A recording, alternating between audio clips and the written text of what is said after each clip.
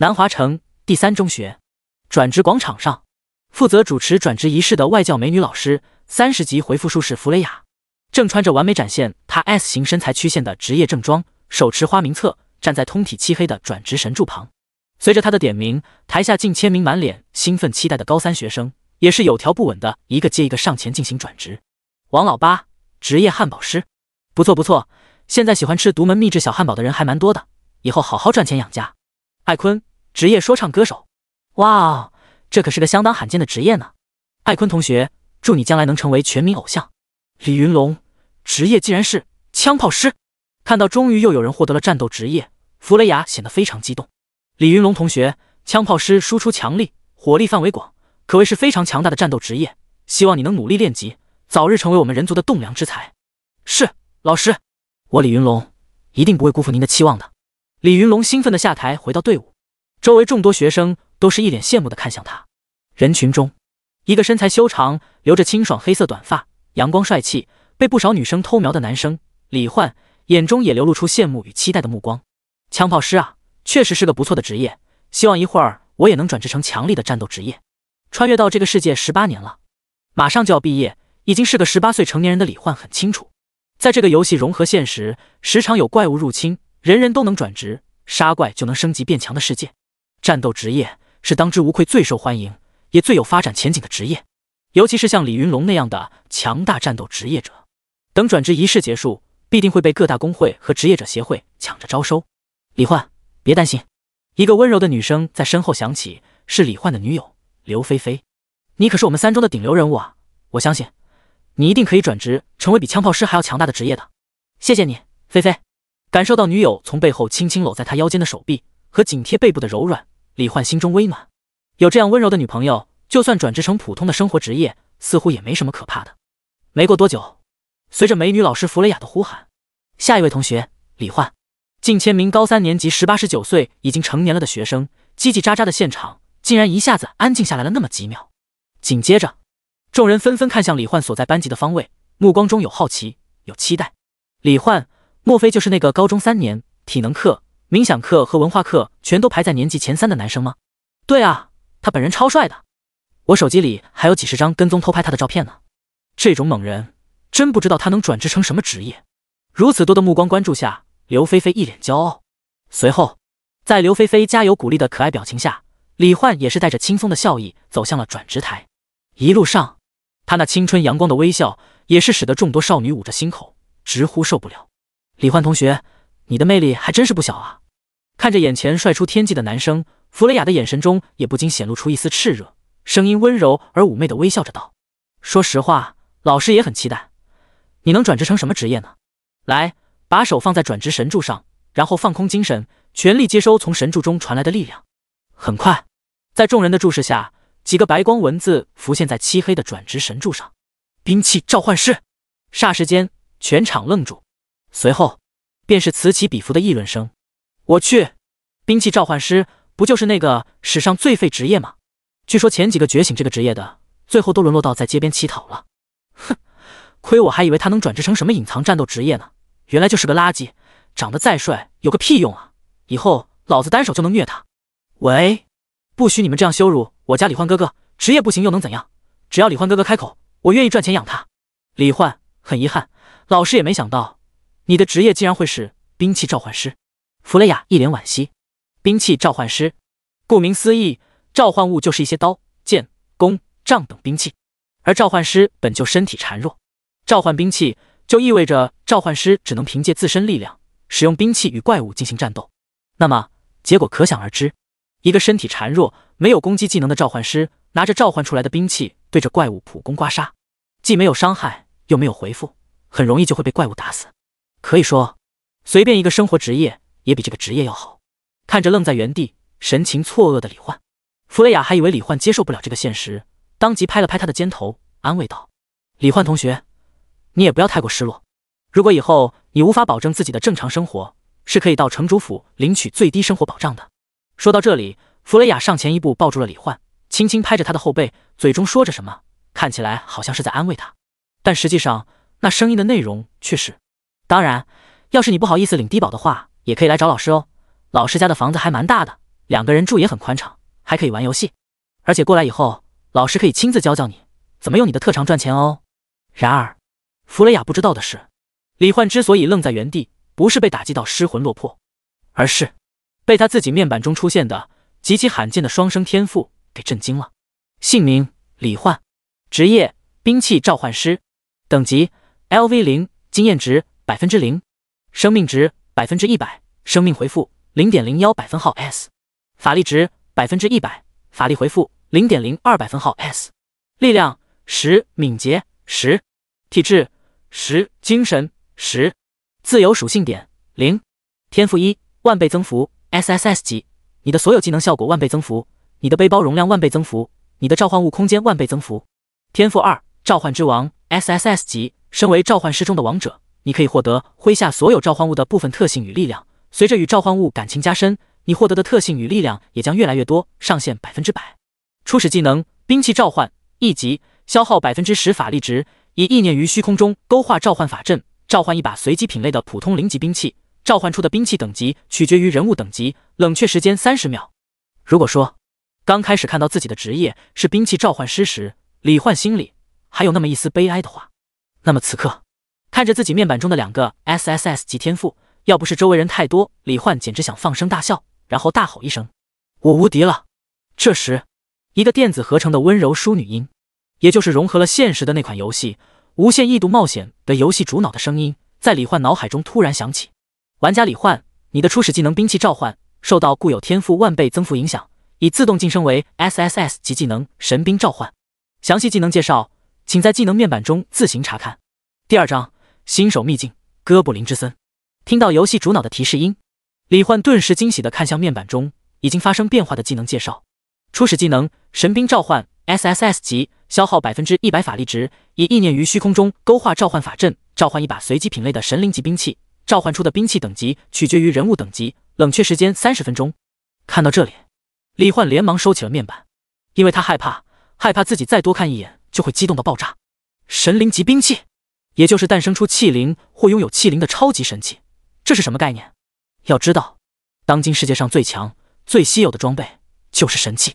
如果谁能拥有一把神器，那可谓是直接同级无敌，越级杀怪如吃饭喝水般简单，速通秘境单刷 BOSS 更是不在话下。那么超越神级兵器的神灵级兵器又会是怎样的强大？恐怕都不用李焕亲自动手，只需一个指令下去，器灵就能操纵神兵进行战斗，将敌方怪物像砍瓜切菜一样斩杀殆尽。这样一来，岂不是躺着就能变强了？想到这里，李焕心中也不由得激动起来。不过等等，刚才美女老师好像在说她家的房子还蛮大的，而且还可以玩游戏。这时，金发美女老师弗雷雅已经松开了抱着她的手臂，只不过看向她的眼神却显得十分火热。回过神来的李焕也是下意识扫了一眼弗雷雅那火爆傲人的身材，暗暗咽了口唾沫，然后便微微移开视线，说道：谢谢老师关心，不过我相信我可以养活自己的，您就放心好了。开玩笑，怎么说他也是有女朋友的人了，身为纯爱战士，他岂能轻易被别的女人诱惑？说完，李焕强忍着想要当场实验 SSS 级技能的冲动，神情愉悦地走下转职台，朝班级队伍走去。路上，周围的学生看向李焕的表情都已经变了，有惋惜，有不屑，有讥笑。转职成兵器召唤师，亏他还能笑得出来，这李焕该不会是受到的打击太大，疯了吧？哼，我看他是觉得就算自己不行，他的女朋友刘菲菲也可以养着他，所以才一脸轻松的表情。有道理，就是可怜菲菲了呀，身为学校里数一数二的美女，以后却要努力打怪赚钱，养着这么个废物。感受到那些目光，听到那些冷嘲热讽的话，李焕的内心毫无波动。两世为人的他很清楚一个道理，那就是旁人眼光与我何干？他只要有菲菲一个人爱着他，支持着他就足够了。菲菲，我转职成功了，虽然职业不太好，但是我的天赋还行。李焕回到队伍，看向刘菲菲，这个陪伴了他1年的温柔体贴的女朋友，然后笑着说道：以后我们就可以一起下副本打怪，探索各个秘境世界，赚钱买房了。然而，黑发披肩，皮肤白净，看起来漂亮可人的刘菲菲，在听到李焕的这些话后，却只是表情冷淡的后退了半步，随后冷冷的回了一句：别跟我套近乎，李焕，我们已经不适合在一起了，分手吧。周围的学生看到这一幕，顿时来了兴致，纷纷一脸看热闹的表情，猜测李焕会做出什么样的反应。不过在众人的目光中，李焕只是脸色平静的和刘菲菲对视了3秒，从对方此刻的眼神中，李焕看不到以往那种崇拜、温柔和喜爱，看到的只有冷漠、嫌弃与不屑。唉，李焕心中轻叹，虽然在以往相处的过程中，他早就察觉到刘菲菲骨子里是个爱慕虚荣的人，但他总觉得真心是能换来真心的。不过现在看来，他错了，错得很彻底。李焕释然一笑，随意道：“这样啊，那就分手吧。反正到最后后悔的也只会是你而已。”但他这随意的模样，却把刘菲菲给惹火了。李焕，你他妈一个废物兵器召唤师，在这儿装什么装？还说什么我会后悔？我知道，你不就是发现我以后不会养着你这个废物，所以故意恶心我一下吗？你给我等着，等转职仪式结束，我非找人收拾你一顿不可。李焕看着气急败坏的刘菲菲，没有说话，反而忍不住扑哧一声笑了出来，因为他真的不知道，要是刘菲菲知道他拥有史上最强双生 SSS 级天赋，他会露出怎样的精彩表情？是不是又会哭着说自己错了，要和他复合？当然，这扑哧一笑又被刘菲菲当成了是李焕在嘲笑他像个泼妇，导致他气得咬牙切齿，恶狠狠地瞪了李焕一眼。刘菲菲当即转头离开，找了个远离李焕的位置。时间流逝，转职仪式结束后，李云龙以及其他转职成为强大战斗职业者的学生，顿时被各个工会和职业者协会的人围了起来，邀请他们加入其中。刘菲菲转职成了牧师，此刻她正一脸乖巧的贴在一个转职成隐藏职业蛮牛狂战士的高大男生的怀抱中，不断的撒娇卖萌，获取对方的好感。至于李焕，在义正言辞的拒绝了几个想要包养他的富萝莉，以及塞给他电话号码，想邀请他去家里玩扑克牌的美女老师弗雷雅之后，他直接前往了距离学校最近的一座免费开放的新手秘境哥布林之森，里面都是0-10级的怪物，很适合新手刷怪练级。10级弓箭手大佬带人刷怪了呀，经验丰富，杀怪效率高，1个小时只要1枚银币，想快速升级的赶紧来。新手抱团升级，队伍里就差一个牧师了，有没有牧师妹妹啊？最好是奶量充足的那种。我是牧师。男的不要，奶量太少。我他妈啊！哥布林之森秘境门前人来人往，各种声音此起彼伏，显得非常热闹。李焕没有加入什么队伍，而是径直走向秘境大门。现在的他只想赶快发动召唤技能，看看自己的第一个召唤位能召唤出来什么样的神灵级兵器。结果先前喊话说有偿带人的穿着破旧皮甲的10级弓箭手突然拉住了他。喂，小子，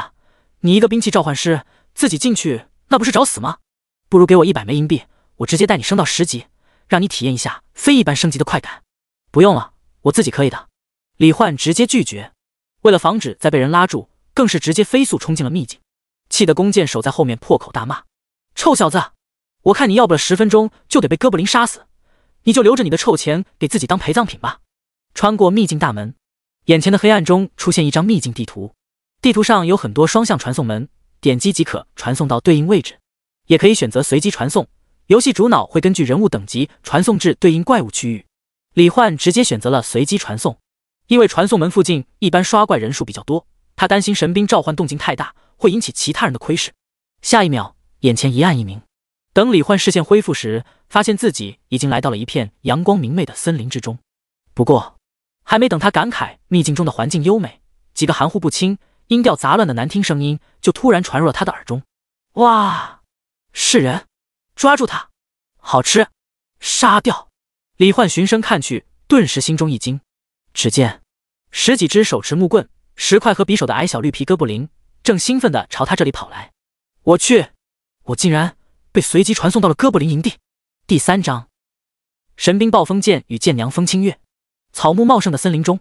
，10几只1级哥布林哇哇乱叫，兴奋地挥舞着手中的木棍和石块，追逐着前方那个闯入他们视线的人类青年。倒霉倒霉倒霉！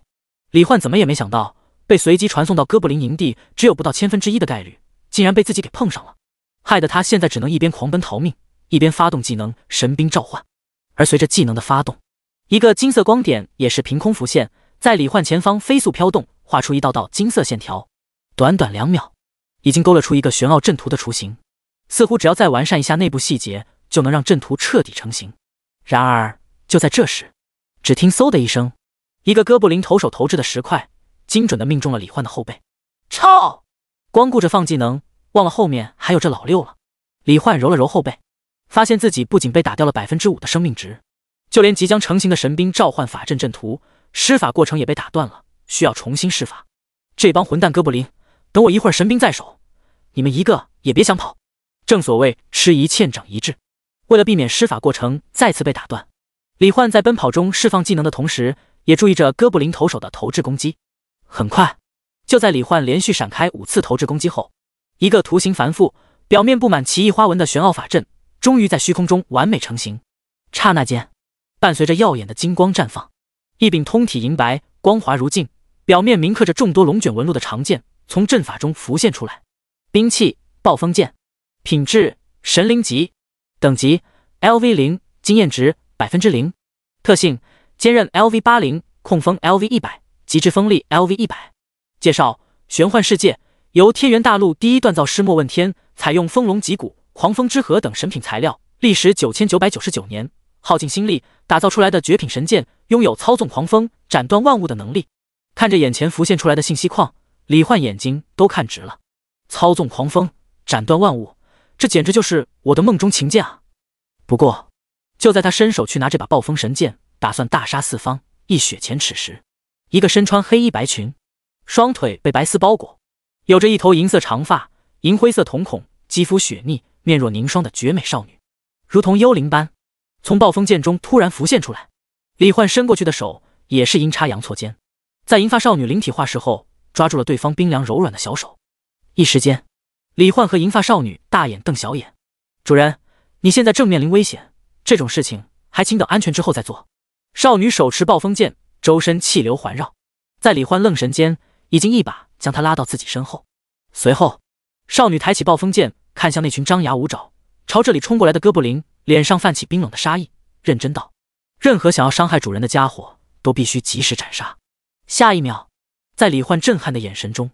周围狂风骤起，草木花花，漫天飞叶狂舞，就仿佛整个世界的狂风都汇聚到了少女高举在半空的暴风剑上。剑技：白影缭乱烈风狂沙斩。厉喝声中，银发少女挥动着已经变得闪耀至极的暴风长剑，一剑劈下。刹那间，数十道淡青色月牙剑气从剑锋中一股脑分裂爆发出去，其速度之快，还没等10几只哥布林反应过来，数十道青色剑气已经如同热刀切黄油般将他们的身躯纵横切割，随后去势不减地飞出数十米，将沿途的树木、花草都切成了一地碎片。你的召唤物已击杀一只1级哥布林，你的经验值正 1%， 你的召唤物已击杀一只。一连串美妙的提示音连成一片，李焕震撼的同时也是直接爽翻。这还只是一把神兵，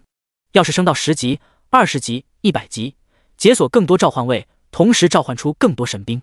那又该是何等场面。主人，敌人清除完毕，请问还有什么吩咐？少女的声音打断了李焕的畅想。李焕回过神来，也是笑着开口说道：谢谢你保护了我，但我体能还没恢复，先原地休息一会儿吧。遵命。不过保护主人的安全是我应尽的职责，主人不必谢我，该谢还是要谢的。对了，你有名字吗？要是没有的话，我给你起一个吧，不然以后叫起来也不太方便。主人做主便是。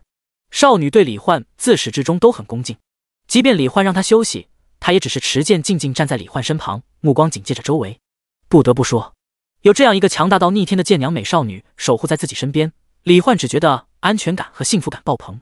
他想了想，问道：你有什么喜欢的事物吗？我喜欢主人还有狂风。银发少女如实回答。闻言，李焕顿时老脸一红，被这样的极品银发白丝美少女当面说喜欢，还真是让他有种春心萌动的感觉。不过喜欢狂风是因为本体是暴风剑的原因吗？这样的话，名字里面最好有个风字。思绪飘动间，李焕脑海中闪过无数文字组合，又想到银发少女的外貌和那凌厉的青色剑气，李焕脑海中蓦然间灵光一闪，有了，不如就叫你风清月吧。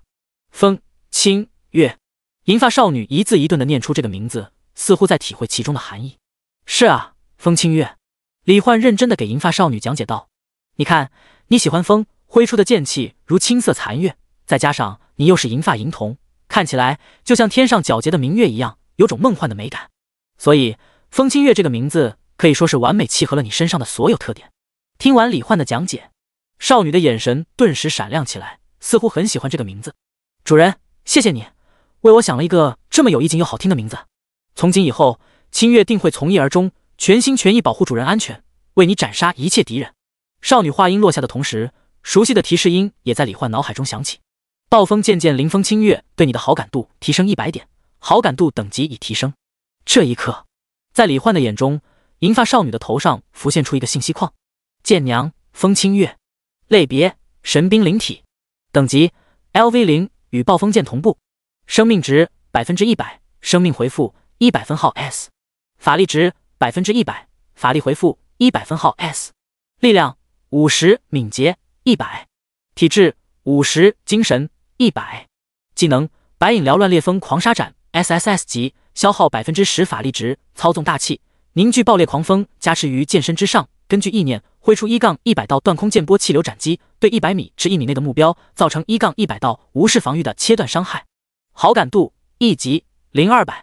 我去，好高的4维属性，好强的攻击技能！李焕一脸震惊，没想到剑娘风清月和他同样是0级，属性却超他这么多倍，技能也强到逆天。这时，提示音在李焕脑海中再次响起：由于你的召唤物暴风渐渐临风清月与你的好感度从0级提升至1级，受召唤之王天赋影响，你的身体将同步获得暴风剑 10% 的特性与力量。现在开始同步。第4章完美剑娘与被宠成咸鱼的李焕。同步完成，恭喜你获得坚韧 LV8， 控风 LV10， 极致锋利 LV10。恭喜你获得5点力量属性、10点敏捷属性、5点体质属性和10点精神属性。随着一连串同步完成的提示音响起，李焕顿时就感觉到自己的肉身变得更加强大，肌肉凝练而柔韧，防御力大大提升。同时，脑海的感知力增强，与外界大气有了联系，可以感知到周身半径10米空间内的气体，并进行简单的操纵。而且，李焕注意到，此刻自己的体表肌肤被一层淡淡的银色光芒包裹，这是特性极致锋利带来的特效，它可以根据意念开启或隐藏。试着随手从地上抓起一块石头，李焕轻轻一握，被银芒包裹的5根手指就如同切豆腐一般，直接将石头切成了一堆碎块。看到这一幕，李焕都惊呆了。这才 10% 的特性同步，他就能手刀切石头了。要是100%，那自己的肉身岂不是就相当于一把绝世神兵？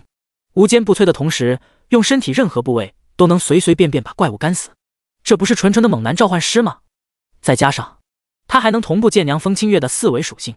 虽然现在加成不多，但等好感度提升上去，暴风剑等级提升上去，那属性加成绝对恐怖。此刻他的面板已经变成了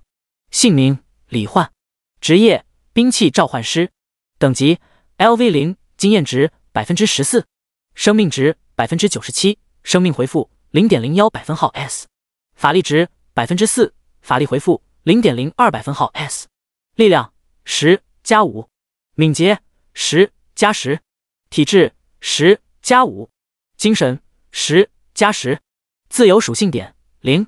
特性坚韧 LV8， 控风 LV10， 极致锋利 LV10， 天赋1万倍增幅 SSS 级，天赋2召唤之王 SSS 级，初始技能神兵召唤 SSS 级。没想到还没升级我就已经这么猛了，真是未来可期啊！李焕咧嘴一笑，他感觉现在的自己随便拿把剑都能横行哥布林之森了。于是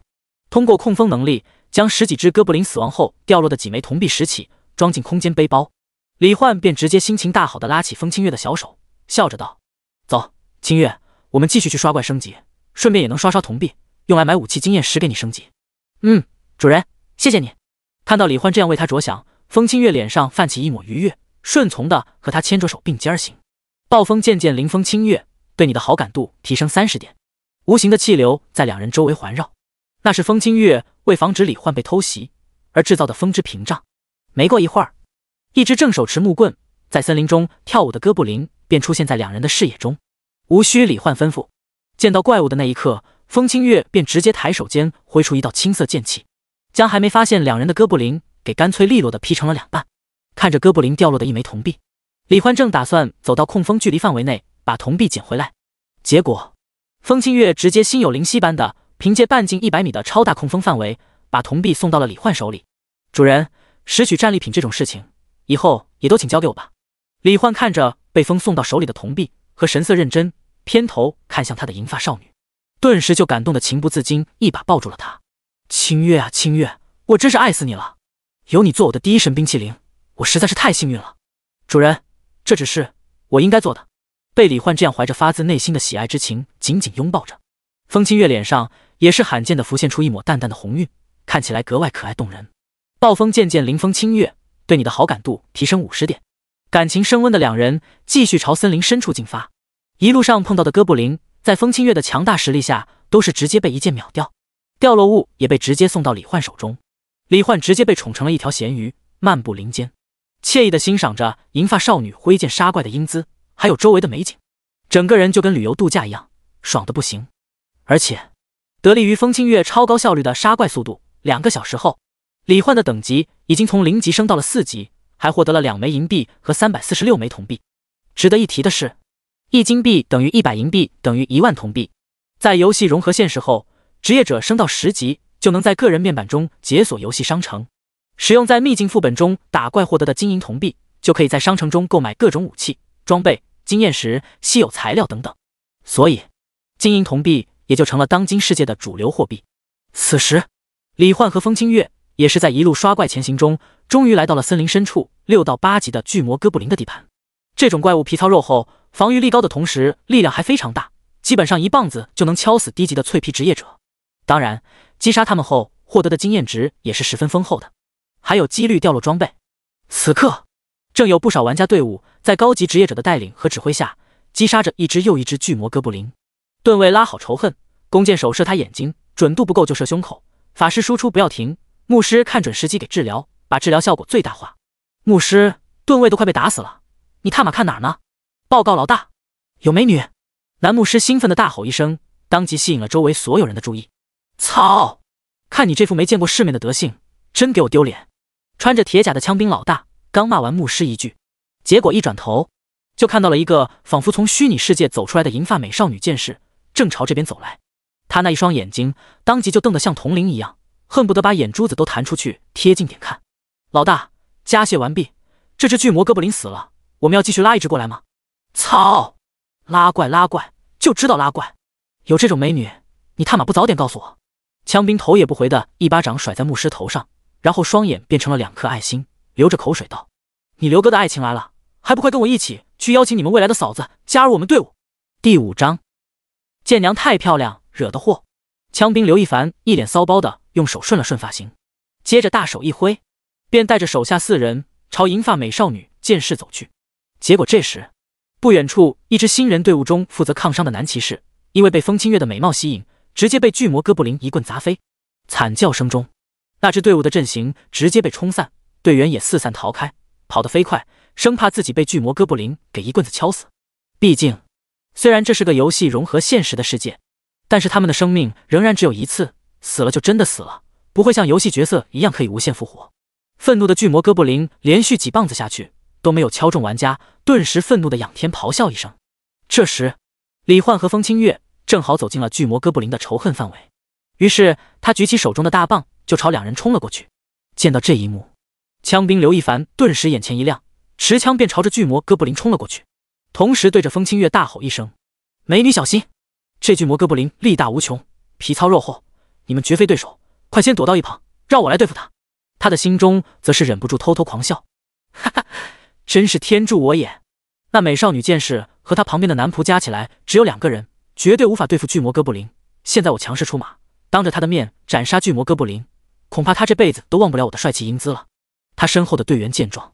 哪里还不明白队长刘一凡想要英雄救美，在美女面前表现一番的想法，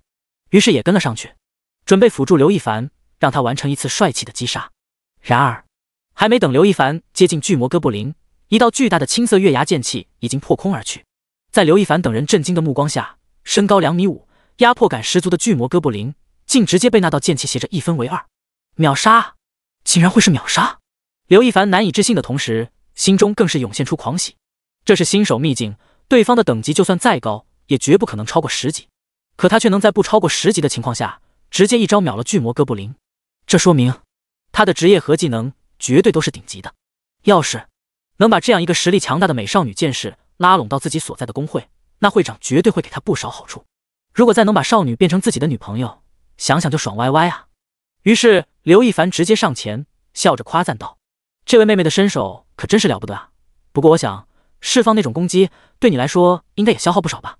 在下黑龙公会刘一凡，我带领的这支队伍刷怪效率很高。如果两位想要在保证安全的情况下快速刷怪升级，不如就加入我的队伍，也算是交个朋友，如何？李焕哪里看不出这老色批的想法？而且黑龙公会不就是那个行事霸道，在南华城风评很不好的公会吗？所以李焕直接开口说道：“感谢你的邀请，不过我们目前没有加入任何队伍的打算。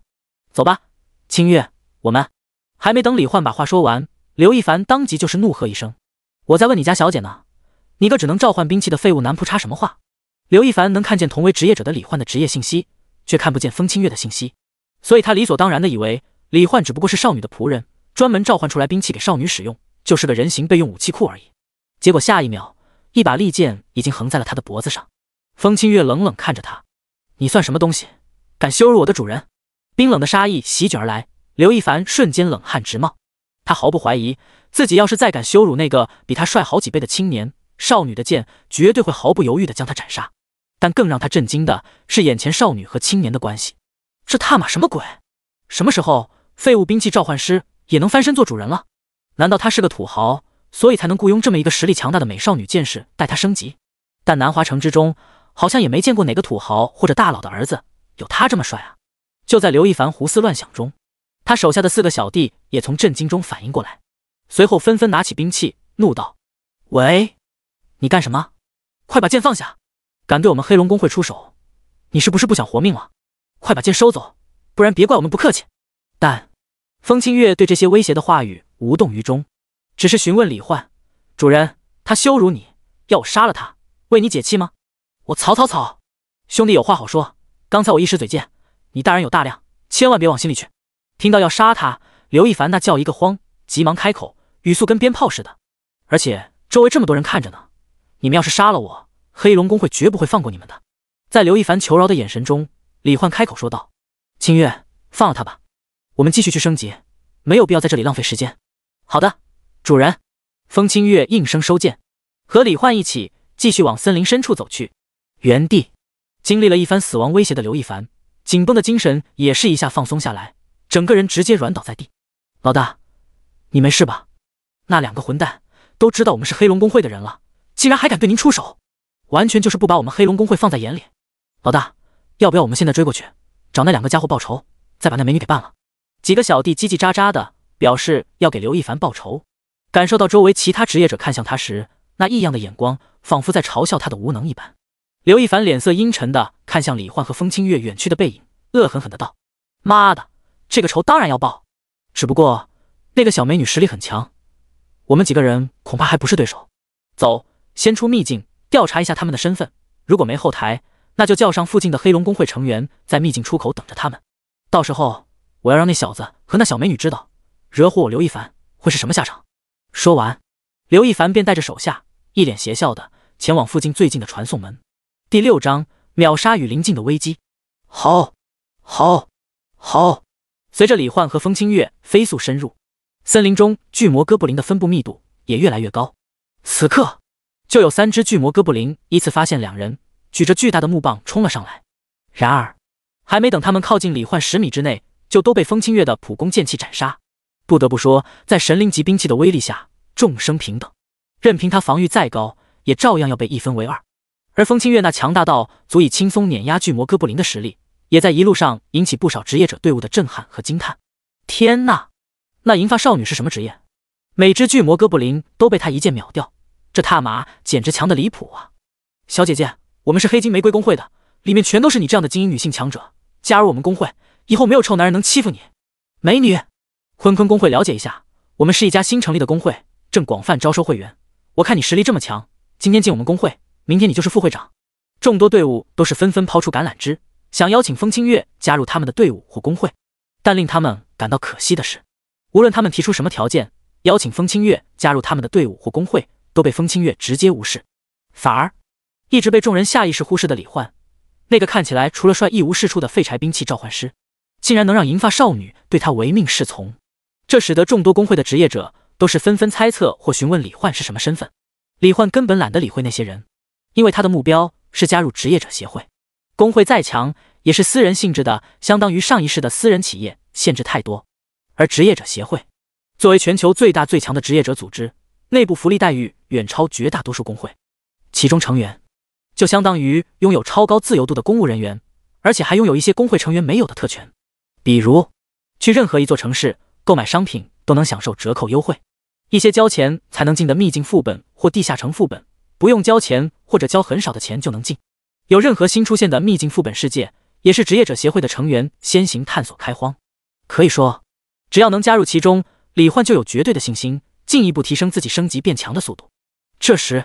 在不断杀怪前进的过程中，李焕和风清月也是来到了8到10级的怪物区域。这里基本上没有落单的怪物，全都是巨魔哥布林、哥布林弓箭手和哥布林祭祀混杂在一起的小队。巨魔哥布林肉盾加暴力输出，哥布林弓箭手远程攻击，哥布林祭祀负责提供群体增益状态。对于绝大多数新手队伍来说，这已经是很强力、很难打的怪物组合了。但在风清月面前，他们仍然只有被秒杀的份。两只身上带着增益光环的巨魔哥布林冲上来，风清月剑气横扫，两具健硕高耸的躯体就被直接拦腰斩断。3支羽箭朝李焕飞射而来，风清月操纵周围大气一个旋转，便将羽箭轨迹偏移，接着剑光闪烁，10几道剑气飞射出去，就将哥布林弓箭手和哥布林祭祀切成了一地碎块。你的召唤物已击杀一只巨魔哥布林，你的经验值正 1.5%。你的召唤物已击杀一只哥布林弓箭手，你的经验值正 2%。你的召唤物经验获取提示音响个不停。李焕看着自己飞快上涨的经验条，心里那叫一个爽歪歪。由于是越级杀怪，所以经验获取有额外加成。李焕估计最多再刷上2-3个小时，自己就能升到10级了。不过就在这时，更深处的密林中突然传来一阵阵惊恐的惨叫声。李焕循声望去，便隐约看到一群职业者正朝自己这边狼狈不堪的疯狂逃命。紧接着轰轰轰的沉重声音传来，就仿佛有什么体型庞大的怪物在那群职业者身后追赶着他们。另一边，哥布林秘境门口，刘一凡正拿着通讯器，一个小弟的声音从中传来：老大，查到了。那个兵器召唤师叫李焕，是3中已经毕业的学生，算是正式踏入社会的18岁成年职业者了。因为长得超帅，学习超好，所以挺出名的。我问了他同学，他家里就是个普通家庭，老爸是个铁匠，老妈是个裁缝。那个小美女的身份没有查到，但是我敢肯定，我们南华城里绝没有哪个我们惹不起的大佬有这样一个女儿，她10有8九只是个被李焕雇佣的散人职业者。听完小弟的汇报，刘一凡呵呵一笑：很好，那还等什么？马上回来，顺便叫周围的兄弟们到秘境门口汇合。与此同时，哥布林秘境附近的一条街道上，一个黑发飘飘、皮肤白皙、穿着一身华丽牧师法袍的女生，正乖巧地跟在一名身材高大威猛、身穿铠甲、满脸痘坑的男生身后，笑着道：王猛哥哥，谢谢你给我买的牧师法袍，我很喜欢。而且你真的好厉害啊，没想到大名鼎鼎的黑龙公会竟然会直接用价格昂贵的经验药水把你的等级从0级提升到10级。普通人想升到10级，少说也得刷3-5天的怪呢。王猛哈哈一笑，搂着漂亮可人的刘菲菲猛亲一口：小宝贝，这才说明你有眼光啊，像你原来那个男朋友李焕，长得再帅有个屁用，以后给我舔鞋都不配。闻言，刘菲菲扑哧一笑：是，你最厉害了。不过那家伙之前故意恶心我，你可一定要揍他一顿，好好给我出出气啊。那当然，等我找到他，看我当着你的面把他打得满地找牙，跪地给我叫爷爷。哔哔哔哔，通讯器响起，王猛打开一看，发现 VQ 的公会群里，一个名字叫刘一凡小弟的成员发出消息，说一个叫李焕的兵器召唤师仗着自己有个强大保镖，公然对他们出手，还羞辱黑龙公会，现在召集哥布林之森秘境附近的公会成员去帮他们找回场子。刘菲菲也看到了这条消息，顿时两人对视一眼，都是喜上眉梢。王猛更是咧开大嘴一笑：哈，菲菲，这可真是得来全不费功夫啊，没想到你要找的李焕就在附近的哥布林之森秘境里。走，我们现在就过去，看我怎么收拾他，给你出气。第7章，千钧一发，剑气纵横。主人小心，我感觉到有很强大的敌人正在靠近。在李焕被惨叫声吸引，发现密林深处有职业者正朝自己这边跑来时，一直以来都从容不迫的风清月也头一次露出一丝凝重的表情。见状，李焕也是不由得问道：清月，你有把握击杀对方吗？虽然风清月从降临之初到现在碰见怪物都是一招秒，但是他的4维属性却因为暴风剑等级没有提升，所以一直是初始值。如果是一个10级的 BOSS 级怪物，那对方的4维属性绝对要比现在的风清月高出很多。主人物率，对方虽然很强，但还没有强到我无法对付的程度。听到风清月这么说，李焕也放下心来，决定前去击杀那个造成如此声势的秘境怪物。快跑啊！秘境 BOSS 哥布林将军发生魔化变异，现在实力暴涨，见人就杀，已经死了好多人了。跑得最快的一名刺客看到李焕和风清月两人后，当即就是一声大吼，想要让两人快逃。结果两人不但不跑，反而还朝着他的反方向前进。操！你们疯了！那 BOSS 现在的实力根本不是你们两个低级职业者能够对付的，你们去了只有死路一条。刺客还想劝两人一下，就听到李焕头也不回的声音：谢谢你，陌生人，不过我没有信心杀死那个 BOSS。好，既然你们自己找死，那我也没办法，也先溜了，你们自求多福吧。说完，刺客就朝着小地图上最近的传送门的方向跑去。接着其他衣衫破烂一脸恐惧的职业者也是一个个跑了过来，经过李焕和风清月两人时，有和那刺客一样叫他们逃跑的，有无视他们只顾着自己逃命的。然而在众多职业者看傻子一样的眼神中，李焕和风清月竟然加速朝着 BOSS 的方向冲去。卧槽，那两个人真是不要命了，见到我们这么多9级10级的职业者跟狗一样逃命，竟然还敢去找那 BOSS。 别管他们了，现在这种情况，我们必须马上出去通知职业者协会，让他们派出大批10级以内的强者进来斩杀魔化哥布林将军，不然的话还不知道会有多少新人职业者要死在这个秘境里。他们以为李焕是为了杀 BOSS 拿奖励，但其实李焕是看到还有两个人似乎体能不足，互相搀扶着跑得很吃力，不但没有拉开和 BOSS 的距离，反而还越来越近了。如果他不快点带着风清月赶过去，那么那两个人很可能会死在魔化哥布林将军的大刀之下。小姐，别管我了，我们的使命就是保护你，只要你没事，我就算死了也可以安心了。不行，哥布林将军之所以魔化变异，都是因为我，是我害死了另外几个护卫，就算要死，也应该是我死才对。小姐，不要再任性了，这样下去，我们两个都得死。说到这儿，两人中身材瘦弱的男法师突然被一根树枝绊倒，这一下子，连带着搀扶着他的丸子头少女剑士也受到牵连，摔倒在地。在他们身后，体型巨大，身穿铠甲，几乎有2层楼高，手持一柄3米大刀的魔化哥布林将军哪里会放过这样的机会？他兴奋地发出一声吼叫，手臂挥动间，3米大刀已经朝两人斜劈而下。快逃！瘦弱男法师用尽最后的力气，奋力将丸子头少女猛地推开。下一瞬，大刀劈下，瘦弱男法师在丸子头少女的眼前被直接劈成了2半。强烈的视觉冲击使得扎着丸子头、长相可爱的少女露出惊恐到极致的表情，看着再次抬刀，通红的双眼死死盯着他的魔化哥布林将军。丸子头少女害怕到全身站立，双手撑地，不断往后挪动身体，嘴唇哆嗦着发出含糊不清的声音：谁能来救救我？拜托了，谁都可以。魔化哥布林将军听不懂眼前的少女在说什么，他只知道就是这个少女把1米3的长剑捅进了他的菊花，让他体验到了这辈子最强烈的屈辱和疼痛，所以他一定要将这家伙剁成肉酱才能解恨。燃血的大刀猛地劈下，濒死关头，丸子头少女眼中的世界仿佛一下子变慢了。眼见大刀一寸寸落下，她流着泪发出最后的悲鸣：爸爸妈妈，我还不想死，谁都可以，谁都可以，谁能来救救我啊！下一瞬，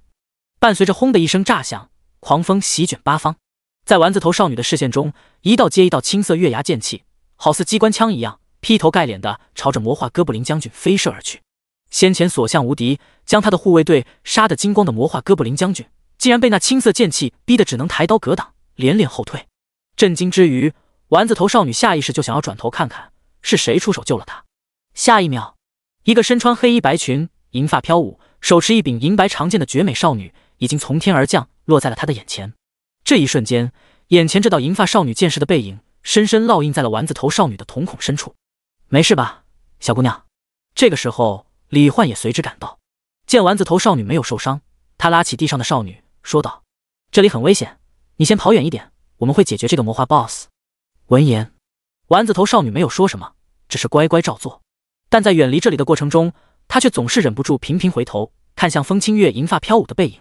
李焕则是看了一眼被斜着劈成2半的男法师尸体，眼帘微垂。如果他能来得再快一点，这个青年或许就不会死了。好，你们该死！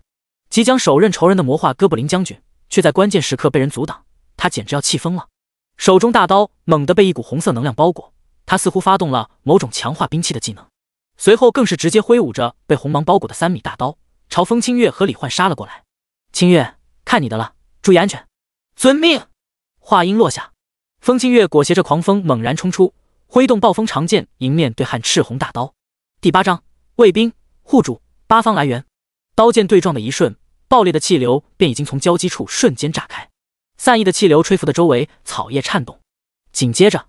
又是迅猛的几记连击对砍，银白暴风剑与赤红大刀碰撞间爆散出一团又一团火花，发出叮当作响的打铁声。李焕眼中惊讶不已，他没想到那哥布林将军的大刀在赤红能量的包裹下，竟然能和风清月手中的神灵级兵器暴风剑对砍这么多下都不断。不愧是魔化 BOSS， 还真是挺有一手的。不过单纯的力量比拼，风清月显然不是5、6米高的巨大哥布林将军的对手。在连续20多次对拼后，风清月直接被魔化哥布林将军的强力一刀击退10几米远，连带着生命值也减少了 3%。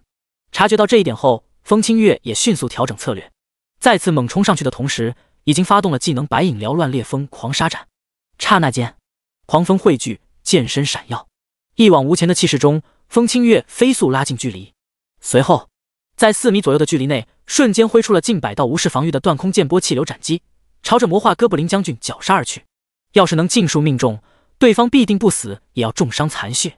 但出乎预料的是，魔化哥布林将军脸色一变，似乎意识到这一招不能硬接，竟在抬刀格挡的同时，猛然间朝侧后方纵身一跃，直接跳出了近5米的距离，避开了绝大多数断空气流斩。即便如此，命中的10几道无视防御的气流斩击，也将魔化哥布林将军的身体切出10几道深可见骨的伤痕，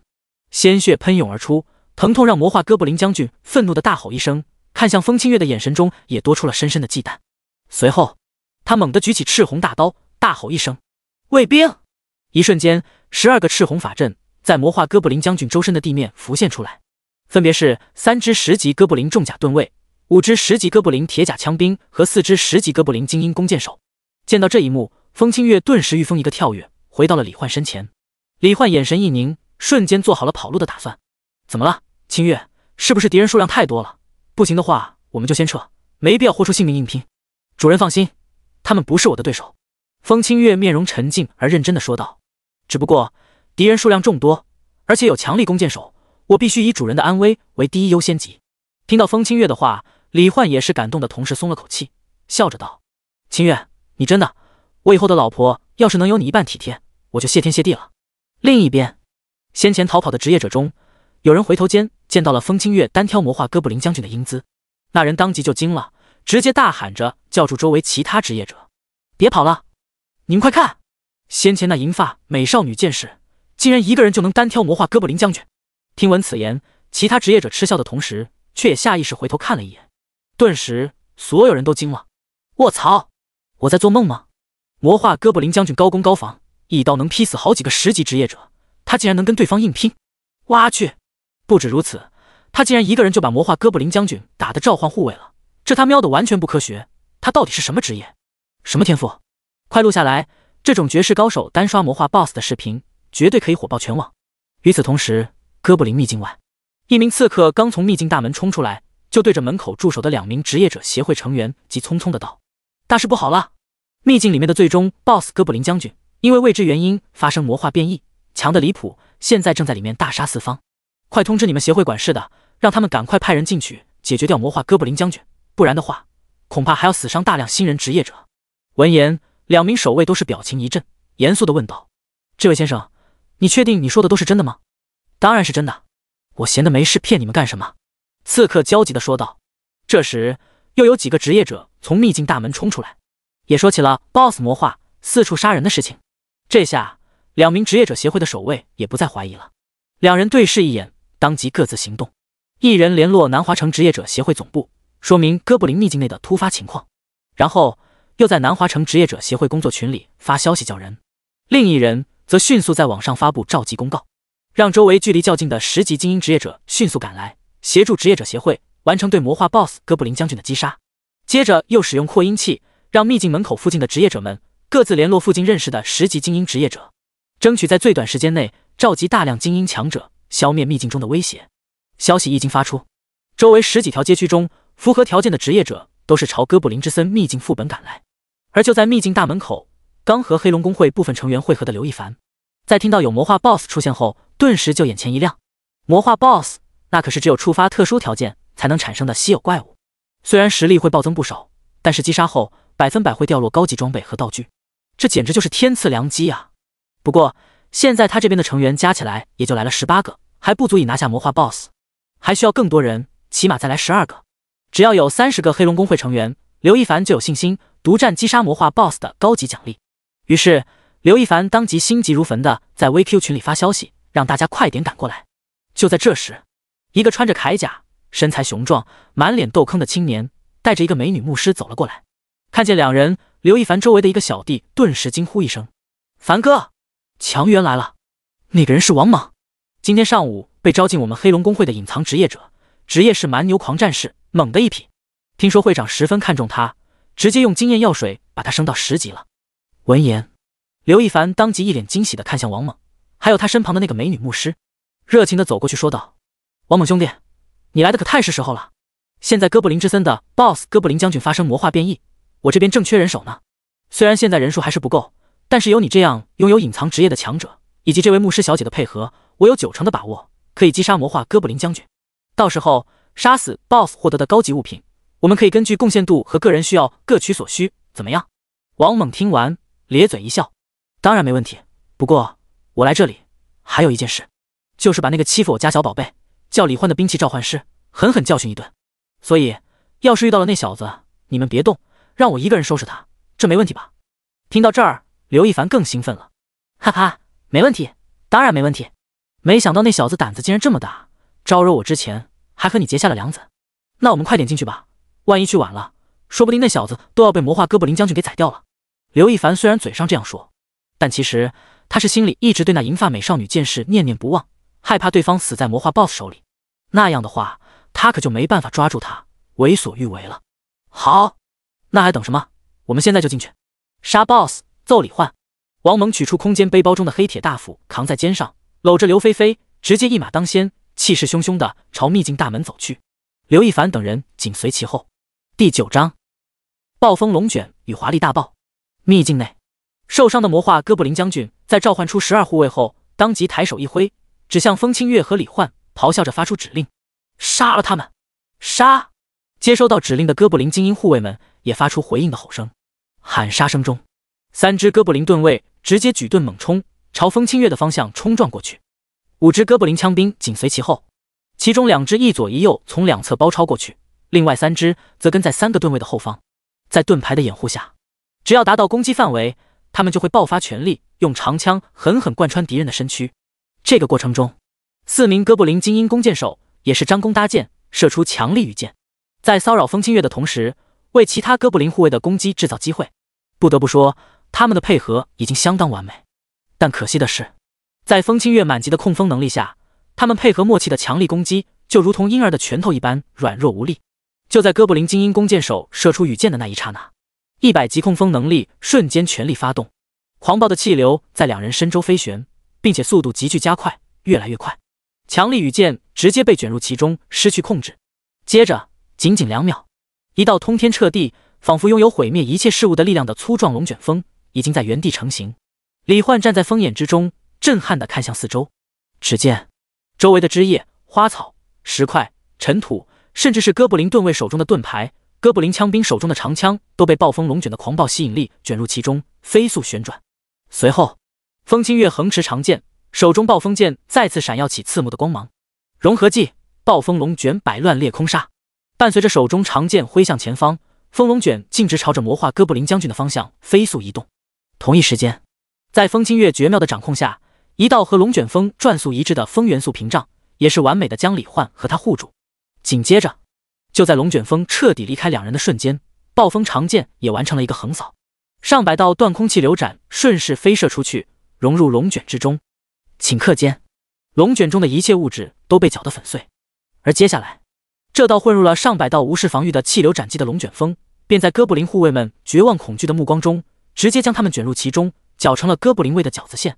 魔化哥布林将军哪里见过这样恐怖的攻击，当即就想要朝侧面逃跑，避开那道朝他飞速逼近、足以毁灭一切的暴风龙卷。但下一秒，眼角闪烁起一个熟悉的耀眼光芒，是风清月。他早就预料到哥布林将军会朝侧面逃跑，并做好了蓄力准备。剑技白影缭乱烈风狂杀斩，66连斩。不同于一次性将所有断空气流斩瞬间爆发出去的技能攻击方式，这一招是将无视防御的斩击以单次高频的连击方式持续不断的发射出去，是个相当费力但华丽的招式。而高达100点的敏捷属性，100级的控风能力，也是使得风清月当前的极限挥剑速度能够达到每秒钟11次。下一瞬，闪耀着璀璨青光的暴风长剑在风清月的急速挥动下连成一片幻影，一道接一道青色断空月牙剑气如同火神加特林喷射出的子弹般，在连绵不断的破空声中朝魔化哥布林将军席卷而去，直接封死了他左右两侧的逃生出路。吼！绝望不甘的怒吼声中，魔化哥布林将军硕大的躯体被卷入暴风龙卷，在李焕和风清月的眼前被绞杀成漫天血沫，融入龙卷之中，爆出一大堆色彩绚丽、闪闪发光的掉落物。远处，那些正在观战录视频的职业者，一个个都被震撼的张大嘴巴，嘴里足以塞下4个鸡蛋。先前被风清月救下来的丸子头少女，则是怔怔地看着风清月那银发狂舞、剑气纵横的英姿，满眼都是小星星，甚至那些小星星似乎正逐渐朝着爱心转变。这时，随着12护卫和魔化哥布林将军尽数死亡，一连串经验值获取提示音在李焕脑海中不断响起。李焕一打开面板，就惊喜地发现自己竟然在越级击杀魔化 BOSS 获得的海量经验加持下，直接升到了10级，也就是说，他已经可以召唤第2神兵了。这时，龙卷消散，所有闪闪发光、五颜六色的掉落物都被风清月控风送到了李焕眼前。最引人注目的就是一柄闪着紫光、史诗品质的10级大刀和一小堆金闪闪的金币。注：装备品质从低到高依次为普通、白色、优秀、绿色、精良、蓝色、史诗、紫色、传说、金色、神器、红色。李焕一脸兴奋地数了数，金币足足有16枚，相当于16万枚铜币。购买力和上一世的16万 RMB 差不多，而他父母1个月的正常收入之和也就70枚银币左右，生意好的时候才能勉强达到1斤。至于10级史诗大刀，虽然对李焕作用不大，但却刚好可以融给暴风剑转化成武器经验。清月，你把暴风剑给我用一下，我给你升个级。好的，主人。说干就干。李焕从风清月手中接过暴风剑后，右手拿着暴风剑，左手拿着史诗大刀贴在剑上。融合，该装备品质较高。是否确认融合？确认。下一秒，史诗大刀化作一道紫色流光，融入了暴风剑中。暴风剑微微一亮，等级直接从0级提升至4级。接着，李焕又把刚刚掉落的几把精良品质的长枪和弓箭，也都转化为武器经验，融合到暴风剑中。最终，暴风剑升至6级。风清月的属性面板也变成了剑娘风清月，类别神兵灵体，等级 LV6，与暴风剑同步。生命值 100%， 生命回复100分号 S， 法力值 100%， 法力回复100分号 S， 力量80，敏捷160，体质80，精神160，技能白影缭乱烈风狂杀斩 SSS 级，好感度1级92200，好感度在日常相处中也会慢慢提升。而随着风清月的属性提升，李焕同步获得的属性值也有所提升。至于其他几件精良品质的装备以及一些银币和铜币，李焕没有细看，直接一股脑丢进了背包。清月，今天真是辛苦你了。李焕把暴风剑还给风清月，然后忍不住爱抚的抬手摸了摸他的一头银发，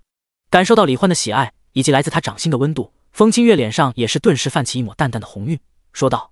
主人，我不辛苦的，为你做任何事情都是我应尽的职责。暴风剑剑临风清月，对你的好感度提升50点。天哪，太可爱了。看着脸红害羞的银发少女，李焕顿时感觉自己的心脏好像遭受了一记甜蜜暴击。有这样认真乖巧、可爱又可靠的剑娘守护陪伴在身边，还要什么女朋友？走，清月，今天就先到这里吧，我们回家，正好带你见见我老爸老妈，他们一定也会和我一样喜欢你的。李焕心情愉悦，熟练地牵起风清月的小手，笑着道：而且告诉你个好消息，你马上就要有新伙伴了。新伙伴？是其他兵器灵体吗？风清月微微歪头问道：是啊，也是和你本体一样级别的神灵级兵器，就是不知道这一次会是哪种神灵级兵器，器灵又会是怎样的呢？李焕心中满是期待。第10章，想和剑娘贴贴的可爱少女。李焕牵着风清月的手，准备回家召唤第2神兵，结果还没走多远，先前被风清月所救的丸子头少女剑士突然张开双臂，挡在了两人前方。然后她眼神闪亮地看着身高约1.68米、银发垂落至臀部的绝美少女风清月，说道：“美女姐姐，我叫洛琉璃，谢谢你刚才救了我，请务必，不对，是一定，请一定要告诉我你的名字。”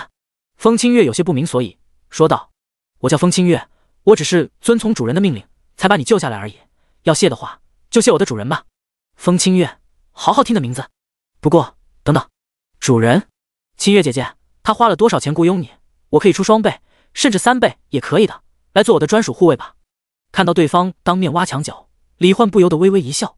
小丫头，你给多少钱也没用的，我们之间可不是金钱交易换来的主仆关系，而是纯爱啊，懂不？”怎么会这样？听到李焕的话，洛琉璃失落了那么一瞬，不过转瞬间又振作起来，说道：“等一下，那个，我爸是洛雪峰，兰华城的现任城主，我看你们没有任何同伴，现在应该还是散人吧？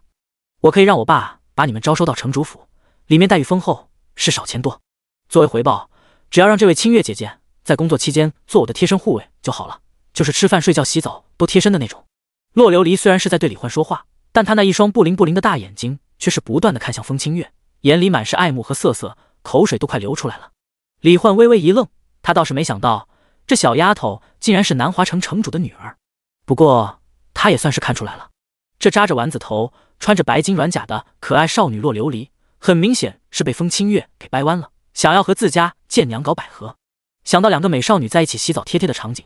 那画面太美，李焕光是想想就硬了。拳头硬了。你的提议不错，但是我拒绝。说完，李焕不想再浪费时间，直接拉着风清月就走了。眼见力又不行，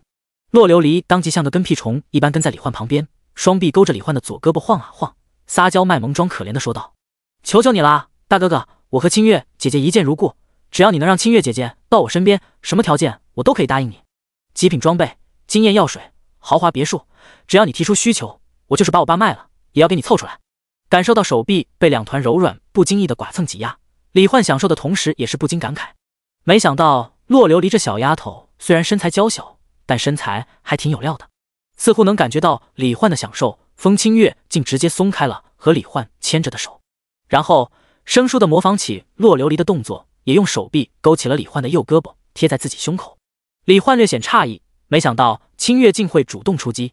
主人，不舒服吗？是我哪里做的不对吗？看着银发少女用一脸纯真不谙世事还有些困扰的呆表情说出这种话，李焕差点顶不住。嗨嗨，舒服舒服，就是舒服的，我快受不了了。就这样，李焕被两个美少女一左一右勾住胳膊，在远处众多职业者羡慕嫉妒恨又钦佩不已的目光中，朝他们这边，也就是距离这里最近的传送门的方向走去。时间回到几分钟前，刘亦凡和王猛等人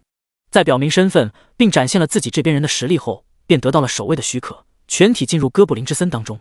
由于魔化 BOSS 在秘境地图上会被标示成一个黑红色的骷髅头像，所以刘亦凡直接带领已经组成一队的全体成员传送到了距离骷髅头像最近的一个传送门。刚一传送到哥布林之森秘境当中，刘亦凡就兴奋地大吼一声：“冲冲冲！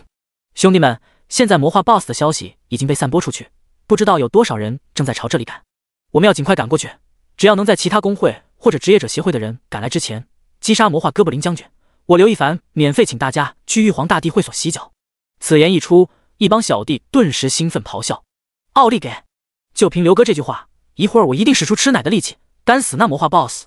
凡哥威武，跟着您果然没错，以后小弟必将为您马首是瞻，做您忠实的追随者。洗脚什么的都无所谓，我现在只想战斗，我的大斧已经饥渴难耐了。”然而就在黑龙公会众人根据小地图激情澎湃地冲向魔化 BOSS 的方向时，一道仿佛连通天地的狂暴龙卷风猛然间出现在他们的视野之中。天哪，什么情况？秘境里怎么会出现这种天灾级别的龙卷风？难道是哪个职业者的技能？开什么玩笑！要是10级的职业者能放出这种程度的技能，我直接跪下管他叫爸爸。等等，我对比了一下小地图，那龙卷风的位置好像就在魔化 BOSS 附近。不好，难道那是众多散人风系法师联手制造的龙卷风？刘亦凡脸色一变，当即说道：“快加速冲刺，绝不能让我们黑龙公会的魔化 BOSS 被别人给抢了！”一行人再次提速，发足狂奔。时间回到现在，当李焕被两个美少女勾着胳膊来到先前观战录视频的职业者群体跟前时，在他的对面，刘亦凡也带着王猛、刘菲菲以及10几个黑龙公会成员赶到了这里。一时间，双方都愣住了。刘亦凡没想到，这才多大一会儿没见，李焕的身边竟然又多出一个可爱娇小的美少女，这让他又是羡慕又是嫉妒，连带着对李焕的恨意也加深了。而刘菲菲在看到李焕身边那2个无论是颜值还是身材都远胜过她的美少女后，心中更是莫名其妙的又涌起一股怒火。他李焕一个废物兵器召唤师，凭什么能这么快就找到比她还漂亮的女生，还是2个？再看看周围，刘亦凡围观的那些职业者，身后的黑龙公会成员，乃至他刚勾搭上的王猛，他们的视线都是被李焕身边那2个美少女牢牢吸引，而他一直引以为傲的美貌，竟然在此刻被众人下意识给忽视了。这下子，刘菲菲简直要气炸了，直接狠狠一脚踩在了王猛的脚背上，气呼呼的道：“别人的女人就这么好看吗？王猛，你答应过要帮我教训李焕那家伙的，现在他人就在眼前，你还不动手？”第11章，好感升级，暴风剑同步率20%。眼见刘菲菲发飙，王猛也回过神来，连忙说道：“好好，宝贝别急，我这就帮你收拾他，你就瞧好吧。”说完，王猛2步迈出，肩抗大斧，直接指着李焕的鼻子怒道：“李焕，菲菲和你分手本来就再正常不过，不然以后难道跟着你要饭吗？可你却恶言冷语相向，惹得我家菲菲宝贝气到现在。现在既然让我碰见了，我非得好好教训你一顿，给菲菲出气，还不过来挨打？”面对王猛的挑衅，风清月当即脸色微冷，手持暴风剑站到了李焕身前，声音冰冷的说道：“想和主人决斗，先过我这关再说。”而随着风清月强势站出来，围观的职业者们都一脸怕怕的往后退了几步。看到这一幕，王猛当即就笑了：“你们这帮人脑袋有毛病吧？这么一个柔弱小美女也能把你们吓成这样？”刘亦凡见状，却是上前拉着王猛的胳膊说道：“王猛兄弟，先别管这小子，他什么时候都能收拾，现在当务之急还是先找到魔化哥布林将军，然后击杀他独占好处。”王猛点点头，觉得有理，正打算再放几句狠话意思一下，结果这时围观的职业者当中突然传出一个阴阳怪气的声音：“哟，这不是最喜欢抢怪抢 BOSS 的黑龙公会吗？怎么想击杀魔化 BOSS？ 可惜你们来得太晚了，魔化哥布林将军已经被别人给解决掉了。”“是啊，没想到竟然有人能单刷那么强大的魔化 BOSS， 视频我都已经发到抖音上了。”“我也发了，我去，这才几分钟，播放量就上万了，点赞也超过5000，我还从没得到过这么多流量呢。”旁边的一些职业者也是你一句我一句的叽叽喳喳议论起来：“什么？竟然已经被人杀了，还是单刷？是谁？是谁这样牛逼？”刘亦凡当即就惊了，掏出手机查看抖音视频上升最快的一条，王猛也低头看去，结果2人就看到了视频中一名银发少女一人一剑和体型庞大的魔化哥布林将军刀剑对拼，剑气纵横的英姿。在对方召唤出12护卫后，那少女更是不知发动了什么技能，竟直接制造出天灾级别的巨型龙卷风，将魔化哥布林将军和12护卫尽数绞杀。卧槽，这他妈简直就是离谱他妈给离谱开门，离谱到家了！刘亦凡和王猛都惊呆了，王猛心中更是一阵后怕，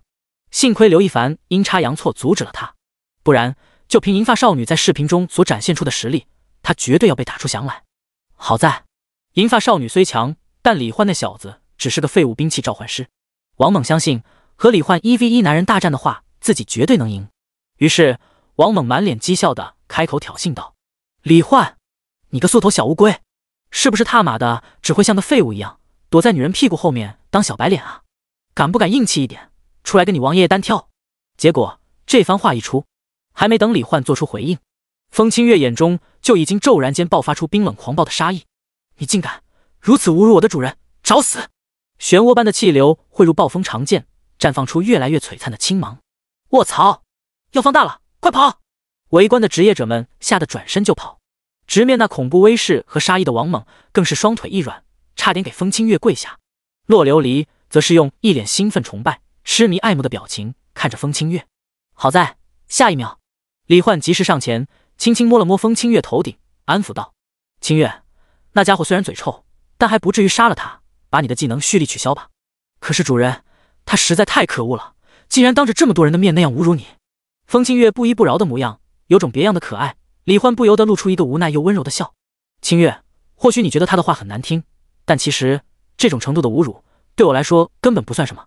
因为在这个世界上比他更会骂人、更会侮辱人的人多了去了。只要影响不到我们的正常生活，无事就好。而且，虽然你能一直这样全心全意维护着我，让我发自内心的感到开心、幸福，但是总这样事事依靠着你，就算你不累，我也会觉得心疼的。所以这一次，就让你的主人我亲自来了结这场属于我的战斗吧。听着李焕饱含真心的温柔话语，风清月怔怔看了李焕一眼，手中暴风剑上的青芒化作光力飘散。接着，他那大多数时候总是清冷漠然的面容上，也不禁流露出感动和一抹带着红霞的幸福的微笑。主人，我明白了。不过，你不用心疼我的，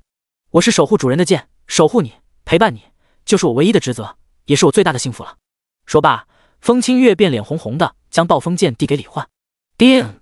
暴风渐渐临风清月，对你的好感度共计提升220点，并且还在逐渐提升，当前好感度等级已提升至2级。叮！受召唤之王天赋影响，你的身体将同步获得暴风剑20%的特性与力量。叮！同步完成，恭喜你获得坚韧 LV16， 控风 LV20， 极致锋利 LV20， 恭喜你获得16点力量、32点敏捷、16点体质和32点精神属性。接连不断的提示音中，李焕顿时就感觉到自己的肉身又强大凝练了不少，微微握拳间甚至有种金属的质感。这种感觉，恐怕我现在站着原地不动，绝大多数10级职业者的攻击都破不了我的防御。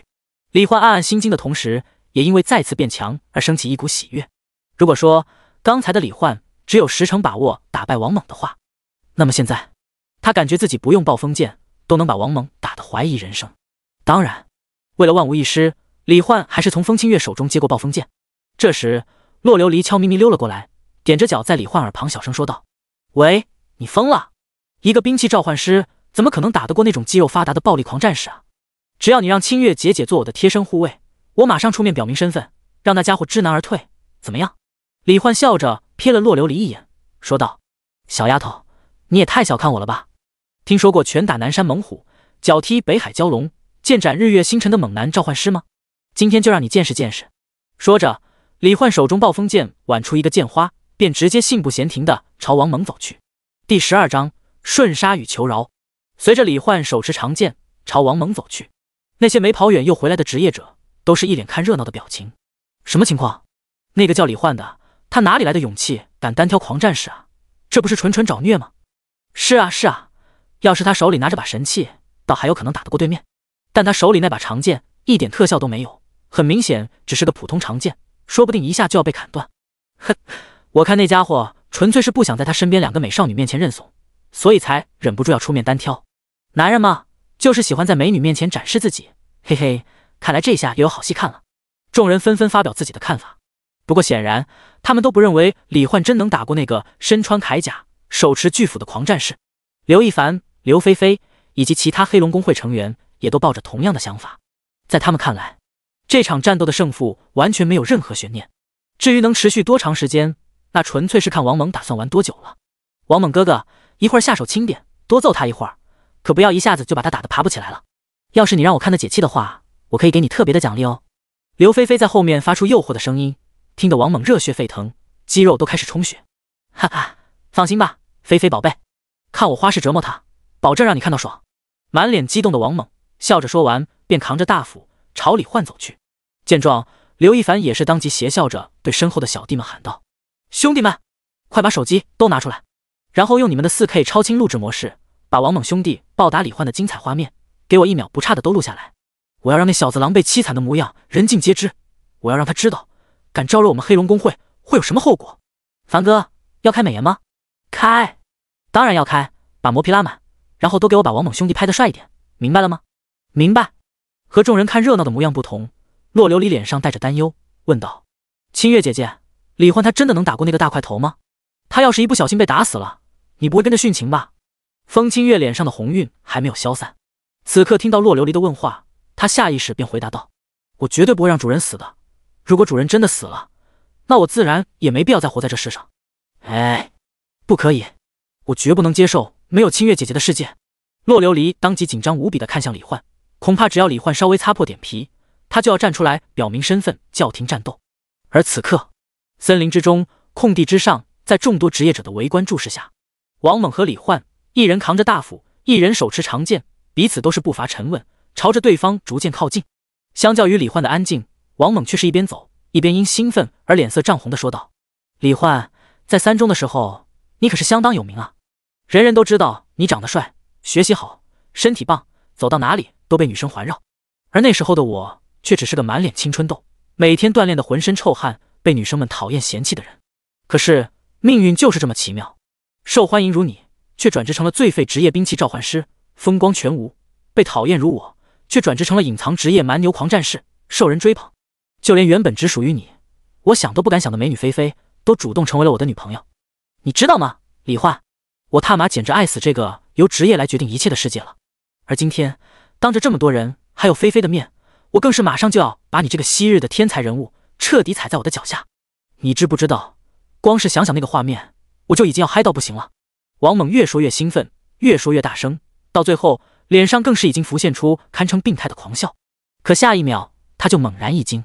因为在他视线中脸色越来越差的李焕竟猛然间爆发出超乎想象的急速，几乎是转瞬之间就跨越了两人之间最后的5米距离，朝他的胸口自下而上一剑斜斩。这一剑不是技能，只是单纯的将速度与力量发挥到极致，挥出的一记至快至强又朴实无华的高速斩击。但就是这样的普通攻击，却在李焕此刻高达76点的力量、92点的速度和堪比神灵级兵器暴风剑20%的坚韧体质的配合下，爆发出无与伦比的威势。剑锋所过之处，大气被割裂，气流在嘶鸣，璀璨的阳光从剑身上反射出来，闪耀无比。一瞬间，王猛心中警兆大作，剑还未至，他竟已经生出一种自己要被一分为二的感觉。强烈的死亡直觉使得王猛下意识想要后撤躲避，但这一剑实在太快太强，哪怕王猛满头冒汗的疯狂用大脑发出指令控制自己的身体，却也根本无法避开。完了完了，要死了！李焕他怎么可能会这么强？在王猛心中惊恐绝望的咆哮中，李焕手中的暴风剑已经与他的铠甲接触，一瞬间就如同刀切流水一般，完全没有感受到任何阻力，剑锋就已经斜扫而过，将王猛胸前的黑色铠甲一分为二，连带着王猛整个人的胸口也被切出一条微不可察的血色剑痕。王猛，知道吗？你的废话真的很多。李焕收剑后撤，下一秒，王猛胸口的剑痕中猛地喷涌出大量鲜血，接着-30%、-1%、-1%、-1%，一连串鲜红色的伤害数字从王猛头上冒了出来。呼呼，看到自己只掉了30%的血，王猛劫后余生般大口的喘着粗气，随后双腿一软，竟直接啪的一声原地跪下，斧头也当啷一声掉在地上。还要打吗？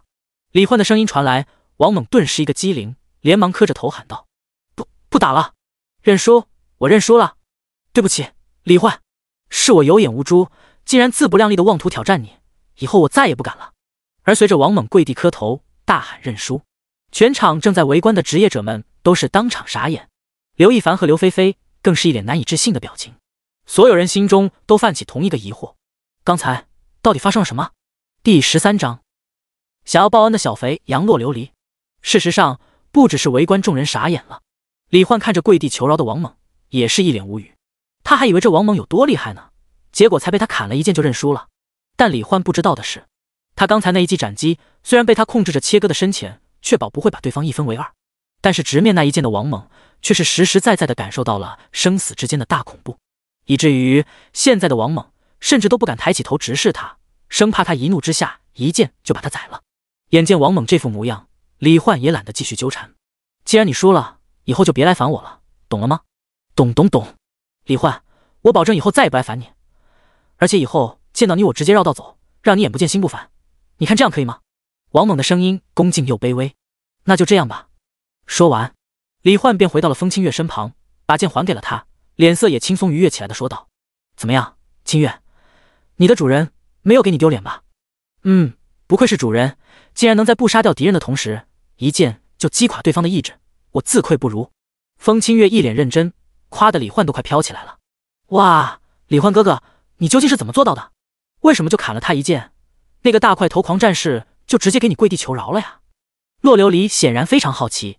对此李焕只是笑着说道：都跟你说了，我可是剑斩日月星辰的猛男召唤师，你想想，连星体都能一剑斩开，一剑斩灭敌人的意志，还不是轻轻松松吗？哼，你怎么可能展开星体啊？不说就不说。洛琉璃嘟了嘟嘴，显然不相信李焕这些骗小孩的话。然而他不知道的是，李焕在未来还真能一剑斩星。当然，这都是后话了。走，清月，折腾了这么久，我们也该回家了。好的，主人。风清月说完，竟直接主动勾起了李焕的胳膊，搞得李焕都有点不好意思了。主人，你不喜欢我这样做吗？喜欢，当然喜欢，你对我做什么我都很喜欢。主人喜欢就好。李焕脸红享受的和风清月挽着胳膊离开，洛琉璃跟在后面，腮帮子气鼓鼓的道：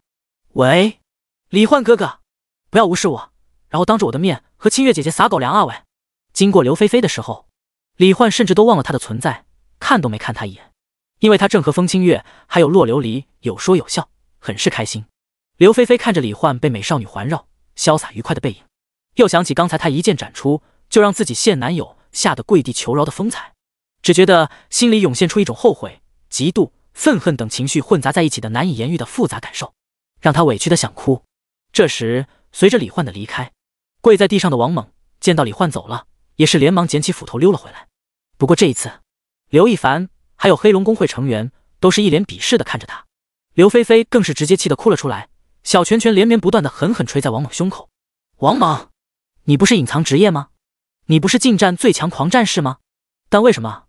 你连一个兵器召唤师都打不过呀？甚至还被打得跪地求饶，你简直把我的脸都丢尽了。王猛尴尬的手足无措，但还是解释道：刚才那一剑是李焕留手了，不然的话我会死。看着众人更加鄙视的目光，王猛一脸尴尬，他也猜到了这个结果。毕竟如果不是亲身体验，谁能想到李焕一个兵器召唤师竟然能拥有那样强大的力量。不过此刻看到刘菲菲哭得这么伤心，王猛也不再和刘亦凡等人解释什么，只是抱着她说道：菲菲，我喜欢你，我想保护你，所以刚才我因为怕死而求饶，但是如果是有人要伤害你，我死也不会退缩的。怀中亮起一道圣洁而温暖的白光，刘菲菲发动了治愈术，红着眼睛抬头看他，咬牙切齿的道：好，这可是你说的，那我就再信你一次。王猛咧嘴一笑，似乎又恢复了原来那种自信与狂傲。哥布林之森秘境外，李焕和风清月、洛琉璃三人刚一出现，就吸引了众多职业者的目光。没办法，一个超级大帅哥身边跟着两个极品美少女，走到哪里都注定会成为众人关注的焦点。李焕哥哥，我都劝了你一路了，你就不能可怜可怜我，把清月姐姐让给我吗？洛琉璃抓着李焕的手，一双不灵不灵的大眼睛可怜兮兮的看着他。都说了不可能的，好了，你家不是在城主府吗？和我们不顺路，你就自己回去吧。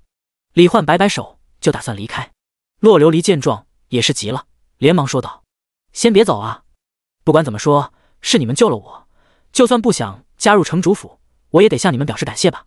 所以不如就先跟我去城主府，我给爸爸介绍一下你们，说明你们救了我的情况，然后你们就可以提出想要的回报，我相信只要不是太离谱，我爸爸一定都会答应的。听到这儿，李焕顿时眼前一亮。对啊，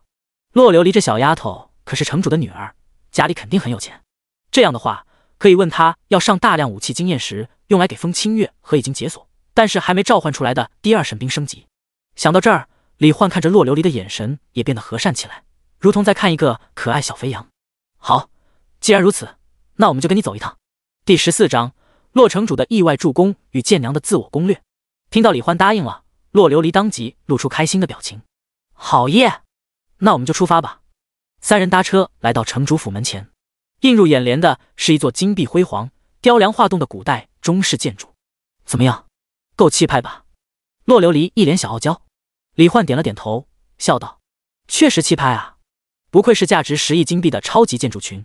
身为本地居民，李焕自然清楚，这栋建筑不是人为建造的，而是在游戏商城中购买的成品建筑。在无限异度冒险这款融合了现实的游戏的商城中，职业者们几乎可以买到任何东西，只要你有足够的金币，甚至能买到单独的秘境小世界作为自己的后花园。走吧，我带你们进去，里面更豪华更好看呢。要是你们看完之后改变主意想留下来的话，我会很高兴的。有洛琉璃带领，三人一路畅通无阻。李焕和风清月看到里面各种精美的楼阁、长廊、水池、花草、假山，都是目不暇接。这就是有钱人的居住环境吗？简直太奢华太享受了。要是能天天住在这种环境里，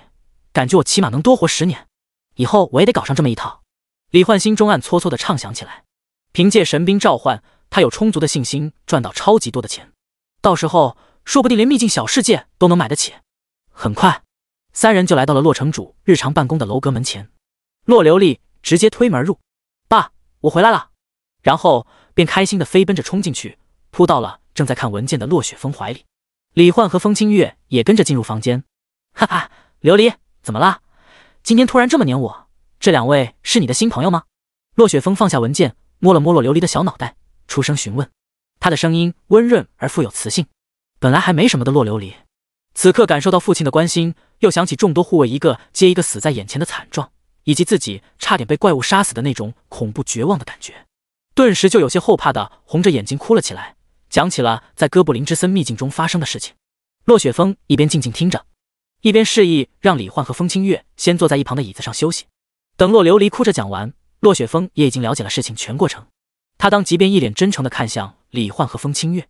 两位万分感谢你们能出手相救，我就这么一个女儿，要是她真的出了什么事，我这辈子都无法原谅自己。城主大人不必客气，如果拥有力量却见死不救，那么我自己都看不起我自己。我们只是做了应该去做的事。李焕的回答让洛雪峰略显惊讶，旋即便是欣赏。如此大恩，我真不知道该用什么来报答你们才好。不过看你们的样子，都是刚刚才转职的新人职业者吧？如果不嫌弃的话，来城主府做事如何？我可以给你们月薪10金，配备免费阁楼住所，附带2名女仆，然后3餐全免，上4休3，每天工作时间加吃饭8小时，节假日正常放假，且有豪华福利，年终奖50金。你们看这样可以吗？听到洛雪峰开出的一连串超级福利待遇，李焕都惊呆了。月薪10金就相当于上一世的月薪10万块，再加上其他各种豪横到极点的福利，这哪里是让他们来工作，分明就是要把他和风清月当自己的孩子来养啊！不过虽然洛雪峰开出的待遇好到爆炸，但如果在这里工作的话，处理的基本上都是城内职业者的纠纷、地区规划、道路改建、城防工事修缮等事务。对于李焕来说，这显然很枯燥，他还是更喜欢去森林、沙漠、地窟、海岛、末日废墟、赛博都市等各种各样的秘境副本世界进行冒险，那才是能让他热血沸腾、充满激情的生活。于是李焕开口道：洛城主，谢谢您能开出这样的条件，但我还是更喜欢那种探索秘境和怪物战斗拼杀的生活，所以只能恕我拒绝您的邀请了。嗨，这有什么，我懂的。洛雪峰笑着道，年轻人嘛，刚转职成功的时候，肯定都渴望成为英雄冒险家一样的人物，我曾经也和你很像啊。不过你们救了我家琉璃，我总不能让你们空手而归，所以想要什么东西尽管大方的说出来就好，只要在我能力范围之内，我就是砸锅卖铁也要回报给你们。话都说到这一步了，李焕也不再遮遮掩掩，直接开门见山的说道：洛城主，如您所见，我的职业是兵器召唤师，所以我想要大量武器经验石，用来升级我召唤出来的兵器。洛雪峰一笑，没问题，接着又看向风清月，问道：这位姑娘，你呢？你想要什么？我只要有主人就够了，如果你想感谢我的话，那就再满足我主人一个条件吧。风清月的回答让洛雪峰很是惊讶，刚才听洛琉璃说李焕是风清月的主人，他还以为两人是雇佣关系，但现在看来好像有点不太对劲啊。难道说两人是男女朋友，在玩主仆扮演游戏？想到这里，洛雪峰暗暗点头，觉得也只有这种可能了。然后他也是不禁看向李焕，露出一个意味深长的眼神，似乎在说，还是你们年轻人花样多啊。李焕，既然你女朋友都这么说了，那你就再说说你还想要什么吧。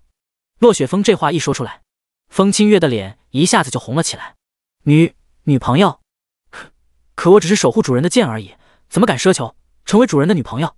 胡思乱想中，风清月看向李焕，却发现李焕并没有反驳，顿时脸更红了，感觉连头都变得有点晕乎乎的了。李焕略微思索，便回道：既然如此，那就再给我一些金币吧，这样我也可以改善一下家里的生活条件。好，那就来加个好友吧，我把你要的东西通过好友赠礼都传送给你。没问题。李焕走上前去和洛雪峰互相添加为好友，结果这时一连串意料之外的提示音突然在李焕脑海中响起。叮！暴风剑剑灵风清月对你的好感度提升500点，当前好感度等级已提升至3级。叮！受召唤之王天赋影响，你的身体将同步获得暴风剑30%的特性与力量。叮！同步完成，恭喜你获得坚韧 LV24， 控风 LV30，极致锋利 LV30，恭喜你获得24点力量、48点敏捷、24点体质和48点精神属性。李焕顿时一脸猛地扭头看向风清月，脑海中发出疑问三连：发生了什么？我家剑娘怎么突然脸红了？虽然更可爱了，但是为什么她看起来好像快要晕倒了？看着风清月红着脸晕乎乎的模样，李焕连忙转身朝她跑了过去。第15章，超土豪级回报和带着剑娘见家长。清月，你怎么了？怎么好像晕乎乎的？是哪里不舒服吗？是不是之前一直进行高强度的战斗，让你的身体超负荷了？李焕来到风清月跟前，面带担忧，声音关切地询问着：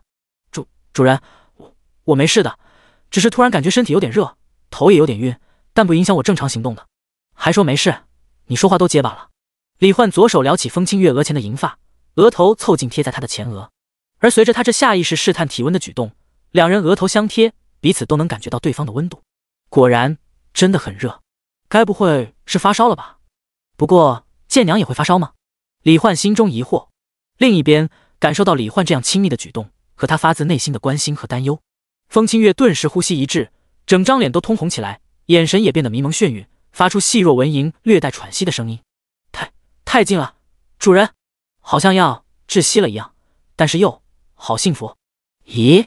奇怪，好像温度又升高了一点。就在李焕还想继续仔细感受一下的时候，风清月却身子一软，就要朝后倒去，吓得李焕连忙伸手搂住了他，把他抱在怀里。叮！暴风渐渐临风清月，对你的好感度提升1000点，当前好感度等级已提升至5级。听到提示音，李焕惊呆了，好感度怎么突然又提升了这么多？清月，主人，谢谢你，你对我的爱我已经深刻的感受到了，而且现在我感觉好多了。随着好感度直接提升到5级，风清月的说话方式好像都有点不一样了，就连看着他的眼神似乎也更大胆了一些，还夹杂着丝丝缕缕的爱意，看得李焕都有点受不住了，连忙转头对洛雪峰说道：那个洛城主，既然好友已经加上了，这里也没我什么事，那我就先带清月她回家了。没问题，那我马上叫人开车送你们回去，至于你想要的东西，我也会全都发给你，保证让你满意。多谢洛城主，那就麻烦您了。李焕道谢后，正要带着恢复正常的风清月离开，洛琉璃连忙一路小跑过来，脸上还残留着泪痕，可怜兮兮地说道：清月姐姐，等一下，能不能和我加个好友啊？我还有很多话想和你说呢。加好友？风清月脸上露出困惑的表情，显然不明白什么意思。毕竟他是神兵灵体，也是李焕的召唤物，没有好友模块，自然没办法和职业者加好友。但李焕却没有说出这个事实，反而开口说道：琉璃小丫头，清月她不加游戏好友的，你要是想和她聊天，那就加 VQ 吧。说着，李焕拿出手机，打开2维码名片，先加我的，清月没带手机，等我回去再把清月的 VQ 号给你发过来。这样啊，好吧。洛琉璃加上李焕的好友，一脸希冀地说道：李焕哥哥，那你回去之后可一定要快点把清月姐姐的 VQ 号发给我啊。没问题。李焕笑着答应。而他之所以不说出风清月是神兵灵体的事情，是因为害怕提前暴露自己的超强天赋会惹来麻烦。毕竟不是所有人都希望人类中出现一个像他这样潜力超凡的职业者的，甚至还有一些背叛人类、崇拜游戏中9位魔神、妄图让魔神降临现实、统治世界的人类叛徒，组建了一个名为魔神教的组织。他们时常暗中策划暗杀行动，曾杀害过许多拥有强大潜力的新人职业者。所以在拥有无敌的力量之前，李焕打算能苟多久苟多久，猥琐发育才是王道。在下达了叫人把车开到门口的指令后，洛雪峰便带着洛琉璃亲自送两人出了城主府。做完最后的告别后，洛琉璃依依不舍地看着风清月坐进车里和李焕离开。没过一会儿，坐在车里的李焕脑海中就响起一个声音：叮，你的好友洛雪峰向你发送了2份赠礼，是否接收？这么快？洛城主还真是雷厉风行。李焕满脸期待的直接选择接收。叮，恭喜你获得好友洛雪峰送来的1万枚神器经验石。叮，恭喜你获得好友洛雪峰送来的5万枚金币。听到这2条提示音，李焕整个人当场就惊呆了，几乎都不敢相信自己的耳朵。1枚神器经验石售价1金，1金相当于1万块，也就是说，洛城主相当于直接花了1亿 RMB 给他买经验石，又送了他5亿 RMB， 这也太土豪了吧！虽然李焕知道洛雪峰曾经也是南华城有名的强者，资产丰厚，再加上又当了10几年城主，私人财产绝对不少，但他怎么也没想到，洛城主竟然能直接给他这么多。这也太爽了，直接让他也变成小土豪了。不过这样正好，起码他短时间内都不用为兵器升级而发愁了。到家时已经是夕阳西下，风清月看着眼前这栋2层公寓式民房，眼神中带着一缕期待，脸色也微微泛红的问道：“主人，现在就要带我去见你的父母吗？会不会太快了点？”放轻松，清月，你和我爸妈迟早都是要见面的，毕竟我们以后可是要一辈子朝夕相伴，并肩作战的呀。而且他们善良温和，都很好相处，像你这么漂亮乖巧的女孩子，他们绝对会喜欢的不得了的。进去之后就不用再叫我主人了，叫我的名字就好，也别说你自己是神兵灵体，记住了吗？风清月笑着点头。随后李焕牵着风清月的小手，带她走进了家门。刚一推开房门，映入眼帘的就是一大桌子热气腾腾的饭菜。李焕一看就知道，这肯定是老爸老妈为了庆祝他完成转职专门做的豪华晚餐。而此时他的父亲李安平，一个身材高大健硕、一脸英武的短发男人，刚好系着小熊围裙，端着一盘菜来到客厅。看到李焕和风清月的瞬间，李安平当即就一脸兴奋地转头朝厨房喊了一声：“老婆，快来看啊，我们的儿子回来了，而且还带了个超级漂亮的女朋友回来。”什么？儿子竟然带女朋友回来了？随着一个带着激动的好听的女声响起，同样系着小熊围裙、肤白貌美、长发梳在脑后，看起来就像20多岁青春少女的唐雅也从厨房快步走了出来。看到风清月的瞬间，唐雅顿时眼前一亮，好小子，竟然找了个这么漂亮的女朋友，还不快给我们介绍介绍。第16章，想为主人暖床的可爱贱娘与第2神兵。爸妈，这是风清月，是我在秘境里认识的朋友，在我遇到危险时，是他及时出手相助救了我。清月她没有父母，从小生活在孤儿院，在外面也没什么地方住，所以我就带她回来了。这是李焕早就想好的说辞，此时说起来也非常自然顺口。听到这儿，唐雅顿时母爱泛滥，一脸怜爱的走过来，拉着风清月的手说道：“清月，你救了我家李焕，又无父无母，不如以后就在我们家住下吧，我们绝对把你当成亲女儿来养。李焕他也是个好孩子，我看你们进来时还牵着手，关系应该挺不错的吧？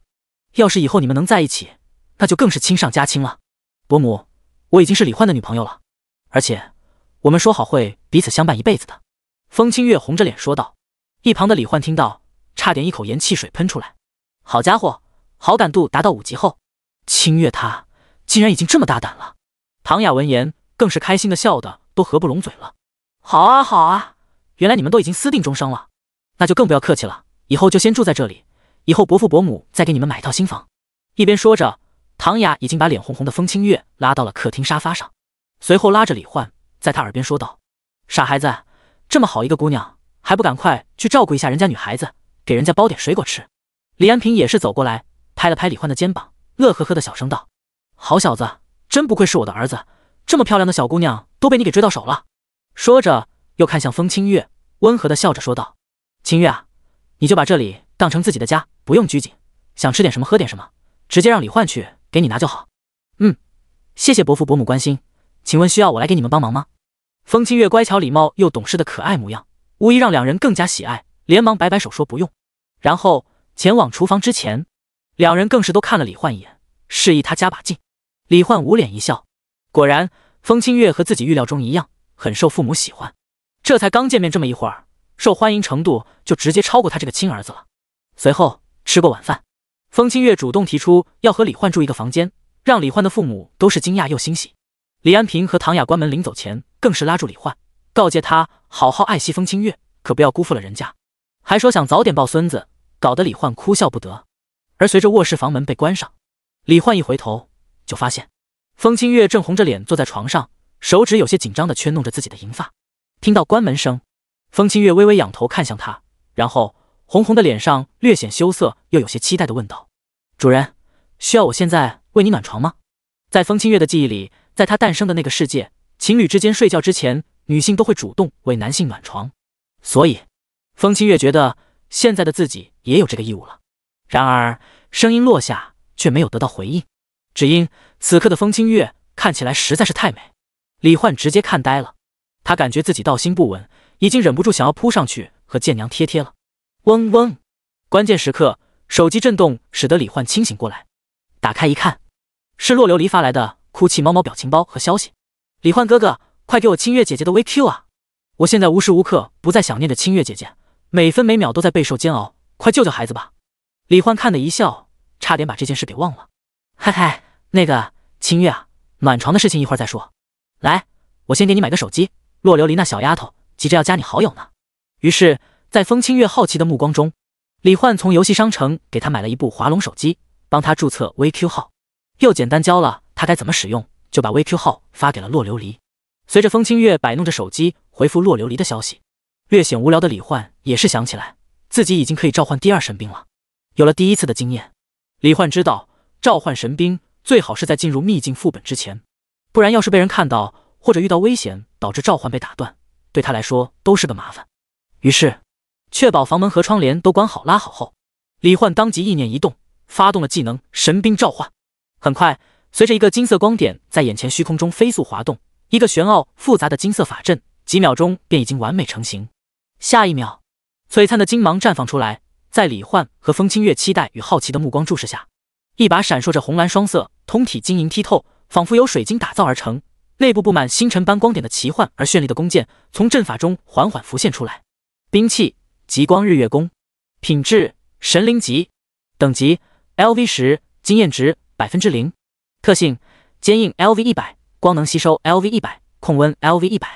介绍：西幻世界法纳尔大陆，由世界第一神级锻造大师初代矮人王赫伯克利斯使用星辰结晶、势能玉髓、冰火双头龙龙角等神级稀有材料打造而成的大陆第一神弓，拥有吸收日月星辰光辉，无限转化为具备不同温度和效果的光元素箭矢的能力。这一次竟然是无限箭矢的神灵级弓箭！看到这把弓箭的绚丽外观和堪称变态的能力后，李焕顿时又是激动又是兴奋。而且看介绍，这把弓箭似乎还能调节光箭的温度，在高温和低温状态下拥有不同的攻击效果。李焕猜测，特殊效果最起码有灼烧和减速两种，但哪怕就这两种，这把极光日月弓也绝对称得上是顶级的远程放风筝神器了。风清月在旁看见，也是由衷的夸赞道：“好漂亮的弓箭！”而这时，随着极光日月弓从召唤法阵中完全浮现出来，一道虚影也如幽灵般从中飘了出来。随后，虚影灵体化时，在两人眼前变成了一个金发一瞳、瞳孔一红一蓝，五官精致，脸庞绝美，皮肤白嫩水润，身穿一袭纯白纱裙的神色懵懂的精灵少女。金发一瞳精灵少女刚一出现，就面带欣喜地看向眼前的李焕，然后发出泉水叮咚般空灵悦耳的声音，开心地说道：“父亲，您就是我的父亲，对吗？”第17章，宫娘的超强技能与灵魂融合。父亲？不是的，我怎么会是你的父亲？听到精灵少女的问话，李焕当即就摇了摇头，正要说自己应该算是她的主人，结果身高大概1.6米的金发一瞳精灵少女已经一下子委屈的两眼满含泪光，可怜兮兮地问道：“父亲，您是不是不喜欢我？我明明能感觉得到我们之间的羁绊与联系，可您为什么不承认啊？”李焕连忙上前，轻轻抱住精灵少女，安抚着解释道：“别哭别哭，我当然喜欢你，只不过你是我召唤出来的神兵灵体，而不是我和别人生下来的孩子，所以严格意义上来说，我是你的主人，而不是父亲。你叫我主人就好了。”精灵少女似懂非懂，不过听到李焕说喜欢她，她还是露出一个开心的笑。主人，那你帮我起个名字吧。又到了熟悉的起名环节，李焕笑着回道：“没问题，我一定给你想一个好听的名字。你有什么喜欢的事物吗？”“我最喜欢主人，还有就是像星星一样不灵不灵、闪闪发光的东西。”“这样啊，我明白了。”李焕轻轻点头，思索着，喜欢星星一样亮闪闪的东西，本质上还是喜欢绚烂多彩的光。再加上眼前的精灵少女拥有一头金发，瞳孔一红一蓝，穿着的又是一袭白色纱裙，色彩很丰富。综合这些特征，李焕当即便想出了一个名字，随后笑着对精灵少女说道：“你觉得彩星这个名字如何？”寓意是彩色的星空。听到李焕的话，精灵少女的眼睛顿时扑闪扑闪的亮了起来。彩星，彩色的星空，感觉光是想想就好漂亮。主人，谢谢你，我很喜欢这个名字，以后我就叫彩星了。叮！极光日月公灵彩星对你的好感度提升100点，好感度等级已提升至1级。叮！受召唤之王天赋影响，你的身体将同步获得极光日月弓10%的特性与力量。叮！同步完成，恭喜你获得坚硬 LV10， 能量吸收 LV10， 控温 LV10， 恭喜你获得10点力量， 20点敏捷、20点体质和10点精神属性。提示音中，金发一童精灵少女的头上也浮现出一个信息框：宫娘彩星，类别神兵灵体，等级 LV10，与极光日月宫同步，生命值 100%， 生命回复 1%， 法力值 100%， 法力回复 1%， 力量100，敏捷200，体质200，精神100。主动技能灵容100%， SSS 级灵体虚化，与极光日月宫持有者灵魂交融。融合期间，持有者产生一定外貌变化，并获得宫娘全属性全技能加持。此状态下，持有者的身体行动可自行控制，也可交由宫娘控制。灵容状态下，每秒钟消耗 1% 法力值。被动技能阴阳聚星剑 SSS 级，聚集星辰光辉之能，凝聚成剑。日光下可射出温度为0至1万摄氏度的无限红色炎阳光剑，附带灼烧和熔穿效果。月光下可射出温度为0至零下270摄氏度的无限蓝色冰寒光剑，附带双动减速和溅射效果。光剑温度根据意念可实时变化，光剑伤害和特效效果与温度相关。好感度1级0200。我去，这技能未免也太离谱了吧！看到宫娘彩星的技能，李焕整个人忍不住惊呼出声。一个主动，一个被动。主动技能不仅能让他这个主人直接全属性暴增，还能把身体交给宫娘彩星控制，实现离线挂机，坐等收益。被动技能更是能让他无论在白天还是黑夜都可以射出无限光剑，而且各带2种特效和高达1万摄氏度的超高温，以及低至零下270摄氏度的超低温。有了宫娘彩星的加入，李焕敢肯定自己在25级一转之前，距任何低于25级的副本都已经能无敌乱杀了。不愧是主人，起名字的能力还是一如既往的厉害呢。看到宫娘彩星高兴的模样，风清月也是忍不住笑着夸起了李焕。李焕很受用，一脸骄傲，然后拉着彩星滑嫩的小手来到床边，介绍道：这位是你的风清月姐姐，最初陪伴我，守护我的剑灵，以后你们就是同伴了，要互帮互助，彼此关爱，知道吗？我懂了，清月姐姐守护着主人，就是守护着我最喜欢的事物。那现在清月姐姐就是我第2喜欢的人，我一定会和清月姐姐好好相处的。彩星点着头，话语中倒是有着一套别样的逻辑。见2人关系融洽，李焕也很满意。彩星，你的主动技能灵容100%，能现在发动一下，让我看看效果怎么样吗？没问题，主人，只要你需要，我随时都可以和你合体的。彩星将极光日月弓递给李焕，随后整个人化作一道虚影，直接钻进了李焕的身体。一瞬间，李焕顿时感觉自己眼前出现2个视角，一个视角是外界眼睛看到的正常视角，另一个视角则是一片黑暗虚无的空间。在这里，自己是一个一丝不挂的半透明白色发光小人。这就是所谓的灵魂吗？在他眼前，金发一童，身穿纯白纱裙的彩星有些害羞地看着他。主人，我进来了，只要你不抗拒，我就能和你完美融合的。来吧。李焕非常好奇，灵魂融合会是一种怎样的体验，而下一秒他就知道了。随着2者灵魂相处，耀眼的白光顿时从李焕的灵魂体中绽放出来。李焕也是当即就感觉到，整个人全身就仿佛浸泡在温泉里一样，浑身都暖洋洋、酥酥麻麻的，格外舒服。主人，融合完成了。随着彩星的声音响起，李焕顿时就被眼前的景象惊呆了。第18章 S 级现实秘境骷髅地下城。在灵魂融合完成的瞬间，李焕的眼前赫然出现了一个半弧形红蓝双色虚拟光幕。没想到，竟然是专属于极光日月宫的状态栏，上面显示着几条数据，分别是星辰光能残余储量 100%， 可转化光剑数量100亿，充能效率 1亿，星辰光辉照耀下每秒回复 1% 储量，光剑温度零下270摄氏度至1万摄氏度。看到这个，李焕顿时就明白过来，这是极光日月宫内部储存的备用光能。如果遇到没有日月星辰光辉的情况，那么仅凭弓箭内储存的光能也足以转化为100亿根光剑，而且可以随意切换超高温和超低温。这无疑让使用者没有了任何后顾之忧，在任何场景下都能肆意挥霍光剑。这时，风清月突然面露惊讶地看着他，说道：主人，你的头发还有眼睛怎么突然发生变化了？是彩星的技能带来的效果吗？闻言，李焕顿时被勾起了好奇心。他来到房间内的穿衣镜前，看着镜子中的自己，当场愣住。我竟然又变帅了！只见此刻的李焕，虽然1.85米的身高没变，但是他的头发却从原本的黑色短发变成了一头苍蓝色长发。本就无可挑剔的面容和五官变得更加俊美，皮肤也更加细腻光滑。最关键的是，他的眼睛竟然也变成了和彩星一样的红蓝一统，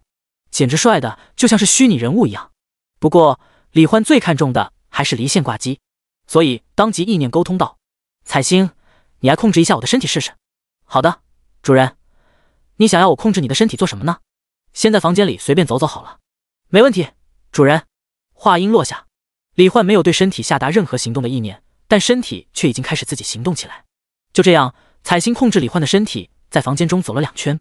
又按照李焕的意念做了一些其他动作，看起来都非常自然。这个过程中，李焕意识沉入灵魂空间，完全不用动脑子控制身体。他感觉自己现在就像是泡在温泉里，观看用第一人称视角拍摄的实时直播一样，非常的舒服惬意。想到以后自己下副本连走路都不用自己控制，在灵魂空间静静观赏彩星操纵他的身体杀怪，就能挂着机不断升级变强。李焕心里顿时就觉得爽的不行。好了，彩星可以解除灵魂融合状态了。彩星出来后，一脸意犹未尽的仰头看着他：“主人，灵魂融合的感觉暖暖的好舒服呀，我们下次什么时候融合啊？”李焕嘴角微微抽搐，好家伙，这是有点上瘾了呀。不过有一说一，确实很舒服。等我们下副本打怪的时候，就可以再次融合了。那我们现在就去打怪吧。现在是休息时间，你就先回召唤物空间，也好好休息一下。随后，彩星进入了召唤物空间。李焕看向风清月，说道：“清月，时间也差不多该休息了，你要进召唤物空间吗？”“主人，我想要为你暖床，然后和主人一起睡觉。”风清月脸色羞红，但他的眼睛却是直直的看着李焕，眼底满是期待。李焕无奈又宠溺的一笑，自家的可爱贱娘都鼓起勇气这样说了，还用满眼期待的羞涩表情看着他，这谁能拒绝的了啊？那就一起睡吧，清月。一瞬间，风清月眼里仿佛有光芒亮起，满脸幸福的红晕。主人答应了，那么也就是说，我和主人的关系真的是情侣了。李焕脑海中响起好感度提升的声音。不过那都不重要了。随着灯光熄灭，只剩单一的2人同床共枕，在被窝里牵着彼此的手，感受着彼此的温度，就那样静谧而幸福地进入梦乡。翌日清晨，刚一起床，李焕就看到风清月对他的好感度竟然已经达到了7级，这也意味着他和暴风剑的同步率已经上涨到了 70%， 同步获得的特性也更加强悍。于是李焕当即使用红色的神器经验时，把暴风剑升到了10级，然后看了眼自己现在的面板，姓名李焕，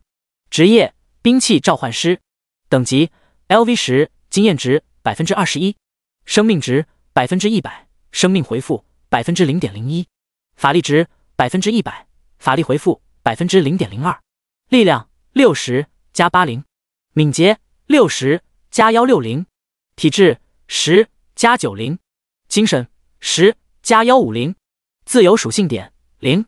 特性坚韧 LV56， 控风 LV70， 极致锋利 LV70， 坚硬 LV10， 能量吸收 LV10， 控温 LV10。天赋1，万倍增幅 SSS 级。天赋2，召唤之王 SSS 级。初始技能神兵召唤 SSS 级。哪怕已经有心理准备，但李焕还是不由得满脸激动。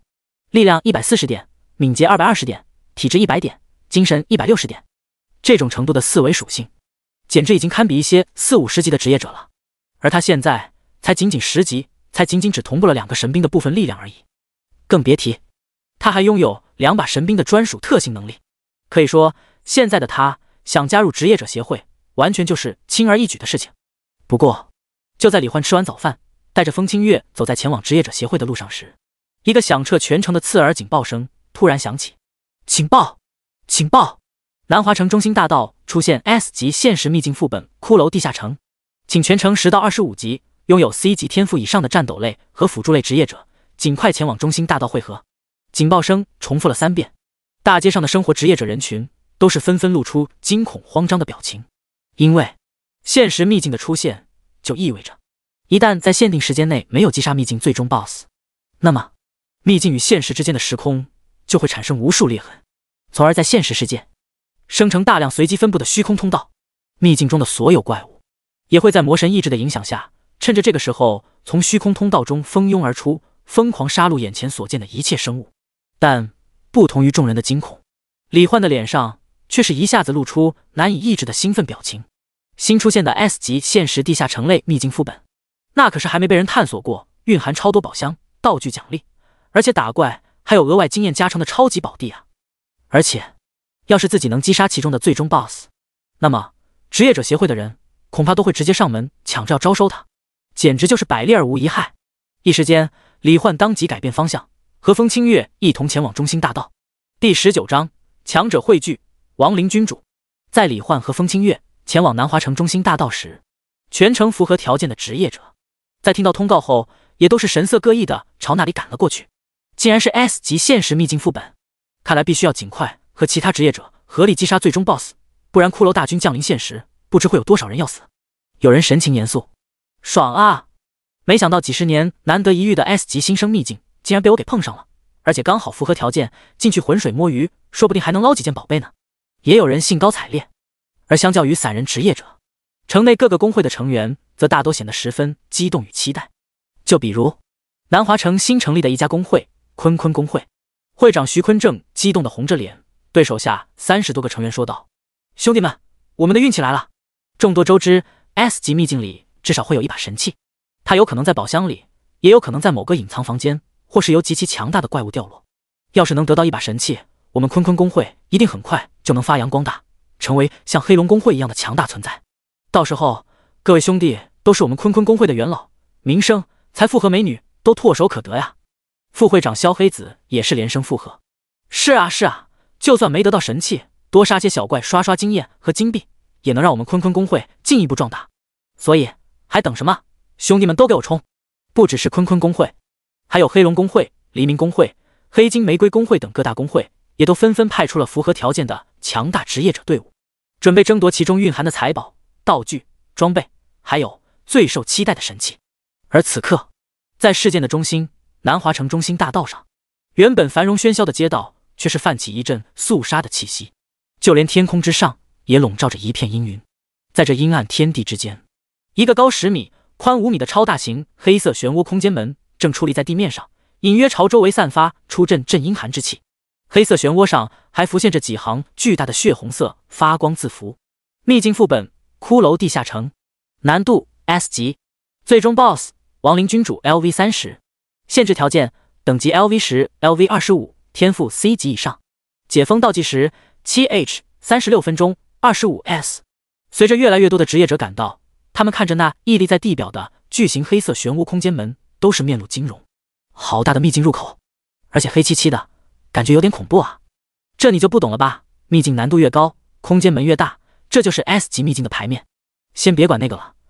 你们难道没注意到解封倒计时竟然只有7个多小时吗？想在这么短的时间内找到最终 BOSS， 然后击杀对方，恐怕相当困难啊！兄弟，你多虑了，你也不看看周围来了多少强者。一个刀客职业者手指指向一个队伍，说道：“那边黑龙工会25级雷霆格斗家马保国，一手闪电5连鞭鸣震八方。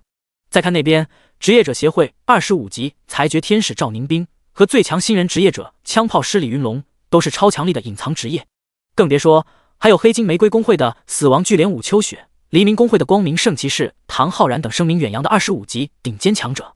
所以依我看，最该感到担心和害怕的，应该是秘境里那个最终 BOSS 亡灵君主才对。”职业者人群一边聊天讨论，一边排着队想要尽快进入秘境搜刮各种宝贝。而在黑色漩涡空间门两旁，则是摆着2个大音响，以最大音量不停循环播放着一个柔和的女声：“宝物诚可贵，生命价更高，请各位职业者保持理性，不要心存侥幸。如坚持要进入此 S 级秘境，请尽可能组成一个具备完整体系的5人小队，提高打本安全系数。”广播声中，20多名职业者协会成员也是敬业的守在入口两侧，确认着想进入其中的职业者们是否具备足够的生存能力。然后对实力明显不足的人，他们就会阻止对方进入其中，给予劝退警告。不过，哪怕 S 级副本危险重重，也仍旧阻挡不了战斗职业者们的开荒热情。凡是符合条件的，基本上没有一个不想进去的。但奇怪的是，黑龙工会、黑金玫瑰工会等强大工会的队伍却都不急着进去，似乎在等待着什么。王猛，我们为什么不快点进去啊？这样下去，里面的宝贝不就被那些先进去的职业者给抢光了吗？黑龙工会队伍中，刘菲菲神情略显焦急地发问。王猛嘿嘿一笑：“菲菲啊，这可是未被探索过的 S 级副本，而且是地下城类的秘境，所以在初始探索过程中，通道和房间里都会有各种强力的陷阱机关，让那些实力低下的人先进去，不过是替我们提前消除一些麻烦，好让我们更轻松地达到秘境深处，获得丰厚宝物。原来是这样。刘菲菲轻笑着点头，正想夸奖一下王猛，结果视线中却突然看到2个熟悉的身影，是李焕和风清月。两人正手拉着手并肩而行，看起来很亲密的样子。而随着两人的到来，众多职业者中也是顿时掀起一阵又一阵惊呼。天哪，那不是昨天抖音热门视频上单刷魔化哥布林将军的银发美少女，还有一剑击败狂战士的兵器召唤师吗？没想到他们竟然真的存在，我还以为那视频是造假的呢。我去，这银发小姐姐也太好看了吧，比视频上好看100倍，简直就是长在了我的心巴上。小姐姐，来加个好友吧。那小哥哥也帅得一匹，真是郎才女貌啊。对于这些声音，李焕和风清月都是直接无视，然后径直来到秘境入口。李焕本以为自己会受到劝退警告，结果没想到职业者协会的人竟然没有对他进行任何阻拦，反而看向他的神色中带着一丝好奇、尊敬。又想到刚才那些职业者的呼喊，李焕也是不禁莞尔一笑，心中感慨道：抖音的力量还真是强大啊，看来我和风清月现在也算是南华城的小名人了。不过没人阻拦，那自然更好。彩星更是在召唤物空间中开心的狂呼：太好啦，终于又可以融合了。主人，快进去吧，我已经等不及了。好好，这就进去。说完，李焕直接牵着风清月的手，怀着激动、兴奋和期待的心情，迈步踏入了黑暗漩涡之门。没有人注意到，人群中10几个脸色苍白、肢体动作略显僵硬的职业者，看着越来越多的职业者进入其中，他们的脸上都是难以抑制地扯出一抹诡异的笑容。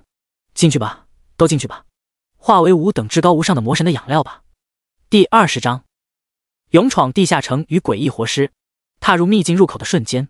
李焕眼前的场景已经无缝切换到了一条光线昏暗的灰石长廊，前方约5米处，刚好站着2个手持卷刃砍刀和破旧木盾的骷髅守卫。看到李焕，2个骷髅守卫空洞的眼眶中也是顿时亮起2点红芒，随后嘴巴一张一合的发出嘎巴嘎巴的声音，举刀朝他走来，想要发动攻击。结果下一秒，2道剑气就已经横扫而过，直接将2个骷髅守卫给拦腰斩断。叮！你的召唤物已击杀2只10级骷髅守卫，你的经验值正 2.2%。主人，不知为何，这里给我一种很不舒服的感觉。斩杀了2只骷髅守卫后，风清月眉头微皱的对李焕说道：哦，可能是因为第一次来这种环境，所以不太适应吧。李焕没有太在意，毕竟这里光线昏暗，再加上怪物也是骷髅一类的亡灵生物，配合起来确实有种压抑而恐怖的感觉，让他也略微感觉有点不适应。没事，清月，我们先往里深入。根据我的人物等级，我们应该是被传送到了地下城最外围的位置，只要进入最深处，杀了最终 BOSS 亡灵君主，我们就能从这里出去了。风清月轻嗯一声，然后发动控风能力，制造了一个风元素半球形屏障，将2人护在中央。主人，快放我出来啊，我要和你融合。我也想要帮你杀怪。彩星的声音又在脑海中响起。李焕一笑，当即意念一动，把彩星放了出来。哇，这里好黑，还有种讨厌的感觉。主人，我不喜欢这里。彩星一出来就蹙着眉头凑到李焕身旁，把极光日月弓交给李焕后，彩星直接发动了灵融100%，钻进了李焕的身体。不过这一次融合完毕后，李焕的头发却变成了一头火红色长发，看样子应该是因为外界是白天。果然还是在主人的身体里面待着舒服。听到彩星愉悦的声音，李焕笑着说道：彩星，接下来你就控制我的身体，和你的清月姐姐一起朝深处进发吧。路上碰见的所有怪物全都直接杀掉，还有宝箱、锁着门的房间也都不要放过，都打开探查一番。好的，主人。彩星兴高采烈地发出回应。李焕现在的身体在受到彩星全属性加持后，比他自身的灵体还要强悍许多。彩星已经迫不及待，想要用主人的身体来大展身手了。于是在李焕的指令下，风清月和彩星控制的李焕飞速深入。一路上，走廊两旁爆射出的大量飞针，头顶射下的钢刀，脚下窜出的铁矛，通道里突然滚落的实心铁球，种种足以对普通职业者造成大量伤害甚至致命伤害的陷阱暗器，却对2人完全不起作用。风清月100级控风能力制造的风元素屏障，足以挡下外围 99% 的机关暗器。突破屏障的暗器攻击，也能在两人超强的敏捷下灵活闪避，或直接被风清月的斩击和彩星的高温光剑抵消。而路上碰见的骷髅守卫、骷髅枪兵、骷髅弓箭手、骷髅法师等怪物，出现在两人视野的刹那，更是直接就被彩星射出的超高温赤红光剑瞬间贯穿秒杀。随后光剑去势不减地射在墙壁上，融化出一个个拳头大小、闪着红光的洞口，看起来威力着实恐怖。李焕本人则是意识沉入灵魂空间，听着耳边叮叮叮叮的经验获取提示音，懒洋洋地观赏着两人杀怪探索的画面，那叫一个舒服惬意。在李焕躺着当咸鱼就不断变强时，外界黑龙公会、黎明公会、黑金玫瑰公会还有职业者协会的成员，也都一个接一个的组队进入了骷髅地下城，并根据自身等级被传送到了不同位置。此刻15级怪物区域，蛮牛狂战士王猛一斧头把眼前最后一只穿着破旧盔甲的骷髅士兵劈死后，他咧着嘴转身对身边的刘菲菲还有其他几个队友笑道：看到没，同级的怪物在我面前就跟纸糊的一样，只要给我加好血，绝对没有怪物能靠近过来伤到你们。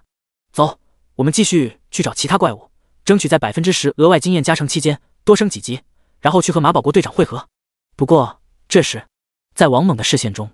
刘菲菲和其他几个黑龙公会成员却突然面露惊恐地看向他的后方。王猛，你快看你后面，那是什么鬼东西？刘菲菲声音发颤地指向他后方。王猛疑惑不已，这地下城除了骷髅应该就是幽灵了，但就算看见幽灵也没必要怕成这样吧。可下一秒，当他转头看去时，他的眼中也不禁泛起一抹震惊恐惧之色，因为昏暗的视线中，10几个摇摇晃晃的怪异人影从走廊尽头的黑暗中朝他们走了过来。那不是骷髅，也不是幽灵，而是一群穿着职业者装备，但是脑袋、胸口、腹部、胳膊、大腿、全身各处都插着刀、枪、剑、矛等机关暗器的人类尸体，甚至有的半个脑袋都被削掉，脑花都露出来了，还有的眼珠子被暗器戳出来挂在脸上。但此刻，这群本该死的不能再死的职业者尸体，却拿着各自的武器，嘴角血肉撕裂，咧开一个连到耳根的恐怖而诡异的笑容，朝他们走来。不止如此，一名成员突然惊叫起来：王哥，这边也有！刚才我们过来时看到的那几具职业者尸体，他们也活过来了。王猛目光看去，果然走廊的另一头也走过来7、8个复活的职业者尸体。不知不觉中，他们竟然被包围了。可是周围明明没有任何能够复活尸体的亡灵法师的存在，那些职业者的尸体究竟是怎么活过来的？王猛脸色凝重而疑惑，但也知道现在不是愣神的时候，当即大喝一声：大家别慌，这些家伙就算被复活了，也不过是些普通的低级职业者，你们辅助好我，先杀数量少的这边，动作要快，不要被两面同时夹攻了，都跟紧我。话音落下，王猛手持巨斧，发动增益技能，直接猛地冲向职业者活尸。另一边，李焕也遇到了复活的职业者尸体，但是在风清月和彩星的超强攻击下，他们只是一个照面就被砍得七零八落，射得浑身是洞，简直不要太凄惨。李焕也没有太在意，因为这里的亡灵法师就拥有复活死者的技能，那么复活一些死掉的职业者也不算什么。不过就在李焕和风清月离开后，那些破碎死亡的尸体肉块竟然开始在地面上蠕动起来，然后汇聚到一起，彼此纠缠融合，在走廊侧壁的灯光下映照出一个不断膨胀扭曲的怪异阴影。第21章超 S 级怪物血肉融合体。就在王猛、李焕等人都遭遇了职业者尸体的袭击时，同样的一幕还在骷髅地下城的各处发生。啊我操！谁他妈背后偷袭捅我菊花？一个走在5人小队最后面的男牧师突然发出一声痛苦的惨叫，前面4人吓了一跳，然后一转头就看到捅了男牧师菊花的竟然是一个脑袋被压扁的枪兵职业者尸体。怎么回事？这尸体怎么突然复活了？4人正想杀了那枪兵活尸解救队友，结果下一秒伴随着嗖的一声与剑破空声，男牧师的脖子被直接射穿，鲜血涓涓而出。阴影中，一群手持各种兵器、咧着鲜血淋漓的大嘴、笑容诡异的职业者活尸走了出来。4人顿时被吓得脸都白了，直接转身撒腿就跑。天哪！小雾，是你吗？我的爱人，你竟然复活过来了！我再也不会抛弃你了。一名铁锤武者看见自己因掉进地刺陷阱而死去的爱人莫小雾竟然活了过来，还找到了他，顿时喜极而泣。可就在他伸出双手想要去拥抱莫小雾时，满身鲜血的莫小雾却表情癫狂的咧着嘴猛扑过来，用匕首直接捅进了他的眼球，插进大脑。当场倒地死亡的铁锤武者在身躯一阵扭曲蠕动中也活了过来，然后从地上爬起，跟在杀了他的莫小屋后面一起寻找其他活着的人类职业者。就这样，死去职业者的突然复活与围攻，使得越来越多的职业者队伍产生伤亡，而新增的职业者尸体也一个接一个的在未知力量的影响下复活并加入活尸队伍，然后精准地找到其他活着的职业者进行新一轮的围攻。整座骷髅地下城正在众人尚未察觉的情况下，悄然吞噬着越来越多的职业者的生命，将他们转化为活尸怪物。呼呼，终于把这群活尸给杀光了，这下暂时应该安全了。王猛喘着粗气，浑身浴血，铠甲破烂，在他周围是一个又一个被他用斧头斩断、砸扁的职业者活尸尸体。王哥真的猛，竟然一个人就干死了绝大多数活尸，以后绝对是我们黑龙公会的一员大将啊！是啊，这次多亏有王哥在，不然我们绝对难逃一死。王哥，以后我就是你的专属小弟了，你去哪儿我就跟到你哪儿。王猛带领的队伍是由2个牧师、1个法师、1个盾卫，加上他自己构成的5人精英小队。经过这一战，他们都发自内心的认可了王猛的实力。刘菲菲耗尽仅剩的法力值，再次释放了一次治愈术，将王猛身上的伤势彻底恢复，然后喝了一瓶法力药水，笑着道：王猛，我果然没看错你，你确实很强，而且把我保护得很好呢。等你25级完成一转，就算李焕天赋好，能在10级的时候压住你，一转之后他也绝对不会是你的对手。王猛无奈一笑：菲菲，过去的事就让他过去吧，而且我都承诺见到他要绕道走了，所以以后还是别找李焕的麻烦了。那可不行，他当着那么多人的面把你打得下跪，还被人拍到抖音上，这简直就是奇耻大辱，你不害臊我还害臊呢。刘菲菲显然咽不下这口气，到时候我亲自找他帮你约战，我要让他在所有人面前也被你打到下跪。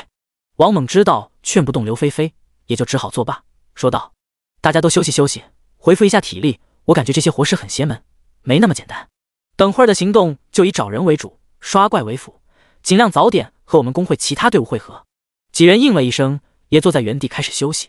不过才刚休息不到1分钟，王猛就察觉到了不对劲，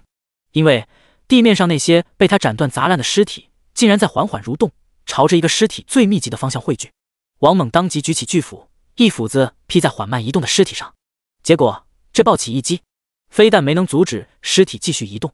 反而让周围20多具残破的尸体肉块如同受惊了一般，骤然间加快了蠕动聚集在一起的移动速度。随后在王猛、刘菲菲等人震惊恐惧的目光注视下，20多具职业者的尸体肉块彼此融合，血肉飞速翻滚涌动，膨胀激变，最终一堆尸块融合在一起，形成了一个体型庞大、丑陋狰狞、长着几十条胳膊和腿脚、密密麻麻的眼睛、鼻子和嘴巴，浑身沾满血浆粘液的畸形缝合怪物。缝合怪刚一出现，长在身体前方的10几个眼球便瞬间齐齐看向了王猛等人，紧接着10几张嘴巴发出各种混乱癫狂的声音。痛，太痛了，舒服，好舒服，大家都在一起了，好开心，合为一体，来和我们合为一体吧，加入光荣的进化，成为至高魔神的忠实仆从吧，吃掉他们。扭曲疯狂的声音中，缝合怪几十条手脚飞快舞动起来，朝王猛等人飞速爬了过去。这怪物绝对是超 S 级变异怪，我们5个人不可能是他的对手，快逃！看着那几乎把整个通道都给挤满的恐怖怪物，王猛大吼一声，直接把斧头丢进空间背包，转身抱起刘菲菲就开始疯狂逃命。其余3个15级黑龙公会成员也是连忙转身逃命，但还是有一个法师因为恐慌而腿脚发软，一下子跌倒在地上。不要吃我，不要吃我！啊！痛苦凄厉的惨叫声中，法师直接被缝合怪几十条手臂生生扯碎，塞到了10几张嘴巴里，疯狂咀嚼吞食了起来。一边吞食鲜血淋漓的人肉，缝合怪一边继续脚步不停地朝王猛等人疯狂追去。他那庞大的体型看似臃肿，但移动速度却异常的快。王猛小队中的另外2人一个接一个被追上，然后在痛苦绝望的惨叫声中被吞噬。而王猛本人本就在之前的战斗中消耗了大量体力，没怎么休息，此刻又抱着刘菲菲狂奔，他的体力飞速消耗，呼吸越来越粗重，腿脚也越来越沉重。可他不敢停下来，也不能停。但下一秒，破空声中，那缝合怪镜直接将一面盾牌砸了过来。王猛来不及躲避，直接被砸中后背，和他怀里抱着的刘菲菲一起被摔成了滚地葫芦，头晕目眩。该死该死，这下完蛋了！但就算死，我也要保护菲菲啊！王猛心中狂吼，掏出巨斧挡在刘菲菲面前，想要拼死一战。但还没等他发动攻击，斧头就已经被那怪物10几条手臂融合而成的一只巨手直接拍飞。紧接着，在王猛和刘菲菲脸色苍白、惊恐绝望的表情中，在缝合怪几十张嘴巴的兴奋笑容中，那只巨手狠狠朝他们一掌拍了下来。两人都绝望地闭上了眼。可下一瞬，有风起，轰然巨响中，王猛和刘菲菲却并未感觉到任何痛苦，下意识睁开双眼，映入眼帘的是迎面走来的2道熟悉又有些陌生的身影，银发剑士，还有李焕。第22章，暴打缝合怪与奇怪小恶魔。迎面走来，出现在王猛和刘菲菲视线中的，正是李焕和风清月2人。只不过此刻的李焕一头火红长发，瞳孔一红一蓝，使得2人差点没认出来。怎么，这就不认识我了？李焕微微一笑。几分钟前，在他和风清月一路横扫，不断深入骷髅地下城的过程中，突然听到这边有巨大的声响，还有人类的凄厉惨叫。本着同为人类力所能及的情况下，能帮一把就帮一把的想法，李焕也是带着风清月飞速朝这里赶来。没想到刚好远远看见了即将被缝合巨怪一掌拍死的王猛和刘菲菲2人，于是风清月当即发动满级控风能力，将2人拉了过来。李焕，谢谢你救了我和菲菲。王猛感激地看着李焕，但随即他便一边拉着刘菲菲起身，一边神情慌张地迅速说道：虽然很感谢你们，但是现在还是快和我们一起逃跑吧。放心，那怪物不会是我的对手的。李焕一脸镇定从容，看向那只畸形的缝合巨怪的眼神，非但没有任何恐惧，反而还闪闪发光。没想到啊，骷髅地下城竟然会有这种级别的小怪，不愧是 S 级秘境副本。杀了他的话，奖励应该也很丰厚吧。说着，李焕已经手持极光日月弓，迈步上前。王猛看到这一幕，顿时发出焦急的大吼：李焕，我知道你的护卫很强，但是那鬼东西是几十具职业者尸体融合而成的，实力绝对比魔化 BOSS 还要强很多，仅凭你们2个是不可能打得过那种级别的怪物的。刘菲菲看着再次朝他们冲过来的缝合巨怪，身躯颤抖而恐惧地拉着王猛的手：王猛，别管他们了，快和我一起。话还没说完，刘菲菲却突然张着嘴巴愣在了原地。他身旁的王猛也同样愣在了原地，一脸震惊的说不出话来的表情。只因视线中火红长发的李焕抬手拉弓射箭，一连串动作行云流畅，速度之快更是使得手臂都划出道道残影。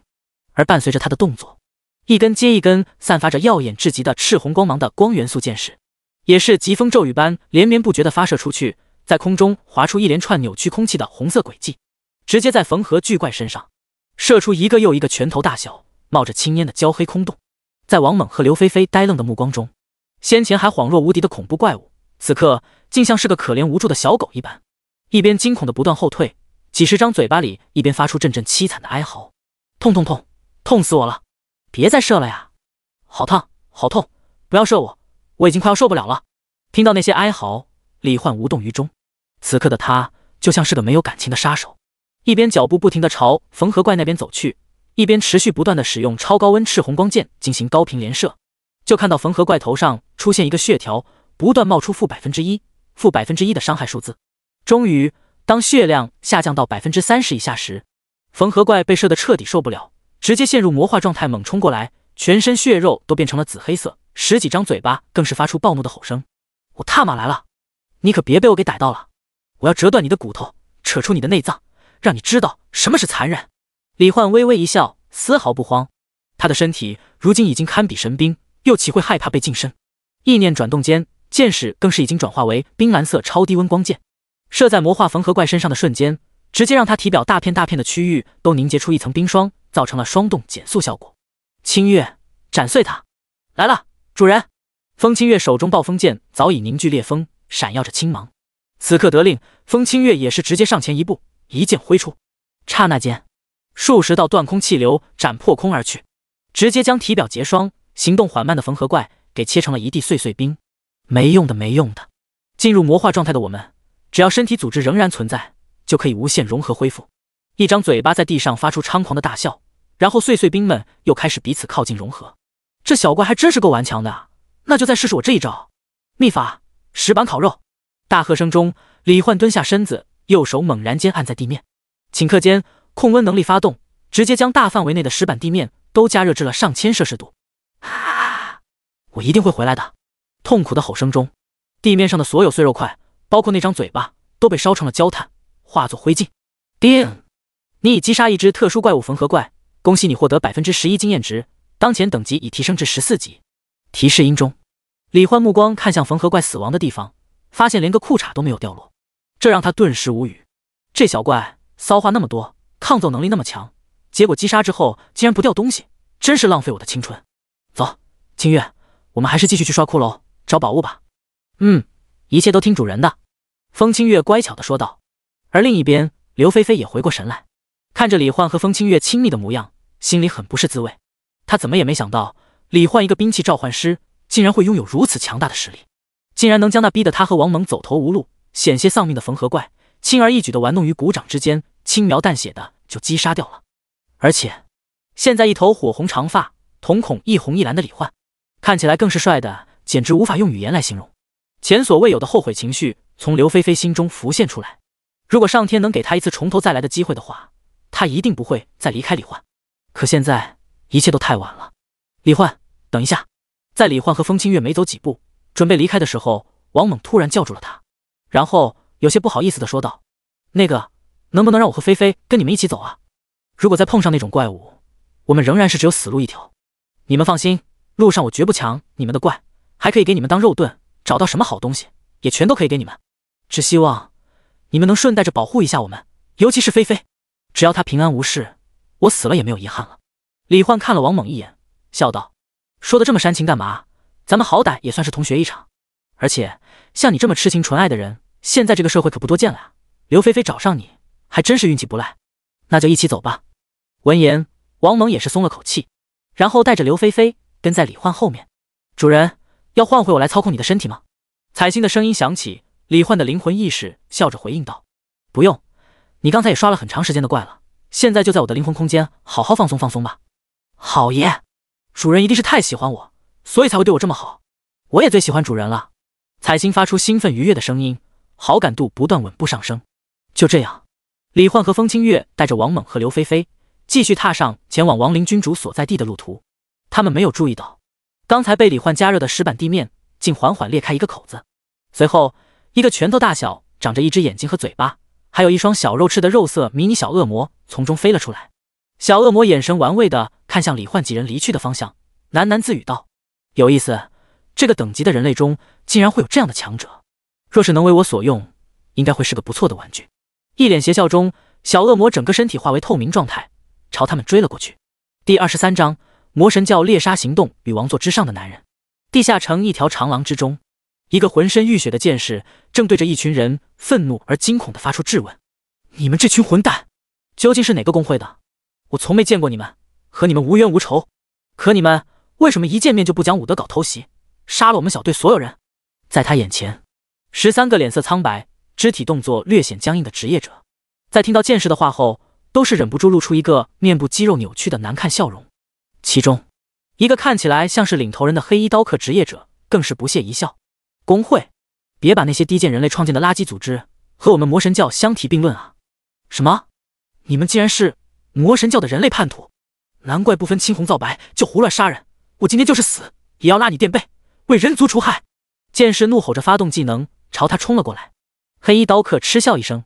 但见刀光一闪，朝他攻来的剑士已经身首分离。看着剑士的血液飞速渗入地板，如同被吞噬吸收，黑衣刀客露出略显癫狂的笑容：“哈哈，很好，很好，看来魔神大人很喜欢我们送出的礼物，那就再多杀一些，再杀得更快一些。待魔神大人降临现时，我等追随其后的忠实仆从也必将得到无上恩惠，从而彻底摆脱凡人之躯，成为超越人类极限的究极生物。”其余12人也是彼此对视一眼，脸上显露出狂热之色。随后，在黑衣刀客的带领下，13人继续追寻猎杀地下城中的其他职业者，而他们前进的路线也是朝着深处，正好和李焕等人相交。此刻，地下城深处，亡灵大殿外围广场，职业者协会和各大公会的25级强者，以及他们各自带领的众多队伍，正齐齐汇聚在此处，和守护在殿外的骷髅大将军、骷髅精英护卫兵团、亡灵法师等怪物进行着激烈的战斗。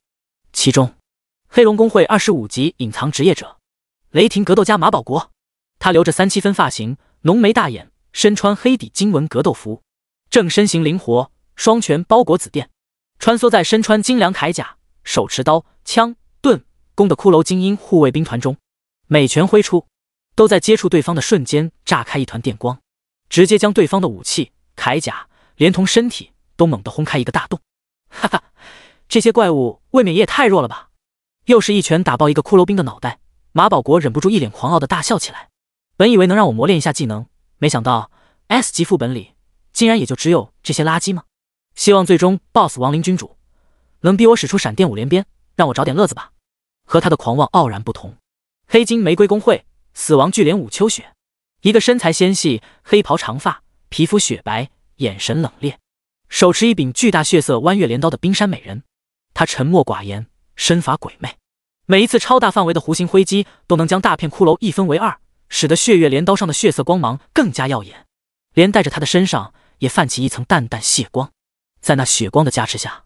她的力量、速度都变得越发强悍，整个人直接化身战场收割机，飞速清空一片又一片区域内的骷髅怪物，然后冲到骷髅兵团后方，将大量亡灵法师急速收割。黎明公会光明圣骑士唐浩然则是身穿全套银白铠甲，身形高大，给人一种正义威严的压迫感。各位，有我在，你们只管随我一同前进，奋勇杀敌便是。洪亮清朗的声音中，唐浩然抬起右手长枪，碰向左手盾牌，枪盾碰撞间，一道白光波纹散开，直接为超大范围内的友军全都加上了一层光元素护盾。而职业者协会裁决天使赵宁兵更是直接化身天使形态，他的长发与双瞳变为金色，身后长出一对金色光翼，神色淡漠地飞在半空，手中长剑虚空挥动间，爆射出大量金色微型光剑，狂风暴雨般朝着下方的骷髅兵团坠落，将他们的铠甲连同骨骼都刺成了一地碎片。在4人的带领下，所有人类职业者都是勇往直前，将骷髅精英护卫兵团打得溃不成军。骷髅大将军眼见自己这边的骷髅兵团被飞速清空，顿时发出一声愤怒的咆哮，随后骑着骷髅战马，手持一柄巨型青龙刀杀入职业者队伍。但4名顶尖职业者早就盯着他的动向，此刻见他出动，他们顿时默契十足的同时转移目标，朝骷髅大将军杀去。技能纷飞中，骷髅大将军也难以抵挡，在雷电金光中直接和他的爱马一起被炸成了碎片，漫天飞射，还爆出一地闪着紫光和蓝光的装备。这些战利品众人根据贡献合理分配，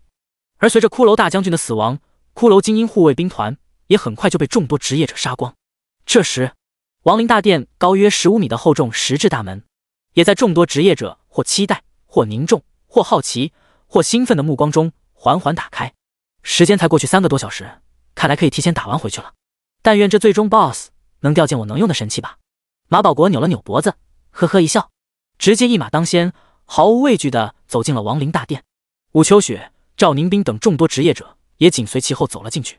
然而进入其中后，映入马保国、赵宁兵等人眼中，端坐在高耸王座之上的亡灵君主，却并非是他们想象中的骷髅君王的形象，反而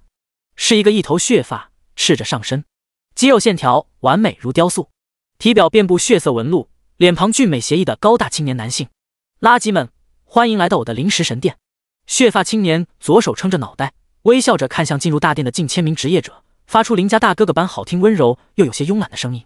接下来你们是想被我打死，还是臣服于我呢？第24章亡灵天灾与不死怪物。血发青年的声音不大，却清晰地传入了在场所有人耳中，而他那把在场所有人视为垃圾的态度，也是顿时惹火了很多职业者。哼，区区一个30级的亡灵君主也敢这么嚣张，看你马爷爷教你做人。马保国面露怒容，指关节捏得咔咔作响，走上前去的同时，双拳已经被紫电包裹，手中更是隐约凝聚出一条雷鞭。马兄，别冲动，这 BOSS 不太对劲，我的数据之眼完全看不到他的任何相关信息。光明圣骑士唐浩然突然出声，语气中带着疑惑与凝重。只差5级，怎么可能看不到？马保国明显不信，也发动了每个职业者天生自带的数据之眼技能，看向那王座之上的血发青年。结果眼前浮现的信息面板顿时让他愣在了原地。最终 BOSS 等级、生命值、法力值、技能，这他妈什么情况？看着满屏的问号，马保国惊了。一般查看不了对方的信息，只有2种情况。第一种是对方使用了某种隐藏个人信息的道具，第二种则是两者之间的实力差距过大。身为秘境中的 BOSS，显然不可能是第一种。那么，答案显而易见，马保国和血发青年之间的实力差距已经大到了连对方的名字都看不到的恐怖程度。事实上，不只是他和唐浩然，和他们同为25级最强职业者的武秋雪、赵宁冰，乃至在场近1000名职业者，也都完全看不到血发青年的任何信息。哼，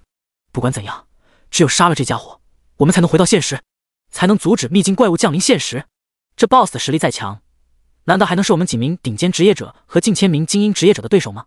身为 S 级秘境中的最终 BOSS， 个体实力比职业者强出太多，很正常。马保国相信，凭借人海战术，绝对可以打败这最终 BOSS。金发金瞳飞在半空的赵宁冰微微点头，他也相信自己这边绝不会输。随后，他转身对众多职业者开口道：“各位，我是职业者协会赵宁冰。如今面对 S 级秘境最终 BOSS， 为了能尽量以最少伤亡完成击杀，请大家暂时都听我指挥。”话音刚落，唐浩然便直接对工会成员喊道：“按这位赵小姐说的做。”马保国和武秋雪等各工会带队人也是纷纷让手下暂时听从赵宁冰的指令。赵宁冰当即继续说道：“各位，现在立刻进行阵型变换，盾卫枪兵在四周防御，战士牧师在人堆里均匀站位，战士保护好你们身边的牧师法师，牧师看情况及时给出治疗，法师弓箭手远程集火输出，注意蓝亮。”随着赵宁冰的指令，众多精英职业者几秒钟便完成了阵型变换。这个过程中，王座上的血发青年就撑着脑袋静静看着他们，如同在看一群好玩的蚂蚁。赵宁冰眼见阵型完成，也不废话，直接伸手一挥，开始攻击。一瞬间，近400名法师、弓箭手等远程职业齐齐发动普攻或技能攻击。刹那间，种种火球、风刃、雷光、岩块、强力羽箭如同七彩暴雨般朝着王座上的血发青年轰射过去。然而下一秒，在众人震惊到极点的眼神中，血发青年竟然就保持着那个姿势一动不动，仅凭肉身应接所有攻击。伴随着火球爆裂、风刃溃散、雷光溅射、岩块碎裂、羽箭崩断，种种25级远程职业者的强力技能攻击打在对方的身上，除了溅起一连串五颜六色的光点以外，竟然连对方的防御都破不开。这到底是什么怪物？这是此刻在场所有职业者脑海中的想法。赵宁冰的眼神也是瞬间变得凝重无比。就在他打算让众人再次发动一轮攻击进行尝试时，王座上的血发青年却是眼睛眯起，笑道：“看来你们已经做出了选择，既然不想臣服，那就去死吧。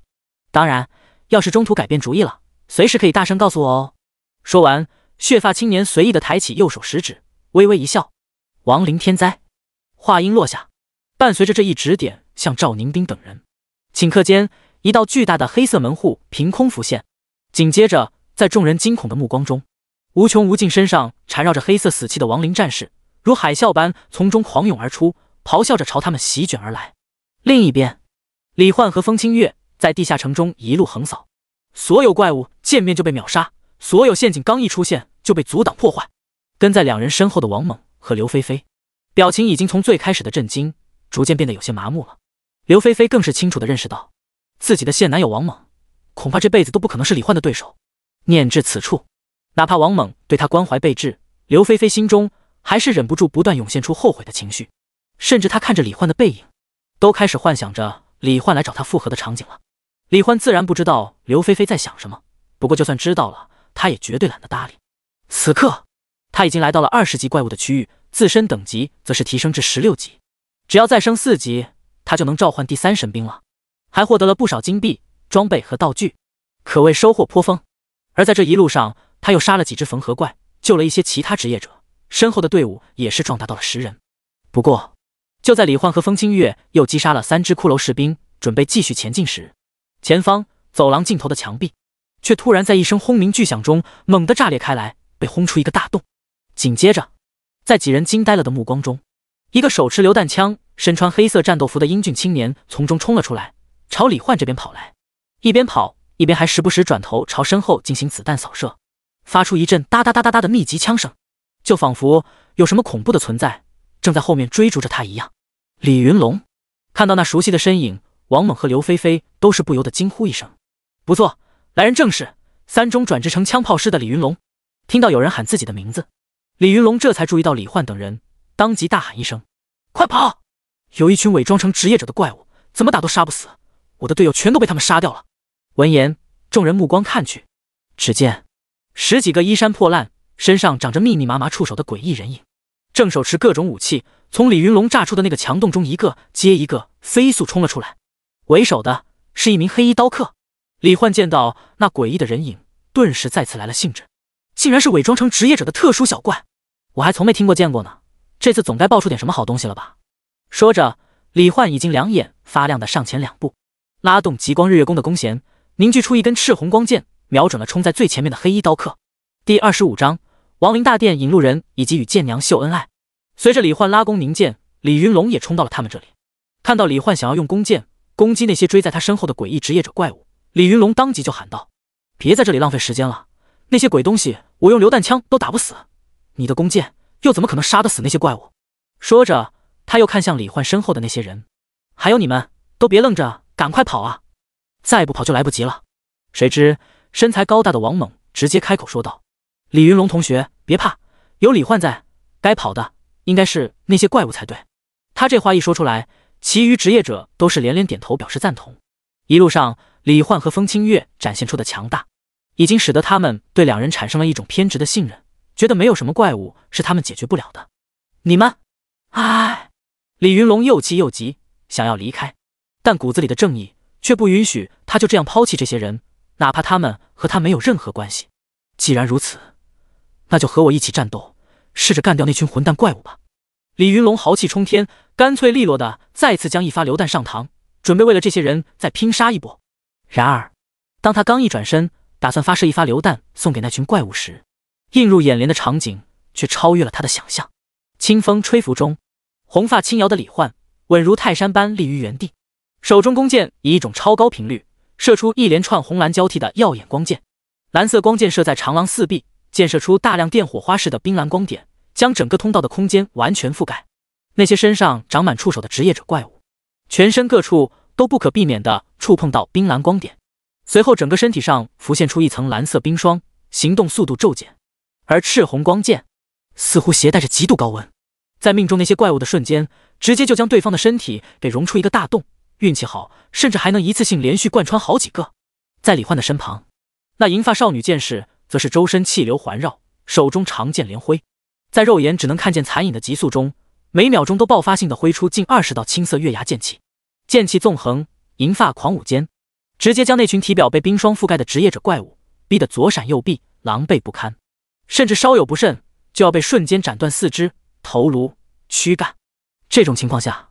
即使那些怪物身体上被破开的大洞、被切断的手脚、被差点切断的躯干，都在众人眼中超速再生，如同不死之身一般。但别说靠近了，在李焕和风清月配合默契，如疾风骤雨般连绵不绝的攻势下，他们身体超速再生的速度，甚至都已经快要赶不上两人消灭他们身体组织的速度了。我他娘的，这种强度是真实存在的吗？李云龙眼中满是震撼，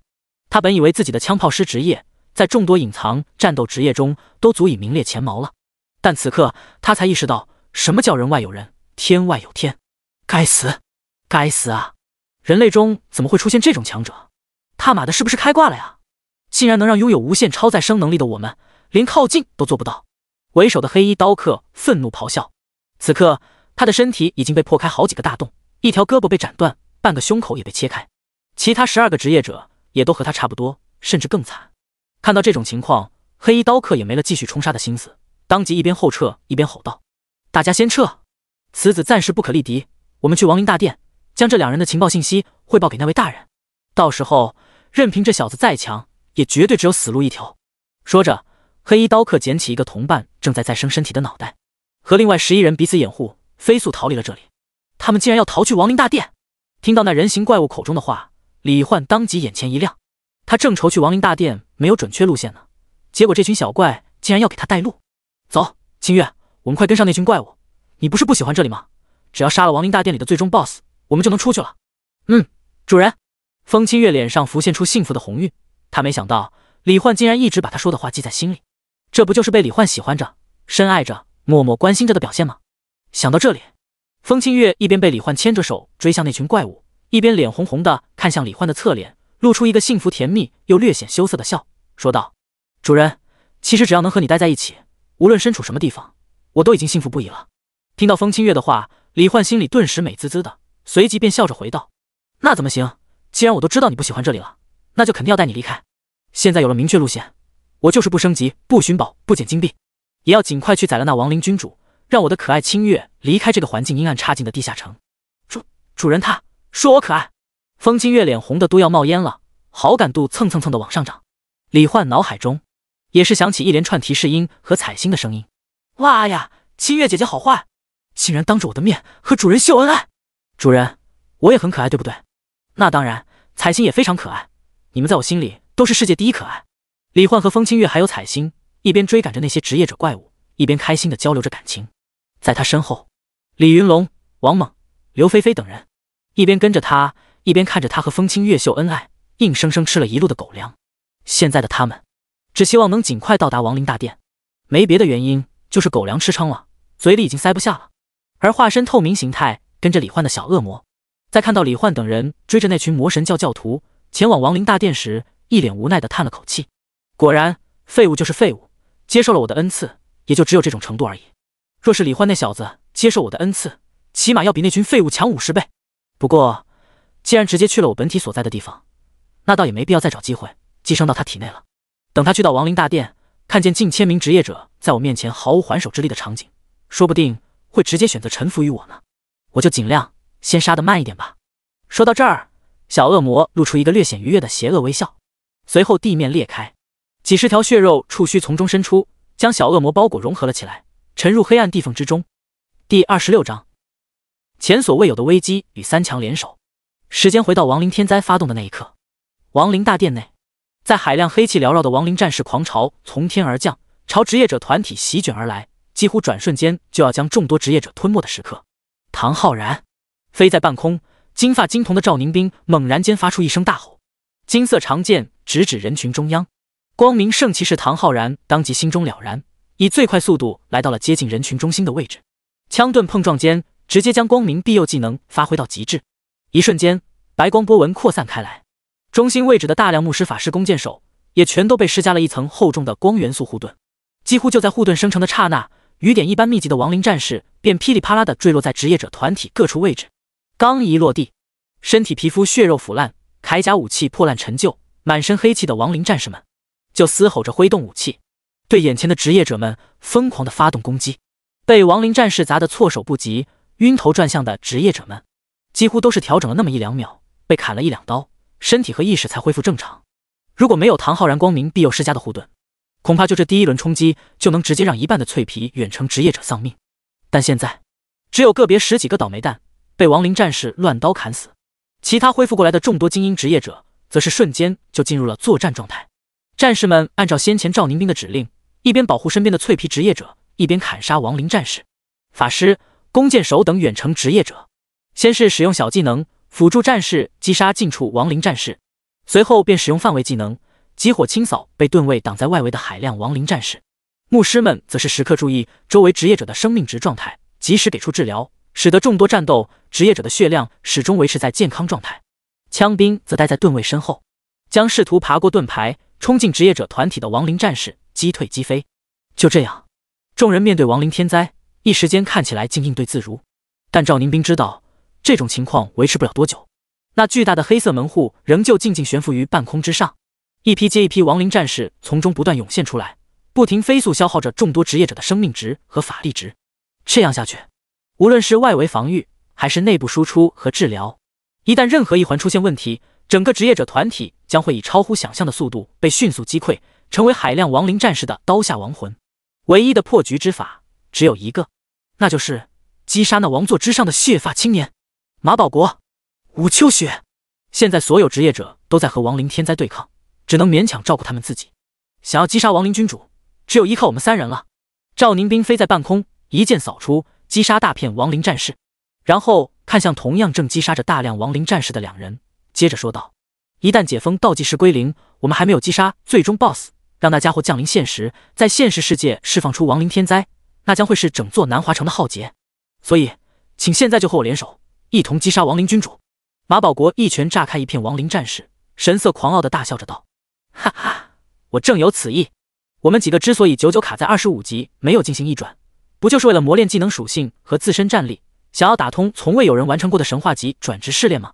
今天正好拿那嚣张的最终 BOSS 来做我们的磨刀石。武秋雪此刻体表已经覆盖了一层浓郁的血光，血月巨莲闪电般2个横扫，便切开了周身一圈的亡灵战士。他声音冰冷，眼神满是战意的看向王座上的那道身影，说道：“我会配合，一起上吧。”话音落下，3人已经心有灵犀的同时冲向最终 BOSS。一路上，所有拦路的亡灵战士瞬间被3人的攻击轰杀成了渣渣。仅仅10几秒，赵宁斌、马保国还有武秋雪3名当前最强职业者，便已经冲破黑压压的亡灵战士之海，冲上阶梯，径直来到了王座前方。武秋雪浑身血光浓郁，现在的他经过被动技能死亡行刑关击杀怪物，就能获得提升力量与敏捷的 buff 的叠加加持。他的力量与敏捷已经全都超过了300点，一击就能秒杀攻击范围内所有同级怪物，每秒钟能进行16次普通攻击。但这个 buff 是有时间限制的，只能持续3分钟。因此一见面，武秋雪就已经第一个冲了上去，力图在自己最强状态下的3分钟内将最终 BOSS 的生命终结在此处。马保国双手涌现出密密麻麻的紫电，直接凝聚出一条长约3米、蕴含着爆裂能量的紫电长鞭。经过先前众多职业者集火攻击，却连最终 BOSS 的防御都没有破开的经历，他知道仅凭普通技能是很难对那血发青年造成伤害的。所以来到血发青年面前后，他直接发动了自己当前最强技能闪电5连鞭。闪电5连鞭一边强过一边，最后一击更是拥有足以秒杀同级魔化 BOSS 的恐怖威力。只要能破开对方的防御，就可以通过对伤口的攻击不断扩大伤害，最终杀死这最终 BOSS。 赵宁斌飞在半空，金色瞳孔闪耀起刺目的金光，随后手中长剑朝天一指，周身瞬间浮现出上千柄长约3寸的微型金光长剑，彼此之间隐约有金色微光丝线连通至他的双眼。技能千幻神光裁决乱影剑阵，这是他最强技能之一。每一柄微型金光长剑都受他的眼神与意念控制，威力足以将同级 BOSS 活活绞杀致死。随着他的眼神与意念聚焦在血发青年身上，上千柄微型金光长剑也是齐齐爆射而出，绕过马保国和武秋雪，向血发青年绞杀而去。然而面对这3大顶尖职业者全力以赴，足以瞬间秒杀任何同级甚至更高级魔化 BOSS 的攻击，王座上的血发青年却只是眼睛微微一亮，像是看到了有趣玩具的孩童一般。随后他那俊美邪异的脸庞上露出一丝微笑，有点意思，我就稍微陪你们玩玩吧。下一瞬，他已经抬手一拳朴实无华地轰了出去。第27章闪电5连鞭与黄金大宝剑。伴随着血发青年简简单单的一拳挥出，整片空间顿时发出轰隆隆的空气爆鸣声。那是他的出拳速度已经达到了超音速，拳风突破音障，打爆空气所发出的巨响，狂暴无匹的冲击波气浪，也是在出拳的刹那便瞬间席卷八方，将一左一右迎面冲来的武秋雪和马保国，还有周身上千柄飞射而来的微型金光长剑全都掀飞了出去。仅仅一拳，3大顶尖职业者的第一轮攻势就被瞬间瓦解。打出这一拳后，血发青年也像是舒展好了筋骨一般，从王座上缓缓起身，迈步走向3人。将近2.5米的身高，配合上他浑身布满血纹，线条完美，一眼看上去就仿佛蕴含着爆炸性力量的肌肉，顿时就让3人感觉到了无匹的沉重压力。一边走向3人，血发青年一边微笑着道：“如果只有这点水平的话，你们很快就会被我打死哦。当然，如果现在跪下向我宣誓效忠，你们不仅不会死，还可以得到我的恩赐，获得永生。怎么样，有兴趣吗？”呵呵，战斗才刚刚开始呢，先抗住我的闪电5连鞭再说吧。马保国冷笑一声，飞身上前的同时，手中紫电雷鞭如毒蛇一般嗖的一声甩了出去，直接攻向对方胸口。赵宁斌一言不发，只是目光扫视着血发青年全身，同时意念操纵上千柄金光小剑，以最快最强的速度与力道刺向血发青年的眼睛、耳洞、心脏、胯下等部位，攻击的同时也是在试探对方的弱点。而浑身血光浓郁的武秋雪在稳定好身形后，也是瞬间爆发全力，再次冲了上去。只不过这一次他没有从正面进攻，而是以急速绕到了血发青年身后，肌肉扭曲变形间，直接将超过300点的力量与敏捷瞬间爆发出来，手中血月巨镰从右至左朝着血发青年的脖颈横扫而去，力图将对方一击毙命。不过面对着同一时间内来自前后左右上下各处的攻击，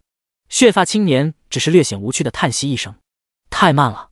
是的，太慢了。如果身处血发青年的视角，就可以看到他眼中的世界，一切事物都仿佛被放慢了几百倍。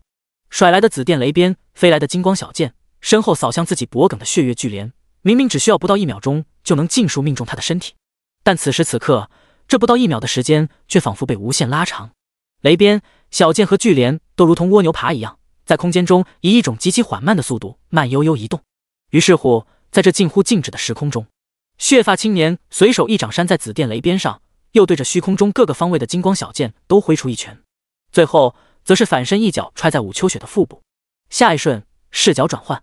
在外界3人的眼中，只看到血发青年周身瞬间闪烁出无数难以察觉的残影。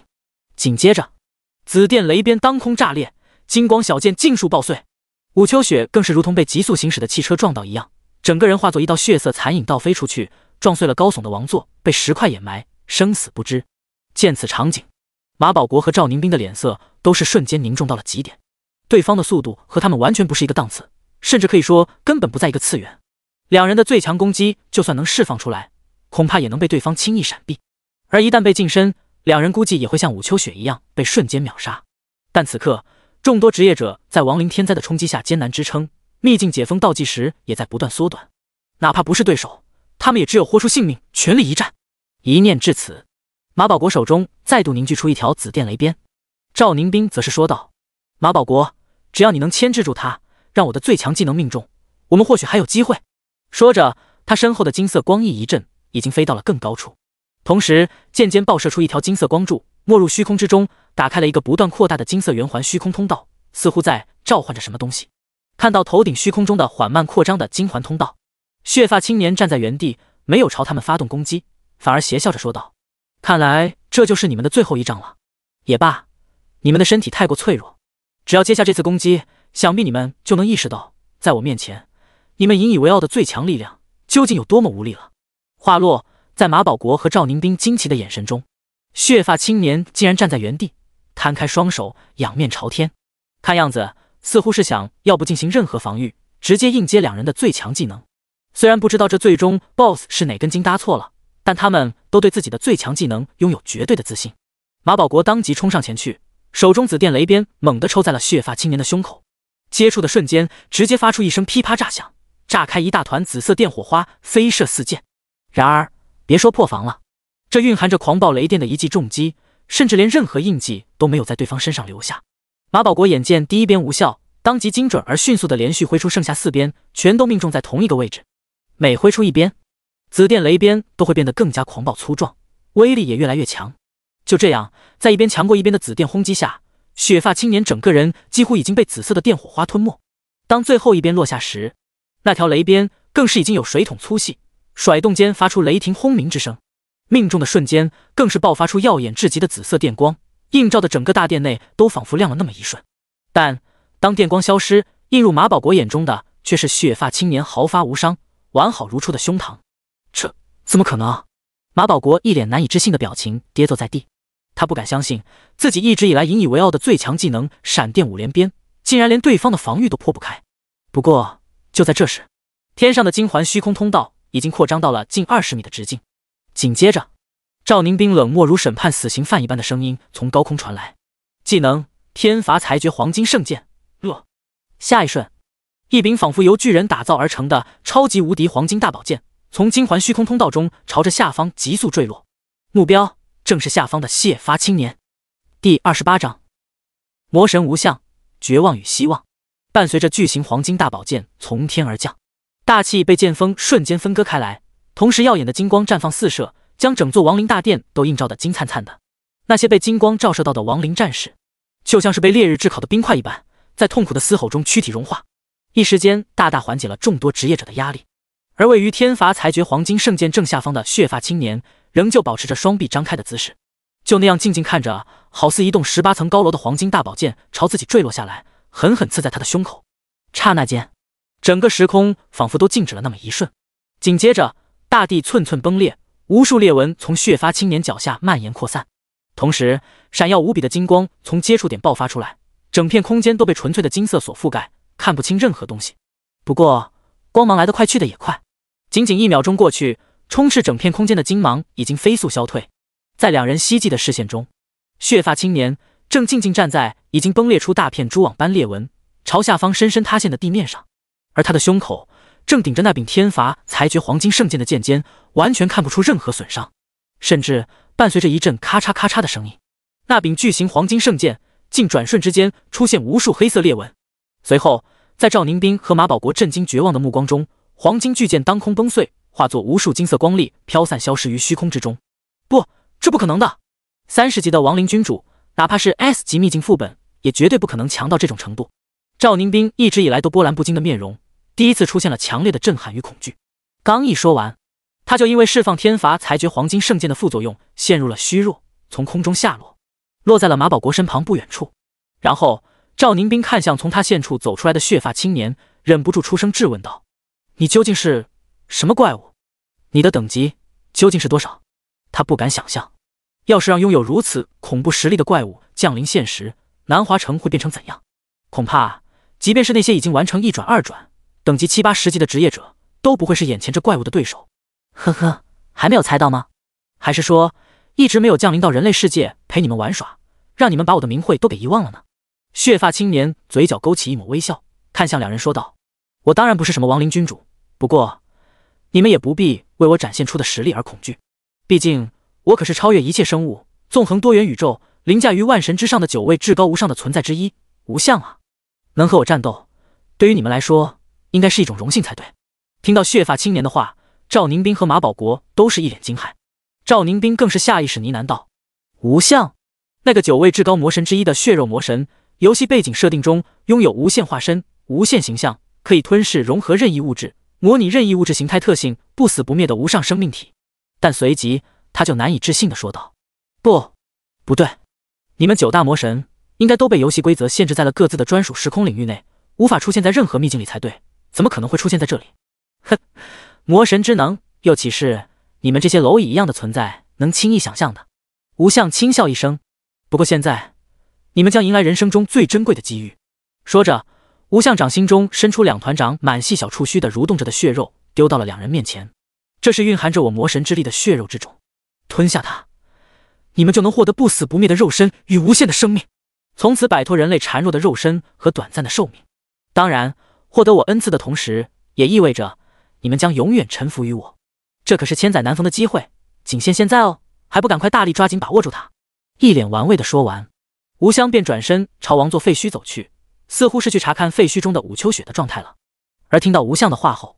赵宁斌和马保国看着各自面前那一团黏糊糊、长满细小触手、不停蠕动的红色血肉团，都是一阵反胃。这玩意儿，他喵的正常人谁能吃得下去啊？但是面对仅存在于游戏背景传说中的魔神级存在，即便他们手段尽出，却也连对方的防御都破不开。如果他们不吃下去，选择归顺臣服于对方的话，恐怕也只有死路一条。一时间，两人都可谓是绝望到了极点。没过一会儿，只见无相将被石块掩埋、陷入昏厥状态的武秋雪一把抓了出来，然后捏开他的嘴巴，将一团血肉之种塞了进去。很快，黑袍破烂、露出大片大片雪白肌肤的武秋雪身上的伤势就尽数恢复，醒了过来。无相大人，感谢您赐予我新生，秋雪日后必将誓死追随于您。刚一醒来，手持血月巨莲的武秋雪就单膝跪地，向血发青年无相表忠心。也不知道是受到血肉之种的影响，还是自己的想法。无相点了点头，看向赵宁斌和马保国：“你们2个还没想好吗？我的耐心不多，如果3分钟内你们还不愿意吞下我的恩赐，我就只好杀掉你们了。”接着，无相手指指向正在和亡灵天灾对抗的职业者团体，说道：“武秋雪，去配合亡灵战士们，把那些职业者全部杀掉。不过要杀得慢一点哦，因为你的下一位伙伴马上就要过来了。”遵命！武秋雪应了一声，整个人直接手持巨莲冲向了职业者们的防御阵列。看到这一幕，赵宁斌当即开口说道：“等等，如果我吃下他，归顺于你的话，你能不能放过在场所有人以及现实世界的人类？”闻言，无相脸上顿时露出一个邪恶到极点的笑容。喂，你该不会以为你有资格跟我讲条件吧？你们这些低贱卑劣的下等生物，在我眼里不过是些略有趣味的玩具而已。让我感受到更多的趣味，就是你们的仅有的，也是唯一的价值。现在明白了吗？一瞬间，赵宁斌只觉得浑身发寒，整个人如坠冰窖，心中更是不禁恐惧不已的默默想到，若是让这家伙降临现实世界，恐怕整座南华城，不，应该说是整个世界，都将变成地狱般的魔神乐园。怎么办？到底该怎么办？究竟要怎样才能击败这位传说中的魔神，阻止他降临现实。奇迹！如果这世界上真有奇迹的话，就让这座地下城中出现一个能打败这家伙的超级职业者吧。赵宁斌的内心发出前所未有的虔诚祈祷。时间一分一秒过去，就在3分钟即将结束，吴相准备出手杀掉赵宁斌和马保国2人时，亡灵大殿外突然响起了一阵砸门声，紧接着一个惊慌的声音传入大殿内的众人耳中：“大人，快开门啊！我们为您带来了2个实力变态的低级职业者，把他们也变成您忠诚的仆人吧，您一定会喜欢的。”哦，来的还挺快。吴香微微一笑，意念闪动间直接打开了亡灵大殿的大门。在赵宁斌、马保国还有众多职业者神色各异的目光注视下，随着大门的敞开，13个衣衫破烂、浑身长满触手的人形怪物冲了进来，跑向王座的方向。紧接着，一个手持绚丽弓箭、一头红发的帅气青年和一个手持银白长剑、一头银发的绝美少女，带着10几个职业者走进了亡灵大殿。他们是什么人？一时间，众人心中同时泛起一个疑问，唯有赵宁斌心中一震，难道说祈祷真的生效了？那领头的一男一女竟能让李云龙那样自视甚高的人都心甘情愿跟在他们身后，那么他们到底会有多强？他们会是能够打败魔神无相的超级职业者吗？第29章无相的邀请，李焕的第2个 SSS 级职业技能与第3召唤位。随着李焕和风清月等人进入亡灵大殿，身后的厚重大门再次闭合，众人看到天空上那扇巨大的黑色门户，以及从中不断涌出的海量亡灵战士围攻近1000名职业者的场景，脸上都是露出震撼的表情。亡灵天灾，这就是传说中的亡灵天灾吗？好恐怖，现在跑还来得及吗？门都已经关上了，肯定撤不了了。不过有那2位大神在，我们绝对会很安全的。李焕身后的职业者们叽叽喳喳，手中拿着各自的兵器。虽然亡灵天灾很可怕，但是有在他们眼里堪称无敌的李焕和风清月在，哪怕面对黑压压的亡灵之海，他们也没有感到任何恐惧，反而战意十足。主人，小心！我能感觉到那个人的实力超乎想象的强大，我们很有可能不是对方的对手。不同于那些职业者，风清月刚一进来，目光就凝重无比地看向远处大殿高台之上那个静静站在原地，一头雪发垂至腰间的高大男人。身为灵体，他能感受到各种生物身上所散发出来的能量气息，而现在从那个谢发男人身上散发出来的能量气息，简直就如同一片汪洋大海一般，携带着如山如海般的压力充斥在整座大殿之内，使得他甚至有种窒息的错觉。真的假的？最终 BOSS 不是只是一个30级的亡灵君主吗？我感觉我们2个联手，就算面对50、60级的 BOSS 都可以轻松战胜吧。李焕有些诧异，不过看到风清月如此凝重的表情，还有他语气中的严肃，李焕也是下意识发动了数据之眼，看向了远处高台之上的血发青年。下一秒，当对方信息框出现在眼前的瞬间，李焕的瞳孔瞬间放大，脸上也显露出格外震惊的表情。最终 BOSS 亡灵君主血肉魔神融合体，等级 LV30， 生命值 100%， 生命回复100百分号 S， 法力值 100%， 法力回复50百分号 S。 技能，我去，这什么情况？最终 BOSS 亡灵君主竟然被血肉魔神给吞噬融合了，那岂不是说我和清月接下来是要和传说中的魔神进行战斗？在这个世界生活了18年，李焕当然清楚所谓的魔神究竟是怎样可怕的存在，那是只存在于游戏背景传说中，力量与意志横跨无限时空，至高至强的无上级别的生命体，无限一度冒险所有秘境时空内的怪物，也是因为受到9位魔神中几个相对邪恶的意志影响，变得残忍、嗜杀、攻击性极强。而血肉魔神无相正是邪恶阵营中的一位。李焕知道，仅凭2件神灵级兵器，恐怕还真不一定能打败魔神。那么为今之计只有一个，那就是升到20级，获得第2职业技能的同时，解锁第3召唤位，召唤第3神兵。这时高台之上，赵宁斌发现无相的注意力不在他和马保国身上，背后金色光翼当即瞬间展开，爆发出前所未有的急速，抓起马保国就飞向李焕和风清月那边。那是宁斌姐！李焕身后的李云龙看到那熟悉的金色光翼，顿时一脸激动之色。当初邀请他加入职业者协会的就是赵宁斌，他看过赵宁斌的战斗视频，很清楚他的强大。在他看来，赵宁斌的实力就算比不上李焕和风清月，应该也差不了多少。然而等金发金瞳穿着一身黑色战斗服的赵宁斌带着马保国飞过来降落时，却因为虚弱而直接摔在了地上，滚了好几圈。李云龙连忙上前扶起了狼狈不堪的赵宁冰。宁冰姐，你怎么了？现在这里是什么情况？亡灵君主被你们攻略到什么地步了？赵宁冰露出一丝苦笑。那不是亡灵君主，那是血肉魔神无相。我们所有人的攻击打在对方身上，甚至连他的防御都破不开。什么？魔神怎么会出现在这里？李云龙一脸震惊，王猛、刘菲菲还有其他职业者更是惊骇莫名。赵宁冰满脸苦涩，只能说魔神之能的确远远超乎我们的想象，而且我和其他公会的最强者联手，使用各自的最强技能，也仍然不是无相的对手。现在想要杀死无相，阻止他降临现实世界，只能看你们这些人中是否有人拥有那样的实力了。听到赵宁冰的话，众人的目光，包括李云龙在内，都是下意识齐齐看向了李焕和风清月。宁冰姐，这两位是李焕和风清月，我在地下城中被不死怪物追杀时，是他们救了我，我亲眼见识到了他们远强于我的实力。如果说还有谁能在25级以内击败传说中的魔神的话，我想恐怕也只有他们两位了。王猛等人也是点头附和。听到这儿，赵宁冰也是顿时燃起了希望。既然知道他实力的李云龙都这么说了，那么眼前这两人看来真的就是他期盼中的比他更为强大的超级职业者了。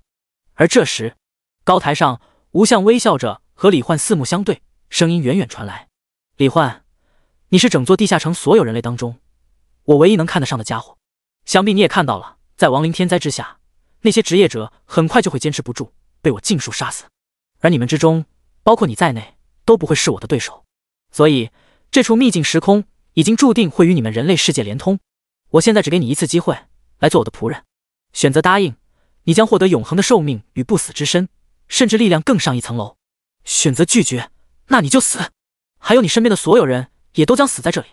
现在给你10秒钟的思考时间，时间结束不回答的话，也要被我打死哦。说着，吴香已经伸出了2只手掌，一脸邪笑地看着李焕，开始用10根手指做起了倒计时。但下一秒，在吴相略显疑惑的目光中，李焕和风清月却是各自伸出1只手，对着亡灵军团最密集的位置同时发动了控风能力。几乎是转瞬之间，一个直径约20米的巨型龙卷风便已经成型。紧接着，风清月另一只手上的暴风剑也闪耀起璀璨的青芒，挥出数10道无视防御的断空气流斩，融入了龙卷风之中。正是融合技，暴风龙卷百乱裂空煞。顷刻间，海量的亡灵战士被卷入其中，搅成粉末。李焕的脑海中更是响起无数经验值获取提示音。在亡灵战士们普遍超过他的等级带来的额外经验加成和地下城自带的10%额外经验加成下，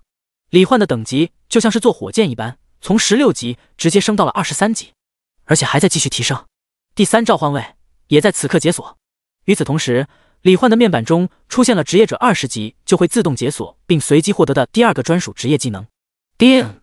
玩家李焕，恭喜你获得第2职业技能召唤物攻击光环1级，受固有天赋万倍增幅影响，该技能已自动晋升为召唤物神级攻击增益光环 SSS 级。详细技能介绍请在技能面板中自行查看。第30章4神光环与第3神兵。听到脑海中的提示音，李焕心里那叫一个期待。增益光环已经算是相当好的职业技能了，现在又被自己的天赋万倍增幅给强化成了 SSS 级技能，那又该会是怎样的强大？李焕当即查看面板中的技能介绍，而这一看，他更是眼前一亮。召唤物神级攻击增益光环 SSS 级，意念链接众神，显化神明虚影，释放攻击类赐福光环，使自身所有召唤物临时获得100倍4维属性，100倍技能伤害效果，100倍法力值回复速度和100%技能冷却缩减。光环持续期间，每秒钟消耗释放者10%法力值。如果是普通召唤师获得这个技能，顶多也就是能释放10秒，让召唤物在10秒内战力暴增上100倍。但在李焕的手里，这种状态却能够无限持续下去，因为和彩星处于灵魂融合状态下的他，法力回复速度是和彩星同步的。再加上风清月和彩星本就是神灵级兵器器灵，属性成长远超人类职业者，技能也强到离谱。那么一旦受到众多神级增益光环的加持，他们的实力又会强到什么程度？想到此处，李焕毫不犹豫地直接发动了自己的第2职业技能召唤物神级攻击增益光环。毕竟对手可是魔神，万一被秒了就尴尬了。技能发动的瞬间，李焕和风清月周身同时显现出4道神明虚影，对着他和风清月单手伸出，释放出金红蓝白4道光环。接着神明虚影消失，4道光环各自收缩扩张，从内到外呈星环状，移动到了李焕和风清月背后的虚空，静静漂浮着。与此同时，两人顿时就感觉到一股狂暴到极点，仿佛火山喷发、海啸倾泻般的力量瞬间充斥了整个身体。主人，这是你新获得的技能吗？好强！感受到自己瞬间暴增上百倍的四维属性，风清月脸上顿时浮现出震惊又欣喜的神色。彩星更是在灵魂空间里忍不住兴奋地大叫了起来。啊！好狂暴的力量！主人，你的技能增幅效果也太强了吧，我差点都受不了了。不错，这是我的第二技能，现在的你们战斗能力已经是之前的100倍以上。李焕咧嘴一笑，在第二技能的光环加持下，他瞬间感觉自己底气十足。这时他察觉到自己的等级已经升到了25级，这是一转之前所能达到的最高等级了。接下来就需要通过一转的转职试炼，等级才能继续提升。于是李焕当即使用红色神器经验石，把暴风剑和极光日月弓全都升到了25级。两人的四维属性也再次暴涨。主人，现在的我有信心守护你的安全了。风清月脸上露出强大而自信的笑容。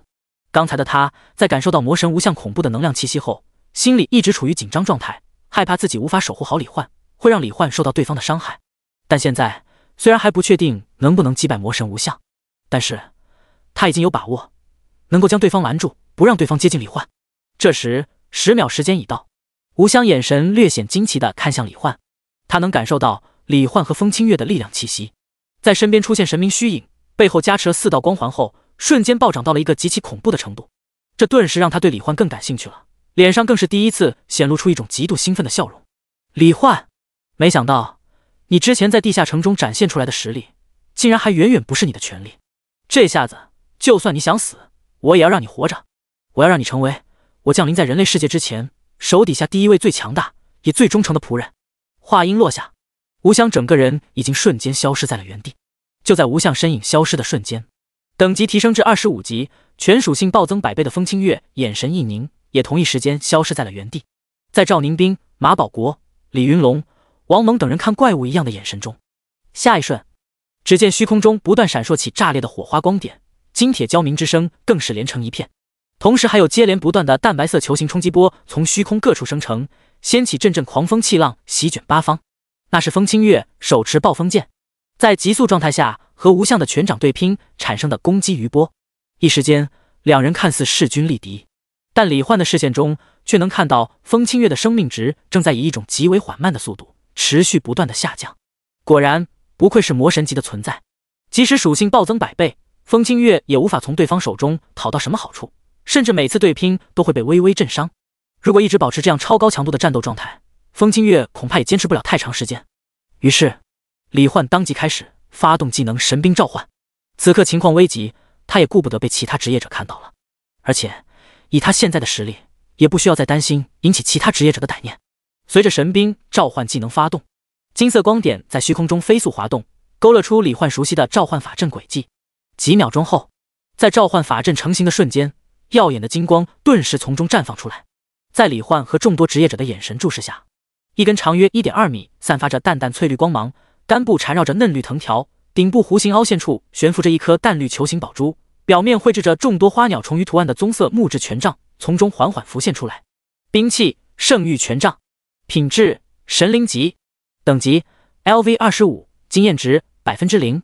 特性自愈 LV100， 生命吸收 LV100， 度命 LV100。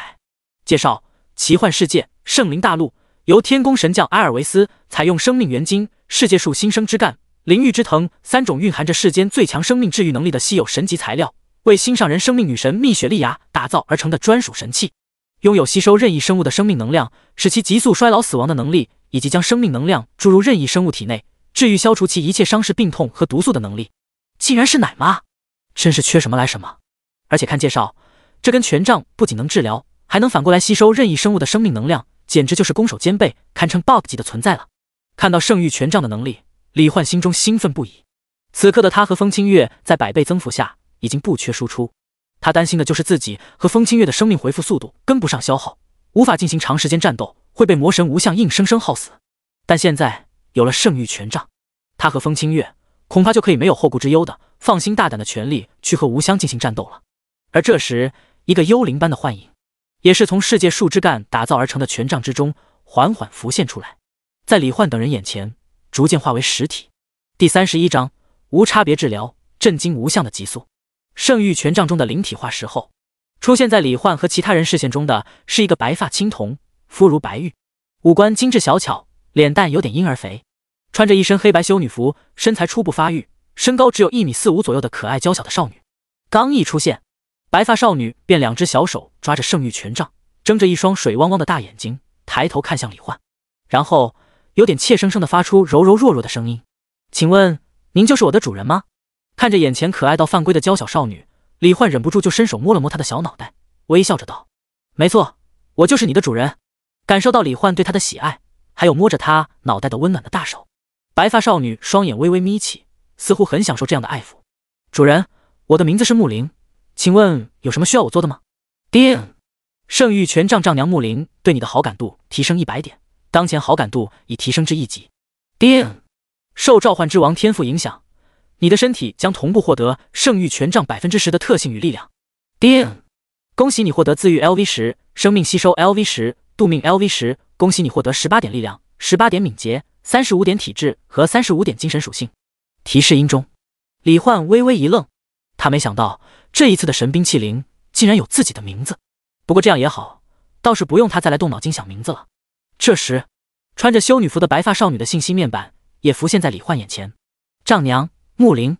类别神兵灵体，等级 LV25，与圣域权杖同步，生命值 100%， 生命回复500分号 S， 法力值 100%， 法力回复100分号 S， 力量175，敏捷175，体质350，精神350，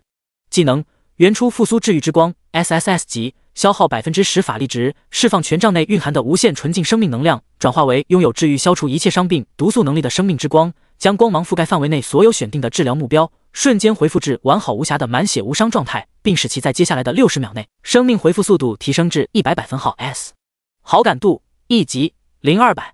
虽然心中有所准备，但看到丈娘木灵技能的这一刻，李焕还是不禁感到惊喜无比。超大范围的治疗效果，血量瞬间回满，而且接下来1分钟内生命回复提升至 100%， 只要不被秒，那就相当于是不死之身了。于是李焕当即又释放了一次召唤物神级攻击增益光环，使得木灵的全属性暴增10倍，法力回复速度也提升到 100%。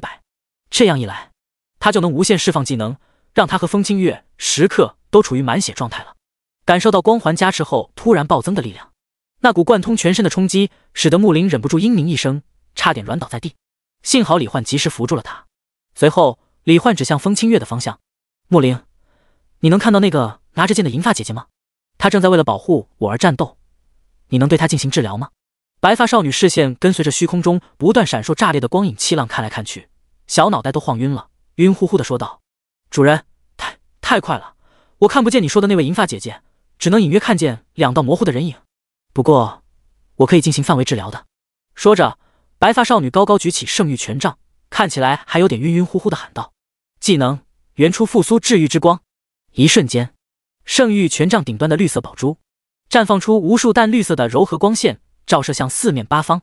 下一秒，全场的所有职业者、亡灵战士、风清月还有无相的头顶都冒出一个绿色的正100%的大大的治疗数字。这突如其来的加血使得无相都大脑宕机了1/1000秒，李焕更是直接站在原地呆若木鸡。好家伙，竟然是失传已久的无差别治疗！哎呀，主人，对不起，我忘了选定治疗目标了。木灵发现自己竟然给那些怪物也加血了，顿时像个做错事的孩子一样，羞愧不已地低下了头，然后小小声地说道：“主人，我下次一定不会再犯同样的错误了。”李焕也没打算怪他，摸了摸他的小脑袋，说道：“没事的，木灵，给大家都加血，就等于大家都没加血，你不用自责的。只要接下来你选定好治疗目标就好了。”“主人，我明白了。”李焕温柔的安慰，也是使得木灵抬起头，发出开心的回应。随后，李焕目光看向战场，他看得出来，由于无相的速度太快，力量太强，以至于风清月只能凭借100倍4维属性和控风能力加持下的超高速普攻斩击，被动的持续不断的和无相进行对拼。一旦稍有松懈，就会被无相瞬间抓住破绽。以魔神的威能，恐怕一击秒杀他也不是什么难事。这就导致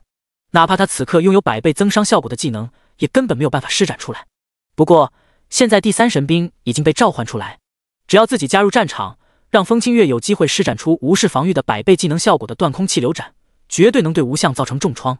一念至此，李焕当即拉开了极光日月宫的弓弦，凝聚出一根冰蓝色的光剑，大喝道：“清月，撤回来！”听到李焕的话，风清月当即就明白了他的想法，瞬间爆发出更加猛烈的攻击，和吴相硬拼数剑后，找准机会抬剑格挡，直接硬接吴相的一击。下一瞬，吴相携带着狂暴巨力的拳头，便狠狠印在了暴风剑剑身之上，直接打得剑身弯曲，让人有种下一秒就会断裂的错觉。风清月也是借着这股力量，猛然间朝后方跃去。找死！吴相嘴角勾起一抹邪笑，如果继续硬拼的话，他还真要再多费些功夫。但此刻身处空中的风清月没有任何可以借力的地方，哪怕他拥有100%的生命回复速度，他也只需要一击就能要他的命。只要杀了风清月，那么李焕一个弓箭手不过是待宰羔羊而已。念头电转间，吴相脚下的大地石板已经在狂暴的腿部肌肉力量爆发下寸寸崩裂塌陷，他整个人也是瞬间爆发出前所未有的急速。刹那间，风清月仿佛被定格在了半空之中，职业者和亡灵战士们的表情和动作几乎凝固，世界在此刻仿佛陷入静止。只需1秒钟，只需要1秒钟，只要能到达身处半空的风清月下方，让他处在自己的攻击范围内，吴相就有绝对的自信能够瞬间秒杀掉他。然而就在这近乎静止的时空中，在吴相震惊的眼神中，手持极光日月弓凝聚出冰蓝光剑的李焕，他的手臂竟然仍在以一种超乎想象的速度带出道残影，持续不断的拉动弓弦，射出一根接一根冰蓝和赤红交替的光剑。这种速度怎么可能？就在吴相看向李焕的这一瞬间，已经有数百根红蓝交替的光剑铺天盖地的朝他爆射而来。第32章绝对零度与第2形态。极光日月弓凝聚出的箭矢是由纯粹的光元素构成，因此在射出去的一瞬间，它的速度就是光速，是自然界最快的极速。哪怕吴相的速度已经达到几倍音速，但在光速面前也如同蜗牛爬一般。因此面对一瞬间朝自己爆射而来的数百根覆盖他周身上下左右所有空间的光速剑，吴相根本不打算闪避，也不觉得那些光速剑能够对他造成什么伤害，因为到目前为止他都还没有用过技能，而现在的情况也是时候使用技能来加速赢得这场战斗了。意念闪动间，吴相的整具身体表面便瞬间转化成了光滑无比的银色镜面，正是他的技能之一超拟态，能够用身体血肉模拟出任何曾被他吞噬过的物质特性与形态。在体表瞬间转化为镜面的同时，吴相仍旧继续前冲，手掌甚至已经开始伸展变形，朝着风清月伸去，仿佛要化作一张血盆大口，将他整个人连带着暴风剑一起吞噬。这是他的另一个技能吞万物，能够将任意物质吞噬同化，变为自己身体的一部分，同时获得该物质的所有特性。2大 bug 及技能发动的瞬间，吴相嘴角邪笑更盛，仿佛已经看到了光剑被反射弹开，风清月被他吞噬同化的场景。果然，在上百根冰蓝色和赤红色光剑命中吴相镜面体表的瞬间，直接就像是炸开了一朵绚烂的烟花一般，朝着四面八方飞射弹开，几乎没有对吴相造成任何伤害。可就在吴相觉得胜负已定，风清月必死的瞬间，他便惊奇地发现自己正在变形的手掌停止了扩张，吞万物技能被动终止，而他整个人的身体竟然也被定在了原地，如同被困在琥珀中的虫子一般动弹不得。绝对零度，吴相脸色微变，立马就意识到发生了什么。不错，经过神级攻击增益光环的100倍增幅效果，极光日月弓冰蓝光剑的最低温度已经无限逼近了只存在于理论中的绝对零度。绝对零度下，一切分子粒子都将处于绝对静止状态，所以虽然射向吴相身体的光剑都被弹开，但是其余上百根冰蓝光剑在命中吴相周围地面炸开的同时，却是直接将整片空间内的一切基本粒子全都冻结在原地，造成了伪时空静止的效果。这时风清月已经撤退了回来，李焕见到只有冰蓝光剑有效果，也是在吴相被定在原地的瞬间，当即持续不断地朝着他周身各处的位置射出冰蓝光剑，打算将吴相控到死。清月，趁现在斩了他。明白，主人。回应李焕的同时，风清月发动了100倍增幅下的 SSS 级技能，一瞬间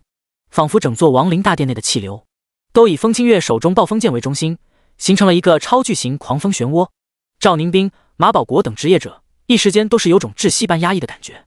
而伴随着狂暴无比的大量气流汇聚加持在暴风剑上，风清月手中的暴风剑顿时就闪耀起太阳一般耀眼的青金色光芒。技能白影缭乱烈风狂沙斩，万刃纵横斩。厉喝声中，银发狂舞的风清月高举青金光芒包裹下的暴风剑，朝着无相的位置猛然间一剑劈下。刹那间，上万道纵横交错、无视防御的青金剑气从剑锋之上爆发倾泻出去，仿佛一张剑气之网，但又因为密度太高，导致剑气之网看起来更像是一张青金色的光幕。不，快去救无相大人！13个魔神叫中，在看到无相被定在原地，风清月开始蓄力的时候，当即就大喊着朝这边跑来，想要用身体为无相挡住这次攻击。然而剑气光幕在出现的刹那，便如同瞬移一般飞射出去数百米，穿过无相的身体后，又毫无阻隔、顺滑无比的穿透了沿途的地面石板、亡灵战士、魔神教众，还有远处的王座高台。下一瞬，在赵宁斌等人难以置信的目光中，被定格在原地，身高2.5米，一头蟹发，体表化为镜面的无相，头上冒出一个大大的负100%的伤害数字。而他本人，连带着他身后数百米一切被剑气光幕穿过的物质，全都直接当空分解，化作了一地粉尘。这时，虚空中不断涌出亡灵战士的黑色门户也随之消失，这让那些正在和亡灵战士艰难抗衡的近千名职业者都是情不自禁地露出喜悦兴奋的表情。魔神无相就这样死了。赵宁斌呢喃一声，呆愣愣地看着化为一地齑粉的无相，只觉得自己好像在做梦一般。那可是传说中的魔神，无敌的化身，他拼尽全力都无法伤害到的存在，可现在竟然被李焕和风清月那两人轻而易举地镇压击杀。不只是他，马保国、李云龙、王猛、刘菲菲等人也都是一副震撼到无以言表的表情。叮！你的召唤物已击杀骷髅地下城最终 BOSS LV30亡灵君主血肉魔神融合体，你已获得当前等级1000经验值。随着提示音的响起，李焕忍不住松了一口气。在旁人看起来，他和风清月是轻而易举地压着魔神无相打，然后瞬杀对方，但他知道这其中存在了太多侥幸。如果无相一见面就瞬间冲上来对他出手，他和风清月绝对必死无疑，或者被变成傀儡仆从。但无相身为魔神的傲然，却给了李焕升级的机会，使他获得了神级增益技能，这才让他能集合3把神兵器灵的100倍属性加持，获得超越无相的极速，然后凭借无限逼近绝对零度的光剑，配合风清月100倍技能效果，成功完成击杀。想到此处，李焕也是不由得感慨一声：反派死于话多，果然是至理名言啊，哪怕是魔神也不例外。当然，李焕知道，被他和风清月杀死的，顶多算是血肉魔神无相的一个分身而已。如果无相本体降临，那他就算100倍增幅，甚至10000倍增幅，也绝对只有被秒杀的份。这时，游戏主脑的提示音在所有职业者脑海中响起：叮！骷髅地下城最终 BOSS 已被击杀，秘境出口已开启，秘境地图已解锁，各处职业者传送门已解锁。随后，亡灵大殿中央便出现了一个蓝色的传送光门，众人顿时都是喜笑颜开，仿佛看到了亲人一样激动。然而，就在众多职业者争先恐后冲向传送门，想要离开这里时，传送门周围一圈的大地却突然如同牢笼般升起，将传送门包围在了其中。紧接着，大殿内的墙壁、石柱、天花板上都突然裂开一个个黑漆漆的口子，仿佛无数张嘴巴一样，一张一合，发出了魔神无相的声音，在整片空间内如闷雷般轰隆隆响起。李焕，没想到你竟能杀掉我的身外化身，不过玩闹就到此为止了，你成为我仆人的命运也不会有任何改变，接下来感受绝望吧。第33章无相败亡，忧虑与治愈力十足的可爱兵器娘。随着无相的话音落下，在众人惊恐的眼神中，整座亡灵大殿瞬间褪去了伪装，化为了一座蠕动着的血肉大殿。众人脚下的血肉地面更是齐齐裂开一个口子，在他们四处跳跃躲避、惊慌恐惧的尖叫呐喊声中，血肉裂口中伸出无数血肉触手，将他们包裹缠绕，朝血肉大地内部拖了过去。看到眼前的场景，赵宁斌先是一惊，随即便当机立断，背后金色光翼煽动间，想要冲上前去，将李焕和风清月抓住，带到空中，飞向传送门的位置。在他看来，他们两人是唯一有机会能突破无相的防御，逃出地下城的职业者了。然而，他的速度在无相面前太过缓慢，才刚刚飞起来，就被成百上千根触手紧紧捆绑缠绕住，拖向地面的血肉巨口之中。宁冰姐！李云龙惊呼一声，想要救人，榴弹枪子弹疯狂扫射在赵宁斌下方的血肉触手上，却连擦伤都无法造成。他自己也因为注意力集中在赵宁斌那里，被触手缠绕包裹。菲菲！王猛大吼一声，眼见刘菲菲满脸恐惧绝望的被触手缠住，他挥动巨斧疯了似的狂砍。察觉到根本无法造成伤害后，王猛更是直接把巨斧一扔，整个人一把抱住被缠住的刘菲菲，任由触手将她也缠绕起来，咧嘴笑着道：“别怕，菲菲，我陪你一起死，等到了地府，我也要继续保护你。”王猛！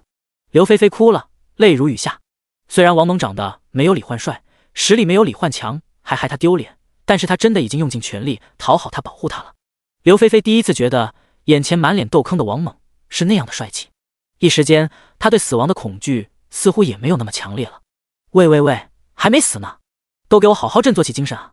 就在众人绝望而恐惧的被无香的血肉触手缠绕包裹，即将要被拖入血肉大地之内进行吞噬同化时，李焕的声音在场中猛然响起。随着他声音一同出现的，还有如同光之暴雨般从他手中爆射而出的冰蓝光剑。在三大神兵灵体100倍属性的加持下，现在的李焕攻速已经达到了每秒钟3000多剑。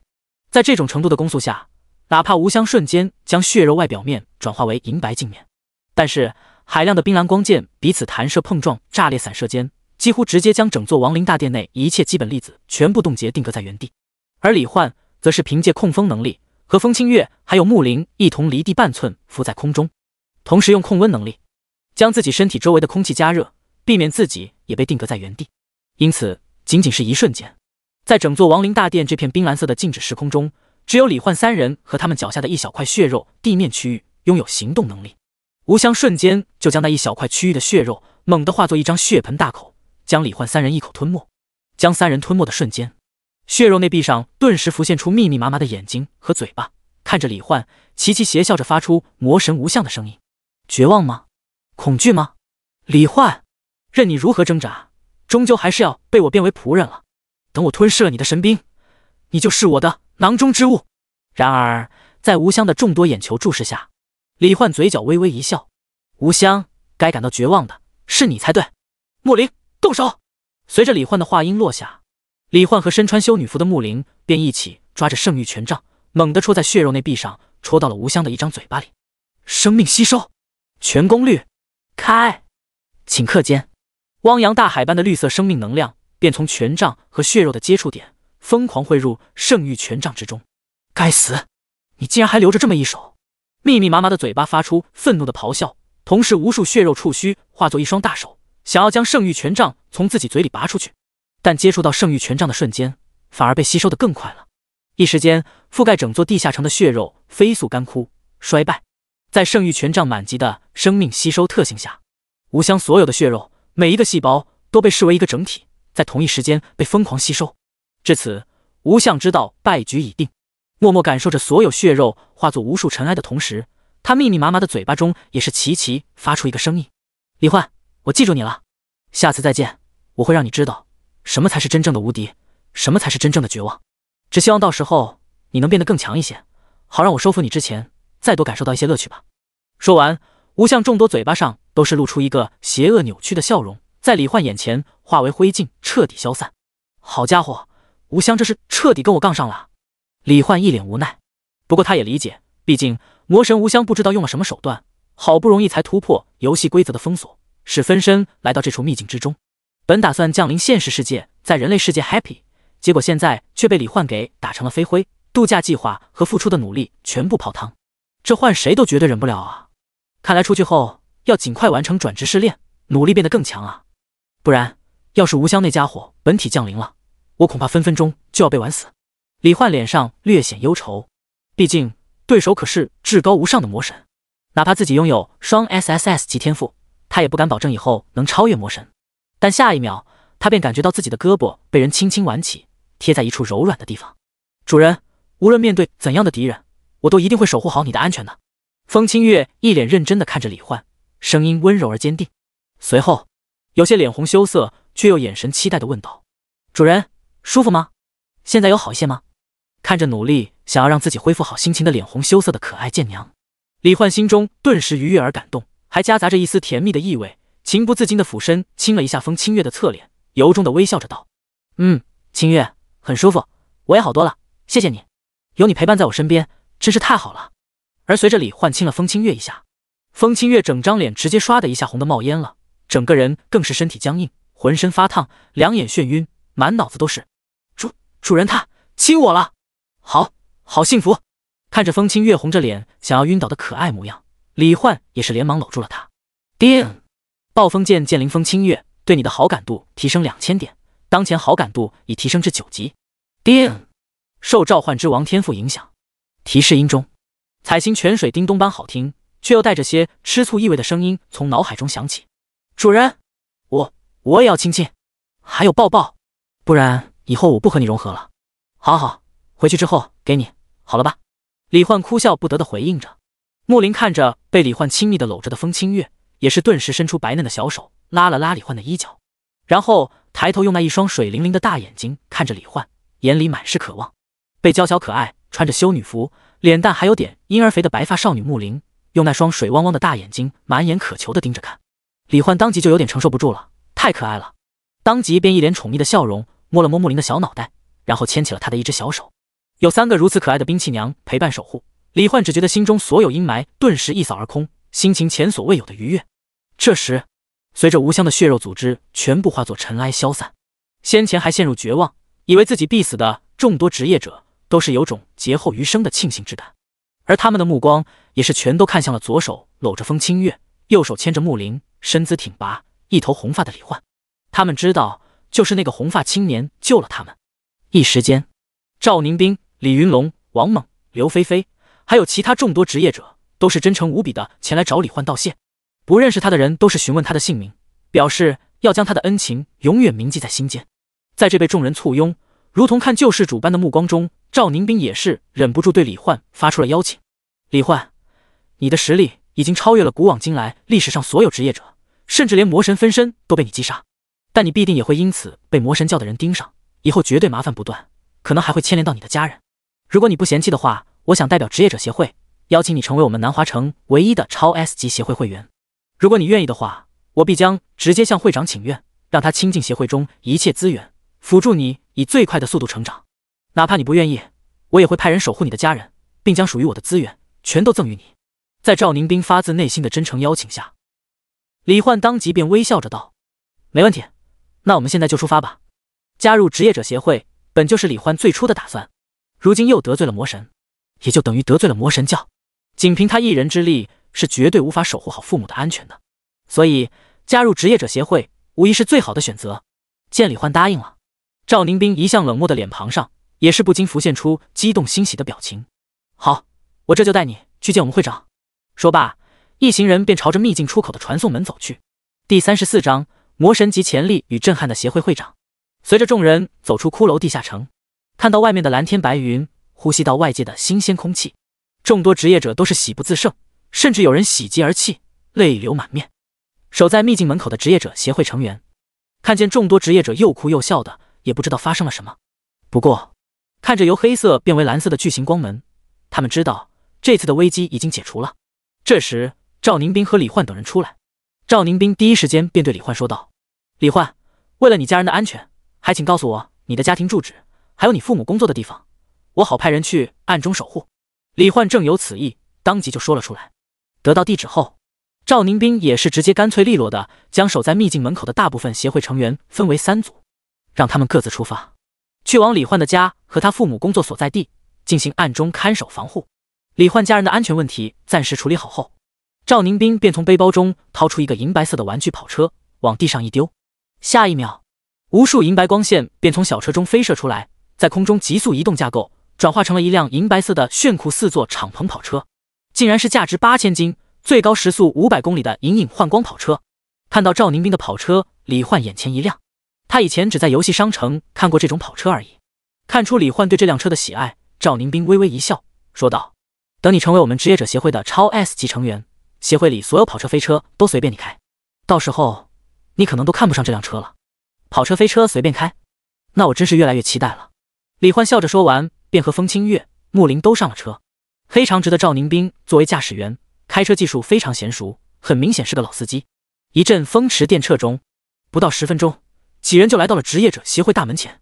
不同于城主府古典的富丽堂皇，眼前的职业者协会大厦高度近900米，是南华城当之无愧的最高建筑物。据说站在顶楼，可以直接俯瞰到整座城市的街景。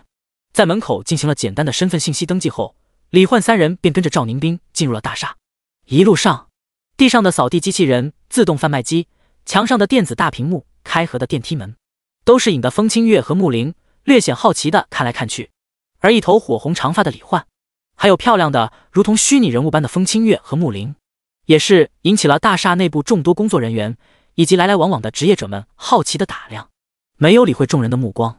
赵宁斌带着李焕等人直接乘坐专用电梯来到了顶层协会会长的办公室。敲门后，里面响起一个中气十足且威严的声音：“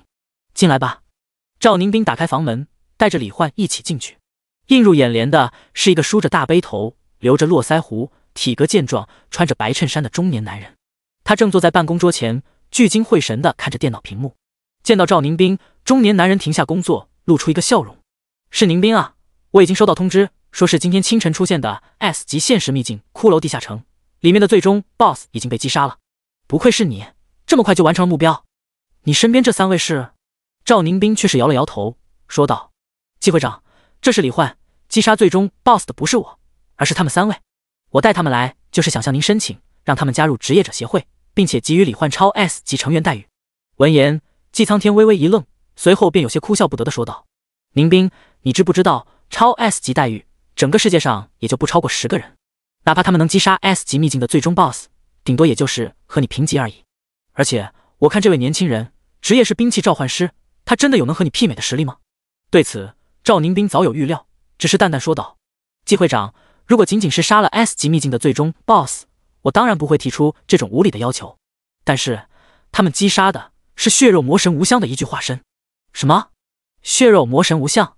季苍天当即脸色一变，他当然清楚魔神这2个字的含金量，那是游戏设定中至高无上、无可匹敌的存在，只存在于特殊副本无垠时空当中。但无垠时空副本从出现至今，还从未有任何人能挑战成功，哪怕是历史上几个拥有 SSS 级天赋的超强职业者，也全都死在了其中。由此，人类得出结论，魔神的实力根本不是职业者能够对抗的，就算仅仅只是化身，那也绝对可以轻轻松松秒杀吊打无数同级职业者。因此，季苍天顿时不敢再小看李焕，但他也不禁疑惑地问道：“可魔神不是被游戏规则封锁，无法降临秘境世界吗？你没有看错吧？”“季会长，我当然不会看错，虽然不知道无相是如何做到的，但是除了我以外，各大工会的职业者也都亲眼所见。”赵宁斌神色认真而严肃地说道：“如果不是有李焕在的话，恐怕我们所有人都已经死在了秘境之中，而魔神无相也会降临现实，将南华城乃至整个世界都化为一片血肉地狱。所以，如果不是最高待遇只有超 S 级的话，我都想为李焕申请更高规格的待遇，因为在我看来，他的潜力是足以和魔神媲美的。”说到最后，赵宁斌眼神中都仿佛闪烁着光芒。亲眼见证了李焕实力的他，真的觉得李焕有机会成为魔神级的存在。季苍天愣在原地，他被赵宁斌的话狠狠震撼到了。人类中诞生出的魔神级强者，光是想想就让人热血沸腾。一旦出现，恐怕整个世界的格局，乃至整个人类世界的发展进程，都将被彻底改变。但不管怎样，如果眼前这个一头红发、名为李焕的青年，真的拥有斩杀魔神化身的实力的话，那么别说超 S 级待遇了，让他开当这个会长都没问题啊。我明白了，不过这件事情事关重大，我需要先确认一下。如果情况属实，我必定给予李焕最高级别待遇。说罢，季苍天当即便开始联系各大工会。第35章超 S 级待遇暗杀计划。再联系了各大工会以及秘境入口的职业者协会成员，让他们对从秘境中出来的职业者进行相关询问后，季苍天当即便确定了赵宁斌所说的一切都是真的。李焕真的击杀了魔神化身，而且是压着打。一时间，季苍天当即便如同看着稀世珍宝一样看向李焕，笑着夸赞道：“真是英雄出少年啊！李焕能击杀魔神化身，足以证明你的实力和潜力都绝对是位于世界顶尖的。你愿意加入我们职业者协会，是我们的荣幸。而宁斌想为你申请的超 S 级待遇也绝对没问题，甚至我还可以给你额外优待。”一边说着，季苍天已经来到了李焕面前，亲切地拍了拍他的肩膀，然后介绍起了各种福利待遇。李焕，成为我们职业者协会超 S 级成员后，你每个月都没有强制任务，想做什么就做什么，同时享有每月1000金的工资一折购物权限，以及免费进入所有协会管辖之下的秘境副本的权限。协会中的一切交通工具，你也能任意使用，并且可以随便挑选3辆交通工具作为你自己的私人财产。一切新生秘境，你都可以不受限制，自由进入其中进行探索，得到的一切东西也全都归你自己所有。你还可以调遣协会中的任意12名 S 级以下的战斗成员作为你的私人卫队，他们的工资都由协会发放。除了这些，协会还会给你配置一套豪华别墅，你可以自行挑选自己喜欢的。唯一需要你做的就是出现 S 级以及 S 级以上的现实秘境副本时，去击杀其中的最终 BOSS。如果你出现意外，协会还会供养你的亲人一辈子。怎么样？你觉得这些条件还合适吗？如果还不满意，或者有什么其他方面的考虑，都可以提出来。李焕听到这么多好处，心里那叫一个爽啊！要知道 ，S 级以及 S 级以上的现实秘境，基本上几年、几十年才会出现一次，所以这基本上就相当于李焕什么都不用干，就可以每个月领取1000金，也就是1000万 RMB。光这个钱，他正常花销根本就花不完，更别提还有一折购物权限、12人卫队、私人豪华别墅等各种好处。可以说，这简直就是皇帝级别的待遇。季会长，您给出的待遇非常好，甚至可以说是已经超出了我的预料，我很愿意加入职业者协会。说着，李焕伸出手去，季苍天也是喜上眉梢，和李焕紧紧握了握手。欢迎加入职业者协会。李焕，以上那些只是明面上的待遇，如果你生活期间还遇到其他什么问题或需求，都可以向我提出来，我一定全力为你解决。就这样，李焕成功加入职业者协会，获得超 S 级待遇。随后在季会长和赵宁斌的陪同下，完成了信息登记注册，得到了超 S 级身份信息卡，还选好了3辆车、1栋豪华别墅以及12个精英战斗职业者。两人也都和李焕加了好友，说如果有什么事情和需求，都可以告诉他们。就这样，李焕让12名精英战斗职业者分为3组，前往他的家以及他父母工作的地方进行守护，而他自己则是开着一辆外形炫酷、像是蝙蝠车一样的黑色悬浮飞车，带着风清月和木林飞到了新获得的位于南华城中心地带的双层豪华别墅所在地，打算参观一下。哇，好大好漂亮的房子，还有水池、花园、草地、躺椅。主人，晚上我们可以躺在这里看星星啊。刚一来到这里，彩星便和李焕解除了灵魂融合状态，然后开心的在别墅周围跑来跑去。主人，这个房子确实很漂亮呢，以后我们就住在这里了吗？风清月眼中闪动着光芒，看起来也很喜欢这栋别墅。不错，清月，这里就是我们的新家了，而且里面房间很多，就算让我父母搬过来，空间也非常充足。说着，李焕看向正在花园里抚摸着各色花朵的木林，笑着道：看来大家都很喜欢这里啊。走，我们进去看看。说着，李焕便带着风清月、彩星和木林一起进入别墅当中，查看里面的布置以及有没有缺什么东西。结果里面各类家具都一应俱全，而且沙发、冰箱、电视机、空调、水晶灯、柜子等等，全都是些高端产品，售价昂贵，简直奢华到了极点。可以说，这简直就是李焕上一世梦想中的房子。风清月、彩星和木林则是开心又好奇的摸来摸去，看来看去，看起来格外可爱。李焕躺在沙发上，看着3个漂亮可爱的兵器娘，不禁露出一脸轻松愉悦的笑容。如果能一直这样无忧无虑，该多好。可惜现在的他还没有资本一直这样放松下去。无论是不知何时会降临的魔神，还是现实世界中存在的魔神教，对于现在的李焕来说，都是一种无形的威胁。现在的我还远远不够强。不过，如果能完成3次从未有人能够完成的神话级转职试炼的话，也许我就能拥有对抗魔神本体的实力了。思绪飘动间，李焕已经打算明天前往转职大厅进行神话级转职试炼，完成神话级一转。主人，你累了吗？需要我帮你放松一下吗？耳边传来一个温柔关切的声音。李焕回过神来，才发现风清月、彩星还有木林都围了过来，关心地看着他。主人，你没事吧？是因为和我断开融合，所以不适应了吗？主人，需要我给你一些生命能量吗？召唤物和主人之间是能感应到彼此的情绪的，所以察觉到李焕心中的忧虑、困扰后，风清月、彩星、木林都用各自的方式想要为李焕排除忧虑。感受到3个漂亮可爱的兵器娘的关心，李焕感动地微笑着道：放心吧，你们的主人可是拥有钢铁般的意志，而且无论面对怎样的困境，有你们在我身边，我都有信心突破一切艰难险阻。等我天下无敌，你们也都不用再战斗了，可以像个正常的女孩子一样，过着自由自在的快乐生活了。主人，和你在一起，就是我最快乐的生活了。没错没错，我也喜欢和主人在一起，融合的感觉也很舒服。我也很喜欢主人的，因为主人很温柔。那就一起休息一下吧。就这样，经过和吴相的战斗以及加入职业者协会的事情，李焕和风清月、彩星、木灵在新别墅里彼此依偎着休息了一下午，然后回到了原本的家，打算让父母也搬到别墅里来，这样他也方便保护他们的安全。另一边，南华城一处普通居民楼下方，阴暗潮湿的地下室内，几十个浑身长满血肉触须的人彼此用压抑的、满含愤怒的声音交谈着。吾等魔神降临现实的计划竟然被一个叫李焕的职业者给阻止了，这是何等的罪孽！他该死！还有他的亲朋好友也全都要为他的罪行而付出代价。不错，杀了他们，将他们的血肉献祭给吾等至高无上的魔神大人。群情激愤中，一场针对李焕和他家人的暗杀行动也即将展开。第36章，和兵器娘们一起睡觉，魔神教首次刺杀。李安平和唐雅回家后，从李焕口中得知了他斩杀魔神化身，加入职业者协会，获得超 S 级待遇的事情。两人先是震惊，随后便为他感到骄傲，最后则是担忧。爸妈，我的安全你们不用担心，我唯一担心的就是你们。和我一起搬到新别墅去吧，工作也暂时先不要做了。现在我每个月都有1000金，你们就算不工作也可以过得很好。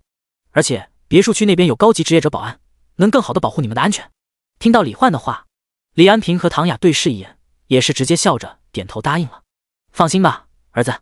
你老爸老妈知道其中厉害，不会拖累你，让你担心的。不过还真是没想到，我李安平的儿子竟然拥有斩杀魔神化身的实力，真不知道你未来能成长到什么地步。就这样，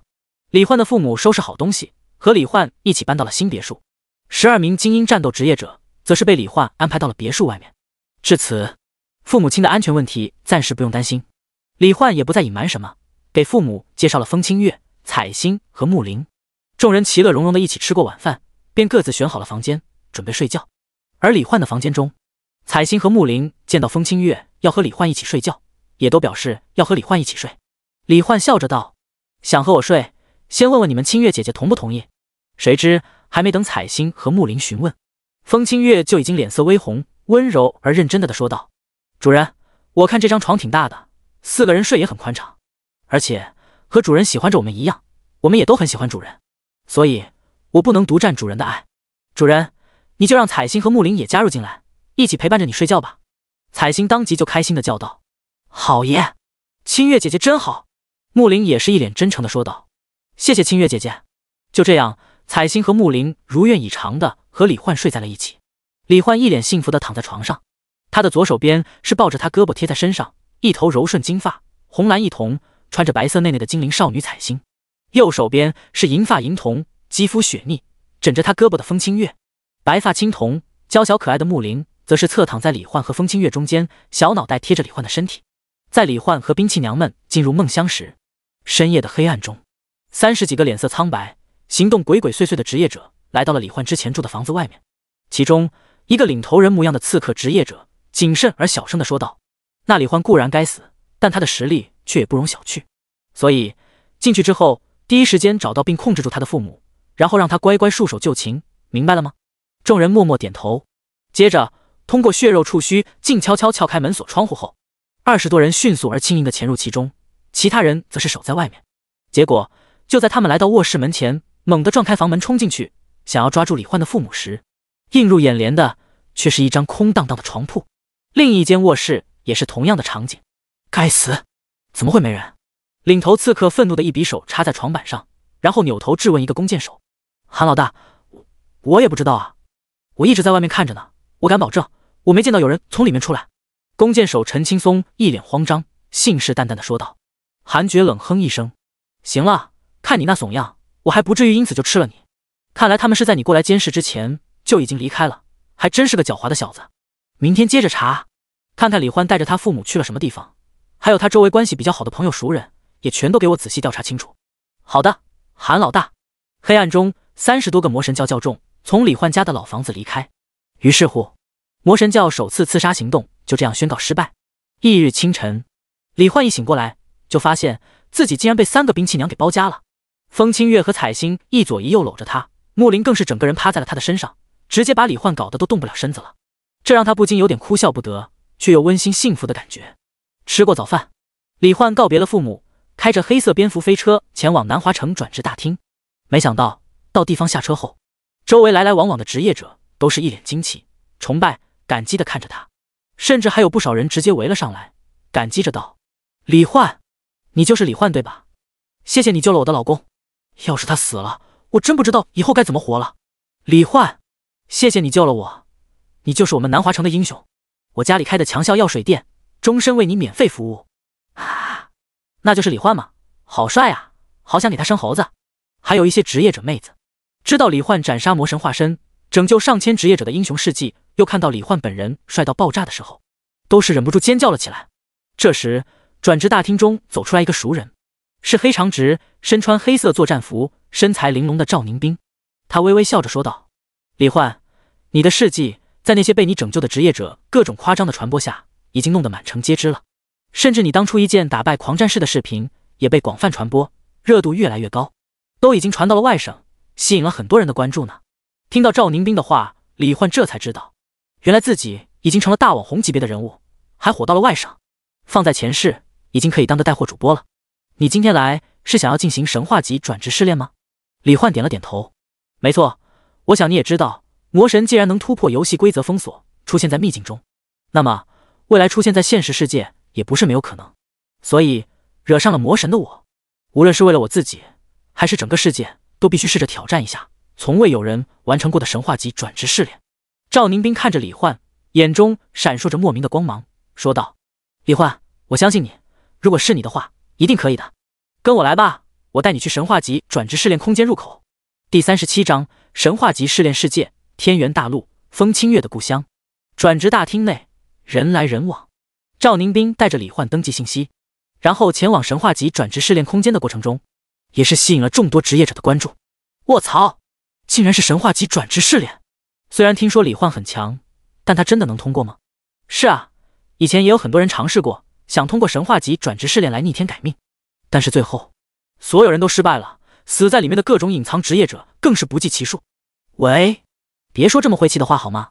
我倒是觉得李焕他很有可能可以通过，毕竟我可是在亡灵大殿亲眼见证过李焕的实力的。此起彼伏的议论声中，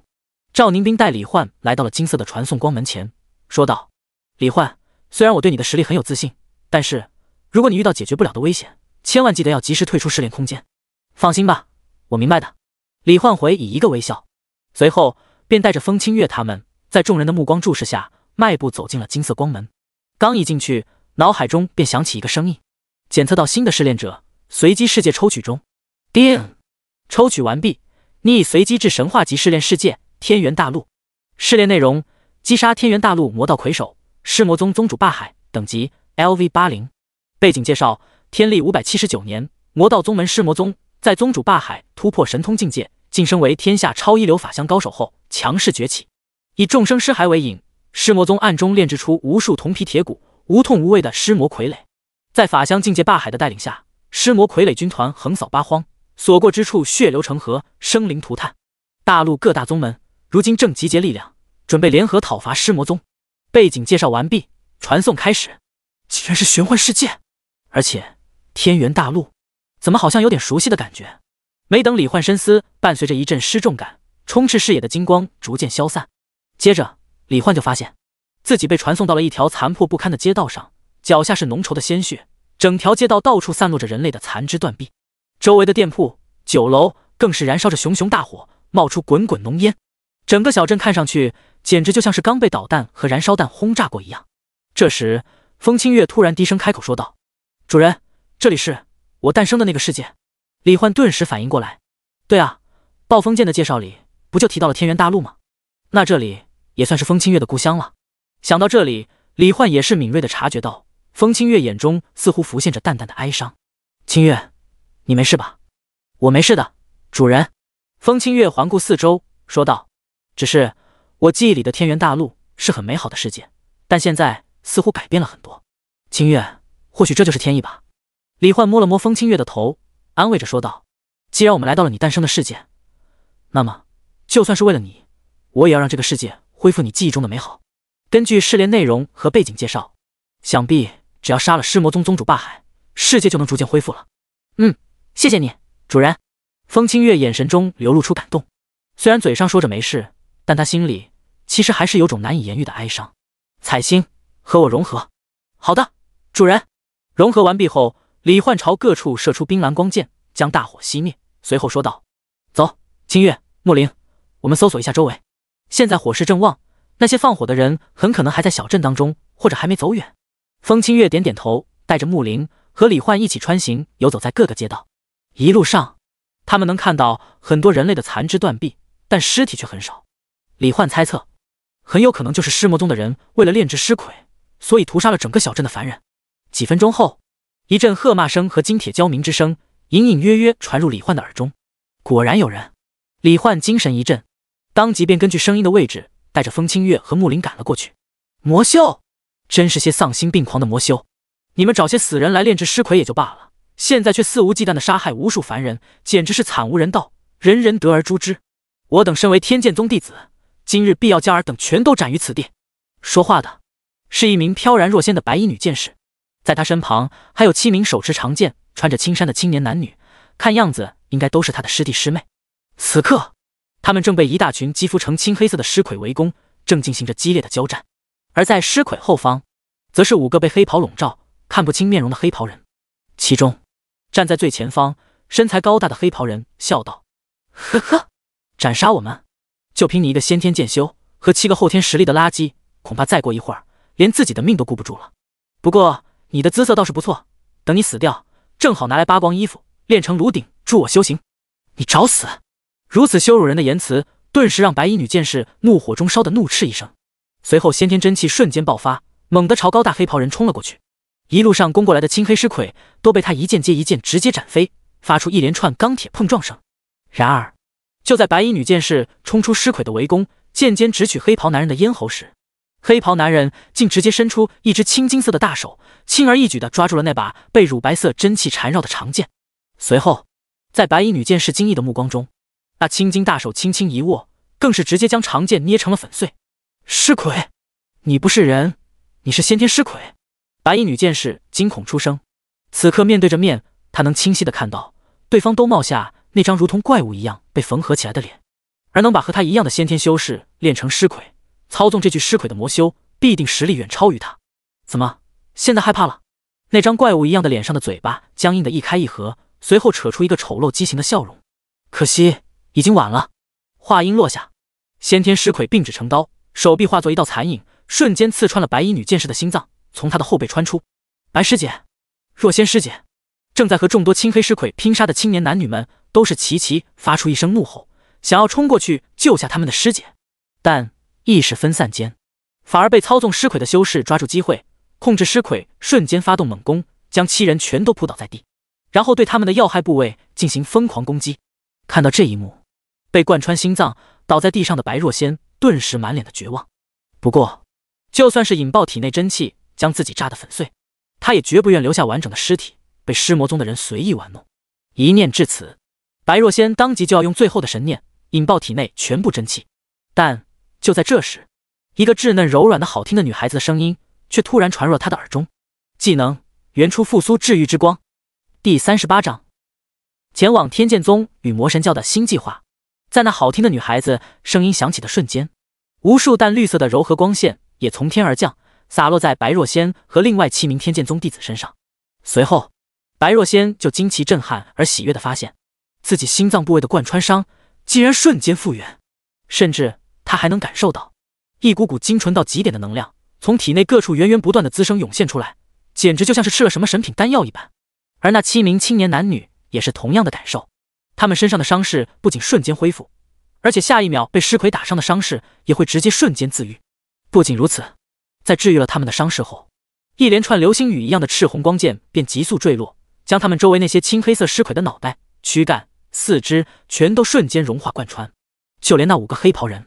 包括那具先天尸魁，也被光剑追着射，狼狈不堪的飞速后退闪躲。但其中一个黑袍人却因为速度慢了一拍，被光剑直接射穿了脑袋，当场死亡。就这样，仅仅几秒钟，先前还将白若仙等人逼入绝境的黑袍人和众多尸魁直接近乎团灭，只剩下了4个狼狈不堪、一脸惊怒的黑袍人。这在白若仙等人看来，简直就是神迹。究竟是哪位大能前辈出手相助？心中这样想着，白若仙等人下意识的便齐齐看向光芒和光剑的来源处。那4个黑袍人也是同样抬头看去，映入眼帘的是一个站在一栋酒楼顶端，一头火红长发，红蓝一同，身穿金色皮甲，手持一把绚丽长弓的帅气青年。在红发青年身旁，还站着一个手持长剑的银发少女和一名衣着打扮奇怪、手持权杖的可爱白发少女。虽然3人看起来年纪和自己相仿，但白若仙还是当即恭敬的起身行礼感谢。在下天剑宗内门弟子白若仙，多谢3位前辈出手相救。还有另外7人，也都是纷纷抱拳行礼，感谢李焕3人救了他们的命。诸位不必客气，我李焕生平最恨的就是滥杀无辜的魔头，最欣赏的就是你们这样侠肝义胆的正派修士。如今遇到正不胜邪，岂能坐视不理？说着，李焕和风清月通过控风能力，直接如同凌空虚度一般，带着木灵从酒楼上飘然而下。看到这一幕，白若仙等人和黑袍人都是心中一震。踏空而行，凌空虚度，这可是至少也要达到破虚境界才能做到的事情。而天元大陆的修炼境界，从低到高依次为后天、先天、荣元、生死、破虚、神通、法相。达到破虚境界，已经足以成为一方霸主级别的人物了。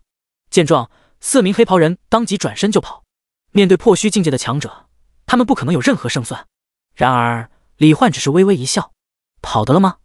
伴随着手指拉动弓弦，一连串冰蓝光剑在黑袍人周围炸开，直接将他们给冻结在了原地。随后李焕看向一身白衣、柳眉黛目、恍若画中仙子般的白若仙，问道：若仙姑娘，你既是天剑宗弟子，可知尸魔宗位于何处？回礼前辈，尸魔宗如今横行天下，在大陆各地设有宗门无数，我也并非全然了解，不知您想知道的是哪处地界？我想问的是尸魔宗宗主霸海所在的位置。10万大山。李前辈，尸魔宗宗主霸海在3个月前就进入了10万大山，之后再也没有出来过。据说他是想将10万大山中的海量妖兽全都炼化为尸魁，组成比人类修士更强的妖兽魔师军团。所以为了阻止他的计划，大陆各大宗门包括我们天剑宗都正在聚集力量，一边清扫境内尸魔宗魔修，一边朝10万大山汇聚。随着白若仙说完，李焕点了点头，然后对风清月说道：清月，既然已经得知了尸魔宗宗主的位置，那4个魔修已经没用了，就由你来亲手斩杀他们吧。主人，谢谢你。你还是这样一如既往的温柔而为我着想呢。风清月轻声回应，看着李焕，心中暖意与甜蜜流动。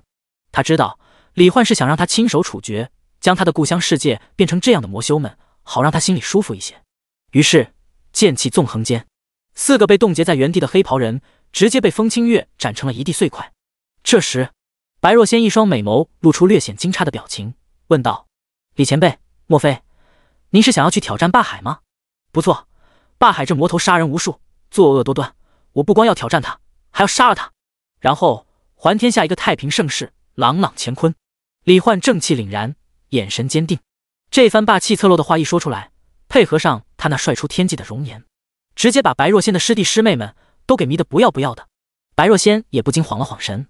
实在是眼前的李焕太过完美，简直就像是只存在于故事传闻里的绝世天骄一般。不过他很快便回过神来，说道：李前辈，虽然您的实力很强，但那尸魔宗宗主霸海如今的实力已经位于大陆顶端，他手下不仅拥有上百位神通境界的尸魁，还有3位死于他手的法相境界的尸魁，以及不计其数的人类和妖兽尸魁。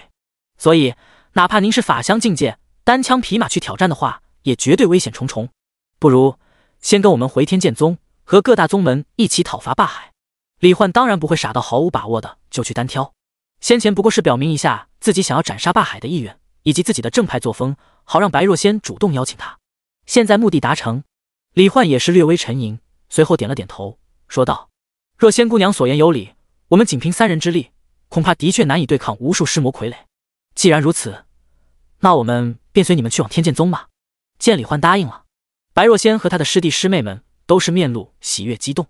有这样的强者同行，他们一路上都不用再担心碰到尸魔宗的人了。于是白若仙当即便为李焕他们带路。在李焕进行神化级转职试炼的同时，外界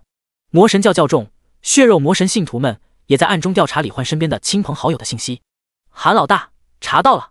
黑暗的地下室中，之前盯梢失败的弓箭手陈轻松跑了进来，对着盘坐在阴影中的刺客韩爵说道。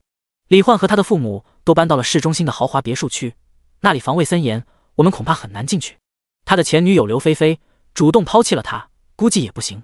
但是他们学校有一个叫做弗雷亚的外教老师，听说和李焕关系不错，在他上学的时候经常关照他，转职仪式也是他负责的。所以如果能从弗雷亚身上下手，应该可以让李焕投鼠忌器，不敢反抗。听到这儿，黑暗中的韩爵冷笑一声，很好，那就先暗中控制住那个叫弗雷亚的，等李焕那小子从转职试炼空间出来，就是他的死期。第39章自动脑补的白若仙魔神教新行动。李前辈，能问一下您今年多少岁了吗？在带领李焕前往天剑宗的路上，白若仙忍不住好奇地开口发问。李焕也没什么可隐瞒的，直接说道：我今年18。啊！白若仙顿时一脸吃惊的表情。李前辈您竟然才18岁！其余7位天剑宗弟子也是一脸震惊，18岁就能达到破虚境界，这是什么妖孽级天才？他们都20多了，还在后天炼体境界艰难突破呢。就算是白若仙也已经20岁了。一时间他们都是被深深打击到了。那您现在的实力是什么境界啊？我的境界啊，其实我也不知道，我一直都跟着师傅在洞天小世界进行修炼，对这个世界的境界并不清楚。李焕微微一笑，开始了胡编乱造。直到有一天，师傅说我已经无敌了，可以出世了，然后我就下山了。今天刚好经过此地，遇见了你们，正好，你可以给我讲一下这里的境界划分，我看看我在哪一层。结果听到李焕的话，众人更加震惊了。白若仙更是惊呼：洞天小世界，那不就是只有一些古老家族和超级大能才能拥有的专属空间吗？难怪您这个年纪就这么强，原来是超级大能的弟子。恐怕是因为您的天赋太好，根本就不存在瓶颈，所以您的师傅才没有告诉您修炼境界。另外7人也是纷纷点头表示赞同。李焕哭笑不得，没想到随便编一下，竟然就被他们自动脑补好背景了。于是他也就默认了，然后说道：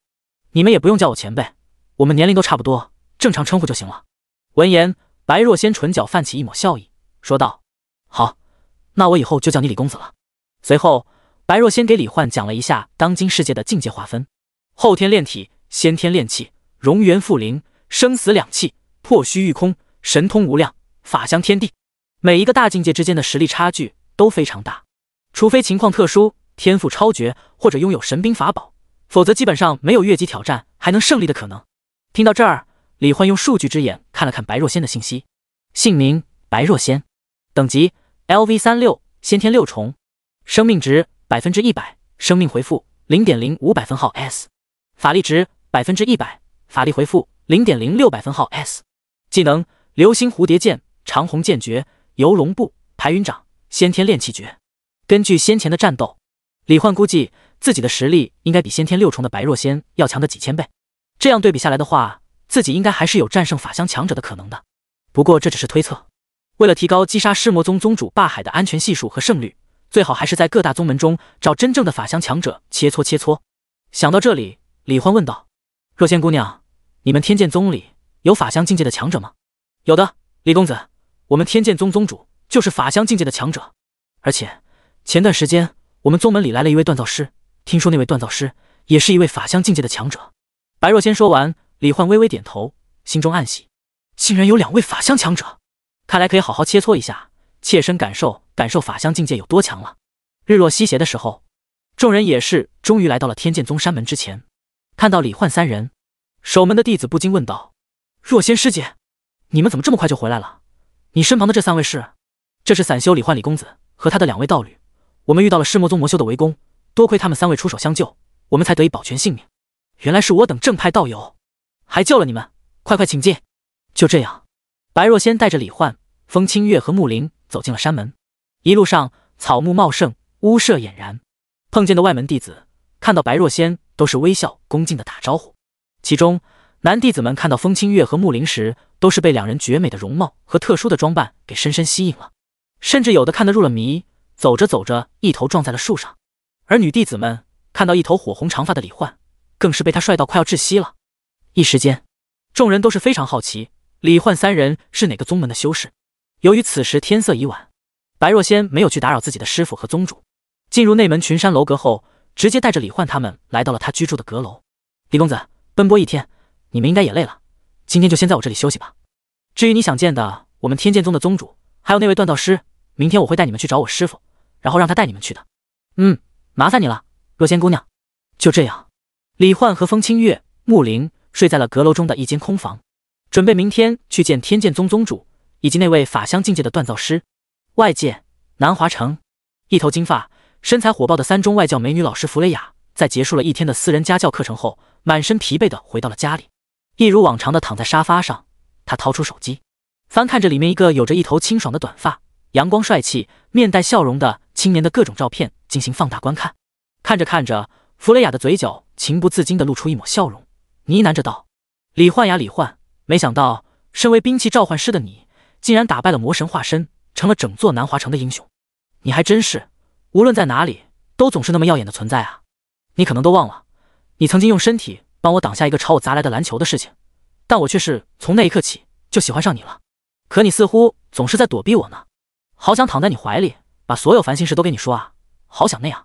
然而，就在弗雷雅闭上眼睛，沉浸在幻想当中时，一个邪恶的男人声音却突然从他背后响起：“哈哈，我听到了什么？你竟然喜欢李焕那罪人？刚好，在我们的帮助下，你很快就可以和他见面了哦，还能一起奔赴黄泉呢。什么人？你们是怎么进来？”在弗雷雅惊恐的眼神中，几个黑衣男人手掌化为血肉触须，将他按在了沙发上，随后把一枚蠕动着的血肉触须朝他的嘴巴里塞了过去。第40章，风清月的父亲，天元大陆第一锻造师。第二天清晨，天刚蒙蒙亮的时候，白若仙已经在阁楼下等着李焕。笑着打过招呼后，李焕带上风清月和穆灵，跟着白若仙前往他师父紫烟长老的住处。但途中，李焕发觉周围的内门弟子看向他的眼神似乎有点不太对劲，而超凡的听力也让他听到了那些人的窃窃私语。快看，就是那小子，昨晚住在若仙仙子的阁楼中，也不知道是不是发生了什么不可描述的事情。什么？他是何人？不仅身边带着2位绝代佳人，竟还被若仙仙子请进闺房。谁知道啊，以前也没见过他这号人物。不过喜欢白若仙的大师兄已经得到消息了，据说脸色极差，打算给那小子一个终生难忘的教训呢。白若仙也隐约听到了那些议论，脸上顿时泛起略显羞恼的红晕。诸位师兄弟，这位李公子是若仙的救命恩人，昨晚只是单纯的留宿，还请不要无端猜测，如我清白。哟，叫李公子叫的挺甜啊，是不是看人家长得帅，忍不住就想发骚啊？一个站在不远处小亭子中，浓妆艳抹、身宽体胖的红衣女修士，听到白若仙的话，当即就用尖细的声音阴阳怪气的说道：“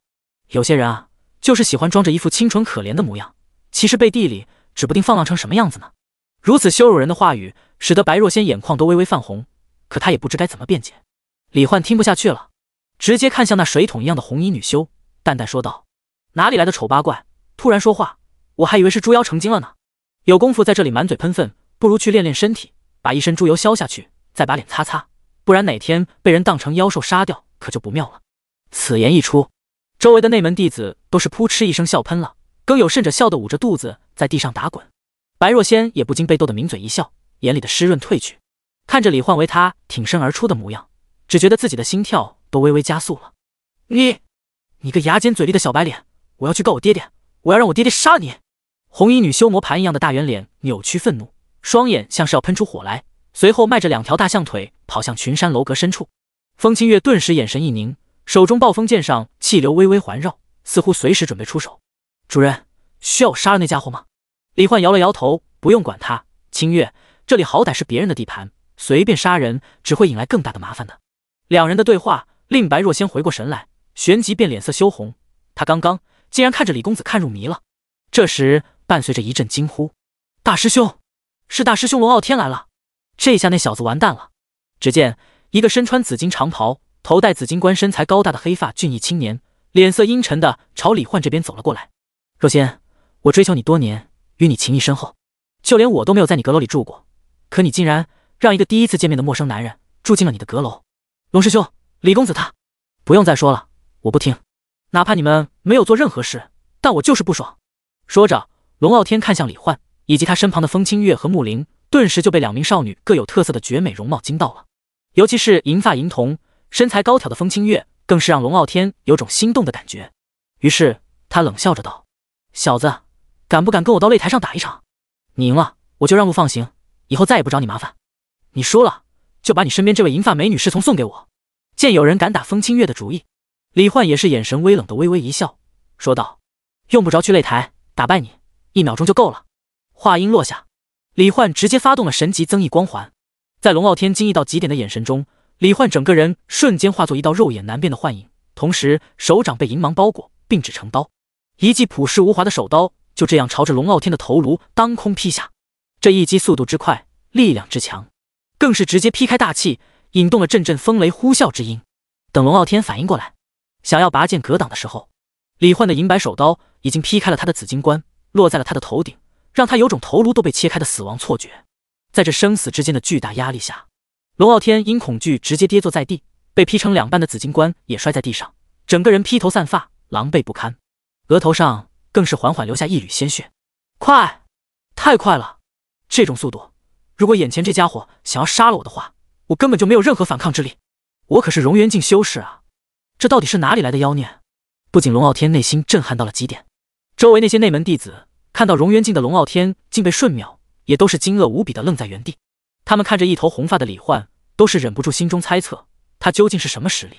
而就在李焕发动神级增益光环的那一刻，他那暴增的力量气息也是引起了天剑宗宗主剑无极和炼气大殿法香境界锻造师的注意。尤其是法香境界锻造师，一个发须灰白、穿着青灰色炼气法袍的中年男人，在感应到李焕那强大的力量气息后，他还感知到了另外一个让他感到莫名熟悉和亲切的气息——暴风剑。我好像感应到了暴风剑的气息。自语声中，锻造师眼中闪烁起前所未有的光芒。下一秒，2名法香强者都是隔空一个瞬移，来到了李焕所在的位置。看到突然出现的2人，白若仙、龙傲天以及周围的内门弟子都是一惊，随后便恭敬的行礼，齐声说道：“拜见宗主，拜见莫先生。”看到穿着青灰长袍的中年男人的那一刻，风清月脸上露出一种异样的欣喜。父亲！李焕顿时一愣，父亲？难道说眼前这位就是天元大陆第一锻造师，曾经打造了暴风剑的莫问天？那我这算是剑锋清月的家长吗？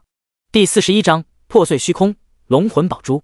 听到风清月喊莫问天父亲，旁边的天剑宗宗主穿着一身白金长袍，黑发竖起，剑眉星目，俊朗无双的剑无极一脸讶然地问道：“莫兄，你还有个女儿？我怎么从没听说过？”莫问天微微一笑：“这里人多，我们回去再说。”说罢，李焕只觉得眼前天旋地转，时空变换。下一秒，他和风清月、木灵已经出现在了一座古色古香的宽阔大殿之内。李焕顿时心中惊奇，竟然是空间挪移的能力。要是法香强者都拥有这种能力，恐怕现在的我根本不是对手。来到大殿后，莫问天回答了剑无极的问题，笑着道：“无极宗主，我打造的每一把神兵都是我的孩子，这小姑娘便是我最为喜爱、耗费心血最多打造而成的暴风剑的剑灵。暴风剑，就是你几千年前用风龙脊骨为主材打造完成的那把绝世神兵。不错。”莫问天看着风清月和他身旁的李焕，也是喜悦又有些感慨的说道：“暴风剑，好久不见了呀！看来你已经找到了属于你的主人。”“是的，父亲。”风清月轻了的勾起李焕的胳膊，带着李焕上前介绍道：“这就是我的主人李焕，而且主人已经给我起了一个很好听的名字，现在的我叫风清月。”“风清月确实是个不错的名字呢，和你也很般配。”莫问天看到风清月和李焕之间亲密的举动，和他眼底流露出的幸福，也是欣慰的说道：“而且看起来你的主人也对你很好。”“主人很温柔的，而且也很重视我，关心我，喜欢我，我也非常喜欢主人。”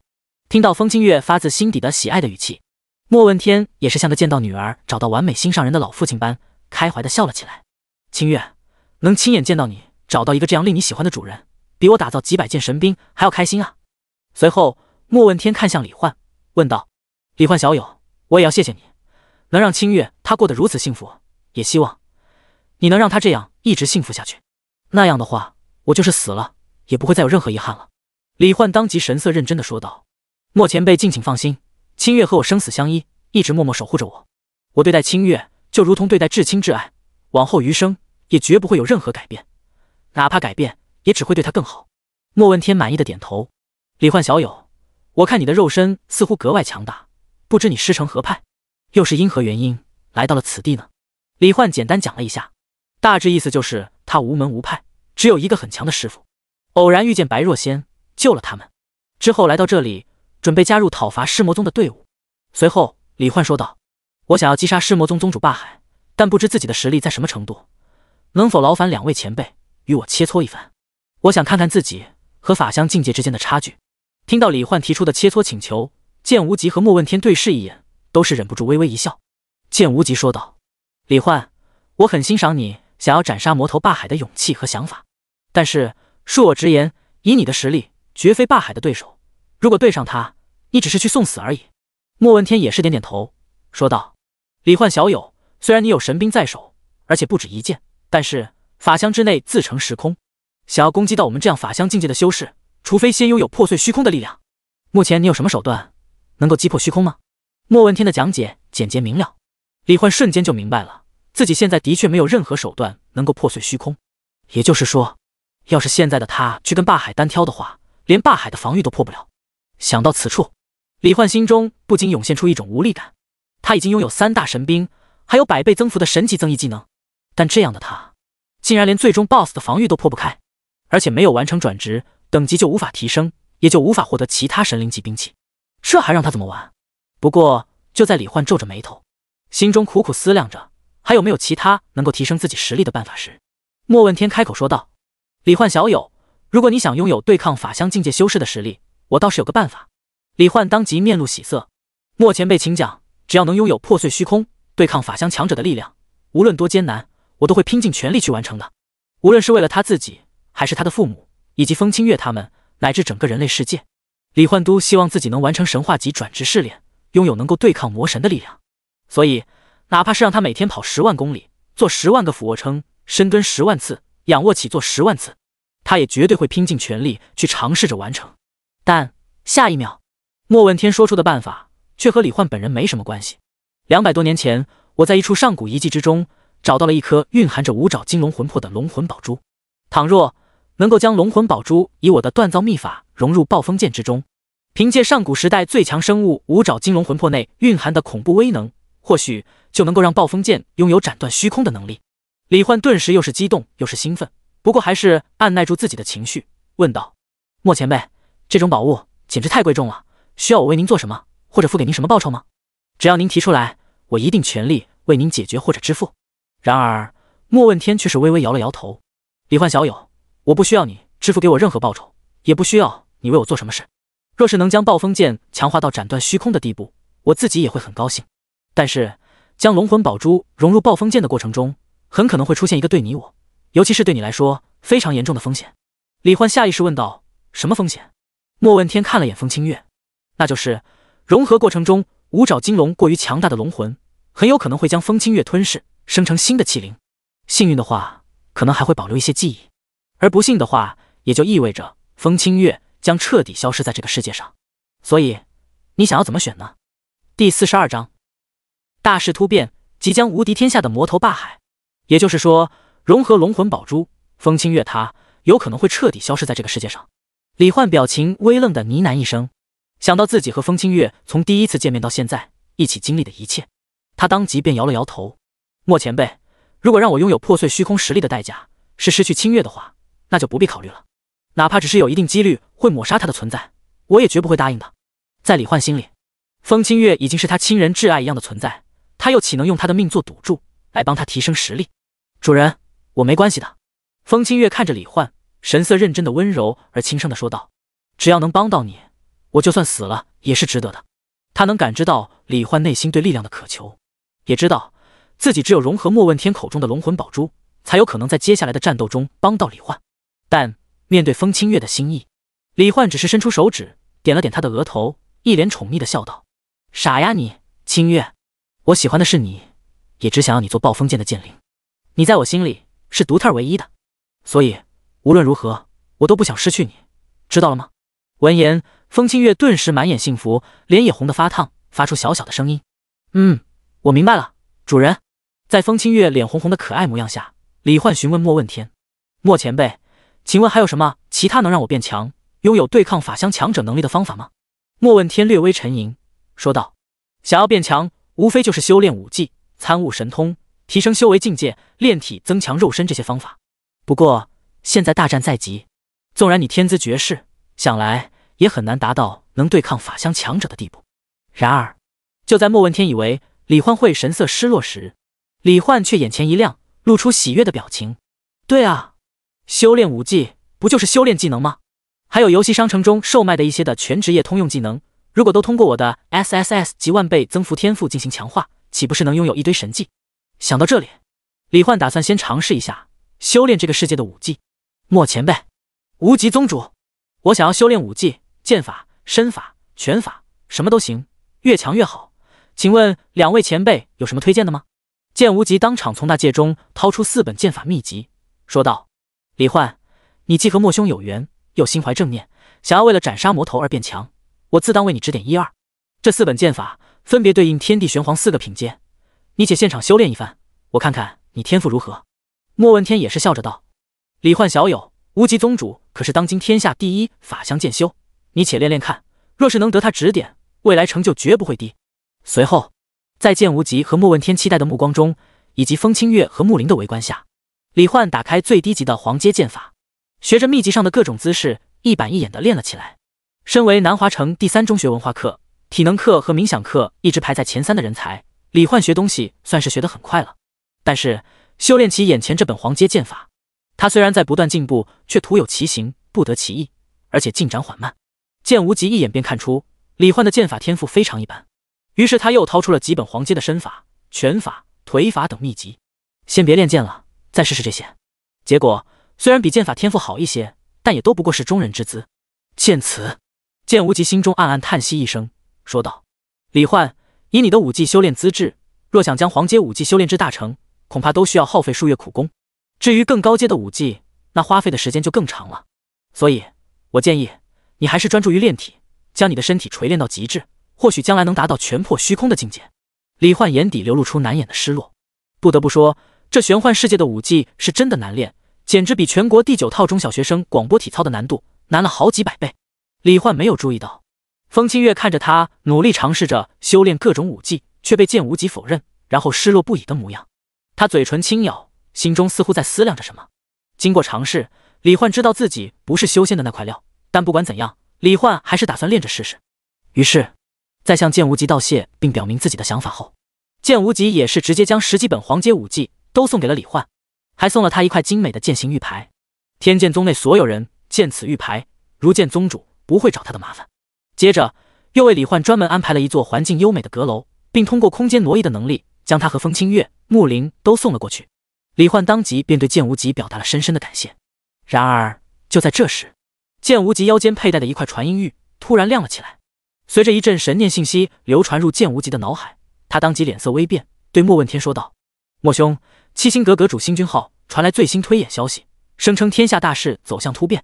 ，8日后血月凌空，神师降世，而霸海那魔头会成为天下无敌的存在，将整个天元大陆都化为一片尸山血海。现在他正召集我等法相强者，准备商议对策，提前出手，阻止那推演中的神师降世。”莫问天顿时面色凝重，打算和剑无极前往议事地点。临别前，他看了风清月一眼，又看向李焕，有些意味深长地说道：“李焕小友，修行路漫漫，不必急着要成为能打败法相修士的强者，有时候太过心急，反而会害了你。”话音落下，剑无极和莫问天消失在了原地。李焕在原地愣了一下，随后便苦笑着摇了摇头。如果可以的话，他自然也不想那么急，但是谁让他的转职试炼任务就是要击杀魔头霸海呢？而且刚才剑无极的话他也听到了，也就是说现在留给他变强的时间只有8天了，如果算上赶路，可能时间还会更少。好在游戏商城中的全职业通用技能书，只要买下来就能直接学习完毕，或许会有什么意外收获，能让他对抗法相强者也说不定。意念闪动间，李焕打开了面板中的商城，开始查看自己目前能够学习的通用技能都有什么。第43章风清月的心意与弗雷雅的祈祷。李焕目前的等级是25级，能够学习的全职业通用技能只有3个，分别是疾跑售价100金币，生命屏障售价200金币，虚弱光环售价300金币。李焕直接花了600金币全部买下来，并点击学习。随后熟悉的提声音响起，叮，你已成功习得通用技能疾跑、法力屏障和虚弱光环。叮，受固有天赋万倍增幅影响，你的3个通用技能已自动晋升为 SSS 级技能神速、超限屏障和虚弱神环。详细技能介绍，请在面板中自行查看。在李焕满怀期待的目光中，新增的3个 SSS 级技能显示如下：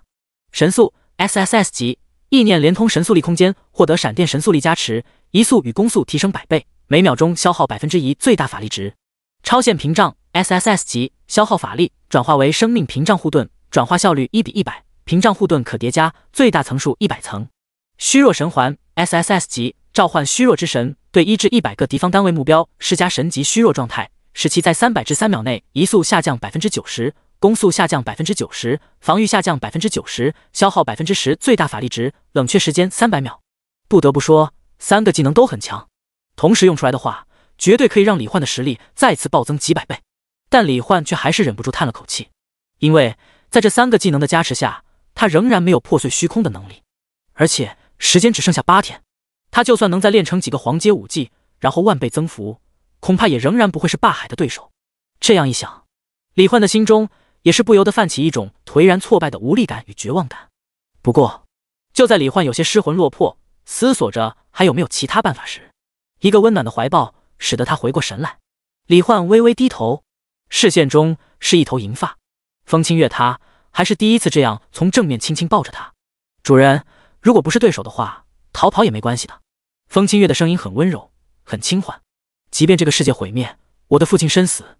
我也绝不会对主人有任何抱怨的，因为那就是天元大陆既定的命运吧。我们只不过是偶然来此，你没有必要为了这个世界而死战的。对啊，主人，清月姐姐说的没错，如果明知对手无法战胜，保命才最要紧啊。灵魂空间的彩星也是劝说起李焕来，木灵则是从侧面静静抱住了李焕的腰，发出稚嫩柔软又认真的声音。主人，无论你做出什么选择，我都会支持你，陪着你的。李焕一手抱住怀中的风清月，一手按在木灵的小脑袋上揉了揉，感慨着道：别担心，我只是不甘心就这样失败罢了。毕竟魔神的实力太过强大，如果真的降临在现实，我害怕我没有足够的力量守护你们，还有其他我爱的一切。不过放心吧，要是到了决战那天，我还没有战胜霸海的把握的话，我们就离开这里。李焕之所以不愿意轻易离开，是因为神话级转职试炼，每位职业者都只有一次挑战机会，一旦失败或退出，就再也无法进行神话级转职。而现在，在切身感受到神话级试炼的难度后，李焕越发觉得，如果自己真能完成3次神话级转职试炼，就能拥有对抗魔神，甚至超越魔神的力量。所以，为了守护他爱的一切，为了能不再担忧畏惧魔神的降临，哪怕在8天内拥有战胜霸海力量的希望渺茫，他也要拼尽全力去试一试。于是，李焕找来了白若仙，请他教自己剑法。白若仙看他基础太差，推荐他先练习基础剑法，并告诉他，几乎所有的剑法都是从基础剑法中演变出来的。所以，如果能学成基础剑法的话，想必李焕练习起其他剑法来也会更加得心应手。就这样，李焕全身心投入基础剑法的练习中，为了能有实力与霸海决战而努力着。不过，就在李焕如痴如醉地练了1天的剑，带着疲惫进入梦乡的时候，风清月却是灵体虚化，深情而留恋地看了李焕一眼，随后带着暴风剑飘然而去，来到了莫问天所在的炼气大殿。父亲，请您将五爪金龙的龙魂宝珠和我融合吧。莫问天早有预料般，只是看着风清月问道：清月，你可想好了？若是被五爪金龙吞噬，你便再也不存在于这个世界上，再也见不到你的主人。父亲，我想好了，只要能帮上主人，让他拥有破碎虚空的力量，哪怕是死，我也心甘情愿。风清月想到李焕白天说的那些话，他知道李焕想拥有对抗魔神的力量，好守护他们，所以他愿意为了李焕，为了李焕的父母，也为了彩星和木灵，尝试去融合龙魂宝珠。莫问天见风清月的眼神那样坚定，也不再劝说，只是微微摇头，长叹一声：罢了，既然你执意如此，那我便为你实现心愿。值得一提的是，一旦进入试炼空间，其中的世界和外界的现实时间就是同步的。此刻，南华城内的夜晚，一栋豪华2层小楼居民房中，弗雷雅战战兢兢地做好了一桌子饭菜，10几个魔神较重，当即便畅快地大吃大喝了起来。其中，弓箭手陈青松一边吃一边夸奖着道：弗雷雅，你的厨艺还真是不错啊，以后继续保持，只要你把我们伺候得开心了，到时候再把李焕给引过来，让我们杀了他，你的小命或许就可以保住了哦。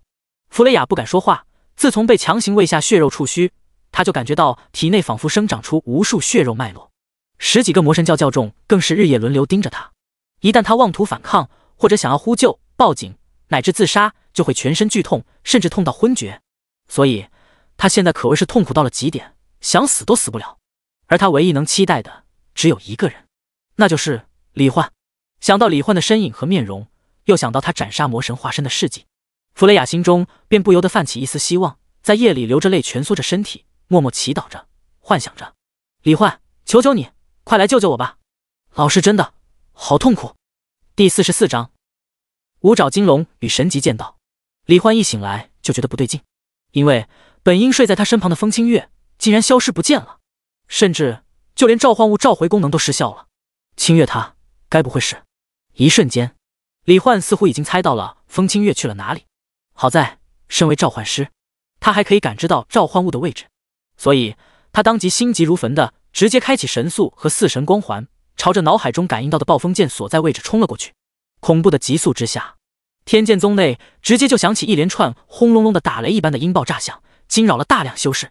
炼气大殿，看到脑海中对应的位置就是这里后，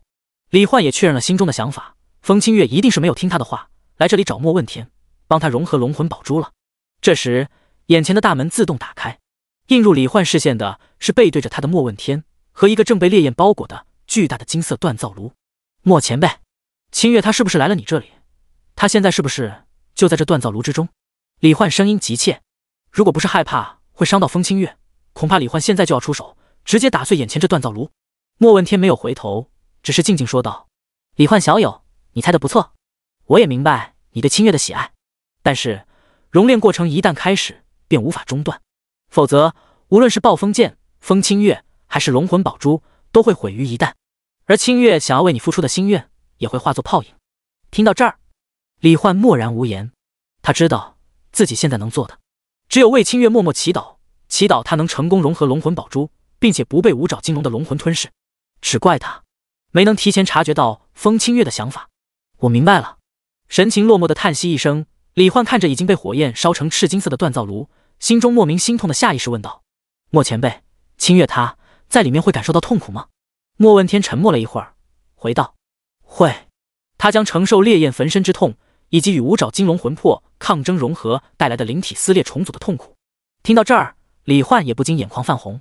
想到风清月为了他承受那样的痛苦，他不由得声音微微发颤的道：莫前辈，那我在外面喊话的话，清月他可以听到吗？莫问天点了点头。见此，眼眶湿润的李焕也是缓步来到了锻造炉前，然后盯着被烈焰包裹的锻造炉，仿佛想要看到身处其中的风清月般，用尽全身的力气，想要努力传递自己心意的大声喊道：清月，你一定要活着出来啊！我会一直在外面等你的，我还要带你回家，让你以后过上每一天都无忧无虑的开心快乐幸福的生活呢。我只想要你，清月，你明白吗？哪怕你什么力量都没有，我也只想要你啊！所以一定要回来啊！清月，彩星和木灵也是各自传达着自己的心意，喊道：清月姐姐，你一定要平安回来啊！我也和主任一样喜欢着你，我也不想失去你啊！清月姐姐，我们都会等着你回来的，不要离开我们啊！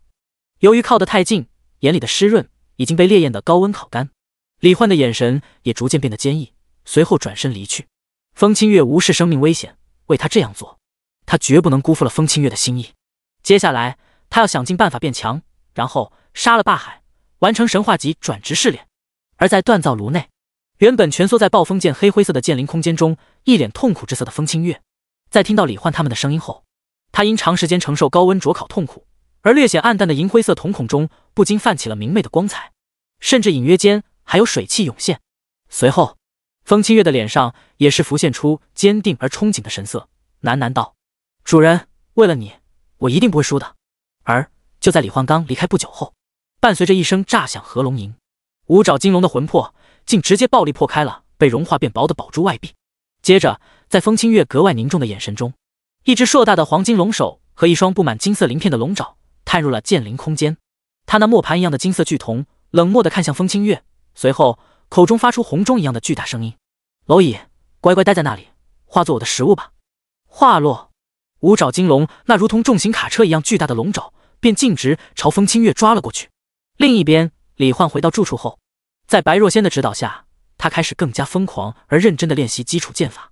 就连晚上也只睡1个小时。在这如同入魔一般的日夜苦练下，很快3天过去。当第4天清晨，太阳升起，第一缕阳光照向大地时，李焕完成了基础剑法的最后一剑，脑海中也同一时间响起一个熟悉的提示音：叮！你已成功习得技能基础剑法，受固有天赋万倍增幅影响，该技能已自动晋升为 SSS 级技能神级剑道。终于成了！李焕神色中流露出一丝喜悦与欣慰，随后换出面板查看技能介绍。神级剑道 SSS 级被动技，你掌握了天下一切剑法的基础，剑法修炼速度提升100倍，剑道悟性提升100倍。神级剑道的效果简单粗暴，李焕当即就拿出一本剑无极送他的黄阶剑法，开始修炼，试探效果。结果刚一翻开剑法秘籍，原本在李焕眼里复杂繁琐的各种招式，突然变得格外简单，就仿佛从微积分一下子变成了个位数加减法，甚至李焕还能瞬间看出其中有什么不足之处，脑海中自动进行招式优化。就这样，仅仅3分钟不到，一本黄阶剑法情意绵绵剑就被他学至大成，并自动万倍增幅变成了神技。一剑挥出，能让方圆几里地的雌性生物都爱上李焕。穿着一袭白裙的白若仙刚好中招，顿时眼冒爱心的跑过来抱住李焕，想让李焕也抱着他，然后和他亲亲。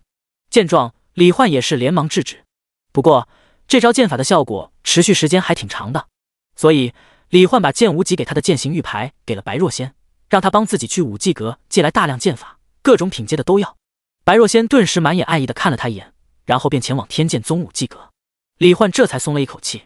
结果白若仙刚走，彩星和木灵也要和李焕亲亲，抱着他蹭来蹭去，怎么赶都赶不走。李焕只好亲了亲两人滑滑嫩嫩软软的脸蛋，这才让他们心满意足的解放了他，还提升了不少好感度。感受到情意绵绵剑万倍增幅后的威力，李焕也是忍不住心中惊叹，这剑法效果也太强了，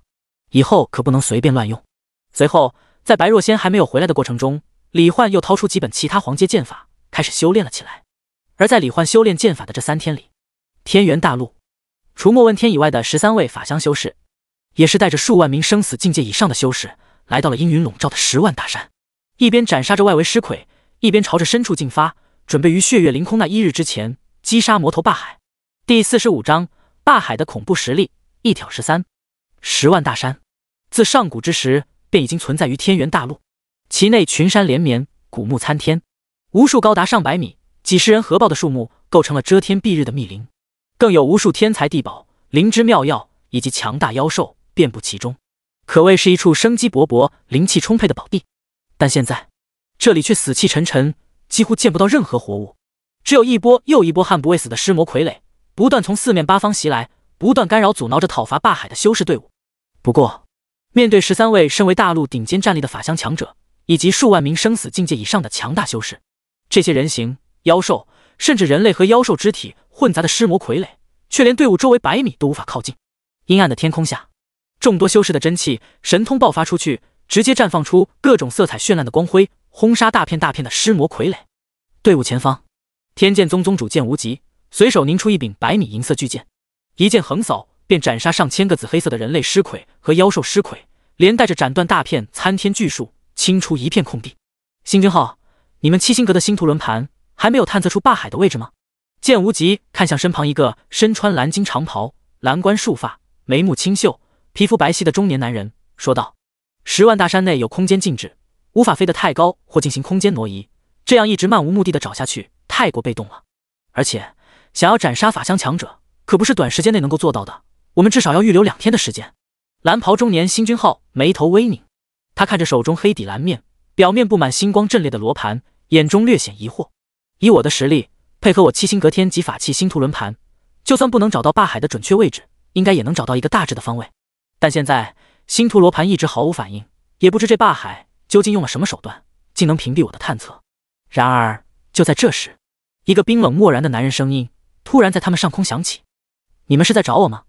众修士错愕间抬头一看，顿时就有人惊呼出声：霸海！他就是霸海！他那张脸，我绝对不会认错。只见阴云密布的天空下，一个身材矮小、面容丑陋如畸形的恶鬼夜叉，体表覆盖紫金鳞片，背上长着一对金羽翅膀的男人，正静静扇动双翼，浮于虚空，眼神漠然地看着他们。一时间，众人手中神通法术都是蓄势待发，随时准备出手。包括剑无极在内的13位法相强者，也是各自瞬间显现出自身法相。其中，一名法相为10丈高的银甲神将，一脸正气凛然的男人，怒喝道：“霸海，你这罪孽滔天的魔头，突破法相境界仅仅不到1年，就率领尸魔傀儡军团屠戮了千万无辜生灵。凭你的罪行，我就算杀你3000遍都不够。不错，今日面对我等13法相强者，你竟然还敢一人露面，当真是不知死活，自寻死路。”另一个法相为金刀武神，霸气侧漏的大胡子男人也是附和一声，随后更是直接催动金刀武神，纵身一跃，大吼道：“霸海，先吃我一刀！”而随着大胡子的金刀武神一刀劈向霸海，其余12位法相强者也是瞬间出手。虽然疑惑于霸海竟然敢一个人出现在他们面前，但现在无疑是斩杀他的最好机会。可就在众人出手的瞬间，空中的霸海竟无声无息间消失了。不是消失，应该说是他的速度太快，甚至已经快到了在场所有法相强者都反应不过来的地步，以至于下一秒13位法相强者的攻击全部落空。等霸海的身影再次出现在他们的视线中时，众人都是露出惊恐、震怒、恐惧的表情，只因霸海的手中竟提着一颗血淋淋的人头，而那头颅正是法相为金刀武神的大胡子男人的头颅。这时众人才发现，发动攻击后落在地上的金刀武神法相竟然已经被切开了一道微不可察的伤口，伤口对应的位置正是一具不断往外喷血的无头身体。该死，究竟发生了什么？霸海那家伙连法相都还没有显化，为何速度就已经快到了我等根本察觉不到的程度？他又是如何做到仅凭肉身破开法相虚空外壁，切断陈红的头颅的？在12位法相强者惊惧与困惑间，被霸海提在手里却因生命力强大尚且保留完整意识的陈红头颅，则是已经因为对死亡的恐惧和对霸海恐怖实力的恐惧，哀嚎着哭泣求饶：“霸海大人，我错了，饶了我吧！只要让我活下去，我马上投靠归顺于您。我都是被他们挑唆，才一时糊涂对您出手啊！如今见识到您冠绝寰宇的实力，我彻底拜服于您了。”对此，面容如夜叉恶鬼面具般狰狞丑陋的霸海，只是面无表情的默然道：“垃圾！”一掌拍碎了陈红涕泗横流、嚎啕求饶的头颅。霸海目光扫向余下12位法相强者，淡淡道：“3息内向我跪地磕头者可活，余下者死。”话音落下，一股磅礴如天崩地陷般的气息从他矮小的躯体中猛然间爆发出来，在他体表之外，更是隐约浮现出一尊如超级巨人般顶天立地的8臂巨人法相虚影。剑无极等12位法相强者顿时都是一脸惊骇莫名。法相强者的实力，一般根据法相的大小就能判断出来，最小为3丈，最大则没有止境。但是现在在场众人中最强的剑无极，他的神剑法相也不过50丈而已。可眼前的霸海，他的法相起码有100丈以上，这之间的差距可不仅仅是2倍那么简单，因为法相每提升1丈都是格外艰难的。这便意味着，在场众人中绝没有一人是霸海的对手，哪怕联手也绝对必败。所以在看到对方法相的一瞬间，剑无极当即神念传音：“快逃！”随即便催动秘法，耗费体内精血，强行凭借神剑法相包裹众人，无视10万大山的禁制，进行空间折跃。然而就在剑无极耗费大量精血，进行了数十次超远距离空间折跃时，惊恐逃亡的众人不知道的是，霸海根本没有去追他们的，反而在他们心生恐惧、疯狂逃命后，仿佛有一股股无形的力量汇入霸海体外的法相虚影，使其变得越发庞大了。感受到这一切，霸海身形一闪，消失在了原地，出现在一座山洞之中。在这里，3个法相尸魁、上百神通尸魁默默守护在一个身体娇小的女性尸魁身旁。霸海静静坐在少女尸魁对面，看着她青黑色的脸庞，轻声道：“快了，就快了，雪儿，你很快就能再次回到我身边了。”第46章，见到通神与五爪金龙的破防。星君号，这是什么情况？你不是说霸海那家伙血月凌空那一天才会无敌吗？怎么现在就已经这么强了？是啊，若不是无极宗主损耗精血救下我等，恐怕今天大家全都要折在那魔头手里。逃出升天后，众多法相强者都是声讨质问星君浩。星君浩苦笑着拱手：“抱歉，诸位，只是我想你们应该也清楚，未来不是一成不变的。我七星阁的推演秘术推演出的只是当时的未来，如今3天过去，很可能是我们的提前行动对未来产生了影响，这才导致霸海在这个时间段就这么强。”听了他的解释，一个黑袍法相强者仍然不依不饶，冷脸发怒道：“奶奶的，我就知道不该信你们这些算命的，差点把老子的命都给搭进去。先别吵了，各位。随着嘴角溢血、脸色苍白的剑无极开口，众人也是安静下来。见状，剑无极接着说道：“现在的霸海实力就已经达到这种程度，如若再让他练成神师，天元大陆必将迎来一场灭世大劫。所以，我想请诸位宗主请出各自宗门内隐世不出的老祖，对霸海那魔头进行围杀。”一边说着，剑无极一边诚恳而认真地看向他们。众人默默点头。刚刚死里逃生的他们很清楚，当今天下能够对付霸海的，恐怕也就只有那些活了几万年老祖级别的人物了。无极宗主放心，这是关乎天元大陆众生生死存亡的大事，我这就回去请我们四象宗青龙老祖出山，我们盘山宗也一样。就这样，凡是宗门内有老祖的，基本上都答应了，并约定好，等老祖们出山后，立即通知彼此，让各位老祖聚集在一起，合力围杀霸海。众人散去后，星君浩渐渐无极损耗太过严重，于是通过空间挪移，送他回到了天剑宗。而就在剑无极在星君浩的搀扶下回到天剑宗后，他们当即就被远处的景象惊到了，异口同声的惊异道：“见到通神！”只见群山楼阁中有一块区域的上空，正浮现着碧落清空、祥云盘绕、仙鹤飞舞的天地异象。这种异象是只有将武技修炼到极致，达到大圆满境界之上的通神境界才能产生的。剑无极更是注意到，那块区域好像是李焕所在的位置，但是凭他的天赋，怎么可能达到剑道通神的境界？意念闪动间，剑无极已经和星君浩来到了李焕的住处，而此刻这里已经里里外外围满了天剑宗的修士。人群中央，正是通过 SSS 级被动技能神级剑道修炼各种黄阶剑法的李焕。天才，绝世天才啊！我修炼了2年半才炼制大成的碧落清风剑，这李焕竟然仅仅几分钟便学会了，而且还直接达到通神境界，产生如此异象。谁说不是呢？光是看他练剑，我就感觉种种剑道真理扑面而来。此等天赋，难怪他一招就能击败龙傲天大师兄，获得若仙仙子的青睐。李公子好帅，好想和李公子结为道侣，一起练剑击剑啊！众多天剑宗内门男女弟子目光都完全被李焕练剑的身影深深吸引，更有甚者，直接在旁边学着李焕的动作也练起了剑法，以至于他们都没有注意到他们的宗主剑无极来到了这里。剑无极没有出声打扰，只是默默看着沉浸在剑法修炼之中，对外界目光与嘈杂状若未闻的李焕。还有他院子里堆放着的由白若仙为李焕从武技阁借来的数千本剑法。接下来的时间里，李焕每3分钟左右就能学成一本剑法，而且每一次学会之后都会产生天地异象。剑无极和星君浩的眼中也是越来越惊奇与喜悦。许久，一位男弟子终于发现了站在人群后方的剑无极，顿时恭敬的拱手大声道：“拜见宗主！”闻言，其他天剑宗弟子也是看到了剑无极，纷纷拱手拜见。李焕这才注意到剑无极来了，随后剑无极也是来到李焕面前，询问他3日不见，天赋是如何达到这种程度的，简直匪夷所思。李焕自然不可能说出万倍增幅和神级剑道的事，只是说风清月为了他去融合龙魂宝珠，他为了不辜负风清月的心意，如痴如醉的练了3天的基础剑法，随后便仿佛突然顿悟一般，掌握了剑道真理，这才能有现在的恐怖剑道天赋。李焕如此性情与机缘，也是引得剑无极当即便大喜的表示要亲自为他指导剑法，并将自己珍藏的种种天地玄黄各阶剑法全都授予李焕。这种好事，李焕当然是直接同意，然后跟着剑无极来到了宗主大殿。有了当世最强法相剑修剑无极的指导，李焕练剑的速度也是更快了几分。而随着他学成的剑法越来越多，在他神级剑道带来的超凡悟性下，他技能栏中的无数剑技似乎隐约之间要彼此交汇融合，创造出一门前所未有的绝世剑法。而另一边，炼气大殿黄金锻造炉内，风清月手中凝聚出一柄灵能长剑，和体型庞大的五爪金龙正在剑灵空间内不断厮杀。蝼蚁，还不明白吗？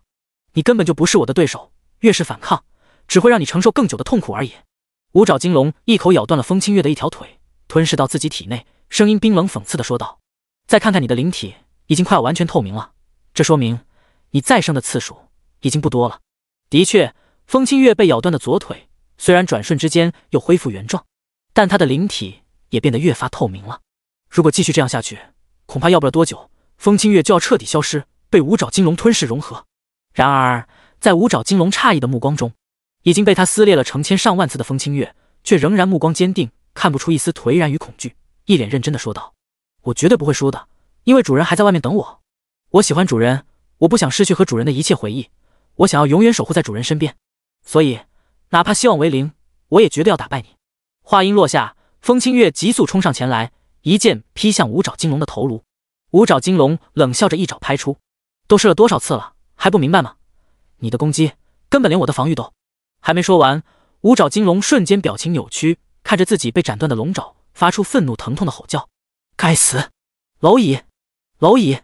你不过是一个蝼蚁而已，怎么可能斩断我的躯体？”不过五爪金龙哪里知道，被撕裂咬断躯体千万次，体验过千万次极致痛苦的风清月，虽然灵体越来越虚幻，但是他的意志却越来越坚强，灵体也越来越坚韧。而现在，风清月的灵体强度终于达到了能够破开他防御的地步，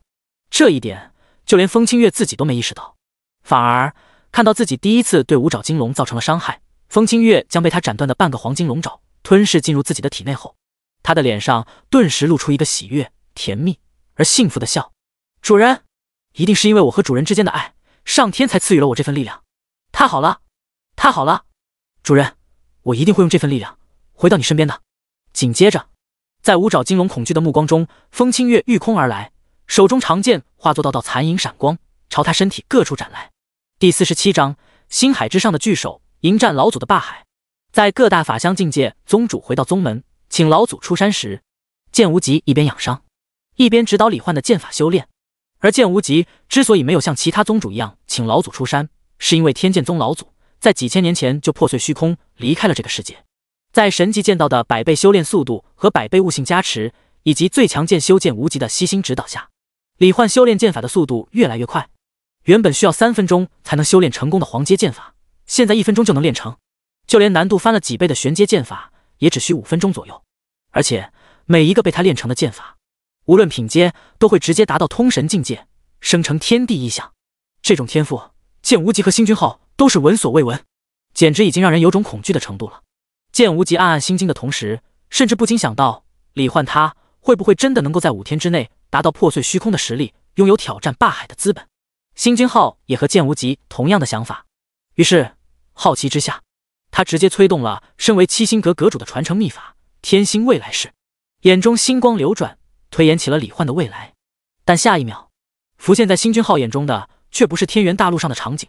而是一片浩瀚无垠的星海。还没等他看到李焕在什么地方，一只遮天蔽日的巨手突然笼罩而来，一把抓向了他。紧接着，星君浩的视野就瞬间化为一片黑暗，天星未来式更是直接被强行中断。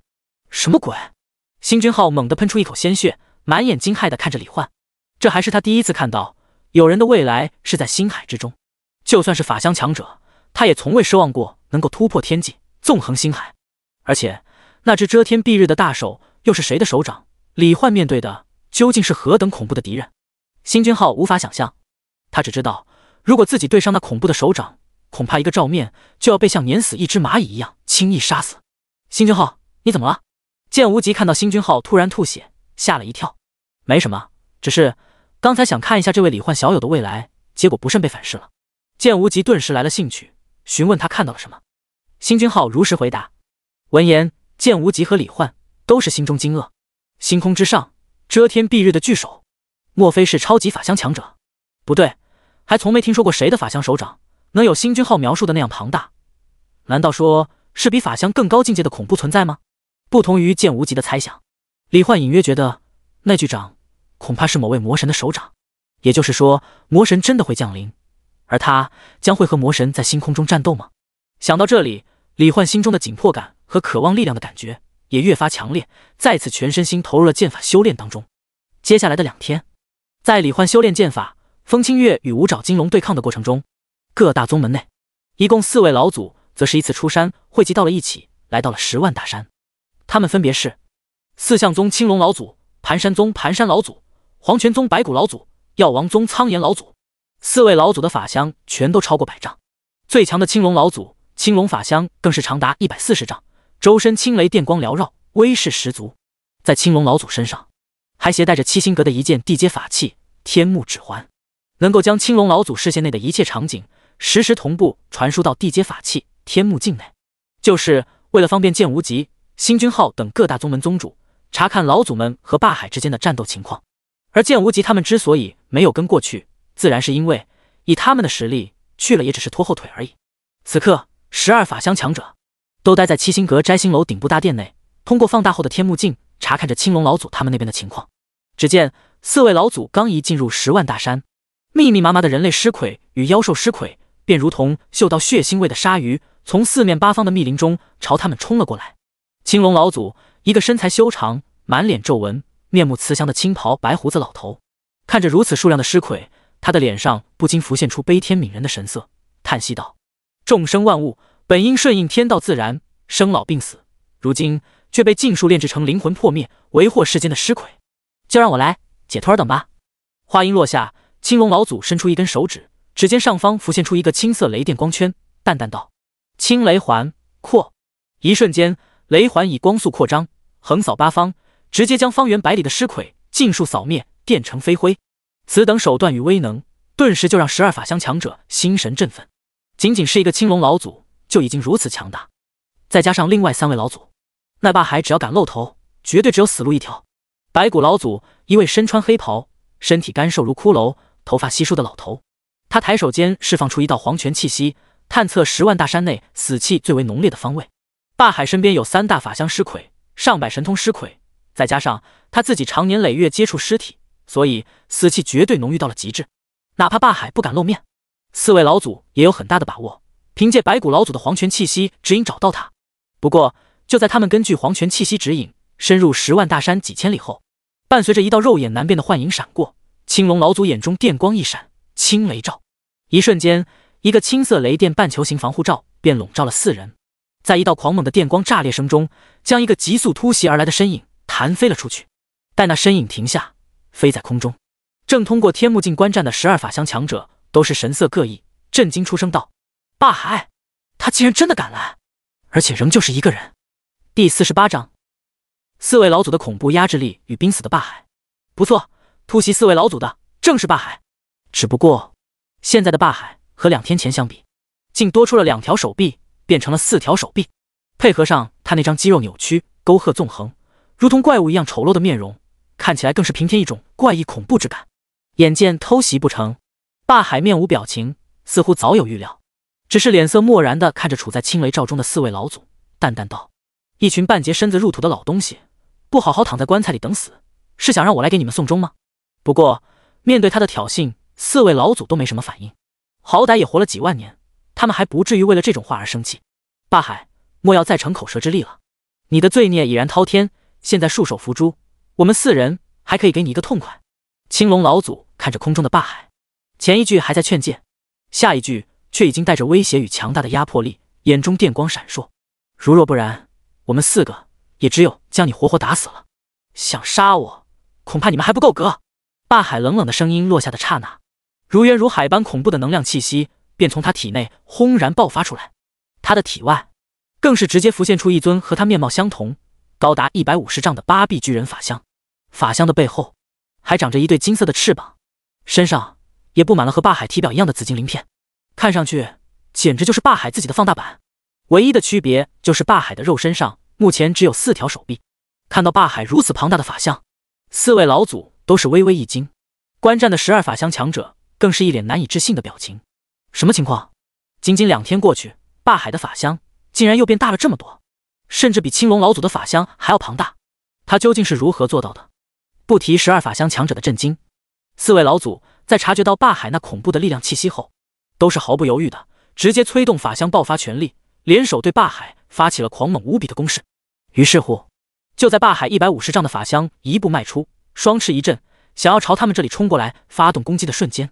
身穿土黄色长袍、佝偻着脊背的盘山老祖已经猛地一脚跺在地面。法相神通，地坠天星。话音落下，他那高约120丈的山岳法相猛然亮起，而霸海的脚下也是瞬间浮现一道土黄色的通天光柱，将他整个法相都笼罩在其中。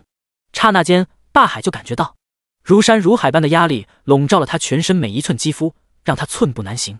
脚下的大地、林木也是寸寸崩裂、塌陷、粉碎，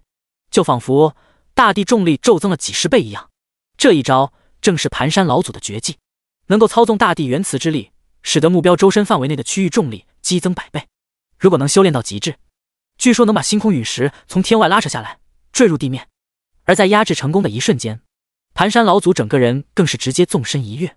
携带着巍峨高耸的山岳法相，在100倍重力的加速度下，压爆层层大气，于一连串轰鸣声中，从灞海上空急速坠落。面对这恐怖到极致的力量，灞海的法相也是仰天咆哮一声，抬起4条肌肉球节，表面布满紫金鳞片，如同蕴含着拔山倒海之力的粗壮手臂，直接应接这一记攻击。下一瞬，手掌与山岳书一接触，狂暴的冲击波便轰的一声直接炸开，超音速飓风扫向四面八方，吹断掀飞了成千上万棵参天古树。以灞海脚下为圆心，周围的大地更是瞬间如海浪翻滚，方圆100里的地面轰然塌陷，几十座大山倾斜倒塌，一击之威，恐怖如斯。而同一时间，药王宗一袭白袍、鹤发童颜的苍颜老祖，手指掐诀间，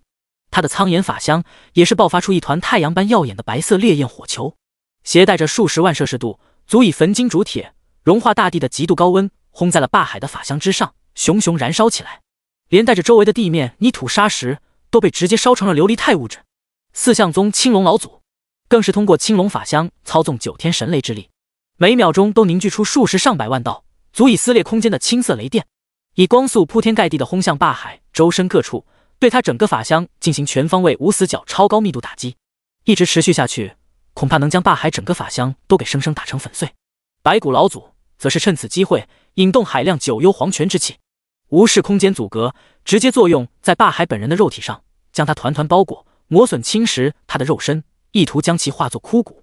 就这样，在这当世最强4位法相老祖全力爆发的狂轰滥炸的攻击下，灞海庞大的法相半跪在地，低着头，四臂托举山岳，四臂格挡前方，浑身被雷光苍岩笼罩，肉身被黄泉气息包裹，看起来完全就是被4位老祖给压制的动弹不得，难以反击。恐怕再过一会儿，真的就要被活活打死。一时间，从天幕境内看到被死死压制的灞海，围观的12法相强者都是心中激动，不愧是老祖，修为通天，竟然一个照面就瞬间镇压了灞海。哈哈，看来灞海这魔头要完了。是啊，太好了，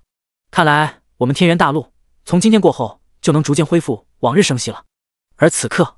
被4位老祖压制，正面承受着无穷无尽连绵不绝的狂暴攻击的灞海，他也未曾想到4人联起手来的实力竟然强到了这种程度，让此刻的他只能被动防御。刚刚他在应接了盘山老祖地坠天星的瞬间，5脏6腑都几乎移位，大脑都险些被直接震晕过去，接着又被无数轻雷攻击，苍岩焚烧，法相体表的紫金鳞片接连不断的开裂融化，更别提他的肉身还被9幽黄泉之气包裹，让他在精气神和体内生命能量不断缓慢流失的过程中，大脑也越发昏沉。就这样，种种伤势、攻击、压力、痛苦、侵蚀持续不断的叠加在一起，使得灞海整个人的意识不断沉沦，仿佛即将就要彻底陷入黑暗。我要死了吗？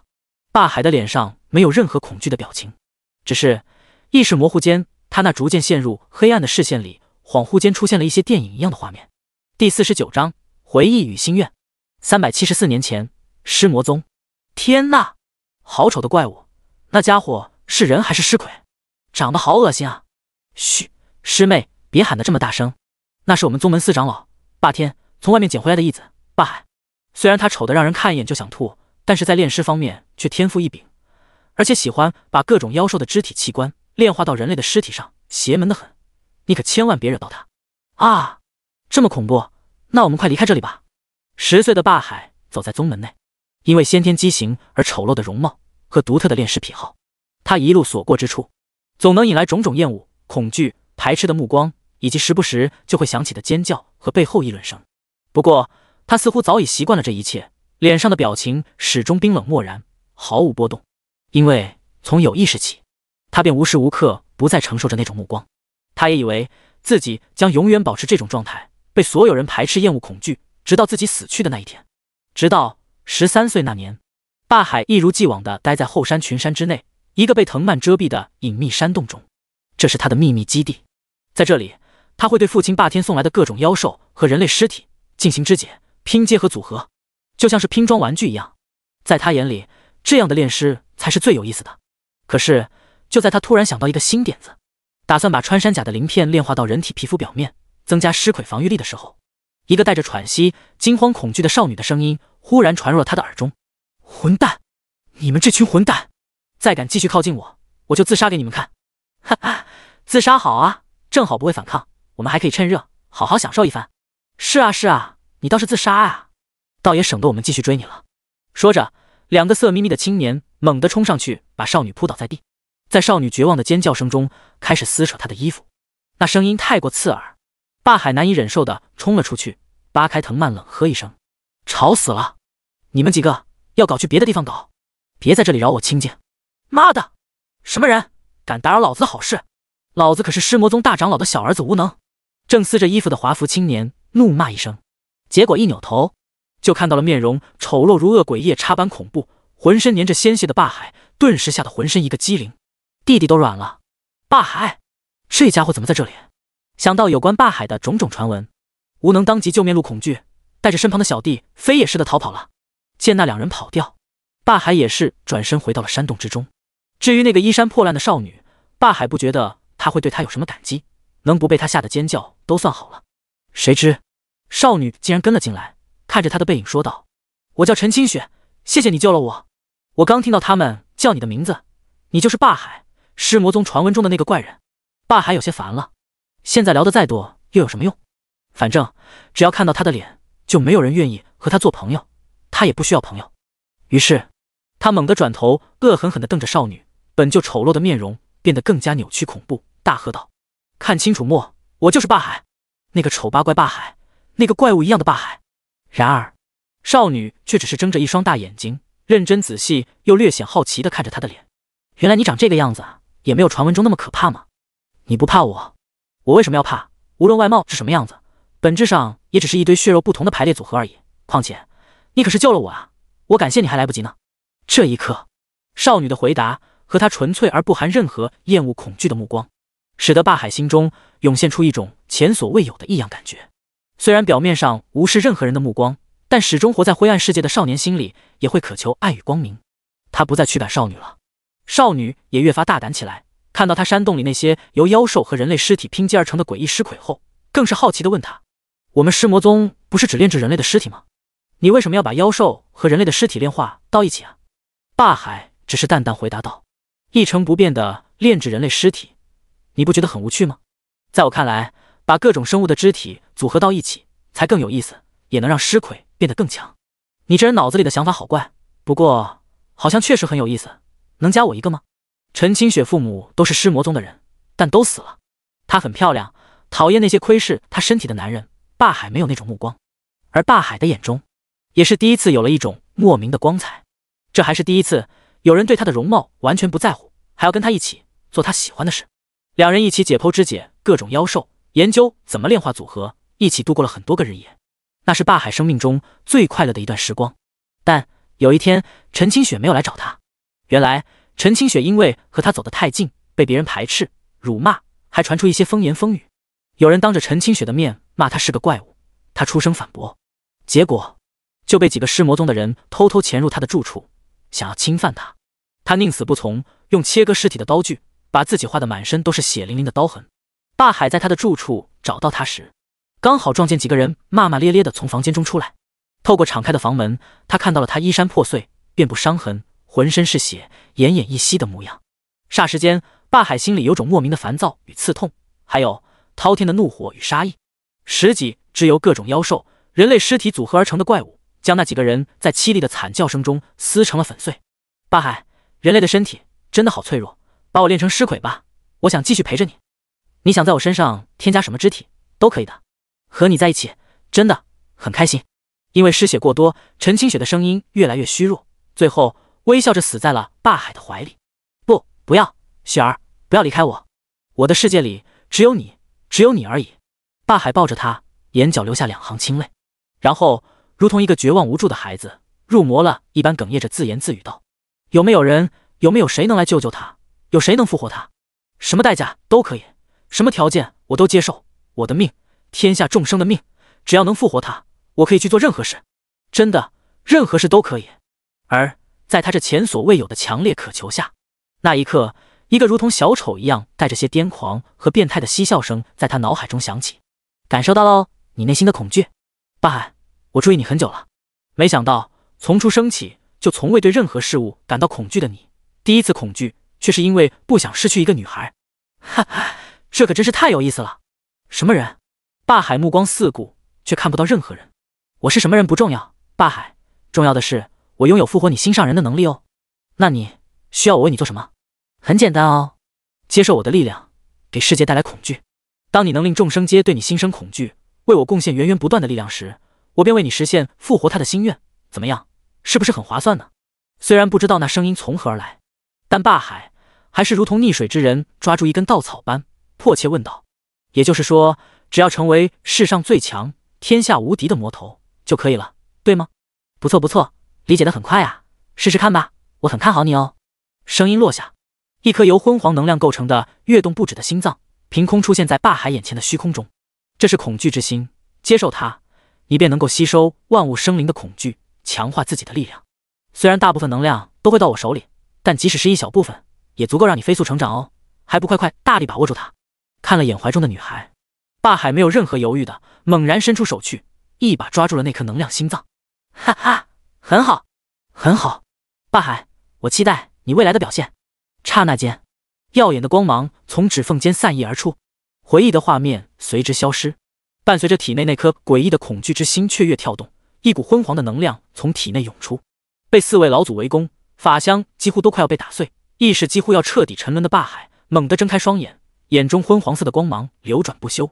是了，我不害怕死亡，我不害怕任何东西，我唯一害怕的只是再也见不到你而已。雪儿，谢谢你，这份因害怕再也见不到你而生出的恐惧，给了我再见到你的力量与希望。那么接下来只差一步了，等我杀了这4个老东西，就回去见你，然后统御天下，让你重新回到我的身边。下一秒，在持续不断的全力轰击着霸海法香的4位老祖震惊的眼神中，霸海支离破碎的法香竟猛然间绽放出无数阴沉昏黄的光芒。紧接着，被青雷苍眼笼罩，完全看不出表情的霸海法香缓缓抬起了头，发出闷雷般轰隆隆的冰冷漠然的巨大声音，响彻在10万大山之内。老东西们，如果这就是你们的权利的话，接下来你们可以去死了。第50章，天下无敌的霸海与未来的希望。不好，这魔头似乎发动了什么秘法，竟然能爆发出如此惊人的能量气息。快动用全力，哪怕燃烧生命也无所谓。若是让他的法香恢复过来，恐怕我们4人也将不再是他的对手。青龙老祖神色前所未有的凝重大吼，直接不惜损耗残余不多的寿命，爆发出更强更猛烈的青色9天神雷，想要在霸海法香恢复前将他轰杀成渣。事实上也无需青龙老祖提醒，霸海此刻爆发出的昏黄能量简直就像是火山喷发，大江奔腾一般，映照的整片天空都变得昏黄暗沉，让另外3位老祖心中骇然。几万年来，他们还是第一次感受到有人能爆发出这样强大恐怖的能量，所以在青龙老祖燃命爆发的瞬间，他们3人也是全都使用各自的宗门秘法，付出各种代价，爆发超越常态的权力。一时间，但见亿万青雷轰鸣，大日苍岩焚融，大地元磁激增，黄泉之气更是化作无数幽魂，啃噬霸海的肉身。在这恐怖的攻击下，天地之间已经完全变成了光的海洋，青光、白光、黄光3色混杂交错融合，混乱狂暴的能量波动更是使得一切感知手段全部失效。在场4位老祖完全感知不到能量中心的霸海的情况，只是想要在生命结束之前用最强最猛的攻击将霸海轰成飞灰，让他彻底消失在这个世界上。而此刻狂暴能量的中心，霸海的法香和肉身在吸收了昏黄色能量心脏爆发出的能量后，虽然伤势破损没有恢复，但却让他融合炼化了3种至强妖兽，打造出的心目中最强的肉身和法香的特性产生了质变。这里就不得不提到，霸海的肉身是由他采用自己改进过后的独门炼尸秘法，融合了金翅鲲鹏的双翅、紫雷蛟魔龙的鳞片、8臂金刚猿的血肉和手臂打造而成的至强肉身，所以他的法香和他的肉身一样，具有金刚不坏、吞噬雷电、金鹏急速3种至强特性。只不过先前4位老祖的攻击太过强大，再加上他还差4条手臂，肉身没有达到完美形态，这才使得霸海虽然具有3种至强特性，却仍旧被4位老祖破防，打得毫无还手之力。但现在3大特性产生质变后，他法香体表破碎开裂的紫金鳞片直接将青龙老祖的青雷尽数吞噬吸收，转化为自己的能量，修复法相伤势。金刚不坏之身，更是使得他直接无视了极度高温的苍炎焚烧，压迫在上方的山岳法相，以及啃噬他肉身的黄泉幽魂。于是，在这4位老祖燃烧生命催动的极致攻击中，霸海非但没有受到伤害，反而还从那戒中取出了8臂金刚猿的另外4条手臂，通过青雷苍炎这2种高质量能量，将它们迅速炼化融合到自己身上，达到和法相形象一致的完美形态。就这样，肉身完美的一瞬间，霸海的法相也是尽数修复，而且表面的紫金鳞片还吸收储存了海量的青雷能量。感受到充斥全身的狂暴能量，霸海心中也是不禁泛起一种天下无敌的感觉。老东西们，挠痒痒时间结束了，现在轮到我了。伴随着霸海冰冷的声音响起，储存在他紫金鳞片内的所有青雷能量全部汇聚到了他8条手臂中的一条，最后尽数凝聚在一只小山包一样的拳头上。顷刻间，他的那只拳头就被浓郁到几乎要变成液态雷电的能量完全包裹，化作一轮扭曲时空的青雷大日。盘山老祖心中顿时生出强烈无比的死亡警兆，身体每一个细胞都仿佛在催促他赶快逃命。但此刻，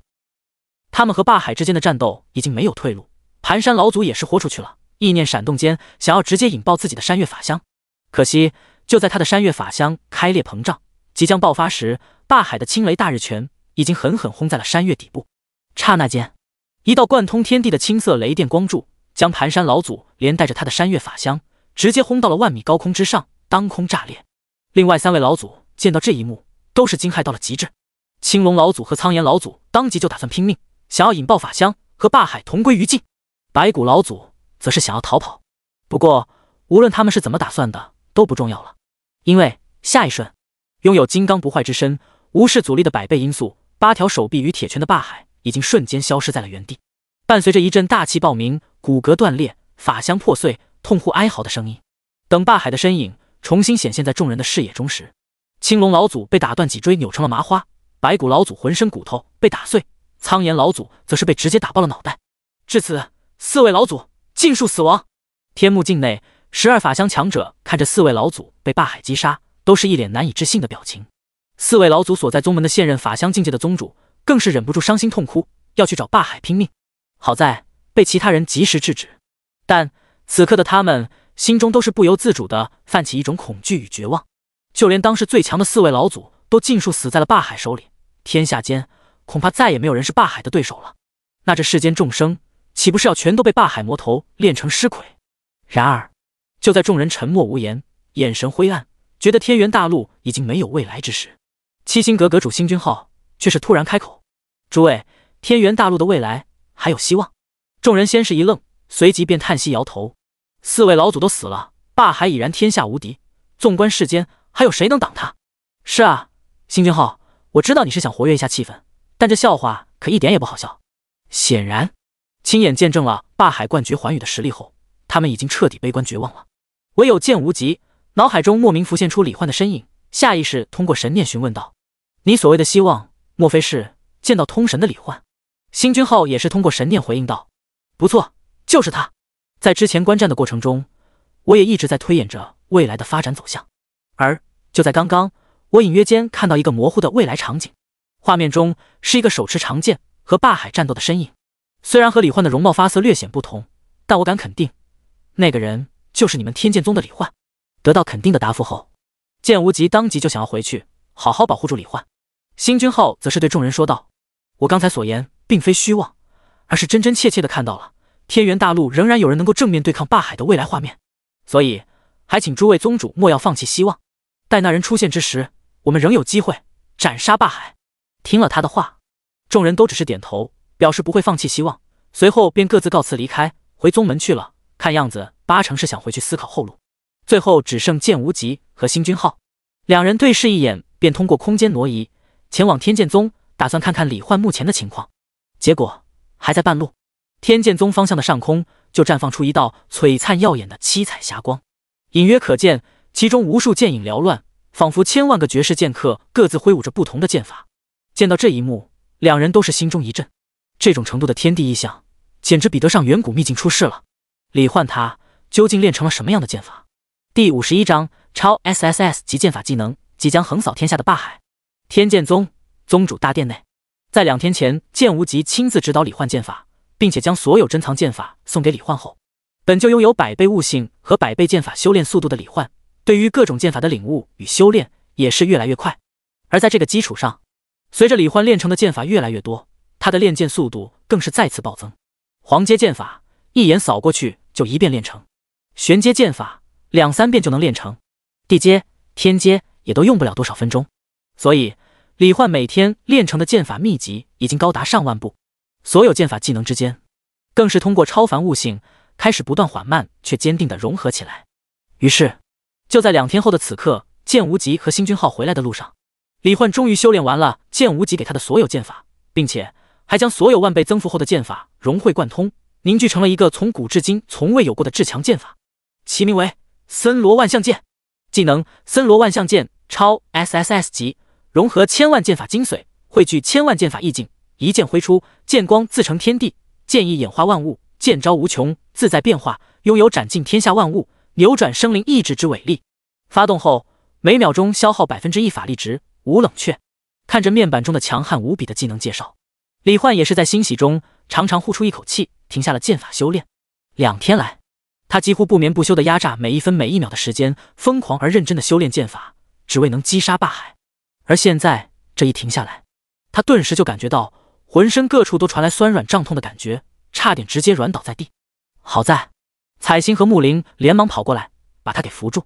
主人，你也真是的，练剑也不能拿命去练啊。彩星一边搀扶着李焕，一边嘟囔着嘴，心疼而关切地看着李焕。这2天晚上你每次睡觉的时间连10分钟都没有，要是出了什么事，我们和清月姐姐都会伤心的啊。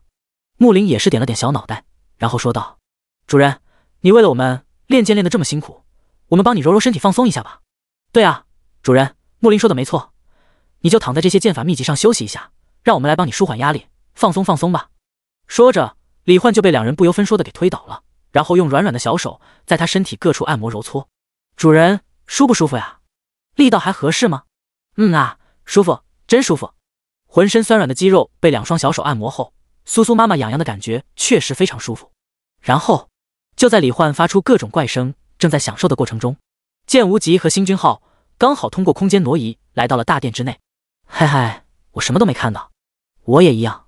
2人默契地转过身去，假装没看见。李焕见到2人，也是略显羞耻地叫停了彩星和木灵的按摩服务，随后便从剑无极口中得知了4位当时最强宗门老祖联手围杀霸海，结果反被霸海尽数杀害的事情。这让他获得森罗万象剑的欣喜也是一下子被冲淡了不少，脸色也凝重起来。能击杀4位至强者，根据剑无极所说，霸海的实力已经堪称天下无敌了。随后剑无极问起李焕修成了什么剑法，李焕也是简单说了一下森罗万象剑的强大。剑无极和星君浩听后都是为之震惊，剑光自成天地，那就是初步掌握空间之力了，而且还能通过剑意演化万物。要是能再进一步演化出拥有自我意识的生物，那李焕简直就是神明造物主一样的存在了。不过虽然震惊于李焕的绝顶天赋，但是仅凭这样的实力，显然还是无法对抗霸海的。所以现在唯一能够期待的只有正在和龙魂宝珠融合的暴风剑了。如果暴风剑融合成功，拥有斩断虚空的能力，再配合上李焕的森罗万象剑，也许就能拥有正面对抗霸海的能力。于是剑无极和星君浩便带着李焕和彩星、木灵来到了炼器大殿。李焕看着被烈焰包裹的赤金锻造炉，决定接下来的时间就在此默默守候，同时心中也默默祈祷着：清月一定要平安回到我身边啊！而此刻暴风剑剑灵空间内，形势已经完全逆转。一开始趾高气昂、傲慢冷漠的五爪金龙，现在却像个受惊的老鼠一般抱头鼠窜，被风清月追着砍。五爪金龙的灵体更是变得透明，如同虚幻，惊恐地咆哮着：别砍了，别砍了，再砍下去我真的要死了！要不然我们各退一步，在保留彼此意识的前提下，将灵体融合，怎么样？然而面对五爪金龙的求饶，风清月却是无动于衷，一边继续追着砍，一边说道：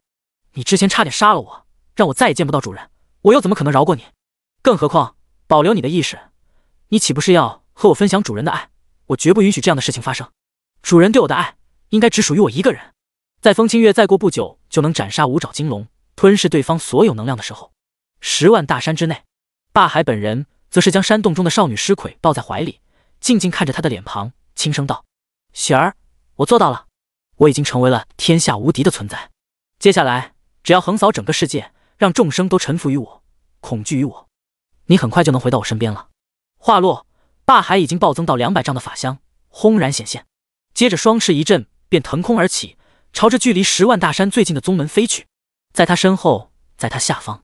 ，3大法相尸魁、上百神通尸魁，以及从10万大山密林中涌现出来的无穷无尽的尸魁，则是紧紧跟随着他。至此，霸海横扫天元大陆、复活陈清雪的计划最后一步正式开始。第52章：霸海的邪恶手段。300多年前的声音。青云宗，距离10万大山最近的一座中型宗门，宗主乃是一名半步法相境界的强者。原本依靠着10万大山外围丰富的资源，宗门内的发展可谓是欣欣向荣、蒸蒸日上。但自从数月前尸魔宗魔头霸海进入其中，一切就都变了。无数被炼成尸魁的妖兽，再加上原本就有的海量人类尸魁，使得10万大山境内完全变成了一片人类修士的禁区。青云宗修士的修炼资源也是越来越少，更有不少人因为害怕霸海，直接离开了青云宗。不过也有部分弟子愿意跟着他们的宗主韩青山一起留在这里，把青云宗视为自己的家，与宗门共存亡。但就在今天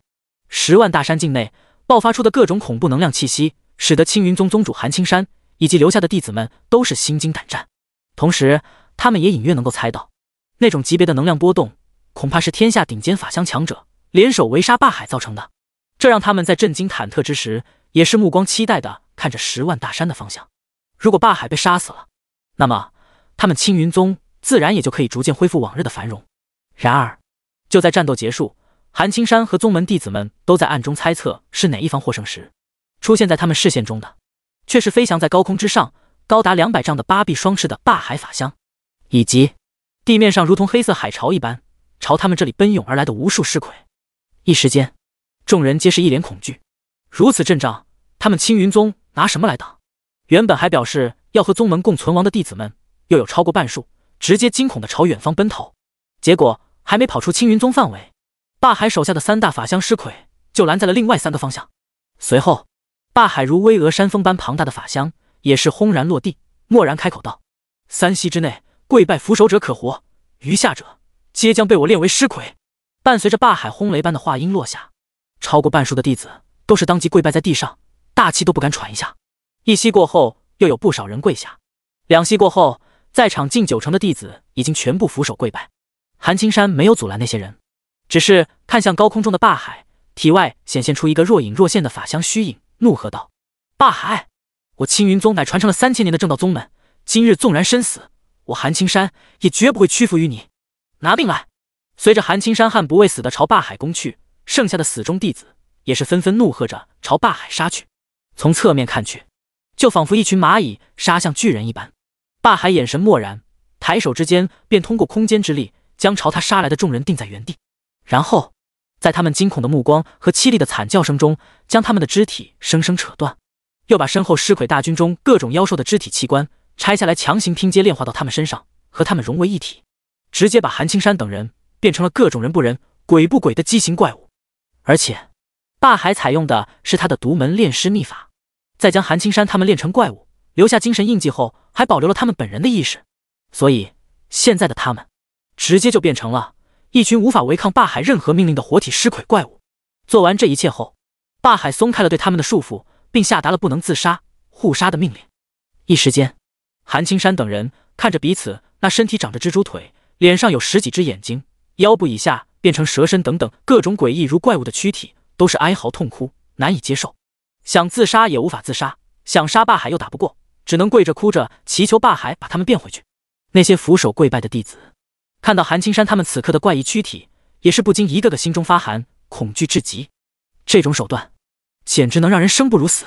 而更恐怖的是霸海接下来不含任何感情的冷漠话语：“臣服于我之人，后天炼体境界的，每人每月必须上交于我100块下品灵石或价值等同的修炼资源、珍奇宝物与神兵法宝。后天境界之上，每高一个大境界，上交灵石数量翻10倍。你们这些尸魁就负责收集汇总，监督他们。若是谁没有完成任务，就将那人抓住，我会将其也炼成尸魁。”闻言，韩青山等人顿时阴森邪笑着看向那些弟子，他们恐惧霸海的同时，更加嫉恨那些臣服于霸海还能保持正常人形的家伙。显然，他们的心里已经变得扭曲而疯狂了。而那些臣服于霸海的修士，听到霸海的要求，见到韩青山等人邪恶的目光，都是难以抑制的涌现出强烈的恐惧。他们可不想变成那种恐怖的怪物。但是，霸海让他们每月上交的灵石数量未免也太多了，几乎是他们每月正常获得的修炼资源的4、5倍了。他们如何能在1个月里凑齐啊？就这样，霸海如法炮制，将天元大陆各个宗门逐一扫荡过去，让越来越多的修士对他产生了强烈到极点的恐惧。而且，在接下来的每一天，他们也会因害怕完不成任务被炼成怪物尸魁，而时时刻刻身处恐惧之中。就在霸海扫荡了天下超过半数的宗门势力，通过体内由昏黄能量构成的恐惧之心，源源不断地收集着海量恐惧能量时，300多年前，那个如同小丑般癫狂变态的嬉笑声在他脑海中再次响起。哈，真是太棒了，霸海，我果然没有看错你。仅仅300多年，你就成了大陆最强，为我贡献出如此数量的恐惧能量。现在虽然你还没有彻底统御世界，但是鉴于你优秀的表现，我可以现在就帮你复活心上人哦。闻言，霸海顿时神色动容，声音中带着迫切与激动的问道：“你能直接复活雪儿吗？还是需要我做什么？”第53章，跨越时空的再会，风清月归来。哈哈，别急别急，方法很简单哦，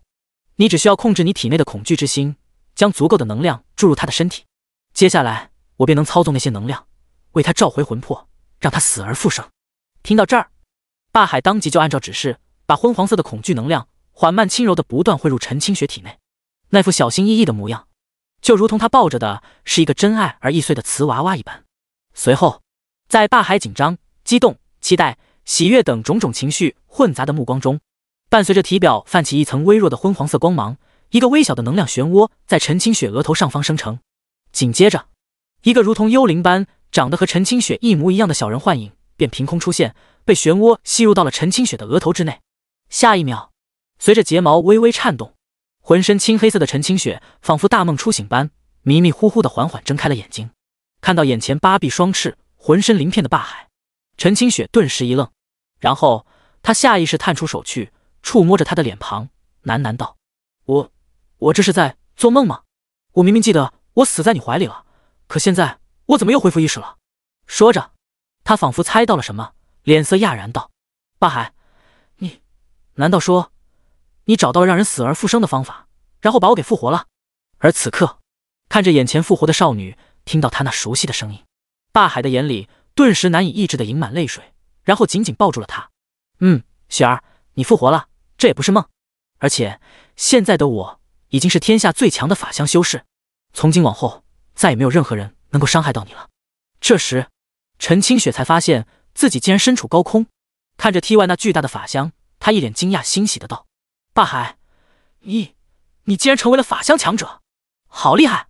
那你该不会就是我们尸魔宗的现任宗主吧？”“是啊，我就是现任宗主。”霸海松开怀抱，眼里泪水隐去，微笑着看向他。陈清雪更兴奋了：“你都成宗主了，那我以后岂不是能在宗门里横着走了？何止是尸魔宗，当今天下有我在，你想做什么就做什么，没人敢拦你，没人敢伤你。”“哈哈，霸海，你别吹牛了，我知道你现在肯定很厉害，但是世界上法相强者也不少啊，就算你是最强的法相修士，你总不可能一个人就能打过他们所有人吧？”对此，霸海只是微微一笑，抱着陈清雪飞向高空，巡视俯瞰天元大陆。一路上，看到各大宗门、各个城镇都被各种尸魁掌控，陈清雪的目光也是越来越惊讶，小嘴张得大大的：“霸海，你竟然真的天下无敌了，竟然把整个天元大陆都变成了我们尸魔宗的地盘，那我真的可以横行无忌了。”听着陈清雪欢快、惊讶、欣喜的声音，看着她灵动可爱的表情，霸海只觉得心情前所未有的愉快。还差一些地方，不过统御天下只是迟早的事。所以，你有什么愿望吗？只要你想，我都可以为你实现。回家吧，我们一起回秘密基地吧。好，什么都依你。霸海带着陈清雪回到了曾经那个秘密基地，彼此说笑间回忆着往事。陈清雪还摸着他的身体，好奇地问他身上这些零件都来自什么妖兽。得知来自金翅鲲鹏、紫雷蛟魔龙这些至强妖兽后，陈清雪顿时就满眼小星星，一脸崇拜地看着他。时隔300多年，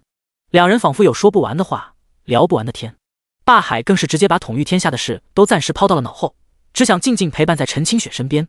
就这样，到了夜晚，两人静静躺在山洞外的地面上，看着漫天繁星。霸海，从我死后到现在，过去多久了啊？368年。霸海似乎记得很清楚。谢谢你，霸海。陈清雪侧过身，静静看着霸海的脸。为了复活我，这些年你一定很辛苦吧？察觉到陈清雪的目光，霸海也是侧过身来，静静看着她的脸庞。雪儿，为了你，一切都是值得的。而且，以后我们就可以永远在一起了，谁也不能再把我们分开。话落，两人相视一笑。灿烂的星空下，两人拥抱着彼此，只是那样静静拥抱着，感受着彼此的气息。恍惚间，仿佛回到了300多年前的那段时光，温馨、静谧、幸福。不过，天下还未彻底统御。第二天一大早，霸海便带着陈清雪，打算收服最后一些宗门，其中就包括天剑宗。而就在霸海一边强势镇压、收服各个宗门，一边朝着天剑宗逼近时，天剑宗炼气大殿内，星君浩和剑无极通过空间挪移，瞬间出现在了这里。其中，剑无极眉头微凝的出声问道：“莫兄，暴风剑与龙魂宝珠的融合，大概还有多久才能完成？”而星君浩则是神色焦急的说道：“莫前辈，现在霸海横扫天下各大宗门，马上就要来到天剑宗这里了。如果被霸海察觉到，直接将锻造炉破坏，那么任凭李焕天资绝世、天元大陆也很难再有希望了。”然而，莫问天只是微微一笑：“你们来的正是时候，我感觉到暴风剑内混乱的能量已经彻底平稳，1分钟之内应该就能破炉而出了。”结果，莫问天话音刚落，伴随着砰的一声闷响，锻造炉的盖子被直接掀飞，一道金色光柱也冲天起。在李焕、剑无极等人的注视下，与五爪金龙魂魄融合完毕，表面的龙卷纹路变为金色，剑锋之上还有一些龙爪形状的金色图案的崭新暴风剑从锻造炉中缓缓浮现出来。不同于剑无极和星君浩的振奋激动，李焕神色紧张、忐忑、期待，又有些害怕的看着浮在半空的暴风剑，声音微颤的出声问道：“清月，是你吗？”声音落下的一瞬，一道金色幻影便猛然间从暴风剑中窜出，在半空中化作一个身穿金龙鳞甲、头戴金龙头盔、银发金瞳的绝美少女，然后一头扎进了李焕的怀里，仿佛久别重逢的恋人般紧紧抱住了他。“主人，是我回来了。在里面的时候，我好想你，我好害怕会再也见不到你。”感受到怀中少女的温度和对她的感情，李焕也是不禁露出一个如释重负的笑，同样紧紧抱住了风清月。“清月，欢迎回来。你不在我身边的时候，我也好想你。好在，我们终于还是能够像这样再次拥抱彼此，感受彼此的温度了。”“主人，而且现在的我已经拥有斩断虚空的能力了。”闻言，李焕也是笑着道：“那么，接下来就让我们并肩作战，击杀魔头霸海，一起回家吧。”第54章特殊技能龙神变与决战开始。通过剑无极和星君浩刚才的话，李焕知道霸海很快就要来到天剑宗这里。不过，前去和霸海战斗之前，他先看了一眼暴风剑和风清月现在的面板，看看有什么变化，再决定战术。其中，暴风剑的特性变化如下：坚韧 LV80、LV300， 控风 LV100、LV300， 极致锋利 LV100、LV500。看到这个变化，李焕略微感知试验，便察觉到自己的身体果然变得更加强悍坚韧，如同超级合金，控风能力也范围更大，速度更快。原本包裹身体的极致锋利的荧光特效，更是直接变成了金色，使得现在的他用手刀都能切开虚空。这种增强的程度，简直让他的实力直接飞跃了一个次元。而风清月的属性面板则变成了剑娘风清月，类别神兵灵体，等级 LV25， 与暴风剑同步，生命值 100%， 生命回复15百分号 S， 法力值 100%， 法力回复15百分号 S， 力量600，敏捷600，体质600，精神600。技能白影缭乱烈风狂沙斩 SSS 级，在原有介绍上多出了蓄力时间减少 20% 和斩断虚空的描述。特殊技能龙神变 SSS 级，激发体内五爪金龙的龙魂之力，化身半人半龙形态，全属性提升10倍，并获得体型变化穿梭虚空之能。自身与暴风剑的体型大小可根据心念自由变化，当前变化极限为6，精神属性乘100分号倍，穿梭虚空距离为60，精神属性乘10百分号米。技能发动后每秒消耗 10% 法力值。好感度9级，5201000。看到风清月的面板变化后，李焕顿时又惊又喜。现在的风清月不仅生命回复和法力回复提升，全属性提升变成了6边形战士，而且还获得了特殊技能龙神变，在属性暴增、自由变化体型的基础上，还能穿梭虚空进行瞬间移动，这对于对战法相强者绝对帮助巨大。李焕当即便根据风清月的技能以及自己目前所拥有的技能，制定了2套作战计划。李焕有把握吗？剑无极眉宇之间略显凝重地说道。霸海的法相如今已经有200多丈，即便暴风剑现在能够斩断虚空，你的剑法也已如神，但是你毕竟没有法相，体型与能量之间的巨大差距，很可能会让你的战斗变得异常艰难，无法持久。所以如果你想要战胜霸海，恐怕必须要速战速决。放心，我有把握。话音落下，在剑无极和星君浩震惊的眼神中，李焕和彩星融合，并直接开启了召唤物神级增益、神速、超限屏障3大辅助技能。他整个人的体表顷刻间就被道道金色雷电缠绕，那是神速力加持下的表现，还生成了由100层护盾叠加而成的半透明的银白色超级生命屏障，使得他的血条直接变成了101条，简直就像个超级 BOSS。 再加上此刻李焕和风清月、彩星、木灵的好感度分别是9级、6级、4级，所以在100倍增幅并同步了3人的属性后，李焕的4维属性直接疯狂飙升，全部突破了8万点。感受到李焕那暴增的力量气息，先前还有点担忧李焕的剑无极，也是顿时放心下来，而且信心倍增。李焕，霸海现在横行无忌，气息滔天，我能很清楚地感知到他的位置，如果你准备好了，我现在就可以带你过去。李焕点了点头，眼中闪烁着战意。无极宗主，就现在吧。话落，眼前空间变换，剑无极带着李焕直接出现在了霸海已经250丈的法相旁的半空之中。此刻霸海正在将一个宗门内的部分反抗他的修士，扯断肢体，炼化成妖兽和人类躯干拼接而成的畸形怪物。见到如此残忍的一幕，李焕心中也是不禁涌现出一股无形怒火。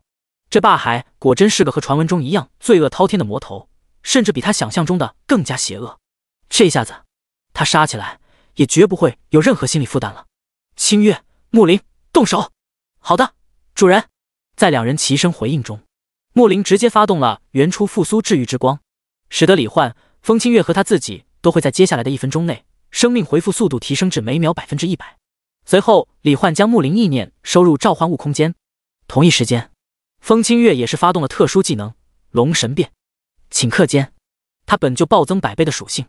再度提升10倍，4维属性直接变成了60万点。他的手掌、小臂、脚掌、小腿以及脸部外围一圈和脖颈也发生了半龙化，被密密麻麻的金色鳞片覆盖包裹，瞳孔也变成了越发纯粹的金色龙瞳。随后身穿金甲完成半龙化的银发金瞳的风清月，整个人体型暴涨，直接变成了和霸海一样高大的巨人一样的存在，手中的暴风剑更是变成了一把长达400多米的超级巨剑。而在风清月完成龙神变的同时，李焕也是抬手朝霸海发动了虚弱神环，使得霸海法相的头顶和脚下当即就分别浮现出一个巨大的淡红色光环，散射出无数淡红色光芒，笼罩他的全身。一时间，在李焕的视角中，霸海的头顶顿时就冒出一连3条信息提示：移速下降 90%， 攻速下降 90%， 防御下降 90%。 这一切都只是发生在瞬间。等霸海反应过来，风清月一剑扫向他的刹那，本来自以为已经天下无敌的他，顿时就脸色一变，一个瞬身离开了原地，出现在远处的空中。你们2个是什么人？感受到笼罩自己全身，使自己身体状态虚弱到极致的诡异光环，看着那和他法相体型一样庞大的金甲半龙化的银发金瞳少女，霸海的眼神凝重无比，同时心中疑惑：天元大陆竟还有这种强者，为何我从未听说过？不过面对霸海的问题，李焕只是张弓搭箭，冷冷道：要你命的人！话落，李焕手中的极光日月弓已经爆射出海量红蓝交替、暴雨倾盆般的光速箭矢，而风清月也是一个瞬间移动，出现在了霸海的侧面，手中400米暴风巨剑撕裂大气，斩断虚空，朝着霸海的脖颈一剑斩去。决战在此刻正式展开。第55章，前所未有的恐惧突破天际的法相。李焕的回答和他的行动直接表明了要击杀霸海的决心。霸海也是眼神冰冷下来，想杀我，那就看看你们有没有这个本事了。面对同时朝自己袭来的海量光剑与暴风巨剑，霸海没有应接，而是再次一个瞬身离开了原地，直接出现在了李焕的身旁。旋即瞬间爆发出全速全力，足以破碎大片虚空、毁灭一切的狂猛一拳，狠狠轰向了李焕。只要杀了眼前这个对他施加了虚弱状态的红发青年，想必就能解除自己的虚弱状态，然后和那银发金童少女形成1对1的局面。那时候战斗就完全由他掌控了。然而就在霸海这恐怖一拳轰出的瞬间，风清月也穿梭虚空，紧跟着出现在了霸海的前方，操纵猛烈狂风加速暴风巨剑，所过之处空间开裂，大气轰鸣，对着他的头颅一剑劈下。但面对这声势惊人的爆裂一剑，霸海却没有闪避，只是头颅微微一偏，然后拳头继续下落的同时，抬起4条被紫金鳞片包裹的手臂，强行进行格挡。看起来霸海是势必要将李焕一击轰杀成渣才肯罢休。下一秒，伴随着小山一样大的拳头轰然落地，一瞬间大地震颤，空间破碎，无数深渊般漆黑裂缝蔓延开来，轰隆隆的巨响响彻天地。但他这声势浩大、威力绝伦的攻击却打在了空处，因为他清晰地看到，那体表被金色雷电缠绕的红发青年，在被他的拳头命中之前，整个人就化作一道金色幻影，瞬间窜出了数千米的距离，轻而易举地避开了这一拳。在超过8万的4维属性以及神速力的100倍移速加成下，李焕的速度已经达到了惊人的20倍音速，而霸海原本的100倍音速却是在虚弱光环的影响下下降到了10倍音速，这就导致霸海的移动速度和攻击速度根本比不上李焕的闪避速度。而且在他强行攻击李焕的时候，风清月的暴风巨剑也是在狂风裹挟加速之下，直接将他的4条手臂尽数斩断。这便是李焕的作战计划之一，由风清月作为主力，变化体型和霸海战斗，他则负责释放虚弱神环，在大幅度削弱霸海实力的情况下，用极光日月弓进行辅助攻击，并充当诱饵。当然，这个计划实施的前提就是李焕的速度要远高于霸海，这一点李焕已经通过数据之眼确认过了。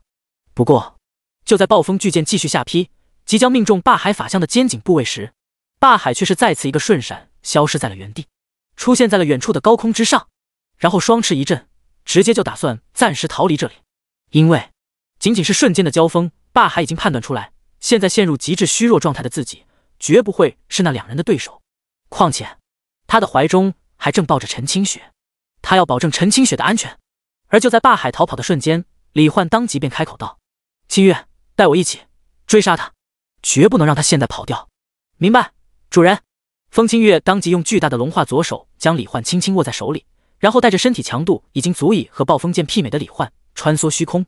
一边紧紧锁定霸海法相的能量气息，一边不断瞬间移动到霸海身旁各处，朝他发动疾风骤雨般的巨剑斩击，连带着爆发出无数几百米长的青金色月牙剑气，将高空中厚重的云层纵横切割，搅成粉碎。虚弱状态下，防御力和攻速移速下降 90%， 又被斩断4臂的霸海只能狼狈不堪地通过瞬移加飞行，不断躲避风清月的攻击。在这期间，霸海又被斩断了1条手臂。李焕和风清月没有注意到，那条坠向地面的巨大手臂当中有一个身材娇小的少女身影。继续逃跑期间，察觉到李焕他们没有注意到那条手臂中的少女，霸海也是心中暗自松了一口气。随后他疯狂吸收着从天下各处源源不断汇入自己体内恐惧之心的能量，通过这股能量强化自己的法相，并将5条断臂通过昏黄色能量重新凝聚而成。还有法相表面各处被风清月砍出的伤痕缺口，也都被昏黄色能量填充替代。然而即便如此，霸海修复法相的速度也仍然比不上风清月对他造成伤害的速度，因为空间挪移并非能够无限使用，而比起飞行速度，面对此刻掌控狂风的特性暴增，全属性高达60万点，拥有大气带来的加速与无限瞬移的风清月，被虚弱的霸海根本无法逃脱。意识到这一点，霸海也不再一味的逃跑，而是凭借恐惧能量的加持和风清月且战且退。但是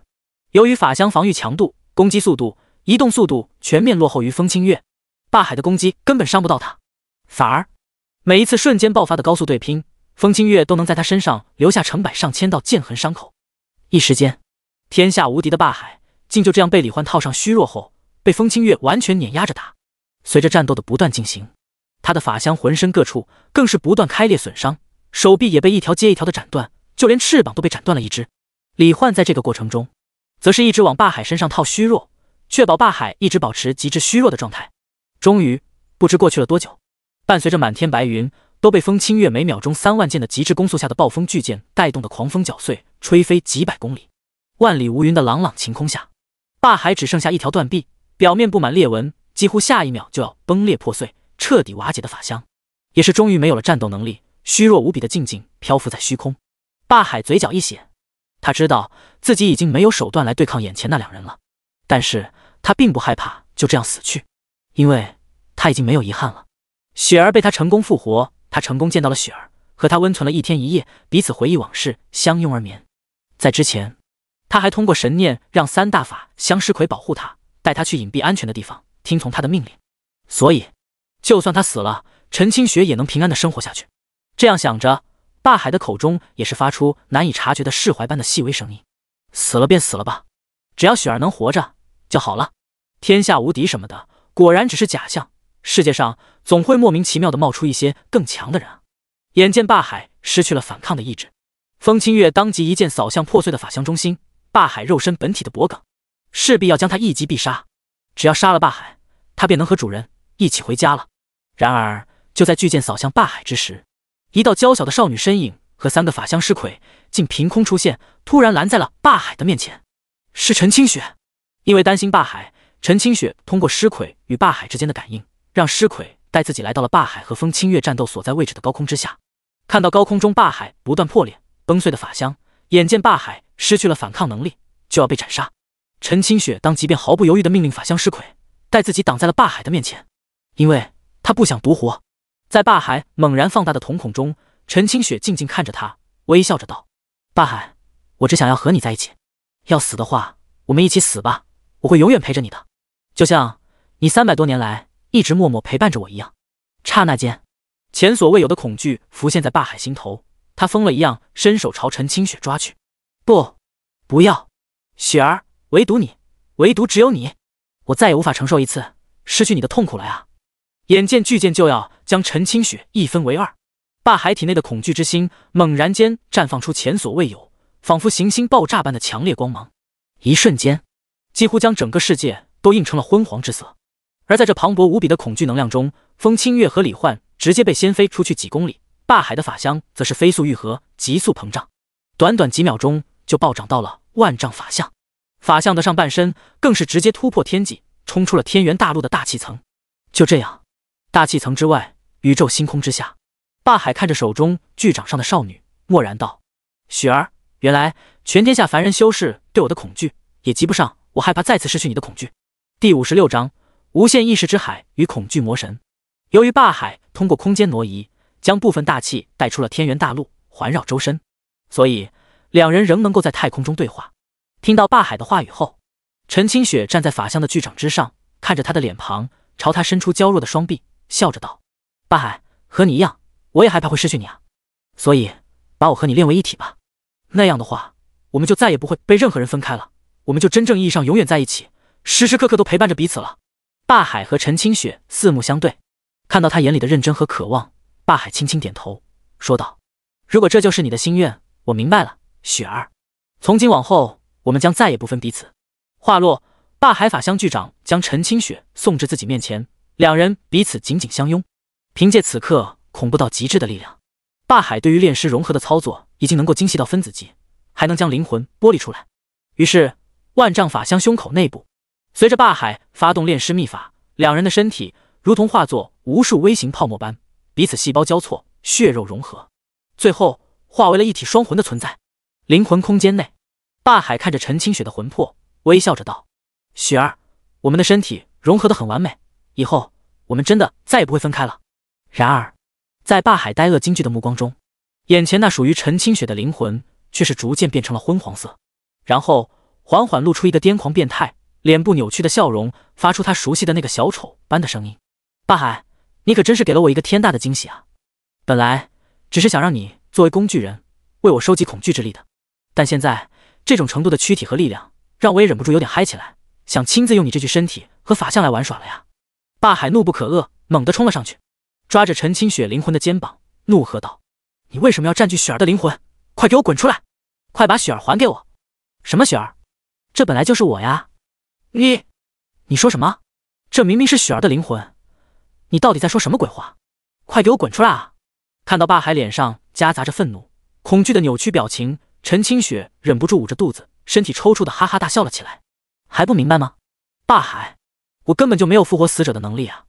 这个灵魂不过是我通过恐惧能量捏造的空白意识体，灌输了你脑中关于他的记忆，模仿了你记忆里他所有的行为模式而已。所以，你的雪儿从来都没有复活哦。这只不过是个自以为是陈清雪的假货哦。那小丑一样带着戏弄的笑声和揭开真相的残酷话语响彻在霸海的耳中，使得他一瞬间心如刀绞，痛到仿佛要窒息了一般。300多年的努力，复活过来的雪儿，那一个日夜的温存，那永伴彼此的诺言，原来都不过是被人捏造出来的虚假人偶，根本就不是真正的雪儿。可是真假又能如何呢？至少两人之间的经历与回忆是真实发生过的。霸海已经不想再承受失去雪儿的痛苦了，他当场跪在地上恳求道：假的是假的也没关系的，还给我吧，请把雪儿还给我吧，只要能把她还给我，要我做什么都可以的。看到霸海跪地恳求的模样，陈清雪却笑得更欢了，笑嘻嘻的道：哎呀，真是不巧，他的意识已经被我抹消掉了呢，什么都不剩的那种哦。闻言，霸海顿时目眦欲裂，整个人震怒到了极致。你竟敢杀雪儿！你竟敢如此戏弄于我！给我去死啊！怒吼声中，霸海直接就想要扑上去引爆自己的灵魂，和对方同归于尽。然而，霸海的灵魂体才刚一微微裂开，就被海量昏黄色能量死死包裹压制。哈哈，骗你的，霸海！年轻人不要这么冲动嘛！他的意识对我来说不值一提，我也没必要为了专门整你而花力气抹消他。如今，他就在我的无限意识之海中哦。只要你主动被我吞噬融合，让我毫不费力地掌控你的肉身和法相，我就让你的意识也进入无限意识之海，到时候你就可以自己去找他了。当然，无限意识之海中的凶残意识数不胜数，你要是去得慢了，说不定你的雪儿会被别的意识体撕碎吞噬哦。虽然不知道对方的话是真是假，但霸海还是如同在黑暗绝望的深渊中看到一束光线一般，毫不犹豫地迫不及待地说道：我明白了，快送我过去吧，我现在就主动融入你的体内，这具身体，这具法相，你尽管拿去，只要能让我再见到雪儿，让我付出什么代价都可以。哈哈，很好，鉴于你优秀的表现，我可以把你直接送到你的雪儿附近哦。随后，伴随着霸海的灵魂彻底融入陈清雪的灵魂体内，霸海整个人只觉得眼前一黑一明，就来到了一片光的海洋之中。天上地下四面八方全都是颜色各异、大小不一、彼此吞噬的光点。他自己也变成了一个意识光点，视线飞速扫视着周围，发出意识波动，呼喊着：雪儿，你在哪里？我是霸海，我来找你了。下一秒，一个带着喜悦的微弱波动便隐约间从不远处传来。霸海另一边，吞噬了霸海的灵魂体后，陈清雪的灵魂体表面一阵变形，最后变成了一个没有五官、眼睛和嘴巴部位黑洞洞的无面人，感受着自己的新身体和高达万丈的法相。无面人黑洞洞的嘴巴咧开一个笑容，低头看向了大气层内的李焕和风清月。在李焕、风清月和霸海战斗时，他早就察觉到李焕不是这个世界的存在，而是无限异度冒险这款游戏的职业者玩家。于是通过恐惧能量震动空气，无面人在两人耳旁隔空发出了属于他那小丑般的声音，真令人惊奇啊！李焕仅仅25级就能拥有这种实力，让我都有些兴奋了呢。正好刚刚获得这具躯体，接下来希望你们能陪我多玩一会儿，让我不要那么无聊哦。话音落下，李焕和风清月只觉得眼前空间变幻，下一秒他们已经出现在了远离天元大陆之外的太空星海之中，而他们面前漂浮在黑暗虚空中的正是高达万丈，几乎一眼望不到头的由昏黄色能量构成的庞大霸海法相，并且在李焕震惊而凝重的视线中，眼前霸海法相的信息面板已经发生了变化，变成了最终 BOSS 霸海恐惧魔神意志融合体，等级 LV80， 生命值 100%， 生命回复10分号 S， 法力值 100%， 法力回复 100%， 技能无限恐怖恐惧魔像无限强化。也就是说，霸海先前在战斗中展现出来的那种昏黄色能量，就是来自于恐惧魔神。现在霸海应该是被恐惧魔神给吞噬了，那么接下来他和风清月的对手也将从霸海变成恐惧魔神。第57章，恐惧魔神的绝强实力，无限恐怖与恐惧魔像。恐惧魔神名为暗影，意为如同阴暗的影子般无处不在，万物生灵，内心皆有恐惧的事物，恐惧魔神暗影便能从任意生灵的恐惧中诞生显化出来。所以李焕能猜到暗影降临在天元大陆的方式，只不过现在亲眼见到又有一位魔神降临在了特殊副本无垠空间以外的世界，李焕心中的危机感也越发强烈了。而这时身处太空之中的李焕，虽然身体强度堪比暴风剑，并且拥有自愈能力，可以不受各种宇宙射线、粒子、内外负压和窒息的影响，但是宇宙虚空中没有大气，他无法通过控风能力来控制自己的正常移动，这样的话连基本的战斗和防御都做不到。所以李焕当即从背包中取出一把剑无极送他用来练剑的银色天阶宝剑，然后发动了超 SSS 级技能森罗万象剑，一剑挥出便爆射出海量银色剑光，制造出了一个直径和高度近万米的圆柱形银色天地小世界。就见他脚下瞬间出现了薄薄一层圆盘形状的银色地面，头上也浮现出一片银色的天空。剑光天地都具有空间性质，能够防御破碎虚空的攻击，同时剑意演化出大气，使得李焕能够在银色剑光地面上进行奔跑移动的同时，还能操纵狂风气流进行进一步加速。瞬间做完这一切，又抬手朝万丈法相释放了一个虚弱神环后，李焕当即便对风清月喊道：清月，对手是魔神，直接用全力攻杀。明白，主人。话落，风清月直接将龙神变的体型变化发挥到极限，体型暴增6000倍，整个人的身高已经达到了1万米，相当于3000丈。暴风剑更是直接变成了7公里长的超级巨剑，然后一个瞬间移动，出现在暗影的万丈法相身后。在快到极致的超高攻速下，剑如流星般带出一道晶莹交错的剑气光影，对着暗影的脊背瞬间斩落。察觉到自身那大幅度削减移速攻速和防御的极致虚弱，和背后的急速巨剑斩击，暗影非但没有任何慌张，没有任何闪避的意思，反而脸上露出一个变态的笑容。哈哈，很好，很好，削弱到这种程度，我也就不用担心会一不小心把你们给打死了。略显癫狂的狂笑声在李焕和风清月脑海中响起的同时，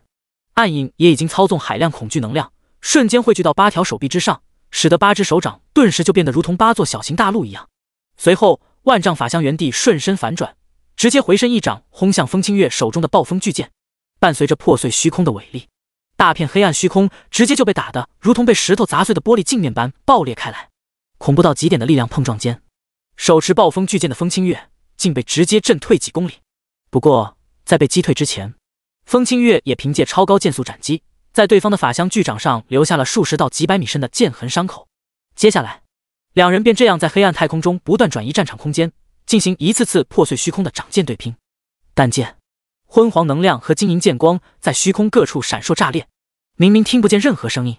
但凭借神速力和剑意狂风加速，在宇宙虚空中急速飞行。锁定跟随两人不断转移的战场的李焕，却觉得仿佛整片宇宙虚空都在阵战轰鸣。就这样，在进行了不知几千几万次力量对拼后，暗影的万丈法相猛然间8臂齐齐轰出，恐怖的力量使得风清月不得不朝着瞬移闪避到空间中其他位置。随后暗影在虚空中扭了扭脖子，不错不错，这具身体现在我也适应的差不多了，那么热身运动就到此为止吧，接下来也该动点真格的了。话落，暗影的万丈法相猛然间8臂一展，就让你们先见识见识我这招无限恐怖吧。伴随着一个阴森癫狂的笑声在李焕和风清月脑海中同时响起，刹那间仿佛无穷无尽的昏黄能量从暗影法相体内爆发出来，如同在太空中亮起了一轮昏黄大日。那海量昏黄能量则是在冲出暗影体内的瞬间就一阵扭曲变形，化作了无数诡异怪物，有山岳般高大手持巨斧的无头骑士，有巨型鲨鱼、巨型蜘蛛，还有手持镰刀的骷髅死神，体型庞大的哥斯拉、幽灵鬼怪、太空异形等等各种各样恐怖的怪物。这一招便是通过链接无限意识之海中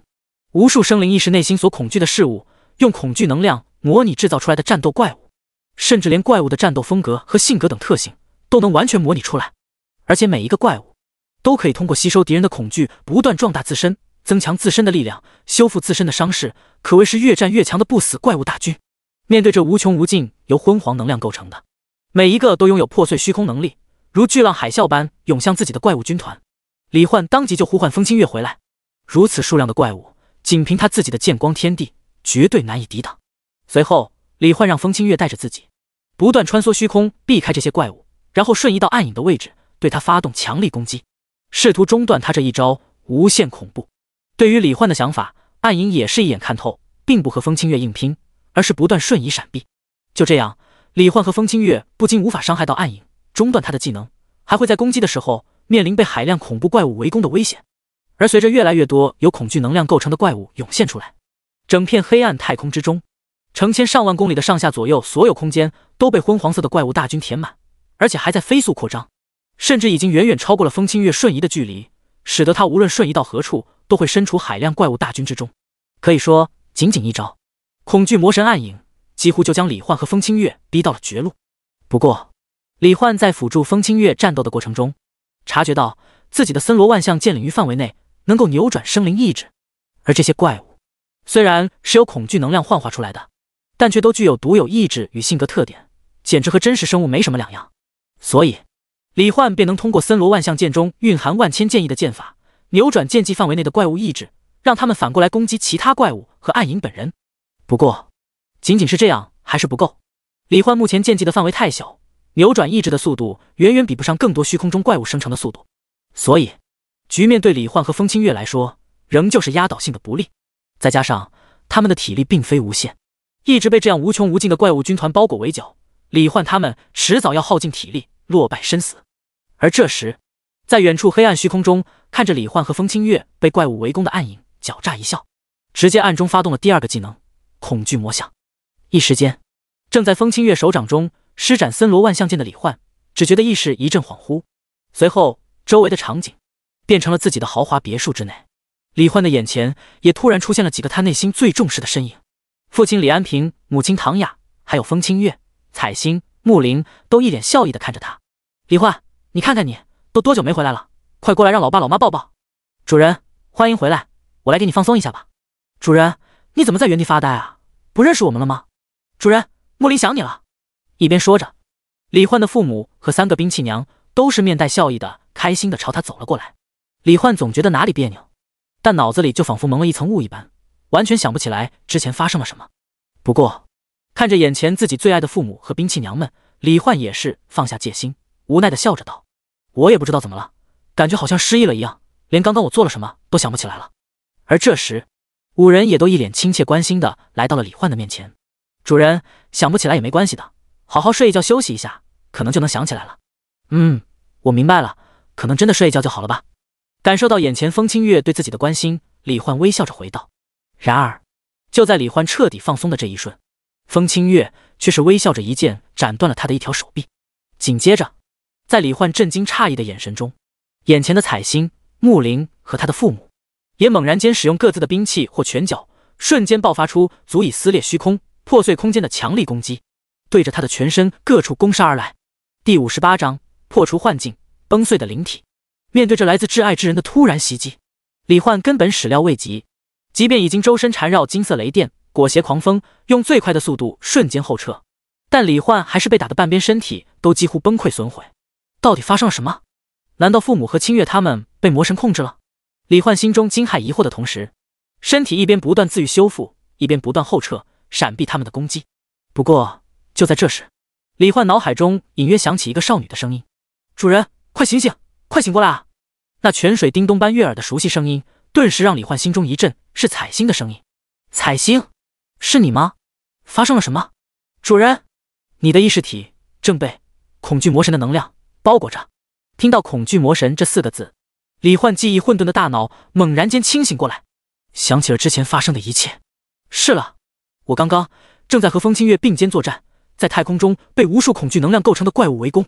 那么现在周围的场景和正在攻击我的父母、清月他们，恐怕就是恐惧魔神制造的幻象与虚构人像。想清楚这一点后，李焕心中也是不由得涌出一股磅礴怒火。恐惧魔神这混蛋，竟然用他内心最爱之人的形象来对他进行攻杀，而且记忆恢复了也没回到现实，说明还需要他解决掉眼前的敌人，也就是让他亲手杀了和本人长得一模一样的父母和风清月他们。这种手段简直太恶心了。这时脑海中彩星的声音突然惊慌焦急起来：主人，快醒醒啊！清月姐姐好像也和你一样中招了，现在她的身体也一动不动，正被无数怪物的攻击打在身上，恐怕很快就要被杀死了呀。闻言，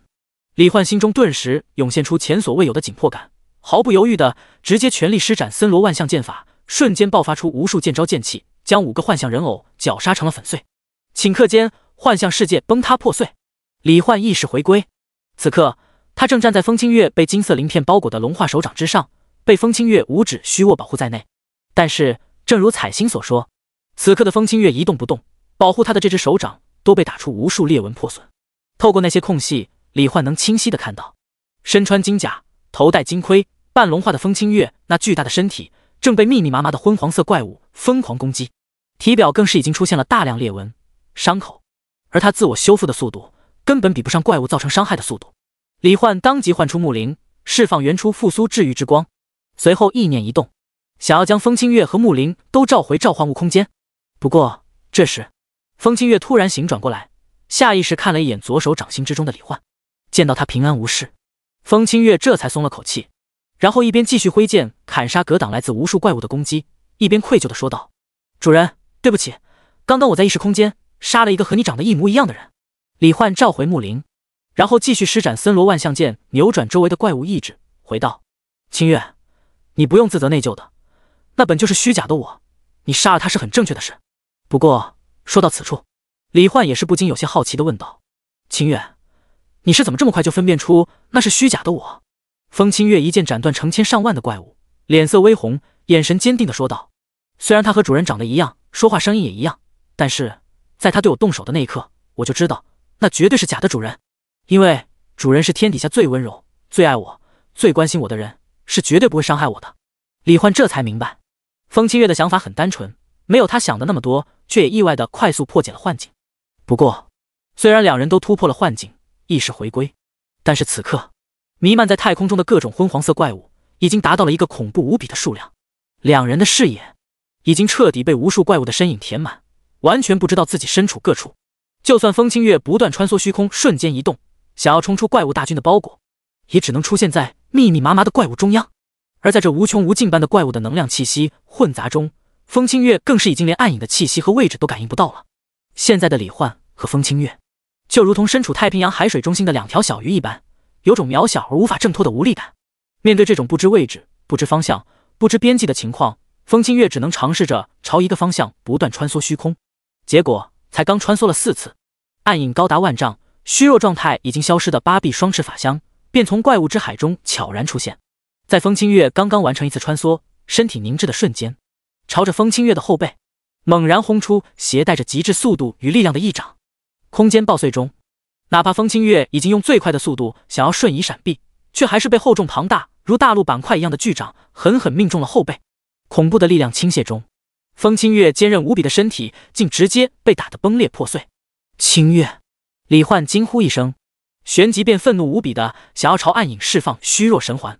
然而打完这一掌，暗影就瞬间移动消失了，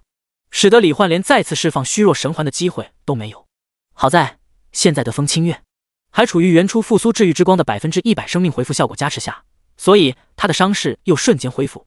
主人，我没事的。既然他阻止我穿梭虚空，想必这怪物之海应该并没有我们想象中那样难以突破。只要我们冲出去，摆脱这些怪物的围攻，朝一个方向不断穿梭虚空，应该就能使得对方不得不通过真身瞬移和我们进行战斗。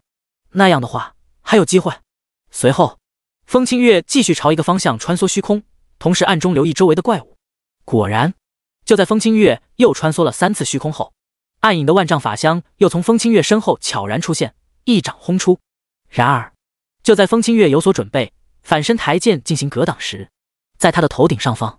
竟然又出现一个暗影的8臂双翅万丈法相。原来风清月身后的那具法相不过是恐惧能量构成的假身，上方的才是暗影的真身。刹那间，伴随着8只巨掌对着风清月的头颅猛然拍下，李焕和风清月也终于察觉到了这威力绝伦的恐怖攻击。可惜在他们察觉到的瞬间，8只巨掌已然破碎虚空，如天幕坠落，猛然间轰在了风清月的头顶。不！在李焕惊恐的咆哮声中，风清月整个人的灵体从头到脚当空炸裂粉碎。第59章，好感度满级，最后的希望之光。看到风清月灵体炸裂的瞬间，李焕心中顿时涌现出前所未有的痛苦与绝望。然而下一秒，在李焕的视线中，虚空中一个微弱的金色光点在闪烁之间，瞬间凝聚，恢复成了一个身体纤细的银发少女的身影。原来刚才暗影的那一击，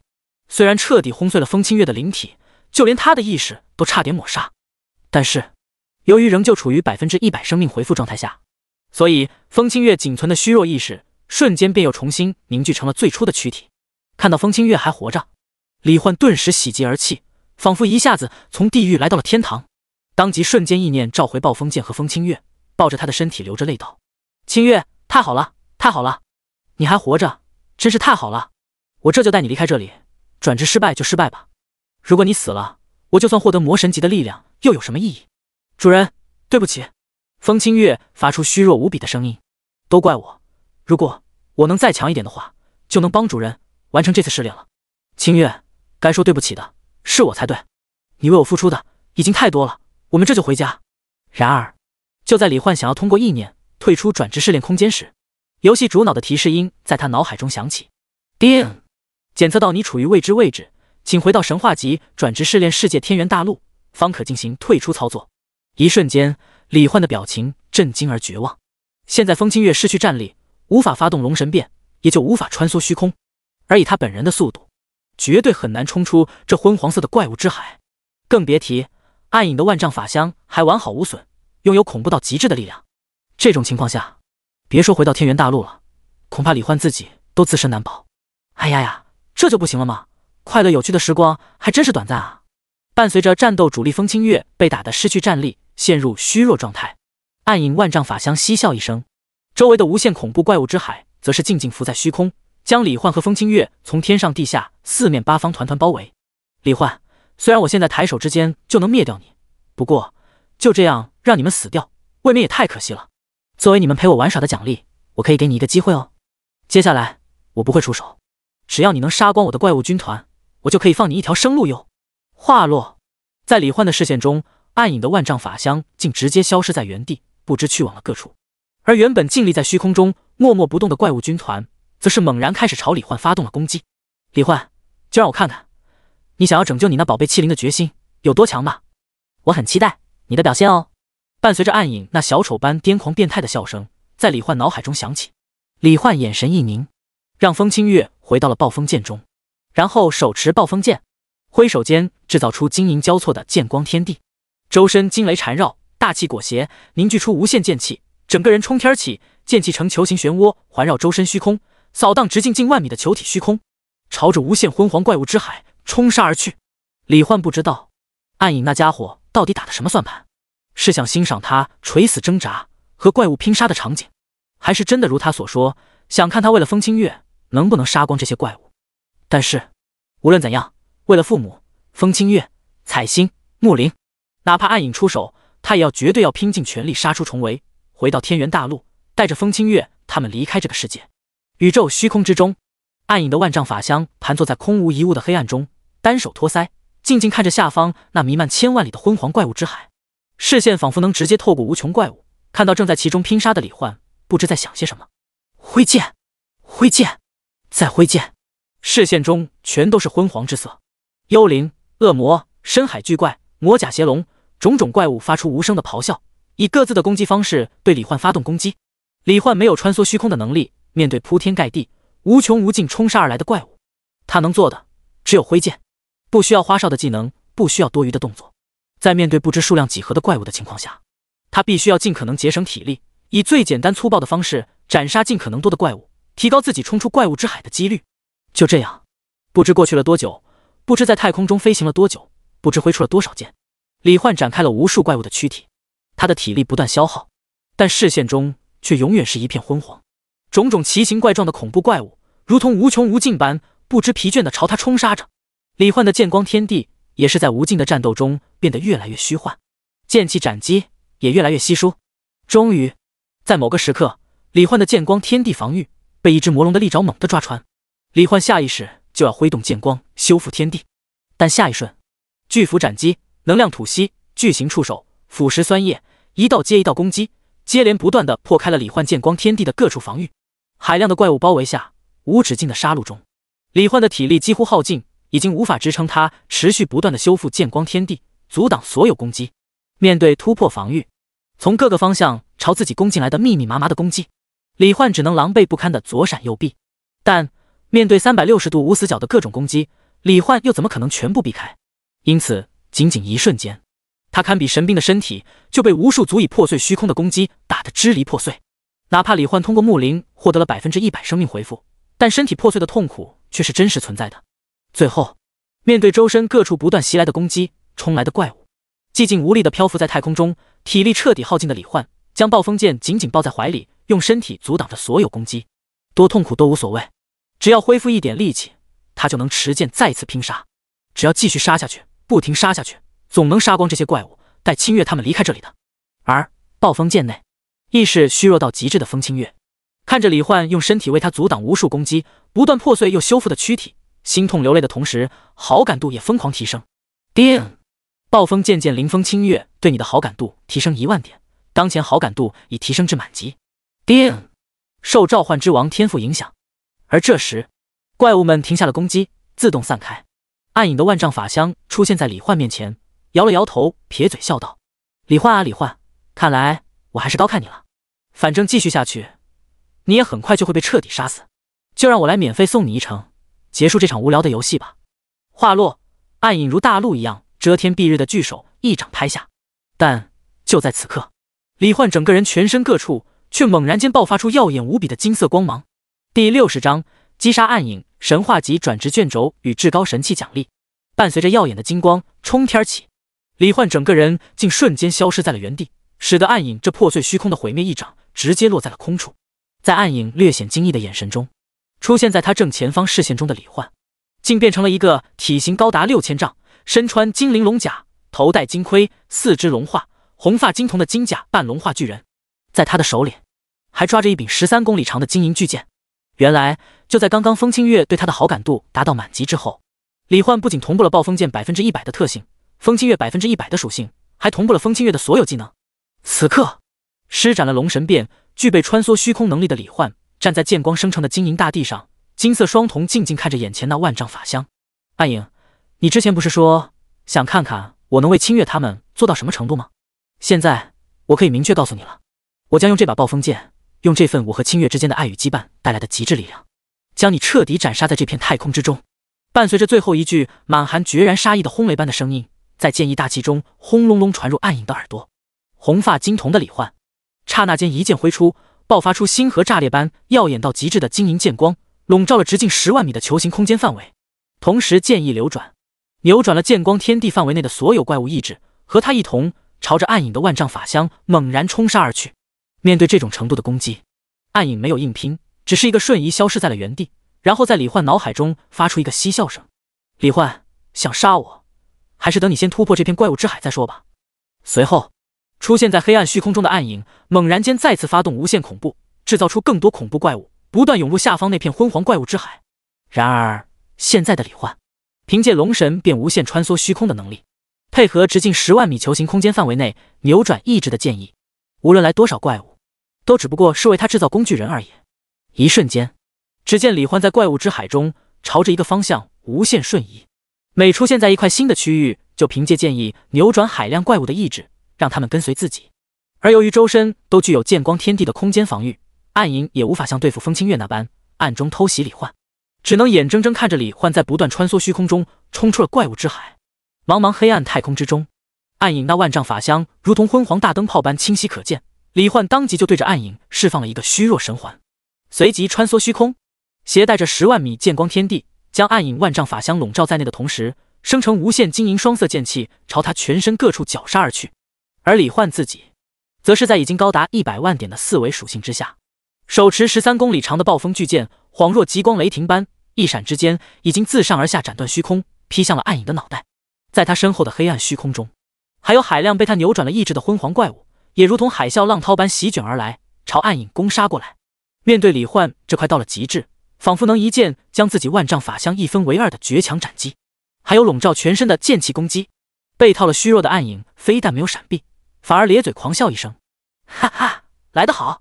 就让我看看现在的你究竟有没有斩杀我的资格。”说话的同时，暗影双翅收拢格挡后背，8只小型大陆一样的巨掌则是朝着周身空间各处猛然轰出。刹那间，伴随着大片虚空崩碎，无数剑气被泯灭其中。但是暗影和李焕巨剑对拼的那只手掌，却是被李焕如同切豆腐般直接展开，连带着整条手臂都被一分为二。而这仅仅只是个开始。此刻李焕的攻击速度已经达到了惊人的5万剑每秒。在展开暗影一条手臂的下一瞬，13公里长的暴风巨剑已经化作无数模糊剑影，朝着暗影劈头盖脸、铺天盖地的劈砍过去。在这每一击都足以斩断虚空的急速斩击下，哪怕暗影已经用最快速度瞬间移动离开原地，他的法相身体表面仍旧被砍出上千道深深的剑痕。没办法，李焕的大宝剑实在太长太大了，而且属性也全面超出风清月，还拥有能破开他被虚弱后法相防御的无限剑气，所以仅仅一个照面，实力暴增的李焕几乎就要将他的法相直接切成碎块。而就在暗影瞬移到另一处地点的瞬间，李焕也是紧随其后，瞬间来到了他身边，对他继续发动急速斩击。同时意念流转间生成无数剑意石像，齐天大圣孙悟空、迪迦奥特曼、帝皇铠甲、白金之星、高达、初号机、海虎、百世观音，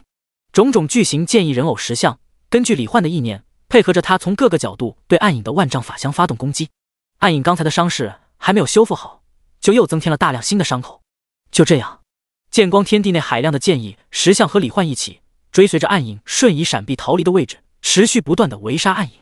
暗影的伤势越来越多，越来越密集。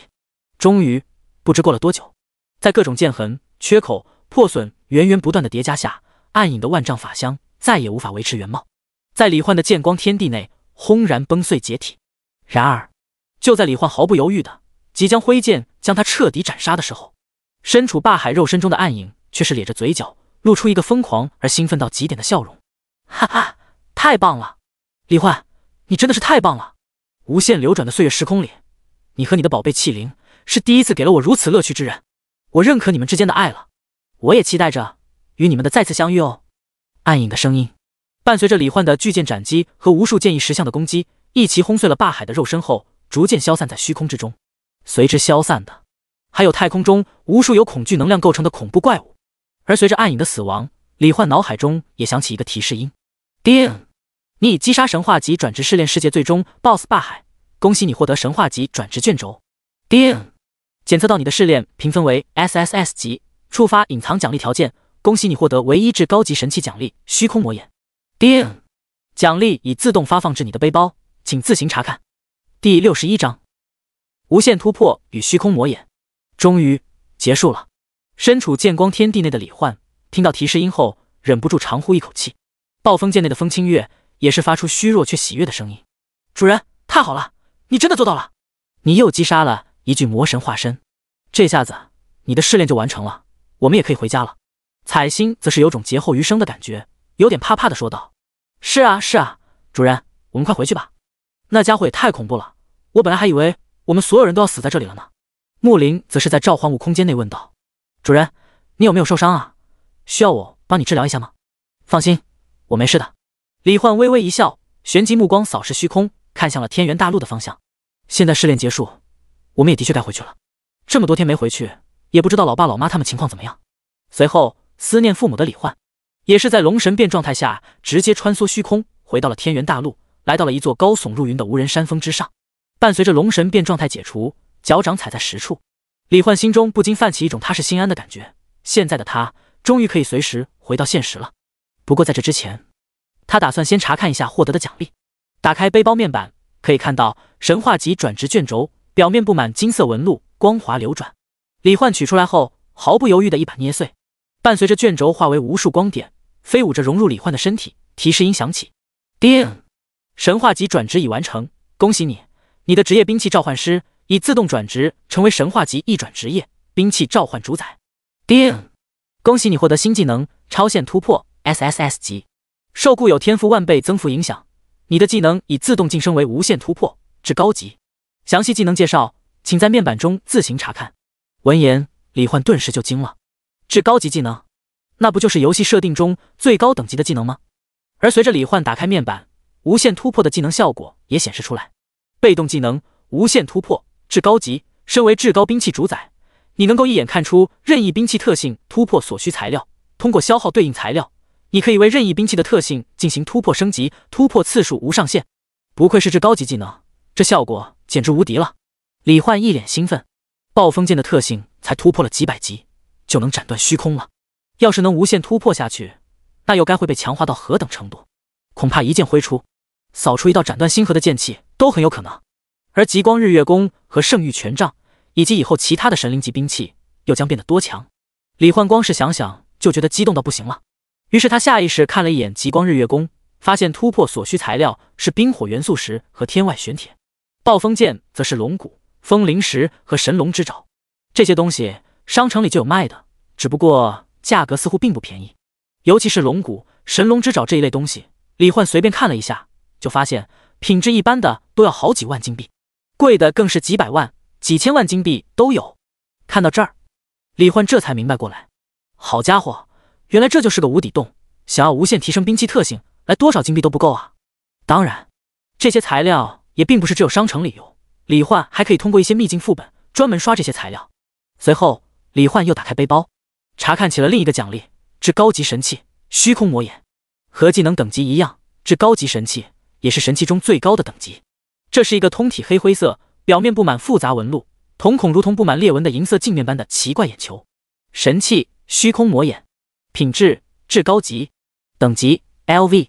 特性无法损毁 LV， 无限空间 LV。介绍：传说中由世界创造者打造的至高级神器之一，可以根据使用者意念融入任意一只眼球之中，获得看透空间裂隙、修补空间、操控空间、穿梭虚空、定点空间传送等各种空间能力。看到虚空魔眼的特性和介绍，李焕都惊呆了。且不提无法损毁和无限空间这两个高达无限等级的恐怖特性，光是掌握空间，获得各种空间能力，在职业者当中就已经堪称是无敌的存在了。在他以前看过的各种小说动漫里，空间能力也都是强到爆炸的能力。而且经历了在天元大陆的这次战斗后，李焕更是切身体会了空间能力的强大之处。所以李焕当即使用虚空魔眼融入了自己的左眼。顷刻间，种种关于空间能力的应用便浮现在李焕的脑海当中。现在的他能够无限瞬间移动到视线内任意一个位置，哪怕通过天文望远镜看到一个几百几千光年外的行星，也能瞬间移动过去，还能在各个地方进行空间标记，无论相隔多远，只要意念移动就能瞬间抵达标记地点。虚空魔眼内部更是具有一个无边无际的无限空间，可以将任意事物通过空间之力吞噬吸收进去，进入时间静止的状态。还有很多其他能力都堪称 BOSS 级的存在。李焕欣喜激动之余，打算回去后再慢慢研究。离开之前，李焕带着风清月来到了天剑宗，和剑无极、莫问天等人告别，并告知了他们霸海已经被击杀的事情。随后便在剑无极等人的注视下，穿梭虚空离开，找了个没人的地方，呼唤游戏主脑，送他们回到原世界。外界南华城转职大厅内，就在李焕走出金色光门的一瞬间，顿时就引起了众多职业者的注意。李焕，是李焕！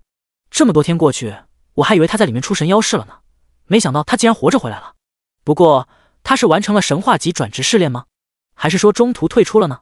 没有在意众人的目光，李焕直接从背包中掏出飞车，带着风清月他们飞向了自己家。经历了天元大陆上的生死危机和疯狂战斗的疲惫后，他已经迫不及待想要见一见父母，在家里和兵器娘们一起好好休息一下了。而就在李焕从转职大厅出去开飞车离开的时候，一个脸色苍白的职业者当即便联络了负责看守控制弗雷亚的陈青松。陈哥，李焕那小子出来了，而且我看不到他的职业信息，他很有可能已经完成了从未有人完成过的神话级转职试炼。好，我知道了，你先回来吧。陈青松发完消息也是不禁邪邪一笑。李焕，你小子可终于出来了，接下来准备为冒犯魔神大人的罪行受死吧。在他身旁不远处，这些天来已经被折磨得精神恍惚，脸色差劲到了极点的弗雷亚，听到李焕的名字，他的眼里顿时闪烁起了微渺的希望之光，口中细若蚊蝇的呢喃着：李焕。第62章，季会长的重视，弗雷亚的求助。回家后，看到父母都平安无事，李焕也放心下来。李安平和唐雅见到几天不见的儿子回来，也是发自内心的开心的抱了抱他，然后兴高采烈的去给他做好吃的。趁着父母做饭的功夫，李焕则是开始研究起虚空魔眼。作为至高神器，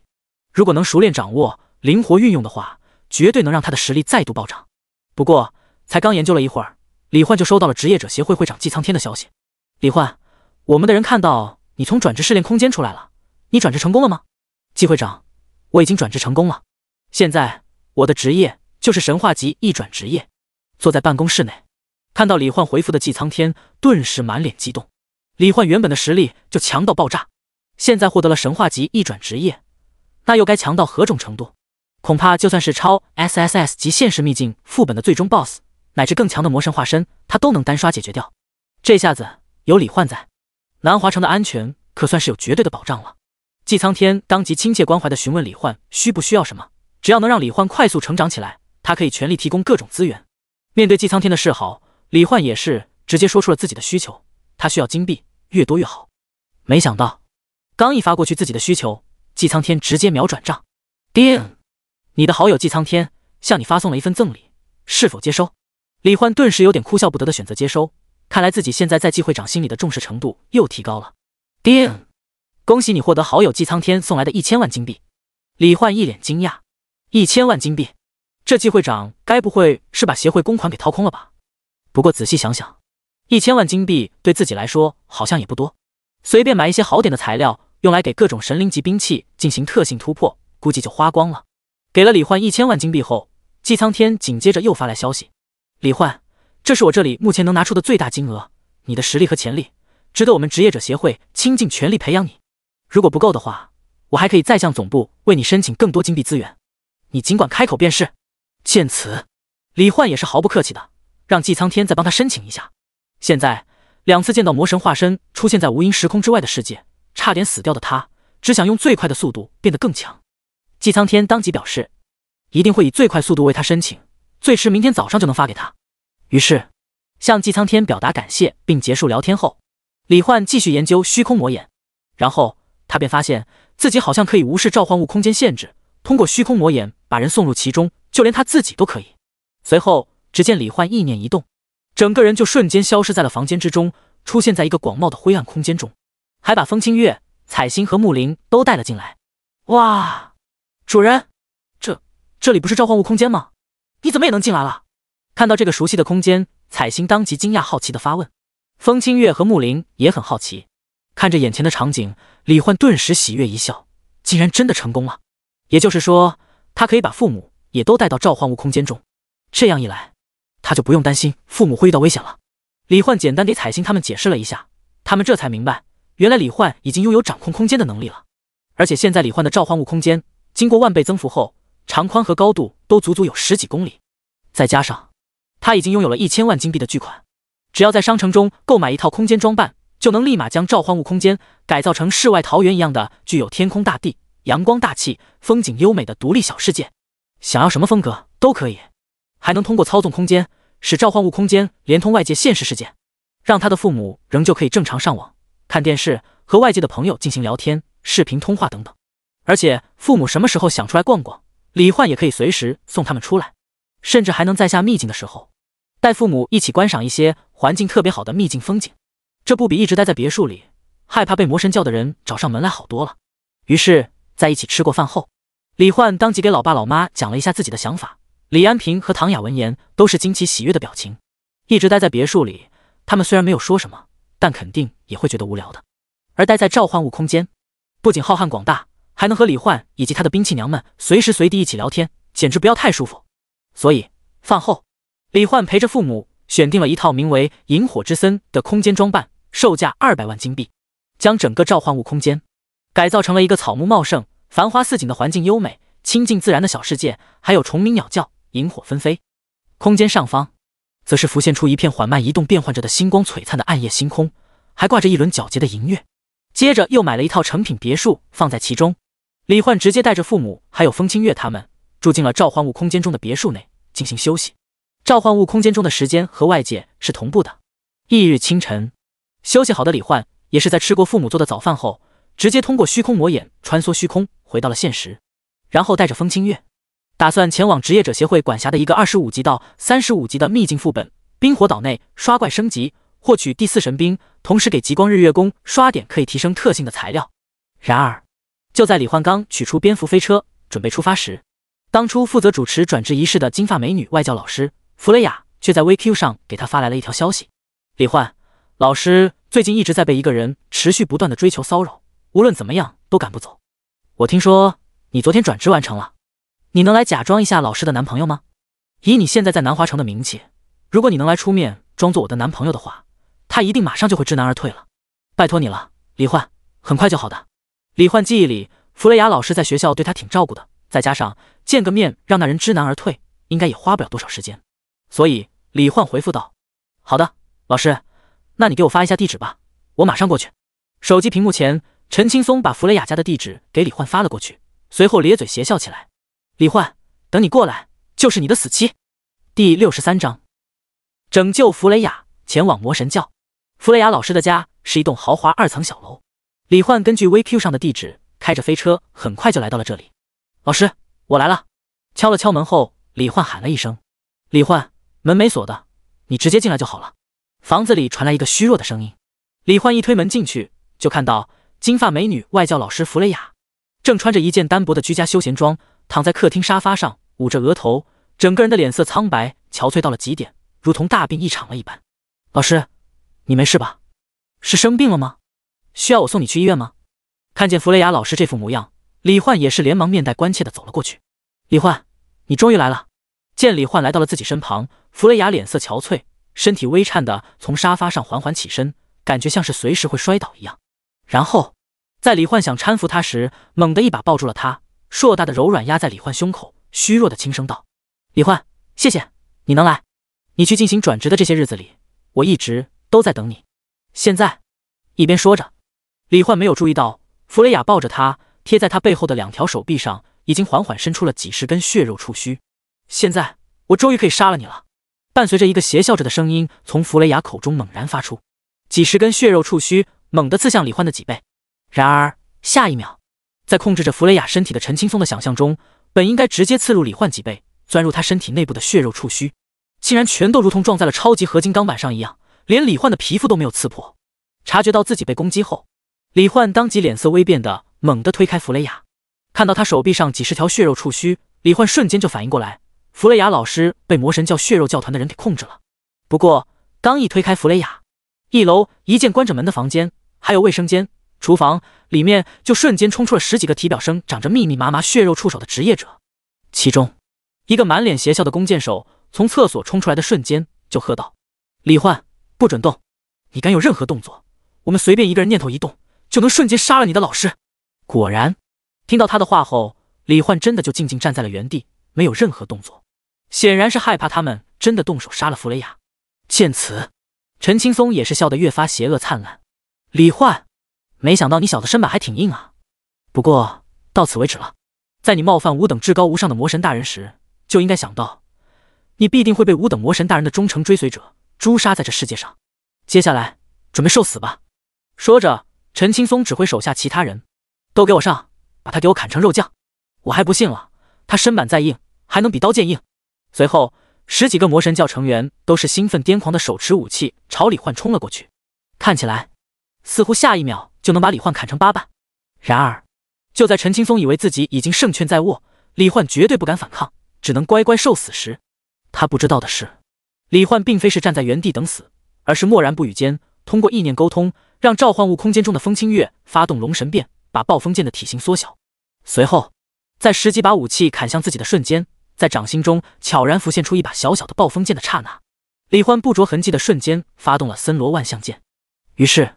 刹那间，剑意直接扭转了100米范围内整片空间中的一切生物的意志。一瞬间，刚才还嚣张无比邪笑着的陈青松，还有那些手持武器砍向他的魔神教成员，全都一下子愣在了原地，然后眼神变换，看向他的目光从原来的仇恨癫狂变得满是忠诚和崇拜。陈青松更是在崇拜之间，一边扇着自己的脸，一边恼怒懊悔地说道：该死，我真该死啊！李焕大人，刚才我真是罪该万死啊！竟然会想着要杀了您这样英俊帅气、伟岸无边的强大存在，请您尽管处罚我吧，您就是让我立刻一头扎进马桶里闷死，我也一定心甘情愿。对此，李焕只是冷声道：处罚的事情一会儿再说，现在马上把老师体内的血肉触须全都取出来，不能伤害到他，明白了吗？遵命，李焕大人，我这就为您的老师全都取出来。陈青松恭敬回应。随后在他的控制下，血肉触须在弗雷雅体内聚集到一起，然后在不伤害到弗雷雅的情况下，从他嘴里全都钻了出来。这时随着血肉触须全都从体内钻出，陈青松也不再操纵他，弗雷雅也终于重新掌控了自己身体，看着一瞬间让10几个魔神教成员臣服忠诚于他的李焕被推倒在沙发上，金发散乱的弗雷雅只觉得自己好像在做梦一样。他怔怔地看着李焕面容和身影，下意识想要起身去触碰一下李焕的身影，但却已经虚弱到起身都起不来了。于是他只能艰难地抬起手臂，口中发出微弱如梦一般的声音：“李焕，这是梦吗？还是说你真的来救我了？”看着自己的老师被魔神教的人折磨得如此虚弱的模样，李焕心中难受间，也是当即唤出木灵，让他为弗雷雅释放原初复苏治愈之光。随后他静静来到弗雷雅身前，伸出手抓住了他想触碰他的那只手，轻轻按了下去，放回到他身上，轻声道：“我来救你了，老师。接下来不用再害怕了，你的噩梦已经结束了，好好休息吧。”看着眼前李焕的脸庞，感受到李焕手掌的温度，听到他温柔的声音，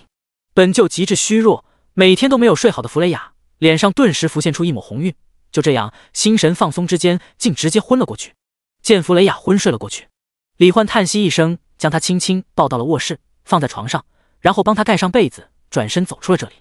转身的一刹那，李焕的脸色也是冷了下来。魔神教这帮家伙为了杀他，还真是什么卑劣的手段都能用出来。李焕可以想象，要是他没有过来，说不定弗雷雅老师就要被他们给活活折磨致死了。随后回到客厅的李焕，脸色冷然地看着对他俯首的10几个魔神教职业者，对为首的陈青松说道：“现在给我联络你们魔神教在南华城的所有成员，就说我已经被你控制了，让他们和你一起处置我，然后带我去你们的大本营。”“好的，李焕大人，我这就联系他们。”随着陈青松联络完毕，他们便在前方为李焕带路。李焕默默跟在他们身后，手中握着微型暴风剑，眼神冰冷。既然魔神教的人栽在他手里，今天他必定要解决掉南华城的魔神教。第64章斩草除根与魔神教密心。南华城阳光小区，在陈青松等人的带领下，李焕来到了一栋居民楼的地下室门口。从表面上看起来，这里似乎只是一个很普通的地下室。然而当陈青松通过血肉触须打开特殊结构的门锁后，映入李焕眼帘的却是如同地狱一样的场景。只见黑暗中铺满各种生物血肉的地面上，一群浑身血肉翻滚、长满触须、完全看不出长得什么模样的职业者，正抓着大块大块的生肉乃至活物，大口大口的兴奋癫狂的啃食着。鲜血喷溅的他们满脸满身满地，到处都是，更显狰狞恐怖。只因他们收到了陈青松的消息，得知击杀血肉魔神无相化身的李焕已经被控制住了，生死彻底由他们掌控，所以这便是他们的庆祝仪式。韩老大，我和兄弟们带李焕过来了，大家都到齐了没？一进门，陈青松便一脸志得意满的吆喝了起来，然后带着李焕走进了房间之内。哟，是陈哥回来了！陈哥厉害啊，竟然能把李焕这小子给抓住。等我们把他的血肉献给无相大人，大人他一定会非常高兴的。是啊，陈哥辛苦了。我这里有一条刚砍下来的新鲜猪腿，血还是热的呢，来尝尝鲜吧。显然，陈青松能抓住并控制住李焕，让教团里的大家对他的敬佩程度都大大提升。而这时，黑暗最深处，盘坐在一块绘制着奇怪线条图案的圆形地面区域上，穿着一套修身黑衣的刺客韩厥，南华城魔神教血肉教团的领头人。在看到陈青松身旁那体表布满血肉触须的李焕时，也是顿时满意的点头笑道：“很好，青松，这次你可真是立大功了。大家收到你的消息后，几分钟前就已经全部到齐，就等着亲手将李焕这罪人给千刀万剐，肢解献祭了。另外，鉴于你这次的优秀表现，我专门把我从孤儿院领养了半年的小家伙带了过来，你可以想怎么吃就怎么吃。”说着，韩厥一拍手，一个满身触须的强壮战士职业者就把一个被塞住嘴巴、绑住手脚，看起来只有7、8岁大的白衣小女孩扔到了陈青松面前。看到那早已经被吓晕过去的小女孩，周围的血肉教团成员眼睛都直了，口水更是哗哗往下流，如同看见了什么绝世珍馐一般。身为接受了血肉魔神恩赐的人，他们最大的欲望就是吞噬各种东西，尤其是血肉。其中像是猪马牛羊、鸡鸭鱼肉这些正常动物的肉，他们很容易就可以获得，虽然吃不腻，但长久吃下来口味不免有些单调乏味。而人类，尤其是活人的肉，那可是非常的稀缺难得，更别说还是个身娇体柔的小女孩了。这时听到对方领头人说人已经到齐，并得知他们竟然还会吃人的李焕，再也按耐不住心中的杀意，手中微型暴风剑瞬间挥出，晶莹剑光天地包裹，照亮了整个黑暗地下室的同时，扭转意志的剑意也席卷了整片空间。在这明亮的世界中，李焕冷冷道：“你们这帮已经彻底丧失人性的家伙，都给我去死吧！”一瞬间，无限剑气生成，直接将在场除了韩爵和小女孩以外的所有人都绞杀成了微尘。随后，李焕解开了小女孩身上的绳子，将她暂时吸收进了自己虚空魔眼中的无限空间之内，然后来到已经绝对服从于他的韩爵面前，询问他各种有关魔神教的问题。告诉我，你们是如何联系到魔神，获得恩赐的？你们魔神教内部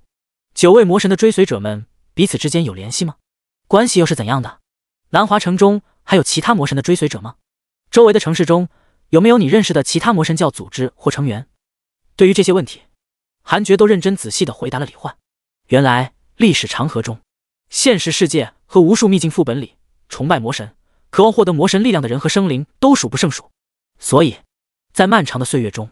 就有人在无限个秘境中研究发现并寻找到了专属于9位魔神的9个献祭法阵。通过献祭一定数量魔神所喜爱的东西，就能获得隔空恩赐和意识交流。只不过受限于游戏规则，魔神的意识虽然能通过献祭法阵和现实世界的人交流，但是却无法将自身意志或化身降临在现实。而9位魔神各自的追随者也并非团结一心，而是分属于不同的教团，他们彼此之间的关系也是和魔神之间的关系相关的。比如韩爵就属于追随崇拜血肉魔神无相的血肉教团。由于无相是个邪恶的独行者，喜欢到处吞噬各种生灵和其他一切物质，包括各个世界、行星、宇宙，所以血肉教团的人和其他教团之间一般都没有什么联系和往来。韩爵也不清楚南华城有没有其他教团。至于周边其他城市，韩爵倒是确实认识一些同属于血肉教团的人。了解了这一切后，李焕满意的点了点头。很好，那么现在你也可以去死了。话落，韩爵也被无限剑气当场绞杀。至于为什么不把韩爵送到职业者协会，让他帮着引出其他城市的血肉教团成员，那是因为李焕自身的潜力和实力已经足够恐怖了。如果再被姬苍天知道他还拥有随意篡改生灵意志的能力，那么等待着他的恐怕就不是职业者协会的权力培养了，而是对他的恐惧和想要遏制他甚至杀了他的想法。事情解决完毕后，李焕将小女孩送到了职业者协会，并告知了姬苍天南华城血肉教团已经被他消灭的事情。姬苍天当即就惊了，问他是怎么做到的。李焕只是说自己感觉到被人跟踪，然后甩开之后进行反跟踪，找到了血肉教团的聚集地，就顺手杀了他们，救下了这个女孩。姬苍天也没有多少怀疑，笑着道：“李焕，你杀了血肉教团的所有成员，也算是为我们南华城解决了一个大隐患啊。正好我帮你申请的金币也下来了，一共2亿，而且后面每个月总部都还可以给你下发1000万金币。”李焕欣喜的接收后，也是表达了自己的谢意。季会长，您和职业者协会对我的培养和支持，我都会铭记在心的，而且我也永远都会站在我们人类这一方。就这样，李焕告别了姬苍天后，开着蝙蝠飞车前往25级、35级的秘境副本冰火岛，准备尽快升级解锁第4神兵。第65章，冰原深处的歌声第4召唤位解锁。身为职业者协会的超 S 级成员，李焕在出示了身份卡后，便直接免费进入了冰火岛的秘境副本世界当中。而他选择的传送点是位于冰火岛中间分界线的一个传送门，也是在职业者中很热门的一处观景点。所以刚一进来，看到整体呈红蓝双色，左边是雪地冰川，右边是火山熔岩，同时还生长着大量林木，遍布各种各样的冰火属性怪物，周围被大海环绕，阳光明媚的冰火岛和李焕已经完成灵魂融合的彩星，顿时就忍不住在他脑海中兴奋地呼喊道：“哇，主人，这座岛屿好漂亮啊，而且和我眼睛的颜色一模一样啊！”在彩星欢快的呼喊中，李焕身旁已经从虚弱状态中恢复过来的风清月也是手持暴风剑，看了看周围的场景，又微笑着看向李焕，说道：“主人，这里确实很漂亮呢。你专门选择来到这里，想必也是为了让我们能欣赏一下这样的景致，好好放松一下吧。主人，你总是会这样为我们着想吗？”李焕笑着道：“那是自然。清月，你们在我心里都是和我父母一样的至亲至爱的存在，所以爱着你们的我自然要处处关心你们啊。”“主人，我明白的，我也很开心，很幸福。以后我也会一如既往的永远守护在你身边，关心陪伴着你的。”风清月脸上洋溢着幸福的笑，彩星也是开心的说道：“是啊，主人，谢谢你这样关心我们，我们都会永远陪伴在你身边的。”贴在李焕身边的木林，也是轻轻点了点小脑袋，拉着李焕的衣角，看着他的脸庞，青色的瞳孔中满是渴望和认真，发出软软的声音：“我也想要和主人永远在一起，因为主人很温柔，身体也很温暖，我很喜欢和主人一起睡觉的感觉。”听到可爱兵器娘们蕴含真心真情的话语，李焕也是心情开心愉悦的笑着道：“放心吧，我们一定可以永远陪伴彼此的。而且，等我等级提升之后，你们很快就可以有更多新的伙伴了。”彩星顿时开心高呼：“好耶！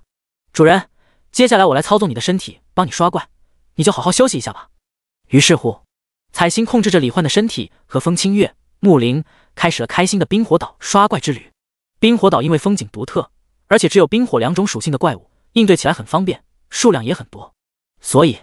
这里除了李焕他们之外，还有大量其他职业者也正在刷怪，甚至有不少人都认出了李焕，热情地和他打着招呼。在这一片祥和的景象中，彩星也是操纵着李焕的身体，和风清月他们一起击杀着各种怪物，比如冰火螃蟹怪、火猴、冰猴、冰火史莱姆、火魔狼、冰魔狼等等。叮！你的召唤物已击杀一只25级冰霜史莱姆，你的经验值正 0.1%。叮！你的召唤物已击杀一只28级冰魔狼，你的经验值……李焕懒洋洋地躺在灵魂空间中，听着经验获取提示音，惬意地观赏着彩星他们的刷怪画面，那叫一个舒服。不过虽然刷得很快，但是一转之后，升级所需经验值变得更多，需要杀1000个同级怪才能升一级，而且随着等级提升，升级所需经验还会再次增多，使得升级速度越来越慢。再加上也有很多其他职业者在刷怪，所以李焕经验值增长的速度并不是非常的快，但和普通职业者比起来还是快多了。就这样，彩星他们在冰火岛两边来回穿梭，一边刷怪获得经验、金币、装备，一边收集怪物爆出来的元素碎晶，可以融合成冰火元素时用来提升极光日月宫的特性。2个多小时过去后，就在李焕升到了29级 65% 经验值，彩星他们来到冰原深处时，远处一阵节奏感和韵律十足的歌声隐隐约约传入了李焕的耳中：“只因你太美 ，baby， 只因你太美 ，baby， 只因你实在是太美 ，baby， 迎面走来的你让我如此蠢蠢欲动，这种感觉我从未有。”一时间，李焕都愣住了，他没想到，在这冰天雪地之中，竟有人在唱着如此抓耳动感的歌声，就连彩星他们也很是好奇。咦，主人，那是什么声音？感觉好像还挺好听的。彩星，那是有人在唱歌，正好那边是高级怪物区，我们过去看看吧。好呀，好呀。彩星开心地回应道，随后便操纵着李焕的身体和风清月他们一起朝歌声的方向赶了过去。等赶到地方后，李焕便发现，原来是一个几十人的工会正在打 BOSS， 一只体型巨大，如同小山包一样的通体蓝白色的冰魔蜘蛛。而歌声的来源，则是站在工会队伍中间，一个手持麦克风、穿着休闲装、正在唱跳 rap 的帅气青年。李焕能看到对方的名字和职业信息，姓名艾坤，职业说唱歌手。看到这儿，李焕顿时就想起来，这不就是当初3中的转职仪式上和他在一个学校觉醒了罕见职业说唱歌手的家伙吗？没想到竟然会在这里遇到他。他的歌声似乎能够给人带来一种振奋人心、忍不住想要嗨起来的感觉，以及某种特殊的增益效果，可以使得工会成员们战力增强，无视冰魔蜘蛛那可怕狰狞的面容，全力作战。不过似乎是因为天气太冷，亦或是唱歌时间太长，他的嗓子很快就变得沙哑，唱不出来了。周围的工会成员顿时失去了那种英勇无畏的感觉，战力也弱了下来，然后被冰魔蜘蛛瞬间击溃了队形。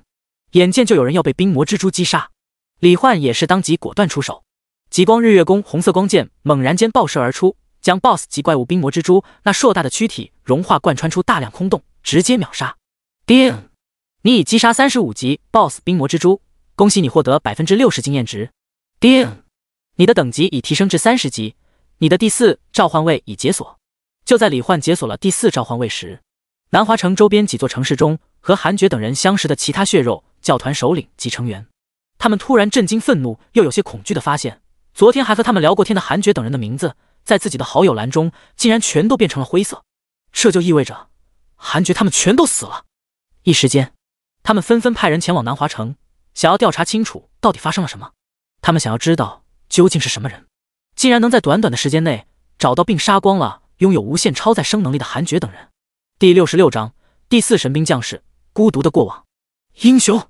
是哪位英雄出手相助？坤坤公会的会长徐坤，刚才见到工会成员险些丧命于冰魔蜘蛛之手，都快担心死了。身为一家在南华城才成立不久的新工会，他对手下为数不多的每一位成员都非常珍重。好在危急关头，突如其来的红色光剑射杀了那巨型蜘蛛，救下了他的工会成员。因此，徐坤和坤坤工会的成员们都是怀着感激和好奇的目光，转身看向了不远处那一头红发、手持弓箭的青年。李焕，竟然是你！人群中帅气的艾坤第一时间就认出了李焕，发出兴奋惊奇、有些沙哑的声音。李焕，莫非就是那个击杀了魔神化身的超级强者？没错，就是他。我在抖音视频上见过他的样子。没想到，我们竟然碰见了这样一位活着的传奇。坤坤工会的人都一脸激动之色。艾坤，看你这副模样，莫非你和李焕认识？是朋友吗？会长徐坤问道。会长，不是朋友，只不过我和李焕都是从三中出来的，当初他在我们学校可出名了。一边说着，艾坤也是从人群中跑了出来，来到李焕的面前，然后眼里闪着光，仿佛在看自己的偶像一般，说道：李焕，你真的好厉害！明明转职成了被称为史上最废职业的兵器召唤师，但你却成为了能杀掉魔神化身的超级职业者。是你让我知道了，最弱职业也能战胜最强敌人，一切皆有可能。你就是我的偶像，能给我签个名吗？说着，艾坤伸手把手中的麦克风递到了李焕的面前。李焕表情微愣，他没想到这艾坤竟然是自己的真爱粉，旋即便有些哭笑不得的从商城里买了根黑笔，说道：签名啊，没问题。结果李焕这时才发现，艾坤手里的麦克风竟然是由白骨打造而成的，而且是一把名为骷髅麦克风的特殊神器，拥有通过歌声让声音范围内的有方单位获得亡灵生物般不畏死亡的勇气，以及全属性增幅的效果。当然，他也只是觉得挺有意思的，和自己的神灵级兵器比起来，这个麦克风并不算什么。就这样，给艾坤签完名，在他真诚热烈的请求下，和他加了个好友，又接受了坤坤工会全体成员感谢的李焕。在取走冰魔蜘蛛爆出来的金币装备和冰元素时，并告别他们后，来到了火山熔岩区域内的高级怪物区，打算召唤一下自己的第4神兵。随后，在风清月、彩星和木林好奇期待的目光中，伴随着李焕的神兵召唤法阵在虚空中成型。一阵耀眼的金光中，一本黑色封皮，表面印着由无数白色光点构成的螺旋星系，看起来古朴厚重的书籍从中缓缓浮现出来。兵器引力法典，品质神灵级，等级 LV30， 经验值 0%， 特性吞噬 LV100， 引力操纵 LV100， 引力空间 LV100。 介绍：众神宇宙由初代神王天一采用创世神力，耗时12万年打造而成的12元素法典之一，拥有操纵引力、吞噬万物的能力。其内部每一页纸张都内蕴超强引力空间，能够将吸收的物质能量通过引力压扁，化为图画般的形式展露在页面之上。这一次竟然是能够操纵引力的魔法书，李焕脸上的激动兴奋已经难以言表了。万有引力，那可是宇宙4大基本力之一，影响着宇宙天体运动的伟岸无边的力量。足够强大的引力，甚至能够扭曲时空。不得不说，每一次的神灵级兵器都会给他带来全新的惊喜。紧接着，引力法典中也飘出一道灵体，在李焕和风清月他们面前，化作一个头发左半边为黑色，右半边为白色，黑色瞳孔中有道道星环般的淡白光圈，脸部线条柔和，琼鼻小嘴，皮肤雪白，身材纤细匀称，穿着黑色礼裙和靴子，如同星际贵族大小姐般美丽动人而优雅的少女。不过令李焕没想到的是，眼前这拥有黑白双色披肩长发的少女刚一出现，在看到周围场景和她的瞬间，竟然流着泪猛地冲上来，一把抱住了她，然后脸庞深深埋在她的胸口，声音带着喜悦、激动、感动地说道：主人，你就是我的主人，对吗？谢谢你，主人，谢谢你把我从那漫长无尽的黑暗孤独中解救出来，谢谢你。感受到怀中少女紧紧抱着他的双臂和那热烈真挚的感情，李焕虽然不知道到底发生了什么，但也认真轻柔地抱住了她，轻声道：我就是你的主人，能告诉我你之前发生了什么吗？感受到李焕身体的温暖和他轻柔的怀抱，黑裙少女也是抱着李焕抱得更紧了，默默说道：主人，我叫星璇，是12元素法典之一的引力法典器灵。父亲在创造出我们之后告诉我们，由于我们的力量太过强大，所以不能随便选择自己的主人，只能根据命运的安排，在未来的某一天被人发现。第一个发现我们的人就是我们各自的主人，随后我们的意识便都被封印在了法典空间之中，随机散射向宇宙各处。然而，不知过了多少年，多少岁月，狭小黑暗的法典空间中，我始终孤独一人，看不见外界任何情况，听不见外界任何声音。那种压抑窒息一样的黑暗孤独，让我一度陷入绝望，甚至怀疑我会不会永远被封印在那寂静无声的漆黑小世界里。而今天，你终于出现了，主人。听到这儿，李焕也是不禁为星璇的经历感到深深的同情与感伤。被困在黑暗无声的小空间里，默默在宇宙中漂泊了不知几千几万年，甚至更久，那是一种怎样的孤独？李焕无法可想，只是抱着他身体的手臂同样也紧了几分，声音认真而轻柔的道：星璇，从今往后，你再也不会孤单一人了，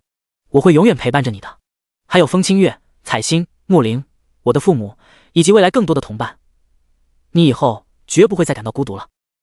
星璇顿时眼泪流得更厉害了，但脸上和心里却前所未有的感动与幸福。叮！引力法典叔娘星璇，对你的好感度提升1000点，并仍在不断增长中，当前好感度已提升至4级。叮！受召唤之王天赋影响，你的身体将同步获得引力法典40%的特性与力量。叮！恭喜你获得吞噬 LV40、引力操纵 LV40、引力空间 LV40。恭喜你获得80点力量、80点敏捷、80点体质和200点精神属性。提示音中，李焕的眼前也浮现出了叔娘星璇的信息面板。第67章，星璇的超强技能，外界的暗流涌动。叔娘星璇，类别神兵灵体，等级 LV30，与引力法典同步，生命值100%，生命回复100分号 S， 法力值100%，法力回复10百分号 S， 力量200，敏捷200，体质200，精神500。技能暗灭邪龙吞星咆哮波 SSS 级，通过引力魔法线路架构一条具备超强引力的黑暗之龙，吞噬飞行路径上的一切物质能量到体内。吞噬过程中，黑暗之龙的体型和引力也将越来越大。在法力耗尽、超出技能范围极限或意念控制下炸裂，造成2次范围伤害。当前控制极限范围为500，精神属性100%，米释放技能消耗20%法力值。控制黑暗之龙行进路线时，每秒钟额外消耗15%法力值，无冷却。好感度4级，15500。好家伙，这技能未免也太猛了！要是开启4神光环，法力回复提升到100%，岂不是能直接控制黑暗之龙无限吞噬？只要有足够的时间，连行星都能吞掉。李焕心中惊叹的同时，也是越发高兴。毕竟自己的实力越强，未来战胜魔神的可能也就越大。喜悦之中，李焕也是给星璇介绍了一下风清月、彩星和木灵，让他们彼此认识熟悉一下。风清月一脸爱怜地看着星璇，声音温柔而认真地说道：星璇，正如主人所说，以后我们都会陪伴你的，同时我也会像守护大家一样守护好你。是啊，星璇，我们不仅会陪着你，而且主人可是全天下最好的人，你以后一定会和我们一样幸福的。彩星如此说道。木灵则是踮着脚，伸出软软的小手帮星璇擦了擦脸上的泪痕，说道：星璇姐姐不哭，我们以后就是一家人了，晚上还可以一起睡觉，主人的身体很温暖的，你也一定会喜欢的。拥有半黑半白长发、穿着黑裙的少女星璇，听到风清月他们的话语，也是愈发感动而幸福，揉了揉眼睛，灿然一笑道：谢谢你们，我一直都在期待着这样的场景。从今往后，我也会和主人一起，和你们一起并肩作战，生死与共，永伴彼此的。就这样，一片幸福愉悦的氛围中，星璇也加入了刷怪的队伍。挥手之间，便能从黑色的引力法典中架构出一条仿佛由黑洞构成的极致黑暗的长龙，咆哮着将路径上的各种灵木、石块、火焰巨猿等一切物质和怪物都吞入了口中，没入体内。最后，在星璇的控制下，黑暗之龙更是一头撞向一片怪物最密集的地方。它缩炸裂间，冲击波裹挟着大量物质粒子，以超高速瞬间蔓延爆发，将周围近100米范围内的怪物直接全部清空。那恐怖的威力也是让风清月他们都不禁面露惊讶。有了星璇的加入，李焕的刷怪速度进一步提升。不过受限于怪物密度和其他职业者，速度也没有太变态。在不断刷怪中，李焕来到了火山口之内，在洪亮岩浆湖中的一些石块落脚点上，能看到一些火元素石，都是可以给极光日月宫提升特性的好东西。于是李焕就这样一边刷着怪，一边收集着火元素石，又去冰川那边收集冰元素石，提升等级的同时，也不断提升着极光日月宫的特性能力。就在李焕为了变强而不断努力时，外界南华城中也迎来了一些不速之客。他们分别来自周边的金门城、宁远城和泰安城，都是血肉教团的成员。然而，无论他们如何旁敲侧击，竟然都无法打探到任何关于南华城血肉教团被消灭的事情，甚至连一点风声都没有。这简直就像是南华城的血肉教团是凭空消失了一样。唯一值得注意的，就是当初击杀了魔神化身的那个名叫李焕的职业者，他似乎又完成了从未有人完成过的神话级转职，所以他绝对有非常大的嫌疑。于是，在他们各自联络首领汇报情况后，金门城血肉教团的首领，一个身高2.2米、浑身肌肉隆起的短发壮年男人，75级巨剑战士宋德彪。他心中越发疑惑的同时，也感觉到了一丝不安和恐惧。李焕，就算他完成了神话级一转，那也只不过是个25级职业者。他真的能无声无息之间把拥有超速再生能力的整个血肉教团的人全部杀掉，不引起任何人注意吗？但如果不是他，又会是谁呢？想到这里，宋德彪也是不禁烦躁恼怒起来。该死，南华城中究竟藏着个什么怪物？既然韩爵等人昨天被斩尽杀绝，那么自己就也有可能在接下来某一天无声无息间被那人找到并杀掉。他可不想提心吊胆过一辈子，所以必须想个办法找到那个凶手。这时脑海中突然灵光一闪，宋德彪猛然想到自己的亲弟弟加入了魔神教因果教团的宋兴文，似乎可以根据一件事的结果反推出起因，看到因果之始的相关画面，获知因果之始的相关信息。只要请他帮忙，想必就能看到究竟是谁杀了韩爵等人。于是宋德彪当即联络起宋兴文，请他帮忙找到杀光了南华城血肉教团的家伙到底是谁。很快宋兴文就回复了消息，杀了南华城血肉教团的便是那个叫李焕的家伙。得到准确消息后，宋德彪当即联络隔壁宁远城和泰安城血肉教团的人，告知了他们杀害韩爵等人的真凶，并邀请他们联手围杀李焕。他们都是欣然同意。现在的李焕虽然完成了神话级转职，但等级太低，在他们看来，3个城市的血肉教团成员一齐出马，必定能将李焕斩杀。于是血肉教团的职业者们都是悄然之间分批次进入了南华城中，准备找机会围杀李焕。第68章弗雷雅的表白，血肉教团的围杀计划。等周围3座城市的血肉教团成员全都到齐，潜入南华城中后，天色已经黑了下来。宋德彪和另外2名首领商定计划，决定派人去守在城中各个25到55级的秘境副本入口之外，等明天李焕进入秘境副本练级时，就可以第一时间发现，然后全体聚集过去，在其中找到他，并将他在其中神不知鬼不觉的围攻斩杀。另一边，李焕将等级提升到了35级 99.99% 经验值，同时他也在冰火岛中疯狂搜集了大量冰火元素时，将极光日月宫的控温特性提升了220级，使得极光日月宫的低温下限和高温上限全都突破了原有的程度，变成了零下270.22摄氏度至零上12200摄氏度。如果能持续突破下去，迟早能达到真正冻结时空的绝对零度和足以焚灭宇宙的极度高温。至于手里的2亿1000多万金币，李焕则是打算暂时先留着，因为目前的自己在现实已经堪称无敌，所以他要看看接下来40级和50级他还会获得什么样的神兵，然后根据所有神兵的特性，选择其中对自己实力提升最大的，进行购买材料，集中突破，以应对55级得神话及2转试炼。不过就在李焕开着蝙蝠飞车回到南华城中心别墅区的房子时，他没想到一头金发，身材火爆，穿着一套白色卫衣和黑裤子的休闲装扮，看起来如同大学校园中洋溢着青春气息的女生般，但脸色仍旧有些苍白的美女老师弗雷雅，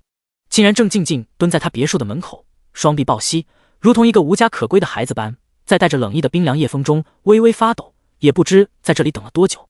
这时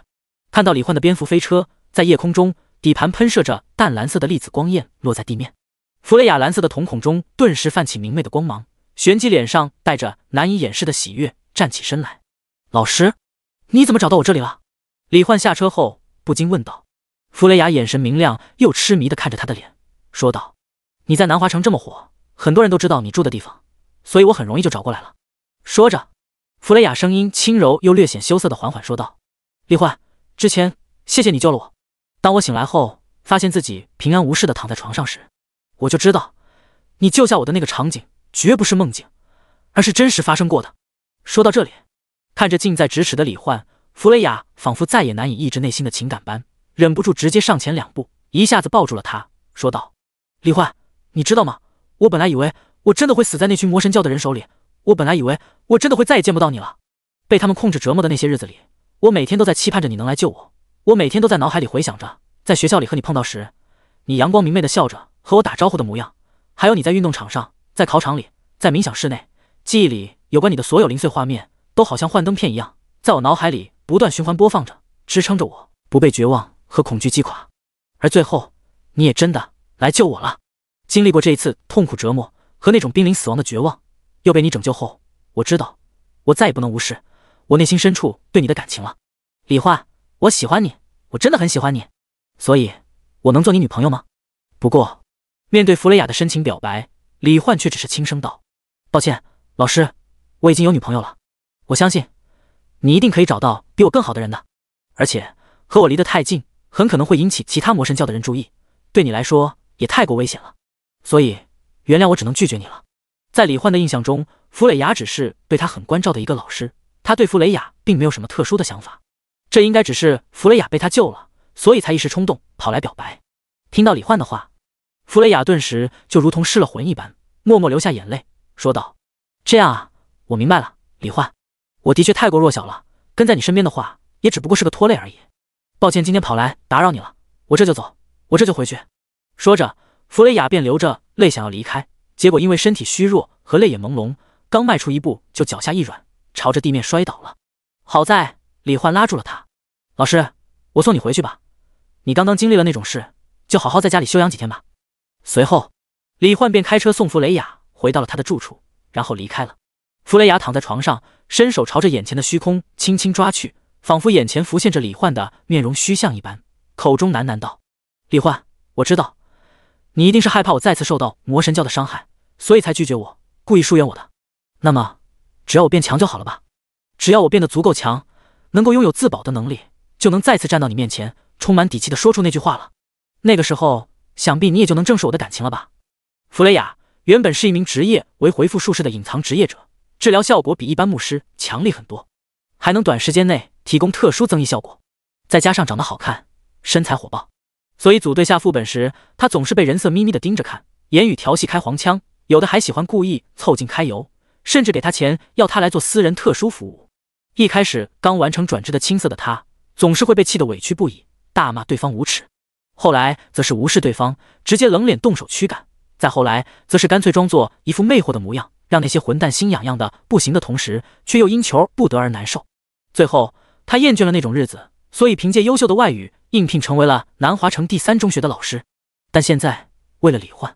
他决定再次踏上职业者生涯，增强自己的4维属性和技能等实力。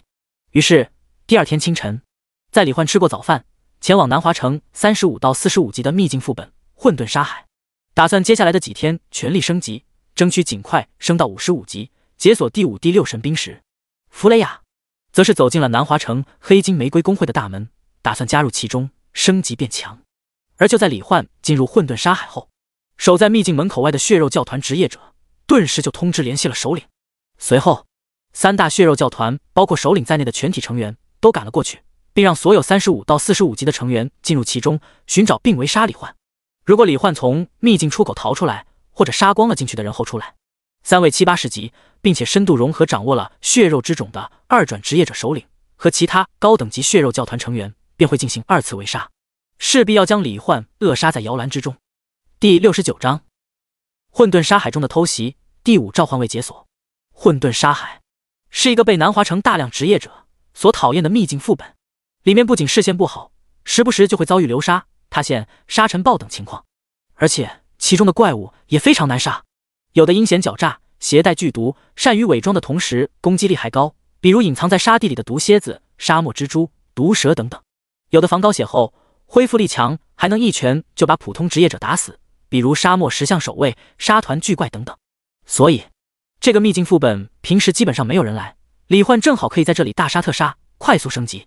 而且李焕的运气还算不错，进来的时候没有遇到沙尘暴，而是烈日阳光和蓝天白云。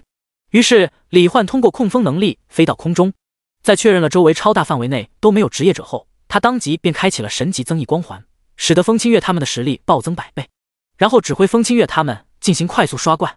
风清月直接挥手间制造出几个超大龙卷风，将黄沙和隐藏在其中的怪物全都卷入其中。星璇则是直接通过引力法典架构出了一条长达100米的黑暗之龙，在空中咆哮飞舞的同时，将被卷入龙卷风中的怪物全都吞噬到了体内。叮！你的召唤物已击杀一只35级沙漠毒蟹，你的经验值正 0.01%。叮！你的等级已提升至36级，你已获得10点自由属性点。叮！你的召唤物已击杀一只38级沙漠蜘蛛，你的经验值正 0.02%。一时间，接连不断的提示音响成一片，还有无数闪着光的掉落物也全都被风清月通过300级的控风能力直接送到了李焕面前，被李焕收入背包。不过升到30级后就需要杀1万个同级怪物才能升1级，40级后则需要10万个，以此类推。所以哪怕李焕现在的刷怪速度已经堪称恐怖，但想要升到55级恐怕至少也需要好几天的时间。而就在李焕进入秘境开始不断朝深处刷怪的时候，血肉教团35到45级的人则是先各自选择了地图上的各个传送门，打算先分散寻找并确认李焕的位置后，便立即通知其他人，让他们马上退出秘境，再全都进入距离李焕最近的传送门。本以为会花费一些功夫，没想到李焕刷怪的声势和场景实在太过浩大，一个血肉教团的成员当即就发现了李焕的身影，通知了其他成员。于是在李焕飞在半空悠闲地观赏着风清月和星璇刷怪的时候，他没有注意到100多名血肉教团成员发动了超拟态能力，化作变色龙一样的隐形人，从他背后的沙漠之中悄然而迅速地朝他逼近。终于在达到攻击范围内后，100多名血肉教团成员，他们的手臂血肉扭曲变形间，瞬间通过超拟态化作一个个超级弹簧一样的结构，顶部的手掌则化作一个合金钻头。随后一起猛然间弹射爆发出去，以接近音速的急速朝着李焕的全身各处突刺而去。在这密集迅猛而狂暴的上百个合金钻头突刺中，就算是100级职业者，如果没有防备，也绝对只有死路一条。这便是魔神恩赐的强大之处，哪怕等级不高，但却足以轻而易举地战胜普通的满级职业者。然而就在众多血肉教团成员以为李焕必死的时候，所有合金钻头却在飞到李焕背后1米距离时，全都如同撞上了一道无形空气墙一般，瞬间朝着各处反弹飞射。该死！什么情况？别管什么情况了，继续攻击！这小子杀了无香大人的化身，还杀了血肉教团的其他兄弟，今天无论如何也绝对要杀了他。是啊，拼了！敢死这家伙！见到偷袭失败，血肉教团的人没有气馁，而是继续发动更加猛烈的攻击，通过自己的职业者技能配合血肉之种的各种能力，爆发出铺天盖地的奇怪而强大的技能朝李焕攻去。可惜下一秒，伴随着眼前一道剑光闪耀，所有技能都被剑气搅碎，他们所有人的意志也都被李焕用从背包中随便取出来的一把剑发动森罗万象剑进行了扭转，一个个都变成了乖乖狗一样的表情，崇拜痴迷地看着李焕。随意化解了这帮偷袭的家伙后，李焕也是从高空俯视着他们，冷哼道：你们这帮魔神教的年轻人还真是老是喜欢这样不讲武德，搞偷袭，搞一些下三滥的手段。说说吧，你们是哪里来的？怎么突然找上了我？还有其他同伙吗？是，我们就是一些垃圾。李焕大人，您可千万不要动怒啊，伤身体。被扭转了意志的血肉教团成员连声应是，一脸谄媚的道：我们是来自金门城、宁远城和泰安城的血肉教团成员，发现南华城血肉教团被人消灭后，查到是您杀的，所以老大们联手带着我们过来，想要趁您等级低微时提前将您斩杀抹除在这个世界上。原来如此。李焕微微点头后，嘴角一勾，似乎想到了什么好玩的事情，说道：那么接下来作为偷袭我的代价，你们这帮家伙就先来帮我刷会怪吧。说完，李焕便让他们和自己组队，随后把经验分配模式调节成全都分配给李焕，然后便让他们朝着其他各个方向探索，见到怪物就杀。2个小时后到小地图上的沙漠中心金字塔大门口汇合。就这样，李焕直接多出了100多个强力好用的刷怪工具人，美滋滋的继续和风清月他们朝沙漠中心一边刷怪一边深入。1个多小时后，在经验值持续不断的稳步提升中，李焕的等级也是终于达到了40级。叮！你的等级已提升至40级，你的第5召唤位已解锁。听到新的召唤位解锁，李焕也是毫不犹豫的，一脸激动期待的，直接发动了神兵召唤。伴随着一阵耀眼的金光从召唤法阵中绽放而出，第5神兵也从中缓缓浮现出来。李焕表情一愣，这一次竟然是第70章极致的守护能力。奇怪的问题，李焕之所以会微微发愣，便是因为这一次召唤出来的竟然不是攻击型兵器，而是一面盾牌。光芒之中，一面通体纯白呈半透明状，外表面部满花纹繁复的红色线条，高约2米，宽约 0.8 米，仿佛由某种特殊能量凝结而成的方正弧形大盾从中缓缓浮现出来。兵器抵天之盾，品质神灵级，等级 LV40， 经验值 0%， 特性反弹 LV100， 超硬度 LV100， 变形 LV100。 介绍：魔法世界拉斯马尔大陆，传闻中由创世法神凝聚法则之力，辅以自身神血打造而成的7大神器之一，号称连天空坠落都能轻易抵挡的至强神盾，拥有限度内反弹一切攻击、自由伸展变形的能力，以及堪比中子星的极致硬度。紧接着，在李焕和风清月他们好奇期待的视线中，一个身高1.75米、皮肤白皙，穿着红色铠甲，有着淡红色长发和瞳孔，薄唇微抿，一脸英武之气，身材前凸后翘，尤其是胸部几乎呼之欲出的红发红瞳铠甲少女出现在他们面前。一见到李焕，红铠少女便恭敬的单膝下跪，仰头看着他，神色认真的说道：“主人，无名爱丽丝既受命定之召而来，定当听从您一切指令，守护您一生一世。”从这个角度，李焕刚好可以看到爱丽丝身前那一抹雪白深邃的缝隙，顿时有种热血上涌想要流鼻血的感觉，心中更是忍不住狂呼：大，太大了！当然，身为一个拥有钢铁意志的优秀青年，李焕还是很好的控制住了自己的目光和表情，一边伸手把红发少女给扶起来，一边笑着道：“爱丽丝，虽然我是你的主人，但以后就不必再这样严肃认真的对我跪下行礼了。毕竟，我们是要相伴一生的。在我看来，你们都是我最亲密而重要的存在，所以我们之间只要轻松愉快的正常交流就好了。”主人，我明白了。红发红瞳的爱丽丝听到李焕的话后，她那略显严肃的脸上也是不禁浮现出一抹暖阳般的笑容。谢谢您这样重视我的存在，我很开心。我也发自内心的喜欢您这样的主人。以后的日子里，我一定会全力遵从您的心愿，和您亲密交流，贴身守护陪伴着您的。叮！抵天之盾盾娘爱丽丝对你的好感度提升800点，当前好感度已提升至3级。叮！受召唤之王天赋影响，好感度提示响起的同时，李焕也看向了爱丽丝的信息面板。盾娘爱丽丝，类别神兵灵体，等级 LV40， 与抵天之盾同步，生命值 100%， 生命回复15百分号 S， 法力值 100%，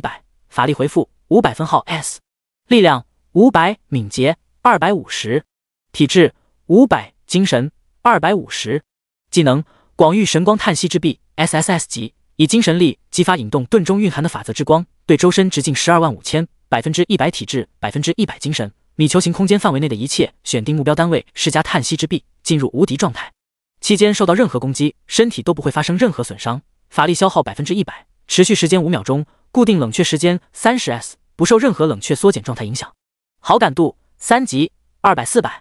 看到盾娘爱丽丝的技能竟然是群体无敌，李焕整个人都惊呆了。无敌状态在任何世界里都绝对称得上是最顶尖的能力之一了，更何况这还是超大范围群体无敌。虽然只能持续5秒，而且冷却时间固定是30秒，但是5秒钟的时间对于现在的我来说，已经足够我随随便便杀死敌人多少万次了。难以言喻的激动与兴奋中，李焕情不自禁的便一把抱住了爱丽丝，猛亲一口。爱丽丝，你的能力简直太强了，我真是爱死你了。被李焕这样满含真情与激动喜悦的抱着亲，还如此狂喜的说爱死他了，爱丽丝的脸颊也不禁一下子变得绯红，整个人都愣在原地，一副手足无措的害羞却又幸福的表情。不过刚一亲完，李焕顿时就感觉到了几道来自不同方位的视线。只见风清月、星璇、木灵，还有直接和他解体的彩星，都是用明亮好看的眼睛看着他。其中风清月眼神期待，一脸温柔的微笑。主人，你应该对我们一视同仁才对啊。主人，我也希望能和你更加亲密。星璇抱着引力法典，脸上带着渴望。主人，我觉得清月姐姐说的很对，我也想要。木灵小手抓着圣域权杖，可怜巴巴的看着他。主人，你不能喜新厌旧啊，我也要亲亲，我们都要。彩星鼓着腮帮子，看起来有点生气，却也有种别样的可爱。看到兵器娘们可爱期待的模样，李焕也是不由得露出一脸宠溺的笑容。好好好，给你们，都给你们。说完便亲了他们每人一下，使得兵器娘们一个个都脸色泛红，露出开心愉悦的表情，好感度也是蹭蹭往上涨。就这样，李焕的队伍中又多出一位拥有至强守护能力的红发红瞳红铠的盾娘爱丽丝。在一路刷怪中，来到了沙漠中心的金字塔。这时2个小时也到了，100多个血肉教团的成员也都按照命令来到了这里。现在除了主干道以外，你们进到里面各个岔路通道，杀光里面的所有怪物，杀完之后就到回到这里等着，明白了吗？明白，李焕大人。随后他们便冲进其中，帮李焕击杀各个分岔之路里面的怪物，而李焕则是带着兵器娘们从主干道一路杀入深处，打算尽量在这个副本中升到45级，然后再出去解决外面那些血肉教团的高级职业者。另一边，时间回到清晨，外界南华城黑金玫瑰公会在弗雷雅申请加入公会，提交了自己的各项资料后，没过一会儿，一个身材纤细、黑袍长发、皮肤雪白、眼神冷冽、背上背着一柄巨镰的女人便拿着她的资料走了过来，说道：“你好，弗雷雅，我是黑金玫瑰公会的武秋雪，你的资料信息没问题，能力也很强大，会长已经批准你加入我们黑金玫瑰公会了。从今天起，你就加入我的队伍，我会负责带你升级。”闻言，弗雷雅也是当即表示了感谢，脸上也露出欣喜和对未来的憧憬。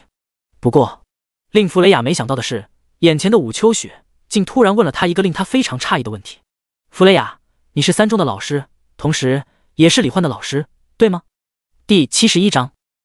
花痴迷妹与职业者协会的支援。武秋雪虽然是询问的语气，但是弗雷雅却感觉对方好像已经把他调查得很清楚了一样，十分肯定他就是李焕的老师，这让他心中略显警惕，脸上却面色如常的随意问道：“武小姐，请问你是李焕的朋友吗？”武秋雪摇了摇头，声音和表情始终冷冰冰的：“不是朋友，我只是喜欢挑战强者，听说他很强，所以想向你打听一下。”听到这儿，弗雷雅并没有多想，毕竟他可从来没听说过李焕和黑金玫瑰公会的人有什么来往，而且他是李焕老师的事情也很容易就能查到，所以知道这件事似乎也算不上多奇怪。可能只是因为李焕名气太大，所以眼前这位武秋雪出于好奇想打听一下李焕的信息吧。于是弗雷雅也承认了自己是李焕的老师，然后根据武秋雪的问题讲了一些李焕在学生时期的事情和优秀表现。结果没想到武秋雪竟然兴致勃勃地从背包中取出纸笔，把他讲的有关李焕的事情都给记录了下来。这让弗雷雅顿时察觉到了异样，身为女人的直觉告诉她，这个武秋雪不太对劲，她很有可能也喜欢着李焕。于是弗雷雅也不再多讲了，只说自己大概就记得这么多了。武秋雪冰冷的脸庞上隐约浮现出一抹意犹未尽的神色，不过还是真诚说道：“谢谢你，弗雷雅，以后我们除了练级之外，私下里也可以多多交流。如果你还想起了什么关于李焕的事情，还请再给我讲一讲。”说完，武秋雪看着手中的笔记，一向冰冷的眼神中竟隐约有微不可察的愉悦笑意流露。他的脑海中也不由自主地回忆起了近1周前在亡灵大殿中发生的一切。那个时候，他被血肉魔神无相的化身一招击败，还被喂下血肉之种，沦为无相的走狗，朝职业者同胞们挥动武器。这对于从小就渴望力量、追求力量，想要成为能斩杀魔神教教徒乃至魔神、为父母报仇的强者的武秋雪来说，简直就是极致的耻辱。好在终究是有人拯救了他。在李焕斩杀无相的化身后，武秋雪体内和无相化身同根同源的血肉之种也化为灰烬消散而去。恢复自我意识的他，在人潮之中默默看着被众人簇拥感谢着的李焕。那一刻，武秋雪的心里泛起一种前所未有的异样感觉，温暖、雀跃、憧憬，说不清道不明，却让他脑子里再也忘不掉李焕那强大自信、带着笑意的脸。于是回到自己在黑金玫瑰公会的住所后，武秋雪便开始不自觉地默默调查起有关李焕的各种信息，关注起有关李焕的各种事情，就连房间里的墙上和天花板上都贴满了搜集而来的李焕的照片。他不知道的是，自己的这种行为某种程度上已经可以被称为超级花痴了。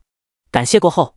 武秋雪便带着弗雷雅去秘境副本练级，而弗雷雅在察觉到武秋雪的微表情后，越发确定了他一定也喜欢李焕。于是弗雷雅心中暗暗发誓，一定不会再给这个情敌讲任何有关李焕的事情了，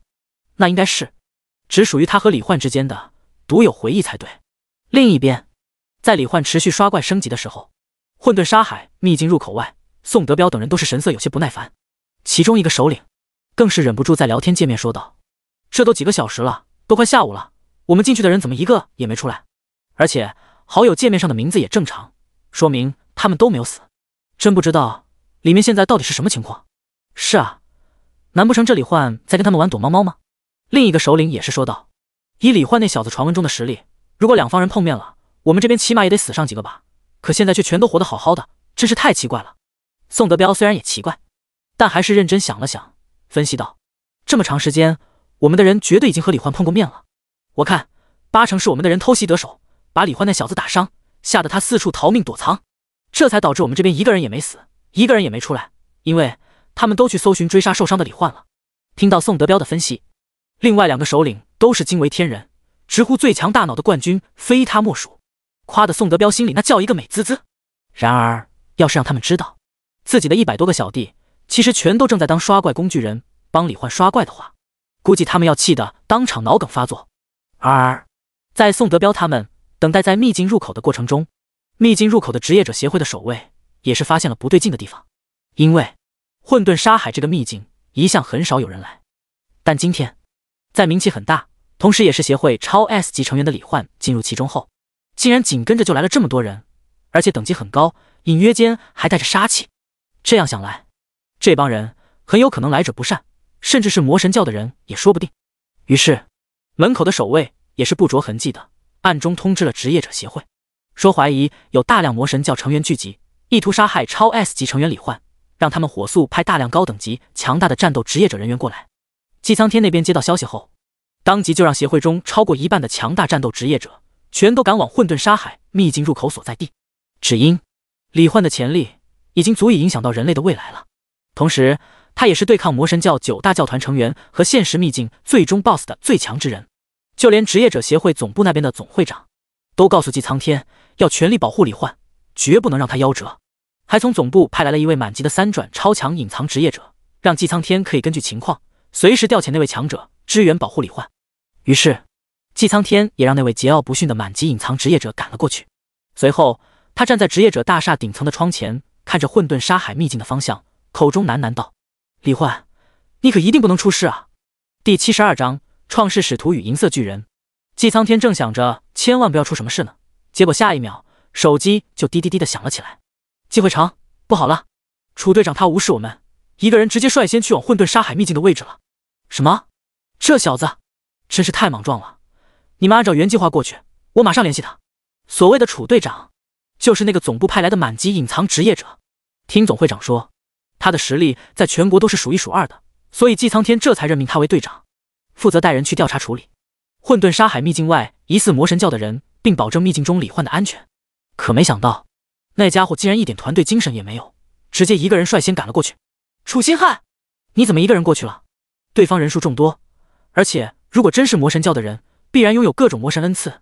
你一个人去太危险了，也很有可能打草惊蛇。然而面对姬苍天发来的消息，一个操纵大气在高空中急速飞行，穿着黑色风衣长裤，一脸散漫剑眉星目的长发青年，却是轻笑着随意发消息回道：“季会长，我对付魔神教那帮家伙的经验非常丰富，你那帮手下来了也只是给我添乱而已。如果真是魔神教的人，你就等着听我一个人解决掉他们所有人的好消息吧。”回复完之后，楚星汉看着秘境混沌沙海的方向，嘴角勾起一抹笑容，喃喃自语道：“李焕是吧？来的这2天，一直听说有关你的各种事迹，也不知道是确有其事，还是被人给夸大神话了。正好今天可以亲眼见见你，看看你的潜力和实力到底怎么样，有没有资格让我一直待在这南华城中保护你。”楚星汉100级3转满级职业者，自18岁那年转职成为龙国历史记载中排名第3的强大隐藏职业创世使徒之后，凭借自由操纵、随意转化地水火风4种元素力量的超强被动技，配合自己元素技能效果100倍强化的天赋，以及各种强大的专属职业技能，往后的10年里，无论是刷怪、打 BOSS 还是对抗魔神教成员，他都从未失败过。仅有的3次失败，则是分别败给了转职成为龙国排名第1、第2的隐藏职业的2个家伙，以及当今职业者协会的总会长。因此在龙国，除了这3个人，楚星汉还从来没服过谁。哪怕从总会长口中得知了李焕斩杀魔神化身的事迹，以及完成了从未有人完成过的神话级1转后，楚星汉也并不觉得对方将来就一定比他强，所以被总会长派过来保护李焕，楚星汉心里还是非常不爽的。正好今天发泄不爽的机会就来了。混沌沙海秘境外，宋德彪等人在默默等待中，忽然听见大气呼啸的声音，紧接着，一个穿着黑色风衣长裤、黑色长发飘舞、神色散漫的帅气青年就飞到了他们头顶，面带微笑地俯视着他们，淡淡道：“你们魔神教的人胆子还真是够大的啊！光天化日之下，竟然也敢聚到一起，意图杀害我们职业者协会的李焕。”说到这儿，楚星汉面色骤冷，抬手间便凝聚出一个赤色的火焰巨掌，朝他们猛地拍下。都给我去死吧！这一招看似凶猛狂暴，但其实只不过是虚招而已。如果这些人不是魔神教的人，那么能够自由转化元素的楚星汉便会直接将火焰巨掌转化为风元素散逸开来，不会对他们造成任何伤害。不过下一秒，他便确定了，这些人的确是魔神教的人。该死，我们是什么时候暴露的？先别管那个了，现在周围没什么人，马上杀了这家伙和秘境门口的守卫，应该还有机会解决李焕。喊话之间，血肉教团的人全身血肉直接化作了金属、岩石等能够防御火焰的形态，随后瞬间杀向了秘境门口的职业者守卫和天上的楚星汉。然而秘境门口的守卫在楚星汉确定了宋德彪他们是魔神教的人那一瞬间，就被他通过风元素能量包裹送到了远处，而他自己更是意念闪动间伸手一握，直接发动了技能钢岩沙牢。一瞬间，所有血肉教团的人周围的空气直接被转化为钢铁般坚硬的砂石，将他们团团包裹，然后外层的气流再次转化为熊熊烈焰，将他们当成叫花鸡一样烘烤起来。不过血肉教团的人毕竟拥有魔神恩赐，直接将血肉转化为钻头、弹力冲击锤，然后暴力破开围困。但刚一冲出来，周围的空气又转化为砂石，将他们不断覆盖包裹。困局之中，宋德彪也知道碰见硬茬子了，继续下去别说杀李焕了，恐怕他们自己都要交代在这里。于是他当即大吼一声：“都给我融合，和我融为一体！”于是近200人直接在突破砂石之中，将血肉全部与宋德彪融为一体，变成了一个身高200多米、体表化为银色金属、身上延伸出几十根银色血肉触手的恐怖巨人。这种程度的体型下，楚星汉的技能范围内也无法将巨人全部包裹覆盖了。该死的混蛋东西！既然你破坏了我们的计划，逼得我们变成这种形态，你就准备为你的行为付出代价吧！宋德彪发出愤怒如闷雷般的咆哮巨响，紧接着，他身上那几十根鞭子一样上百米长的银色血肉触手，瞬间便爆发出恐怖至极的速度与力量，劈向四面八方的房屋建筑，想要大肆破坏、杀戮城中的居民。这恐怖的一幕顿时就引起了周边区域内大量职业者的惊恐尖叫和逃亡。楚星汉也是面色一变，虽然和魔神教交过不少次手，但他还是第一次遇到这种情况。他当即全力发动地水风3大元素能力，拦截银色巨人砸向周围地面建筑的银色触手。但触手具有任意扭曲的特性，而且覆盖四面八方，哪怕楚星汉全力拦截，也仍旧无法阻止越来越多的建筑被毁坏。这一刻，楚星汉看着崩塌破碎的房屋建筑，还有一些被爆裂的砖石碎片击伤打残的职业者民众在地上痛苦的哀嚎的场景，他的内心顿时涌现出难以言喻的懊悔与无力。该死，该死啊！这样下去，伤亡的人只会越来越多。原来我一个人的力量根本就远没有我想象中那么强。可恶！现在谁能来助我一臂之力，和我一起解决掉这怪物啊！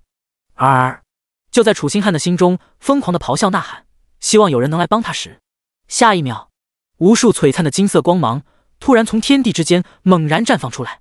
第73章，全城欢呼与来自因果魔神教徒的杀意，伴随着无数金光闪耀。一个金发金瞳，背上长着一对金色光翼，手持金色长剑的女人从远处急速飞了过来，是赵宁冰。刚从秘境副本中练级出来的她，正准备回家休息，结果没想到就看到了城中突然出现一个银色巨人。楚星汉，这是什么情况？赵宁冰飞来后，一边操纵海量金色微光长剑，雨点般噼里啪啦轰击在银色巨人的触手长边下方，和楚星汉一起进行着攻击拦截，一边发问。楚星汉也是当即讲了一下大概情况。赵宁冰这才明白，原来是血肉教团的人潜入南华城，想要围杀李焕。而在知道了李焕就在下方的混沌沙海秘境里之后，赵宁冰也是如同感到了希望般说道：“楚星汉，只要我们能坚持到李焕出来，那么一切就可以结束了。”真的假的？李焕他不是才仅仅完成了1转而已吗？怎么可能轻易解决这种敌人？楚星汉明显不信，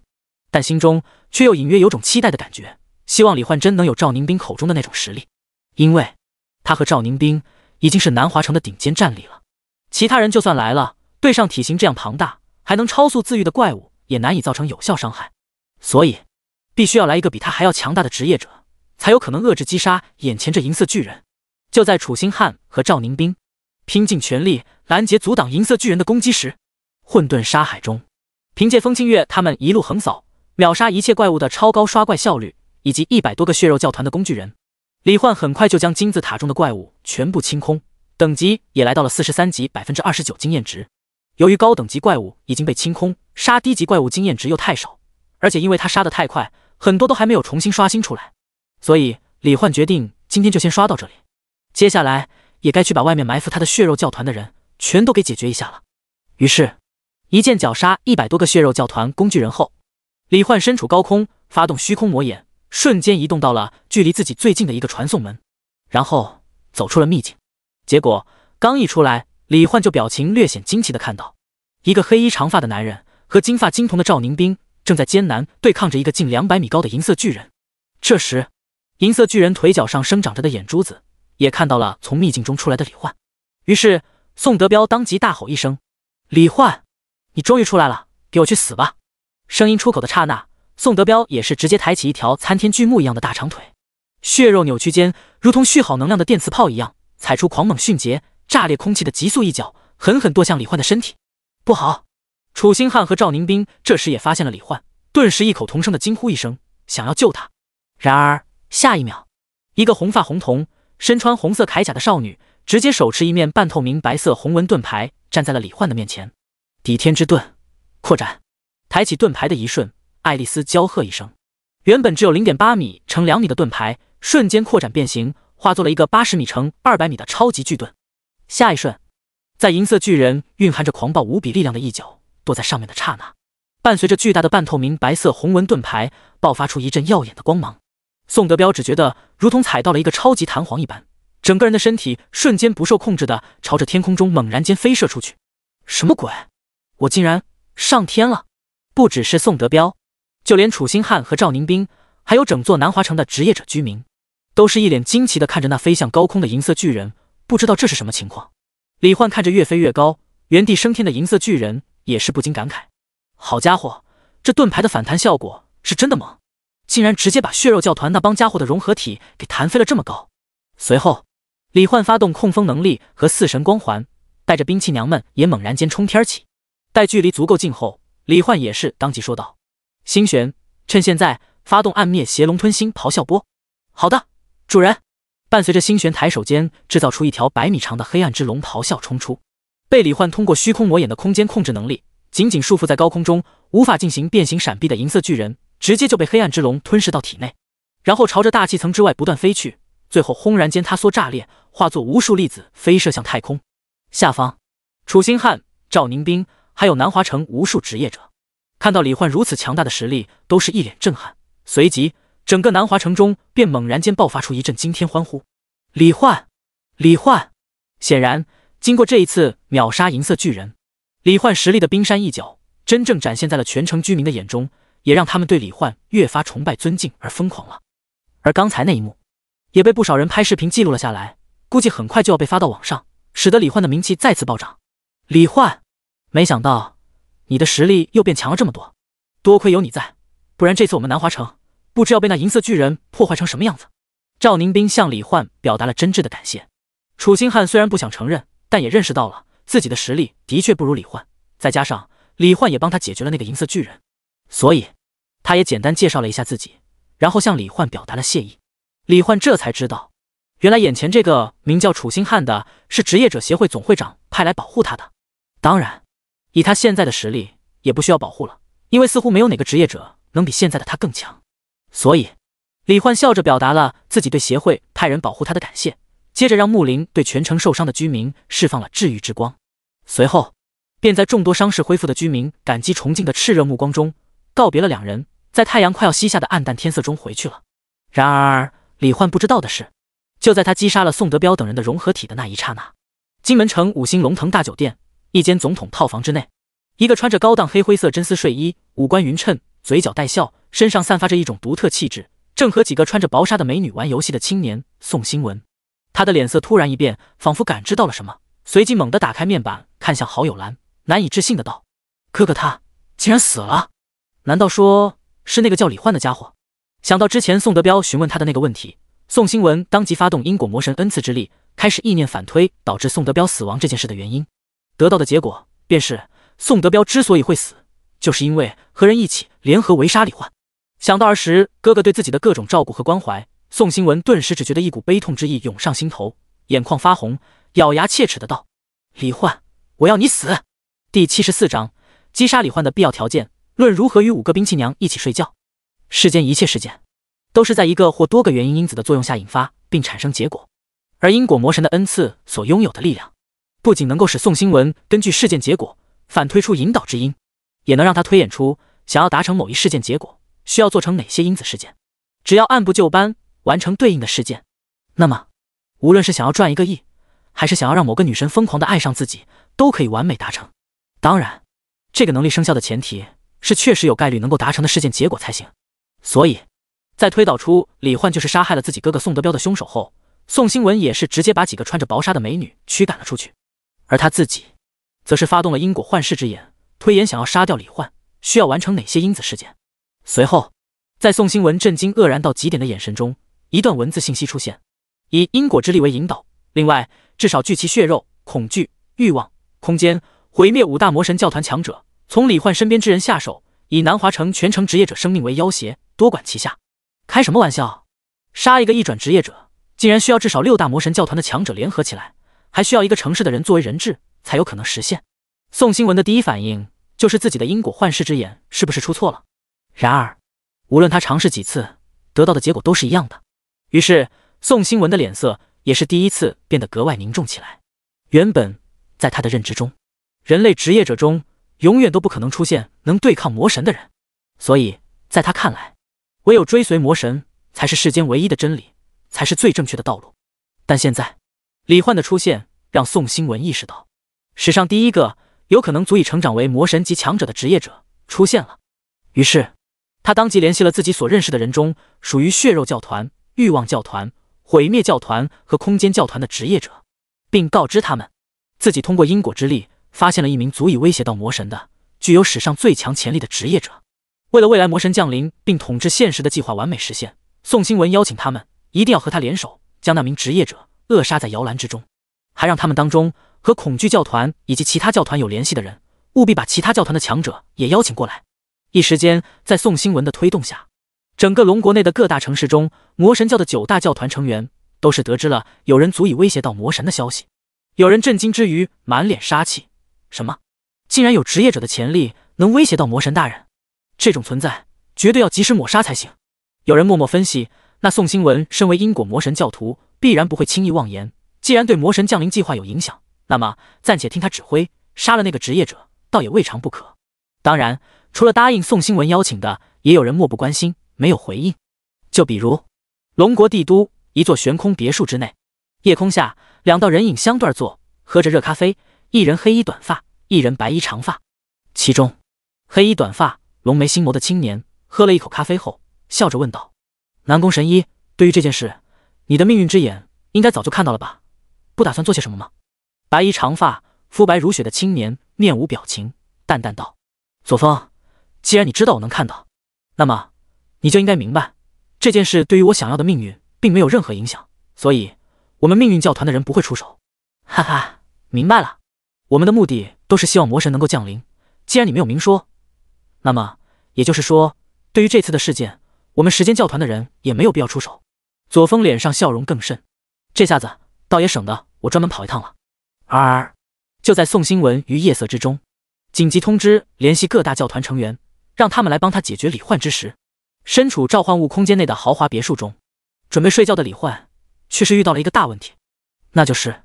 兵器娘们都想要搂着他，感受着他的体温，和他一起贴身睡觉觉。但是他的身体就那么大，现在的兵器娘却已经有5个了。风清月、彩星、木灵、星璇、爱丽丝此刻都围在床边，眼巴巴地看着他。主人，我知道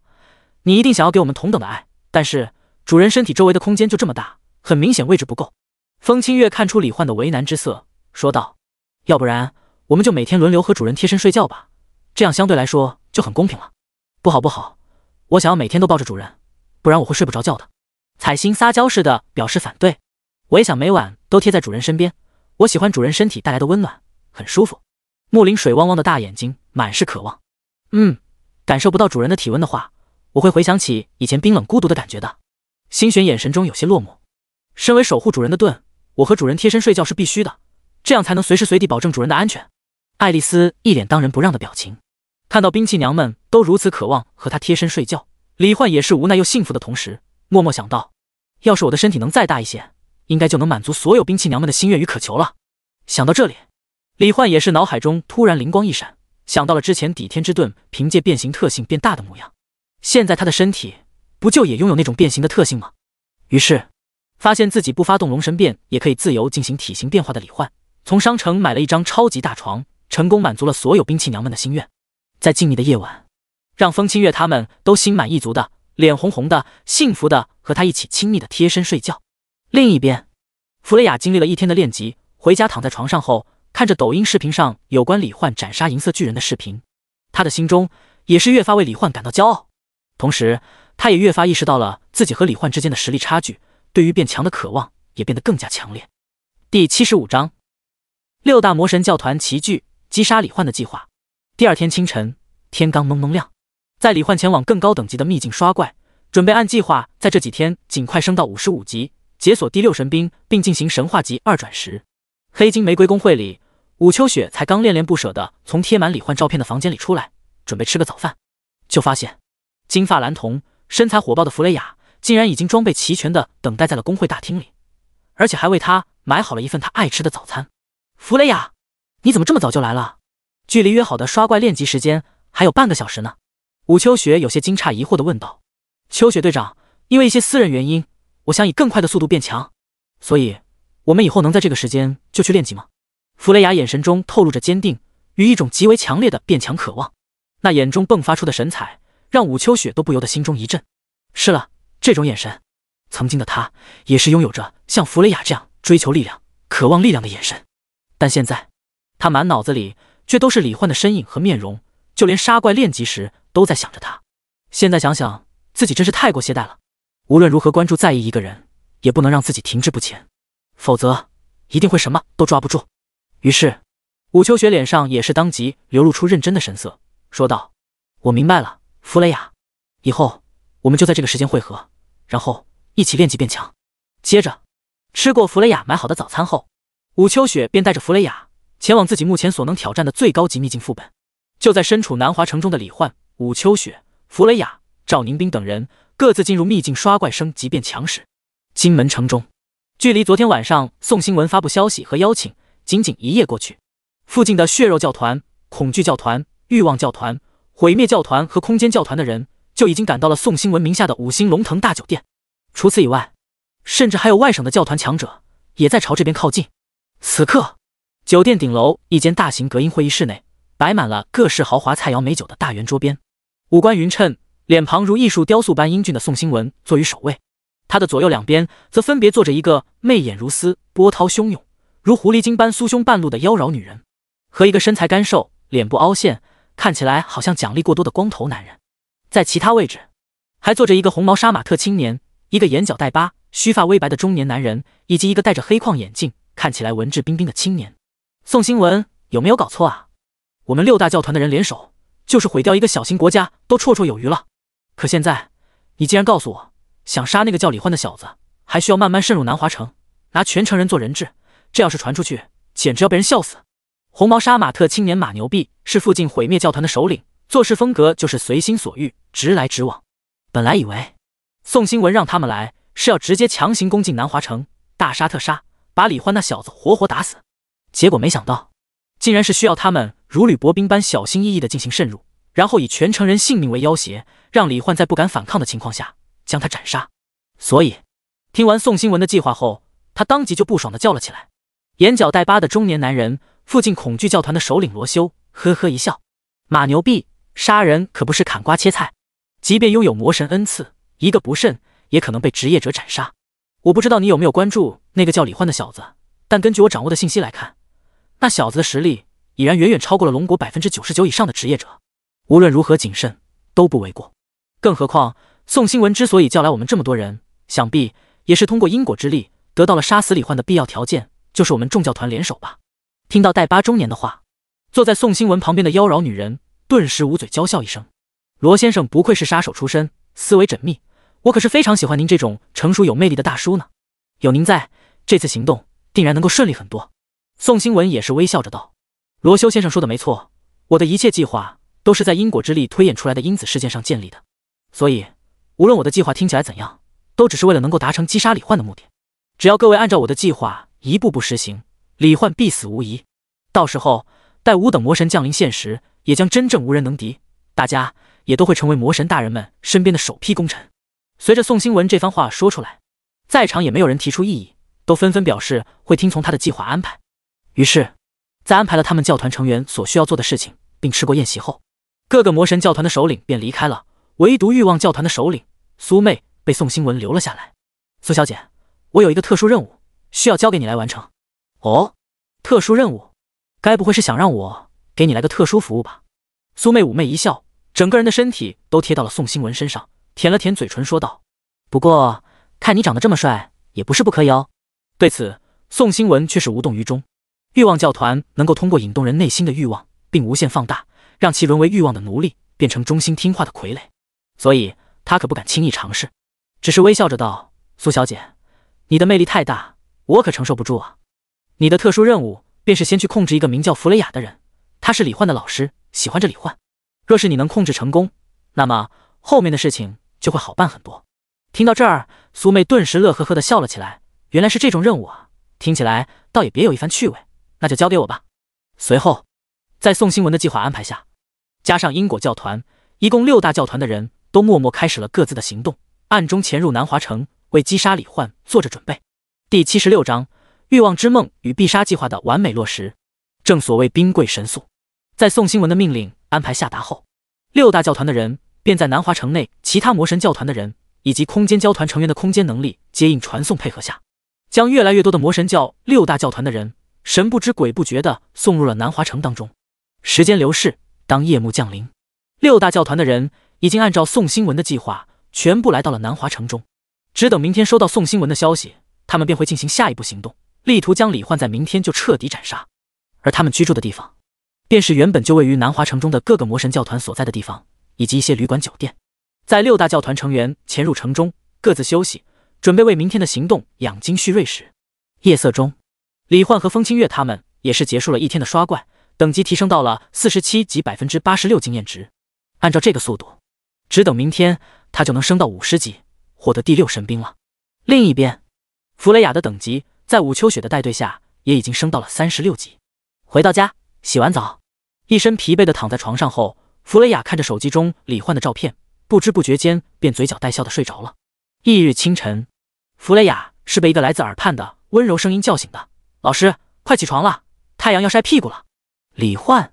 听到那令他魂牵梦绕的声音，弗雷雅下意识便睁开了双眼，从床上坐起了身子，看向声音来源处。只见床边系着围裙，黑色短发，阳光帅气如漫画角色般的李焕，正用满脸温柔和宠爱的表情看着他。老师，早餐已经做好了，快起床来吃饭吧。弗雷雅顿时脸色一红，像个害羞的小女生一样微微低头，口中含糊不清的问道，李焕，发生了什么？你怎么来我这里了？还专门为我做了早餐。李焕微微一笑，直接俯身吻了他的额头一下，宠溺的笑道，看看你又睡糊涂了不是？我们都结婚1个多月了，我给你做早餐不是再正常不过的事情吗？哎，我们已经结婚了。弗雷雅先是一愣，随后脑海中便浮现出很多有关之前的记忆。原来在他锲而不舍的追求下，李焕终于答应了他，然后两人便顺理成章地步入了婚姻的殿堂。在新婚之夜和之后的每个夜晚，都彼此缠绵不休，尽情地爱着彼此。想到那些画面，弗雷雅的脸色直接变得通红无比，如同要冒烟了一般，但同时又有种难以言喻的幸福与喜悦。洗漱过后，来到餐厅，桌面上已经摆好了李焕为他准备的煎蛋面包、蔬菜水果沙拉和温牛奶，都是他最喜欢吃的。弗雷雅愣愣地看着这一切，只觉得自己好像是在做梦一般。快吃吧，老师，面包和煎蛋凉了，可就不好吃了。李焕温柔的声音让弗雷雅回过神来，旋即他便脸色微红，又有些期待地说道：“李焕，你能喂我吃吗？”“当然没问题，我们可是夫妻啊，老师喜欢的话，我以后天天喂你吃都可以。”说着，李焕已经细心体贴地喂弗雷雅吃着早餐。感受到这一切，弗雷雅只觉得眼眶一下子变得微微湿润了，连带着视线都微微模糊。吃过饭后，只穿着一件单薄白色睡衣的弗雷雅更是难以抑制内心的情感，猛地搂住了眼前的李焕，眼神迷蒙地说道：“李焕，我想要更深入的感受你对我的爱。”随后，在餐桌上，在厨房里，在浴室中，在卧室里，仿佛无休无止的战斗就此展开。极致的快乐中，弗雷雅内心只有一个想法：如果这是梦，她真希望自己永远不要醒来。宋新文，弗雷雅已经被我成功控制了，接下来就等你明天的安排了。在弗雷雅沉沦在欲望之梦时，外界她卧室内的床边，欲望教团的首领苏妹坐在床沿之上，看着弗雷雅额头一闪即逝的粉色光芒，笑着发送了一条消息。通过欲望之力，他很轻易的便引导出了弗雷雅内心深处最大的欲望，生成对应的极具真实感的梦境。一旦沉沦在其中，他便可以根据修改梦境中的人物对话、场景，间接控制弗雷雅的意识和身体行动。身处金门成龙腾大酒店的宋新文看到苏妹发来的消息后，他的脸上也是顿时浮现出一抹残忍的笑容。很好，现在所有先决条件都已经准备就绪，按照计划完美进行。李焕，看来明天就是你的死期了。随后，坐在椅子上的宋新文也是不禁掏出一张珍藏在空间背包中属于他和哥哥小时候一起拍的合照，静静道：“哥哥，我马上就能为你报仇了。”召唤物空间内，刚一吃过早饭，彩星就兴冲冲地说道：“主人，快出发吧！你不是说今天我们又会多出一位新伙伴吗？我已经迫不及待想要见到新的伙伴是什么样子了。有了星璇姐姐和爱丽丝姐姐后，总觉得更加热闹，也更加安心了呢。”木林的大眼睛一眨一眨的看向周围的大家，看起来非常开心。风清月和星璇、爱丽丝也同样满怀期待，新伙伴的加入的确能让这个小世界中更加热闹，同时也能进一步提高守护李焕的战力和他自身的实力。李焕不由得有点哭笑不得的感觉，没想到兵器娘们比他还急迫的期待着见到新的伙伴。于是迅速吃完早饭后，李焕也是当即带领着风清月他们来到了南华城45到55级秘境副本生化都市。而就在李焕刚一进去，不远处的一栋小楼中，一个戴着黑框眼镜、文质彬彬、相貌平平的青年便收回视线，发送了一条消息：“宋新文，目标李焕，已进入秘境生化都市，下一步行动什么时候开始？”宋新文的消息瞬间便回复过来：“正午12点整，按照昨天我给你们讲述的计划安排，将整座南华城化为一座欲望与恐惧交织的梦境都市。待李焕从秘境中出来之时，就是他的死亡之时。”第77章，全城被控与第6神兵解锁。哇，这些怪物好恶心啊，比天元大陆那些尸鬼还要难看好多。彩星控制着李焕的身体，一发光剑秒杀了一只血肉和大脑暴露在外，没有眼睛，咧着大嘴，伸着又粗又长的舌头，四只利爪在墙上飞速爬行的50级怪物舔舐者后，忍不住嫌弃地吐槽了一句。周围的风清月他们也是深有同感，默默点头。木林更是因为太过害怕，贴着李焕微微发抖，被李焕哭笑不得地摸了摸小脑袋，然后收回了召唤物空间，去陪他的父母一起聊天。没办法，南华城45到55级的秘境副本中，也就只有生化都市中的怪物数量最多最密集，大家先忍一下吧，等升到50级，我就带你们去其他副本好了。李焕说完，彩星便开心地高呼一声：“好耶好耶，那我一定要快点帮主人刷到50级。”随后在彩星的操纵下，李焕也是和兵器娘们开始在阴云笼罩、高楼林立的生化都市内飞速击杀着各种丧尸、舔食者、暴君、腐蚀者、剧毒蛇女等生化怪物，经验值不断稳步提升。就在李焕带着风清月他们疯狂刷怪时，外界在宋新文的依次通知下，6大魔神教团的人也是根据因果教团成员的推演带队下，来到了南华城中各个实施计划的最佳位置。随后在正午12点来临的那一刻，分布在城中各处的欲望教团、恐惧教团、血肉教团和空间教团成员全都瞬间全力发动了魔神恩赐之力。一瞬间，粉色的欲望能量、昏黄色的恐惧能量、血肉教团漫天飞射的血肉触须，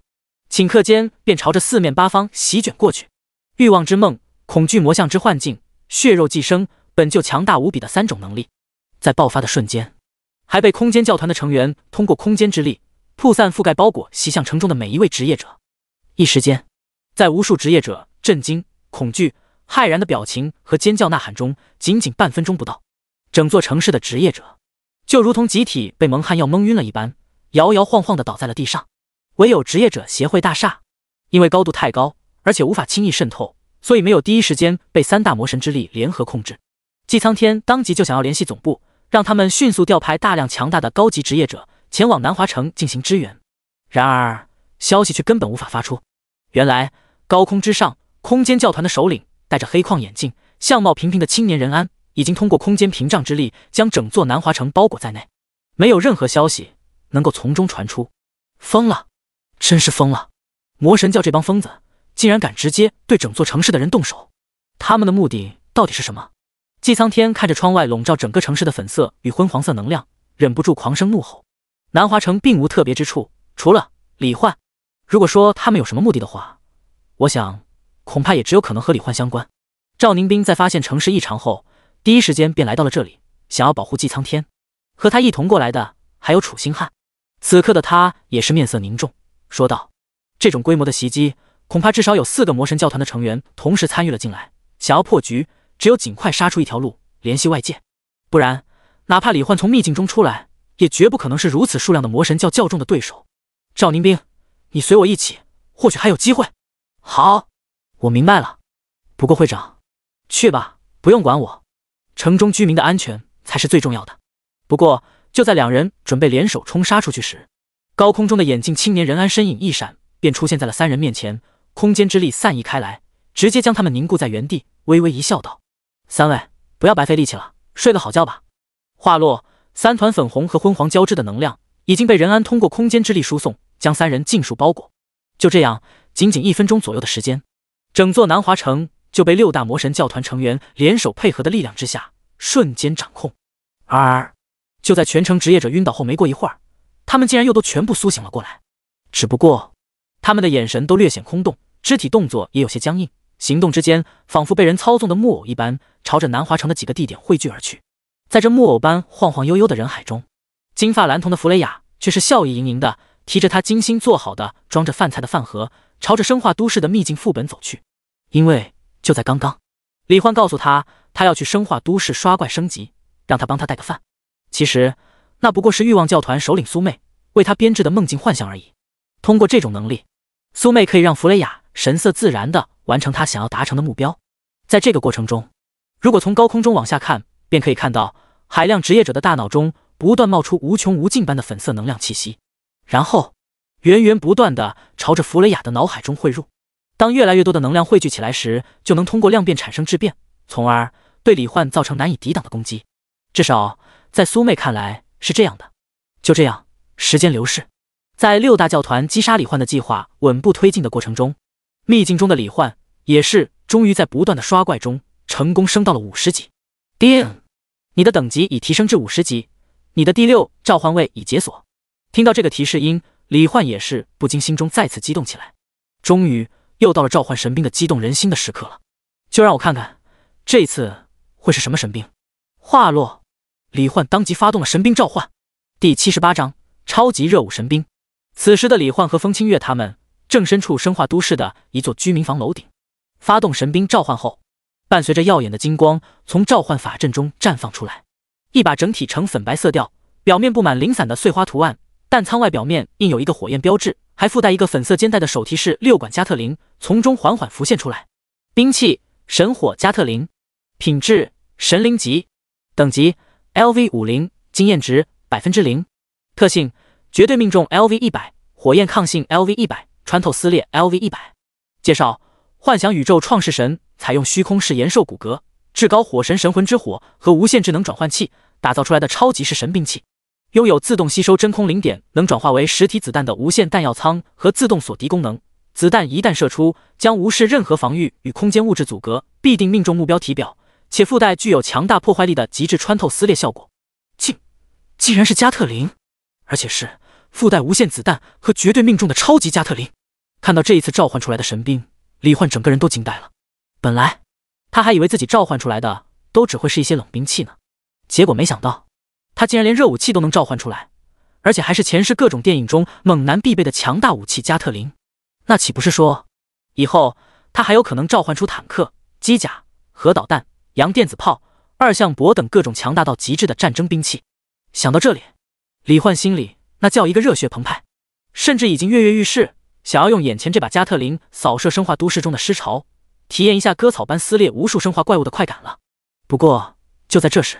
神火加特林中也冒出一道虚影，随后在李焕和风清月他们的面前，化作了一个粉发粉瞳、皮肤白皙，就连睫毛和眉毛都是樱粉色，五官比例完美，脸部线条柔和，唇瓣粉嫩，穿着贴身粉色短裙战斗服，拥有一双修长纤细、被白丝包裹的漫画腿和垂至膝盖位置的粉色双马尾长发的超级美少女。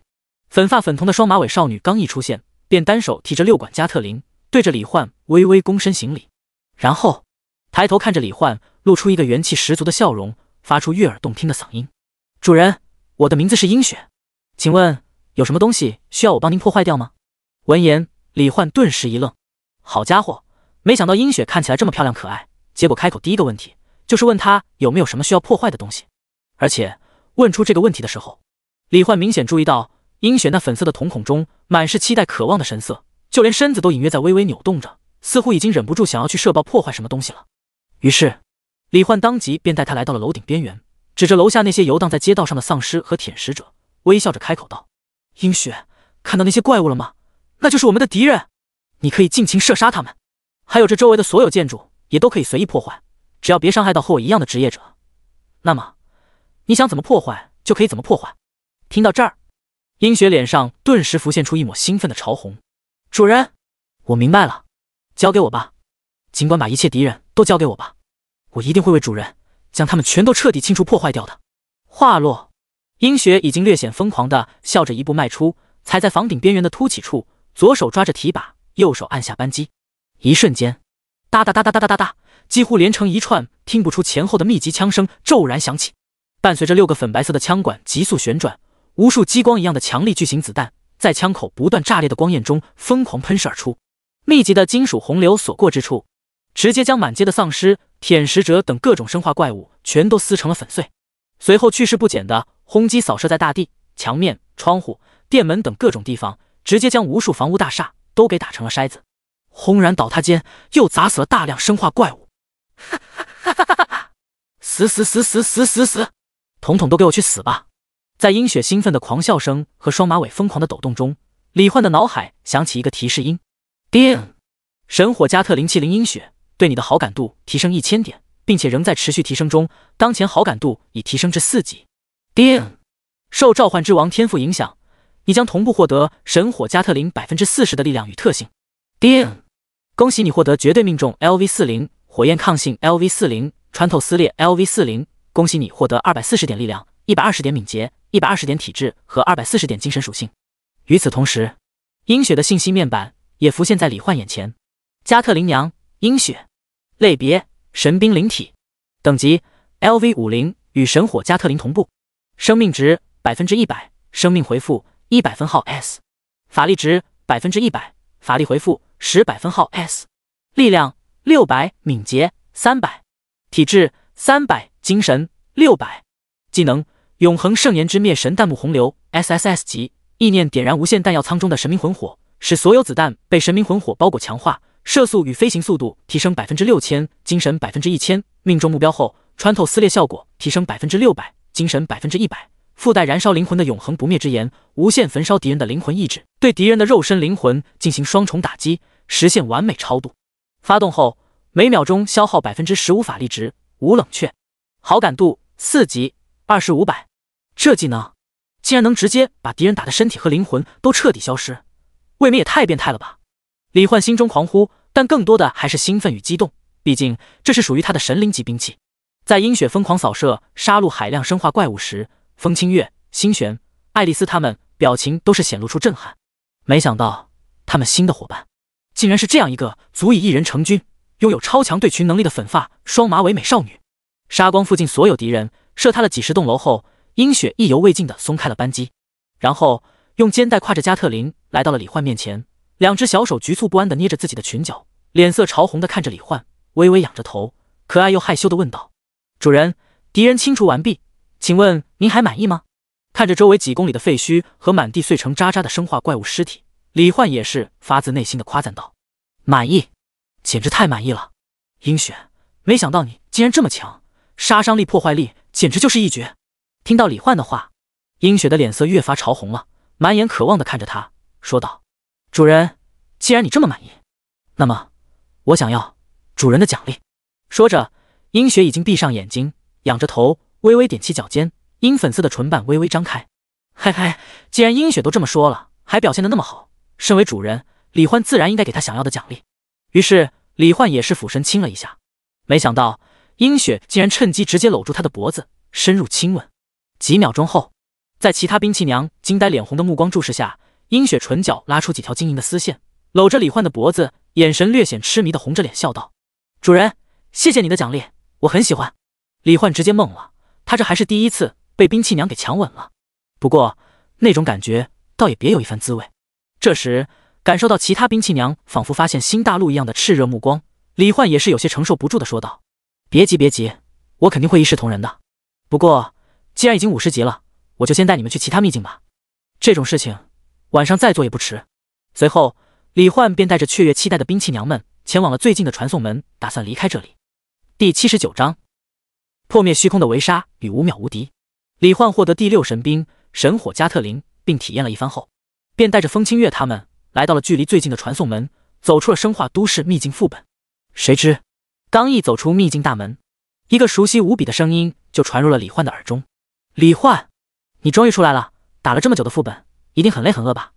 这是我做好的饭菜，都装在保温饭盒里，就等你出来拿给你吃了。弗雷雅老师，你怎么在这里？”看着满脸温柔笑意，脸色还有些红晕的弗雷雅，仿佛贤惠的妻子般，拿着装有温热饭菜的饭盒过来递给他。李焕心中先是一愣，不过还是下意识接了过来，毕竟之前弗雷雅还专门打听消息，找到他的房子向他表白，所以得知他进入秘境，然后做好饭专门等着他给他送过来，似乎也不是什么特别奇怪的事。听到李焕的问题，弗雷雅却是脸色更红了。身为妻子，我给你送饭不是应该的吗？妻子？李焕一时间没反应过来，而就在他心生疑惑、愣神思索的这一瞬间，一股无形的空间之力直接将他束缚在原地。同一时间，弗雷雅的额头也猛然间绽放出一道浓郁到极致的粉色能量光束，以光速瞬间命中李焕的额头。成了，就是现在，快杀了李焕！在李焕被粉色光束命中的刹那，秘境大门周围零零散散的由毁灭教团成员伪装的南华城职业者，全都在红毛沙马特青年马牛逼兴奋的吼声中猛然出手。随后，众多毁灭教团成员的手臂全都摆出各种发射光波的奇怪姿势，发射出一道道泯灭一切的黑暗射线。这便是毁灭魔神恩赐能力之一的毁灭射线。这种射线只有一种效果，那就是无视防御，分解泯灭一切物质能量，使其彻底消失在宇宙空间之中，化作虚无。哪怕是空间也无法阻挡这种黑暗射线。就在上百道黑暗射线笼罩李焕时，汇聚了全城职业者恐惧能量的恐惧教团首领罗修，也是制造出一个由昏黄色能量构成的巨型喷火邪龙，在空中翱翔飞舞间，对着李焕的位置猛地喷射出一道模拟火焰特性的高度凝练压缩的火焰光柱。空间教团的成员则是在李焕身后的方向，将李焕所在的空间撕扯得四分五裂。身为生活在物质空间的人类，如果自身所处的空间被撕裂，那么他自身无论身体结构有多么坚固，都只会出现被一同撕裂破碎的结果。面对这来自四面八方，足以瞬间将空间本身都打成虚无的恐怖到极点的攻击，各大魔神教团的成员心里都只有一个想法，那就是李焕那小子不可能接下这种攻击，绝对要死的连渣渣都不剩了。果然，当混乱狂暴的能量消散，刚才李焕所在的位置真的什么都不剩了，只有一个破碎的黑暗虚空。然而就在马牛逼他们想欢呼时，空间教团仁安却是猛地厉喝一声，他在天上还没死，他也能掌握空间之力，而且比我们更强。众人抬头一看，果然李焕和好几个手持各式兵器的少女出现在了高空之中。怎么可能？被凝聚了全城职业者海量欲望能量构成的光束命中，他的意识应该直接沉沦在欲望之梦中，无法对外界攻击做出任何反应才对。远处通过望远镜观察魔神教团围杀李焕的情况的苏妹，脸上顿时露出难以置信的表情。那种程度的欲望能量已经能够穿透空间防御，直接作用在对方的脑海中了，怎么可能会无效？他哪里知道，李焕的身体已经具备了6大神兵的各种特性，如反弹、吞噬、引力空间等，直接改变了他全身的身体细胞，使得他直接无视了海量能量的侵蚀，并将其吞噬、反弹、吸收。因此，李焕并没有像他预想中那样被控制沉沦在梦境中，而空间教团操纵空间的能力，似乎优先级和强度都要远低于他的虚空魔眼，所以李焕也是直接挣脱了空间束缚，将弗雷亚收进了时空静止的无限空间，然后带着兵器娘们瞬间移动到了高空，避开了所有攻击。但来到高空，正打算反击的李焕却第一时间发现了不对劲，因为整座南华城的各个街道上竟然都空无一人。这时，虚空中突然出现几个空间投影，投影画面中正是被聚到各个地方的全城职业者，在他们体表可以看到一些延伸出来的血肉触须，周围还有一些恐惧教团的人，通过恐惧能量凝聚出各种怪物，对那些职业者虎视眈眈，看起来随时都能直接将那些职业者击杀。李焕，你也看到了，现在全城职业者的性命都被我们掌控着，并且身处城中的各个方位。戴着黑框眼镜的任安通过空间之力来到李焕不远处的空中，微笑着道：接下来如果你继续闪躲我们的攻击，或者想要反击，那么我们的人就会将大量职业者当场杀死。所以如果你不想看到无数无辜居民因你而死的话，那就静静待在原地，乖乖被我们杀掉。只要你死了，那么我们自然就会放过这些无辜居民，毕竟我们也不想在这个阶段就和整个国家军队和全体职业者为敌。这番话说出来，包括任安在内的所有魔神教成员都觉得李焕绝对不可能再反抗了。然而在他说话期间，身处高空的李焕却是左眼闪动间扫视着整座南华城，通过虚空魔眼的透视、超视距等能力，看到了南华城所有职业者所在位置。随后，在任安和众魔神教成员惊愕的表情中，李焕和他周围的兵器娘身后猛然间出现4道光环。同一时间，李焕身旁一名穿着红色铠甲、红发红瞳的少女，她手中的盾牌也是瞬间绽放出太阳般耀眼的白色光芒，直接笼罩了整座南华城。技能广域神光叹息之臂，一瞬间，全城所有人都被白色的法则之光笼罩，进入了5秒无敌的状态。随后，李焕也是露出一个掌握一切的笑容。魔神教的渣子们，你们的计划的确不错，可惜现在的我想化解这场危机，1秒钟就够了。话落，在众多魔神教团成员惊疑不定的眼神中，李焕融合了虚空魔眼的左眼，猛然间爆发出一阵扭曲空间的漩涡。第80章危机解除与魔神降临计划。在通过虚空魔眼确定所有人位置的过程中，李焕也在聚集了全城职业者的几个地点，用意念设下了空间坐标，随后发动广域神光叹息之臂，保证所有人在5秒内都不会受到任何伤害后，李焕直接全力发动虚空魔眼的吞噬能力，将视线内的所有魔神教成员全都瞬间吸收进入了时空静止的无限空间之内。在这里，他们的身体状态和思维意识都陷入了停滞状态，无法感知，无法行动，无法思考。紧接着，李焕便通过设定好的空间坐标，转瞬之间连续几个瞬移，将每一个位置上的所有职业者和魔神教成员全都吸收进入了虚空魔眼内的无限空间。在他恐怖到极点的精神属性带来的超快意念、反应力和思维速度下，做完这一切，他甚至连1秒钟都没有用到。就在吸收了全城所有人后，李焕则是发动了森罗万象剑，将扭曲意志的剑意通过虚空魔眼再次吸收进入无限空间，将身处时空静止状态下的全城职业者所在空间重叠包裹。就这样，当李焕来到南华城城中广场，将众人再次释放出来时，所有人的意志都已经被他改变，变得对他言听计从，忠心耿耿，崇拜无比。李焕直接让所有魔神教成员站出来，自成一队。随后，潜入南华城的因果教团、血肉教团、欲望教团、恐惧教团、毁灭教团和空间教团的所有成员，包括首领在内，都听话顺从地站了出来。很好，现在给我解除你们对南华城全城职业者的特殊控制。遵命，李焕大人。伴随着李焕的指令，魔神教成员都是将南华城职业者体内的血肉触须、恐惧能量还有欲望能量全都收了回来。这下子，所有职业者的身体都恢复了正常。李焕又问道：你们都是哪些教团的成员？是受谁的指使联手过来想要杀我的？在众多教团成员的回答下，李焕也明白了事情始末。原来幕后黑手是一个叫做宋新文的家伙，是金门城因果教团的首领。之所以要杀他，是因为通过因果之力看到了他过于强大的潜力，为了不影响魔神降临的计划，所以想要提前扼杀他。听到这里，李焕也是顿时来了兴趣。魔神降临计划，那你们知道计划的具体内容是什么吗？然而，在李焕略显失望的眼神中，6大教团的人都只是摇了摇头。不过，众人当中，眼角带疤的恐惧教团统领罗修开口说道：“李焕大人，我曾听说魔神降临计划，唯有当今世界9大教团的9位至高统领才知道具体内容。我们这些人不过是一些杂鱼一样，通过各种门路得到献祭法阵，从中获得了一点魔神恩赐的普通成员罢了。如果您真想知道的话，恐怕也只有找到9位统领中的一人，才能真正了解魔神降临计划的一切。”听到这儿，李焕这才明白，原来眼前这些已经拥有轻而易举毁灭一座城市的能力的魔神教教徒，不过是些虾兵蟹将一样的普通成员。那么，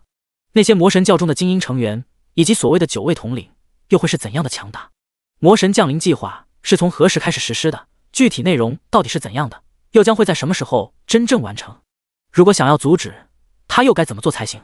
想着想着，李焕心中也不由得泛起一抹忧虑。原本他还以为现在的自己已经称得上是天下无敌了，但现在得知了9位魔神教团统领的存在，还有隐藏在暗处不知何时就会完成的魔神降临计划，李焕也不禁微微收起了心中那股睥睨天下，觉得自己已经足以掌握一切的飘飘然的感觉。就算他能打得过9大统领，但如果9位魔神同时降临现实，也不说9位了，哪怕只有1位，现在的他也绝对只有被玩死的份。果然，我还是不够强，仅仅完成了1转而已，我心里却已经有种飘飘然的感觉了。这样下去绝对不行，必须要尽快完成神话级2转、3转，达到满级，解锁更多神兵，同时也要暗中调查一下魔神降临计划的事情。按理来说，世界各国不可能没有任何人发现魔神教的异常行动，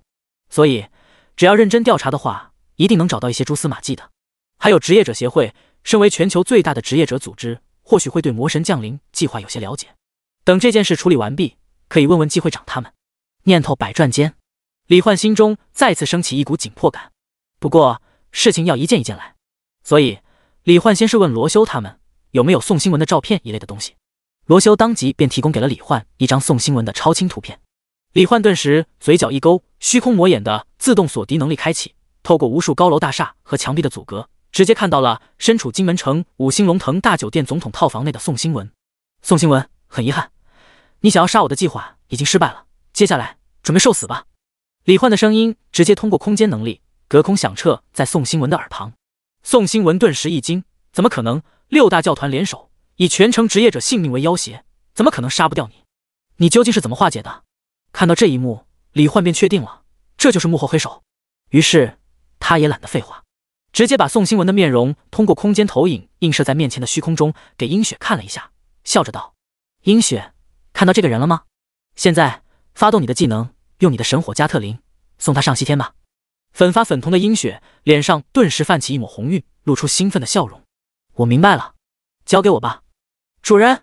话落，殷雪手提加特林，左脚一步跨出，脚掌落地的瞬间，加特林无限弹药舱上的橙黄色火焰标志也猛地闪亮起来。技能永恒圣炎之灭神弹幕洪流，接下来给我彻底化为粉碎，永远消失在这个世界上吧。哈哈哈哈哈哈！伴随着殷雪的狂笑，朝向天空的6管加特林瞬间就以难以想象的射速喷射出海量包裹着燃魂之火的子弹。所有子弹都在100,000的100倍射速和飞行速度下，仿佛无数激光射线一般，在空中急速飞行拐弯之间，跨越了空间与墙壁的阻隔，朝着宋新文的身体各处贯穿而去。该死，该死！拥有因果魔神力量的我，怎么可能会输得这么彻底？当无数橙黄色激光射线般的弹幕洪流出现在宋新文的眼前，他顿时就忍不住惊恐尖叫着大吼起来，想要逃跑。但下一秒，无数携带着急速与超级穿透撕裂效果的子弹已经将他整个人的身体在惨叫中撕裂，打成了无数破碎的粒子，就连他的灵魂也被子弹上的燃魂之火焚烧吞没。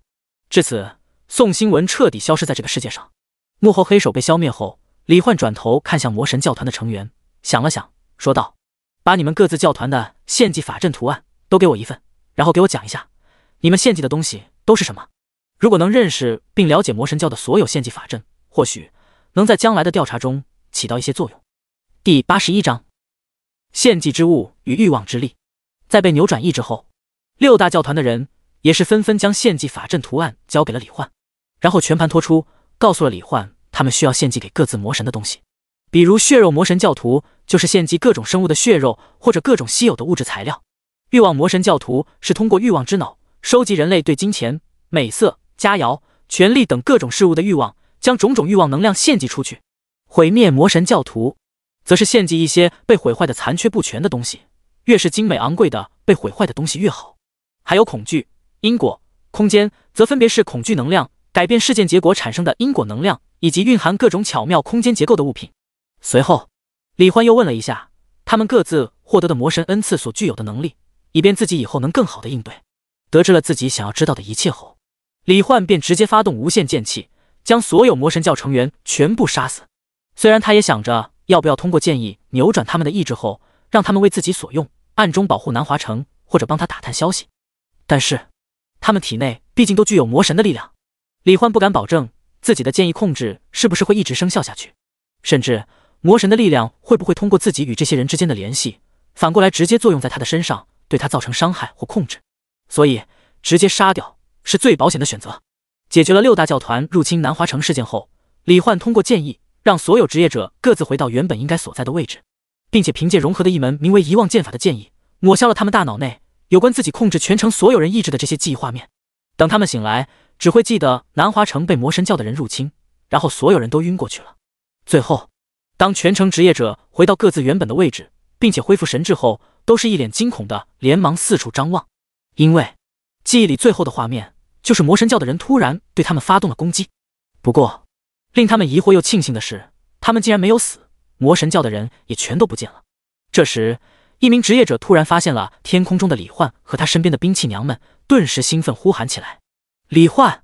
一定是李焕解决了那些魔神教的家伙，然后救了我们所有人。是了，一定是这样，我们南华城也就只有李焕拥有这种实力了。没想到李焕又救了我们一次，真不知道该如何感谢他才好，也不知道他看不看得上我的3个女儿，只要李焕愿意，我把她们全都嫁给他都行啊。看着全城职业者的欢呼，还有崇拜、尊敬、爱戴到极点的目光和表情，李焕微微一笑。现在的他，如果说自己想当南华城的城主，估计全城居民都会举双手双脚表示赞同。飞到高空，引导全城职业者意识到他就是拯救了南华城的人后，李焕便前往了职业者协会，想询问一下季苍天对魔神教的魔神降临计划有没有什么了解。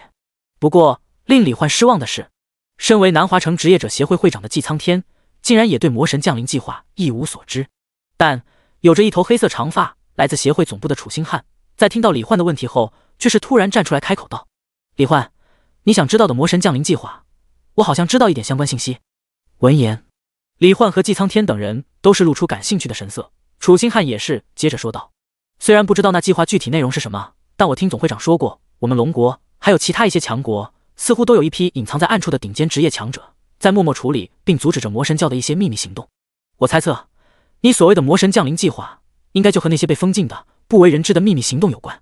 而之所以没有任何消息流出，我想你也能够想到，对于绝大多数职业者来说，他们都不可能是魔神教成员的对手，所以哪怕让世人知道了，也只会徒增恐惧和忧虑，起不到任何帮助。如果你想了解更多的话，我可以帮你联系总会长，毕竟以你的实力，就算是加入那些顶尖职业者队伍，都已经绰绰有余了。李焕当即便让楚星汉帮忙联系一下。没过一会儿，楚星汉便说道：李焕，我刚才给总会长讲述了你的实力，并告知了你想知道的问题。总会长说，以你的潜力，现在最重要的就是全力升级变强，等你完成2转之后，他可以告诉你一些有关魔神降临计划的事。闻言，李焕点了点头。总会长说的也不错，以他的潜力，现在最重要的确实应该是升级变强，否则一旦知道了魔神降临计划，说不定他会因为想去阻止对方，反而拖延了自己变强的速度。于是谢过楚星汉，并告别了季苍天他们后，趁着距离天黑还有几个小时，李焕带着兵器娘们去另一处副本，打算再刷上几个小时，争取这2天尽快升到55级，进行神话级2转。在李焕去下副本时，季苍天则是当即联系了总部，说明了李焕的重要性和强大之处，让他们调派更多超级强者前来守护南华城，守护李焕。而另一边，一栋豪华2层小楼中，弗雷雅意识恢复后，发现自己正待在卧室里。根据脑海中的记忆，他一下子明白过来，原来之前和李焕结为夫妻、恩爱甜蜜的场景和画面都不过是一场虚假的梦境而已。从梦境中的温馨甜蜜，一下子回到了这寂静无声、只他一人的冰冷卧室，这巨大的落差使得他顿时有种想哭的冲动。如果那不是梦，而是真实发生的，该多好！而就在他心神失落的这一刻，他的脑海之中忽地轻轻响起了一个好听到1秒就能让人沦陷、极具诱惑力和亲和力的女性声音：“为情所困的小家伙啊，想要让李焕永远爱上你吗？想要让你梦中的场景成为现实吗？只要你接受我的力量，收集到足够的欲望之力，你就能得到你想要的一切哦。”谁在我脑海里说话？突然在脑海中响起的声音使得弗雷雅心中一惊，不过随即她似乎便想到了什么。等等，欲望之力？难道说你是欲望魔神？真是个漂亮又聪明的女孩子呢。那完美而富有亲和力，无形之中带着蛊惑人心力量的女性声音再度响起：“弗雷雅，既然你知道我，那么想必你也应该知道，我并非是什么邪恶至极的存在。之所以找上你，也不过是因为感受到了你对爱情的极致渴求，想要成人之美，帮你实现心愿而已。可你是魔神，我绝不可能相信你的。”弗雷雅虽然很心动，但还是强忍着没有答应。对此，那声音只是继续缓慢柔和，仿佛年轻温柔的母亲般，带着强大的亲和力说道：“可怜的孩子，你应该很清楚，如今你和李焕之间的差距已经越来越大了呢。这样下去，你只会被他越拉越远，永远也不可能得到他的爱。但接受我的力量后，你渴望的一切，那梦中的婚礼，彼此的恩爱缠绵，都将不再是遥不可及、虚幻缥缈的幻想与梦境喽。甚至他还能比梦境中更爱你，永远钟情于你。啊，说了这么多，我的意识也差不多要消失了呢。可惜啊，以后再也不会有这种机会了。”说着，欲望魔神带着惋惜的声音已经越来越虚幻，似乎下一秒就要彻底消失。弗雷雅终于再也无法抑制住内心的渴望。不要离开，我愿意接受，请赐予我欲望之力吧。伴随着弗雷雅的呼喊，一个温柔满意的轻笑声也是在他脑海中发出回应：“如你所愿，我的孩子。那么现在收下这份力量，去抓住属于你的爱吧。”下一瞬，弗雷雅的视野被粉色的光芒完全吞没。第82章一视同仁的奖励：神话级2转试炼。升到50级后，每升1级需要击杀100万个同级怪物。这种程度的经验值，即便李焕和兵器娘们的刷怪速度已经快到爆表，但秘境中的怪物数量却是有限的。再加上怪物们自动刷新的速度，也远远跟不上被李焕杀掉的速度。所以，在刷到50级77%经验值，整个秘境中的怪物都被彻底杀光后，李焕便带着风清月他们在夜色中回去休息了。毕竟，身为灵体，他们也并非拥有无限体力。回到别墅卧室内的超级大床上后，几个兵器娘们都是略显疲惫，但却脸红期待地看向李焕。如果要问他们什么时候最幸福，那么自然就是和李焕一起睡觉，接受李焕的奖励和宠爱的时候了。主人，你之前说过要对我们一视同仁的，现在到你兑现诺言的时候了吧？想到白天英雪对李焕做的事，风清月也是脸红害羞的同时，鼓起勇气，像一只乖巧的小猫般从床上爬到了李焕面前，然后以萝莉蹲的姿势坐在李焕面前，脸红红的微仰着头，银发如瀑般披散在身后，微微张开唇瓣，眼神迷蒙而期待地说道：“主人，请给我和英雪一样的奖励，好吗？这未免也太犯规了吧！”看着眼前这绝美的一幕，李焕顿时心中狂呼。被风清月这样的银发金童美少女用这样的姿势和表情渴求奖励，这谁能受得了啊？当然，身为主人的风度还是要保持一下的。所以，李焕也是当即温柔地微笑着道：“当然没问题，清月，无论你想要什么奖励，只要我能做到，我都一定会全力满足你的。”听到李焕的温柔话语，风清月脸色更红了，有些羞怯的小声咕哝道：“主人，那我想要多亲一会儿。”随后，在李焕被可爱到愣神的时候，风清月仿佛再也按耐不住内心的渴望与爱意了一般，直接学着英雪的动作，猛地搂住了李焕的脖子，主动吻了过来。那饱含爱意的炽热亲吻，激烈程度让彩星、木灵、星璇、爱丽丝他们感觉脸颊和身体都有些微微发烫了，但却又都跃跃欲试，想要知道那究竟是一种怎样的感觉。就这样，经过半个多小时后，6个兵器娘都是脸红，身体烫得瘫软在床上，回想着刚才亲亲的那种感触，都是觉得暖暖的，又舒服又幸福。李焕更是被亲到有种快要窒息的感觉一样，幸福到快要窒息了。就这样，在说话算话，真正做到了一视同仁，满足了风清月他们的渴望后，兵器娘们的好感度也是蹭的往上涨，使得李焕同步获得的力量与特性也越来越强。随后，李焕便和兵器娘们一起贴身睡绝觉，幸福满足的进入了梦乡。接下来的日子里，李焕便每天带着风清月他们早出晚归，去各个高级秘境来回疯狂刷怪。而这期间，在知道了李焕想要尽快升到55级去进行神话级2转试炼后，南华城所有和李焕差不多等级的职业者都是直接主动停止了刷怪练级，只为了让李焕能无所顾忌的尽情施展力量，速刷各个高级秘境的所有怪物。于是仅仅2天过去，李焕便成功升到了55级。随后在第3天的清晨，李焕便在万众瞩目之下再次来到了转职大厅。李焕，加油啊！我们都相信你一定能再次完成神话级2转甚至3转，然后成为我们龙国历史上最强的职业者的。李焕，我们爱你。我们是城里新成立的梦幻少女团，成员都是喜欢你的小姐姐，等你完成转职回来了，欢迎你来我们的表演场馆免费观看我们的表演啊！看着为自己加油鼓劲的职业者，还有一群好像啦啦队一样清一色穿着短裙衬衫，举着梦幻少女团永爱李焕9个大字的发光字牌的青春少女。李焕那叫一个哭笑不得，好家伙，这才多长时间，自己竟然直接多出一个真爱少女粉丝团。这时职业者协会中前来为李焕送行的纪苍天、楚星汉和赵宁斌3人中的纪苍天对他说道：李焕，你的实力虽然已经强大无比，但是神话级2转试炼难度到底如何也是未知，所以进去之后你也一定要小心谨慎一些啊。没错，李焕，你可是我们所有人的救命恩人。赵宁斌一脸真诚地说道，所以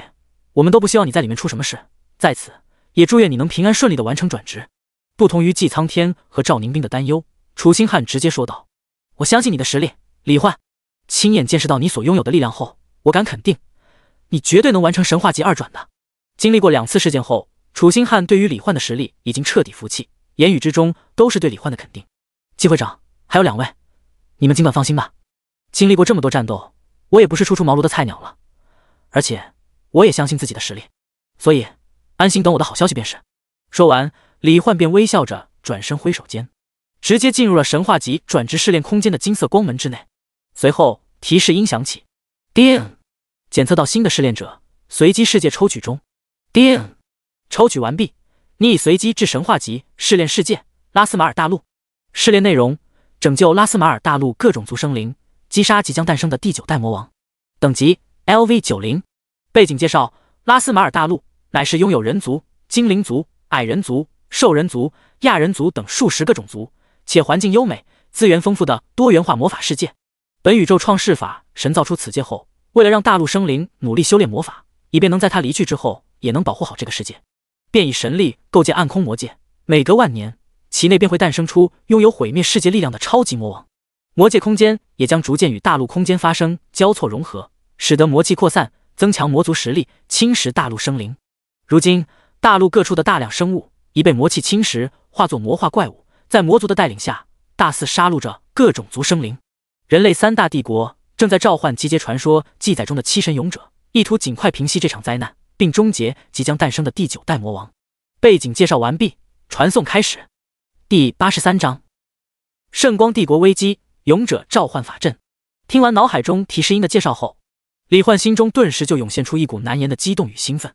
这套路我熟啊！穿越异世界，成为勇者对抗魔王，这不就是纯纯的热血爽番剧情吗？身为曾经看过各种动漫小说的热血青年，谁还没幻想过成为勇者，然后斩杀魔王，拯救世界啊？所以这次的试炼世界使得李焕心中有种莫名的期待。而且回想起刚才游戏主脑的声音中讲到的拉斯马尔大陆，还有所谓的7神勇者，李焕突然想起来，盾娘爱丽丝的抵天之盾不就是拉斯马尔大陆的7神器之一吗？也就是说他还真是勇者，而且就是所谓的7神勇者之一。想到这里，李焕也不禁更加兴奋了。另一边，拉斯马尔大陆圣光帝国光明帝都，这座原本安宁祥和，容纳了近3000万人的超级大城，此刻却是被一片黑暗笼罩。天幕之上，滚滚黑云之下，3条体型庞大如同山岳般的黑鳞红眼魔龙正咆哮着喷出炽热的黑紫色烈焰，持续不断地朝着光明帝都的各处建筑和人群的方向焚烧而去，时不时还会猛地从天空中俯冲而下，用2只足有半个足球场大小的巨型脚爪狠狠轰击砸落下来。哪怕有保护城市的超巨型光明魔法屏障隔绝着那恐怖的攻击，但身处帝都内的3000万个种族居民还是不由得感到难以抑制的惊慌与恐惧，因为这种攻击已经持续了整整3天了。而除了那盘旋天际不知疲倦地攻击着帝都的黑色魔龙外，整座城市屏障外围的地面上也围满了黑压压的魔化怪物，有体型巨大、手持石斧的哥布林，有浑身漆黑、双眼通红的魔化史莱姆，有腿脚如镰刀般坚硬锋利的变异蜘蛛魔物，甚至还有体表布满黑色纹路、被魔气侵蚀的半兽人、人类、矮人等各种族人。在这如海潮般的怪物围攻中，一旦维持护城魔法屏障所需的魔晶石消耗一空，那么恐怕整个帝都的人都要死。就算魔晶石储备丰富，但城内的食物和水等生活资源却是有限的。3000万人口，每天需要消耗的资源都是一个天文数字。事实上，仅仅3天过去，城内的居民已经无法保证正常吃喝了。就算每天只吃一顿饭，接下来也最多只能再撑2-3天。而海量怪物后方，魔族4大将之一的风灾魔女奥利维亚，一个双臂上长着双翅，青发飘舞，没穿衣服，敏感部位被青色羽毛遮蔽，脖子和脸周也生长着羽毛，看起来如同鸟人一样的美艳女人。看着已经连续2天都没有人再出来迎击的光明帝都，不禁略显无趣的嗤笑一声。这场战斗比我想的要轻松许多呢。看来在魔王大人诞生之前，我们就能掌控整个世界了呢。在他身旁，一个浑身漆黑，仿佛由纯粹的黑暗打造而成的人影，魔族4大将之一的黑暗之炎艾萨克默默说道：奥利维亚，现在妄言还为时过早。圣光帝国里目前还没有7神勇者存在，所以我们才能如此轻易击败对方的最强者。接下来我们还需要再加快攻破护城屏障的速度，否则一旦另外2大帝国中持有神器的勇者赶来支援，亦或是圣光帝国召唤出了新的7神勇者，局面随时都有可能发生反转。行吧行吧，你这家伙老是喜欢往坏处想，跟你在一起真是够无趣的。说着，奥利维亚双翅一震间，已经飞向了光明帝都的都城。既然你都这么说了，我就再加把劲，争取尽快打碎这爱人的魔法屏障好了。我的魔力也恢复的差不多了，一起吧。说着，艾萨克脚下大地涌动，也朝着光明帝都的位置赶了过去。随后2人分别爆发出惊天动地的狂风与地刺攻击，打在护城屏障上，发出阵阵响彻天地的巨响。一时间，维持护城屏障的魔晶石消耗的速度也是越来越快。在这危急万分的情况下，圣光帝国的皇帝亚尔曼·柯林斯，一个头戴皇冠、穿着王袍、身形伟岸的身影，也是在收回观察外界的目光后，声音威严地询问道：神火帝国和黑炎帝国还没有派人过来支援吗？听到这个问题，负责联络另外2大帝国的官员有些害怕颤抖地回道：陛下，他们说不只是我们圣光帝国被魔族围攻，他们2大帝国也正被围攻，抽不出人手来支援我们。亚尔曼·柯林斯顿时冷哼一声，真是笑话。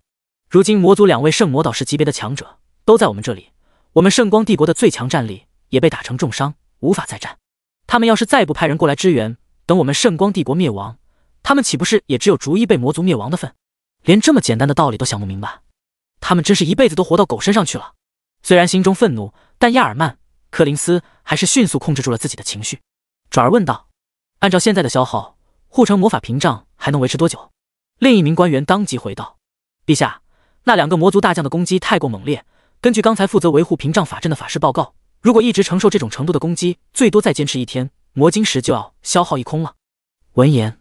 周围的官员们脸上都不禁露出恐惧的神色来。一旦屏障被破，恐怕他们所有人都将死得非常凄惨，亦或是被魔气侵蚀，化为吃人的怪物。无论哪种，他们都不想选。亚尔曼·柯林斯看出他们的恐惧，冷哼一声，面色镇定自若的淡淡说道：还没到最后关头呢，一个个都哭丧着脸给谁看？如今已知的被召唤出来的7神勇者只有4位而已，接下来只要我们这边能召唤出剩下3位中的任意1位，便有扭转战局的可能。说着，他当即带领着宫殿内的官员们来到了召唤大殿。与其心怀恐惧焦虑不安，不如都给我诚心祈祷，我也陪着你们一起。随后，亚尔曼·柯林斯便和众多官员一同看向铭刻在地面上散发着淡淡微光的庞大的勇者召唤法阵，默默祈祷着7神勇者中的存在降临。就这样，众人一直祈祷到深夜，又到天明，可勇者召唤法阵仍旧没有任何反应。而这时，外界的超巨型光明魔法屏障也是突然发出一声巨大的开裂声响，惊醒了已经昏昏欲睡的他们。完了，这下全完了，屏障要破了，所有人都要死了。绝大多数人此刻脑子里都是不由自主的冒出这一个想法。但就在众人惊慌失措，准备四散逃命时，大殿中的勇者召唤法阵却猛然间爆发出一阵强烈而耀眼的蓝色光芒，隐约可见数道人影逐渐从中浮现出来。第84章少女勇者拯救光明帝都行动开始。勇者，是勇者！没想到七神勇者竟然真的出现了，而且还不止一位，这一定是来自法神的庇佑。哈哈，这下我们圣光帝国有救了！在一众官员惊喜的呼喊声中，在亚尔曼大帝的目光注视下，当淡蓝色的光芒消散，出现在众人眼前的是一个身穿金色皮甲、红色长发、手持弓箭的英俊青年，以及6个分别手持长剑、盾牌、权杖、法典、奇怪6管武器和宝珠的少女。来人正是已经和彩星融合的李焕，还有另外5个兵器娘，以及一个手持球形半透明蓝白色圆润发光宝珠的陌生少女。哇，好多人啊！我们这是到什么地方了？怎么这么多人围着我们？彩星在灵魂中发出惊讶的声音。其余5个兵器娘也是神色各不相同，或默默守护在李焕身旁，或贴在他的身边，或好奇地打量着四周。红发红瞳的爱丽丝则是目光微凝，仰头看向高空，仿佛能透过大殿的墙壁看到外界的场景一般。主人，这是拉斯马尔大陆，我能感知到外面高空中有非常强大的魔气，这个地方应该是正在被魔族围攻。还有脚下这个勇者召唤法阵，你应该是作为我的持有者，被当作七神勇者召唤过来了。闻言，李焕和兵器娘们也明白了自己现在的大致情况。不过这时，李焕却是目光有些惊讶地看向自己队伍的旁边。咦，我们队伍里怎么多出来了一个人？只见一个穿着黑色制服、JK 短裙、白色长袜和黑色小皮靴，看起来好像霓虹国高中生，身材苗条纤细，留着齐刘海和黑色长发，眼睛大大的，脸部线条柔和的可爱少女，正有些怕生的微低着头，默默站在风清月旁边约2米处。主人，他手上的是7神器之一的禁魔神珠，他应该是7神勇者中的另外一员，因为机缘巧合和你一起被召唤过来了。同为拉斯马尔大陆的7神器，爱丽丝一眼就认出并猜到了对方的身份。而这时，虽然诧异于竟然一下子召唤出了这么多人，但是在视线一扫而过后，亚尔曼大帝的目光在抵天之盾和手持宝珠的少女身上停留了一会儿，随后便脸上露出喜色，恭敬的道：各位勇者，感谢你们能回应我们圣光帝国的召唤而来。现在我们的都城光明帝都正被邪恶的魔族入侵攻打，外界的护城魔法屏障也已经发生开裂，还请各位勇者施展神力，帮助我们击退魔族强者和魔化大军，拯救这都城之内的3000万居民。话音刚落，外界就又传来一声巨大的轰鸣，以及一连串玻璃开裂般的声响，隐约之间还能听到一些惊恐的尖叫。李焕当即上前一步，脸上带着强大的自信，微笑着道：亚尔曼陛下，请尽管放心吧，身为7神勇者之一的盾之勇者，我必定会拯救您这座都城内的3000万居民的。见到李焕自信满满的模样，亚尔曼大帝和众多官员都是感觉心中安定了许多。说完，李焕看向了那名手持禁魔神珠的少女，朝她伸出邀请的手，声音温和地问道：要一起来吗？我会保护你的。通过数据之眼，李焕已经看到了对方的信息以及禁魔神珠的信息。禁魔神珠拥有净化抹消一切生灵体内的邪念恶念以及魔族体内魔气的功效，看起来对于之后的战斗应该是非常有用的。而且如果能净化抹消魔气的话，之前背景介绍中提到的被魔气侵蚀的生物或许也能在它的作用下恢复正常，所以提前和这位少女勇者打好关系绝对是个不错的选择。看到和自己同为勇者的李焕，这样一个好像漫画男主角一样英俊帅气的青年对自己发出一起并肩作战的邀请， JK 少女顿时脸色微红的微微点了点头，然后有些害羞的走过来，轻轻抓住了李焕的手，躬身道：你好，我叫松岛雾奈，以后还请多多指教。你好，松岛雾奈小姐，我叫李焕。既然我们同为7神勇者，又被一起召唤而来，想必这也算是命中注定的缘分。接下来就让我们一起并肩作战，从拯救这座都城开始，逐渐拯救整个世界吧。李焕的中二热血之魂熊熊燃烧，搞得松岛雾奈都眼神闪亮起来，然后重重的点了点头，嗯了一声：我会努力的，李焕君。随后李焕发动神级召唤物增益光环，通过虚空魔眼和控风能力，带着松岛雾奈还有众多兵器娘直接出现在了护城魔法屏障之外。通过数据之眼，李焕看到空中那毕生双翅、身上生长着青色羽毛的女人，竟然就是魔族4大将之一。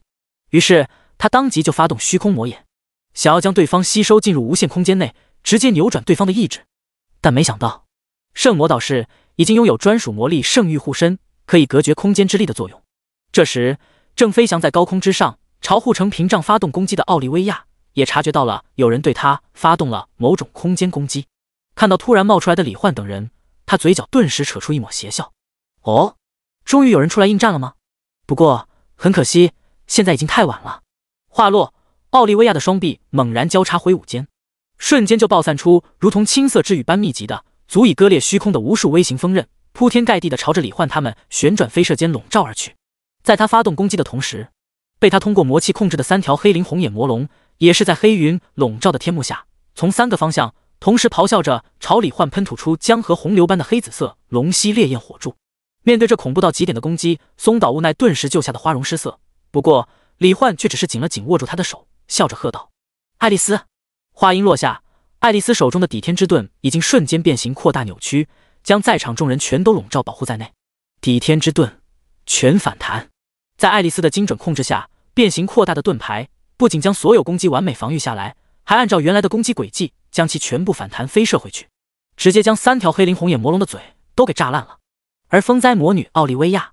虽然通过狂风乱流将所有被反弹回来的微型锋刃全都吹飞，但是看着反弹了他攻击的那面熟悉的记载在魔族历史上的盾牌，他的脸上顿时泛起凝重又气愤的表情，对着城墙方向大吼一声：“艾萨克，还真被你这混蛋的乌鸦嘴给说中了！七神勇者中的盾之勇者出现了，估计就是被圣光帝国皇室里那些家伙给召唤出来的。趁着他现在刚刚出来，力量还没有成长到最大，赶快过来，和我一起联手干掉这小子！”第85章全力对轰，震惊与败逃。在风灾魔女奥利维亚召唤同伴的时候， JK 少女松岛无奈则是脸色微红的看了眼浑身洋溢着自信与强大气质的李焕，感受到对方手掌的温度，只觉得心里前所未有的安定。李焕君，我的神器能力是净化抹消邪念、恶念和魔气，请问我能帮到你什么吗？当然，接下来在我们发动攻击的时候，你就释放净化之光，让敌人的恶念瞬间消失。只要能让敌人的战斗思维出现短暂停滞，那么秒杀他们易如反掌。李焕的话让松岛无奈觉得自己总算是能起到作用了，不禁开心地回应道：“我明白了，李焕君，我一定会好好辅助你进行攻击的。”这时，黑暗之炎艾萨克在听到奥利维亚的声音后，直接火力全开，通过黑暗与大地魔法控制周围海量大地泥土升空而起，如同火山喷发般爆发出数百道泥土洪流，凝聚成具有吞噬魔力的性质，比钢铁还要坚硬成千上万倍的巨型岩锥，朝着李焕的位置猛刺而去。奥利维亚抵天之盾的防御力强大无比，直接和我联手动用最强力量，只要能攻破防御，杀掉盾之勇者，哪怕之后会陷入虚弱状态，我们也足以对付光明帝国剩下的那群垃圾了。这点我当然清楚，艾萨克。不过等解决了盾之勇者，下次你可千万不要再乌鸦嘴了。奥利维亚有些气恼地说完，整个人也是直接爆发全力，金与风魔法完美融合，操纵着周围的大气，形成比金属还要坚硬锋利却又具有风的流动性的超级金色飓风毒龙钻。两位魔族大将瞬间爆发滔天魔力形成的恐怖攻击，所过之处连空间都被扭曲撕裂。无奈还有大家，就是现在，全力攻击！在对方发动攻击的瞬间，李焕也是随之呐喊，和兵器娘们以及松岛无奈一起发动了全力攻击。一瞬间，蓝白色的净化之光从松岛无奈手里的净魔神珠中猛然间爆发出去，直接散射笼罩了整片天地，使得奥利维亚和艾萨克都是在空中停滞了那么一瞬，就连围攻光明帝都的海量怪物都暂时被抹消了恶念，停止了发动攻击的行为。就在这个瞬间，李焕手中的极光日月弓爆射出海量接近绝对零度的冰蓝光剑，风清月蓄力挥动暴风剑，直接斩出足以破碎虚空、无视防御的万刃纵横斩青金剑气光幕。木林释放治愈之光，为李焕等人和全城居民都施加了1分钟的超级生命回复状态，避免发生什么意外。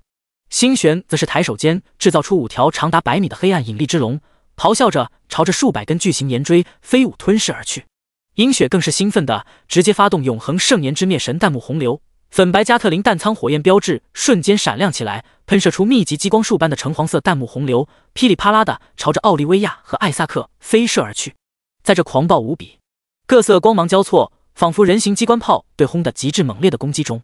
奥利维亚的超级金色飓风毒龙钻在攻向李焕的过程中，经过冰蓝光剑炸裂的蓝色空间时，就如同遇见了坚硬的冰层般，破开的进度异常缓慢艰难。艾萨克的数百根巨型岩锥更是被黑暗引力之龙直接逐一吞噬，变得越来越大的同时，吞噬的速度也越来越快。在这个过程中，风清月的剑气光幕和阴雪的弹幕洪流也是朝着两人的身体席卷而去，使得他们不得不直接放弃攻击，转而进行闪避。然而破碎虚空的剑气光幕被躲过后，仿佛无穷无尽的弹幕洪流，却是携带着焚烧灵魂的火焰，直接无视并穿透了他们的魔力圣域，攻击在他们的体表。好在察觉到那攻击不能应接的瞬间，已经达到圣魔导士级别的两人直接就本能地发动了半元素化。但即便躲过了弹幕的穿透撕裂攻击，永恒圣炎却是仍旧作用在了他们半元素化的躯体上，焚烧起了他们的灵魂。不对，不只是盾勇，这些家伙手里的所有兵器全都是神器级别的，否则绝对不可能有这种威力。艾萨克在重组身躯后，感受着不断焚烧灵魂的烈焰，当即就心中惊骇地通过魔力与奥利维亚沟通：别再说那种没用的屁话了，快撤吧！再打下去，我们两个都得死在这里。奥利维亚直接引动狂风，以急速冲到艾萨克身边，抓着他的胳膊，捏碎了一张散发着黑色魔气的传送卷轴，随后瞬间消失在了原地。李焕当即发动虚空魔眼，想要锁定对方的位置，却没想到自己竟然看不到对方传送到了哪里。这种情况就和他留在天元大陆却感知不到的空间坐标一样，说明那两人逃亡的地方和拉斯马尔大陆不在一个时空，很有可能就是正在运生魔王的暗空魔界。就在李焕和兵器娘们以及松岛悟奈展现出神明般的超强实力，并击退魔族两员大将后，在皇城宫殿内观战的亚尔曼大帝、众多官员还有城中3000万居民都是震惊而喜悦。但事情还没有彻底结束，因为还有黑压压的海量魔化生物正在围攻光明帝都。当然，这些小喽啰级别的存在对于李焕来说那就简单多了。悟奈，你做得很棒，不过外面那些怪物中还有很多生灵被魔气侵蚀，接下来也要靠你净化他们了。如果能让他们回归正常，那你绝对是七神勇者中最重要的存在。听到李焕的话，松岛悟奈心里开心无比，不过他却羞怯的不太敢和李焕对视，只是微低着头笑着道：李焕君，我会努力的。随后李焕便带着松岛悟奈前往海量魔化生物上空，打算验证一下自己的猜想。第86章净化之光，危机解除。来到黑压压的怪物上空后，李焕从背包中随便掏出一把长剑，直接发动了森罗万象剑，想要先控制他们的意志，让他们停止攻击。因为怪物中也有一些本身就是邪恶嗜血的魔物和种族，先控制住他们，也能避免被魔气侵蚀的正常生物恢复后被那些邪恶怪物攻击。随后在松岛悟奈惊讶的目光中，李焕长剑挥动间，无形剑意横扫八方，底下的众多怪物都是如同被下了定身术一样，直接呆立在原地。但是李焕能感知到，魔化生物体内的魔气仍然在不停侵蚀他们的意志，恐怕过不了多久，他们就会再次恢复成疯狂嗜血的模样。悟奈，趁现在用你的神器净化他们，看看能不能让他们恢复本我意识。松岛悟奈回过神来，当即催动禁魔神珠，对着下方那些魔化生物持续不断地释放出耀眼闪亮的蓝白色光芒。一时间，被光芒笼罩的所有浑身布满漆黑纹路、双眼赤红的魔化生物都是忍不住痛苦地哀嚎起来，然后体表都源源不断地冒出丝丝缕缕的黑气。在李焕认真观察的目光注视下，随着黑气的飘散，那些魔化生物体表的漆黑纹路正在逐渐消退，他们那赤红发亮的双眼也是逐渐恢复正常。有效，真的有效果。无奈，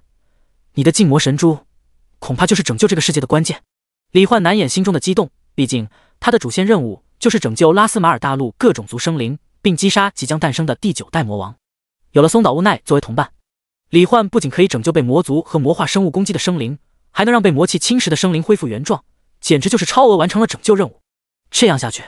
他的试炼评分应该也能提高不少。如果能达到和神话级一转试炼一样的 SSS 级评分，说不定他又能获得隐藏的特殊奖励。当魔气被彻底从体内驱散，不少人类士兵、法师、精灵族、亚人族等各种族的人都是表情愕然，不知道自己怎么会和海量其他种族的人以及魔物一起出现在这里。不过随即，伴随着脑海中最后的记忆画面浮现出来，他们顿时便回想起来，魔族的法师携带着黑暗魔气，带领着魔化怪物大军入侵了他们生活的地方，将他们击溃的同时，还通过魔气将他们的身体与灵魂都笼罩侵蚀，化作了魔化怪物大军的一员。那么既然现在意识恢复了，也就是说他们一定是被人给拯救了。于是众人的目光都是看向了天空中的那几道人影，看到手持宝珠释放出蓝白光芒的少女，以及在光芒中看不分明但却手持各式兵器的人影，他们中不少人顿时就感激崇拜而兴奋地喊道：天哪，七神勇者，一定是传说中的七神勇者救了我们，真的刚好是7个人，没想到七神勇者竟然已经全部出现了，太好了，这下子我们的世界总算是有救了。勇者大人们，感谢你们救了我，我亚历山大愿意追随你们，做你们最忠诚的护卫。小心，周围还有一些邪恶怪物，大家一起出手，这种小喽啰就不用再劳烦勇者大人们了。哈哈，说的没错。被进化恢复的各种族人，在感激李焕他们时，也开始联手击杀起周围的一些邪恶魔物。就这样，李焕通过空间能力和控风能力，带着松岛无奈飞向光明帝都周围其他还没有被进化的魔化生物所在地，用同样的方法，在禁魔神珠的进化能力下，将所有生物都给恢复了原状。那些邪恶魔物也是在各种族人的攻击下被剿灭大半，其余的则是疯狂逃窜，显然已经掀不起什么风浪了。至此，光明帝都的危机彻底解除，城内城外各种族人都是情不自禁地发出响彻云霄的欢呼声。不过，在这热烈的气氛中，李焕却是注意到松岛无奈的脸色格外苍白，甚至身子都有些站不稳了。你没事吧？无奈，你的脸色很不好，是使用神器消耗过度了吗？李焕君，我没事的，只是头好像有点晕。松岛无奈勉强露出一个微笑，似乎想要让李焕放心，但下一秒他却仿佛到了极限一般，突然眼睛一闭就昏了过去。李焕连忙搀扶住对方，通过数据之眼查看了一下松岛无奈的状态，这才发现对方的法力值已经消耗一空，就连生命值都减少了很多。他这才反应过来，松岛无奈虽然和他同为七神勇者，但是他手中禁魔神珠的气灵一直没有出现过，也不知是什么情况。所以从一开始到现在，松岛无奈一直都是在消耗自己的法力，释放净化之光。到后面他法力值耗尽后，为了拯救剩下的被魔气侵蚀的人，估计是直接强行继续催动禁魔神珠，甚至消耗了自己的生命力，这才导致他消耗过度，直接晕了过去。木灵，快把圣域权杖里的生命能量输送到他体内。看着松岛无奈苍白如纸的脸色，李焕心中不禁有些自责，身为同伴，自己竟然没有好好注意他的状态。好在问题并不严重，随着木灵为他输送纯净浓郁的生命能量，松岛无奈的脸色也逐渐恢复原本的白里透红的健康状态。李焕松了口气，抱着 JK 少女松岛无奈，带着兵器娘们回到了光明帝都皇城宫殿内，打算让松岛无奈好好休息一下，顺便向亚尔曼大帝他们了解一下这个世界更多更详细的情报，以及有关魔王的事情。第87章，王之恩赐与亚尔曼大帝的小心思。时间回到10几分钟前，暗空魔界一处黑暗广袤、灰色日月星辰同时悬浮在天幕之上，缓慢旋转，雾蒙蒙的空间之中。先前被李焕和兵器娘们联手击退的奥利维亚和艾萨克，在捏碎特制传送卷轴后，便瞬间出现在了这里。随后，两人都是表情痛苦的，急忙将蕴含着自己意识的由纯净魔力构成的灵魂体引出体外，接着将被永恒圣炎包裹燃烧的灵魂体表面直接剥离下来。做完这一切，看着被焚烧成虚无的魔力魂，两人都是心有余悸，同时也忍不住松了一口气。幸好他们已经达到了可以操控自身灵魂的实力，否则恐怕今天就是他们的忌日。这时，伴随着两道身影闪现，魔族4大将中的另外2位也捏碎了特制的传送卷轴，回到了这里。怎么回事？奥利维亚、艾萨克，你们2个人不是正在联手攻打没有七神勇者所在的圣光帝国吗？一个头生龙角、白发蓝瞳、身穿冰蓝色铠甲，身后还有一条蓝色龙尾、身材火爆妖娆的女人，魔族4大将之一的冰海龙女海琳娜。看着如同丧家之犬般的两人，发出冰山一样的冷漠声音：“不要告诉我，你们2个人加起来连一个光系圣魔导士都打不过。”听到海琳娜的话，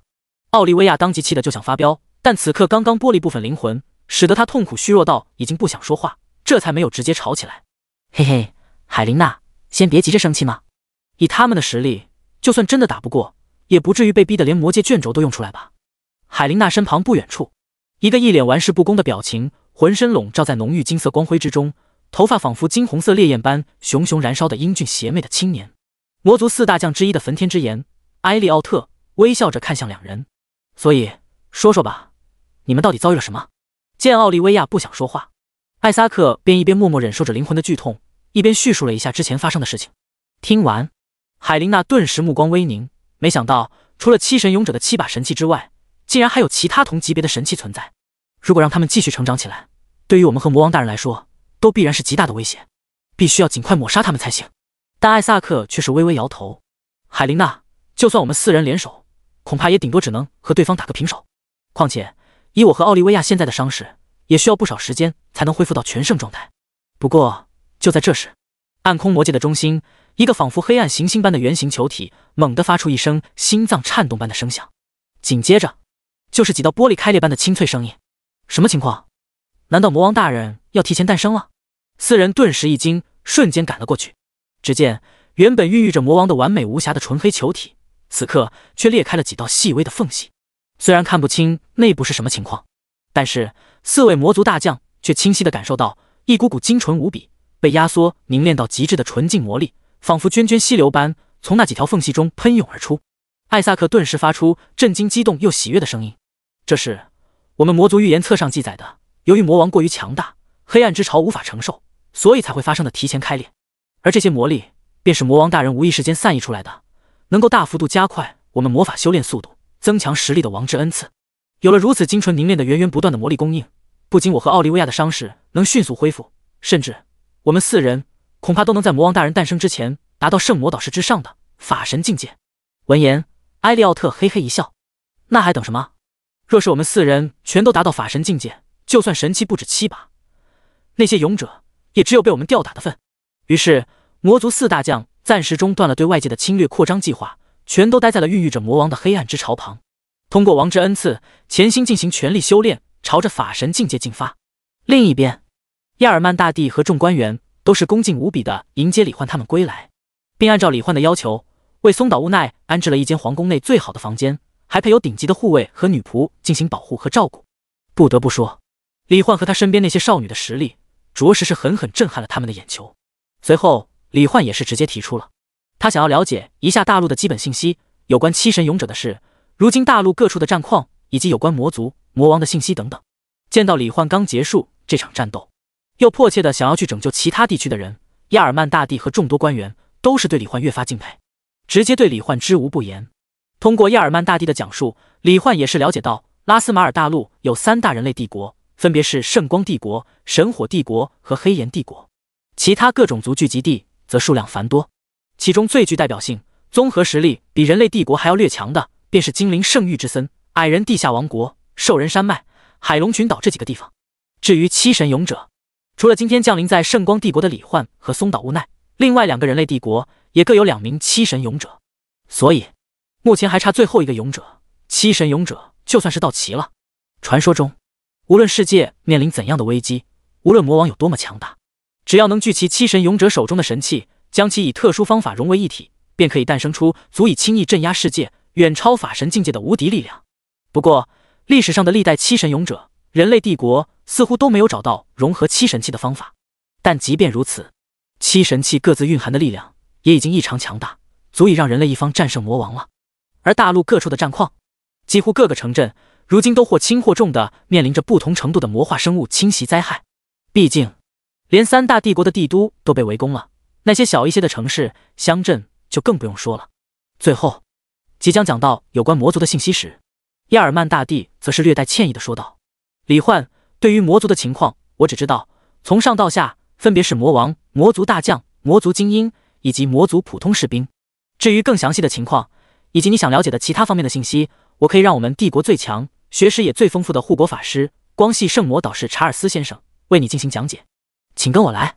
说着，亚尔曼大帝便主动亲自为李焕带路，来到了一处风景优美的宫殿庭院之中。在这里赫然可见一个身穿白色法袍、白发白胡子、面容和蔼的老头，正盘膝而坐伏在空中，隐约有无数白色光芒丝线不断从虚空中汇入他的身体。在白胡子老头身旁还站着一位穿着华丽长裙、身材高挑、金发青铜的少女。父亲，还有勇者大人。见到亚尔曼大帝和李焕的到来，少女顿时便发出了悦耳动听、带着惊喜的声音。看到少女的那一刻，李焕仿佛一下子明白了为什么亚尔曼大帝要带他来这里。好家伙，这明摆着是想让他和公主见见面，彼此亲近亲近啊。第88章，公主的幻想与南华城现状。在公主殿下惊喜的声音中，正在吸收天地间的光元素魔力粒子，修复自身伤势的光系圣魔导士查尔斯也是缓缓睁开了眼睛，落下身子，微微行礼道：“陛下，还有拯救了我们光明帝都的勇者，欢迎你们来我这里。”亚尔曼大帝轻轻摆了摆手，笑着道：“不必多礼，查尔斯先生，莉莉丝，我来给你们介绍一下，这一位便是七神器之一的抵天之盾的主人，盾之勇者李焕。”在和朱之勇者联手击退魔族大将，化解魔化生物围攻后，李焕勇者想要了解有关魔族的详细信息，还有很多有关我们拉斯马尔大陆的知识情报。而纵观我们整个圣光帝国，也就只有您的学识最为渊博，所以我便带李焕勇者来您这里，向您讨教了。闻言，老法师查尔斯却是微微叹气：“陛下客气了，我身为护国法师，却没能尽到相应的职责，险些亲眼目睹帝都被毁，这是我的失职。”随后，查尔斯看向李焕，声音中带着感激：“盾之勇者大人，您拯救了光明帝都，也拯救了我们所有人，有什么问题，我都一定会全力为您答疑解惑。”李焕也是微笑着回道：“好的，那就劳烦您了，查尔斯先生。”一旁金发青铜的公主莉莉丝看到李焕阳光帅气的面容和微笑，又想到之前看到的李焕在高空中和魔族2员大将还有3条黑灵红眼魔龙战斗的画面，她顿时就有种心跳加速的感觉，心里也忍不住胡思乱想道：故事里都说勇者大人在击败魔王后便会和公主殿下幸福的生活在一起，那我以后是不是就要成为盾之勇者李焕大人的妻子了？想到这里，莉莉丝的脑海里已经下意识浮现出被勇者大人疼爱的各种姿势了，脸色也不禁一下子变得绯红。莉莉丝，你也一起来吧。活了几百年了，查尔斯岂会不明白亚尔曼大帝的想法？又看到莉莉丝绯红的脸色，也是不禁笑着道：身为我的弟子，你也正好可以趁着这个机会和勇者大人一起学习了解一下我们拉斯马尔大陆的更多知识。啊，好的，老师，我一定会和勇者大人一起好好学习的。莉莉丝当即回过神来，发出开心的回应。见到查尔斯带着李焕和莉莉丝一起去到了庭院中的一个小亭子里坐下，开始为李焕答疑解惑，亚尔曼大帝也是满意的微笑点头。经过之前观看李焕的战斗，他已经发现李焕除了抵天之盾以外，身边那些其他兵器也全都是足以媲美抵天之盾的超级神器，同时拥有这么多把神器的勇者，他根本就闻所未闻，完全是第一次见到。若是能让李焕和他的女儿走到一起，将李焕的心留在圣光帝国，那么未来的圣光帝国必然能成为整个拉斯马尔大陆的最强帝国，甚至统一整个世界都未尝不可。而就在李焕了解有关魔族和拉斯马尔大陆信息的时候，另一边原世界，祭苍天向总部申请的保护南华城的强者也已经来到了这里。他们都是职业者协会中实力位于第1、第2阶梯的精英级职业强者，而且基本上都或多或少和魔神教的人交过手，可谓是作战经验丰富的老手。有了这些人，祭苍天也总算是放心了一些。不过祭苍天不知道的是，在李焕灭杀6大教团的众多成员后，和那些成员认识的，以及当时从别的省市赶到金门城打算加入宋兴文组织号召的斩杀李焕行动的其他魔神教团成员，在来到金门城后，他们却没有找到宋兴文，只在他的专属总统套房中发现了大量弹孔。根据其他的因果教团成员逆推原因，那些人也得知了宋兴文已经被李焕所杀，就连其他6大教团的人也全都死在李焕手里。他们心中震惊骇然的同时，也是打消了去杀掉李焕的想法。开玩笑，就连6大教团的成员联手都没有解决掉李焕，他们这些实力都差不多的人去了也绝对只是送死而已。而且据说命运教团的人没有出手，那么也许目前李焕的存在对于魔神降临计划并没有什么影响，所以那些赶来的魔神教团成员又都各自打道回府，不再打算掺和这件事。因此短时间内估计已经不会再有魔神教的人来找麻烦了。反倒是祭苍天觉得非常安全的城市内部，一个强大的个体正在悄然间不断飞速成长着。那个人便是获得了魔神恩赐的弗雷雅。此刻金发蓝瞳身材火爆的弗雷雅便正在武秋雪的带领下，身处35到45级的妖兽丛林秘境副本中施展着一种隐秘的手段。第89章弗雷雅的实力增强计划，李焕的救世之旅。妖兽丛林内，武秋雪体表泛着淡淡粉色光芒，手臂急速挥动血色巨镰间，在空中划出无数割裂大气的幻影斩击，直接将四面八方扑过来的各种豺狼虎豹毒蛇蜘蛛等妖兽都切成了一地碎片，化作了海量经验值。弗雷雅，你的治疗能力带来的增益效果好像变得比之前更强了，而且强的不是一星半点。斩杀了大量妖兽怪物后，武秋雪感受着充斥体内的澎湃力量，不禁有些惊奇地看向弗雷雅。技能效果一般都是根据精神属性的增强而提升的，而普通职业者就算每升1级之后，把获得的10点自由属性点全都加到精神属性上，提升也不会太明显。哪怕弗雷雅是隐藏职业者，有额外属性和技能效果加成，但此刻他的治疗附带的增益效果几乎是之前的3倍以上了。不过弗雷雅只是微微一笑，秋雪队长，这是我升级后新获得的专属职业技能，可以提升我的所有技能效果。原来如此，这样的话只要能一直有你的技技能增益加持，我们接下来的升级速度还能继续提升。武秋雪脸上露出淡淡的喜色，只要变得更强，那么他就能更接近李焕了。被李焕拯救了2次，他也终于意识到自己已经喜欢上了李焕。虽然再怎么提升，武秋雪也自认达不到李焕那么强大，配不上他，但即便只是有些许实力，能够在未来勉强追随在他身边，那就足够了。不过才刚开心了一会儿，武秋雪的脸色便又冷了下来，因为附近又有几个男性职业者色眯眯地朝他和弗雷雅这边走过来，想要和他们交个朋友，深入探讨一下人生的意义。当然，他们的这种搭讪行为和色色想法，在武秋雪的巨型镰刀抵在他们的脖子上时，就很神奇的马上消失了。赶跑了那几个家伙后，武秋雪有些疑惑地问道：“弗雷雅，你有没有觉得最近我们在路上和刷怪的过程中，来找我们搭讪的人越来越多了？”弗雷雅笑道：“秋雪队长，以你和我的魅力，这不是很正常的事情吗？如果我是个男人，看到你这么一个冰山美人，肯定也会忍不住想来搭讪的。”武秋雪闻言，看着弗雷雅精致的面容和爆炸的身材，又想到自己的容貌，也是默默点头，觉得可能真的是自己想多了，随后便带着弗雷雅继续刷怪。但其实他还真没想多，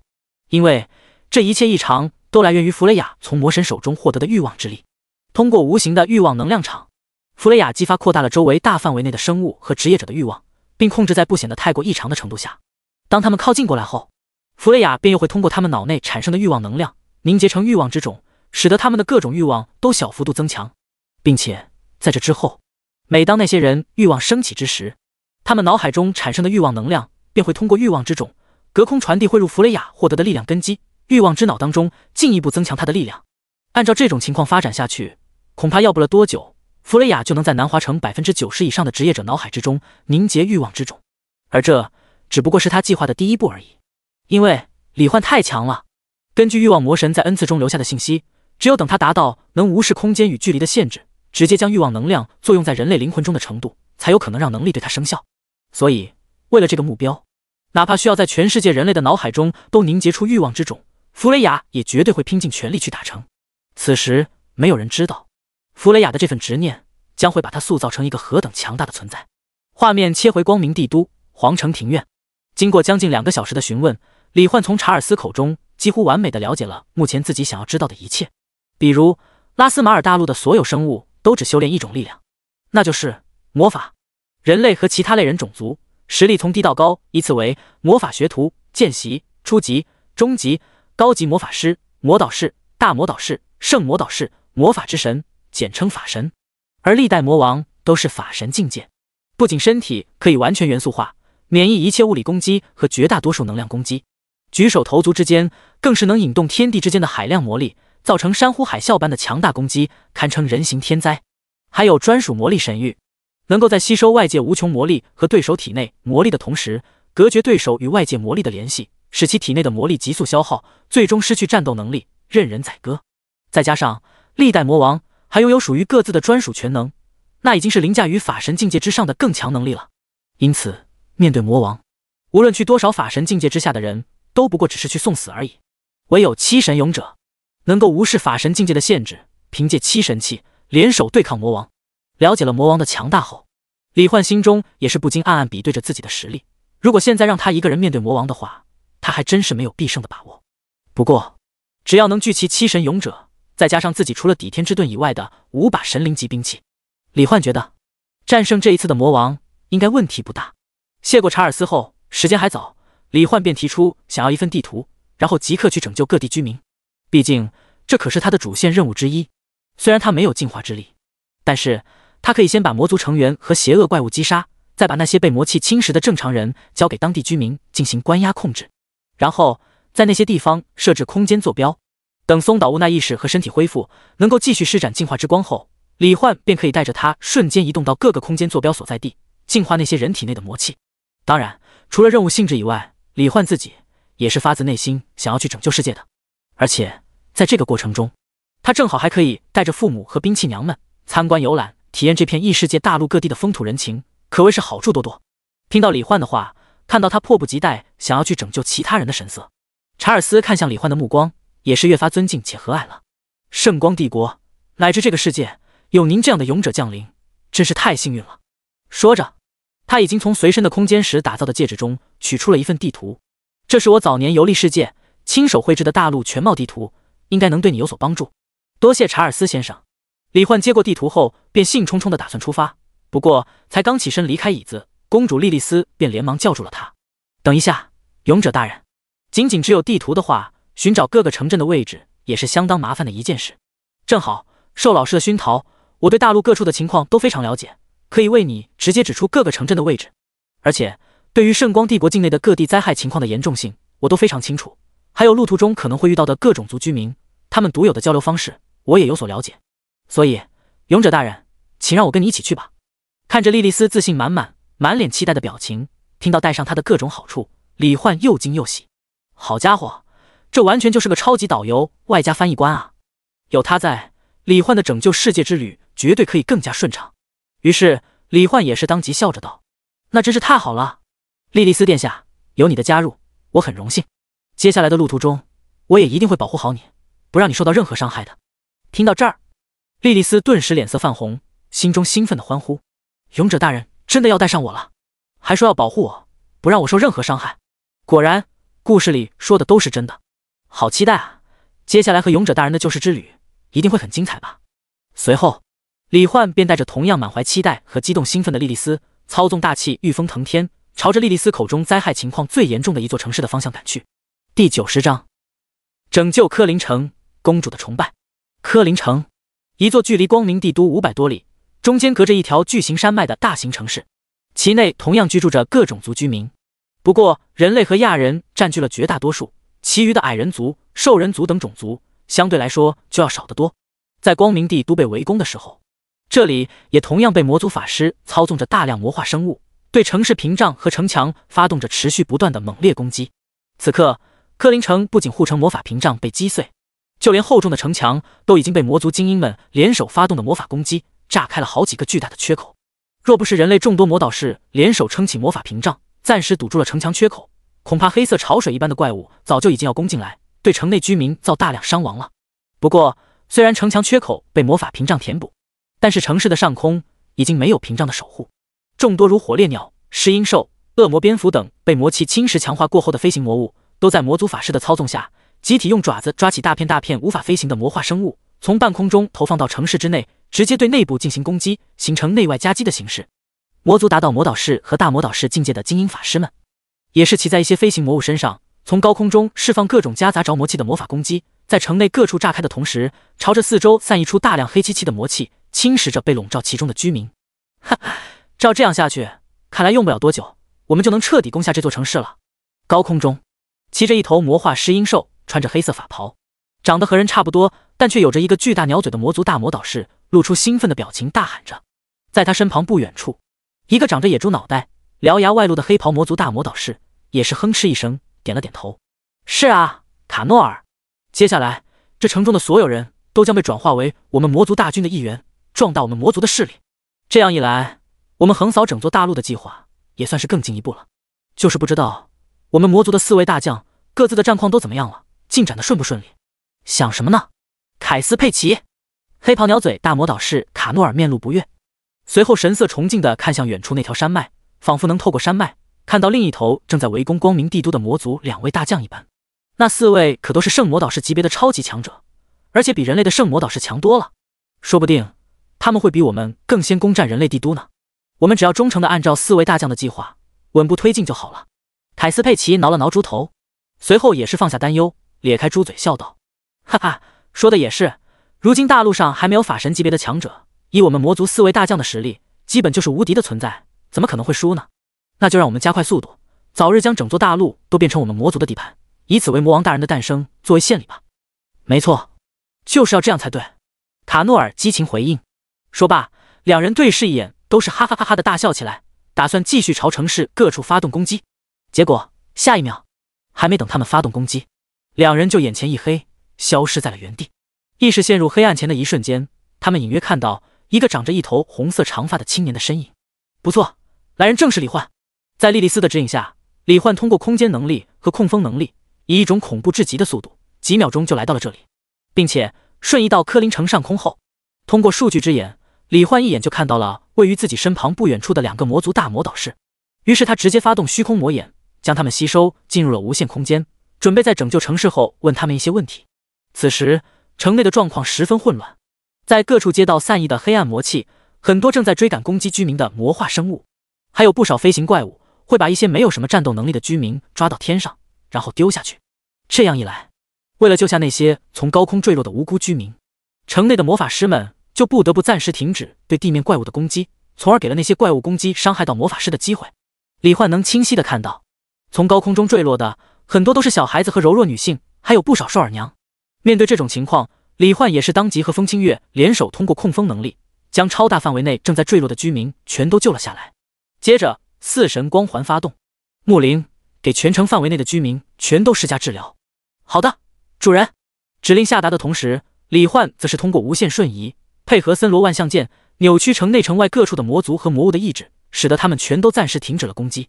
就这样，在城内众多居民和魔法师震惊的目光中，刚才还势不可挡的魔族攻势，此刻竟然被人直接化解。莉莉丝殿下，我无法定住这些怪物太长时间，还请告诉我，这些怪物中哪些是可以直接杀掉的邪恶魔物？虽然控制住了所有魔化生物，但是由于这个世界种族太多，李焕也担心自己会误杀一些无辜生命，所以现在问一下，之后的拯救行动中也能更加高效地进行分辨，从而快速杀怪了。闻言，莉莉丝当即就为李焕指明了大量魔化生物中可以毫无顾虑直接杀掉的邪恶族群。勇者大人，哥布林、恶魔蝙蝠、魔族法师、斜眼蜘蛛，这些都可以直接击杀，其他族群都各有作用，彼此正常制衡，亦或是具有和人类相当智慧的友好平和的一种族，只要能净化掉他们体内的魔气，就能让他们恢复原貌。在莉莉丝的指示下，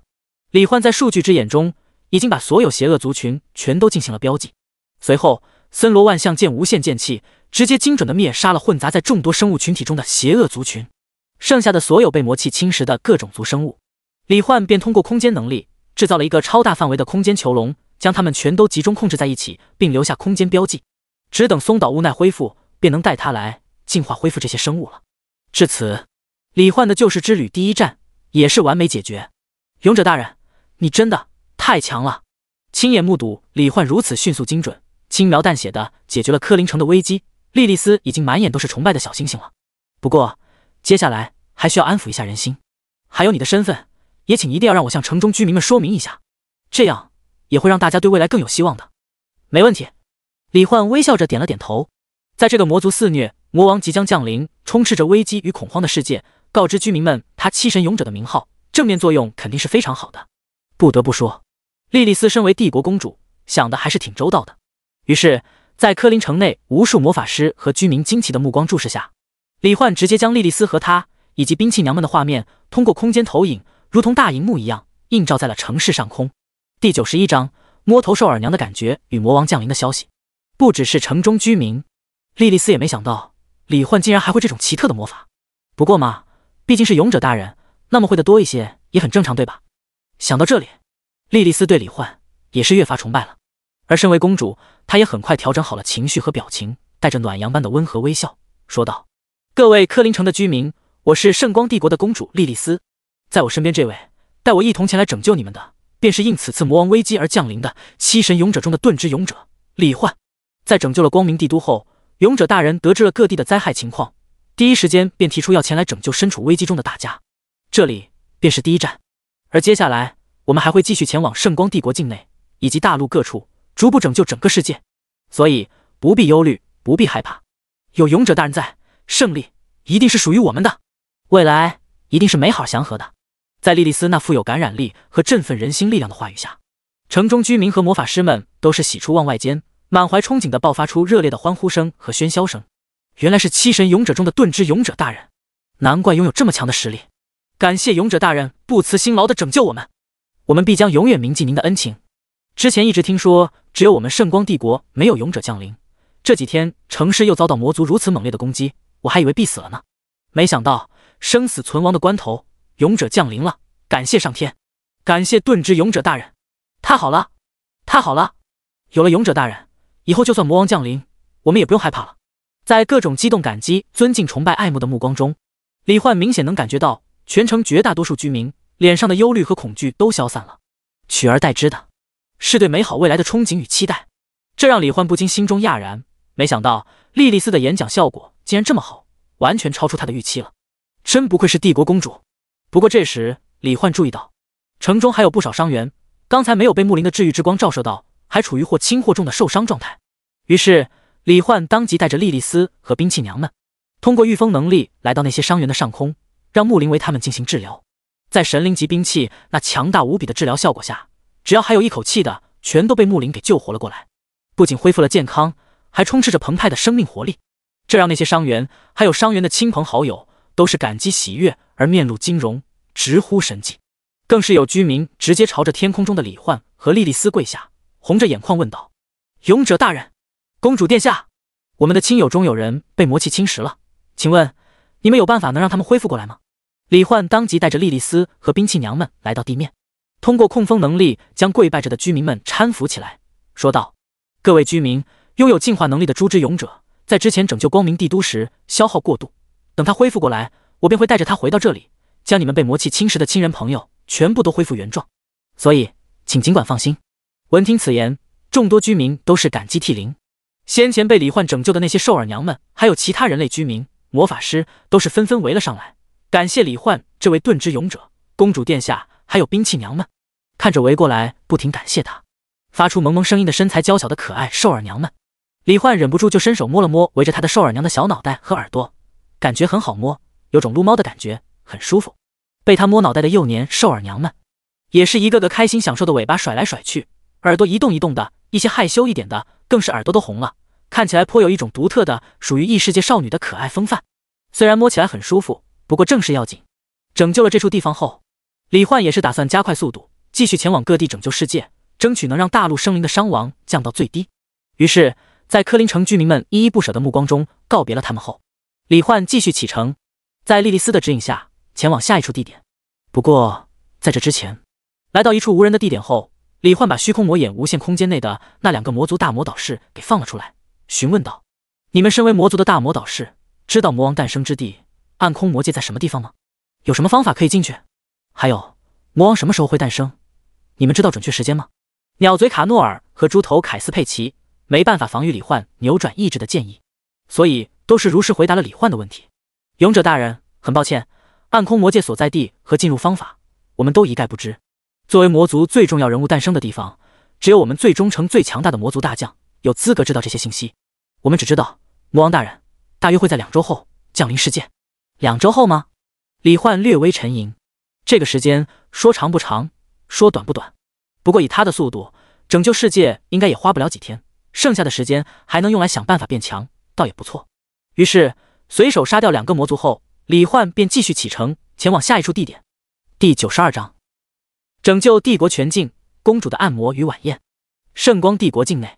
大大小小上千座城镇村庄星罗棋布般分布各处，几乎所有地方都受到不同程度的魔化灾害，即便是位置偏僻的村庄也不能避免。在拯救了科林城后，凭借足以碾压圣魔导士之下所有魔法师的超强实力，通过同样的方法，李焕和兵器娘们在莉莉丝的指引和查尔斯的地图对照下，不断前往各地进行救援行动。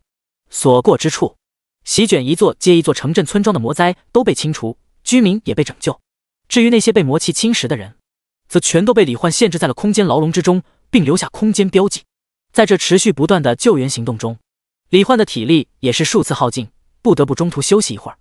见到李焕几乎争分夺秒，一刻也不想停歇般的为了拯救大陆生灵而努力，莉莉丝心疼的同时，看着李焕的眼神也是越发爱慕与崇敬。果然，勇者大人和童话故事里一样，心系天下，而且正义善良，有责任心呢。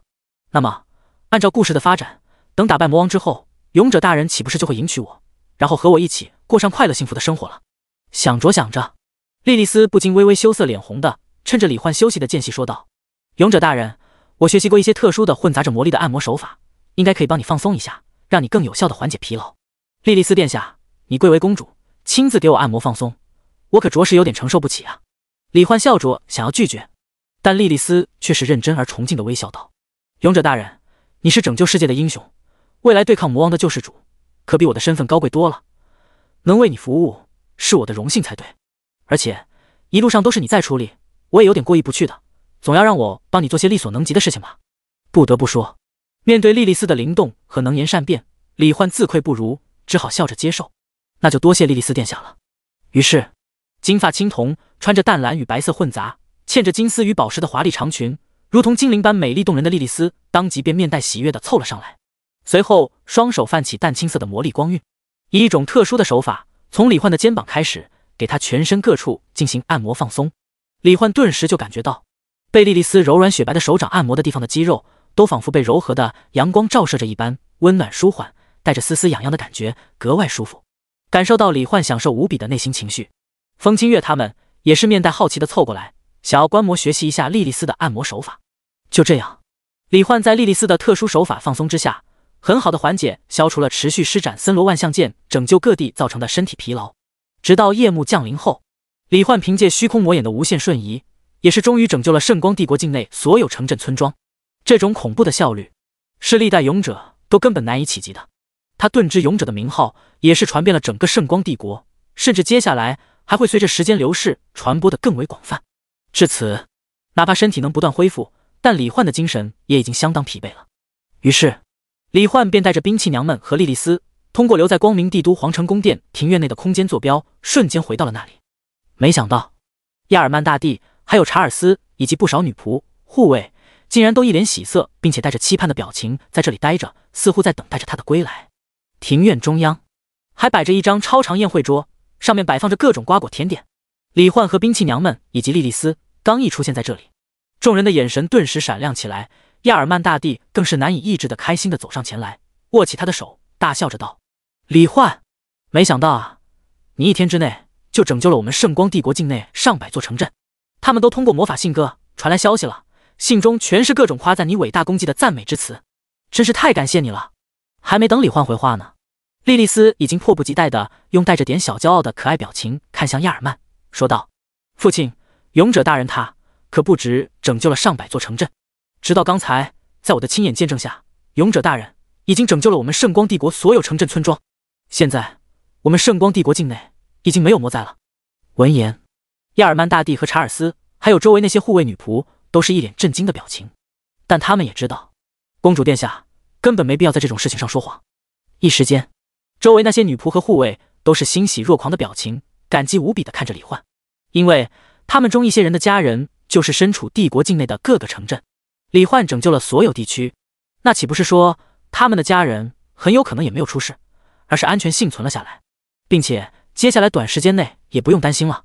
亚尔曼大帝和查尔斯更是心中震撼到无以言表，李焕展现出来的这种实力和速度，纵观古往今来的历代七神勇者，还从没有人能够做到。随即想到李焕这样强大的勇者是自己这边的，亚尔曼大帝也是忍不住直接抱了抱李焕，开怀大笑了起来。李焕，感谢你拯救了我们圣光帝国全境居民，我代表所有人向你表示最真挚的谢意。你想要什么奖赏，都可以尽管提出来。亚尔曼陛下，这只是我身为勇者应该做的分内之事而已。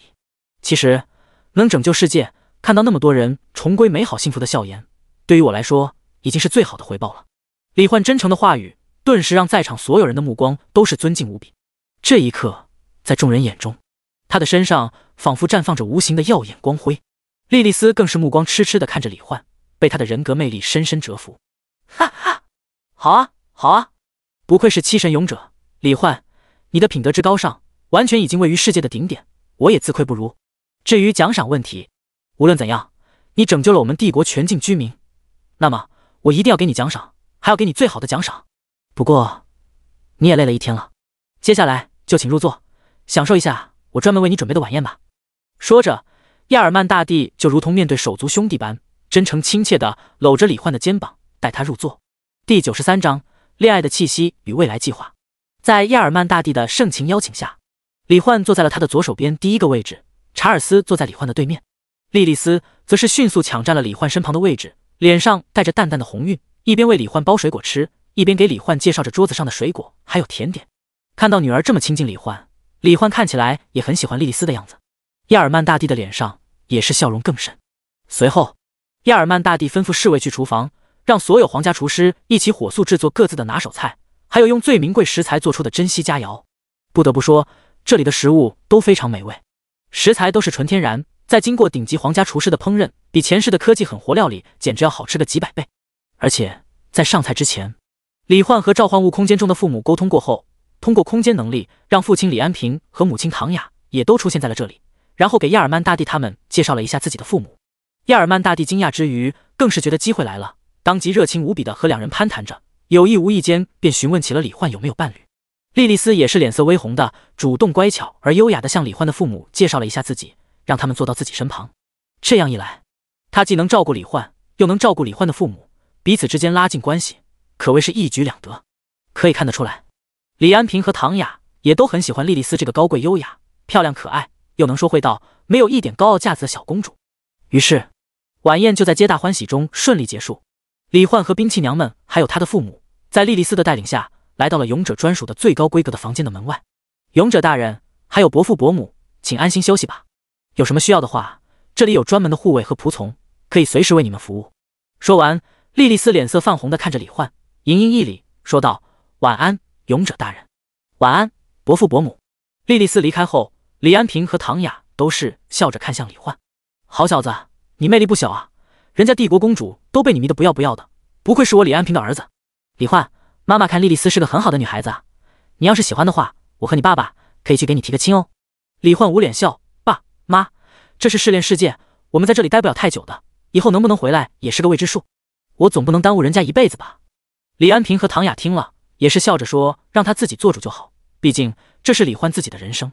随后，父母又回到了召唤物空间中的别墅里，他们已经在那里住习惯了，也喜欢上了那个经常只属于他们二人的小世界，还在里面种了很多花草蔬菜果树，养了各种小动物，过得非常惬意。父母回到召唤物空间后，李焕也打算和兵器娘们一起休息了。谁知隔壁房门突然推开，紧接着穿着 JK 制服的松岛无奈从中跑了出来。原来勇者的专属房间有7个，松岛无奈的房间就刚好在他的旁边。来到李焕面前后，松岛无奈先是有些开心，但随即又有些表情低落的微微低下了头，说道：“李焕君，听说你在我昏迷期间又去拯救其他地方了，而且拯救了帝国全境。对不起，这期间我一点作用也没有起到，也没能帮上你更多，我是不是很没用啊？”早在下午的时候，松岛无奈就已经醒了过来，听说李焕去拯救其他城镇了，他心里顿时就有种空落落和担忧的感觉，觉得自己是不是其实没有那么重要。就连之前侍卫邀请他去参加晚宴，他都拒绝了，因为从侍卫口中，他得知李焕竟然一个人拯救了帝国全境，这更让他觉得自己没有那么大的功劳，不足以参加这场晚宴，再加上他也比较怯场。好在松岛无奈得知李焕的住所就在这一层内，于是听到李焕的声音后，等莉莉丝离开，李焕的父母声音也消失后，他当即冲了出来，问出了自己最想要知道答案的问题。看着低垂着头失落无比的松岛无奈，李焕像个大哥哥一样轻轻摸了摸他的头，微笑着道：“无奈，你想多了，我拯救了帝国全境，那只是被夸张的说法而已，还有很多被魔气侵蚀的人，他们的亲人朋友们都在期盼着你前去净化恢复他们呢。”说到这里，李焕叹息一声：“没有你在，果然还是不行啊。面对那些被魔气侵蚀的人，我完全束手无策。所以，无奈，明天就和我一起去净化拯救那些人吧。这个世界缺你不可啊！”一瞬间，松岛无奈心中的阴霾一扫而空，李焕那肯定的话语就如同一束温暖的阳光，照进了他的心田，激发了他的意志，使得他精神焕发般重新振作了起来。李焕君，谢谢你。接下来我会努力追上你的脚步，陪你一起拯救这个世界的。被如此认可，松岛无奈心里简直开心到不行。而此时，他也突然意识到自己正在被摸头，顿时脸色通红，有些口齿不清的道：“李焕君，晚安，明早见。”说完，松岛无奈手脚不听使唤一般，同手同脚的慌乱的回到了自己的房间，只觉得心跳如小鹿乱撞一般。夜幕中，脱掉衣服钻进被窝，回想着刚才李焕的话和仿佛残留在头上的手掌温度，松岛无奈只觉得心里甜蜜蜜的，嘴角露出一个连他自己都没有觉察到的甜甜微笑，静静的入睡了。李焕也是在日常奖励兵器娘们提升好感度的同时，同样进入了梦乡。第二日清晨，吃过精致的皇家早餐，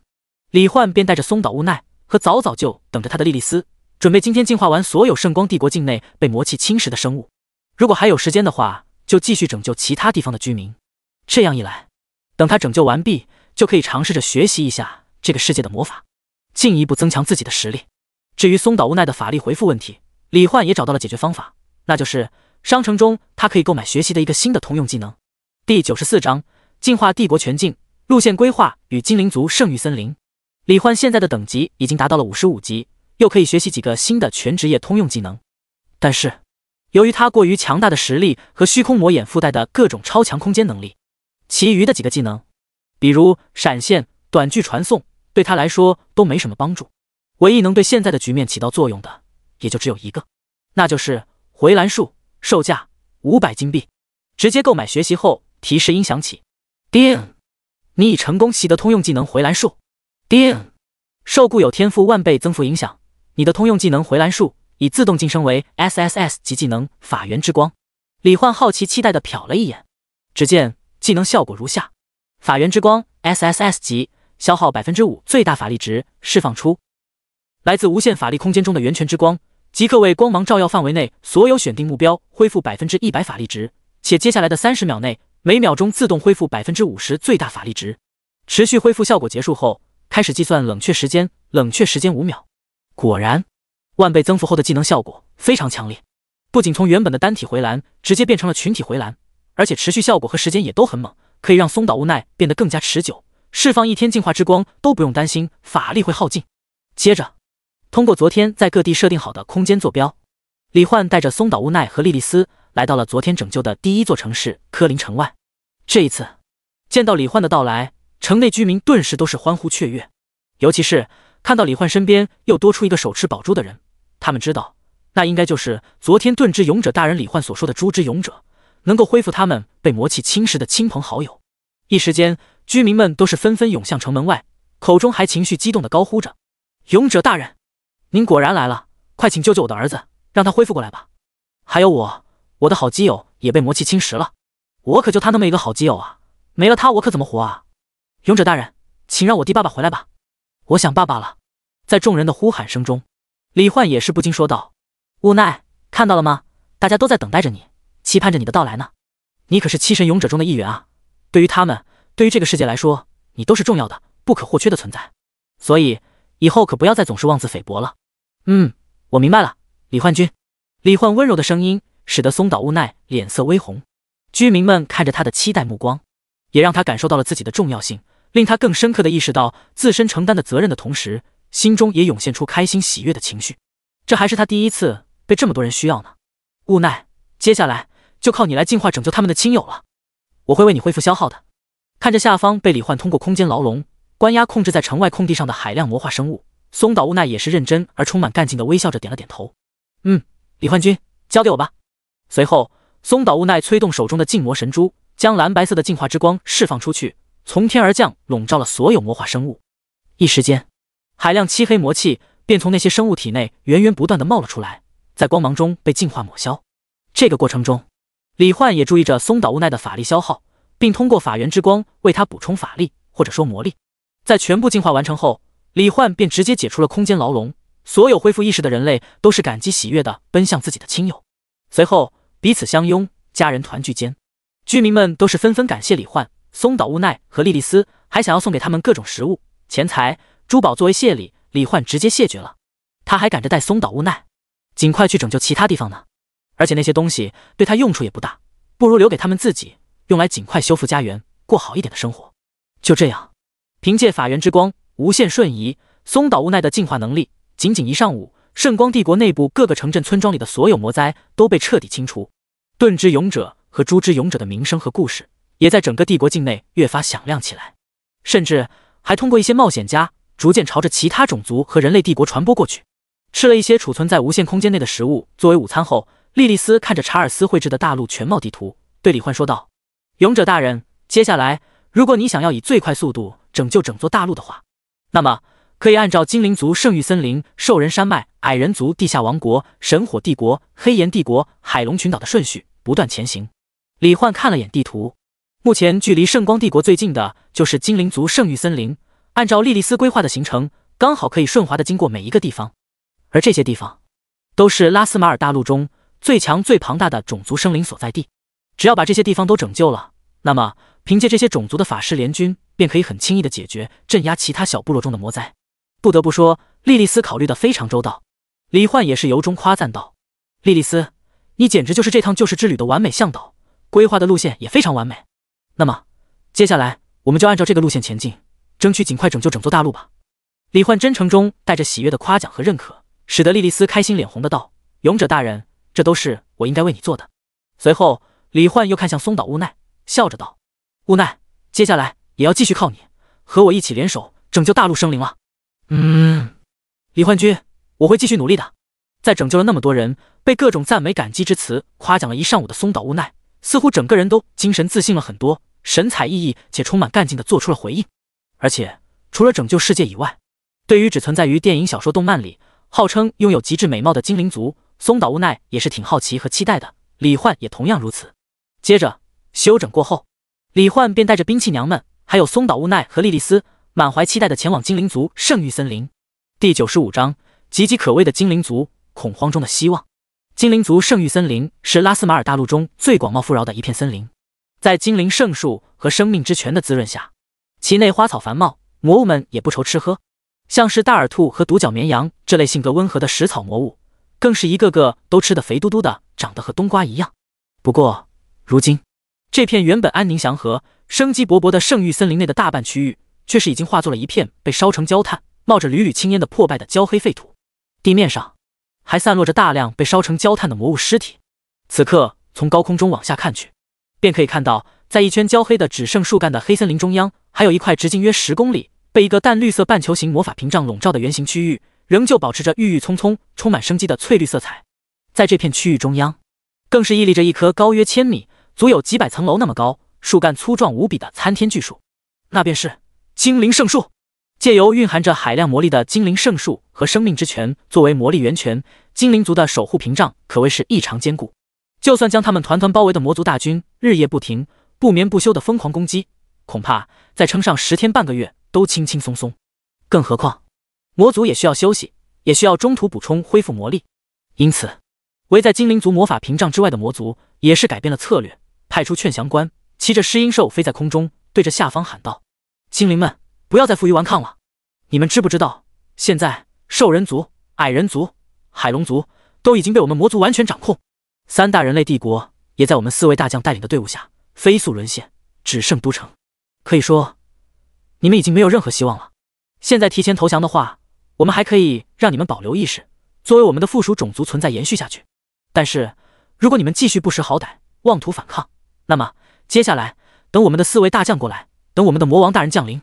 等待着你们的将是连奴隶都不如，被兽人、矮人以及各种丑陋魔物侵犯，最后变成一滩烂肉被吞噬的凄惨下场。所以，好好想想吧，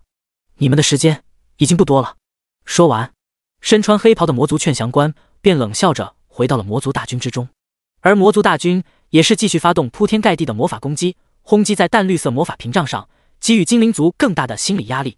不得不说，魔族劝降官说的话非常有效果。听完后，待在守护屏障内的精灵族，很多人脸上都流露出恐惧的神色，尤其是一些精灵少女，一想到要被各种丑陋生物轮番羞辱，最后变成臭烘烘的尸体被魔化生物吞食，他们就有种不寒而栗的感觉。一些胆子小一些的，更是直接流着泪，低声哭泣了起来。我不想变成那样。爸爸妈妈，那个魔族说的是真的吗？我们真的已经没有希望了吗？魔族真的已经要统治整座大陆了吗？凯特，如果落败的下场那么凄惨，我宁愿去死，或者投降。看着族中的少女、父子、情侣彼此之间泛起的恐惧不安的情绪，身穿翠绿轻甲、一头青发的精灵族护卫长伊莲恩当即发出镇定自信的声音，大声安抚道：“各位族人，不要被魔族蛊惑人心的话语给欺骗了。我们之前已经向人类3大帝国都发送了求援信息，有7神勇者的存在。等他们战胜了魔族联军，很快就会来到我们这里，和我们联手斩杀这些邪恶的魔族了。所以，只要等到那个时候，一切问题都能迎刃而解了。”然而，伊莲恩的话才刚说完，魔族中的人已经哈哈大笑起来。别傻了，你们的求援信息早就已经被我们全部拦截下来了，更别说人类帝国现在自身都难保，哪里还顾得上你们？再不抓紧投降，你们就等着承受生不如死的未来吧。此言一出，精灵族内的很多人情绪越发崩溃了，恐慌也难以抑制的滋生弥漫开来。哪怕伊莲恩告诉他们不要相信魔族的话，但是透过屏障，他们可以清晰的看到魔族大军中有大量魔化兽人，而且手里拿的都是由矮人工匠打造的精良魔导器。这说明兽人族和矮人族真的已经被他们掌控了，海龙族恐怕也差不多。再加上他们的女王陛下之前为了守护圣域森林，被魔族4大将联手打成重伤，生命垂危到生命之泉都无法完全恢复。传说中能够拯救世界的七神勇者，就算全都降临了，也需要一段时间成长。他们真的能坚持到七神勇者打败魔族4大将，赶过来拯救他们吗？更何况魔族的魔王也即将降临，所以他们真的可以称得上是看不到任何希望了。见到无法抑制恐慌的蔓延，伊莲恩也只好无奈担忧又气愤地飞到了精灵圣树树干顶部。这里粗壮无比的树干中心，一汪巨大圆形泳池般翠绿色的泉水中，一个一头淡金色长发、肌肤雪白、光洁如玉、不着一缕的绝美精灵女性，正闭着双眼，静静躺靠在泉水边缘。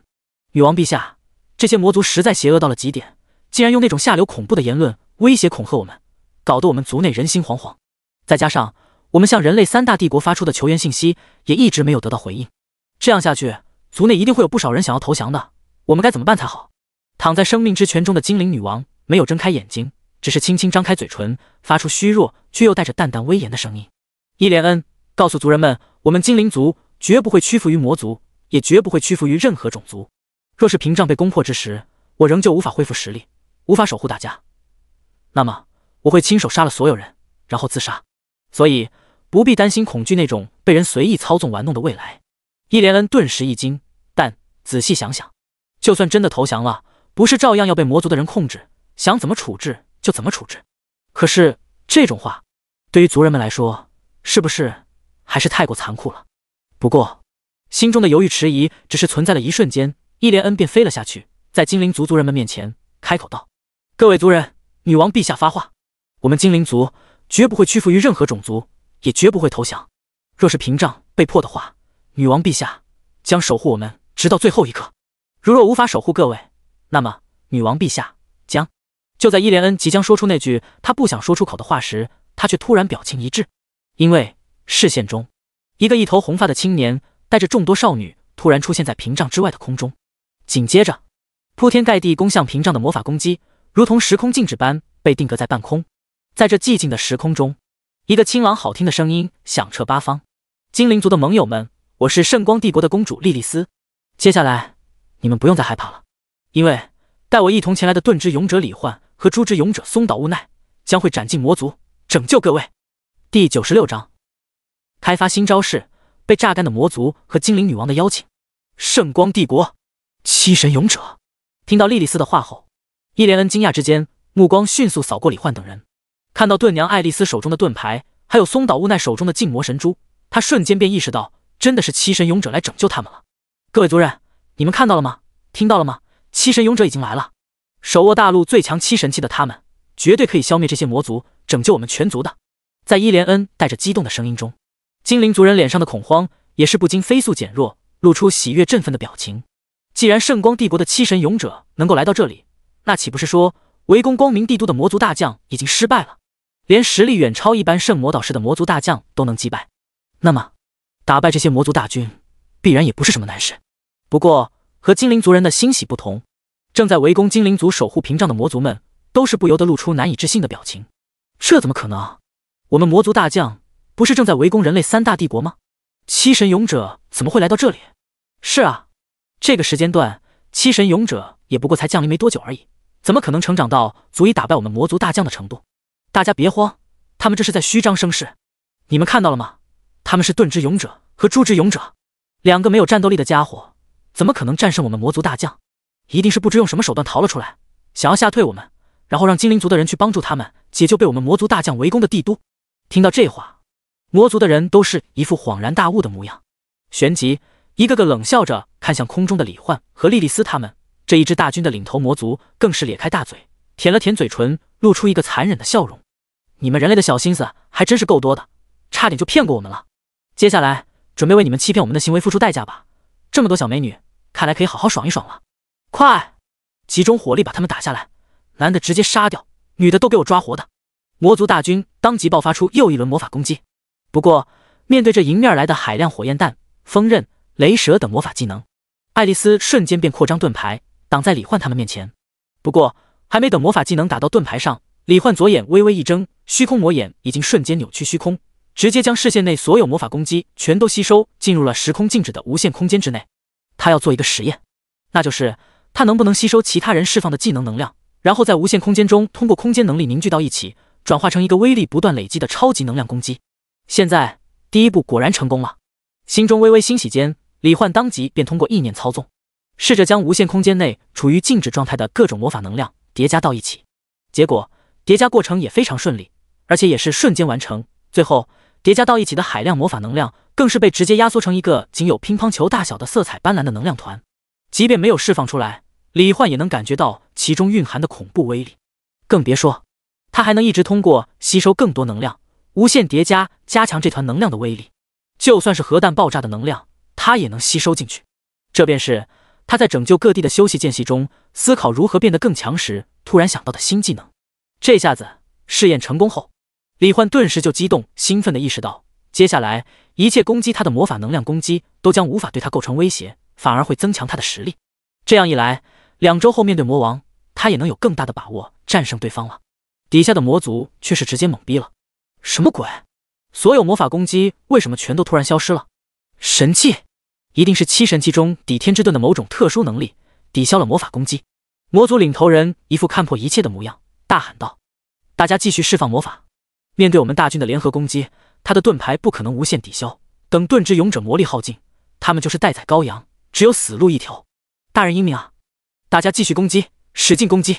等解决了盾之勇者，他身边的公主和美女还有精灵族的少女们都将会属于我们了。激情澎湃的叫喊声中，魔族大军疯狂地朝着李焕他们释放各种魔法，李焕都差点笑出来了，直接疯狂吸收着一波又一波魔法能量攻击，融合叠加到一起，直到无限空间中的能量球仅仅是存在本身就已经开始扭曲周围的空间了，李焕这才停手，换一个地方继续叠加。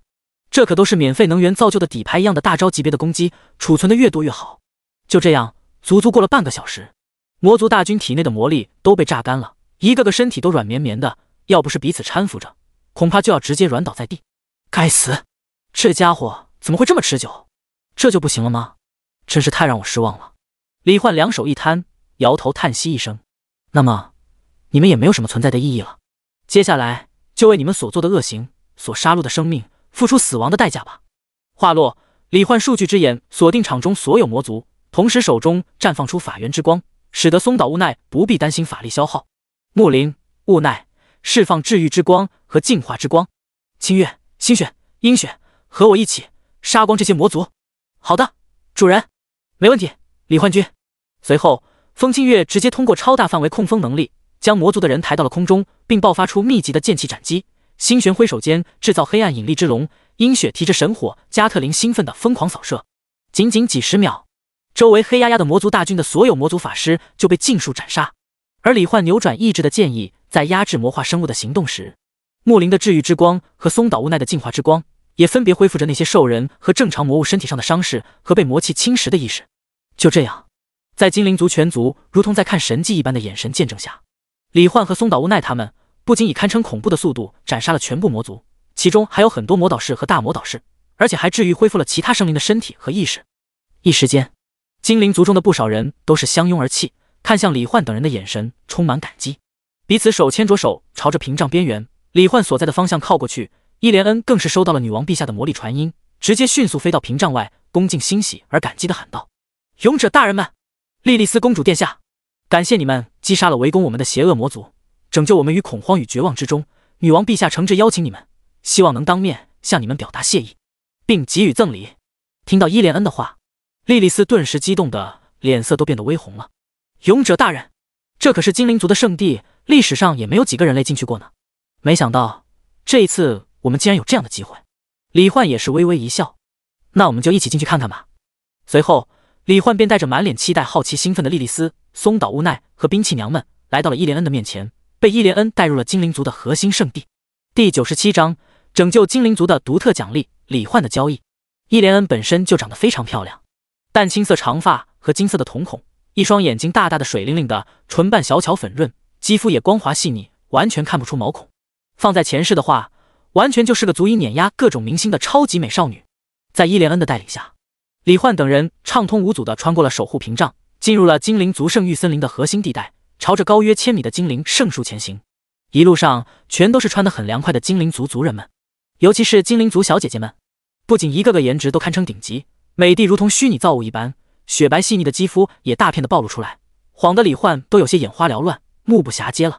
但李焕的兵器娘们也同样完美，所以他对于美少女的抵抗力和自身的钢铁意志都是非常强悍的，脸上也显得非常淡定从容。反而不少精灵少女却是脸红害羞的看着李焕，他们还是第一次见到比精灵还要好看帅气的人类青年呢，而且实力还那么强大，要是能和他在一起，估计以后都再也不用害怕魔族了。而精灵族的长辈们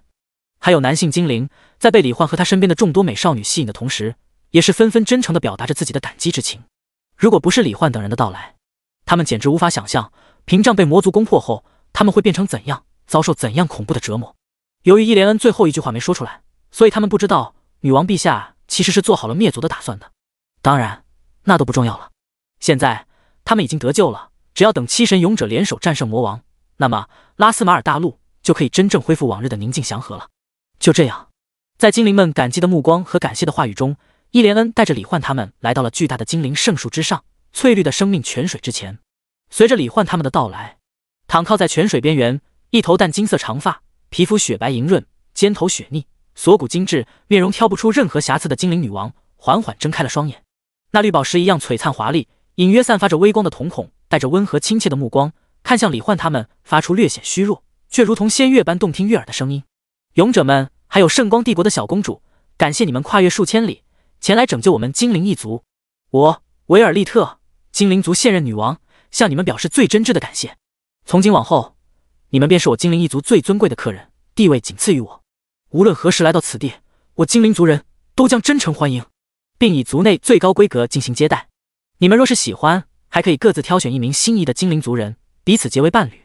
若是那样，你们的直系后代子嗣我都会视为精灵族人，可以随时自由出入此地，接受我和族中所有成员的呵护庇佑。除此之外，作为救下我精灵全族的谢礼，你们可以饮用我们精灵族历代守护的生命之泉的泉水，获得堪比精灵族人一般悠久的上万年寿命。不知你们意下如何？听到这话，李焕下意识看了眼精灵女王半露在泉水表面之外，雪白柔润的胸脯，还有被翠绿泉水包裹看不清楚的嫩白娇躯，顿时就有种热血涌动的感觉。好家伙，拯救了精灵族的奖励竟然是喝精灵女王沐浴过的泉水，光是想想就让人有种血脉喷张的昆动感觉。松岛无奈也是下意识地看向精灵女王，有点羞耻的微微脸红，心中暗想，这不就是喝洗澡水吗？虽然能延长寿命，但总觉得有点不适应，喝不下去啊。李焕君一定也是这样想的吧？这样想着，松岛无奈偏头看了李焕一眼，发现李焕的表情始终平淡如水，但是身体似乎在微微颤抖，拳头也微微握起，仿佛在努力压制着情绪。果然，李焕君虽然表面上很淡定，但是一想到要喝洗澡水，还是有些受不了。可是该怎么谢绝才好呢？不同于李焕和松岛无奈各自的想法，莉莉丝先是一愣，随即便简直开心到不敢相信。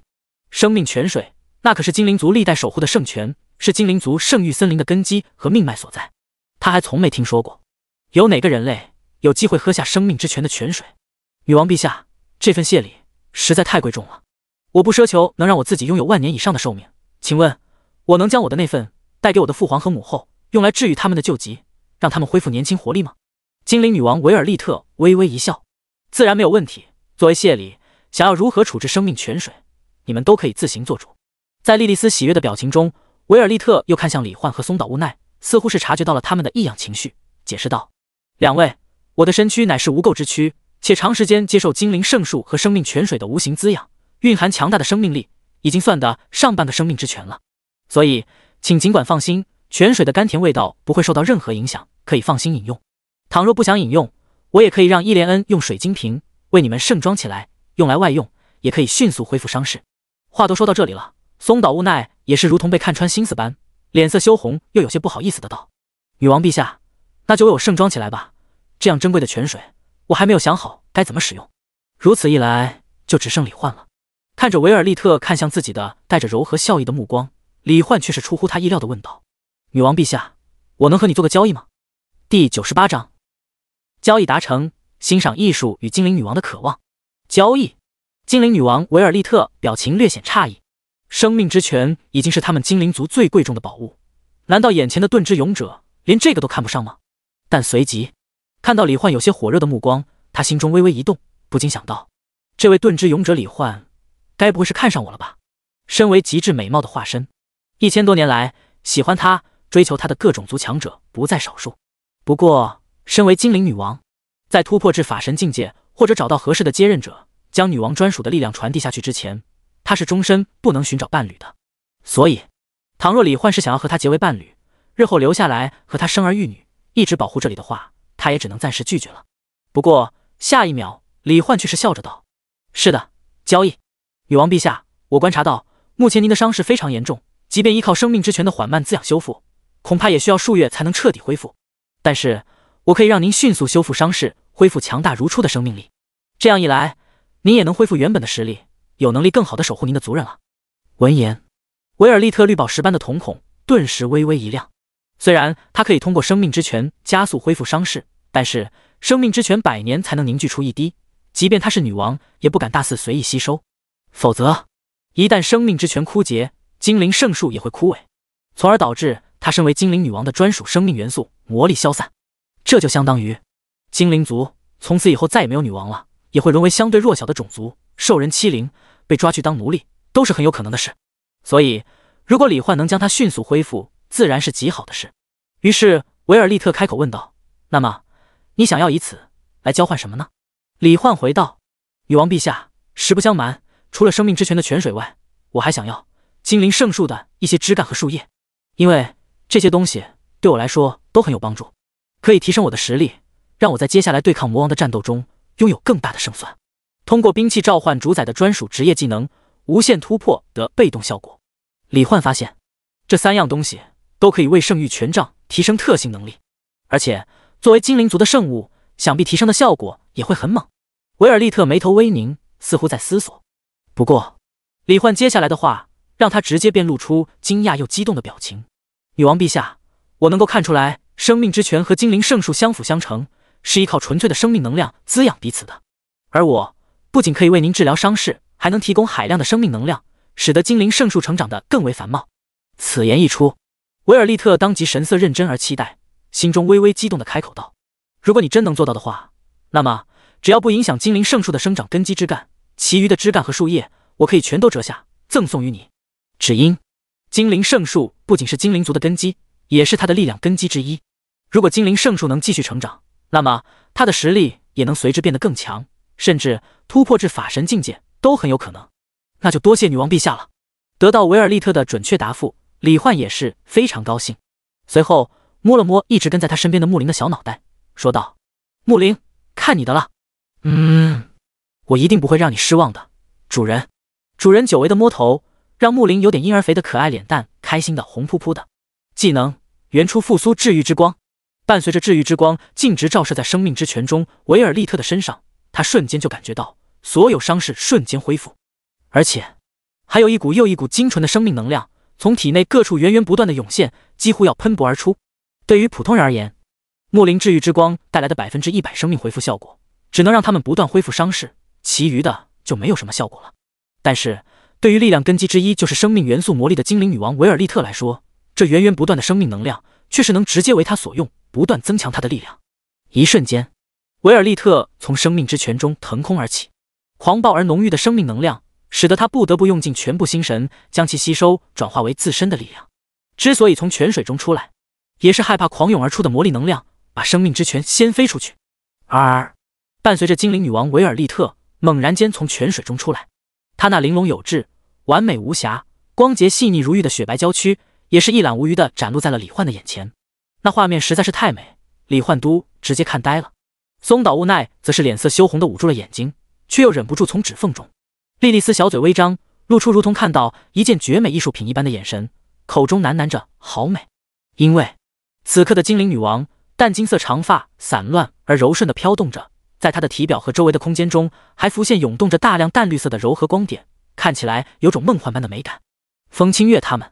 看到李焕看呆的模样，也是一个个脸色微红的若有所思，觉得晚上是不是应该和主人坦诚相待，更加亲密的接触，同时还下意识对比了一下自己的身材和精灵女王之间的差距。伊莲恩看到女王陛下不仅伤势恢复，而且体内散发出来的魔力波动正在不断变强，顿时就欣喜无比。不过随即他就意识到，女王陛下现在不着一缕，现场还有李焕这么一个男人呢。于是，伊莲恩当即飞到李焕面前，有些脸红慌乱地说道：“勇者大人，女王陛下没穿衣服，还请暂时先闭上眼睛，或者把目光转向别处。”啊，抱歉，没问题，我这就把眼睛闭上。李焕微笑着闭上了眼睛，但是左眼虚空魔眼的透视功能却是直接透过眼皮和伊莲恩继续欣赏精灵体艺术。技能效果60秒持续时间结束后，精灵女王维尔利特忍不住发出一声舒爽的低吟。被浓郁的生命能量洗礼了整整1分钟，她虽然没能全部吸收，但实力仍旧提升了不少，而且整个过程格外舒服。所以，随手接过伊莲恩递上来的衣服穿上后，维尔利特脸上带着淡淡红晕，眼中有些意犹未尽地看向李焕：“请问，这种光芒还能放射出来吗？如果可以的话，能再多照射我几次吗？”第99章法神境界与精灵女王的心意。精灵女王维尔利特的话，配上她那绝美脸上蕴含的渴望，让李焕差点都受不了了。虽然已经穿好衣服，但是李焕的透视忘了关了，所以强忍着流鼻血的冲动，李焕笑着回道：“没问题，女王陛下，如果您想的话，再照射几次治愈之光都可以的。”说完，李焕便让木灵继续释放技能，为维尔利特提供源源不断的生命能量。毕竟，如果精灵女王能变得更强，甚至达到法神境界，那么日后对抗法神境界的魔王，她绝对是个相当强力的帮手。于是，精灵女王就通过魔力浮在半空，如痴如醉地吸收着生命能量，不断提升着自己的实力。2000多年的修炼，再加上1000多年前继任精灵女王后，时时刻刻都受到精灵圣术和生命之泉的无形滋养，维尔利特距离法神境界其实早就相距不远。也正因如此，当初实力远胜普通圣魔导师的4大魔将才会一起联手围攻他。现在，在这磅礴不绝的能量下，维尔利特忘我的进行修炼，仅仅几分钟过去，他的身体就猛然间爆发出无数璀璨耀眼的淡绿色光芒。紧接着，在李焕、莉莉丝、松岛悟奈、伊莲恩等人惊奇的目光注视下，维尔利特的身体各部位如同被无形的力量分解一般，化作无数白色与淡绿色的光粒散溢开来。但就在松岛悟奈微微惊呼，以为精灵女王出事了的时候，下一秒，那些白色与淡绿色的光粒却又如同时光倒流般重新飞回维尔利特身体消失的部位，彼此组合凝聚间，重新构成了维尔利特的身体。看到这一幕，莉莉丝和伊莲恩都是震惊又喜悦，几乎是异口同声的道：“魔力元素重构身躯，这是踏入法神境界的标志。”随后，伊莲恩更是在欣喜激动之余，瞬间抬手用自身魔力撑开了一个魔力防护罩，避免发生什么意外。听到两人的话，李焕也有些惊奇而意外，没想到这才短短几分钟，精灵女王竟然就踏入法神境界了。于是李焕当即说道：“爱丽丝，注意警戒周围，我们也要保护好精灵女王，让她能顺利突破。”“好的，主人。”爱丽丝领命后便手持盾牌，认真的警戒观察着四周的情况。李焕自己也通过虚空魔眼制造了一个空间屏障。就这样，在重重保护下，精灵女王维尔利特用了半个小时左右的时间，将自己的身躯各个部位器官全都进行了元素重构。在这个过程中，由于身体的分解消散，维尔利特原本穿在身上的衣服再次脱落。李焕也是本着守护女王陛下的想法，认真仔细地观察着，防止有人突然出现在维尔利特身体周围的空间发动偷袭。不过，观察过程并没有持续太久。当元素重构完成后，维尔利特的身体便直接光元素化，凭借光速级别的行动速度，一瞬间便又穿好了衣服。随后身体恢复原貌，越发温柔亲切地微笑着看向李焕，说道：“李焕，多谢你的帮助，没想到才刚刚拯救了我们精灵全族的你，又帮助我突破到了法神境界，这样的恩情我已经不知道到底该怎么样才能报答你了。”说到这里，维尔利特脸上泛起淡淡的红晕。“李焕，你刚才看得很认真，对吧？我身为精灵女王，精灵族中纯洁而贞洁的象征，却被你完全看光了。虽然你并不是故意的，但是你却是除我父亲之外第一个见到我全部躯体的男性，再加上你似乎也很喜欢我的身体，又是七神勇者，拥有如此强大的力量，还是我们精灵全族的恩人，不如就和我结为伴侣，把我当作礼物，如何？我会真心待你的。”说到这儿，原本自始至终散发着淡淡威严气息的维尔利特，竟罕见地露出如普通少女般的羞涩姿态，眼中隐含着期待。说起来，维尔利特也的确算得上是少女，毕竟精灵族上万年寿命，2000多岁，也就相当于人类女性的20多岁而已。伊莲恩当即就惊了，心中狂呼：“女王陛下竟然主动提出要和盾之勇者李焕结为伴侣！”不过仔细想想，精灵族女性本就很看重自己的贞洁，更别说是身为精灵女王的维尔利特了。一般来说，精灵女性要是被精灵族以外的陌生男性看光了身子，恐怕直接就要杀了对方。但是李焕身份特殊，贵为七神勇者，再加上李焕的长相帅到爆炸，实力又这么强，还救了精灵族，帮女王突破法神境界，简直就是完美而强大的化身。这么一想，女王陛下想和盾之勇者李焕结为伴侣，不仅不是什么太过意外的事，甚至以李焕展现出来的能力，对于整个精灵族来说，似乎还能起到非常大的帮助，让整个精灵族发展得更快，变得更加强大。这样想着，伊莲恩心里那种排斥感也消失了，反而期待着李焕能够答应女王陛下，让一直孤身一人的女王陛下得到真爱。不过和伊莲恩的期待不同，松岛无奈一下子有些紧张地揪着裙角，目光看向李焕的身影，心里不知为何隐约期待着李焕能够拒绝对方。莉莉丝更是心里焦急不已，怎么会这样？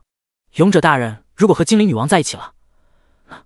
那我岂不是就没有机会了？明明都已经想好了和勇者大人的未来了的，快想想办法啊！莉莉丝不提其他人的想法，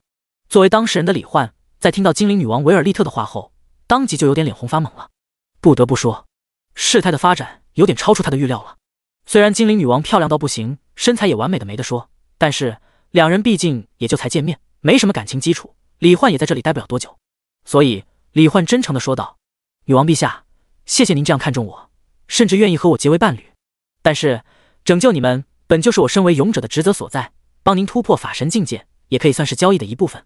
而且想必您也知道，我是异世界的来客，打败魔王后，我终究还是要回到原来的世界，甚至以后可能永远也无法回到这里了。所以哪怕您完美到我一眼就永远忘不了，我也发自内心的喜欢且欣赏您的美貌，但是为了您的未来能始终有人陪伴在身边，请恕我拒绝您的心意。我相信您一定能找到比我更合适的人的。听到李焕拒绝了，松岛无奈和莉莉丝顿时都是下意识松了一口气。然而令他们没想到的是，精灵女王维尔利特在听到李焕的话后，却是抬手之间爆发出一阵充斥天地的炫目的淡绿色光芒。紧接着，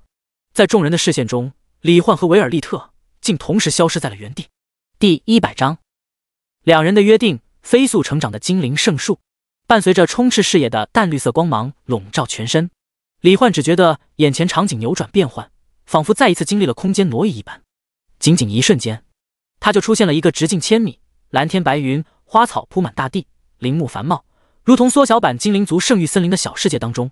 在李焕的对面，精灵女王维尔利特站在林间绿毯的细碎花海之上，阳光透过枝叶，在她身上洒下斑驳光影，看起来格外美丽动人。李焕，你知道吗？如果说刚才我只是为了感谢你，也为了让我精灵族能在你的能力下变得更好的话，那么现在在听了你真心实意的话后，我好像真的喜欢上你了。维尔利特一边轻声说着，一边脸色微红的缓步朝他靠近，来到了他的面前，然后轻轻抓起他的右手放在了自己的胸口。感受到了吗？我的心跳，2000多年来他还是第一次跳动的这样雀跃呢。被女王这样撩拨，李焕也是不禁有些害羞，同时还有种快要受不了了的感觉。维尔利特的衣服很薄，他能清晰地感受到那团柔软温嫩之下的心脏的跃动。不过这种情况下，谁还能专心感受心跳啊？李焕觉得自己没有像山治一样当场喷鼻血已经很厉害了。虽然精灵女王的诱惑非常大，但是身为有责任心的新时代龙国好青年，李焕还是认真回道：女王陛下，就算我真的愿意和你做伴侣，但我们之间并没有什么感情基础，更何况接下来我还要继续去拯救大陆其他地方，并为了打败魔王而努力变强。打败魔王后，我就又会回到原来的世界，所以哪怕真的和你在一起了，我也没什么时间陪你，甚至离开之后，我可能永远也无法再回来。这样的未来真的是您想要的吗？对此，维尔利特却是微微仰头，绿宝石般的眼睛带着越发炽热喜欢的目光看着他的面容，说道：李焕，你果然和那些男人都不一样。我自然知道你来自异世界，但是就算真的有不得不回去的理由，那么打败魔王之后，在这里待上一段时间应该也没问题吧？那样的话，只要能怀上你的孩子，哪怕你日后再也不回来了，我也不会孤单的。说到这里，维尔利特的脸色也是红得越发厉害了，然后又小声加了一句：况且身为精灵女王，我既然已经主动开口选择你作为我的伴侣，那么你就是我这一生唯一的爱人了。闻言，李焕顿时愣在原地，只觉得脸颊有些微微发热，都不太敢和维尔利特那炽热的目光对视，有种手足无措的感觉。战斗他擅长，但是处理这种事情，他是真的不擅长啊。虽然这简直就是免费的福利，但是如果真的和精灵女王结为伴侣，还留下孩子，然后他自己拍拍屁股走人，这种事情他是真的做不到。更何况都那样了的话，李焕就是一个父亲了。身为父亲，他绝不可能抛弃自己的妻子和孩子，再也不回来，哪怕维尔利特能够接受，他自己也不能接受。想到此处，李焕也是根据内心的想法，认真的说道：“女王陛下，这毕竟是关系终生的大事，我不可能轻易就做出决断，所以这件事还请给我一些时间考虑。也请您放心，我一定会认真考虑您的这份感情与心意的。”听到李焕的话，维尔利特眼中光芒闪动，直接踮起脚尖亲吻了一下李焕的嘴唇，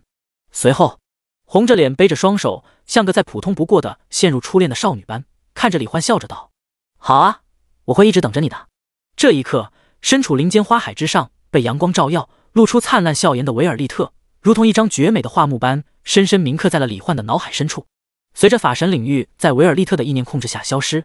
两人又重新回到了原来的位置，出现在众人面前。莉莉丝、松岛乌奈、伊莲恩和兵器娘们都很好奇刚才发生了什么。对此，李焕只是微笑着道：“没什么，刚才女王陛下只是拉我进入法神领域，和我商量着一些关于未来的重要事情。”虽然李焕没有明说，但是他和精灵女王看起来似乎还并没有在一起。莉莉丝也是略微放下心来，心中暗暗想着，接下来一定要抓紧和勇者大人在一起的机会，加深彼此的感情。随口解释了一下后，李焕说道：“女王陛下，接下来我们的交易继续吧。”没问题。维尔利特微笑间轻轻点了点头。于是李焕便让木林发动圣域权杖的特性能力之一的度命 LV100，将圣域权杖内蕴含的无限生命能量注入精灵圣树之中。下一秒，伴随着木林将圣域权杖抵在精灵圣树的主枝干上，输入无穷无尽般的绿色生命能量。本就堪比摩天大楼的精灵圣树，在伊莲恩、维尔利特还有莉莉丝等人惊讶无比的目光中，竟然以肉眼可见的速度不断生长起来。它的主树干变得越来越粗壮，树上的枝杈变得越来越多，树叶也越来越繁茂，就连生命之泉都在精灵圣树对生命能量的特殊转化下，以一种缓慢却坚定的速度，持续不断地变得更加庞大。守护屏障内的精灵族人看到这一幕之后，都是震撼无比的愣在原地，随即就是狂喜。虽然不知道到底发生了什么，但作为精灵族的根基，精灵圣树生长得越大，对他们自然也就好处越多。就这样，度命能力持续输出了将近10分钟，精灵圣树已经从原来的近1000米高生长到了近5000米高，直接达到了云层所在之处，使得李焕他们周围都被白云环绕，看起来犹如仙境一般。这个时候，似乎是由于精灵圣树太大了，木林的度命能力已经无法对精灵圣树起到明显的增长，所以李焕便先叫停了木林。毕竟他不能一直待在这里，他还要尽快去拯救其他地方。看到暴涨到5000米高的精灵圣树，感受到体内再次暴涨的力量，维尔利特小嘴微张，难掩自身的震惊，喃喃道：“这实在是太过惊人了。李焕，没想到你竟然能让我们精灵族的圣树在如此短暂的时间里成长到这种程度。你不是想要生命之泉，还有精灵圣树的枝干和树叶吗？我现在就为你取来。”随后凭借光速行动力，仅仅一瞬间，维尔利特就收集了海量枝干和树叶，在粗壮无比，已经堪比一座大型罗马决斗场一样浩大宽广的主枝干上堆成了一座小山。李焕，这些全都是给你的，你尽管使用便是。还有生命之泉，你直接取走2/3也没问题。维尔利特脸上带着因欣喜而产生的红晕，大方无比的说道。李焕没有客气，笑着道：“那就多谢女王陛下了。”随后，李焕从木林手中接过圣域权杖，激动地看着眼前这小山包一样的精灵圣树枝干和树叶，如此数量的升级特性的材料，也不知道能让圣域权杖的3大特性提升多少级。第102章特性超强化，精灵圣树完全体。通过被动技能无限突破，李焕只要将兵器靠近对应突破升级材料，就能通过意念直接控制兵器对周围的材料进行吞噬吸收。于是，在众人惊奇的目光中，李焕手中的圣域权杖就如同吸尘器一样，将眼前那堆积如山的精灵圣树枝干和树叶不断吸收进入权杖之中。叮！你的兵器圣域权杖已吸收精灵圣树枝干1、精灵圣树叶片时，特性自愈、生命吸收、度命等级提升。叮！你的。在吸收的过程中，美妙的提示音不断响起。李焕能看到圣域权杖的信息面板中3大特性的等级都在飞速提升着。185、260、312、361。一开始提升的速度非常快，但随着等级的升高，升级的速度也越来越慢。最后，当吸收完所有枝干和树叶，圣域权杖的3大特性已经全部提升到了 LV520。李焕欣喜不已，只能说不愧是精灵族的圣树，堪称这个世界的顶级材料，竟然直接提升了这么多等级。结果刚一吸收完这些，精灵女王维尔利特就走过来牵起李焕的手，带着他来到扩大了很多，如同一个小池塘一样的生命之泉旁，笑意盈盈地说道：“还有生命之泉呢，李焕，只要能帮你提升实力，你尽管吸收就好了。我来帮你看着，到达最低限度的时候，我会提醒你的。”维尔利特的手光滑柔嫩，带着温热，李焕不由得有点心神荡漾，轻嗯一声：“好，那就麻烦您了，女王陛下。”随后，李焕便蹲下身子，将圣域权杖深入泉水之中进行吸收。维尔利特也陪着李焕一起蹲下，看起来就像是一对情侣蹲在池塘边幽会一样。看到这一幕，莉莉丝心里顿时就有点气呼呼的感觉，还有一种急切的危机感。啊！精灵女王陛下竟然和勇者大人牵手了，明明连我都还没有这样做过呢。不行不行，等离开这里之后，我一定要主动出击，努力成为勇者大人的正宫。生命之泉作为生命能量经过特殊转化而来的圣泉，提升圣域权杖特性的能力比精灵圣树的枝干和叶片更加强悍。再加上维尔利特很明显已经把李焕当成了自己的爱人，恨不得把所有好东西都给他，所以李焕也是直接吸了个爽。不过就在圣域权杖的3大特性全都提升到1000级的时候，仿佛达到了某种瓶颈。接下来虽然能继续通过吸收提升，但是速度太过缓慢，而且生命之泉也不多了。此刻和木林好感度已经达到8级，同步了800级的3大特性的李焕，能清晰地感受到自己现在意念一动，就能将周身8公里之内的一切生命体内的生命力隔空吸收到自己体内，反过来也能隔空传输生命力。这种能力简直堪称恐怖，也让李焕欣喜激动之间觉得打败魔王的把握更大了。所以李焕便停下了吸收，让木林再次发动渡命能力注入精灵圣树的主枝干中。这一次渡命的效率强化了10倍不止，强烈无比的生命能量再次疯狂涌入，直接让已经高达5000米的精灵圣树再次发生急速成长。所有被折下的枝干重新生长了出来，甚至更加繁茂，生命之泉也再次涌现出来，面积不断扩大。最后精灵圣树在成长到1万米高，树干中心生命之泉也已经如同一个小湖泊一样的时候，终于停止了成长，似乎这就是它的成长极限了。而这个时候，透过树叶间的空隙，李焕等人甚至已经能隐约间看到遥远的宇宙星空了。精灵圣树的叶片更是全都散发着莹莹绿光，枝干上还生长延伸出无数藤蔓垂落下去，轻轻舞动间挥洒出光雨一样的淡绿色光粒飘落至下方，使得所有精灵族人还有那些花草树木林间小兽不仅生命力变得更加强盛，身体恢复力更强，就连对魔力的感知修炼速度都有所提升。女王陛下，这不就是传说中我们精灵族圣树的最终形态吗？天哪，没想到我竟然能在有生之年亲眼见证到只存在于传说中的场景。伊莲恩在空中飞舞，穿梭在精灵圣树枝干之间，发出激动而喜悦的声音，看起来开心无比。完全体形态下的精灵圣树已经不仅仅是对精灵女王一个人产生增幅联系了，而是可以不断提升精灵族全族的寿命、身体强度、魔法修炼速度等各项能力。长此以往下去，恐怕精灵族能一跃成为拉斯马尔大陆的最强种族。维尔利特同样相差不多，甚至比伊莲恩更开心，因为此刻的他体内魔力的总量比他刚突破法神境界时增幅了近20倍。他甚至都怀疑现在的自己是不是已经有能力足以单挑魔王了。同时震撼、惊喜、激动、甜蜜、骄傲种种情绪也是从精灵女王维尔利特心中接连涌现出来。他满眼爱意地看着李焕的侧脸，这就是他选中的男人，他这一生认定的爱人。在这短短的几10分钟时间内，直接就让精灵圣树成长到了原本需要数十上百万年乃至更久才能成长到的完全梯形态。而且在精灵圣树遍布地下的根系滋养之下，原本被烧毁的广袤森林，那些焦黑干枯的破败树干也是一个个如同重获新生了一般，以一种肉眼可见的速度长出新的主干、树皮、枝杈、叶片。地面之下的花草根部和种子也急速发芽生长，突破黑炭一样的大地泥土争相绽放。放眼望去，周围整个世界都仿佛一下子被注入了强大的生命活力。几分钟内就变成了生机勃勃、花草铺满大地、林木茂盛的模样，和维尔利特的法神领域极为相似。这就是圣域森林原本的面貌吗？真的是比我想象中还要漂亮。看着这如同动漫场景般梦幻的场景，李焕由衷的感慨一声，只觉得心情都舒畅了很多。听到李焕的夸赞，维尔利特很是开心愉悦，踮脚在他耳边轻声道：“和我在一起的话，你每天都能看到这样的风景，还有我的一切哦。”那带着淡淡诱惑的略显羞涩的声音，还有扑打在李焕耳朵上的湿润温热的气息，让他脸色微红之间险些承受不住，心中直呼：这精灵女王未免也太会了吧！要是和她在一起的话，不知道会有多舒服。不过正事要紧，既然现在拯救了精灵族，也成功提升了圣域权杖的特性，李焕便打算离开了。离开之前，维尔利特送给了李焕他们每人10瓶生命之泉，都是拳头大小的水晶瓶，1瓶就能让人百病尽消，身体恢复年轻健康的强大生命活力，同时获得上万年的寿命。这可把莉莉丝高兴的不行，激动的向维尔利特道以真挚无比的感谢，连带着先前看到维尔利特牵手李焕的淡淡不忿也一扫而空。松岛无奈身上没什么位置，拿不下，于是寻求李焕的帮助，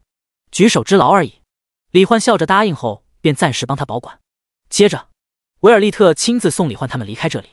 没想到出了屏障后，之前被李焕和松岛无奈他们拯救的几万名兽人，竟然正齐齐聚在一起，似乎在等待着他。第103章拯救兽人族，夜幕中的盛会。李焕他们刚一出来，一名看似是这些兽人首领的狮头人身，浑身肌肉的狮头人当即便带着身后的兽人们集体单膝跪地。随后，狮头人高声呼喊道：“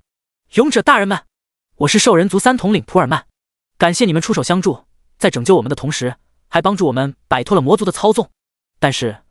如今我们兽人山脉中还有大量兽人同胞们被魔族控制，所以我想恳求您等随我们一同前去拯救他们。作为回报，山脉内的各种魔物素材、珍稀矿石，我们所拥有的一切都可以赠送给您等。”闻言，李焕当即义正言辞地回道：“各位请放心，我身为7神勇者中的盾之勇者，本就为拯救大陆众生而来，所以你们的兄弟姐妹和同胞们也尽管交给我们来拯救吧。”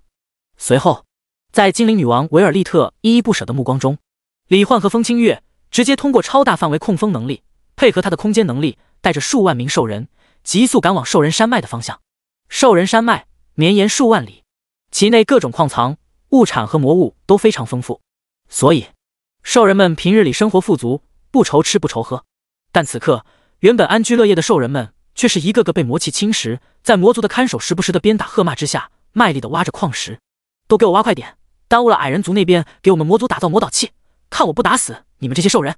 我看12小时2班倒还是不行，干脆加到16个小时，还有饭菜，随便糊弄糊弄，只要让他们饿不死就行了。听到魔族的对话，看到那些泔水一样的饭菜，李焕的眼神也是不禁冷了下来。这些魔族竟然邪恶到了这种程度，在用12小时2班倒的工作制度残忍剥削压榨着这些可怜兽人的同时，就连提供的食物也全都是些垃圾一样的饭菜。现在都给我去死吧！身为正义的龙国热血青年，看到魔族竟然如此对待兽人们，李焕当即神色冰冷地挥动手中长剑，爆发出无限剑气。其余兵器娘们也是各自配合着李焕发动攻击。在他和兵器娘们强悍无比的实力下，兽人山脉中的魔族都是直接成片成片的被瞬间秒杀。松岛无奈的净化之光也是使得越来越多的兽人全都恢复了神智。不过，由于兽人山脉地形复杂，还有很多山体矿洞、地下矿洞，所以哪怕李焕他们的斩魔效率快到不行，但是找到所有兽人并解救他们，还是花费了几个小时的时间。等到彻底拯救了整座山脉中的所有兽人，天色已经黑了下来。在兽人们的盛情邀请之下，李焕和莉莉丝他们便打算今晚留宿在这里。而且好不容易来一趟异世界，李焕自己也想体验一下各种族的日常生活都是怎样的。见到李焕他们留下来，兽人族全族都是开心无比，纷纷献上各自珍藏的调料，然后点燃起一团团巨大的篝火，为李焕他们烤着各种蔬菜瓜果以及各种高级魔物的肉，还有从人类手里换来的巨大铁锅也架在篝火之上，炖起了鲜美的蔬果肉汤。勇者大人，谢谢你救了我们大家，这是我最喜欢的玩具，送给你。勇者大人，你真的好厉害啊！我听爸爸妈妈他们说，你的实力比我们族中最强的人还要强好多好多。请问你有女朋友吗？我的梦想就是嫁给像你这么厉害的人。就在李焕受到兽人族3统领狮头人普尔曼的邀请，坐在一个最大的篝火旁时，两个可爱的兽耳娘跑了过来。一个淡褐色短发，长着小巧鹿角和鹿耳，穿着可爱小裙子的兽耳娘，要给她送礼。礼物是一个灰白色的可爱兔兔玩偶，看样子应该是从人类那里换过来的。另外一个长着一对银白色毛茸茸的狼耳，拥有一头银白色长发、蓝色瞳孔的兽耳娘，则是满眼小星星和小爱心的看着他，想要嫁给他这样的强者。对于兽人族中会有兽耳娘，李焕并不奇怪，因为从莉莉丝口中他得知了，虽然正常兽人族都是兽首人身或者外形更偏野兽，但是人类中有喜欢这种类型的，兽人中也有喜欢人类的，两者彼此通婚后生下的孩子就是亚人，外形更偏向人类。李焕笑着接过鹿角女孩的兔兔玩偶，谢谢你的礼物，我很喜欢。不过既然是你喜欢的东西，那我也不能白拿，就也送你一个吧。说着，李焕如同变魔术般抬手一招，手里就凭空出现一个更大更好看的雪白的兔兔玩偶，送给了鹿角小女孩，使得她开心的蹦蹦跳跳的，接连不断的说着谢谢勇者大人。面对想要嫁给他的银发狼耳小女孩，李焕则是摸了摸她的小脑袋，在她脸红红的微眯着大眼睛，一脸享受的表情中，略显无奈的哭笑不得的说道：你太小了，还没到结婚的年龄呢，而且我是勇者，这个世界的过客，在拯救世界之后就会离开这里，所以你应该去找一个能给你幸福陪伴你一生的人，知道吗？银发狼耳小女孩似懂非懂，可是勇者大人这么厉害，万一我找不到比你更强的人怎么办啊？放心吧，总会有比我强的人出现的。既然勇者大人都这么说了，银发狼耳小女孩也是信以为真，不再缠着李焕要嫁给他了。而两个兽耳娘只是个开始，毕竟想要感谢李焕他们的人实在是太多了。李焕、松岛雾奈、莉莉丝、兵器娘们被兽人和亚人围绕着，送来各种礼物，还有自称用了独门秘方的各种烧烤，其实也就是加了些咸盐、孜然和辣椒面，不过吃起来倒是确实非常好吃，肉质鲜嫩，咬一口嘴里都爆汁的那种，香的不行。李焕也是直接让父母也出来，一起品尝烤肉，一边欣赏着兽人们为他们准备的各种节目，比如围着篝火欢快的跳舞、歌唱，赞美李焕他们的到来和功绩。一派欢快愉悦热烈的氛围中，兽人们非但没有停下来的意思，反而越来越嗨，看样子是太高兴了，所以打算来个不眠之夜，彻夜狂欢。眼见李焕他们都吃好了，狮头人普尔曼凑了过来，恭敬无比的说道：李焕大人，你们的住处已经准备好了，都是我们这里最好的房子，还有先前承诺的谢礼，我也都让人集中到了一起。不知您是想先休息，明天去拿，还是现在过去？闻言，李焕毫不犹豫地说道：就现在吧，明天我们还要尽快去矮人族的地下王国，那里的人想必也和之前的你们一样，正在遭受着苦难，等待着我们过去。没问题，我这就带您过去。听出李焕话语中的认真与迫切，普尔曼对于他也是越发尊敬了，当即带着李焕前往兽人族珍藏的各种珍稀矿物和魔物素材所在地。第104章，兵器娘们的喜好与李焕的赠礼。在普尔曼的带领下，李焕和莉莉丝他们来到了一个巨大的山洞之内。刚一进去，莉莉丝就被眼前堆放的大量形形色色、闪闪发光的矿石、金块、银块，还有各种魔物的魔核、皮毛、骨架等素材给深深的惊讶到了。这是元素魔力石，而且12系都有，还有比人头还大的魔物魔核，成堆的亚龙级魔物龙骨，天外神石，竟然连天外神石都有。莉莉丝看到这么多好东西，忍不住微微惊呼着，兴奋的到处看来看去。这里的很多东西，她以前都只是从查尔斯口中听说过，没想到这次竟然能一下子见到这么多。李焕和松岛无奈虽然同样惊奇，但是不像莉莉丝那么了解这些东西的价值，所以只是觉得这里的很多东西挺新奇的。倒是彩星看到这么多闪闪发亮的东西，他顿时就兴奋地跳到一堆金银、矿石、水晶构成的小山堆之上，开心地跑来跑去，一会儿抓起这个看看，一会儿又抓起那个，时不时还对着李焕开心地呼喊道：主人你看，这个石头好漂亮啊，还有这个水晶里面有好多光点啊，看起来和极光日月宫好像，要是主人房间的天花板和墙上都镶嵌上这些水晶的话，一定会特别好看的，而且晚上都不用开灯了。风清月他们面对这些东西时，虽然没有彩星那么兴奋，不过也是目光看向了一些自己喜欢的东西，看起来有些异动的模样。感受到兵器娘们的目光，还有内心的淡淡渴望，李焕笑着道：清月、彩星、木灵、星璇、爱丽丝、樱雪，你们喜欢什么都尽管去拿就好了，一直以来都没送过你们什么礼物，正好这里这么多东西，我也看看你们都想要什么，以后我会给你们送更多礼物的。听到李焕的话，兵器娘们都是露出开心而喜悦的表情，异口同声道：谢谢主人。看着他们开心的去各自挑选心仪的物品，李焕也不禁笑容更甚。接着，他自己也通过被动技能无限突破看到的信息，将能够提升自己6大神兵的材料和物品全都吸收进了虚空魔眼之中，并进行分类存放。莉莉丝也挑选了一些自己很喜欢的东西，装进了自己的空间时打造的戒指中。松岛无奈却没有拿走什么东西，只是默默走动间拿起了一些对他来说很新奇、比较感兴趣的东西，仔细看了看之后，便又放回了原处，感觉就像是在参观博物馆一样。没过多久，逛了一圈后，李焕已经把所有对自己有用的矿石、魔物素材等物品全都装进了无限空间。这时，兵器娘们也都选好了各自喜欢的东西。风清月拿的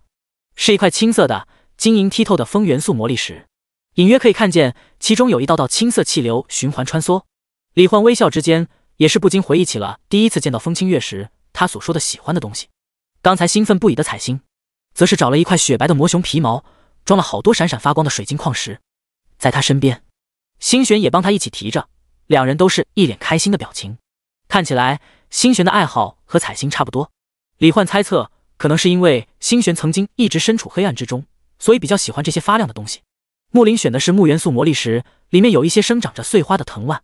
李焕记得木林似乎是喜欢花草，因为曾经第一次去往别墅的时候，他就直接去了花园。现在看来，的确如此。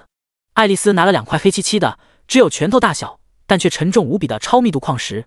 一手一个做着推举的动作，似乎是喜欢撸铁锻炼。殷雪则是在李焕惊讶的目光中，拖着一具巨大的魔物骨架来到了他面前。主人，请先帮我把这个收起来吧，以后闲得没事的时候，用我的加特林把这个大骨架打成粉碎，一定会很解压的。看着殷雪脸上泛起的兴奋红晕，李焕哭笑不得。看来殷雪单纯就是喜欢破坏东西。通过兵器娘们各自挑选的东西，李焕也是更深入的了解了他们的喜好。默默记在心里的同时，决定以后时不时就会从系统商城里买一些类似的东西，作为礼物送给他们。随后，李焕和松岛无奈、莉莉丝他们在普尔曼的带领下来到了住处。这是一片华美的住宅区，遍布着很多装饰的非常华丽的木屋楼阁，里面的各种家具也一应俱全。据普尔曼说，这是他们兽人族请人类工匠精心打造的房子，就是为了迎接像他们这样的尊贵客人。于是，在李焕随便挑选了一个木屋后，松岛无奈和莉莉丝都是各自选了一个临近李焕的房子。随后，莉莉丝笑意盈盈地说道：“勇者大人，今天拯救了那么多人，真是辛苦你了。还有无奈小姐，也多亏了你的净化之力，所有被魔气侵蚀的人才得以恢复。我为能和你们并肩而行，一起拯救世界而感到非常开心骄傲。接下来大家都早点休息吧。晚安，勇者大人。晚安，无奈小姐。晚安，莉莉丝。晚安，莉莉丝殿下。”莉莉丝真心实意地夸奖着两人，然后和李焕与松岛无奈互道晚安后，便回到了自己的房间。经过今天一整天的配合相处，松岛无奈已经没有一开始那么害羞了，而是认真地看着李焕，说道：“李焕君，虽然我明白了自己的重要性，但我也知道，没有你的话，我不可能拯救那么多人的，所以真的很感谢你。”李焕笑着道：“无奈，你太客气了，我们都是勇者，又都是异世界来客，互帮互助也是应该的。而且我看你刚才什么东西都没有拿，这个兽人族小姑娘送来的玩偶，就当做我们一起并肩战斗、拯救世界的友谊赠礼，送给你吧。”说着，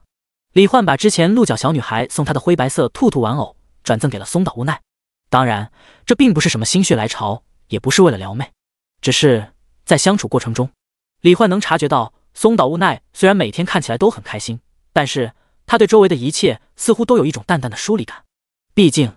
不同于他有兵器娘们和父母的陪伴，松岛无奈一个人被召唤到这个完全陌生的世界上，想必一定很孤独。所以有了玩偶陪伴后，想必他应该也能在接下来的日子里过得更幸福一些，不再那么孤单。有些惊喜意外的接过兔兔玩偶后，松岛无奈脸上是难掩的开心，抱着兔兔玩偶，红着脸鞠躬90度向李焕道谢：“谢谢你，李焕君，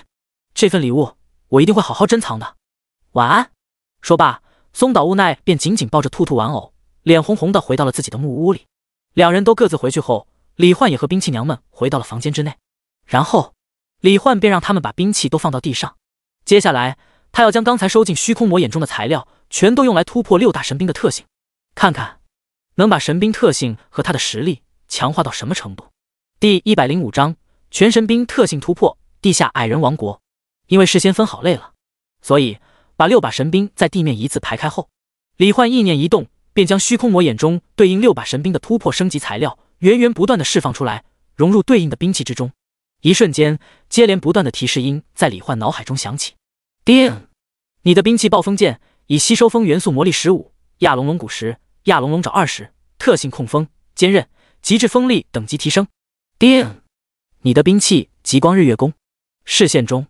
除了圣域权杖，另外5把神兵等级突破提升的速度都相当快。在李焕一心六用的操作下，短短几分钟，虚空魔眼中的材料就消耗一空，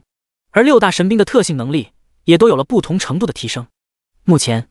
神兵的特性等级和兵器娘们对李焕的好感度如下：暴风剑坚韧 LV700，控风 LV800，极致锋利 LV850，风清月好感度满级10级，同步100%特性能力以及风清月的专属技能。极光日月弓坚硬 LV600，光能吸收 LV600，控温 LV800，彩星好感度9级。圣域权杖自愈 LV1012，生命吸收 LV1000，度命 LV1000，木灵好感度8级。引力法典吞噬 LV240，引力操纵 LV320，引力空间 LV240，星旋好感度6级。抵天之盾反弹 LV300，超硬度 LV400，变形 LV200，爱丽丝好感度6级。神火加特林绝对命中 LV100，火焰抗性 LV400，穿透撕裂 LV200，鹰血好感度5级。由于材料并非特别顶级，所以其他兵器的提升幅度并没有像圣域权杖那么夸张。但即便如此，李焕也能清晰感受到，此刻的自己实力又暴涨了几十倍。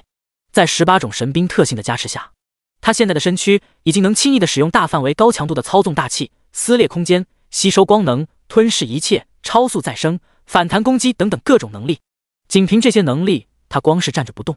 如果圣魔导士之下的魔法师攻击他，恐怕非但伤害不到他，还会被他给反弹致死。要是在原来的世界，李焕觉得自己应该已经能肉身硬抗核武爆炸了。突破升级完毕后，兵器娘们感受到变强的力量，也都开心愉悦之间，好感度不断提升。随后就是熟悉的睡觉觉环节，只不过这一次似乎是受到了白天精灵女王的启发。风清月缓缓解除了全身装备，雪白的手臂挡在关键部位，有些羞涩的轻声问道：主人，你喜欢我这样吗？李焕直接看呆了，说不喜欢那绝对是假的，不过这样一起睡觉觉总觉得有点羞耻啊。但是风清月可不管那么多，感受到李焕心里的喜欢后，他直接就溜进了被窝，只露出一个小脑袋，一脸期待地看着李焕。其他兵器娘见了也有样学样，要和主人更加亲密。于是看着6个盖着被子都是一副让他快进被窝表情的兵器娘们，李焕也是盛情难却，罕见的在面对兵器娘们时脸红的进入了被窝。一夜过去，李焕神清气爽的起床，告别了普尔曼他们后，在兽人们崇敬的瞩目之下，李焕带着莉莉丝和松岛乌奈前往矮人地下王国所在地。传闻中，矮人族地下王国最初只是一个空间并不是很大的天然地下溶洞，但是在矮人族的历代居民通过金魔法和土魔法不断扩展之下，原本仅有一座普通城镇大小的地下空间，如今已经发展成了一个广袤浩瀚的地下世界，面积之广大，据说超过3大人类帝国的国土面积之和。而进入矮人族地下王国的入口也有很多，毕竟矮人族打造的武器装备和魔导器都是质量上乘的好东西，说是供不应求也不为过。所以很多种族都和矮人族有贸易往来，也知道一些入口所在地。身为圣光帝国的公主，莉莉丝自然也知道几个，于是直接对照着查尔斯的大陆全貌地图，带着李焕赶去了最近的一个入口。这个入口是一片普通山林之中，位于一株粗壮树木底部，只有1.3米高度的树洞。据莉莉丝说，这就是矮人族成年人的人均身高。不过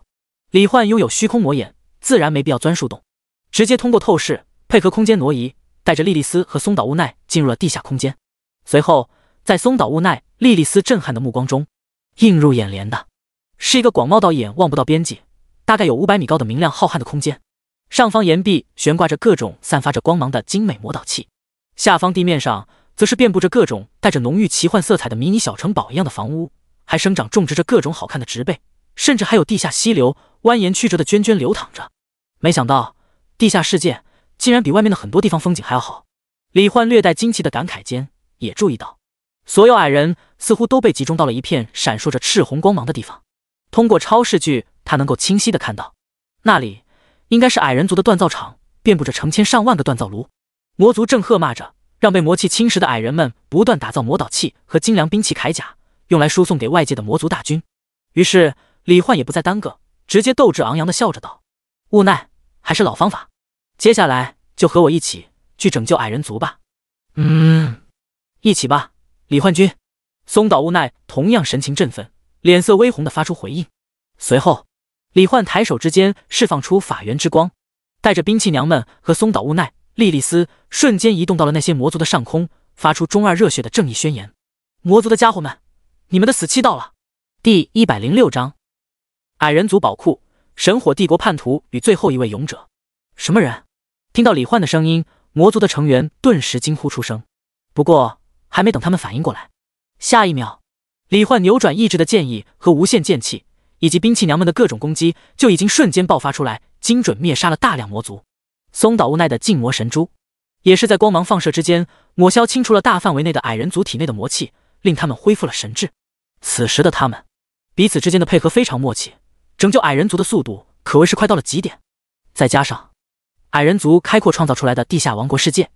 虽然面积浩瀚，但是地势并不复杂，在封存了光元素魔力和各种发光晶石的魔导器具的照亮下，视野也非常的好。所以仅仅用了3个小时左右，李焕和松岛无奈等人就清扫了整个地下世界的魔族，令所有矮人族居民恢复原状。随后，在李焕等人略显诧异的目光中，一个头戴王冠、穿着灰金色法袍、白发白胡子、脸上带着很多皱纹的矮人老者，通过半元素化能力，从他们附近一根支撑上下岩壁的金石巨柱中浮现出来。莉莉丝当即便说道：“勇者大人，这应该就是现任矮人王、金土双系圣魔导士洛克菲斯陛下。”矮人老者笑着微微点头，发出苍老慈祥的声音：“不错，各位勇者，我便是现任矮人王洛克菲斯。在此，我代表全体矮人族成员，真诚的感谢你们，拯救了我们矮人一族的所有人。”李焕笑着道：“洛克菲斯陛下不必客气，我们都不愿意看到世界被魔族破坏，各种族被魔族控制奴役的惨状，更何况身为勇者获得了神器的力量，拯救各位也是我们所应该做的事情。”说完，李焕又简单介绍了一下自己和松岛无奈以及莉莉丝。洛克菲斯亲切地笑着和众人打过招呼后说道：“各位勇者，作为回报，也为了能帮到你们，接下来还请随我一起到我们矮人族的宝库和锻造厂，如果有什么喜欢和需要的，都尽管拿去便是，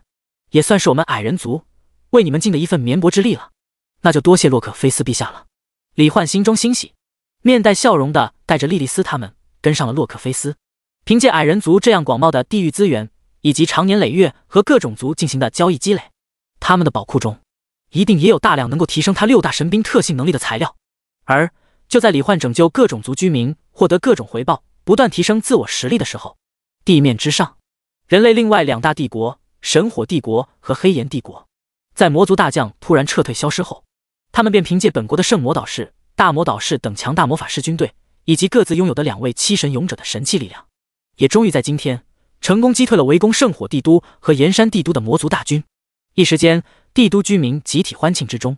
神火帝国的剑之勇者和弓之勇者，黑岩帝国的枪之勇者和杖之勇者，都是被各自所在帝都的居民们称赞颂扬。勇者大人们，你们的恩情我们会永远记在心里的。一个人类老者呼喊着：“感谢勇者大人们救了我，我要做勇者大人的狗。”一个似乎有受虐倾向的狗头人表情兴奋地吐着舌头：“啊，勇者大人们好帅啊，好想和勇者大人谈一场甜甜的恋爱。”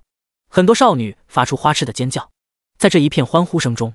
，4位男性勇者也都表现得平易近人，在回往皇城宫殿的路上，满脸阳光的笑容，亲切地和居民们打着招呼。不过回到宫殿后，2个帝都中的4位勇者却是表现出了截然不同的面貌。其中，黑岩帝国的岩山帝都宫殿内，枪之勇者和杖之勇者刚一回到其中，在接受了陛下、官员和魔法师将领们的称赞表彰后，自称来自大夏国的枪之勇者赵云，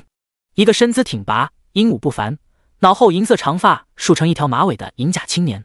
便手持银龙盘绕的黑色长枪，神色认真地说道：“陛下，既然如今帝都魔灾已经解决，我和凯尔文商量过了，想要一起率领一支宫廷魔法师队伍，继续前往拯救黑岩帝国其他城镇的居民，还望陛下恩准。”“没错，陛下，在亲眼见到了魔族的恐怖之后，我们都想要尽快去救助其他地区的居民，更何况这里和我的故乡很像，我也不希望看到这样美好的地方被魔族发动的战争摧毁。”自称来自欧陆，一头金色长发，身穿白金法袍，如同神话天子般，手持黑金法皇权杖的杖之勇者凯尔文同样是义正言辞，神情肃穆。在两人的主动请缨下，黑岩帝国的皇帝也是微笑着默默点头，赞叹道：“赵云、凯尔文，能有你们这样英勇正义的勇者降临，实乃帝国和大陆的幸运。我给你们配备一支200人的皇家精英魔法师队伍，以及3名熟知战况地形的大魔导师，就让他们带领你们一同前去帝国各地吧。多谢陛下。”另一边，神火帝国的圣火帝都宫殿之内，剑之勇者兰迪斯和弓之勇者龟田小次郎在接受了皇帝陛下的表彰后，却是直言他们消耗太大，而且神器需要磨合增强，所以需要好好休养成长一段时间。皇帝也没有多说什么，让他们好好休息成长便是，并对分派给两人的专属侍卫，一个头发梳得一丝不苟，留着一撮金色小胡子的优雅男人，嘱咐道：“罗伯特，身为我最放心的侍卫，你可要好好照顾2位勇者，全力保障好他们的衣食住行和其他需求，明白了吗？毕竟只有勇者们能快速提升实力，未来对抗魔王才有更大的胜算。陛下放心，我一定会竭尽所能，满足勇者大人们的需求。”罗伯特点头微笑着恭敬说完，便接着对2位勇者说道：“勇者大人们，请跟我来，我已经让宫廷御厨们为你们准备好了特制的豪华午餐。”在罗伯特的恭敬接待引领下，腰挎勇者圣剑，穿着蓝绿色魔纹铠甲，金发灰瞳，面容俊朗的兰迪斯，和背着火红色弓箭，黑发黑瞳，穿着白色公道服，看起来像个帅气高中生般的龟田小次郎，便志得意满地来到了豪华餐厅之内，然后对着桌子上的各种强化身体功能的山珍海味大吃大喝。在他们的特殊要求下，这些食材不仅味道极佳，而且能够让他们的战斗力更加持久。只因为来到这个世界的第一个晚上，罗伯特就贴心地给他们每人送了2个女仆，贴身服侍他们。尝到那种快要升天的滋味后，两人可谓是臭味相投，一拍即合，直接就让罗伯特送来更多好看的女仆。之后更是每晚玩乐，身体都快吃不消了。这时，金发灰瞳的兰迪斯一边吃着，一边含糊不清，脸上带着期待的表情问道：“罗伯特，我和龟田君的饭后放松场所都准备好了吗？”闻言，罗伯特露出一个略显猥琐的笑容，弓着身子凑近两人说道：“嘿嘿，勇者大人们放心，我已经按照你们的要求给你们搜集来了各种族的女性，大的小的都有，一会儿你们想怎么玩就怎么玩哦。”听到这儿，两人顿时都是目露金光，吃得更快，似乎已经迫不及待想要去大干一场了。看着两人的这副模样，罗伯特嘴角挂着笑容，双眼微眯，心中暗喜道：“很好，这2个勇者现在已经在我的精心安排下，完全沉沦在美色里，没有一点想去变强的欲望了。这样下去，等魔王大人降临，轻易杀掉7神勇者，统治天下，我也能按照和焚天之炎埃利奥特大人的约定，顺利成为魔族的一员，享受魔族统治后的世界了。”不过，就在小胡子罗伯特沉浸在美妙幻想当中时，一个侍卫惊喜的呼喊声却突然从外面走廊中隐约间传入了他和兰斯以及龟田小次郎的耳中：“勇者，又有勇者降临了！快去通知陛下，新的7神勇者兽之勇者降临在我们神火帝国了。”第107章恶念与逃跑的兽之勇者。听到外面侍卫的呼喊声，罗伯特的第一反应不是惊喜，反而是担忧。他好不容易把2个勇者引入歧途，万一这次的勇者是个正义热血到极点的人，重新点燃了剑之勇者和弓之勇者的斗志，然后重振旗鼓，为了打败魔王而变强的话，那就糟糕了。所以他当即让2位勇者先吃着，他自己则是赶往召唤大殿，想看看这次的勇者是一个怎样的人，然后根据对方的性格特点和喜好，投其所好，将对方的变强意志也消磨殆尽。不过兰迪斯和龟田小次郎也同样露出感兴趣的表情，表示也要过去。毕竟同为异世界来客，他们某种意义上也算是老乡，也想看看对方是什么样子。要是也是个合得来的男人的话，他们还能邀请他一起 happy 来个多人聚会。罗伯特见状，也只好带着2人一同前往召唤大殿。不过还没等他们赶过去，最后一位7神勇者兽之勇者就和他们在宽阔的宫殿走廊中相遇了。看到对方全貌的瞬间，兰迪斯和龟田小次郎顿时就感觉自己要立起来了。在2名侍卫的带领下，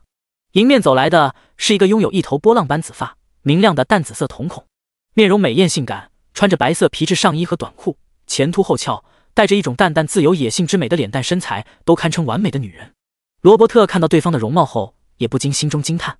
没想到拥有万兽神力的兽之勇者竟然是个女人，还是个如此漂亮的女人。不过这样的话似乎更好办了呢。罗伯特不着痕迹地看了身旁的2人一眼，心中已经有了计策，当即带着亲切恭敬的笑容，对着紫发女人说道：“受之勇者大人，欢迎您来到神火帝国。我叫罗伯特，是陛下亲自指定的照顾各位勇者大人的侍从。我身边这两位，便是在您之前降临此地的剑之勇者兰迪斯大人和弓之勇者龟田小次郎大人。”紫发女人微微点头，笑着道：“你好啊，罗伯特先生，还有两位未来的同伴。我叫凯瑟琳，获得了7神器之一的兽神戒指的兽之勇者。有关这个世界的大致情况，我也已经从侍卫口中了解了，以后还请多多关照哦。”一时间，凯瑟琳那美艳脸庞上的动人微笑，还有那魅力十足的动听声音，使得兰迪斯和龟田小次郎都是恨不得当场把对方给扑倒在地，激情战斗一番。凯瑟琳小姐放心，以后对抗魔族的时候，有我兰迪斯在，绝对没有人能伤害到你。还有我剑法如神的龟田小次郎。日后，凯瑟琳小姐只管放开战斗，我会在你身后持续输出，帮你扫清周围一切想要偷袭你的敌人。两人都是争先恐后的表现着自己，只因他们从罗伯特口中询问过其他勇者的神器能力，而兽之勇者的兽神戒指便可以让拥有者变身成为大陆所有生物的半兽形态，获得对应力量，还能变身多种生物的组合形态。所以，拥有了凯瑟琳，那简直就相当于拥有了拉斯马尔大陆所有类型的魔物娘。光是想想那个画面，兰迪斯和龟田小次郎就已经激动不已，心潮澎湃了。面对两人的讨好，凯瑟琳捂嘴轻笑，声音中带着一丝妩媚的说道：“那可真是太谢谢你们了，那我以后可就多仰仗两位了，你们可一定要保护好我啊！我可是很喜欢强大的，能保护我、给我安全感的男人呢。”这诱惑无比的姿态和话语，让兰迪斯和龟田小次郎已经快要受不了，直不起腰了。好在罗伯特主动开口邀请，要亲自带凯瑟琳去见陛下，让兰迪斯和龟田小次郎先去餐厅吃饭，他一会儿会带凯瑟琳也过去。走在去餐厅的路上，两人已经忍不住讨论起来，凯瑟琳应该归谁了。最后，两人决定公平竞争。不过，他们的想法很快就改变了，因为在面见陛下完毕，安排好了凯瑟琳的房间，并送她过去后，罗伯特便带着两人来到了专门给他们准备的娱乐放松的场所。在两人的邀请下，和他们一起 happy 完之后，罗伯特从空间戒指里掏出了一瓶粉色的药剂，笑眯眯地说道：“两位勇者大人，我看得出来，你们都很喜欢那位兽之勇者凯瑟琳小姐，对吧？这瓶药剂是拉斯马尔大陆最强的催情药，能够催发任何生物的欲望，还有强烈的成瘾性，据说就连巨龙都无法抵抗。如果你们需要的话，我可以把这瓶药剂加进凯瑟琳小姐的晚餐当中，之后等药效发作，你们就可以进去她的房间随意玩耍。而且后面还能通过凯瑟琳小姐对药剂的渴望，让她完全听从你们的任何指令。当然，我纯粹只是觉得和两位勇者大人趣味相投，很玩得来，所以才提出这么一个小小的建议。如果你们不想这样做的话，我也会听从你们的吩咐的。”罗伯特一脸诚恳的模样，似乎是发自真心的为他们着想。兰迪斯和龟田小次郎本就已经沉沦在这种乐趣之中了，此刻听到还有这种好事，当即对视一眼，都是笑哈哈的答应了。很快，夜幕降临，正在房间里兴趣十足地查看着有关拉斯马尔大陆各种魔物、种族相关书籍的凯瑟琳，便收到了加料的晚餐。在他房间左右两边的隔壁，兰迪斯和龟田小次郎都是耳朵贴着墙壁，倾听着里面的声音。只等凯瑟琳发出奇怪的声音，他们就要冲进去了。然而，他们不知道的是，拥有万兽之力的凯瑟琳拥有远超人类的超级第六感。在白天和他们首次见面的时候，他就察觉到了罗伯特和他们两人心中蕴藏着恶念，所以回到房间后，他便让人送来各种有关这个世界各种族知识的书籍，为跑路做着准备。收到晚餐后，由于五感远超常人，所以他仅仅是轻轻一闻，就感觉到身体开始微微发烫，有种欲望翻腾的感觉。这帮混蛋竟然真的对我出手了！凯瑟琳脸上带着怒意，本以为对方和他同为勇者，就算心存邪恶的念头，应该也不会做什么过分的事。没想到，他来到这里的第一个晚上，他们就要对他下手。感受到强烈到快要压制不住的欲望，他瞬间发动兽神戒指赋予他的化形之力，化身半龙人，背后一对漆黑肉翅猛然一展，直接撞破窗户，朝着城外急速飞去。玻璃破碎的巨大响动，顿时就引起了在楼下观望的罗伯特的注意。对这种情况，他也早有预料，直接大声叫喊起来：“不好！兽之勇者似乎被魔族控制了，要去投靠魔族。卫兵，还有两位勇者，快跟我一同前去控制住他！”说完，罗伯特便带着一队自己的魔法亲卫兵，还有兰迪斯和龟田小次郎，通过风魔法朝着凯瑟琳追击而去。第108章，凯瑟琳的逃跑路线：矮人族锻造神火。察觉到罗伯特带着人追上来后，凯瑟琳当即加速飞行。然而，由于药剂挥发被他吸入而产生的影响，他不得不一边强行压制自己的欲望，控制自己保持清醒，一边按照之前记在脑子里的地图，辨明方向后，朝着神火帝国中一处山脉丛林所在的地方飞去。如果能逃到那里，凭借化形之力，想必这些家伙就很难再找到他了。于是，念头闪动间，凯瑟琳的背后又生长出了2对翅膀，凭借黑龙、雷鸟、食鹰兽3大魔物的双翼加持带来的急速，他几秒钟就飞出了城外。见状，罗伯特当即就让队伍里所有风系魔法师全力加速追赶，并呼喊道：“2位勇者，凯瑟琳已经中招了，但是他的速度太快，请赶快和我们一起攻击。只要把他击落，控制住他，等他药效彻底发作，随便找个隐蔽的地方，你们就可以玩到爽了。”在罗伯特的鼓动之下，兰迪斯和龟田小次郎也是一脸兴奋的，直接各自使用神器发动攻击。一时间，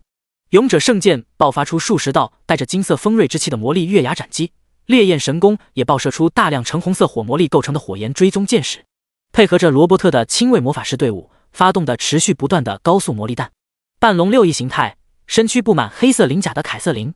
就如同空战游戏中的小 BOSS 一样，被一连串魔力弹幕扫射轰击着。但他此刻维持自身清醒的意识就已经很艰难了，又哪里还能分出心思躲避？直接凭借龙鳞和魔物甲胄硬抗来自后方的大量攻击。一瞬间，凯瑟琳的身体就被龟田小次郎的火焰追踪箭点燃，紧接着又被圣剑魔力斩和各种魔法攻击命中。烈焰中灼烧的疼痛和各种攻击带来的疼痛令他的意识清醒了一些，同时凭借魔法弹炸裂的冲击，凯瑟琳再次加速，终于逃脱了罗伯特等人的追赶。不好，竟然被他给跑了！兰迪斯一脸懊恼。别担心，我的烈焰剑火焰无法用正常手段熄灭，而且我可以感知到火焰的方位，凯瑟琳小姐逃不出我们的手掌心的。龟田小次郎嘿嘿一笑，不过等抓住了他，我要先上，这没问题吧？当然没问题。兰迪斯舔着舌头，一脸兴奋的按耐不住的表情。只要能抓住他，我们每天都能换着花样玩。你先上也是应该的。然而，当众人按照龟田小次郎的指引来到了一处山林之中时，却只发现一张被烈焰燃烧着的白色薄膜般的人形皮肤。这是蛇类魔物的蜕皮能力。罗伯特微微惊讶，随后便看了看周围，说道：“算算时间，药效应该也快要发作了。他应该跑不了多远，很有可能就在这片山林之中。”大家一起搜索，用魔力感知仔细探查。在众人地毯式的搜寻中，很快一个土系魔法师就呼喊道：“找到了，罗伯特大人，这里有一个被掩盖的新挖洞穴，很有可能就是兽之勇者挖出来的。”罗伯特和兰迪斯以及龟田小次郎都是当即赶了过去，看着眼前这个刚好可以容纳一个人钻进去通往地下深处的洞穴，罗伯特斜斜一笑，这是钻地魔甲兽的挖洞痕迹，不过钻地魔甲兽可没有这么小的体型，凯瑟琳一定就藏在这底下。现在所有土系魔法师都给我一起动手，把这个洞穴扩大，等找到兽之勇者，让我们的2位勇者大人好好制裁一下他。好的，罗伯特大人。10几个土系魔法师应和一声，随即便一个接一个的轮流出手，将洞穴不断扩大深入的同时，还制造出了简易的楼梯台阶。2位勇者，请吧。罗伯特笑眯眯地做出邀请的手势，随后兰迪斯和龟田小次郎便一脸兴奋期待地踩着台阶，在土系魔法师的开路之下，朝着地下深处进发。地下深处黑暗的泥土之中，凯瑟琳本以为自己已经隐藏得很好了，没想到还是被发现了。通过超感知，他听到了罗伯特等人的声音，以及土魔法师的移动泥土的声音。不过此刻的他已经快要控制不住自己的意识了，只能通过咬破舌尖的方法强行振作精神，继续朝着更深处挖掘。而他之所以选择在这里挖洞，也并不是随便挖的，而是通过地图和书籍中的知识得知了这片山林的地下属于矮人族的领地，所以只要他继续深挖进入到矮人世界的话，凭借自己兽之勇者的身份，应该就可以让他们帮助自己。时间回到白天，现任矮人王洛克菲斯带着拯救了他们全族的李焕、松岛无奈等人前往矮人族宝库，使得李焕搜刮材料融入神兵，特性再次提升的同时，还得到了高级魔导器、法袍和兵器，不仅拥有大幅度提升穿戴者感知魔力、吸收魔力的范围和效率的功能，还可以防御一切高级魔法之下的魔法攻击，并吸收魔法攻击中蕴含的部分魔力，自动转化为魔力防护罩，进一步加强防护能力。可以说，穿上这样一件法袍，就算是魔法学徒也能无视魔导士之下的魔法攻击。松岛雾奈和莉莉丝都换上了一件法袍。松岛雾奈穿的是一件黑色法袍，似乎是因为比较内向，所以不喜欢穿太过招摇、太过明亮的颜色。莉莉丝则是一件紫金色法袍，映照的她更加美丽动人，情不自禁地在李焕面前身姿轻盈地转了一圈，问道：“勇者大人，你觉得我穿这件法袍好看吗？”李焕打量了一下，笑着道：“很好看，莉莉丝，你本来就已经很漂亮了，现在看起来更是有种明媚动人的感觉。”闻言，莉莉丝顿时开心脸红，心里发出甜蜜的呐喊：“啊！勇者大人夸我漂亮了，而且表情很认真，也就是说，勇者大人其实也是喜欢我的。太好了，这样下去，我一定可以和勇者大人在一起的。”松岛雾奈虽然没有问出来，但注意到他那时不时偷偷看向自己，隐含期待的目光后，李焕也是同样笑着道：“雾奈也很好看，哪怕之前是 JK 装，但现在换上法袍也完全没有违和感。果然，美少女穿什么都很好看啊。”松岛雾奈不禁露出开心愉悦的神色，脸蛋微红的抱着李焕送他的兔兔玩偶。“谢谢你的夸奖，李焕君，我很开心。”满足了莉莉丝和松岛雾奈后，李焕也穿上了一件金色法袍。当然，对于李焕已经强悍无比的身躯来说，这个法袍对他来说用处不大，也就是图个好看和更好的融入拉斯马尔大陆，反而是一把表面布满金色纹路，能够吸收魔力、挥出炫酷魔力斩击的黑蓝色魔导器长剑，他非常喜欢，正好可以用来施展森罗万象剑。拿完想要的东西，穿好衣服后，矮人王洛克菲斯便带着李焕他们前往矮人族地下王国最大的锻造厂。根据洛克菲斯所说，那里有着他们矮人族传承了数万年，能够精炼一切器具，提升其品质的锻造神火，说不定能够将他的6大神灵级兵器提升到更高的品质。第109章7色炼神火，神灵级兵器品质突破。在前往矮人族最大的神火锻造厂的路上，沿途的矮人们一个个都是满脸欣喜而感激地看向李焕他们，高呼着各种感谢的话语。还有一些矮人族少女看到李焕那英俊帅气的面容后，都是一脸春心萌动的表情。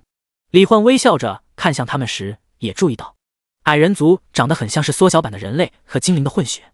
耳朵又尖又长，比精灵的要更长一些，而且是横着的。皮肤虽然没有精灵那么细腻，但是和人类相比也差不了多少，眼睛也又大又亮。总的来说还是挺好看，挺可爱的。尤其是那些矮人少女，即便成年了，也全都是合法萝莉一样的外表，甚至比人类萝莉的身材更娇小，比派蒙的身体略大一些，似乎不用手都能举起来，简直就是萝莉控的天堂。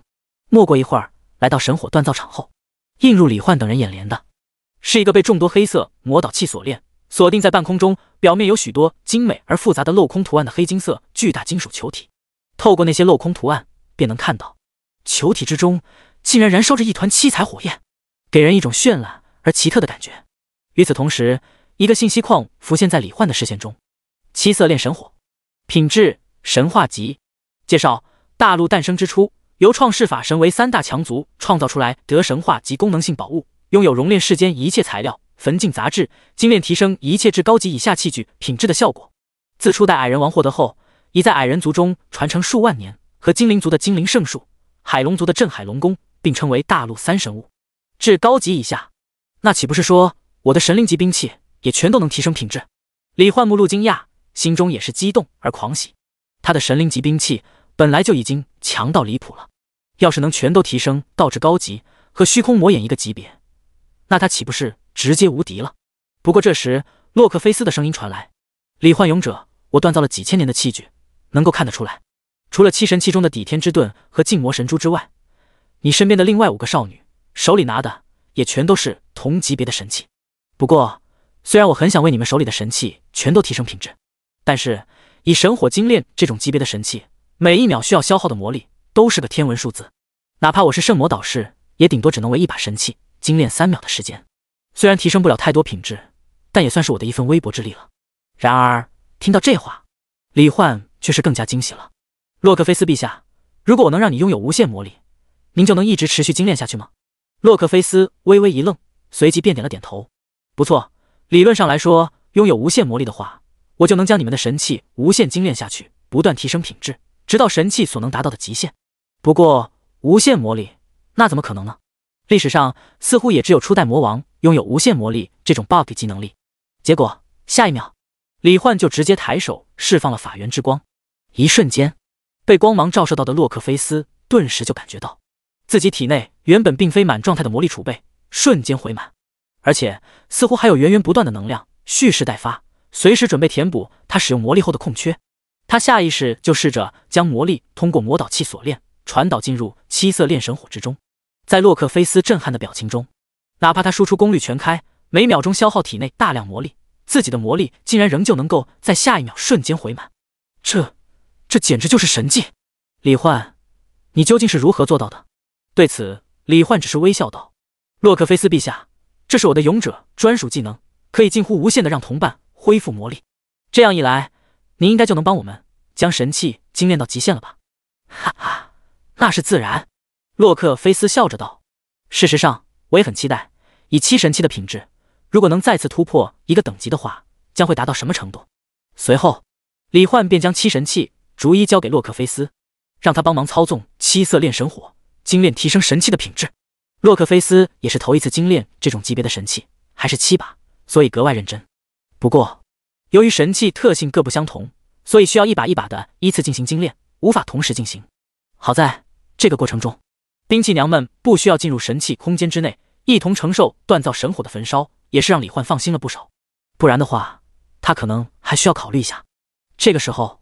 大量矮人族居民也都是过来当吃瓜群众，凑个热闹，想看看洛克菲斯陛下要用锻造神火为勇者大人锻造精炼什么极品装备。第一把精炼的就是暴风剑，在耗时近2个小时后，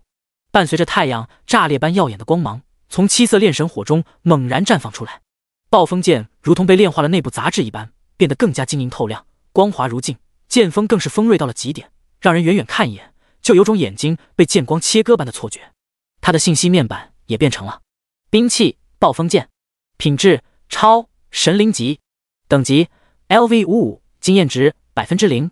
特性坚韧 LV1800， 控风 LV1600， 极致锋利 LV2100， 破戒 LV100。果然并没有达到至高级，李焕心中略显遗憾。不过想想也是，毕竟七色炼神火也就神话级的品质而已。但是即便只是提升到了超神灵级，李焕也能清晰明了地看到，暴风剑不仅原有的3大特性再次突破，而且还多出一个名为破戒的新特性，倒也不错。并且在李焕欣喜期待的感知之下，这个新特性拥有斩破特殊结界的功能，说不定以后面对某些特殊副本就能用得上。随后其他兵器也是依次进行精炼。就这样，直到夜晚，矮人王洛克菲斯已经精炼了5把神器。就在洛克菲斯不知疲倦般一脸亢奋的打算继续精炼第6把神器时，不远处的上方岩壁突然被人暴力破开，紧接着一个半人半兽形态、一头紫发的女性身影从空中猛地坠落下来。第110章，罗伯特的惊骇轻易化解的危机。几分钟前，在意识到罗伯特等人发现他的藏身地，并朝着他飞速靠近时，凯瑟琳当即就凭借所剩不多的清醒意识，使用化为甲胄和巨大利爪的手臂手掌，朝着深处不断挖掘着。无论如何，他都不想落到罗伯特和那2个满脑子邪念的勇者手里，否则自己恐怕就真的要沦为一个受他们掌控、可以肆意玩弄的玩物了。就在这暗无天日的暗黑中不断挖掘，意识即将要被药剂的效果彻底侵蚀时，凯瑟琳也是终于挖到了矮人族所在的地下世界。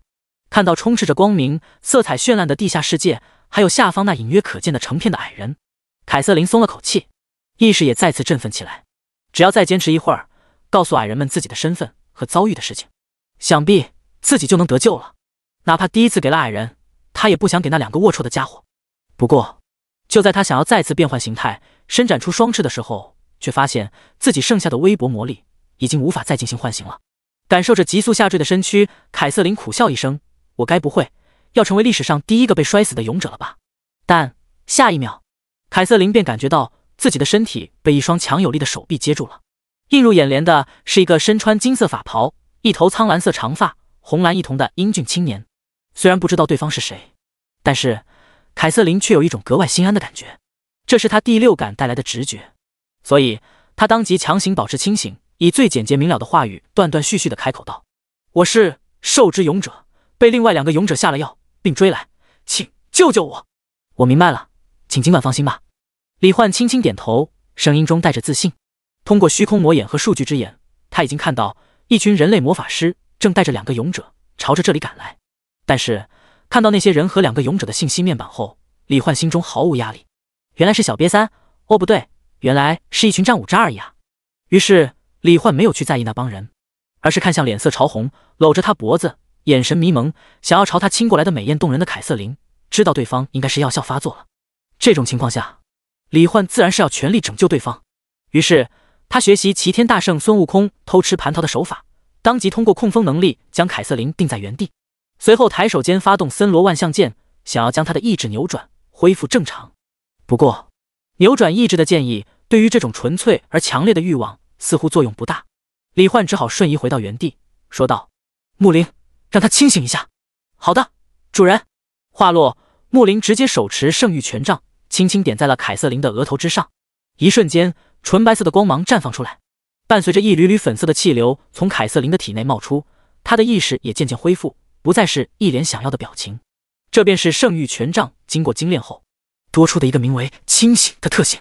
能够消除目标单位的一些特殊负面状态，比如魅惑、眩晕、诅咒等等。凯瑟琳这种情况就属于一种药剂作用下的特殊的精神极度亢奋状态，正好可以被特性能力清醒持续进行化解消除，抵消药力。很快恢复意识后，紫发紫瞳、身材妖娆的凯瑟琳恢复了原本人类的形态，不禁美眸闪动着看向李焕。真是太谢谢你了，我叫凯瑟琳，请问你是？你好，凯瑟琳小姐，我叫李焕，七神勇者中的盾之勇者。李焕微微一笑，说起来我们也算是终将会面的同伴，没想到竟然在机缘巧合之下提前遇到了。盾之勇者，李焕，原来你也是勇者。凯瑟琳先是欣喜，随后目光看向上方岩壁被他挖出来的那个洞口的方向，眼中有着掩饰不住的厌恶。没想到勇者和勇者之间差距还真不是一般的大。这时随着那个洞口突然扩大，罗伯特等人也带着剑之勇者兰迪斯和弓之勇者龟田小次郎出现在了众人的视野之中。但看到下方场景的那一刻，罗伯特却是脸色一变，心中惊呼：怎么可能？焚天之炎埃利奥特大人明明告诉过我，矮人族已经被魔族控制了，可现在怎么一个魔族的人都看不见？还有哪些矮人怎么全都恢复正常了？兰迪斯和龟田小次郎不知道罗伯特心中的惊骇，反而目光第一时间就锁定了下方一头紫发身材高挑的凯瑟琳，兴冲冲地说道：罗伯特，凯瑟琳就在那里，快带上你的人把他抓住啊！这个2位勇者情况好像不太对劲，我们最好先撤。说着，罗伯特当即就想让风系魔法师们带着自己这边撤退。跑得了吗？李焕抬手一抓，高达1600级的控风能力直接将他们束缚的动弹不得，送到了自己的面前。他也懒得听他们废话，抬手就是森罗万象剑，剑意横扫而过，把他们变成了自己的忠诚部下。随后李焕解除了大气束缚，淡淡道：说说吧，你们都干了什么坏事？被扭转意志后，罗伯特、兰迪斯和龟田小次郎都是一五一十的说出了自己干的各种坏事。尤其是罗伯特，竟然已经和魔族大将勾结，神火帝国内部也有不少人通过他和魔族搭线。凯瑟琳这才明白，剑勇和弓勇也并非一开始就这么坏，而是在罗伯特的诱导加上他们自身意志不够坚定，才变成了现在这副模样。得知这一切后，李焕没有直接杀掉这些家伙，正好他接下来就要去神火帝国，可以让罗伯特指认出那些人类叛徒，为人类这边清除祸害。至于剑勇兰迪斯和弓勇龟田小次郎，也并非罪大恶极，就是被欲望击垮了意志，现在被他扭转意志后，也就变得积极向上了，以后对抗魔王应该还有用。看到李焕如此轻松随意地解决了这些家伙，凯瑟琳越发惊奇于他的实力了，同时眼中也格外明亮，似乎有心动的爱意流露。处理好这些人后，李焕又再次释放法源之光，笑着道：洛克菲斯陛下，现在又多了3把神器，看来要麻烦您再多耗费一些心力了。第111章公平竞争，争夺真爱的2人。洛克菲斯随手修复了那个通往地面的大洞，摸了摸胡子笑道：李焕，不用担心我，别看我年纪大，但好歹也是个圣魔导士，再加上你的技能，我还不至于被这么几件神器累到。于是李焕将勇者圣剑和烈焰神弓也都交给了洛克菲斯，并在凯瑟琳有些疑惑的目光中对他说道：凯瑟琳小姐，这是矮人族的锻造神火，能够精炼神器，提升品质。一会儿你可以把你的神器也交给洛克菲斯陛下，等我们的神器品质全都提升了之后，以后对抗魔王也就能有更大的把握了。原来是这样。凯瑟琳能感知到李焕没有说谎，于是直接放心的将兽神戒指交给了洛克菲斯。接着李焕便介绍了一下自己这边的人。凯瑟琳小姐，这是诛之勇者松岛无奈，圣光帝国公主莉莉丝，还有一直陪伴着我的亲密的欺凌同伴们，我们一路拯救各地，来到这里，已经是关系非常好的伙伴了。你们好，无奈小姐，莉莉丝殿下，还有各位漂亮的女孩子们，我是兽之勇者凯瑟琳，很高兴认识你们。凯瑟琳微笑着和松岛无奈、莉莉丝以及兵器娘们打着招呼，大家也都一一回应。彼此初步认识后，凯瑟琳眼波流转，笑意盈盈地问道：李焕，你应该就是七神勇者中最强的人了吧？不知道你接下来有神妖打算，我能够帮到你什么？对于同为勇者的凯瑟琳，李焕也没必要隐瞒什么，直接讲了一下后面的计划。强化所有神器后，我们会继续去拯救神火帝国、黑岩帝国和海龙群岛。等初步解决大陆危机，我们就可以趁魔王降临之前想办法变得更强，争取能够以碾压的姿态将魔王直接消灭在这个世界上。而凯瑟琳小姐你，既然和我一样同为七神勇者，那么在对抗魔王的战斗中，你一定也会有着不可或缺的作用。接下来，你可以跟随我们一起，也可以自由行动，磨练提升自己的实力。我想，在魔王降临之前，我们的实力总归是越强越好的。凯瑟琳点了点头，笑着道：明白了，那我接下来就加入你的队伍，和你们一起行动吧。随后，在莉莉丝警觉的目光中，凯瑟琳凑到了李焕身边，单手搭在李焕的肩头，妩媚的笑着道：李焕，刚才谢谢你救了我，还恢复了我的意识。不过，老实说，如果对象是你的话，我倒是希望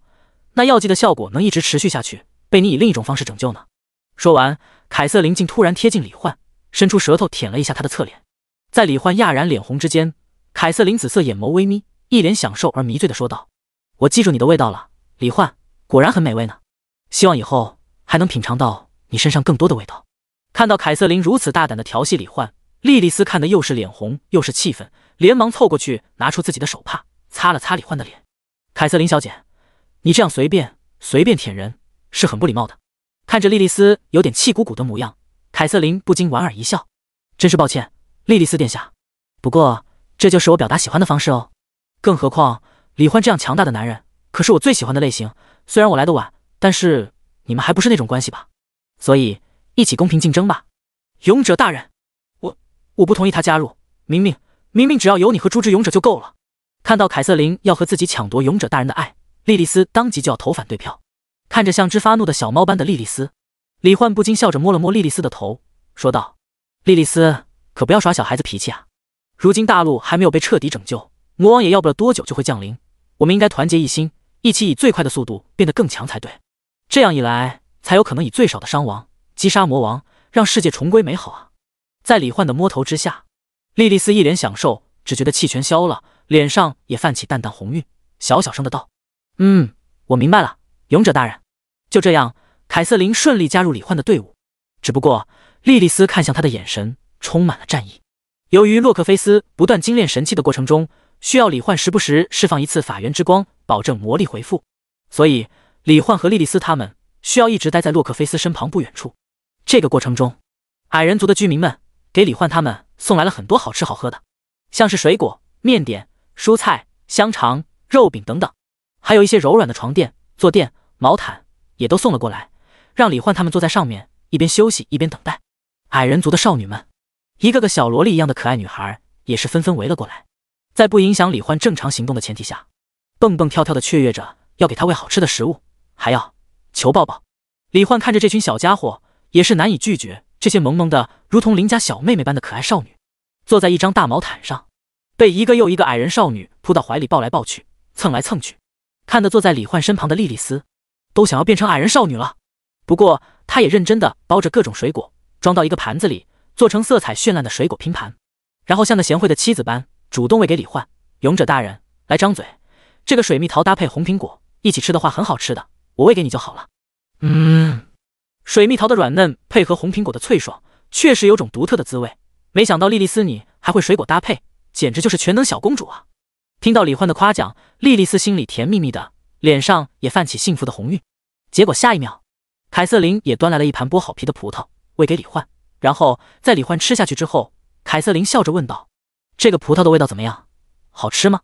李焕点了点头，笑着道：很甜很嫩很多汁，而且还没有葡萄籽，确实很好吃。得到想要的答复后，凯瑟琳舔了舔舌头，一边继续喂给李焕吃，一边说道：你喜欢就好，因为这可是我满含爱意，用嘴巴为你剥开的葡萄。李焕顿时不禁一口葡萄喷了出来。好家伙，这也太刺激了吧！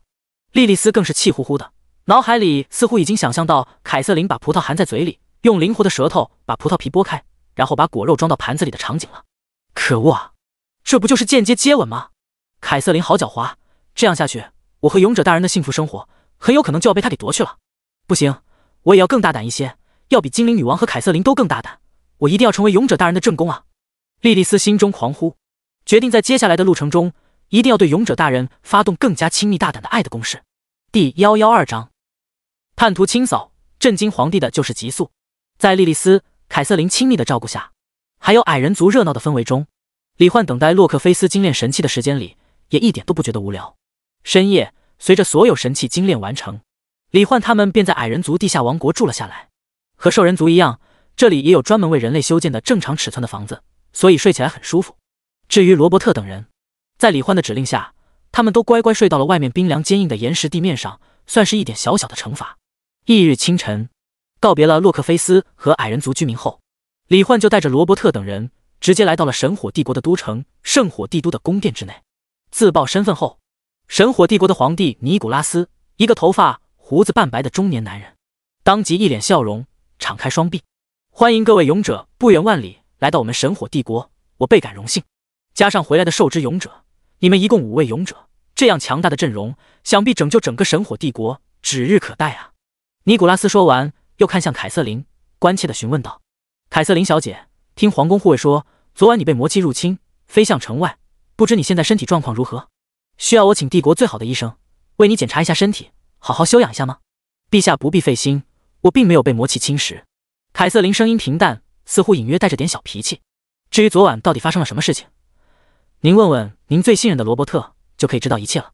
尼古拉斯见凯瑟琳这种态度，似乎猜到了什么，当即脸色严肃，声音沉重冰冷地发出询问：“罗伯特，你到底干了些什么？都给我一五一十好好交代。现在全都说出来，我可以只对你一个人进行惩处。如果敢有任何欺瞒，那么你和你的所有家族成员一个也别想活命，明白吗？”罗伯特顿时吓得涕泗横流，砰的一声跪在地上：“陛下，我全都说。您放心，我绝对不敢对你有任何欺瞒。”在被李焕扭转了意志后，罗伯特便按照李焕的要求，在尼古拉斯大帝面前痛哭流涕地说出了自己的所有罪行。听到罗伯特竟然和魔族大将勾结，尼古拉斯简直怒不可遏：“除了你，还有谁和魔族勾结？全都给我说出来！”随着罗伯特开口，宫殿内的一些和魔族勾结的官员当即爆发魔力，想要挟持控制住尼古拉斯大帝。不过还没等尼古拉斯的护卫出手，伴随着李焕森罗万象剑的剑意横扫而出，那些发动攻击的家伙就全都瞬间昏倒在了原地。好强！尼古拉斯大帝和他的护卫以及在场的其他官员看到李焕一剑扫晕这么多人，而且其中还有好几个魔导士级别的魔法师，都是不禁在心中发出震撼惊呼。有李焕在场，罗伯特的交代顺利进行。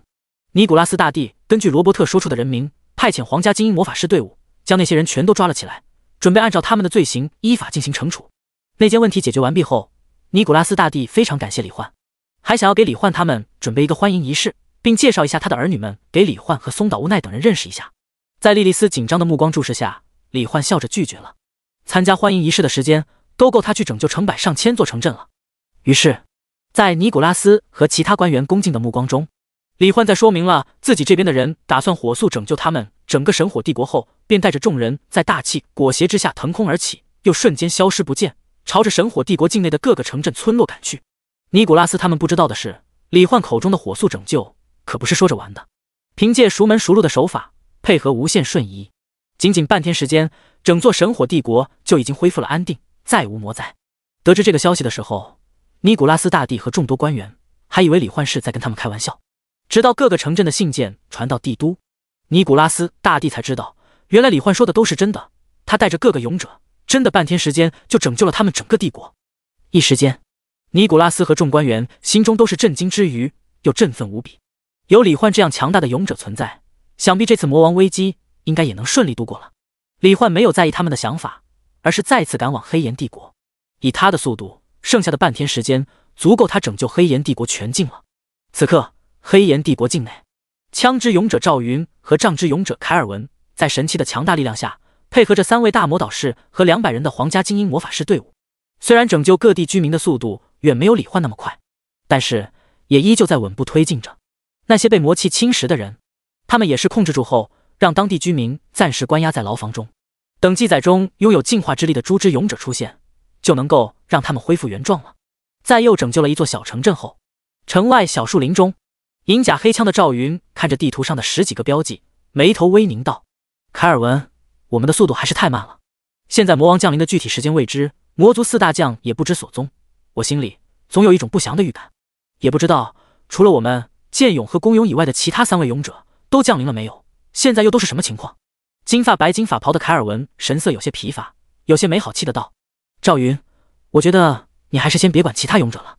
你看看周围的大家，再这样一天只睡4个小时，其余时间持续不断的赶路救人，对抗魔族，恐怕还没等魔王降临，我们就先累死了。要知道，可不是每个人都像你一样拥有这么强大充沛的精力的。”周围的魔法师们都是深有同感的连连点头。赵云这才发现，除了他和3个大魔导士之外，其他人都是一脸没睡醒的模样。抱歉，倒是我太过心急了。即便事态再危急，也要保证一个精神体力充沛的状态来面对，才有更大的胜算。那么，大家都先好好休息一下吧，我再看看接下来还有没有更快的路线和方法。魔法师们如蒙大赦，一个个倒头就睡。凯尔文略显无语地看了一眼赵云：“你这家伙，大夏国该不会遍地都是你这种每天工作10几个小时都不嫌累的人吧？我自幼习武，所以身体和精力比常人好很多。”赵云一边看着地图，一边回道：“不过，我们大夏国每天工作10几个小时的人确实有很多，但他们并非不累，而是生活所迫，不得已而为之。如果我能带着这把银龙神枪回去，我会试着改变那样的现状，让大家过上更正常、更幸福的生活。那你还真是伟大，祝你成功。”凯尔文说完，随便找了片草地，也躺下休息了。不过没过一会儿，一个一头赤红长发、身穿金色法袍的青年，带着好多人突然出现在赵云等人的附近，顿时引起了赵云的警觉。“你们是什么人？”“枪之勇者，杖之勇者，你们好啊！我叫李焕，7神勇者中的盾之勇者。我身边这4位便是另外4名勇者。”李焕看向赵云和已经起床的凯尔文，微笑着说道：“接下来，来和我们一起拯救世界吧。”第113章，最终战海龙群岛。逼近的海龙全族看到李焕和松岛无奈等人各自手中的神器，赵云和凯尔文当即就确定了他们的身份。欣喜之余，赵云不禁问道：“你们5个人怎么会同时出现在这里？我记得剑之勇者和弓之勇者是在神火帝国降临的，难道说你们已经清除了整个神火帝国的魔灾吗？”李焕点了点头：“没错，事实上不只是神火帝国，还有圣光帝国、精灵族圣域森林、兽人山脉、矮人族地下王国，这些地方的魔灾都已经被我们彻底清除了。接下来只剩黑岩帝国和海龙群岛，其余的一些小地方，各大种族的魔法师们则会进行处理。”赵云和凯尔文，还有黑岩帝国的3位大魔导士和200名皇家精英魔法师，都是惊讶至极、难以置信的表情。这2天，他们每天花费10几个小时用来拯救各地，也才拯救了10几座城镇而已。但李焕他们竟然已经把整座大陆的生灵都快拯救完了。赵云和凯尔文对视一眼，都是认真的表示要加入李焕的队伍。这样一来，7神勇者就凑齐了，可以一起并肩作战。同时，他们也想看看李焕等人究竟是如何做到在这么短的时间内拯救了那么多地方。随着李焕的带队，赵云和凯尔文都是心中震惊之间，亲眼见证了李焕等人配合默契流畅的斩魔救人的手法流程，直接彻底拜服了。在夕阳即将落下时，黑岩帝国全境也被李焕等人全部拯救。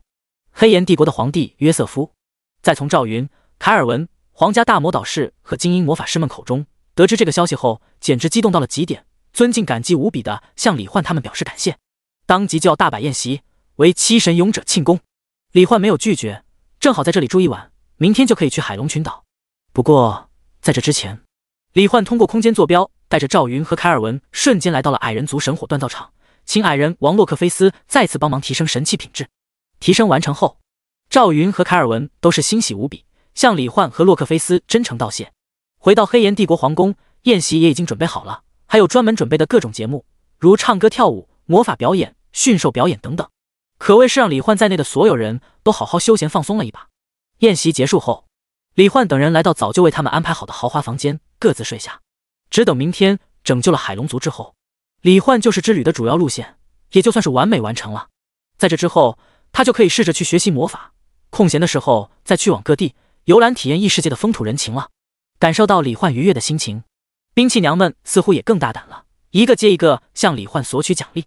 彼此没穿装备毫无阻隔的亲密接触，也是使得李焕在极度的享受中度过了一个愉快的夜晚。兵器娘们的好感度也蹭蹭的往上涨。另一边，海龙群岛作为拉斯马尔大陆公认的最强种族，海龙族为了保持自身血脉纯净，基本上很少和其他种族往来。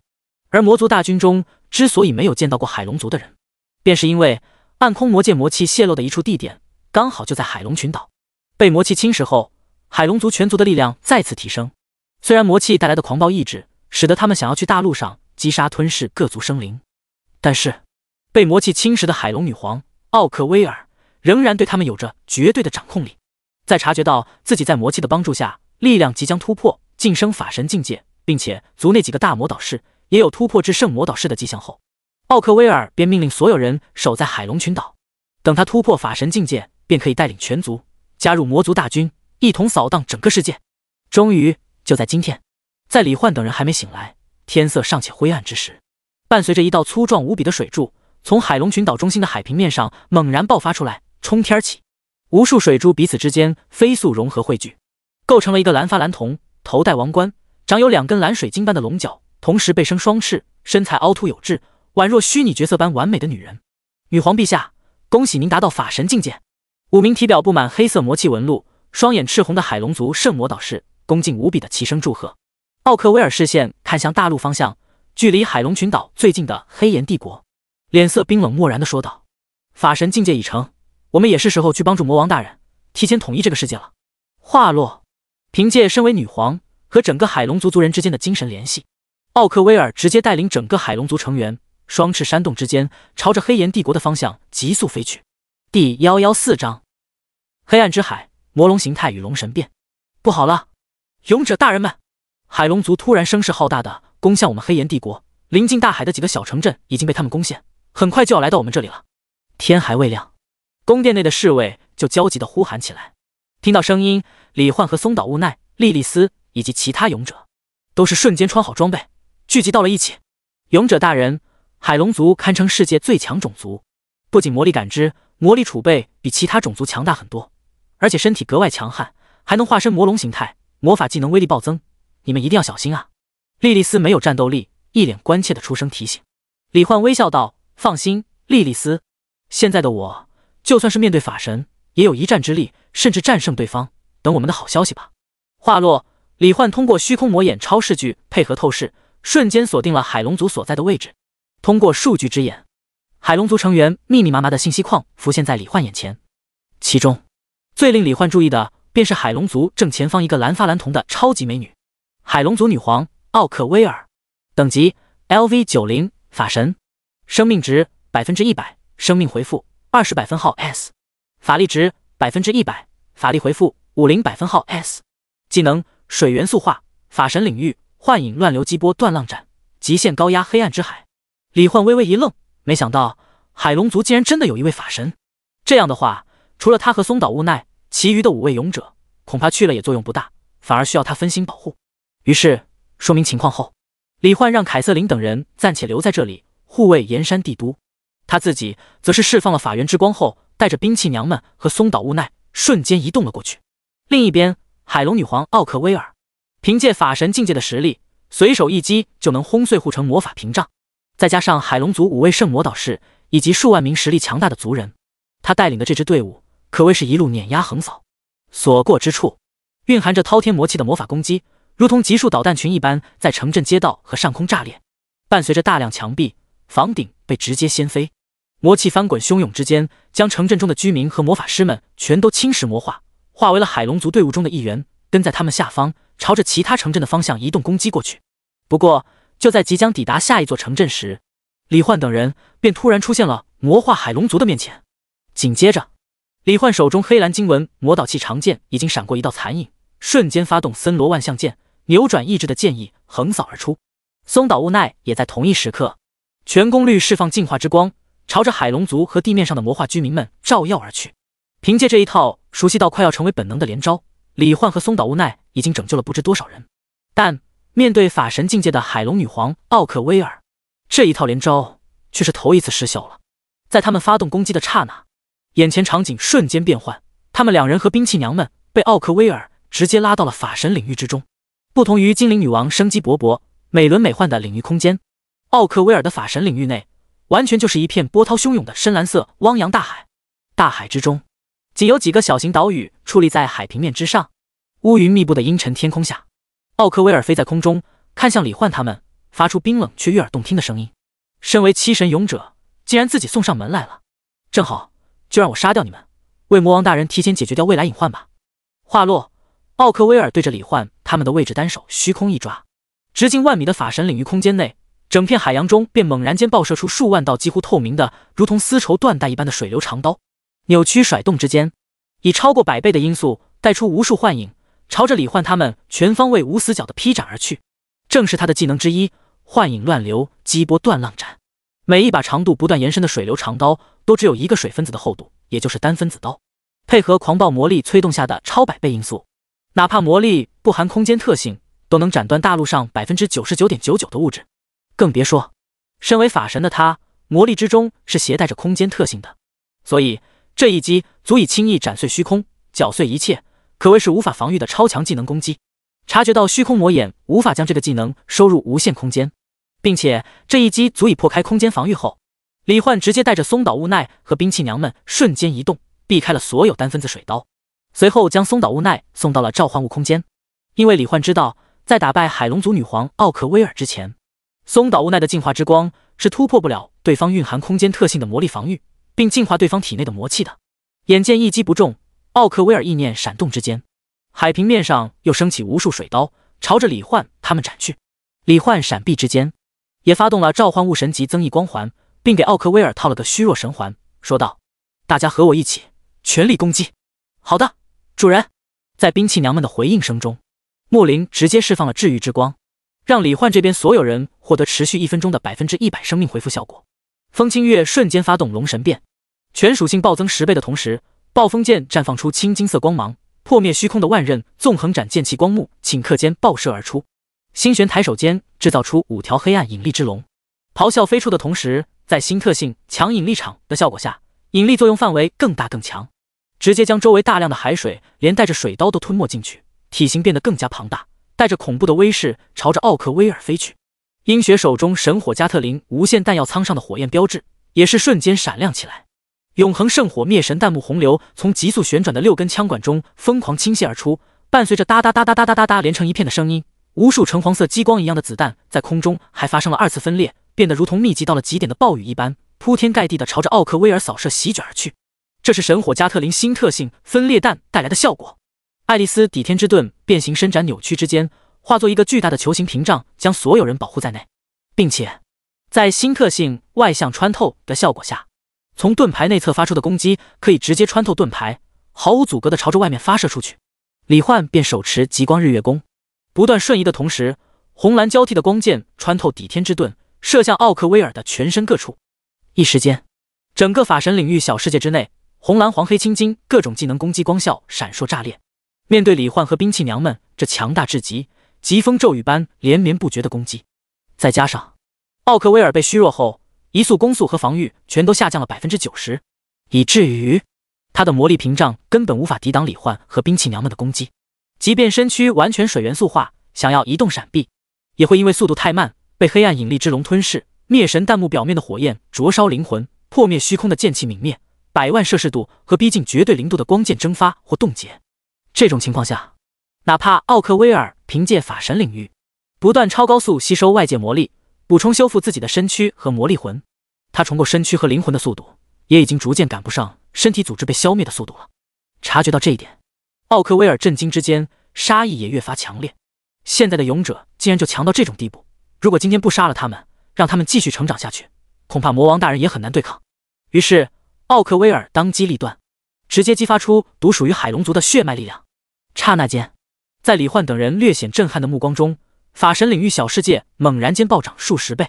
刚才还被他们各种攻击不断击溃身躯的奥克威尔本人，体内更是爆射出无数蓝色光芒，直接化作了身高上万米、一展7000米、浑身布满蓝色水晶般巨型鳞片的超级魔龙形态。这种形态下，除了体型暴增，彻底化为龙形之外，奥克威尔的魔力吸收速率、技能威力和范围、身躯灵魂重构速度也全都暴涨到了一个极其恐怖的地步。勇者，今天你必死无疑！山包一样大小的魔龙脑袋张开嘴巴，发出冰冷而自信的声音。说话的同时，魔龙形态的奥克威尔双翅猛然一扇，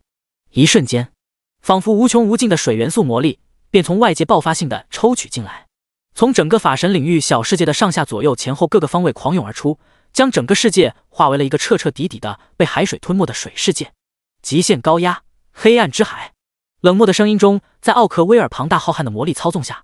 层层叠叠、无穷无尽、蕴含着空间特性的海水，在封锁李焕所在空间的同时，持续不断地朝着内部急速压缩。海水的颜色越来越深，几乎是眨眼之间就化作纯粹到了极点的漆黑之色。紧接着，黑暗之中又闪亮起无数耀眼至极的光点，那是在恐怖到极致的力量持续暴力挤压之下，无数水分子崩溃成原子，又被挤压炸裂产生的原子爆裂能。不过，还没等那些能量爆发出来，就又被新的海水挤压封锁，强行朝着内部吞没而去。这一招直接在水世界中心造就了一个明暗不定，每一秒都有成千上万亿颗原子爆裂，如同恒星热核反应炉一样的极端高压高温的恶劣环境。在这种攻击之下，哪怕对手同样是法神，奥克威尔也有自信将对方彻底灭杀。然而下一秒，在奥克威尔震惊的眼神中，一柄闪烁着金银两色的长剑猛然间从明暗不定的高压海水球体中穿刺而出，凭借破戒极致锋利的特性，暴风剑直接突破了封锁。紧接着，伴随着长剑化作一道幻影，剑如流光般朝着四面八方纵横切割。一瞬之间，无数剑光闪烁，将整个高压海水球体生生斩碎。还有无数密集到了极点的剑气爆射而出，在海水中疾飞上万米，展出一道道真空轨迹，直接将周围万米海水清空，展出一个直径万米的球形真空领域。真空领域之中，一头红发、身穿金甲、身体半龙化、手持暴风剑的李焕，感受着自己体内狂暴充盈到极点的力量，有种难以抑制的兴奋感。自从完成神话及一转后，他还从没有全力出手过。而此刻，身处法神领域独立空间之中，面对法神境界实力全开的海龙女皇，他终于可以毫无顾忌地亲身体验一下自己目前的最强形态与力量究竟能达到什么程度了。奥克威尔女皇陛下，为了让你恢复意志，接下来恕我得罪了。话落，李焕整个人的体型直接暴涨到3万米，暴风剑更是变成了一把24公里长的超级巨剑。刚才还显得庞大无比的海龙女皇，此刻在李焕面前却如同一个刚出生的幼龙一般，高度才刚到李焕的大腿。怎么可能？你怎么可能变得这么大？看到李焕的体型竟然比他还要庞大3倍，奥克威尔心中已经震撼到无以复加了。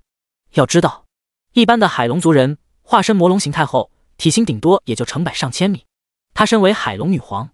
血脉浓度比一般海龙族浑厚许多，而且达到了法神境界，这才能将魔龙形态达到万米以上。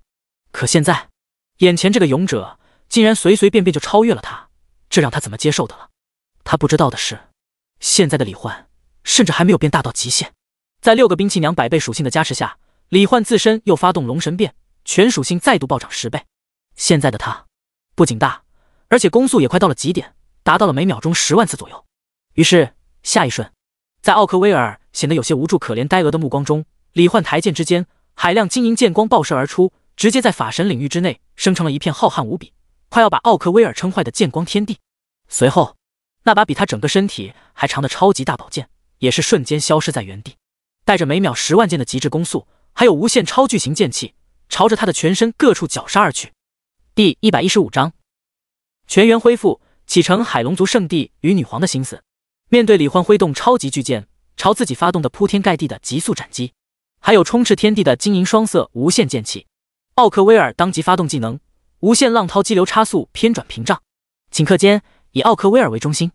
周身数万层球形屏障般的海水层以不同的角度、速度、厚度或急速旋转，或飞速压缩凝实之间慢速旋转，形成了一个层层叠叠足以轻易偏转磨灭法神级别攻击的超级海流屏障。但是在李焕每秒10万剑的攻速、数百万点力量属性、暴风剑极致锋利和破戒特性加持之下，这数万层屏障被他展开也只需要多浪费1/1000秒左右的时间而已。奥克威尔自然也知道这个屏障无法挡下李焕的攻击，所以在发动屏障的一瞬间，它整个龙躯直接解体元素化，融入了差速屏障之中，在急速海流的旋转带动中，飞射向四面八方，逃出了李焕的暴风剑攻击范围。但即便如此，仍旧有大量元素化身躯被周围的剑气瞬间斩灭。奥克威尔心神震战之间，已经彻底打消了击杀李焕的想法，只能在闪避李焕急速追来、发动的快到极点的斩击的同时，狼狈不堪的不断吸收魔力，重构身躯。反观李焕，在全力爆发、倾泻着自己力量的爽感之下，他整个人已经快要嗨到不行了。当然，他也时刻注意着奥克威尔信息面板中的状态，保证自己不会将对方给直接杀死。怎么说，海龙女皇也是法神境界的强者，进化之后应该也能成为自己对抗魔王的一大助力，加大胜算。就这样，两人一追一逃，在全属性全面落后于李焕，被足以轻易斩断虚空和自身防御的暴风巨剑和充斥天地无处可避的剑气围杀之下，仅仅10几秒过后，奥克威尔庞大的魔龙形态就被李焕凭借着绝对力量生生斩杀磨灭到不得不恢复原本的正常体型。随着体型复原，奥克威尔的法神领域也恢复了原状，李焕却没有跟随招法神领域同步缩小，而是故意缩小的慢了一点。于是乎，他那在6大神兵特性加持和虚空魔眼的空间防护下，已经比中子星还要刚硬不知多少倍的身体，直接就把奥克威尔的法神领域给撑得裂开了无数裂纹。法神领域是法神的力量根基，身躯灵魂的延伸，在肉身彻底元素化后，已经可以视为身体的一部分，和自我意识相连，可以随心所欲进行操纵的同时，也会因受到损伤而感受到一定的痛苦。所以，在法神领域被李焕巨大的身体撑得裂开无数裂纹后，奥克威尔顿时就不禁露出了一副快要坏掉的表情，想把李焕挤出去都没有力气了，只能整个人痛苦的低吟一声：“不要，不要毁掉我的法神领域！为了提前帮助魔王大人横扫世界，我绝不能失去这份力量。”李焕当然不会毁掉法神领域，之所以这样做，也不过是为了先彻底重伤他，保证他暂时失去反抗和逃跑的能力，避免更多意外和麻烦的发生。无奈，接下来就靠你了。趁着此刻奥克威尔虚弱到无法反抗，防御力也下降到了极点，李焕当即在身体恢复正常大小的同时，将松岛无奈从召唤物空间中释放了出来。交给我吧，李焕君。松岛无奈刚一出现，就直接熟练的全力催动禁魔神珠，持续不断的释放净化之光，伴随着滚滚黑气从奥克威尔体内涌出消散，他的意志也终于逐渐恢复。彻底清醒后，奥克威尔虽然虚弱无比，但还是勉力保持着高贵的姿态，一脸认真的看向李焕和松岛无奈，说道：“勇者们，我是海龙族女皇奥克威尔，感谢你们让我恢复意志，否则真不知道我还会沦为魔族帮凶多久，伤害到多少大陆生灵。”李焕说道：“女皇陛下不必客气，我是盾之勇者李焕，这位是猪之勇者松岛无奈，我们本就为拯救世界而前行着，能拯救到您，也是我们的一种职责和幸福。倒是我刚才出手可能有些重，在此我也想再跟您说一声抱歉。木灵，给女皇陛下治疗一下。”“好的，主人。”木灵释放治愈之光后，在奥克威尔震惊不已的感受中，自己不仅身体伤势瞬间恢复，就连法神领域也瞬间修复如初。这种治疗能力简直强到离谱，他还从未听说过历史上有这样强大的治疗性神器。又回想到刚才的战斗，盾之勇者李焕不仅自身实力强到爆炸，他身边那些少女手中的兵器也全都拥有威胁到法神强者的威力。如此看来，这一次的七神勇者说不定能轻易击败魔王。想到这里，奥克威尔心中也不禁泛起一抹欣喜。身为海龙族女皇，她虽然自视甚高，但也知道哪怕自己成了法神，也是绝对无法对抗同为法神的魔王的。所以勇者实力越强，日后对抗魔王时也就可以避免更多伤亡，拥有更大胜算。于是奥克威尔看着李焕的眼神也不由得带着些别样的光彩，冰冷的脸上泛起一抹淡淡的微笑，称赞道：“李焕，没想到你竟然如此轻而易举的就击败了我法神境界下的最强魔龙形态。有你这样的勇者存在，是整座大陆生灵，包括我们海龙族所有族人的幸运。日后魔王降临之时，我定会和你们一同战斗。”说到这里，奥克威尔微微颔首，单手抚胸，行礼道：“不过接下来还请你们帮我将我的族人们也全都恢复过来。事成之后，如果你们愿意的话，我想带你们前往我海龙族的圣地镇海龙宫，真诚感谢你们，并为你们赠送谢礼，还请一定不要拒绝。”李焕和松岛无奈对视一眼，都是看到了彼此眼中的期待。女皇陛下，这是我们的荣幸。随后，奥克威尔带着李焕和松岛无奈他们瞬间回到了原来外界所处的位置。凭借女皇的掌控力，海龙族族人都是乖乖的不设防御，被松岛无奈的净化之光净化恢复。还有那些地面上的城镇居民也都恢复了过来，再次感激地呼喊着李焕他们的勇者之名。眼见所有海龙族人恢复，奥克威尔意念指挥所有海龙族人用魔法修复那些被破坏的城镇后，说道：“跟我来吧，李焕、松岛无奈，我海龙族一向滴水之恩当涌泉相报，你们的恩情我一定会给予最丰厚的回报。”李焕和松岛无奈都是欣然接受。不过李焕不知道的是，奥克威尔除了想要感谢他们外，还对他之前龙神变的形态非常感兴趣，想要通过镇海龙宫中的一样宝物检测一下他的身体。第116章海底世界，异化金龙族与水晶祖龙角。被各种族所知的海龙族生活聚集地海龙群岛，是由零零散散数百座屹立于无垠海洋之上，植被茂盛，生活着各种陆地魔物、飞行魔物和两栖魔物，环境优美、大小不一的岛屿构成的。但实际上，这数百座加起来足以容纳几千万人生存的岛屿，不过是海龙族族人日常散步休闲、娱乐嬉戏晒太阳的地方而已。他们真正居住的地方，位于深海之中，一座仿佛通体由淡金色水晶打造而成的超巨型宫殿建筑群——镇海龙宫。当奥克威尔带着海龙族人，还有李焕、松岛无奈和兵器娘们来到这里时，李焕和松岛无奈他们身处奥克威尔通过水魔力打造的单分子透明碧水珠中，都被眼前这座静静屹立在海底大陆、一眼望不到边际、散发着淡淡金色光芒，宛如神话故事中的建筑群给震撼到了。在周围光芒之中，还有无数种类形态花纹各异的鱿鱼、螃蟹、乌贼等海洋生物，各自或急或缓地悠闲游荡，穿梭在色彩缤纷的珊瑚、海草、岩石洞口缝隙、沙土之间。李焕和松岛无奈感觉自己就像是不带任何潜水装备进入深海游览的旅客一般。松岛无奈被眼前美轮美奂的景象吸引的同时，也是不禁看向李焕，怀里抱着兔兔玩偶，脸色微红的暗暗想到：这算是我和李焕君的海底同游吗？李焕则是通过空间能力，把周围的景象投影到了召唤物空间中，让父母像是看电视一样好好观赏了一番。至于为什么不出来，因为老爸老妈说有深海恐惧症，李焕也只好哭笑不得的作罢。镇海龙宫受奥克威尔掌控，大门自动开启后，李焕等人畅通无阻地进入了其中。令李焕意外的是，镇海龙宫内部竟然没有海水。对此，奥克威尔也给出了解释：我们海龙族处于人类形态时，更喜欢这种干燥一些的环境。随后，经过各种明亮却一点也不刺眼的精美淡金色长廊，观赏着沿途各种奇异植被、珊瑚假山等装饰物，李焕和松岛无奈、兵器娘们来到了镇海龙宫中的迎宾大殿。让李焕他们稍作歇息的同时，奥克威尔让海龙族族人们去准备好吃好喝的送过来，并通过意念对一位满脸皱纹、苍老无比的海龙族长老，同时也是5位圣魔导师之一的老者说道：拜伦长老，烦请您跑一趟，将我们海龙族用来检测血脉浓度的水晶祖龙角带来。拜伦虽然心中略有疑惑，不过还是恭敬照办。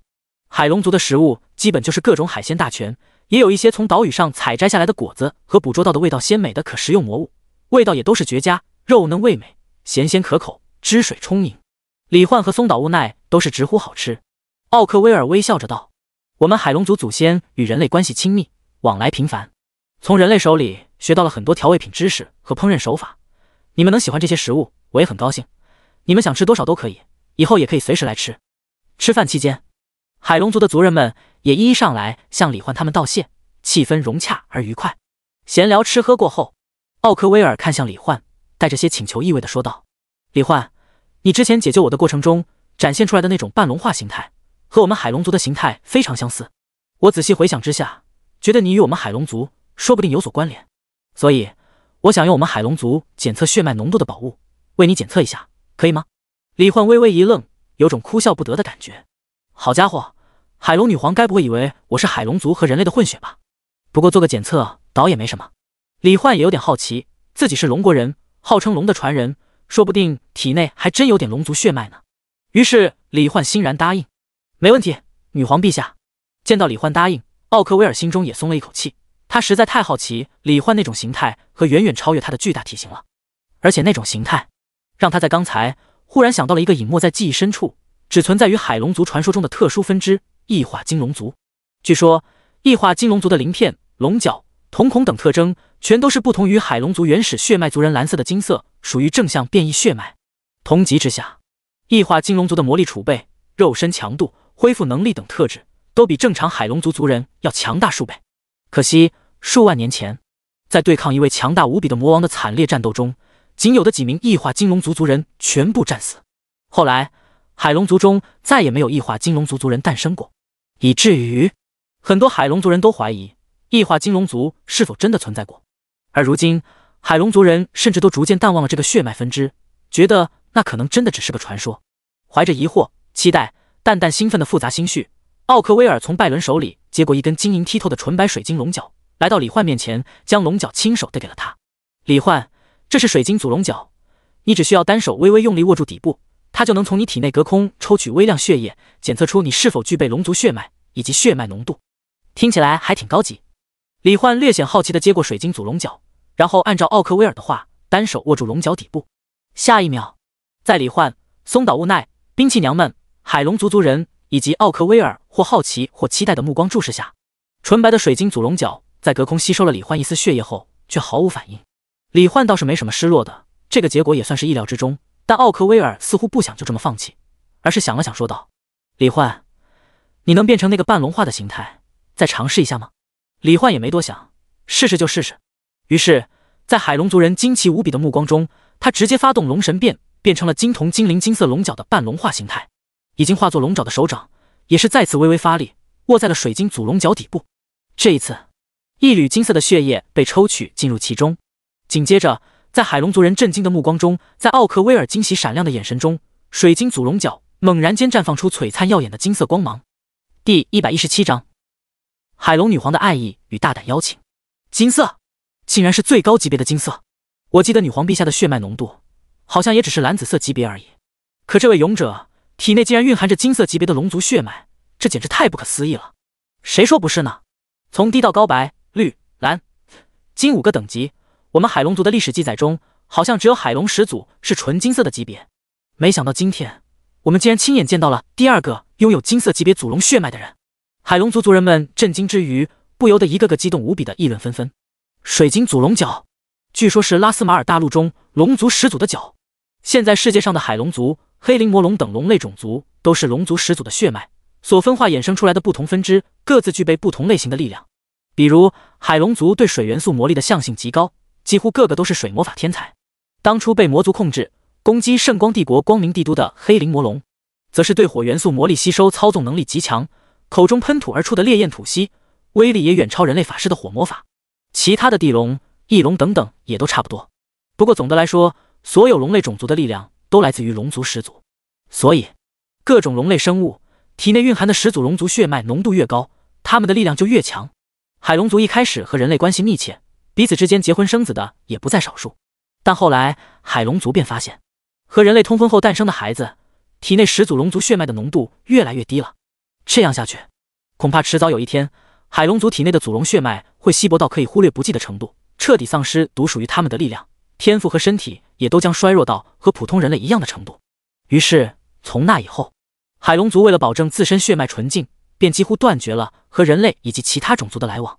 即便如此，海龙族的祖龙血脉浓度仍旧日渐稀薄，就连当今血脉浓度最高的海龙女皇奥克威尔，都只有介于蓝色和紫色之间的蓝紫色级别。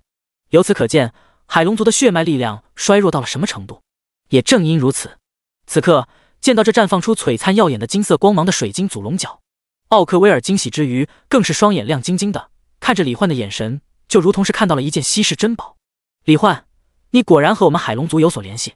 而且这种形态之下，你体内的血脉浓度甚至比我还要高。说到这里，奥克威尔难以掩饰内心的兴奋与激动，白皙水嫩的脸上更是因兴奋而泛起淡淡的粉红，认真无比地看着他的眼睛说道：“李焕，你简直就是上天赐予我们海龙族的礼物，正好我还没有配偶，来和我结婚吧。我们的孩子一定会是融合我们两人各自优点的完美后代。”李焕当场愣在原地，心中狂呼：这未免也太直接、太开放了吧！最开始神情冷淡的奥克威尔，现在却热情似火，俏脸带红的直勾勾地看着他，那渴望满满的眼神，仿佛恨不得现在就去和他一起入洞房一般。再配上他那倾世容颜和诱人无比的身材，竟让李焕的钢铁意志都快要产生了动摇。听到海龙女皇对李焕说出这样直白大胆的话，松岛无奈更是脸色一红，紧抱着兔兔玩偶的同时，有些紧张地看向李焕，不知道他会做出怎样的选择。李焕属实是没想到，自己龙神变之后的血液竟然能测出来的顶级血脉浓度。不过五爪金龙和海龙族好像也不是一种龙啊，该不会是这个水晶祖龙角出问题了吧？还是说只要是个龙就能测出来。而且看奥克威尔还有海龙族人的模样，五爪金龙的位格，貌似和刚才那些海龙族人口中所说的海龙始祖一个级别。李焕心中念头百转，最后想了想，还是说道：“女皇陛下，哪怕我这种形态下的血脉浓度很高，但是您是不是忘了，我是异世界勇者，打败魔王后就会离开这个世界的？所以您这样的决定是不是太草率了？”奥克威尔情不自禁地伸手轻抚李焕半龙化后的身体，含情脉脉的道：“李焕，我当然知道这一切，但是在被你那巨大威猛暴力的半龙化形态打败后，又亲眼见到你拥有这样的血脉浓度，这个世界上已经再也没有人能入我的眼了。”说着，奥克威尔毫不避讳的手臂上移，直接当着所有人的面，满眼深情的轻轻搂住了李焕的脖子，说道：“哪怕你以后会离开，但是能得到你这样方方面面都胜过我，堪称我梦想中完美配偶的男人，即便只能彼此共度一天的快乐时光，也足够我带着回忆幸福一生了。所以来和我一起造孩子吧。还有我几个尚未婚配的妹妹，如果你想的话，我可以让他们也一起，你想要什么姿势都可以的。”这一番真情实意大胆至极的话，直接就让李焕都不禁脸红激动不已。松岛无奈的脸更是已经红到了耳根，脑海里似乎已经不由自主地浮现出几个雪白青涩的海龙族少女和海龙女皇一起服侍李焕的画面了。虽然李焕知道奥克威尔可能只是想要尽可能留下他更多的血脉，让海龙族发展得更加兴盛，但是哪怕对方对他毫无感情，这种皇帝级别的待遇也很难让人不热血沸腾，兴致盎然。更何况李焕能感觉得出来，奥克威尔是真的喜欢上他了，这让他差点就忍不住直接答应了。不过正如之前的精灵女王维尔利特，李焕虽然可以直接上垒，完事儿后就拍拍屁股走人，但是身为龙国好青年的优秀品质和责任感却不允许他这么做。就算要做，也要等他确认一下自己能不能再回来，或者经过深思熟虑后觉得没问题，那样才符合他的意志。于是李焕看着奥克威尔近在咫尺的蓝宝石一样的眼睛，回道：“女皇陛下，虽然我能感受到您的真心情谊，但是这件事对于我来说还是太过突然了。再加上我们也只是初次见面而已，我对你，你对我都知之甚少，所以不如给彼此一些时间，再慎重考虑一下吧。”没想到奥克威尔听后露出若有所思的表情，随后如同恍然大悟一般，微微笑着说道：“我明白了，李焕，这份感情对你来说可能确实突兀了一些，那么接下来的日子里就让我一直陪在你身边吧，我会努力让你爱上我的。”说完，奥克威尔自然大方地牵起李焕的手，又看向松岛无奈，微笑道：“跟我来吧，你们拯救了我，拯救了我们整个海龙族，也是时候给你们回礼了。”第118章，不同的幸福变强的计划之时。李焕本来是想自己一个人好好想想，该怎么处理精灵女王以及现在的海龙女皇对他的感情，没想到海龙女皇奥克威尔似乎误解了他的意思，竟然直接 A 了上来，要在接下来的日子里贴身陪伴着他。这种情况下，李焕也没什么理由拒绝了。再加上奥克威尔本身就已经是世界上顶尖的法神强者，正好李焕接下来打算学习一下魔法，说不定能从他身上得到很好的教导。松岛无奈看着一直牵着李焕的手，面带笑意，蓝发蓝瞳，高贵绝美的奥克威尔，眼中隐约有羡慕流露，同时心中又不禁涌现出一种淡淡的失落感。在这个完全陌生的世界里，是李焕的存在让他感受到了温暖、关切和爱恋的感觉。可是李焕实在是太优秀了，一路走下来，圣光帝国公主莉莉丝殿下、精灵女王维尔利特、兽之勇者凯瑟琳，现在的海龙女皇奥克威尔，喜欢她的人越来越多。松岛无奈完全不知道自己怎么比得过他们这些美丽不可方物又地位非凡、拥有强大力量的女性，所以保持现在这样，对他来说就已经足够了。只要能看到李焕得到幸福就好了，只要能保有和李焕在一起的所有时间里那些快乐难忘的回忆就好了。这样想着，松岛无奈心中逐渐释然，只是抱着李焕送他的兔兔玩偶，心里充斥着幸福感的同时，默默跟在奥克威尔和李焕身后。镇海龙宫中的宝库里，各种奇特宝物就更多了，像是篮球一样大的夜明珠、海底亚龙魔物的骨骼魔盒、各种海底珍稀矿石、魔力水晶珊瑚等等。奥克威尔同样是让李焕随便拿，声音中带着撩拨：“只要你愿意，这里的一切，包括我在内，都可以成为你的所有哦。”还好李焕在经过众多美女的磨练后，已经逐渐适应了这种诱惑，现在已经可以脸没那么红了。女皇陛下，那我就随便拿了。随后李焕便让兵器娘们和松岛无奈都去尽管挑选自己喜欢的东西，他自己则是再次挑出其中能够强化自己神兵特性的所有材料。满载而归后，李焕便打算先回黑岩帝国，和莉莉丝以及另外几名勇者会合，学习魔法，磨练技能，一起变得更强，为备战魔王做好更充足的准备。奥克威尔让海龙族族人们也各自努力修炼，争取在魔王降临之前拥有更强的力量。随后便跟在李焕身边，和他一同瞬间移动，前往黑岩帝国。莉莉丝、凯瑟琳还有其他4个勇者，在李焕带着松岛悟奈前去处理海龙族入侵事件之后，便一直遥望关注戒备着岩山帝都之外，朝向海龙族的那个方向。尤其是莉莉丝，感觉等待的每一分每一秒都度日如年，心里格外担心李焕的安危。毕竟他很清楚海龙族的强大，同时他也不敢想象，如果失去李焕的话，自己的世界会变成怎样。不过很快，伴随着几道熟悉的身影出现在莉莉丝等人面前，他们顿时都是松了一口气。太好了，勇者大人，你没事真是太好了。见到李焕平安无事，莉莉丝直接就开心的朝着李焕的怀里扑了过去。她要大胆一些，她要拉近和勇者大人之间的距离。李焕也是微笑着抱了抱莉莉丝。通过虚空魔眼的超视距和透视，他刚才看到了莉莉丝脸上深深的担忧之色，所以心中对莉莉丝的好感也不由得加深了一些，有种淡淡的暖意涌现。感受到李焕温柔又温暖的怀抱，莉莉丝简直快要幸福的不行了，脑袋也不禁有点晕乎乎的想着，勇者大人的怀抱好温暖，好安心，要是勇者大人能一直这样抱着我就好了。不过这时，一个动听的女性嗓音响起：“李焕，这位是？这是圣光帝国的公主莉莉丝殿下。从我降临这个世界之初，莉莉丝便和悟奈与我并肩协力，一同经历了整个拯救世界的旅途，都是和我关系十分亲密的伙伴。”李焕说完，又向奥克威尔介绍了一下凯瑟琳和其他人。简单认识后，奥克威尔也是微笑着做起了自我介绍：“各位勇者，还有圣光帝国的小公主，你们好，我是海龙族现任女皇奥克威尔，同时也是李焕的追求者，所以接下来的日子里，我们应该还会时常见面的。”闻言，莉莉丝心中顿时忍不住呼喊起来：“啊！为什么喜欢勇者大人的女人越来越多了呀？好烦好烦好烦！我的勇者大人，童话故事里只属于公主的勇者大人，追寻真爱和幸福未来的路程果然没有那么轻松。不过来吧，反正已经有精灵女王和兽之勇者2个情敌了，哪怕再多一个海龙女皇，我也绝对不会放弃的。”一边暗暗给自己加油打气，莉莉丝一边把脸埋在李焕的胸口，不愿意离开李焕的怀抱，只想能多停留一会儿就多停留一会儿。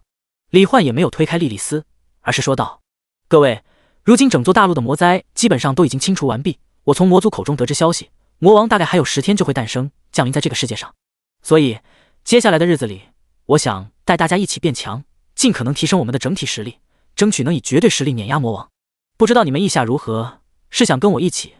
还是想用自己的方法变强？”凯瑟琳等人听后都是当即表示要和他一起变强，毕竟他们本身提升实力的方法就是击杀魔物升级、修炼魔法技能等等。亲眼见识过李焕的实力后，他们知道有李焕的带领，他们绝对能飞速提升实力。好，既然如此，那么大家便跟我一起吧。李焕带着众人通过虚空魔眼瞬间移动到了一片魔物大森林之中，打算先帮助7神勇者，除他之外的所有人全都升到满级。第119章全员满级，各自发展与魔法修炼。拉斯马尔大陆中的森林山脉、丘陵平原、湖泊溪流等各种地形的数量都很多，各种族生物的类型也远不止李焕拯救的5大主要种族，其中魔物也种类繁多，仅仅是人类记载中的魔物类型就已经高达10几万种。李焕带着7神勇者所有人来到的地方，便是查尔斯的大陆全貌地图中位于黑岩帝国附近的一处魔物大森林——科莫尼夫大森林。经过一路的斩杀魔族、分辨魔物，李焕也算是半个专家了，对很多魔物的名字、外貌、攻击手段、有害还是有益都有所了解。所以进入科莫尼夫大森林之中后，李焕凭借虚空魔眼直接无视障碍扫视整片森林中的魔物，并通过空间能力将海量有害魔物都转移到了众人的面前。不过为了自然平衡，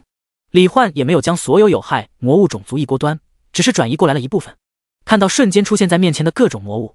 赵云、凯尔文等人都是越发震惊于李焕的力量了。来组队吧，我帮大家全都快速升到满级，之后的时间里，你们就可以全心投入技能和战斗技巧的修炼了。和李焕一样，其余6位勇者也都拥有一个属性面板。7神勇者之间是可以通过组队分享杀怪经验的。在之前拯救世界的旅途中，松岛悟奈就一直和李焕处于组队状态，所以早就提升到了满级100级，自由属性点全都加了精神，用来强化神器技能的效果。只不过不同于李焕升级之后会自动获得职业者技能，其他勇者除了神器自带的技能之外，想要获得其他技能，就需要自己进行学习。学习成功后，就可以通过不断使用，提升熟练度，将技能等级提升到最高，完全不存在修炼限制。这也算是勇者们除了神器之外的专属金手指了。于是，在凯瑟琳等人都和李焕进入组队状态后，李焕无限剑气横扫而出，直接瞬间秒杀海量魔物。一时间，各个勇者的等级都是坐火箭一样急速飙升。扫荡完了科莫尼夫大森林后，李焕又根据大陆全貌地图，依次前往各个魔物聚集地，用同样的手法斩杀海量魔物。就这样，仅仅4个多小时过去，除了李焕本人，所有勇者全都升到了满级100级。和本世界生物的等级代表境界不同，勇者们的等级提升只会获得自由属性点，可以根据自身战斗风格和需要进行自由加点分配。李焕，真的非常感谢你的帮助。现在我们都已经达到了满级，接下来我们就回到各自原本所在的帝国，向本国的圣魔导士进行魔法技能的学习吧。赵云诚挚道谢，说出了自己的想法。一旁的凯尔文也点了点头。没错，李焕，你帮我们的已经够多了，再加上魔法技能的熟练度只能靠我们自己提升。我们分开待在各自原本降临的帝国，也能在修炼技能的同时继续守护人类3大帝国。凯瑟琳则是来到李焕身边，笑着说道：我可不想回神火帝国，我想要继续跟着你，陪着你，和你一起修炼学习。兰迪斯和龟田小次郎被李焕扭转意志，变得积极向上后，也是表示赞同赵云他们的想法，决定回到原来的帝国进行技能修炼。李焕笑着道：好，我明白了，那我就先送你们回去。如果魔王提前降世，亦或是魔族出现异变，我会通过空间能力第一时间找到大家。接下来大家各自努力吧。哈哈，那是自然。为了回到原来的世界，也为了拯救这个世界，我们一定会全力变强的。在众人的点头应和声中，李焕将赵云等人送回了各自原本所在的帝国帝都，他自己则是带着莉莉丝、松岛雾奈、凯瑟琳、奥克威尔和兵器娘们回到了圣光帝国光明帝都。亚尔曼大帝几天没见莉莉丝，可谓是甚是想念。听说李焕已经拯救了整座大陆，更是惊奇之中有种梦幻般的感觉。虽然知道李焕很强，但他怎么也没想到，这才3、4天的时间，整座大陆的魔灾竟然都已经被清除了。面容和蔼的白胡子光系圣魔导士查尔斯伤势已经彻底恢复，也出来迎接，欣赏赞叹无比的夸赞道：李焕，你的实力真是又一次刷新了我的认知。如果历代勇者都能有你这样的实力的话，那么大陆众生不知该有多么幸运幸福。李焕当即便谦虚地说道：查尔斯先生过奖了，如今大陆魔灾虽然已经解除，但是魔王危机仍旧充满未知，所以我想学习一下魔法技能，进一步提升我的实力。您学识渊博，又是圣魔导士级别的人类顶尖魔法师，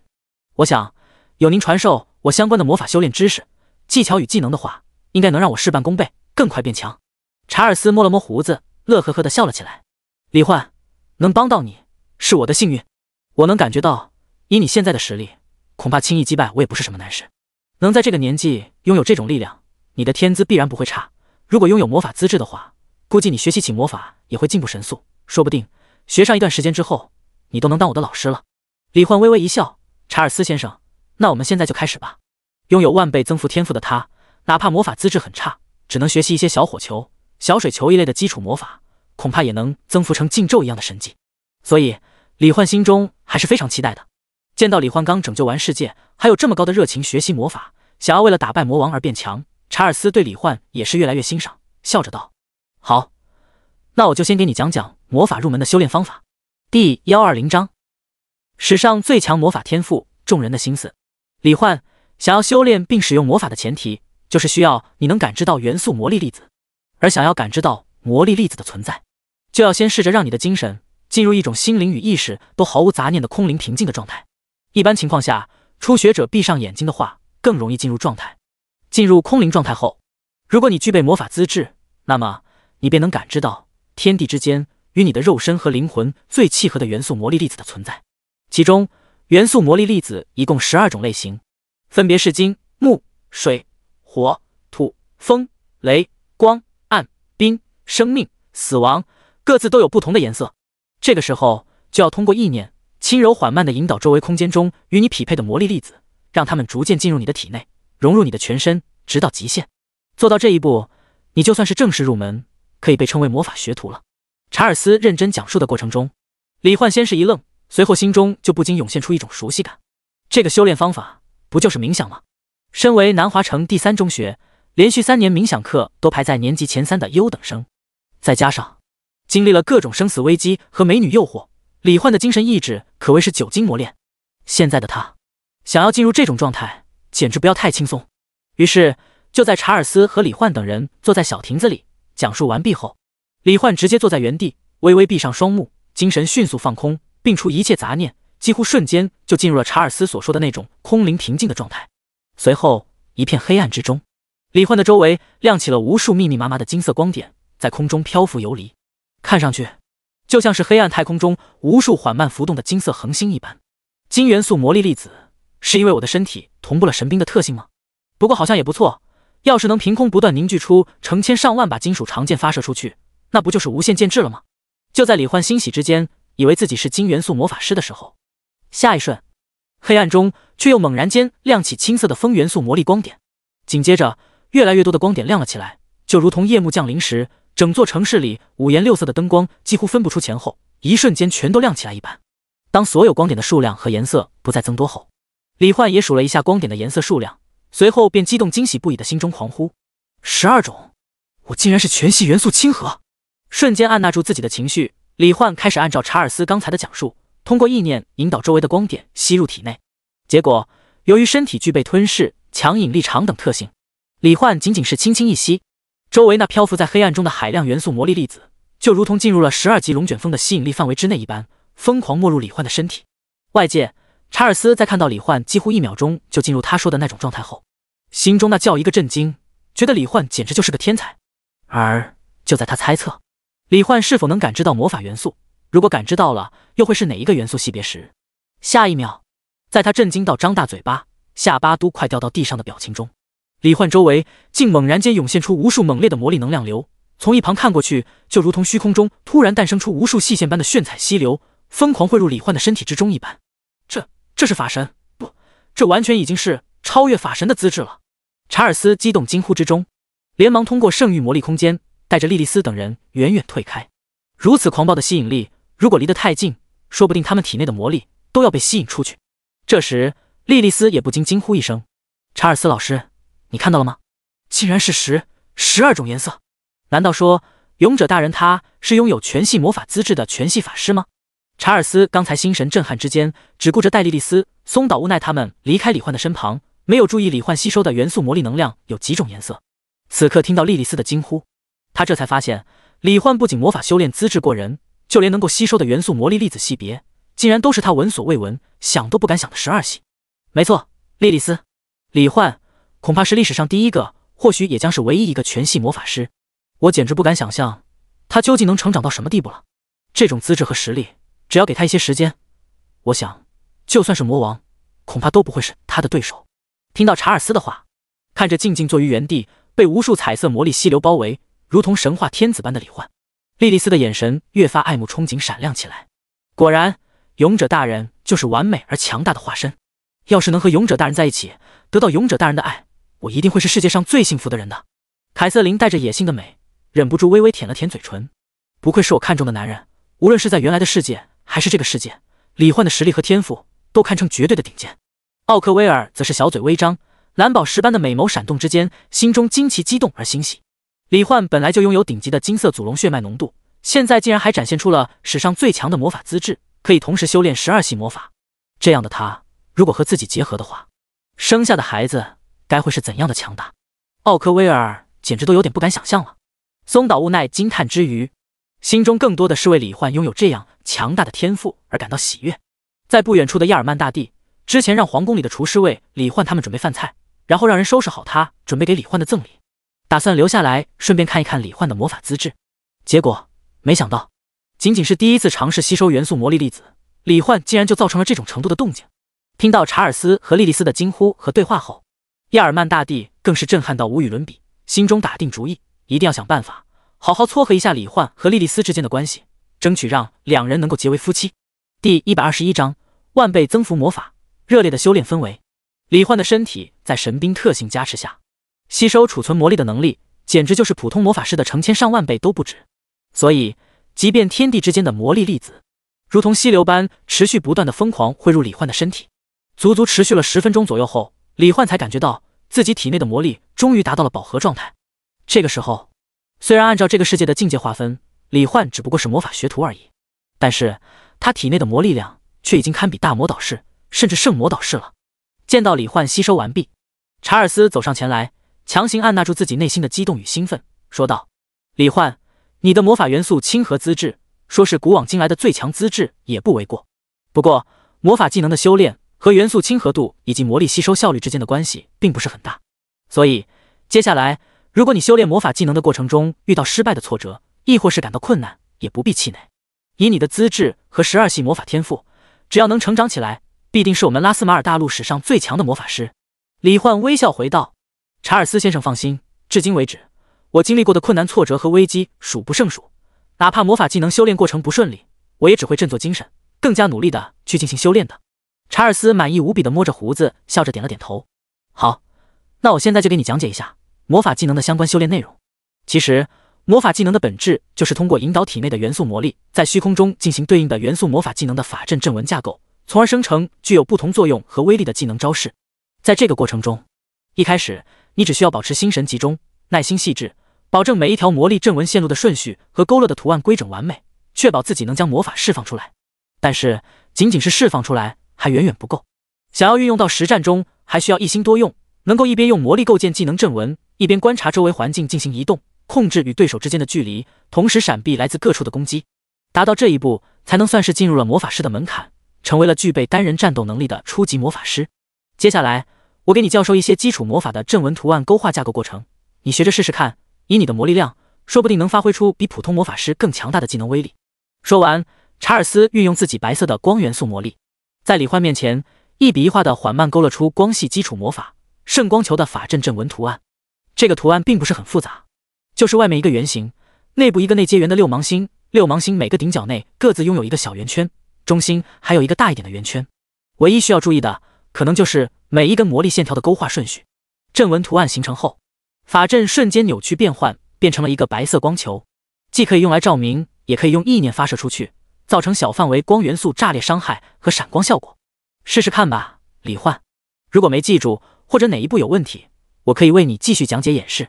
李焕微微点头，直接开始引导自己体内的光元素魔力进行圣光球的法阵阵纹勾画。这种简单的图案，以他的记忆力可谓是过目不忘。于是，在查尔斯、莉莉丝等人的目光注视下，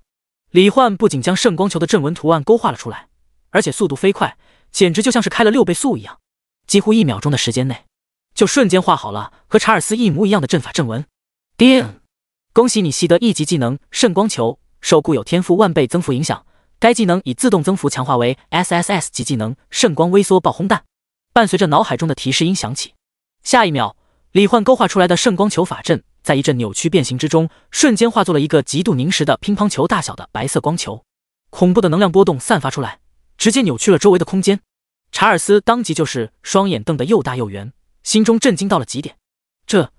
这真的是基础魔法技能圣光球？这种能量波动，要是让它炸开，恐怕整个皇宫都要被炸上天了。奥克威尔身为法神，比查尔斯感知的更为清晰，所以他心中的惊讶远胜查尔斯，因为这一个小小的圣光球中蕴含的能量，几乎足以媲美他法神境界所能凝聚出来的魔法弹攻击了。他怎么也想不通，李焕勾画法阵时，明明只消耗了很少的光元素魔力，怎么会凝聚出如此强大的圣光球？不过，这反倒使得李焕在他的心中又增添了一份神秘强大的感觉，令他不禁越发迷恋李焕，想要切身深入探知他的一切，得到他的血脉了。李焕，你这个圣光球的能量波动简直太强了，你可一定要控制住，让他先别炸，我这就带你转移到城外。看到查尔斯有些惊慌的表情，李焕有种哭笑不得的感觉，连忙说道：“放心，查尔斯先生，我可以直接把这个圣光球吸收掉的。”话落，李焕虚空魔眼发动，直接将这个被增幅强化成圣光微缩爆破弹的圣光球吸收进入了无限空间，和之前吸收储存的那些超压缩魔力能量团放到了一片区域。眼见那恐怖圣光球消失，查尔斯这才松了口气，只觉得当李焕的老师简直就像是坐过山车一样，心脏都快受不了了。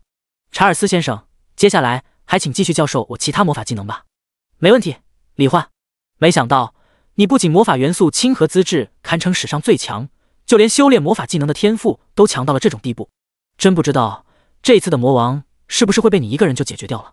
查尔斯似乎已经忍不住想到了未来李焕一个人暴打魔王的场景了。收敛思绪，查尔斯更加用心地教授李焕。接下来，我把另外11系基础魔法也全都逐一给你演示一遍。等你全部学会，还有其他更高等级的魔法，我也都将循序渐进，全部倾囊相授。开始吧，查尔斯先生，我会全力学习的。随后，李焕便在查尔斯的教导下，不断学习着各种魔法技能。一旁的莉莉丝、松岛乌奈、凯瑟琳他们见到李焕如此天赋过人，还如此努力，也是不禁有种热血沸腾的感觉，也开始按照查尔斯之前讲述教导的方法，开始各自进行魔法修炼。或是为了更加接近李焕，不至于像个花瓶，或是为了能帮到李焕打败魔王，回到原来的世界，都开始各自进行着努力。奥克威尔虽然已经达到法神境界，但也没有懈怠，同样进入修炼状态，凝练扩张自己的法神领域，修炼自己的各项魔法技能。一时间，在李焕的带动下，大家都热情高涨的修炼起来，似乎一切都在向着好的方向发展。第122章休闲时光与破镜的魔族大将。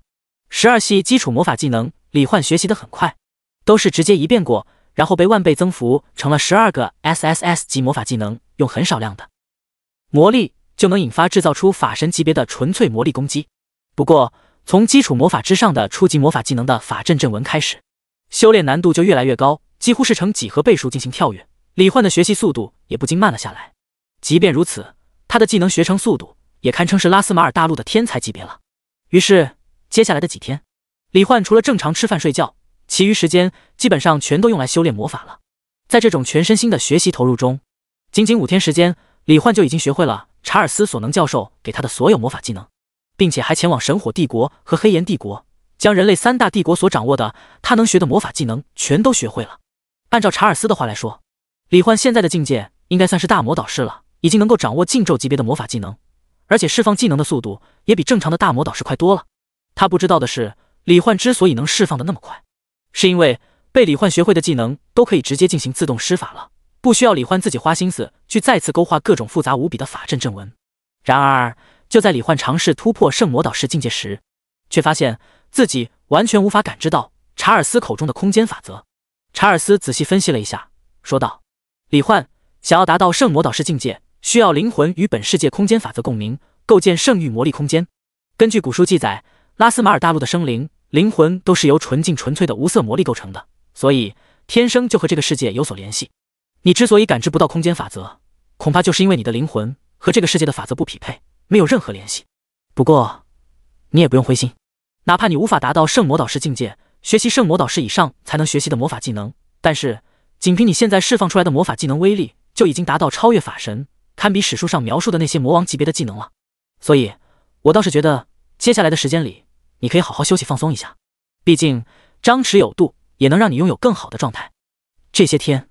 看到李焕努力刻苦，几乎一刻也不愿休息，拼命认真的修炼魔法技能，比他教过的所有学生都更努力的模样，查尔斯都不禁看得有些心疼，又有些疑惑。在他看来，李焕明明已经强到不行了，天赋更是远超世界上的所有人，但不知为何，他总感觉李焕似乎仍旧在害怕担忧着什么一样，就仿佛无形之中有一个强大无比的恶魔在他背后默默逼近追赶着他，随时都会夺去他的性命一般。而且查尔斯能看出来，李焕所害怕的东西不是魔王，而是某种更为恐怖的存在。听到查尔斯的话，李焕不禁晃了晃神，微笑着道：查尔斯先生，您说的很有道理，每天都一直进行这样高强度的修炼，似乎无形之中也会给自己一种压迫感。既然没办法成为圣魔导士，那么休息放松一下，舒缓心情也是个不错的选择。于是李焕看向莉莉丝、松岛无奈他们，露出一个阳光灿烂的笑容，说道：这些天大家一直跟着我一起修炼，虽然没有说什么，但是我能看得出来你们都已经很累了，不如今天就和我一起休息一天，出去四处逛逛，放松一下吧。闻言，莉莉丝他们顿时一个个都露出了开心的表情，毕竟他们可没有李焕那样强大的身体和意志，能一直陪着他修炼，属实是不容易。现在既能休息，又能和李焕在一起，享受日常休闲的时光，对他们来说完全就是没办法拒绝的诱惑。好耶！勇者大人，你想去什么地方？我知道很多有名的景点，还有各种美食所在的城镇，我可以再次为你引路，就像之前我们一起拯救世界的时候一样。看到莉莉丝欢快激动的模样，李焕笑着道：好，那就有劳你了，莉莉丝。查尔斯先生要一起来吗？查尔斯却是摆了摆手，你们年轻人精力旺盛，一起玩就好了。我一个老家伙就不打扰你们了。更何况，比起外出，我现在还是更喜欢去图书馆研究一下古籍。就这样，在莉莉丝的指引下，李焕带着他们前往拉斯马尔大陆上的各个独特景点，还有各种美食丰富的城镇，开始了难得的休闲娱乐时光。另一边，黑暗广袤，灰色日月星辰同时悬浮在天幕之上，缓慢旋转，雾蒙蒙的暗空魔界之内，魔族四大将在不眠不休、持续不断的全力吸收王之恩赐带来的精纯魔气中，他们的实力境界不断攀升。终于，就在今天，四大将中实力较强的焚天之炎埃尔奥特和滨海龙女海琳娜，几乎在同一时刻突破至了大陆最强的法神境界。风灾魔女奥利维亚和黑暗之炎艾萨克虽然仍旧处于吸收魔气、提升实力的状态，但是埃尔奥特和海琳娜能感觉到，两人也都马上就要突破了。所以对视一眼后，浑身笼罩在浓郁金色光辉之中，头发仿佛金红色烈焰般熊熊燃烧的英俊邪魅的埃利奥特淡笑道：“海琳娜，先稳固熟悉一下我们各自的境界和能力吧。等他们也都突破至法神境界，我们四人联手，哪怕大陆上出现了法神强者，也绝不会是我们的对手。距离魔王大人诞生还有几天时间，正好可以提前将整座大陆化为我们魔族的地盘，作为献礼。”头生龙角，白发蓝瞳，身穿冰蓝色铠甲，身后还有一条蓝色龙尾，身材火爆妖娆的海琳娜微微点头，脸色和声音一如既往的冰冷。那就等一等他们吧。第123章，实力暴增与灵魂分身。在莉莉丝的带领下，李焕和松岛无奈、凯瑟琳、奥克威尔，还有老爸老妈和兵器娘们一起去往各地吃喝玩乐，观赏风景。由于拯救了整个大陆，李焕他们去往各地的时候，城中居民都是热烈欢迎，各种美食也绝不收钱，免费让李焕他们想吃多少就吃多少，吃完了还要再送给他们好多。在街上闲逛的时候，还有大量人类少女和兽耳娘也是纷纷围上来向李焕表露爱意，给他送了一封又一封情书和感谢信，随时欢迎李焕找他们交流感情。看得莉莉丝又是为李焕感到骄傲，又不禁有种吃醋似的酸酸的感觉。勇者大人，能摸摸我的头吗？妈妈说被勇者大人摸头会带来好运和庇护的，我自己也想要被勇者大人摸头。一个可爱娇小的白色猫耳娘睁着大大的带着渴望的眼睛。当然可以。李焕笑着摸了摸猫耳娘的小脑袋，顺手也摸了摸那一对毛茸茸的白色猫耳，把猫耳娘摸得脸红红的，眯起眼睛，一脸舒服享受的模样。我也要，我也要。勇者大人，也摸摸我吧。勇者大人，还有我，可以抱抱我吗？我想要知道被勇者大人抱住会是怎样的感觉。被各种族美少女们围住，让他又是摸又是抱的，还有些趁乱占他便宜摸他身体的，李焕都有些承受不住了，连忙说自己还有事，带着莉莉丝他们腾空而去，留下一地恋恋不舍，让他以后常来的美少女们。游玩期间，李焕还给老爸老妈、兵器娘们和莉莉丝他们每个人都买了一些小礼物。收到礼物的大家一个个都格外开心。在这样纯粹的放松玩乐之中，时间很快就到了晚上。回到光明帝都住处后，所有人都一脸满足的和李焕互道晚安，各自睡觉休息了。兵器娘们在好感度再次集体增长中，彩星和木林的好感度都达到了和风清月一样的满级10级。李焕也直接同步了彩星极光、日月宫和木林圣域权杖100%的特性能力、属性点，还有他们各自的技能，实力再次暴涨。现在的他在日月星辰光芒照耀下，仅凭身体任意部位的表皮就能直接无限发射出超高温和超低温光剑，还能自己释放原初复苏圣域之光。最令李焕在意的则是彩星的主动技能灵容100%。在他获得后，这个技能产生了一定的变化，发动后能够让他的灵魂分化出一个灵魂分身，自由与任意一个其他灵魂融合，使对方获得自己100%的属性点加持。而且最关键的是，这个技能没有冷却，也没有限制。也就是说，当彩星和李焕处于灵魂融合状态，并处于召唤物神级增益光环每秒恢复100%法力值的状态下时，他最多可以同时生成100个灵魂分身，继而直接让100个生灵实力暴涨，在融合期间获得他的全属性加成。看到这个技能的介绍后，李焕当即就忍不住想要尝试一下。让彩星和自己融合后，他带着兵器娘们来到了召唤位增多后，体积再次暴增，已经宛如半个地球般广袤的召唤物空间内。随后意念一动，发动神级增益光环的下一瞬，又连续5次发动了灵容100%。于是乎，在风清月他们惊讶的目光中，李焕的体内忽然浮现出一道接一道和他本人长得一模一样的灵魂虚影。看到兵器娘们好奇宝宝一样的目光，李焕微笑着解释道：“这是我同步获得的彩星的技能，能够让我的灵魂和你们融合，让你们获得我的全属性加持，进一步增强你们的实力。不过具体效果怎么样，还是要试试看才知道。所以接下来大家不要抗拒，让我的灵魂分身进入你们体内，和你们彼此融合，看看增强的属性是我本身的基础属性，还是同步了你们所有人属性之后的超高属性。李焕的解释清晰明了，风清月他们很容易就听懂了。我明白了，主人，请尽管操纵灵魂进入我的身体，和我融合吧。我高兴还来不及呢，肯定不会有任何抗拒的。风清月脸色微红，认真而期待地说道：主人，来吧。木林肉乎乎的脸蛋上浮现出开心的红晕和渴望的神色。我一直都很羡慕彩星姐姐，能和你那样亲密无间的彼此融合，没想到现在我们也能有这样的机会了，我一定会好好体验的。这种和主人变得更加亲密的事情，是我一直想要做的。主人，请快点进来吧，我一定会全力配合你的。星玄黑色瞳孔中的白色光圈都因为期待与渴望而闪亮起来。来吧，主人，爱丽丝认真兴奋地说道。能拥有更强的力量的话，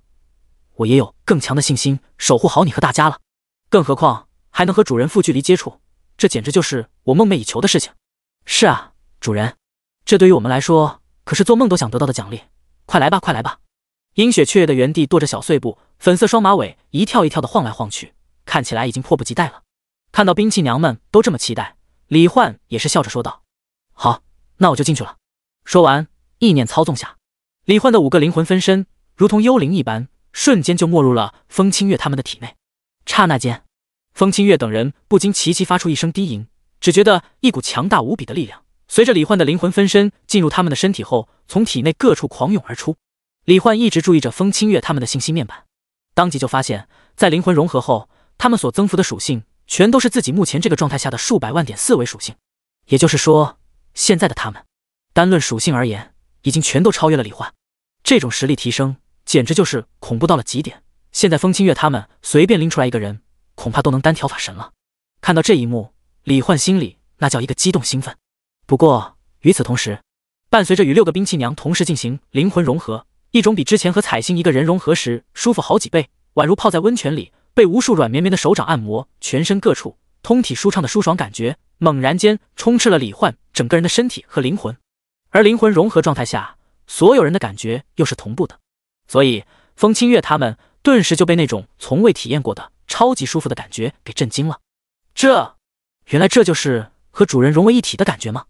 难怪彩星老是喜欢和主人灵魂融合，原来这么舒服。主人，以后我们一直保持这个状态吧，真的好舒服啊！要是在这个状态下搂着主人睡觉的话，一定会更舒服的。兵器娘们纷纷表示太舒服了，忍不住就想要让李焕一直保持这个状态。李焕也很享受这种感觉，于是当即答应了兵器娘们的请求。现在实验完毕，正好也该睡绝觉了。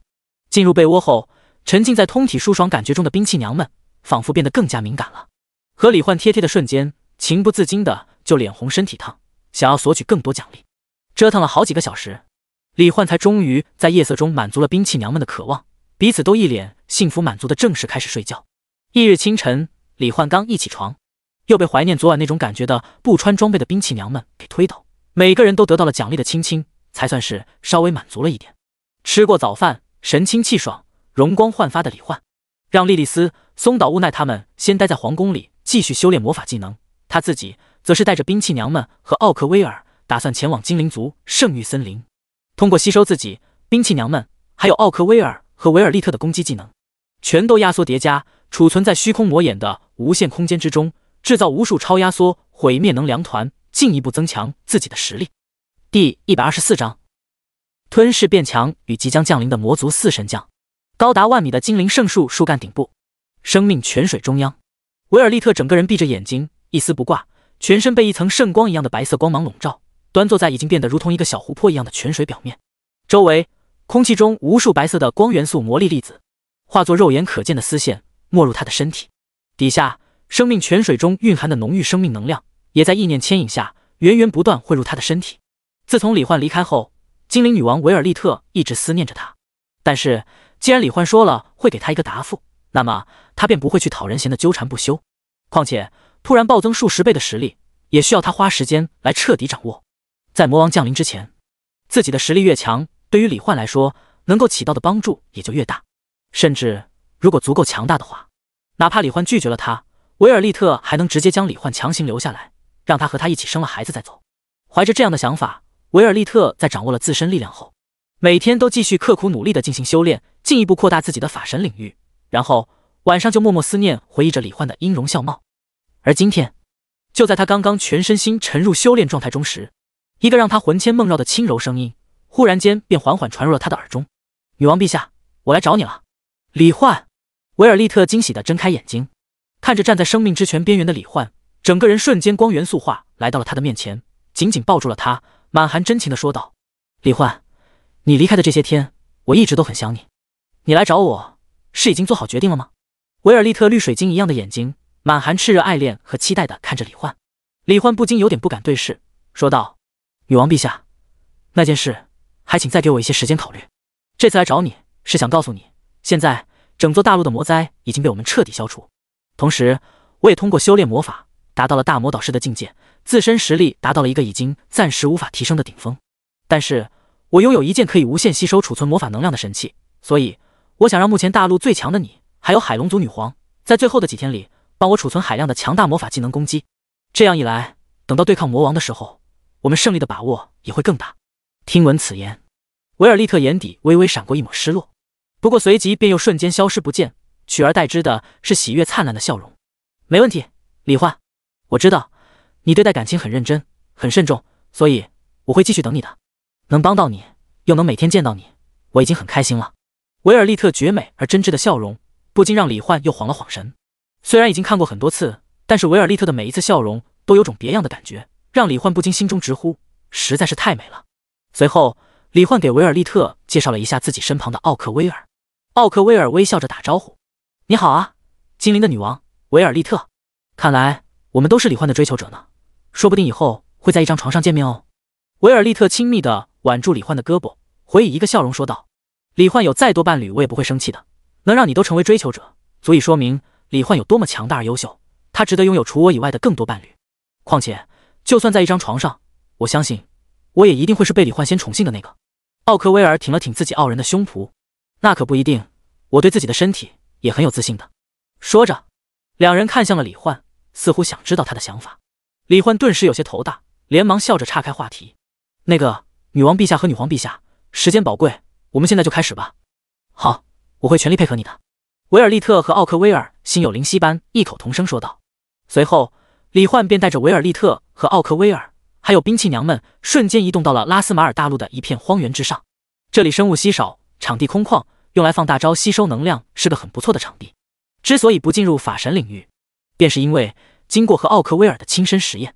李焕发现只要不在法神领域之内，并且攻击释放出去之后就放弃对魔力的操控，李焕就能对他身为法神的技能攻击进行吸收。于是和维尔利特讲明这一点，并站好位置后，李焕在和兵器娘们都处于灵魂融合状态的情况下，直接发动了四神光环。一瞬间，兵器娘们全都属性暴涨，实力暴增。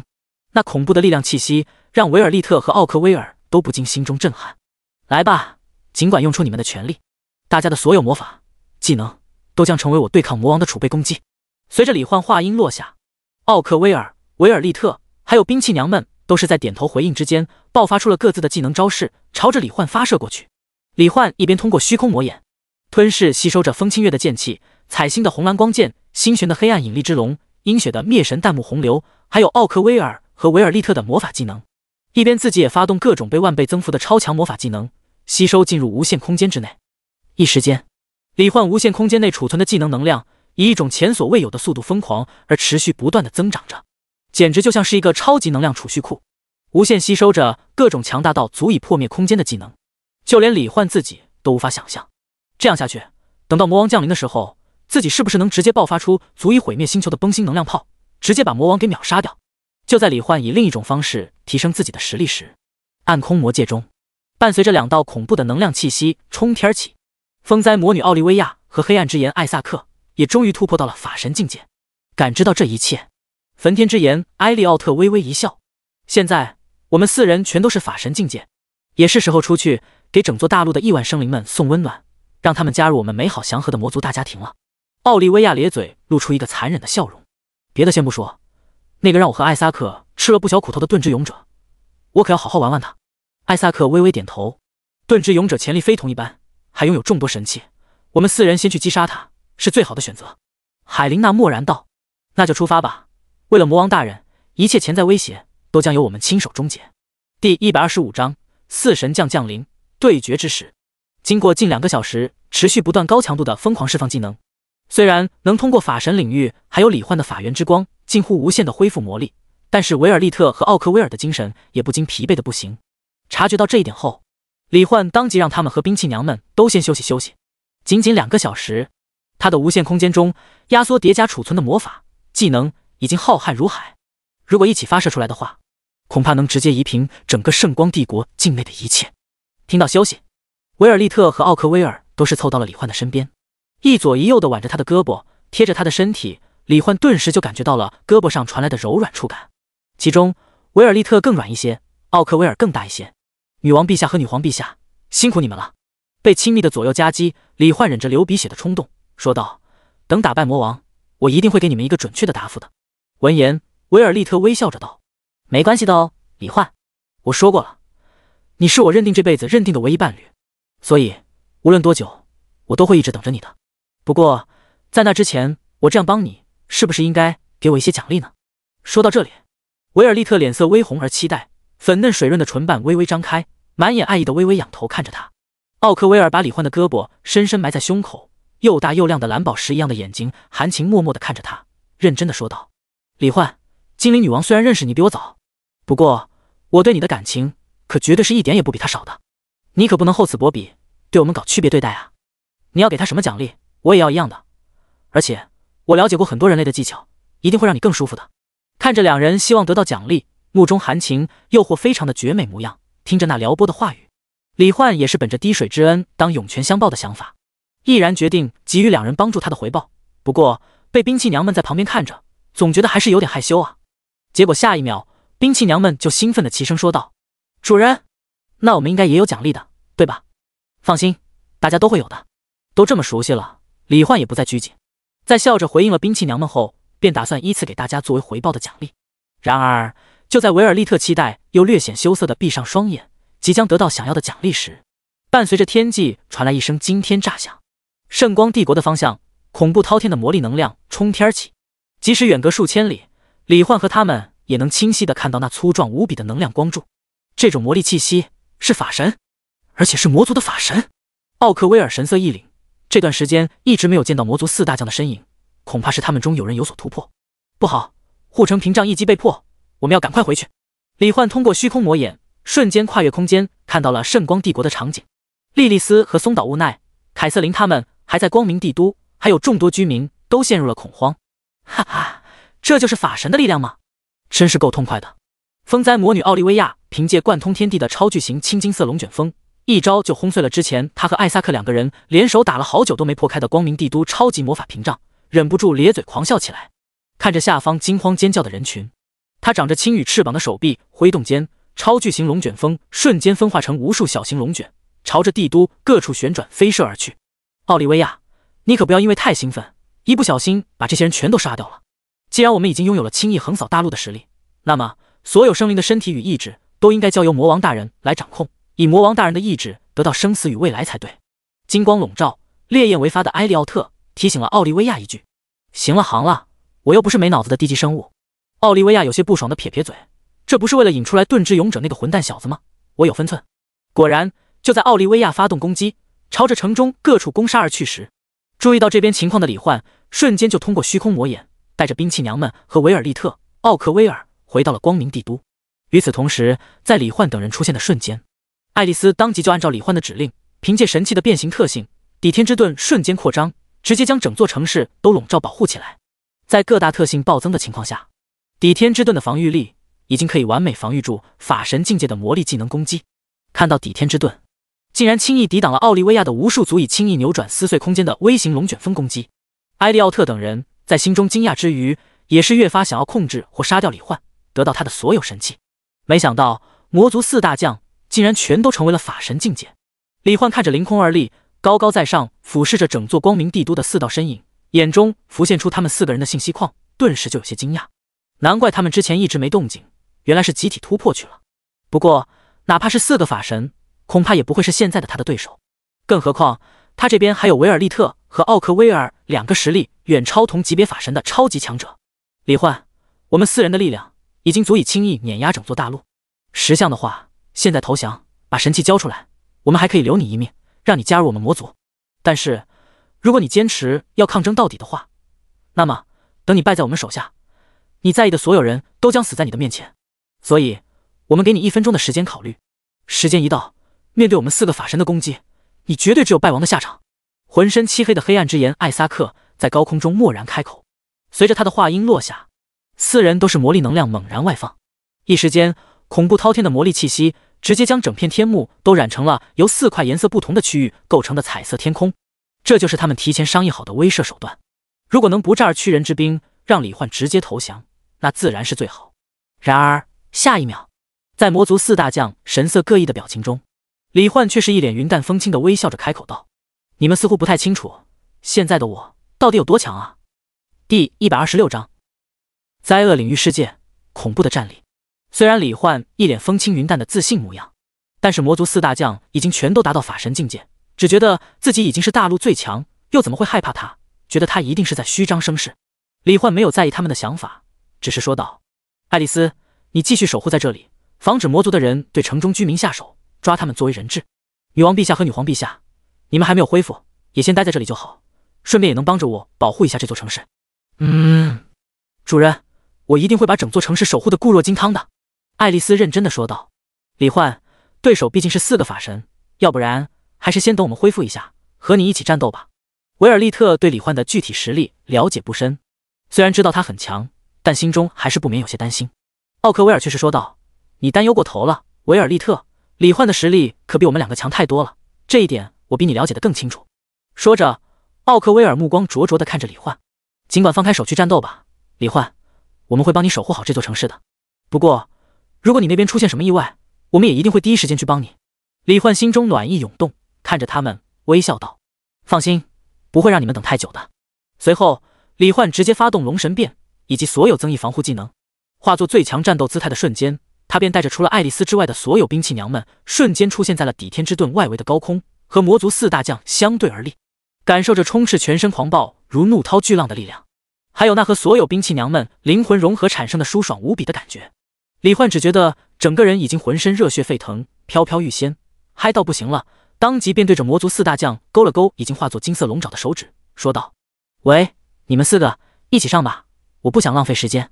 这嚣张的姿态直接就让脾气最为火爆的风灾魔女奥利维亚冷笑着怒喝道：“不知死活的家伙，我看你是完全不懂法神和圣魔导师之间的差距有多大。接下来我要让你承受比我之前更为强烈持久的痛苦，让你在求饶痛苦的哀嚎中死去。给我进来吧！”话音落下的刹那，奥利维亚瞬间领域展开，将李焕和兵器娘们拉进了他的暴风之法神领域内部。几乎是同一时间，黑暗之炎艾萨克、冰海龙女海琳娜、焚天之炎埃利奥特也全都施展了各自的法神领域。随后，4大将的法神领域彼此融合叠加到一起，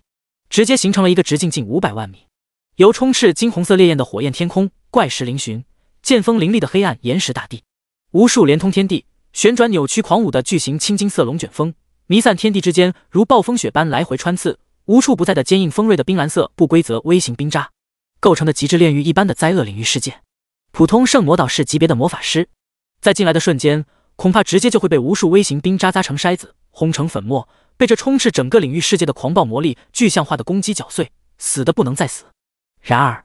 面对着充斥天地无处不在的攻击，在通过虚空魔眼进行空间防御的同时，李焕仅仅是抬手挥动暴风剑，金银双色剑光天地便瞬间光速展开，直接就将自己和所有兵器娘都包裹笼罩进行防御，隔绝了外界一切攻击，并且他整个人也是瞬间体型暴涨，化作了身高达到6万多米，手持近50公里长的金银双色暴风巨剑的超级巨人。一时间，恐怖到极点的力量气息直接横扫了整个灾厄领域世界，带给埃利奥特4人一种如山如海般的沉重压力。感受到李焕爆发出来的力量，看到李焕施展出来的那个和法神领域有很多相似之处的剑光天地，魔族4大将心中震惊骇然之间，也是杀心更重。仅仅这么几天，盾之勇者竟然就成长到了这个地步，真不敢想象再让他继续成长下去会对魔王大人造成怎样的威胁。念至此处，天空中无穷惊鸿烈焰凝聚出一张巨大的埃利奥特的脸孔，发出回荡天地的声音。大家全力爆发，不要留手，只要杀了盾之勇者，那么其他勇者都将不足为虑。话落，一道如同火山爆发、天河倾倒、爆星射线一样，由光与火元素融合而成，直径超过10万米的金红色烈焰光柱，已经从烈焰天空中埃利奥特的火焰巨口中猛然间爆射而出，朝着李焕轰然坠下。哈哈，这还用你说吗？我已经迫不及待想要干死他了。奥利维亚狂笑着挥动双臂和翅膀，上万道连通天地，卷入无数惊鸿烈焰，亦或是空间中蓝色冰刺冰刀的青金红蓝炫彩巨型龙卷风，已经朝着李焕的位置围剿急速围杀而去。艾萨克默然不语间，也已经身躯元素化，融入暗元素与土元素构成的黑暗大地。顷刻间，但见无数岩块暴突而出，冲天起，扭曲变形之间，凝聚成数量仿佛无穷无尽一般的高达数万米、体型伟岸雄壮、能够吞噬海量其他魔力、加强自身的黑暗岩峰巨人，一个个手持各种巨型黑暗岩石兵器，携带着破灭虚空、浩瀚如海的惊天巨力，朝着李焕冲杀劈砍抡砸而去。海琳娜意念流转之间，已经为艾萨克的黑暗岩峰巨人体表和武器表面全都施加凝结了一层极致坚硬坚固且带着冰刺的淡蓝色冰甲，同时整个人瞬间化作由纯冰凝结而成的超级巨龙形态，凭借强绝到极点的魔力操纵能力和范围，将弥散天地间的肉眼可见的不规则冰渣分解转化为成百上千万万亿分子级别的超微型冰刺冰刀。意念操纵下，如同无限宇宙粒子乱流般狂乱不绝地朝着李焕的剑光天地每一处防御进行无休无止的突刺切割。四大将发动攻击都只是一瞬间而已。于是在化身最强形态和体型的下一秒，面对着无穷无尽充斥天地每一寸空间，足以轻易秒杀普通法神几百遍的恐怖密集的狂暴无比的围攻绞杀，李焕也不由得涌现出强烈的战意，兴奋无比的大笑着，来得好，大家跟我一起全力战斗，斩杀这4个敌人吧。主人，一起吧。话落，木林已经释放治愈之光，给大家加了个超速回复状态。星璇抬手间释放出5条体型庞大、足有数千米长的超级黑暗引力之龙，从剑光天地中腾飞而出，在控制范围内吞噬着外界无穷无尽的魔力攻击，环绕在李焕周围进行吞噬攻击变大的同时，也在守护李焕的安全。看到那么多攻杀而来的巨型黑暗岩峰巨人，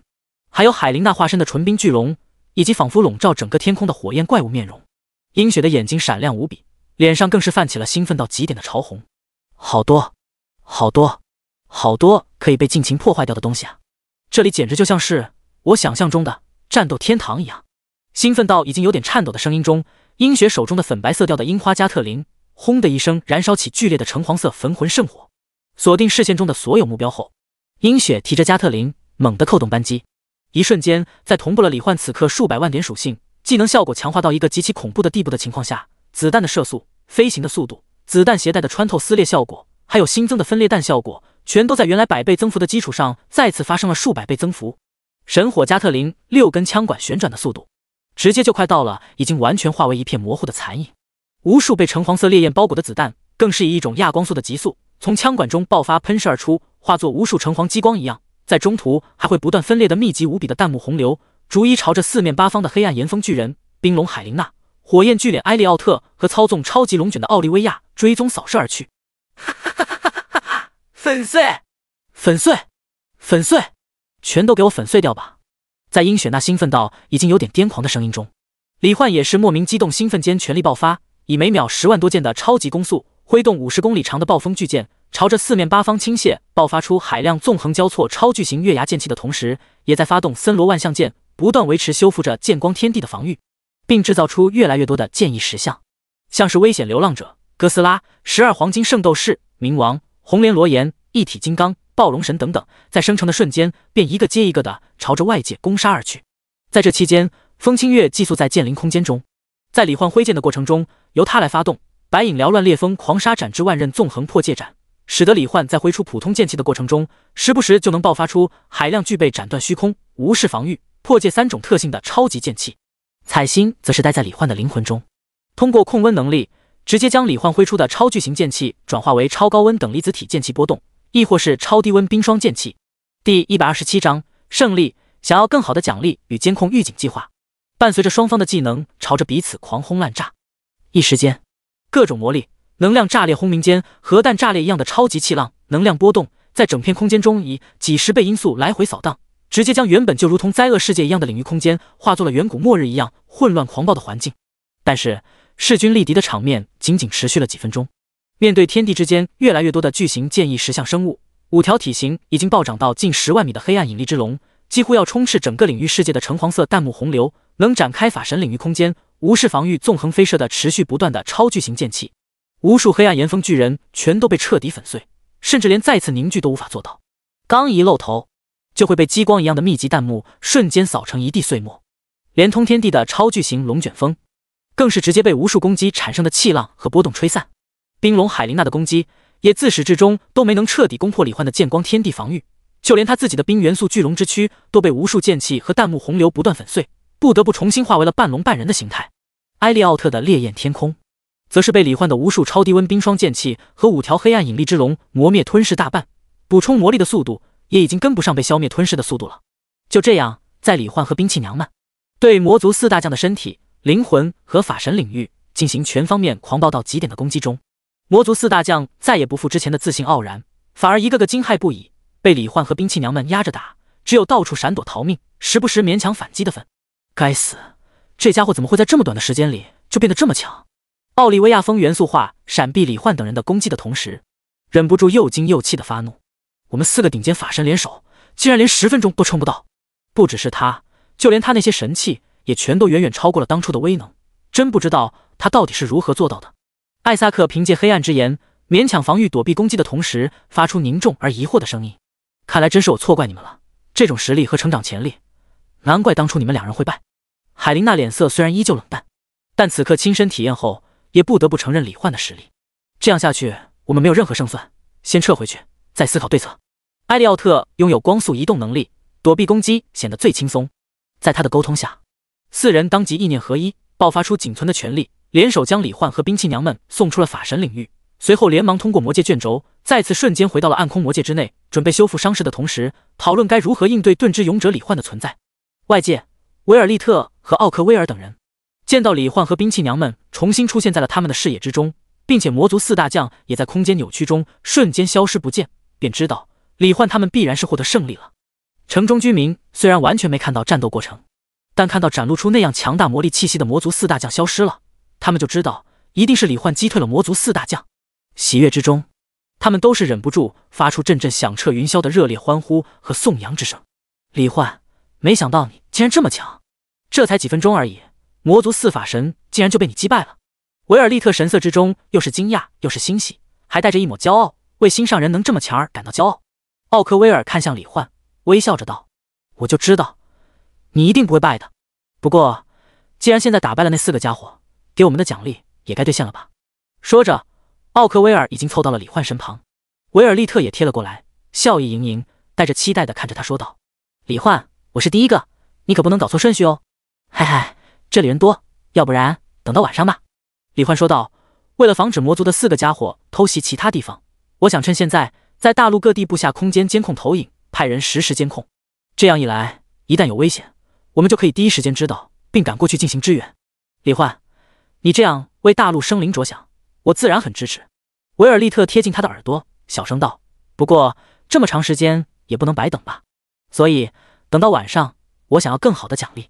喂，维尔利特，我可是法神，听得一清二楚。不过你悄悄话的提议不错，李焕，那我们就勉为其难，等你到晚上喽。奥克威尔的笑容意味深长，带着一种别样的诱惑。被2人这样聊，李焕也不禁老脸一红。那就先办正事吧，奖励的事情晚上再说。随后，李焕通过自己在各地留下的空间坐标，前往实施监控预警计划。第128章，计划完成，奖励与莉莉丝的到来。在之前，和莉莉丝、松岛乌奈他们一起拯救世界的旅途中，以及昨天，在莉莉丝的带领下去大陆游玩的过程中，李焕在各地都留下了空间坐标，随时都可以瞬间抵达那些地方。于是，和圣光帝国亚尔曼大帝说了一下自己的计划后，亚尔曼大帝当即就说道：李焕，你的计划对于整个大陆的生灵来说都是一件好事，我肯定会全力支持的。那么，接下来在魔王降临、最终决战之前的这几天里，我会专门安排人手，日夜不停地轮流监控你制造的各地空间投影，出现问题第一时间就报告给你。李焕点了点头，那就麻烦陛下了。随后，李焕先是将圣光帝国境内所有城镇村庄所在空间的俯瞰全貌光影景象，全都通过精细的空间操纵能力，投影到圣光帝国皇宫内，距离他的住处不远的一个小广场上。这样一来，一旦哪里出现事情，在小广场上监控的人员只需要大喊一声，李焕就能瞬间得知，第一时间赶往出事地点。花费了1个多小时，圣光帝国所有监控投影建设完毕。亚尔曼大帝还有众多官员、法师、侍卫、女仆，看着那显示各地景象的空间投影，都是有种格外新奇的感觉。接着，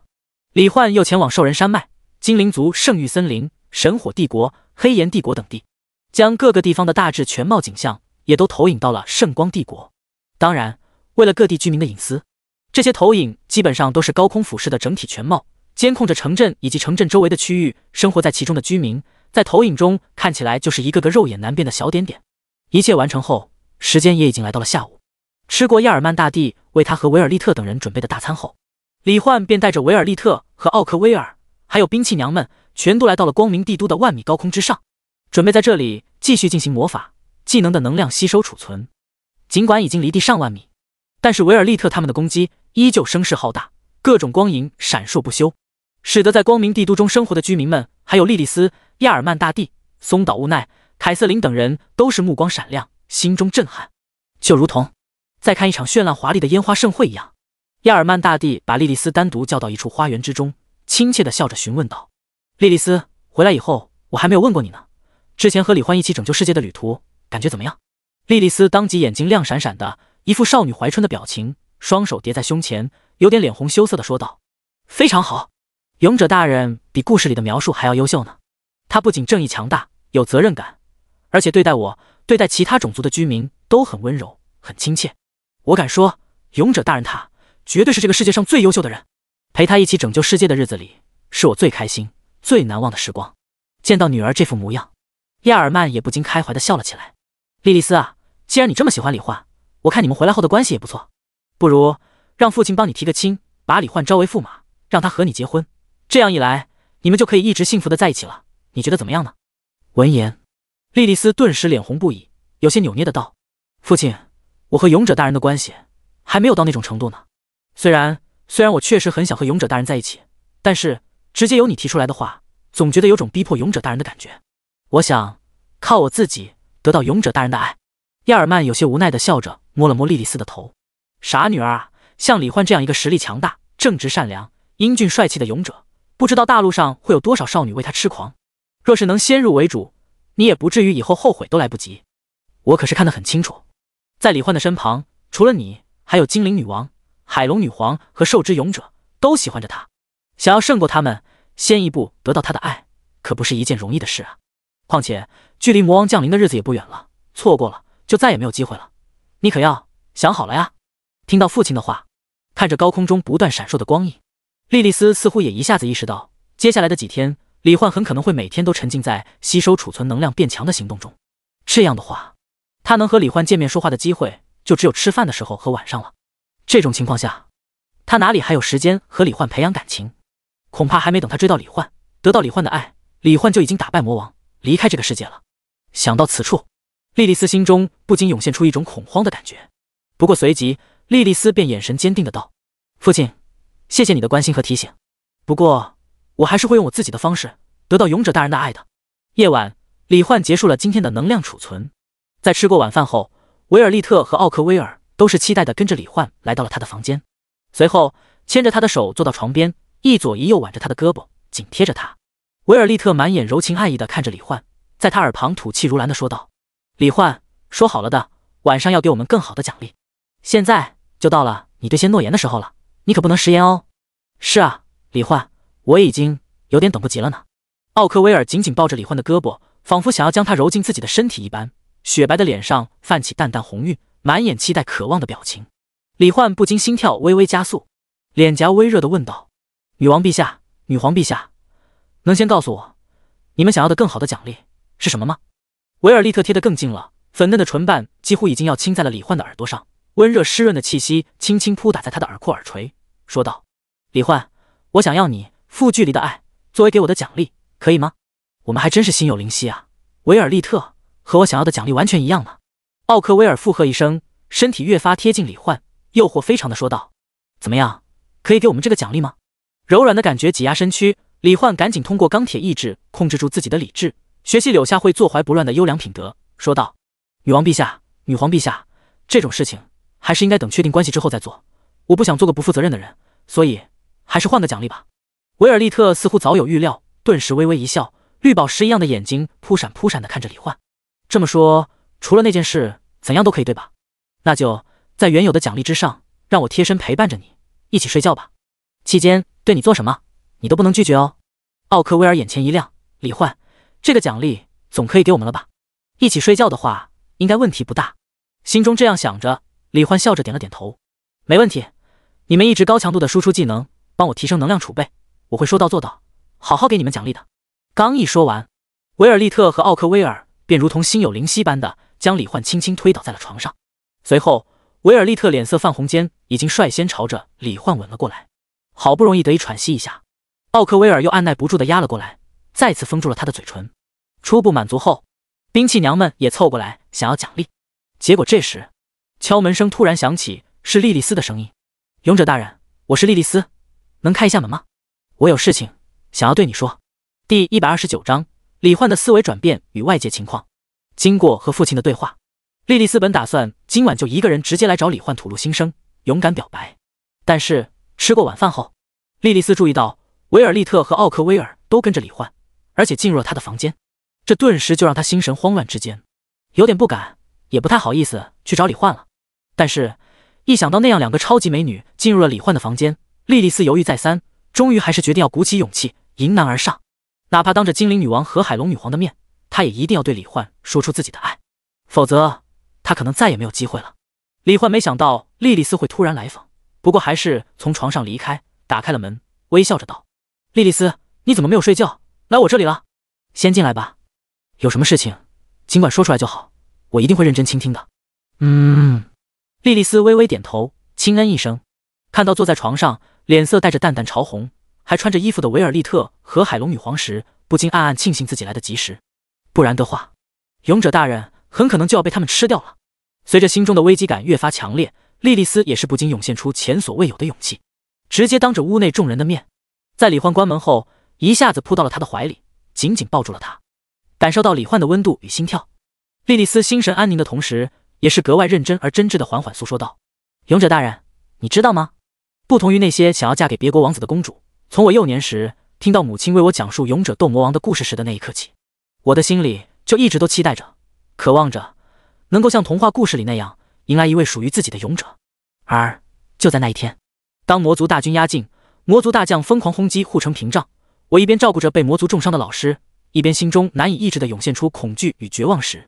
你如同救世主般出现了。在你的面前，拥有那样恐怖力量的魔族大将，却只有被碾压逃命的份。原本如同一座大山般压在我心头，让我喘不过气来的死亡压力、灭城危机，却被你如此轻易地化解掉了。那就是传说中的勇者吗？那个时候，我心中这样想到，同时我也在危机消散的喜悦之间，默默想象着勇者的样貌，想象着他会是个怎样的人呢？直到父亲大人亲自带着你出现在我面前时，看到你那暖阳一般带着柔和的笑容的那一刻，我就知道我喜欢上你了。后来和你一起拯救世界的过程中，你的强大、思维缜密、温柔都越来越令我着迷，不知不觉中，我便发现我已经彻底爱上你了。因为你就是我一直在等待着的那个勇者，是比我想象中更完美的勇者。我来找你，就是想当面亲口告诉你，勇者大人，我喜欢你，我爱你，我想要永远和你在一起。所以，请和我结婚吧，勇者大人。说到这里，莉莉丝微仰着头，满含真情，勇敢认真地看向李焕的眼睛。虽然心中有所预料，但真的面对莉莉丝饱含真心的告白时，李焕还是有点不忍拒绝的感觉。这样的真心，他不想辜负，却也不愿伤害到对方。回想起来，喜欢自己、向自己真情表白的女孩子绝不在少数。再加上，算上兵器娘们，自己就已经有6个女孩子陪伴在身边了。还有暂时还没接受的弗雷雅老师、精灵女王维尔利特、兽之勇者凯瑟琳、海龙女皇奥克威尔。或许，自己真是该转变一下想法了，应该博爱一点，给追求真爱的女孩子们一个温暖幸福的大家庭。当然，即便如此，也是要有一个能随时见到她们、陪伴她们的前提的。这样想着，李焕便同样认真地注视着莉莉丝的双眼，说道：“莉莉丝，你之前一直在我身边，应该也知道我的想法，所以如果可以的话，也请给我一点时间吧，我会认真考虑的。”听到李焕的话，莉莉丝顿时喜出望外。她刚才一直在担心，在害怕李焕会直接开口拒绝自己。可是现在，李焕既然这样说了，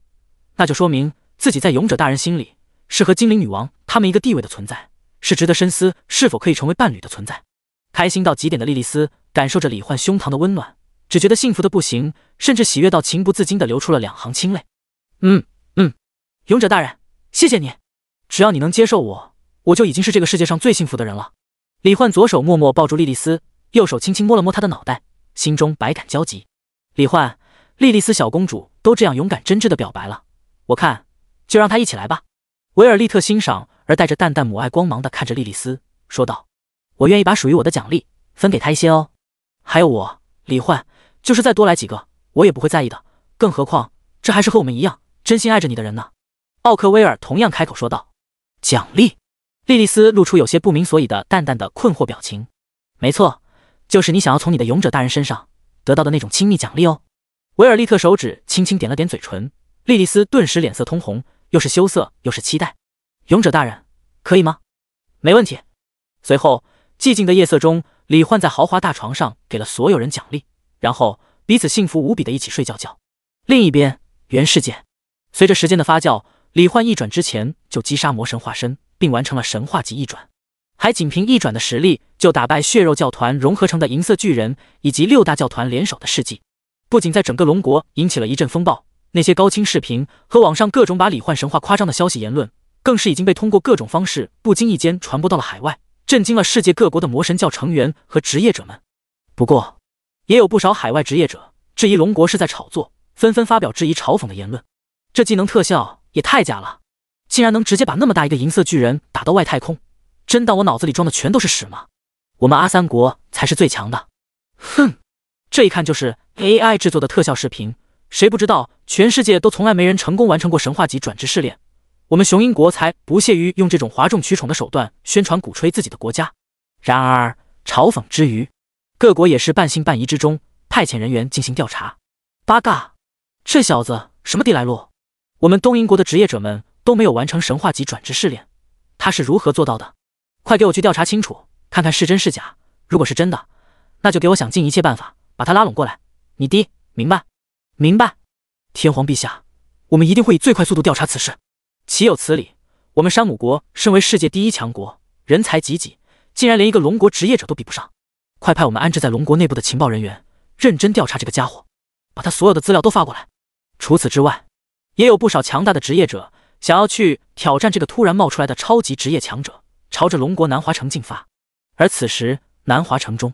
弗雷亚通过欲望魔神之力，已经在全城半数以上的职业者大脑中种下了欲望之种，力量每分每秒都在不断攀升着，感受着力量越来越强。弗雷亚心中喜悦之间，每天晚上都默默看着李焕的相片，自己用欲望之力为自己编织着只属于2人的幸福梦境，同时也期待着李焕从试炼世界的回归。第130章，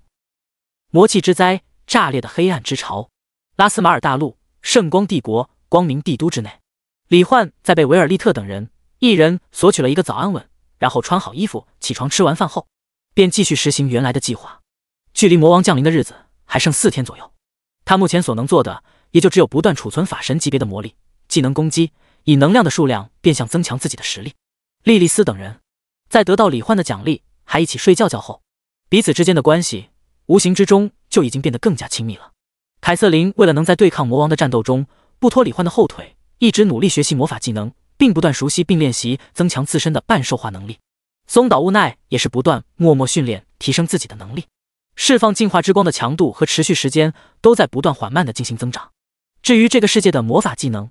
虽然有所成就，但是和李焕比起来就远远不如了。还有神火帝国和黑岩帝国中共计4位勇者，也都在为了最终决战不断提升着自己的实力。不过随着时间的流逝，暗空魔界与拉斯马尔大陆的空间交错融合的程度也越来越深了，带来的直接影响就是使得大陆各地突然涌现出越来越多的漆黑魔气，如同瘟疫一般飞速扩散，侵蚀魔化原本已经被松岛无奈净化的各种族居民和生灵。在光明帝都皇宫内，查看各地空间投影监控的人员，看到好几个画面中的地方突然被大量魔气笼罩后，都是当即朝天空中发射魔力信号弹。李焕从高空中回来后，监控人员恭敬认真地说道：“勇者大人，各地突然涌现出大范围高浓度的魔气，看来需要麻烦您带着猪只勇者再跑上几趟了。”说话间，投影画面中又有几个地方被魔气笼罩。见此，李焕眼神微凝。是了，他记得自己的任务介绍中提到过，暗空魔界中的魔气会逐渐泄露到拉斯马尔大陆，加强魔族的实力，魔化其他生物。之前拯救世界、净化世界的速度太快，以至于他都快忘了魔气侵蚀这个另类危机了。没想到最后几天竟然跑出来这么多，而且看样子还会越来越多。交给我吧，你们继续监控查看，有问题随时通知我。说完，李焕找到松岛无奈，向他说明情况后，便带着他一起前往被魔气笼罩侵蚀的地区。将那些再次魔化的生灵净化之后，李焕通过空间能力将海量魔气全都包裹压制到泄漏点，然后用虚空魔眼观察魔气泄漏点，也就是所谓的空间交错融合区域，想试试看能不能提前进入暗空魔界，先下手为强，把魔王扼杀在摇篮里。可惜的是，两界交错融合区域似乎存在着某种特殊禁制，魔气可以从里面出来，外面的一切事物却都进不去。李焕既无法看到暗空魔界内的景象，也无法通过空间能力直接进入魔界，就算使用具备斩断虚空和破界能力的暴风剑，也无法破开其中蕴含的特殊空间禁制。一番尝试无果后，李焕也算是明白了，自己仅凭目前的手段是没办法进入其中的。不过想想也是，毕竟是神话级试炼，想做个壁偷个懒什么的，看来果然还是不行。怀着略显遗憾的心情，李焕带着松岛无奈继续前往魔气泄露的各地，通过同样的手段进行净化处理和空间封印。被魔气泄露这么一搞，李焕吸收储存魔力技能能量的计划也受到了一点影响，速度稍微慢了下来。不过还好影响不大，毕竟他自身的硬实力已经提升到了极限，储存的能量多少只不过是锦上添花而已。与此同时，另一边暗空魔界之内，魔族四大将被李焕和兵器娘们打败后，由于都是法神境界，魔界内的魔气又格外充裕，所以他们的伤势都恢复得很快。在恢复的过程中，四人也在商议着接下来的行动计划。其中，风灾魔女奥利维亚脸上带着恨意的率先开口道：“我不知道你们是怎么想的，但是在我看来，这小子的成长潜力实在太可怕了。如果我们不豁出去，想办法干掉他，接下来的几天里，谁知道他的实力会不会再次突破？我觉得我们要做好鱼死网破的准备，就算豁出性命，也要将那小子尽快杀掉。”被李焕打败2次，每次都承受了大量痛苦后，奥利维亚对他的恨意可谓是强烈到了极致。黑暗之眼艾萨克看不出任何表情的把手轻轻放在奥利维亚的肩膀上，说道：“我理解你的想法，奥利维亚。不过，以盾之勇者展现出来的实力来看，我们就算豁出性命，乃至引爆法神领域，恐怕都无法真正杀死他。更何况，之前我感知到，他身旁的精灵女王和海龙女皇虽然能量气息微弱，但也都是法神境界的实力。如果他们2个也加入战斗，我们的胜算就更低了。所以，我建议我们暂且不去管他，保存并默默提升我们自己的实力，等待魔王大人的降临。”焚天之炎埃利奥特笑着点了点头。艾萨克说的没错，现在继续去找那家伙战斗，只是自讨苦吃而已。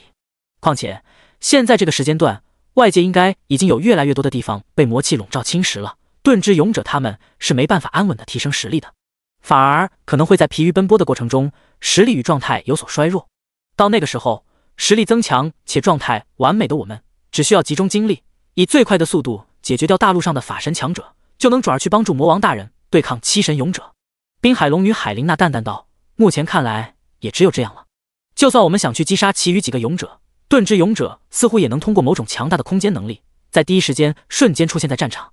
闻言，奥利维亚也无可奈何，只能恨恨道：“既然你们都这样说了，那就暂时先让那小子再多活几天，等我们和魔王大人打败七神勇者，看我怎么干死那家伙。”不过，就在4人继续默默修复伤势，吸收王之恩赐，修炼变强时，他们眼前那如同黑暗行星一般孕育着魔王的黑暗之潮，突然间发出一连串咔嚓咔嚓的玻璃碎裂一样的声音，裂开大量缝隙。这是什么情况？奥利维亚双眼瞪大，明明还没有到时间呢，孕育魔王大人的黑暗之潮怎么会出现这么多裂纹？不对，不只是裂纹。埃利奥特目光凝重，黑暗之潮好像要崩裂解体了。难道说魔王大人要提前降世了吗？话音刚落，下一秒，伴随着无数耀眼刺目的纯白光芒，从缝隙中猛然间绽放而出。黑暗之潮表面的一大块区域，竟然直接在魔族4大将的面前当空炸裂开来。紧接着，无数白茫茫的光线便充斥了他们的整个视野。第131章双生魔王，彼此的分歧。魔王，拉斯马尔大陆所有生灵的心目中最邪恶、最强大的存在。每当魔王降临之时，世界都将陷入无尽的灾厄、绝望与恐慌之中。甚至根据历史记载，每一代魔王降临后，即便大陆众多强者联合7神勇者一起对抗魔王，大陆中半数以上的生物仍旧逃不过被残忍杀死的命运，说是尸山血海也不为过。可是，魔王真的是纯粹邪恶的存在吗？大陆众生从未想过这一点，也不知道魔王的存在其实是这个世界的创世法神为他们留下的一种试炼与警钟，时刻提醒着他们不要懈怠对于力量的追求与修炼，守护好自己的家园。而这种试炼其实也并非无穷无尽。这一次的第9代魔王就是最后一代，也将是最强的一代。但是正因为太强，接受的传承太多，以至于这一次的魔王在接受历代魔王的记忆传承与全能的时候出现了岔子。第3代魔王的全能之力双生魔影，能够在孕育魔王身体的过程中生成一个拥有魔王本体 80% 实力与魔王意识同源的半生灵体。本来这个全能产生的半生灵体应该是由魔王本人的意识完全掌控，相当于他的意识分身。但是由于传承了8代魔王的海量记忆，得知自己就是最后一代魔王，将拥有过往8代魔王的全能之力，以及独属于自己的超越以往所有魔王的最强全能之力，并且自己的使命也不再是毁灭世界，而是以自己的意志、自己的想法来掌控并运转整个世界，让大陆生灵能够在没有魔王危机的情况下，也能毫不懈怠的不断刻苦努力修炼变强。在知道了这一切后，魔王尚且朦胧的意识中，对于未来的道路产生了2种截然相反的想法。一种想法是以绝对的力量镇压整个世界，让整个世界以他的意志来运转，并以强大的压迫力和死亡威慑鞭策整个世界的生灵不断变强，谁敢懈怠就将受到严厉至极的惩罚，从而在未来塑造出一个圣魔导师遍地走，法神也随处可见的强大到极点的魔法世界。另一种想法是凭借自身9大全能加持下的无敌力量，化作守护神一样的存在，亲自守护世界上的生灵，以柔和手段鼓励生灵修炼，让世界生灵都能在一片轻松祥和的环境氛围中慢慢修炼成长。哪怕成长速度缓慢，但只要自己仍旧存在，就绝对不会让大陆生灵受到任何外敌的侵害。2种截然不同的想法左右摇摆之间，使得魔王的半生灵体不知不觉中继承了他怀柔的思想，并根深蒂固地烙印在思想意志当中。随后，半生灵体为自己命名为白，意为如同光之魔力般纯白温柔的魔王，而魔王的本体则相应的只留下了强硬霸道、镇压世界、鞭策众生的想法，为自己命名为黑，意为如同暗之魔力般漆黑恐怖的魔王。2人的魔力属性也根据各自的意志，在成长过程中由无色属性转化为了光元素与暗元素。不过既然想法有分歧，在黑暗之潮内部成长的过程中，2人自然不会和平发育。再加上就连代表魔王全能之力的9个光团都左右开弓，分别融入了2个魔王的体内，这就让黑之魔王越发恼怒，要将白之魔王吞噬消灭掉，夺回本应该属于自己的所有全能。于是乎，在没有人能看到画面、听到声音的黑暗之潮内部，一个黑发紫瞳、浑身被暗之魔力笼罩的小萝莉，还没有成长发育完毕的黑之魔王，一边通过漆黑的暗之魔力试图掠夺对方体内的魔王全能，一边发出稚嫩清脆的小女孩声音，冷声娇斥道：白，你的想法是绝对行不通的，没有强大的压迫力，还去当他们的守护神，只会助长懒惰之风，激发他们心中的欲望，从而让他们变成肆无忌惮、只顾享受的废物，让这个世界变得越来越糟糕。更何况，你的意识和力量本都该属于我，还不赶快放弃抵抗，乖乖把一切都还给我。另一边，一个白发紫瞳、浑身被光之魔力笼罩的体型更小一点的小萝莉，一边抵抗着黑魔王朝他体内魔王全能光团抓去的黑暗魔力之爪，一边发出娇弱柔软的好听的小萝莉声音，说道：嘿，我们拥有相同的记忆，你应该也看到了，在历代魔王手中死去的生灵数量有多么庞大，大陆生灵承受的恐惧、痛苦与绝望已经够多了，没有必要再以让人恐惧的手段对他们施加无穷无尽的压力，强行逼迫他们修炼成长。我相信即使在安宁祥和的氛围下，他们修炼的速度也不会慢到哪里去的。更何况遍布大陆的魔物就已经是一种很好的压力与试炼了。至于我体内的魔王全能，如果你能接受我的想法的话，我全都交给你也没关系。但是，如果你坚持要以强大的暴力镇压鞭策大陆生灵，我也只能和你对抗到底了。黑的银牙紧咬，气呼呼的冷声道：“哼，真以为我拿你没办法吗？你只有我80%的实力，继续下去，等待着你的也只有被我夺回全部魔王全能，然后抹消意识，重新化作我的力量。所以，现在交出来，我还能念在你和我同属于一个灵魂，和我一起诞生的情分上，保留你的意识，明白了吗？”然而，即便如此，白也只是微微摇了摇头。抱歉，嘿，你的想法太偏激了。我不能让你得到所有全能，轻易打败七神勇者和大陆强者，然后带给众生压迫与恐惧。如果你执意如此的话，我会用属于我的这份力量，去联合勇者来对抗你的。闻言，黑的脸色也彻底冷了下来。既然如此，那你就给我彻底消失掉吧。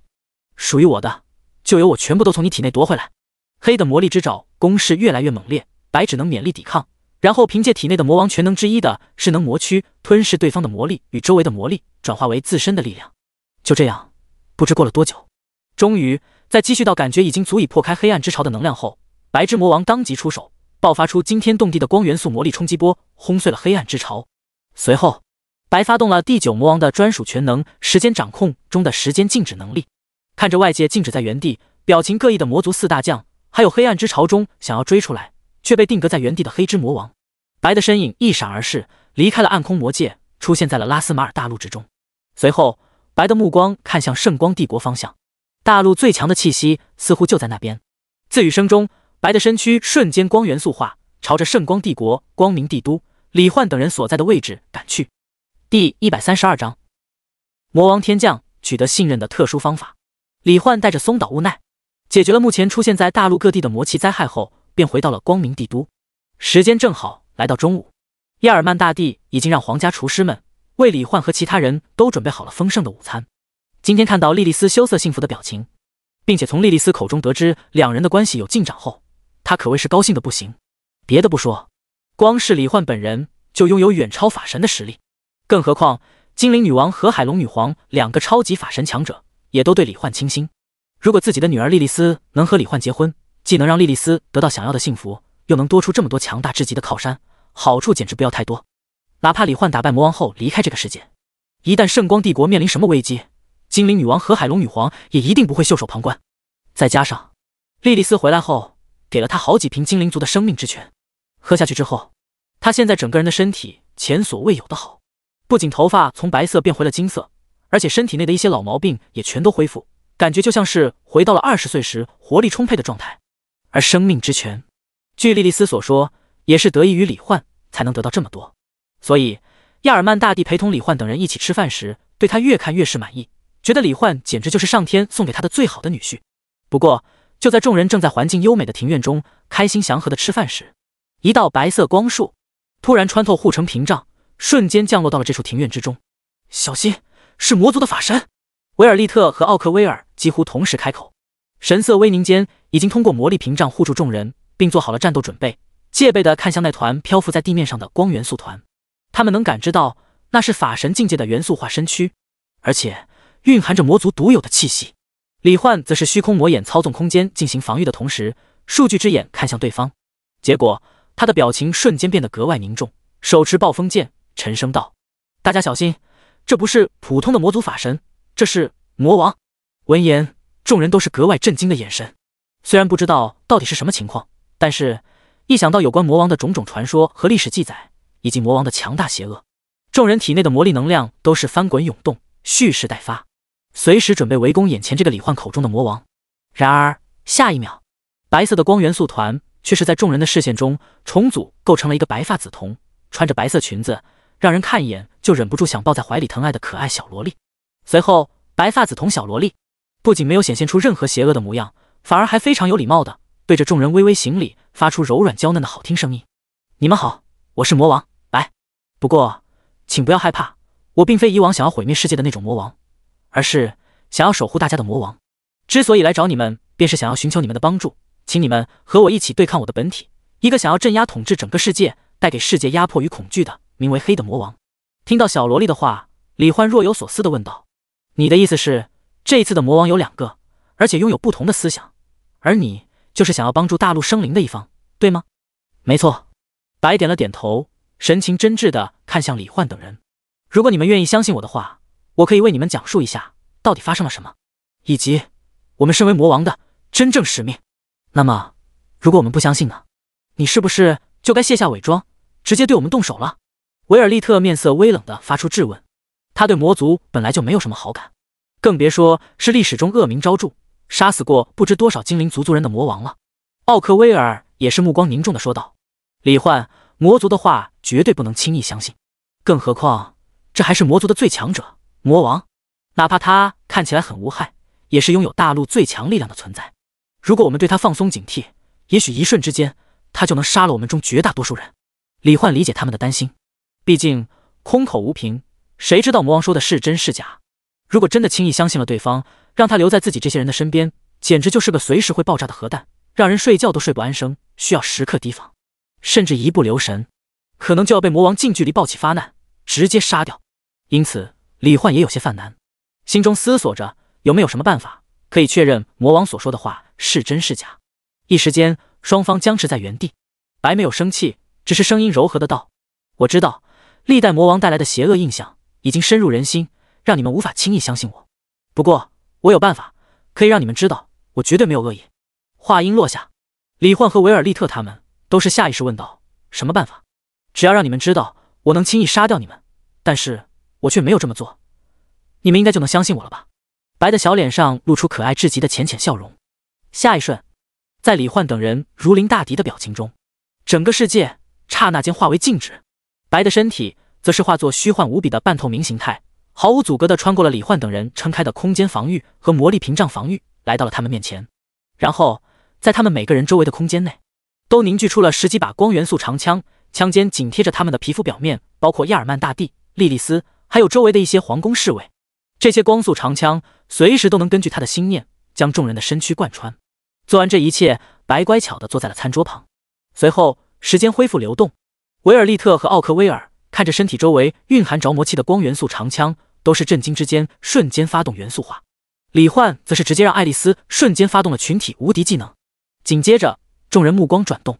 看向不知何时穿过他们多重防御屏障，来到了他们屏障内部，正坐在餐桌旁微笑着看着他们的白。刚刚到底发生了什么？你是怎么做到的？李焕心中震惊于对方的能力时，也明白了，对方竟然能轻而易举的让他们毫无察觉的穿透所有防御屏障，来到他们身旁，还在每个人周围都凝聚出了十几根足以刺穿空间的元素长枪。那么，如果对方想要杀掉他们，现在的他们恐怕已经全都被贯穿身躯或大脑，死伤惨重了。维尔利特他们也想到了这一点，所以他们虽然魔力技能蓄势待发，但却没有直接动手，而是等着他的回答。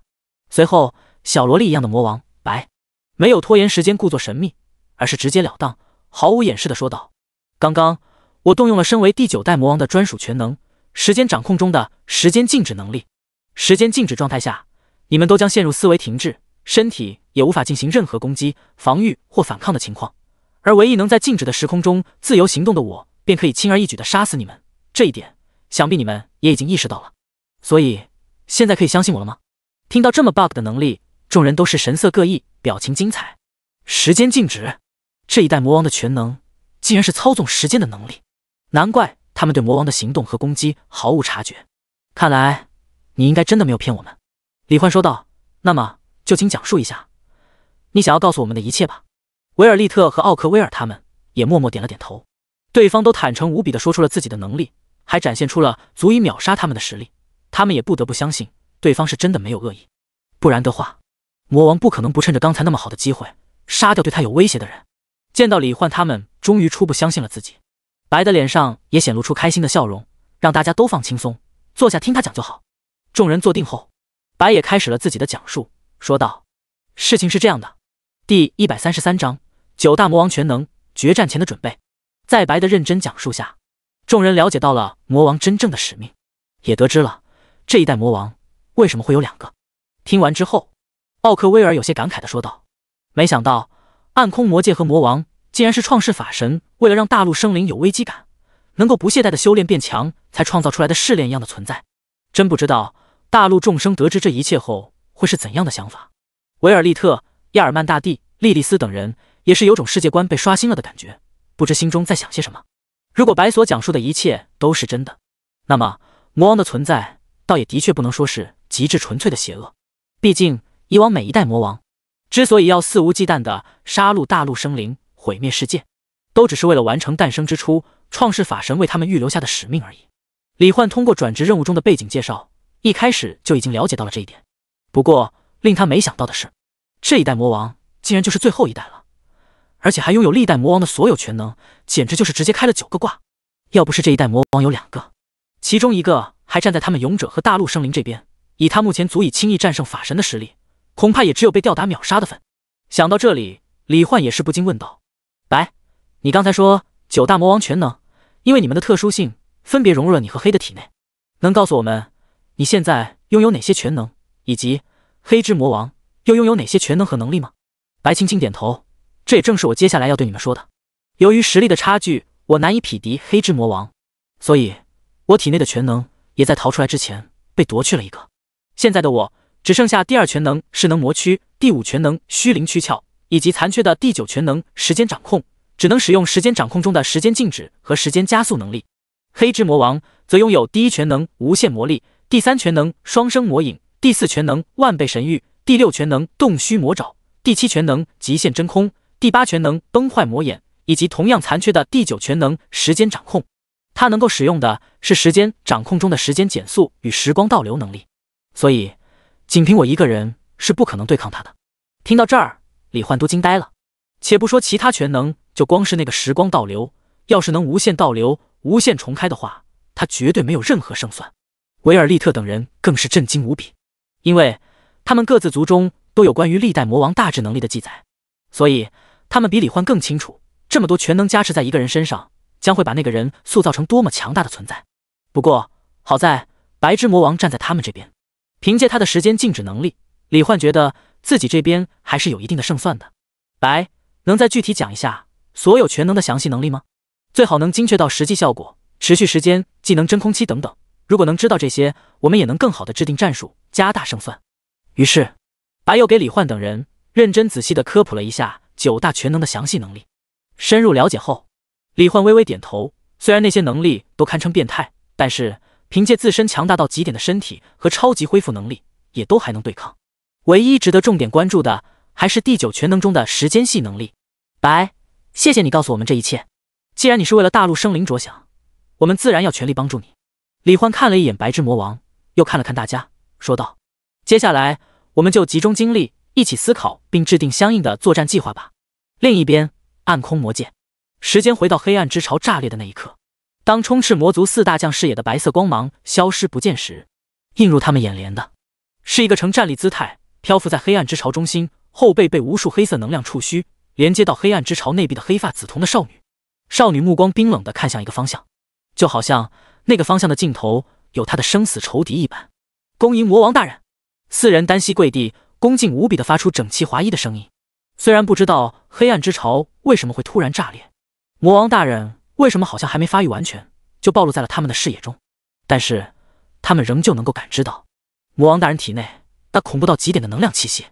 如果说他们4人的能量气息是一片海洋的话，那么眼前的魔王大人给他们的感觉就如同是在面对着一片浩瀚无垠的宇宙，他们都不由得生出一种渺小无力的感觉，心中又是震撼又是欣喜。有这样强大的王，就算那个盾之勇者再变强几倍，恐怕也只有被魔王大人吊打的份。魔王大人，请问有什么需要我们为您做的吗？埃利奥特神色恭敬地出声询问。黑淡淡看了他一眼，我的半生灵体出现了一些意外，接下来我会修复黑暗之潮，彻底融合掌握所有力量，而你们只需要继续变强，就是对我最大的帮助。请魔王大人放心，我们必定在您真正降临之前全力以赴地提升实力。4人异口同声地做出回应。黑微微点头，随后手掌按在黑暗之潮内壁上，发动了针对黑暗之潮的时光倒流。下一瞬，在4大将如同看待神迹一样的目光中，黑暗之潮那些飞射出去的碎片全都按照原来的轨迹分毫不差的自动飞回了各自的位置，重新形成了一个黑暗行星一样的完美球体，将魔王本人包裹在其中。心神震撼之间，4大将也是一个个心情振奋，当即继续疯狂吸收魔气，提升自己的实力。就这样，最终的战斗便在两方人马各自的准备中即将开始。第134章，7神器的能力李焕的底牌。光明帝都庭院之内，白和李焕等人初步建立信任关系，并彼此认识了一下后，便率先说出了自己的作战想法。我和黑之间可以彼此掠夺对方体内的魔王全能，而能决定胜负的最关键的全能，就是我们各自残缺的时间掌控能力。只要你们能够帮助我在时间静止的情况下破开黑的防御，让我获得他体内的第9全能，那么拥有完整的时间掌控能力的我们就可以立于不败之地了。李焕有点疑惑地问道：白，根据你之前的讲述，黑之魔王的全能当中似乎并没有什么强大的防御能力。如果你可以让我们也能够在最长8秒的时间静止期间自由行动，那么破开对方的防御，让你取得对方体内的第9全能，似乎也并不是什么难事吧。维尔利特等人也是看向白，似乎有着和李焕同样的想法。8秒钟的时间静止状态下，足够他们这种法神境界的强者把同级别的法神给打得渣都不剩了。就算对手是魔王，如果仅仅只是破开防御的话，感觉应该也问题不大。没有那么简单的。白轻轻摇了摇小脑袋，说道：拥有万倍神域的黑，一旦将我们拉入他的暗之法神领域内部，仅仅是想要在浩瀚无边的黑暗中找到可以完全元素化的他，就已经是相当困难的事情了。而且通过无限魔力、崩坏魔眼、洞虚魔爪等全能，他的最强招式几乎可以无限释放。全能的专属攻击对于你们来说也都是难以防御的。再加上我的力量只有黑的 80%， 所能发挥出的魔王全能之力也只有 80% 的程度，所以没有发动时间静止的情况下，我的时间加速无法完全中和黑的时间减速。一旦进入他纯粹黑暗且时间流速极度缓慢的法神领域之内，我们所有人的行动、思维、攻击都会被减速到一个非常缓慢的状态。所以想要打败黑，既要时刻防备他足以轻易重伤甚至杀死你们的攻击，又要在最短的时间内找到他的元素化本体，并在时间静止的情况下破开他堪称无解的极限真空防御圈，让我能够顺利接触到他的身体，获得他体内的第9全能时间掌控。至此才算是成功了一半。白的讲解非常详细，维尔利特他们也算是明白了。时间静止虽然堪称 BUG 级能力，但是面对硬实力远超他们的黑之魔王，能在时间静止之外的时间里保证自己不被打死，并试着找到黑之魔王的本体，就已经是相当困难的事情了。不过李焕却是想到了自己的虚空魔眼和数据之眼，通过这2个能力配合，哪怕视野一片黑暗，他想要找到对方的本体也完全就是小菜一碟。于是他当即开口说道：白，我拥有一项特殊能力，能够在极短的时间内找到黑之魔王本体所在的位置，所以这一点你不用担心。白的眼神中顿时流露出欣喜，你竟然拥有这种能力，这样的话我们只要想办法破解那个由黑凭借极限真空全能制造的防御圈就可以了。对此李焕也是在沉思了一会儿后说道：根据你的解释，极限真空是一个完全虚无、排斥一切物质能量，没有任何介质，只存在于理想中的绝对真空领域，所以我觉得或许我们可以用与之相反的力量来中和那种虚无状态。相反的力量？白似乎并不理解李焕所说的力量是什么，又或者说他的认知中并没有接触过那种力量。李焕微笑之间说出了4个字：万有引力。随着李焕对万有引力做出了相应的解释，白和维尔利特、奥克维尔等人都是露出佩服的表情，没想到他竟然懂得这么多。而且听了李焕关于万有引力的描述，并亲眼见证了李焕凭借引力操纵的特性能力演示出来的引力的作用效果，白和维尔利特他们都是心绪激荡之间，觉得战胜黑之魔王似乎已经尽在掌握之中了。不过李焕心里总觉得最终 BOSS 黑之魔王应该不可能这么简单就被打败，而且光顾着和白讨论，他都差点忘了神火帝国的剑之勇者兰迪斯和弓之勇者龟田小次郎，还有黑岩帝国的枪之勇者赵云和杖之勇者凯尔文，他们4人还没有过来呢。7神勇者彼此配合，绝对可以再度加大胜算。因为李焕记得另外几把神器也都拥有非常强大的能力。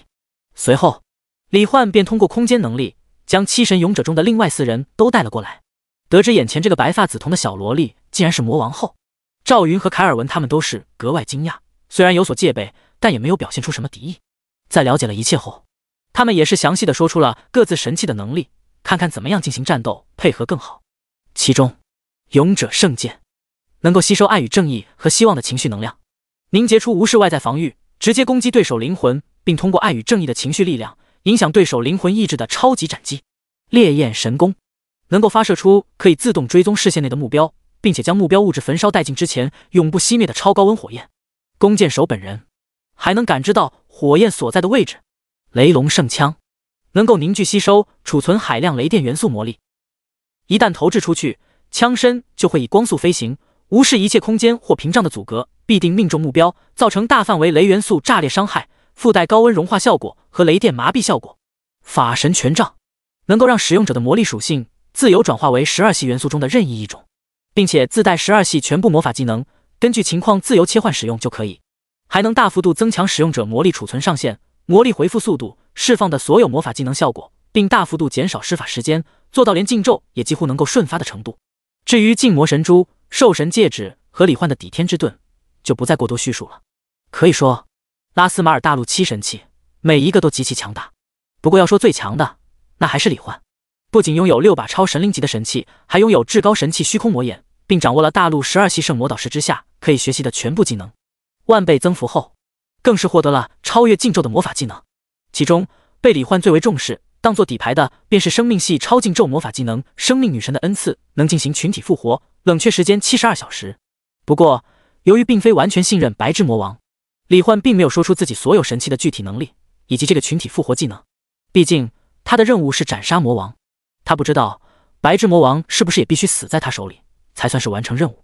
又或者说白之魔王只是想借由他们的帮助，先帮助他吞噬掉黑之魔王体内的所有全能，然后再暴露本性为所欲为，这都是有可能的。所以留一手总归是有好处的。根据现在所有人的能力，李焕和白以及维尔利特、奥克威尔等人也是仔细研究制定更加合理完善的作战计划，争取能够以最小的代价击败黑之魔王。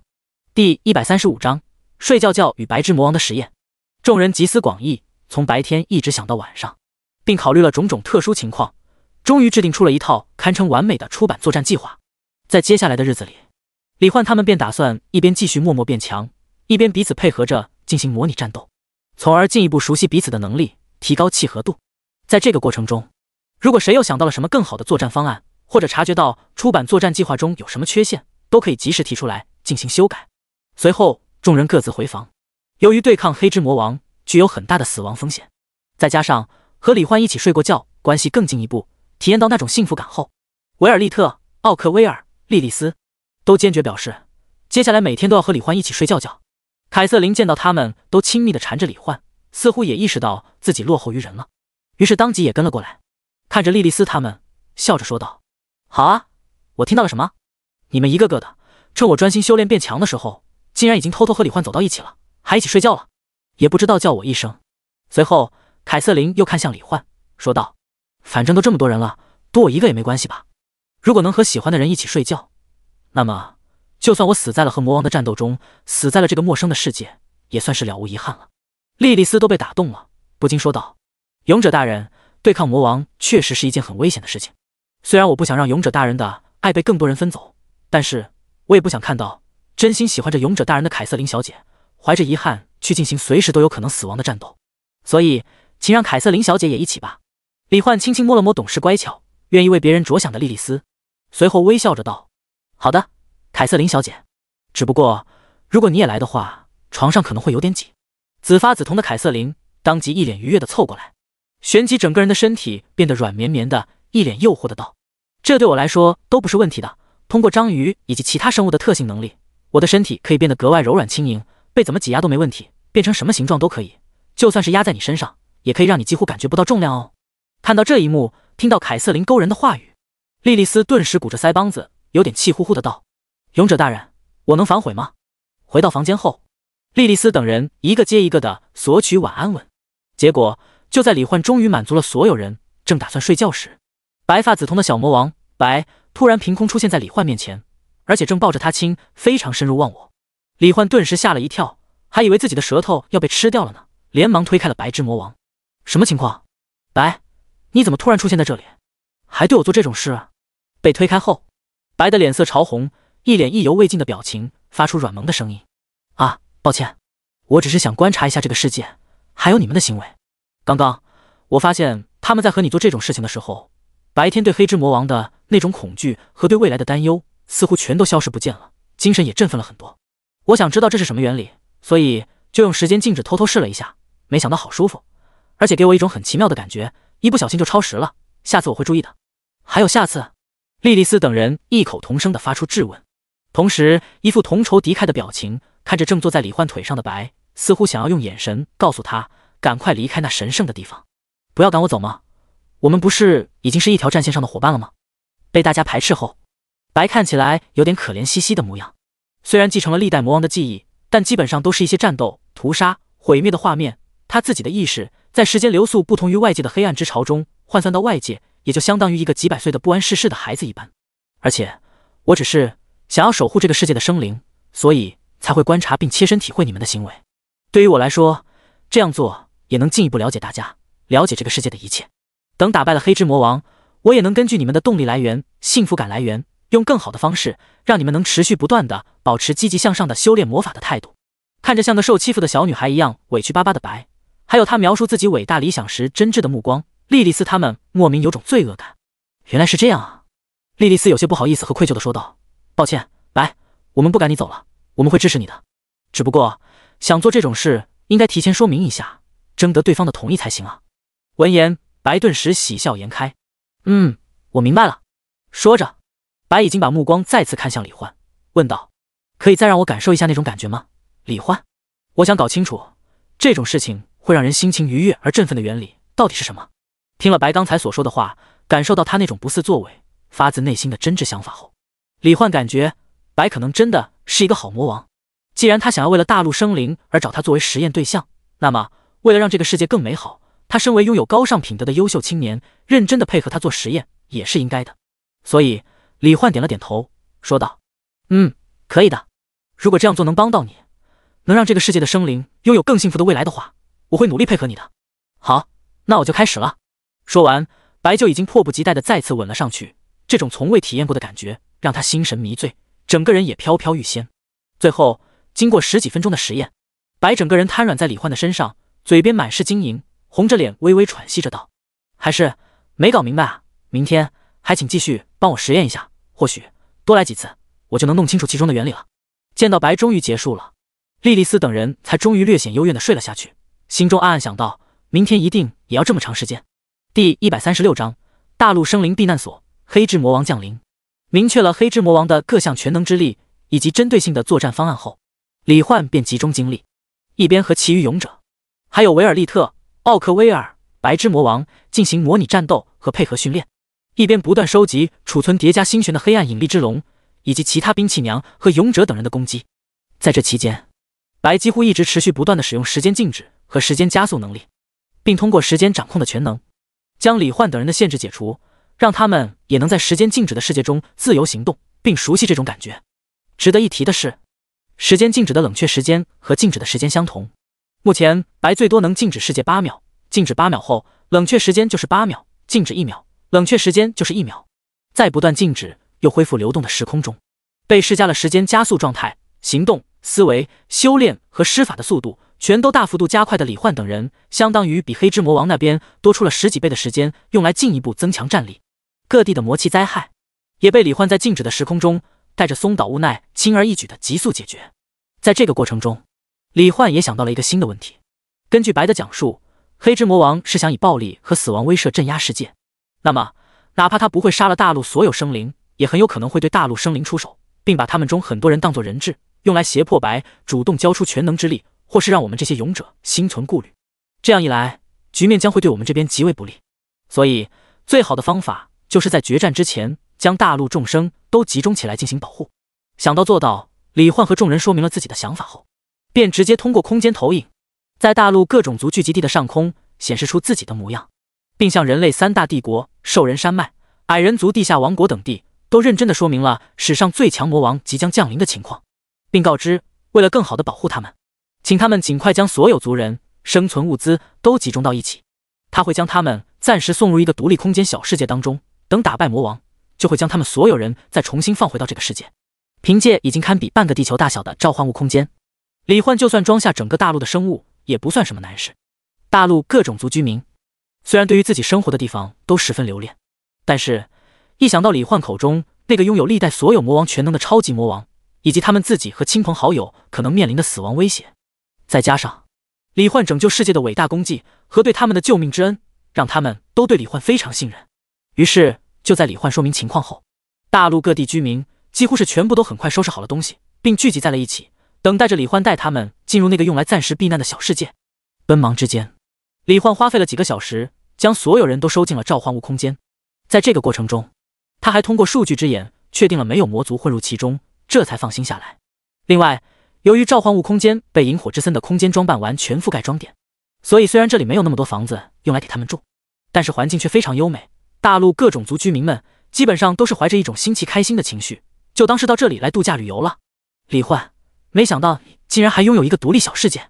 甚至连整个大陆的生灵都能轻易带进去。维尔利特惊讶不已。是啊，勇者大人，我还以为你父母居住的小世界是一个只有城镇大小的空间呢，没想到竟然这么庞大。莉莉丝格外吃惊。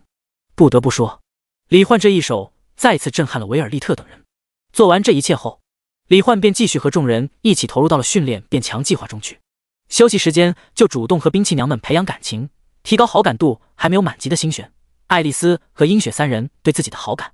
如果能全部提升到满级，他就能再次多出3个超强技能，特性能力也能再度增强。尤其是爱丽丝的群体无敌能力，如果他能和爱丽丝错开时间使用，就相当于能进入长达10秒钟的无敌状态。这样一来，就能弥补白的时间静止之外的时间里所有人防御力不足的情况，大大提高生存能力。这段时间，由于喜欢李焕的人太多，导致兵器娘们在床上睡觉的时候都没办法全部人和李焕自由自在、无拘无束的尽情亲密贴贴了，得到奖励的时间也比原来少了，所以好感增长的速度自然比原来要慢了一些。不过接下来的时间里，由于李焕主动关怀起兵器娘们，并且还专门从商城中买了一些他们喜欢的东西作为礼物送给他们，兵器娘们心情愉悦之间都是好感度蹭蹭往上涨。晚上睡觉的时候，李焕更是主动提出让默默陪伴自己最久的兵器娘们离他最近。被李焕格外亲密温柔地搂在怀里，星璇、爱丽丝等人都是脸红心跳的同时，心中涌现出强烈的甜蜜感和幸福感，好感度增长的速度那叫一个快。就这样，最后的几天里，李焕和其余勇者以及维尔利特等人白天就继续配合训练，完善作战计划，晚上就继续和白一起做实验，然后给维尔利特他们辛苦一天的奖励，并增进和兵器娘们的好感度，生活可谓是格外充实。终于就在第3天的清晨，李焕发现星璇和爱丽丝的好感度也都已经达到满级，他也新增了2个技能：暗灭邪龙吞星咆哮波和广域神光叹息之臂。鹰雪则只差一点，现在的好感度是9级，不过这就足够了。心情振奋愉悦地吃过早饭后，李焕尝试了一下广域神光叹息之臂，发现果然能和爱丽丝错开使用，这无疑又是一个好消息。这个时候，众人的配合已经相当默契，再加上白感知到黑之魔王似乎马上就要降临了，所以众人便没有继续训练，而是养精蓄锐，准备用完美的身体、精神状态和黑之魔王进行最终的决战。果然，没过多久，伴随着一声天崩地裂般响彻天地的巨大轰鸣声骤然响起。明明还是白天，整个世界的天空却突然暗了下来。紧接着，黑暗的天幕之上浮现出灰色的日月星辰，以肉眼可见的速度缓慢旋转着，映照的整个世界都变成了灰蒙蒙的一片，只剩下黑白灰3种颜色，如同进入了一场黑白电影中一样。白顿时直接开启了时间加速状态，大幅度提升众人的行动、思维速度的同时，稚嫩的小脸上露出凝重的表情，看向一个方向，说道：大家小心，暗空魔界和大陆空间彻底融合了，这就表示黑之魔王要来了。第137章魔王分身，决战开始。在这黑白灰的世界中，听到白的话，李焕等人瞬间做好了战斗准备，来到高空，身体周围也生成了由多重魔力屏障、空间屏障外加抵天之盾构成的超级防御。同时，李焕还直接释放了治愈之光和法源之光，群体增益的同时，4神光环发动，龙神变发动，神速发动，超限屏障发动，灵容100%发动。顷刻间，在场所有人的体内都融入了李焕的灵魂分身，同步获得了李焕此时的数百万属性点。在这增益状态全开的情况下，众人的实力都被增强到了一个极其恐怖的程度，难以抑制地爆发出冲天起的能量气息。然而下一瞬，众人的对面遥远的天幕之上，却有一个比他们所有人能量气息加起来还要强大的黑暗魔力气息，如同灭世汪洋一般轰然爆发。紧接着，李焕等人眼中的整个世界瞬间陷入一片纯粹的黑暗。这是黑的法神领域，成长到完全形态的他，在万倍神域全能的加持下，隔空几百万亿米就能直接将我们拉入这里。说话间，白已经发动了自己的光之法神领域，将直径100万米范围内的空间照亮，化为一片纯白空间。维尔利特和奥克威尔也各自发动了法神领域，自动和白的光之领域融合到了一起，形成了一片光与海构成的蓝白色调的领域空间。李焕也发动了剑光天地，可攻可守。同时，虚空魔眼配合数据之眼，飞速扫视仿佛广袤无边的黑暗空间，想要找到黑之魔王的本体所在。不过，就在这时，光与海构成的蓝白法神领域忽然暗了下来。紧接着，一个身体被浓郁至极的黑暗魔力包裹，黑发紫瞳，身材高挑，长得和白非常相似，几乎就是成年版的白的女人，带着魔族4大将瞬间出现在李焕等人面前。顷刻间，一股强大到极点的沉重压力便笼罩在李焕等人的心头。见到黑之魔王竟然直接毫无防备的出现，白当即就魔力传音沟通所有人，想要发动时间静止能力，获得对方体内的第9全能，然而却被李焕制止了。只因李焕的眼前看到了对方的信息面板，最终 BOSS 黑之魔王分身，等级 LV90， 生命值 100%， 生命回复80百分号 S， 法力值100分号，法力回复100分号，魔王全能无限魔力，双生魔影，万倍神域，洞虚魔爪，极限真空，崩坏魔眼，时间掌控，残缺。技能黑暗之处，暗影魔兵，绝对黑暗，黑暗之魂。看到这只是个分身，但却似乎拥有全能之力，李焕顿时就惊奇而疑惑地通过魔力传音说道：白，先别动手，这只是个分身。分身？白微微一愣，同样魔力传音，可是我明明感觉到他的体内拥有魔王全能的力量，如果是魔力重组构成的分身，应该不可能拥有全能之力才对。李焕不禁心中一沉，这下糟糕了，如果同时面对2个甚至更多个拥有众多全能的黑之魔王，我们绝对不是对手。我猜测这应该是黑的某个技能产生的效果。总之，先拖一下时间，我再找一下，看看黑的本体在什么地方。白，好，我明白了。2人的思维被时间加速，瞬间就完成了交流。而这时，黑一脸冰冷漠然地扫视了一圈李焕这边所有人，随后目光径直看向白，说道：白，你的实力本就不如我，就算加上这些勇者和法神，你们也绝对只有败亡的下场。现在直接交出你所有的魔王全能，我还能留你一命，让你保留意识。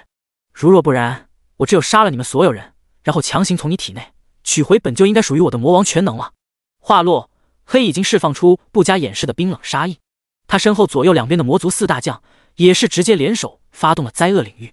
一时间，光与海领域内部，天空暗了下来，被黑红色的烈焰笼罩，大海之中无数黑色岩柱凸起，还有大量连通天地的超级青黑色龙卷，弥漫纵横在虚空中的无数蓝黑色不规则冰渣。仅仅是领域展开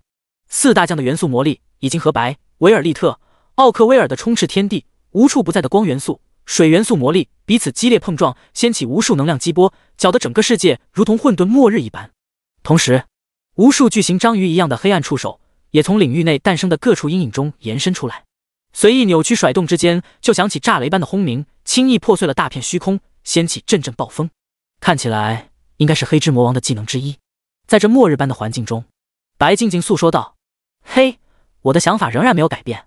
甚至在和勇者们相处的过程中，我越发坚信了我的想法。痛苦与压迫不是必须的，仅仅是幸福感便能带给人无限的动力，让人们对未来充满希望，努力去变得更好。安定祥和的环境也能让人们在生活越发富足的情况下，拥有更多的时间进行魔法修炼。更何况自然中存在的魔物危害，各种族之间自然产生的争斗也能产生危机与竞争，所以这个世界不需要一个压在所有人头上的暴君。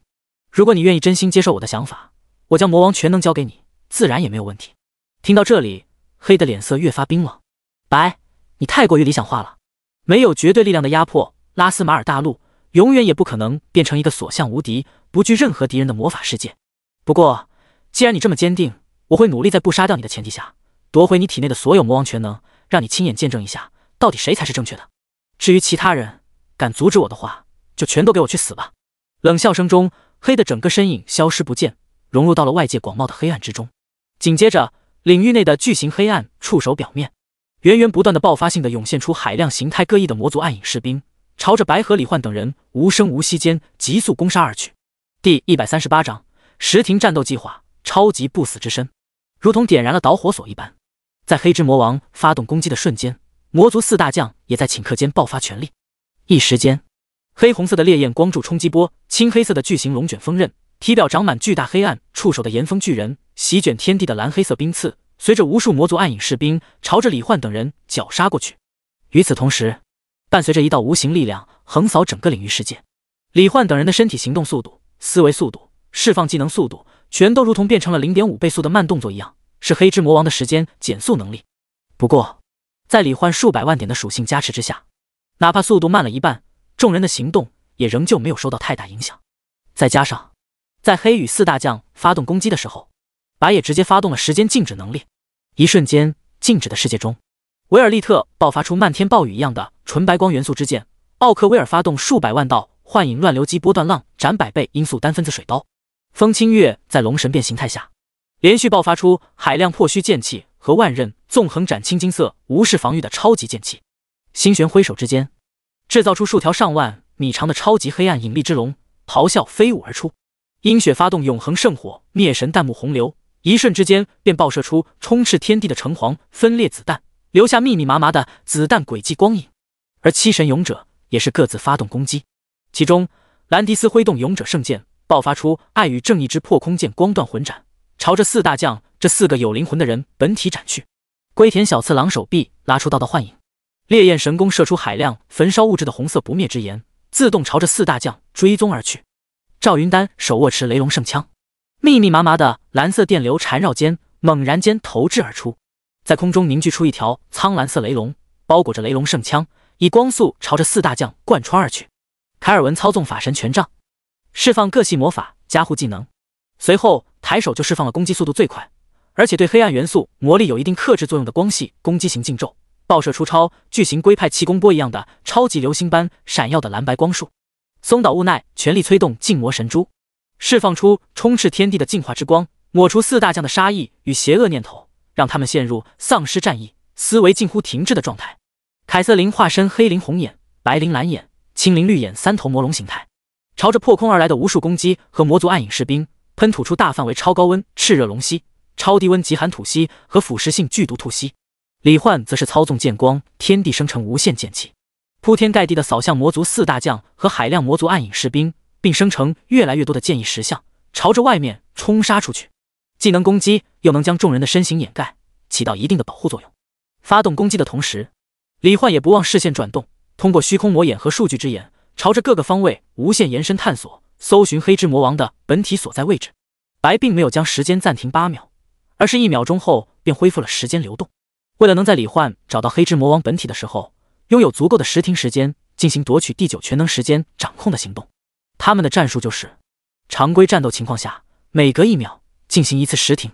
这样一来冷却时间也只有1秒，可以让他们更好的进行战斗、观察、闪避等行动。1秒钟的时间对于他们来说也足够爆发出海量毁灭性的攻击了。于是就在时间恢复流动的瞬间，整个领域世界几乎已经被双方的攻击彻底填充覆盖，无数元素、物质、能量剧烈碰撞炸裂，狂暴无比的能量波动朝着周围急速扩散中，又彼此交错对撞，产生新一轮的爆炸轰鸣，再次爆散出弥漫天地的能量激波，整个领域世界直接被打成了一片混沌，空间破碎崩散之间，轰隆隆的巨响回荡天地，响彻不休。而在这一片混沌之中，四大将的元素化身躯几乎瞬间就被李焕等人的攻击打得崩解破碎，被铺天盖地的光元素剑矢、单分子水刀、破虚剑气、焚烧灵魂的弹幕、破空剑光断魂斩、焚烧物质的不灭之炎剑矢、光速飞射雷光炸裂的雷龙圣枪，活生生打成了无数构成他们元素化身躯的元素魔力粒子基本单元，连短时间内重组身躯都做不到，直接被秒杀。然而就在被李焕等人的攻击直接秒杀的下一瞬，不到1/1000秒内，四大将的身体基本粒子就如同按下了倒放按钮一般，瞬间恢复如初。感受到自己完好无损，瞬间复原至满状态的灵魂与身体，四大将都是心中震撼喜悦之间，对黑之魔王越发恭敬崇拜，狂热痴迷。哈哈，魔王大人果然是最强的，现在的我们根本就是超级不死之身。风灾魔女奥利维亚狂笑起来，看向李焕的眼神格外残忍而充满杀意。七神勇者又如何？面对拥有魔王大人无敌力量护佑的我们，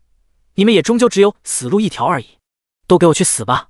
话落，奥利维亚猛然发动毁天灭地的超级黑青金3色龙卷钻头攻击，其余3大将也是瞬间再次爆发出全力攻击。在时光倒流的加护下，他们每次濒死之际，身体都会自动复原到身体、灵魂、魔力全满的巅峰状态。而在黑之魔王的无限魔力全能之下，时光倒流可以无限发动。所以魔族四大将可谓是真正的变成了比不死之身更强的不死状态。就连那数量越来越庞大，如同汪洋大海般的魔族暗影士兵，也都拥有时光倒流状态，只要整个身体没有被直接灭杀，就能瞬间复原。虽然早有预料，但是真的看到这一幕场景后，李焕等人心中还是不由得感到震惊。这种能力和开挂有什么区别？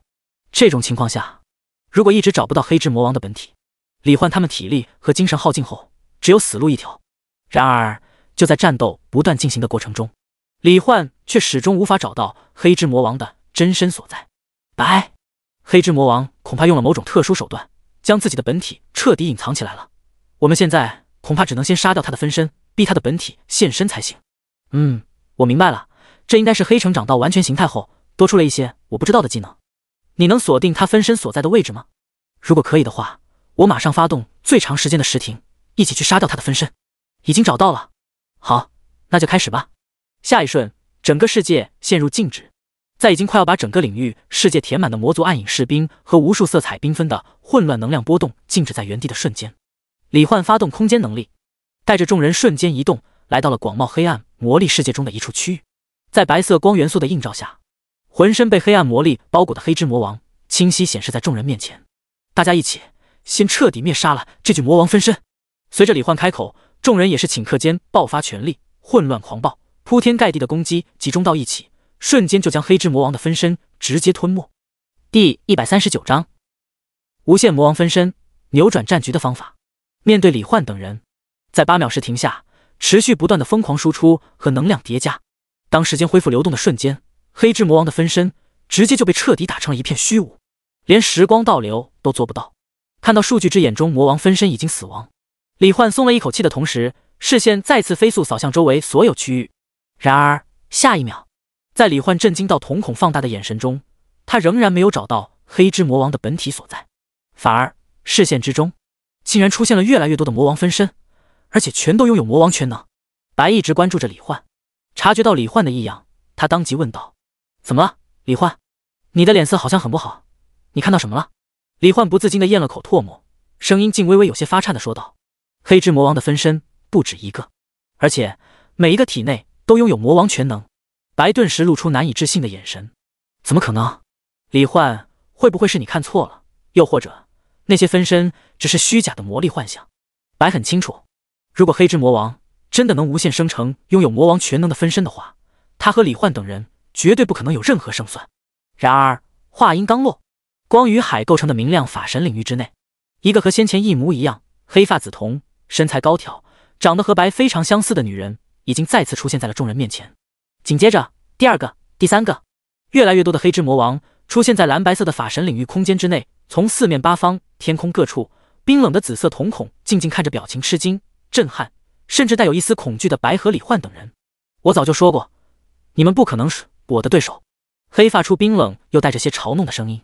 本以为对付你们，让可以无限时光倒流的四大将出手就足够了，不过现在看来，有你的时间全能辅助，仅凭四大将想要杀掉除了你之外的所有人，还是太慢了。另外，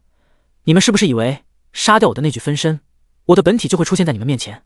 那你们也太小看我了。面对拥有时间静止能力的你，我不可能让你们有机可乘之机的。实话告诉你们吧，我的分身想生成多少就能生成多少，而且每一个都拥有我本体所有的全能之力，根本不是你们能够对抗的。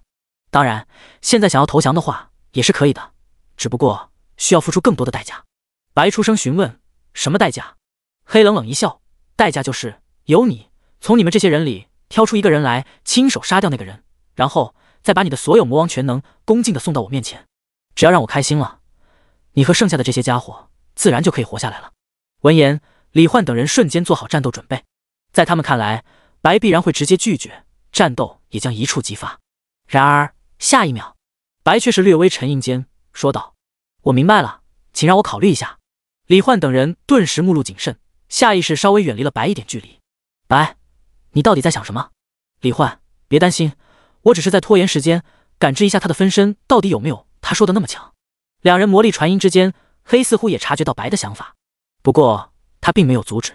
或者说他对自己的实力绝对自信，只是淡淡的用一副一切尽在掌握的冷笑而傲慢的表情说道：“白，我可以给你时间考虑，不过你每考虑3秒钟就要付出多杀掉一个人的代价，我可没有耐心等你太久。”冰冷的话语声中，白没有回话，只是目光看向数量已经足有数万个的黑之魔王分身，似乎在权衡利弊。实际上，白是在观察并默默感知着那些分身体内的全能之力，思索着黑的那些话是真是假，接下来又该如何作战。时间流逝中，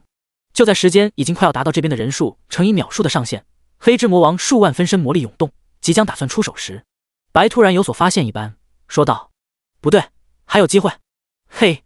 你分身所拥有的全能之力，虽然在无限魔力的加持下故意暴露出强大的能量气息，但实际上恐怕只有原始力量的1/1000，甚至连1/1000都不到。这种程度的力量，对我们造成不了足以致命的伤害。而且，你说你能够无限生成分身，但实际上应该是有最大数量限制的，不然的话，以你的性格，你应该会直接生成无限多的分身，将我们强势镇压秒杀，又岂会多费口舌，浪费时间劝我们投降？”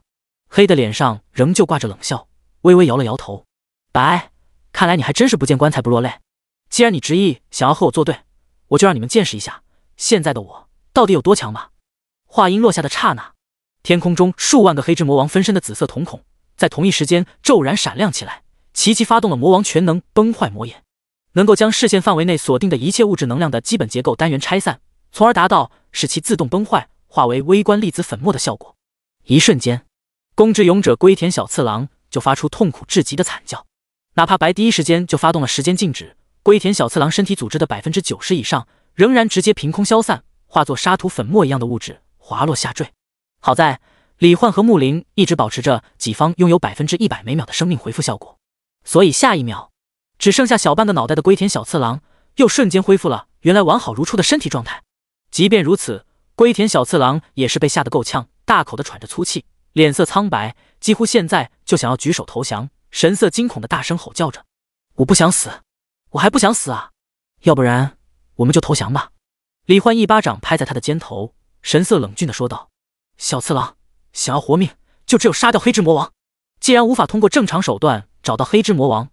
那就用地毯式搜索的方法。只要我和星璇的黑暗引力之龙能无限吞噬变大，搜寻整个领域空间，无论黑之魔王隐藏在法神领域的哪个位置，都绝对能找到他。现在只要大家全力配合，一边集中火力灭杀魔王分身，减少压力，一边跟着我一起寻找黑之魔王的本体，我们还是有很大的胜算的。”赵云手中雷龙圣枪电流缠绕，眼中爆发出强大的战意。“我相信你，李焕。况且狭路相逢勇者胜，退缩只会让人死得更快而已。”其余众人纷纷点头，龟田小次郎也重新振作精神。“好，那就开始吧。”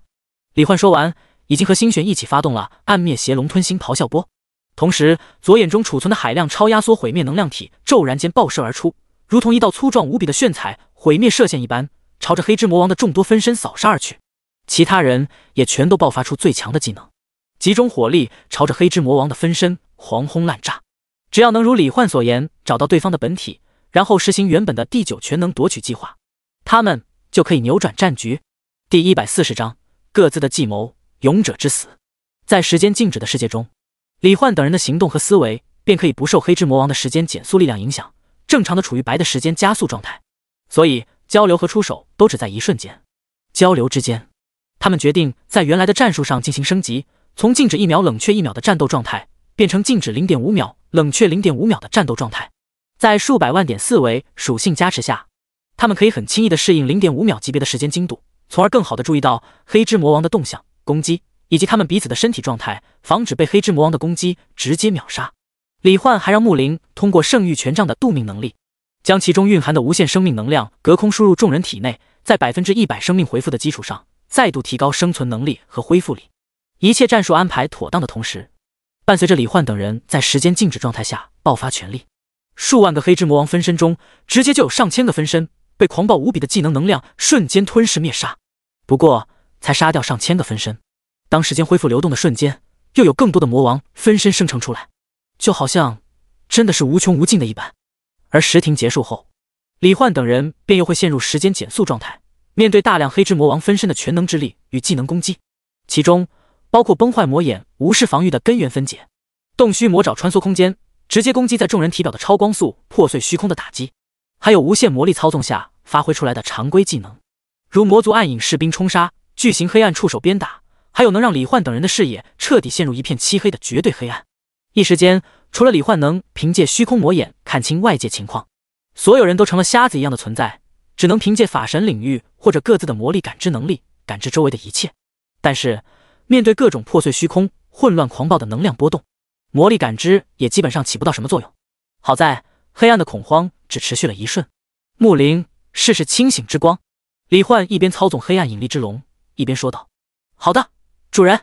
伴随着木灵释放蕴含圣域权杖新增的清醒特性的光芒，众人的黑暗世界这种负面状态都是当即清除，这才能继续全力以赴的放手去战斗。然而随着时间的流逝，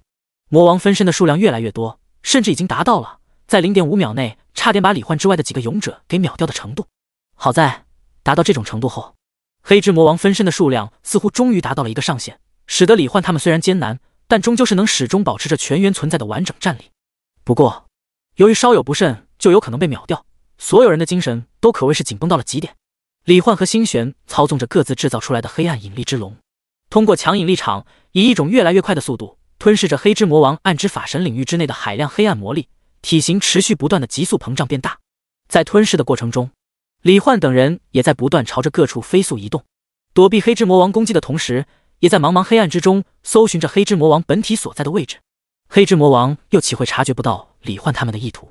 在发动攻击的同时，也通过极限真空的全能之力，以排斥一切，制造绝对真空领域的超强斥力，试图将黑暗引力之龙的身体截断，再进一步彻底抹消。在10万魔王分身的全能之力爆发下，哪怕个体力量不足本体的1/1000，但是正所谓集中起来的意志可以击穿顽石，这股合力哪怕比不上完整的魔王全能之力，也已经非常强大了。直接就将一条数万米长的黑暗引力之龙部分躯干所在的区域化作了一片绝对真空，彻底排斥抹消了其中的一切物质能量。断开的黑暗之龙当即自动炸裂，塌缩爆炸之间，数十倍音速的能量波动，顷刻间便将大范围区域内的黑暗魔力一扫而空。见此情景，李焕当即开口：“星璇，把你所有的引力之龙和我的融合到一起。”黑之魔王的极限真空领域扩张的速度并不快，只要引力之龙的体型够大，他就没办法直接截断。主人，来吧！咆哮飞舞间，李焕和星璇各自释放的几条黑暗之龙，被两人操纵着彼此融合汇聚到一起，形成了一条足有30多万米长、2万米粗的超级引力巨龙。这下子，就算是黑之魔王所有分身一起发动极限真空，也无法将这条超级黑暗引力巨龙给截断引爆。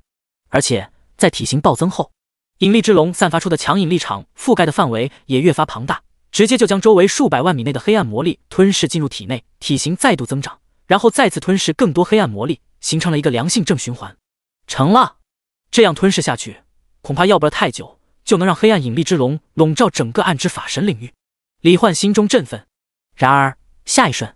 伴随着剑之勇者兰迪斯和弓之勇者龟田小次郎同时发出一声惨叫，他们两个人的身躯瞬间被密密麻麻的漆黑魔爪和崩坏魔眼的紫色光芒笼罩，直接在 0.5 秒之内被黑之魔王打成了一片虚无，只留下一把勇者圣剑和烈焰神弓静静漂浮在原地。见到这一幕，李焕和维尔利特等人顿时心中惊骇：“你们该不会以为之前就是我分身的极限了吧？”黑之魔王冷笑的声音在众人耳边响起：“你们根本不知道，你们面对的是多么强大的对手。接下来，你们就像那两个家伙一样，一个接一个的，准备好彻底消失在这个世界上吧。”李焕等人这才意识到，之前的攻击或者说魔王分身的数量根本就不是黑之魔王的极限，他不过是一边用足以让他们全神贯注、精神紧绷的攻势，让他们的体力和精力飞速消耗，一边暗中生成更多的分身，随后在到达真正的分身极限之时，瞬间出手，直接灭杀了7神勇者中的2人。面对拥有这样恐怖力量和超绝智商的对手，李焕等人心中都是不由得涌现出淡淡的恐惧。尤其是维尔利特、奥克威尔几人，他们并不害怕在和魔王的战斗中死去，他们只是害怕自己还没来得及和李焕一起成为真正的伴侣，就彻底消失在这个世界上。白见到这个情况，瞬间就开启了时间静止，看着剑之勇者和弓之勇者被打成虚无的位置，他的眼睛不禁微微泛红。虽然和两人关系并不深厚，但是和大家一起训练配合的那些日子里，白早已经将众人都当做了自己的朋友。不过敌人还没有解决，没有时间去一直感怀悲伤。白迅速收拾好情绪，认真的说道：“各位伙伴，以黑目前的攻击强度，我们恐怕只有进行 0.1 秒级别的时间静止，然后在每一个 0.1 秒之内不断移动闪避，同时继续击杀黑的分身，防止他能生成更多分身，才能防止再有人被瞬间秒杀。所以接下来将会是更加耗费精神的战斗。”说着，白看向李焕，满含期盼，隐含泪光的说道：“李焕，现在只有靠你尽快找到黑的本体了，不然大家都绝对会被一个接一个的杀死的。我不想失去大家中的任何一个人，所以拜托了。”李焕默默点头，神色也前所未有的认真而凝重。白，我会全力以赴的。爱丽丝，接下来和我轮流发动广域神光叹息之臂，尽可能提高大家的生存几率。星璇，制造更多的引力之龙，不断融入超巨型引力之龙体内。至于大家，就都继续按照原来的战斗计划进行，持续消灭黑之魔王的分身，削弱对方的攻势。李焕和众人都对视一眼，随后看向白，眼神坚定道：“开始吧，白。”第141章，极端劣势，扭转战局。下一秒，随着爱丽丝发动广域神光叹息之臂，时间恢复流动。李焕一边操纵着超巨型黑暗引力之龙，一边通过空间能力带着众人在暗之法神领域内部各处不断移动，躲避黑之魔王分身攻击的同时，也引导着引力之龙不断吞噬，探索更多其他位置。在这个过程中，李焕还通过虚空魔眼，一边观察有没有黑之魔王本体的信息框出现，一边不着痕迹之间，在广袤浩瀚的黑暗领域空间内的各个位置设下了越来越多的空间坐标。另一边，发现李焕等人身体表面覆盖了一层白色的法则之光，任何攻击都无法生效时，黑之魔王知道那是抵天之盾的群体无敌能力，而且只能持续5秒，所以他暂时没有攻击，而是通过时光倒流能力，将李焕操纵的那条超级引力之龙不断倒流回到之前的状态，变得越来越小。但引力之龙此刻属实已经太大了，每秒钟都会吞噬海量黑暗魔力，哪怕黑之魔王的众多分身一起发动时光倒流，也只能让引力之龙增长的速度变得更为缓慢一点。不过这就足够了。等无敌时间结束，李焕他们仍旧只有死路一条。谁知5秒过去，李焕又释放了群体无敌，直接把黑之魔王给惊讶到了。从传承的历代魔王记忆中，他还从未见过有人能不借助神器就发动神器的专属能力。若是能搞清楚李焕是怎么做到的，那么等杀了7神勇者，夺回白体内的魔王全能，他还能得到大陆7神器的能力，那个时候他绝对就是真正无敌的存在了。想到这里，黑打算先杀掉其他人，暂时留李焕一条命。10秒无敌持续时间结束后，广域神光叹息之臂共计30秒的冷却时间还剩下20秒，加上时停，接下来这20秒里的400个 0.1 秒将会是李焕他们最危险的时候。虽然李焕也不想让维尔利特他们承受危险，但是如果现在把他们都收回召唤物空间，只剩下自己和白2个人外加冰气娘的话，黑之魔王无视防御的崩坏魔眼，很有可能也能将他瞬间集火秒掉。毕竟谁也不知道黑之魔王的分身数量有没有达到上限，有没有可能还会出现更多。一旦他死了，那么一切都完了，所有人都必然很快就会被杀死，但只要他还活着，就还有希望。随后在白以 0.1 秒的时间精度进行时停的操作下，李焕他们都是各司其职，或是搜寻黑之魔王的本体，或是攻击灭杀黑之魔王的分身。在这期间，黑之魔王的攻击也是再度发动。赵云、松岛悟奈和凯尔文3人由于身体强度和恢复能力最差，成为了集火对象。每个时停结束后的 0.1 秒内，他们都是被瞬间毁灭掉大半个身体，又在下一个 0.1 秒的时停时间内被木灵全功率发动的度命能力恢复过来。这种反反复复的折磨可谓是痛苦无比，让他们的心神急速疲惫下来，发动的攻击强度和频率也在不断减弱。与之相对的，魔王分身同时存在的数量更多了，发动的攻击也越来越强。此消彼长之下，就在爱丽丝的群体无敌技能再次发动前的一瞬，身体强度最差的松岛无奈被数十万魔王分身的集火瞬间打成虚无。看到静静漂浮在松岛无奈原来位置旁的静魔神珠，李焕的眼睛瞬间红了，心中也涌现出强烈的愤怒与杀意。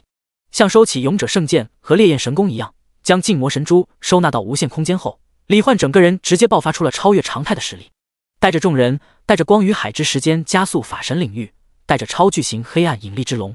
在直径500万亿米的暗之法神领域内进行无限超极速瞬移，每 0.1 秒之内直接瞬移上百次，以一种恐怖至极的速度吞噬着黑暗领域内的无限魔力，增大体型。然而即便如此，当群体无敌时间再次过去后，枪之勇者赵云、杖之勇者凯尔文、兽之勇者凯瑟琳接连被瞬间灭杀，打成虚无。一时间，7神勇者仅剩下李焕最后一人，默默收起雷龙圣枪、法神权杖和兽神戒指。李焕和白都是眼中布满血丝的同时，眼眶湿润。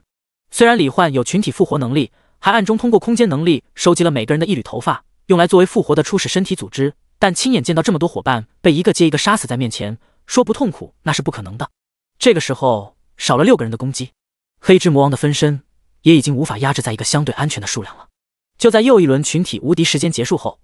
维尔利特和奥克威尔即便能够身躯完全元素化，也无法抵挡黑之魔王的崩坏魔眼和洞虚魔爪，接连被直接瞬杀。这个时候，直径5000亿公里，堪比一个星系般庞大浩瀚的暗之法神领域内，只剩下白和李焕还有兵器娘们待在白的纯白色光之法神领域内。而超巨型黑暗引力之龙体型也才达到10万公里左右，想要彻底探索一遍整个暗之法神领域，恐怕还需要不少时间。再加上黑之魔王的本体还有可能在领域内不断移动，那就需要花费更多时间了。这段时间恐怕足够黑之魔王把仅剩的李焕杀死成千上万次了。所以黑的众多魔王分身一边通过时光倒流不断缩小引力之龙的体型，一边以胜利者的姿态出现在纯白光之领域内，淡淡道：白盾之勇者，你们还要反抗吗？7神勇者中的6人已经被我杀掉，现在的我只要一轮攻击就能直接杀光你们所有人，所以停下你们无谓的反抗吧。只要你们把魔王全能和神器全都交出来，我会让你们平安无事的继续活在这世上，甚至就连你们的同伴，我也可以用时光倒流将他们全部复活。听到这诱人无比的条件，白都不由得有些心动了。他能感知到李焕在面对那些同伴死去时心中的痛苦，也知道现在的局面确实如黑之魔王所说，他和李焕已经没有胜算了。所以这样的话，或许真的已经是最好的选择了。然而就在白想要询问李焕的想法时，李焕却是看着黑之魔王的众多分身，神色冰冷的开口道：嘿，你高兴得太早了，真正的对决现在才要开始呢。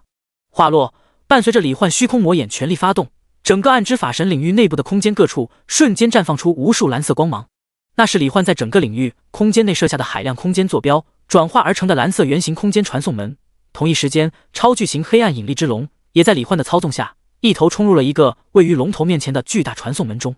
龙头进入传送门的一刹那，便被空间力量分割，从黑暗领域空间各处的海量传送门中冲了出来，然后瞬间爆炸。一时间，整个暗之法神领域内部被他缩膨胀又爆发出来的引力完全充斥。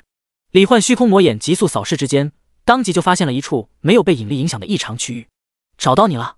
白哪里还不明白发生了什么，直接发动时间静止，时间加速，被李焕通过空间能力瞬间带到了一个1人高的球形虚无领域面前。之前由于整个领域内都充斥着黑暗魔力，这片虚无领域又一直被具有空间特性的无限黑暗魔力层层包裹隐藏起来，隔绝了李焕的超视距探索，无法被发现。同时由于极限真空抹消了虚无领域内的一切物质能量，造成了绝对隔断一样的状态，使得李焕的数据之眼也无法发挥作用。但现在引力之龙对空间造成的扭曲，使得他终于找到了黑之魔王的本体所在。时间静止的世界里，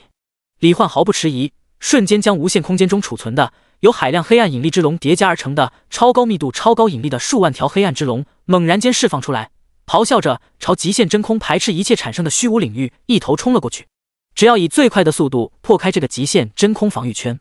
就有机会让白得到黑之魔王体内的第9全能，通过时间静止、时间加速、时间减速、时光倒流的完整时间全能，彻底扭转战局，取得最终胜利。第142章，真正的本体所在，死亡与新生。伴随着数万条超高密度超高引力的黑暗之龙一头冲进眼前的极限真空虚无防御圈，那堪比宇宙黑洞的强大引力瞬间就与排斥一切的全能之力彼此剧烈对抗。在这个过程中，李焕和星璇还继续发动暗灭邪龙吞星咆哮波，不断朝着那片虚无领域发射过去一条又一条黑暗引力之龙。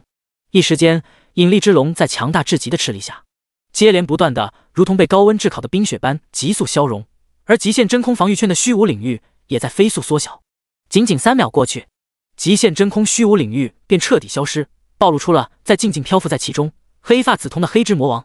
看到浮现在眼前的信息框，李焕当即开口：白，这就是黑之魔王的本体，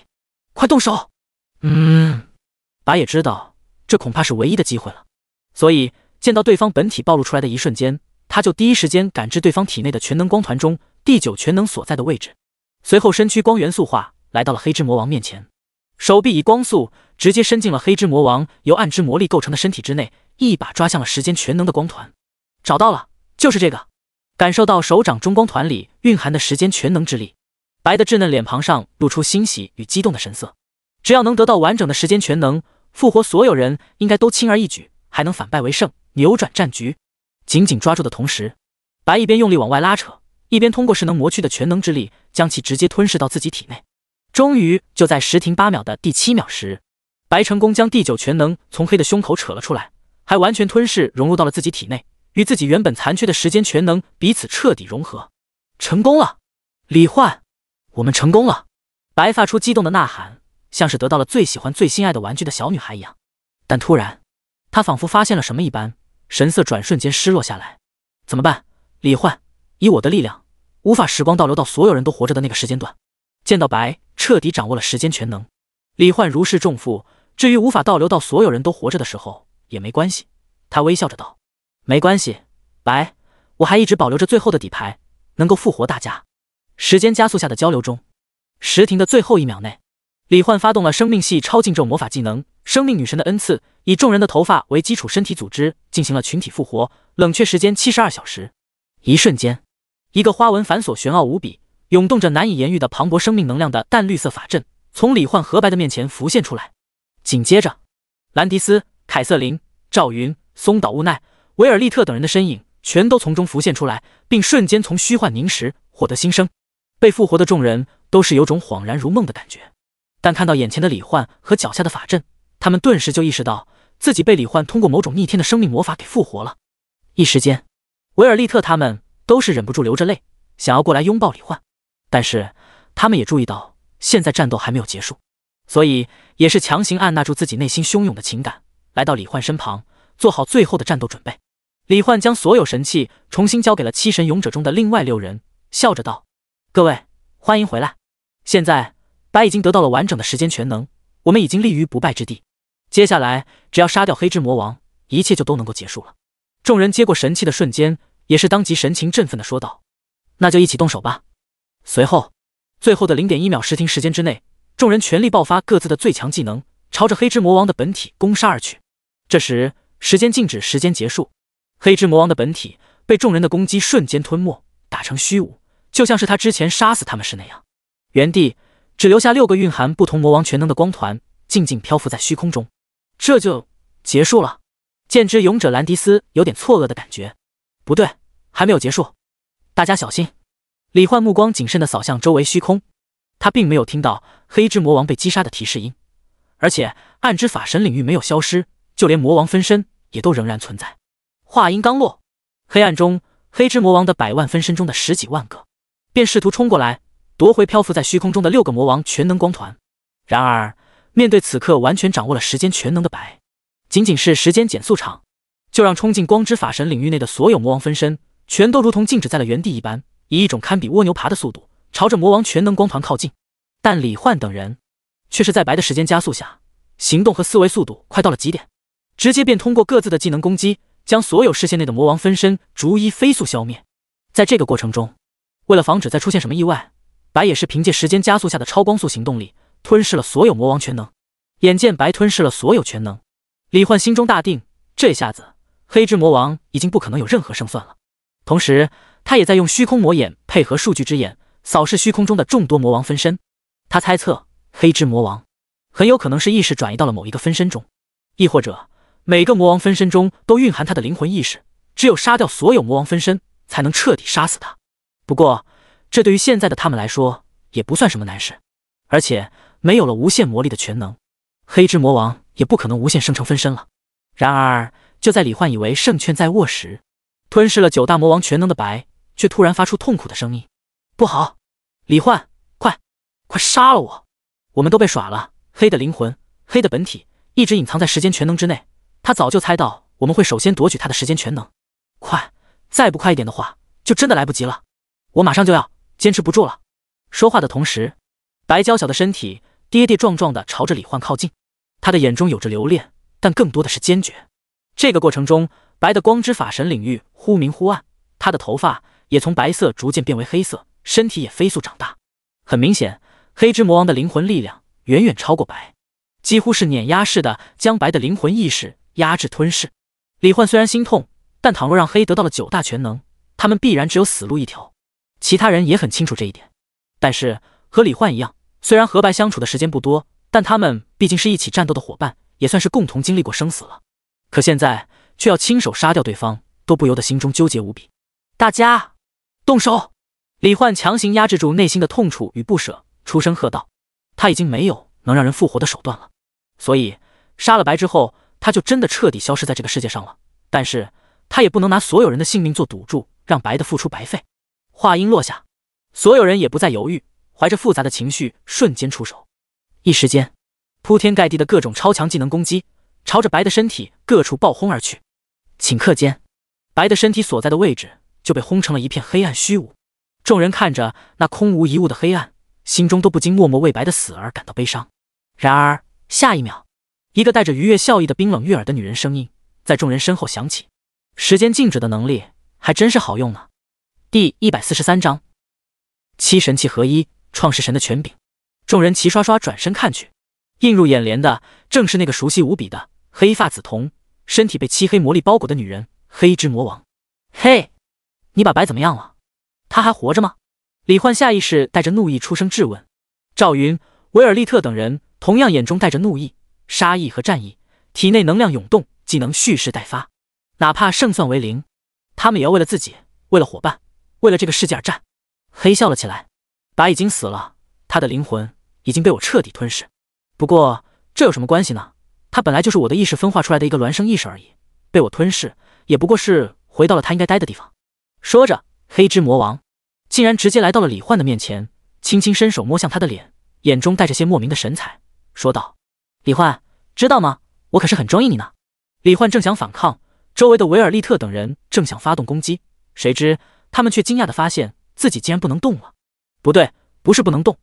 而是动作缓慢到几乎看不出来有所移动。感知到这一点，他们顿时就明白过来，他们的身体被强大到极点的时间减速全能之力包裹，从而达到了近乎于时间静止的效果。不得不说，吞噬了白的灵魂后，黑之魔王的力量似乎更强了。但是众人的攻击，比如维尔利特的光速射线、赵云的雷龙圣枪等等，仍旧可以以一个可观的速度朝着黑之魔王攻击过去。然而面对这些攻击，黑之魔王仅仅是凭借势能魔躯就能吞噬所有能量，凭借虚灵躯壳、极限真空、时光倒流，更是可以无视众人的一切攻击。所以在这几乎完全伤不到自己的攻击的洗礼中，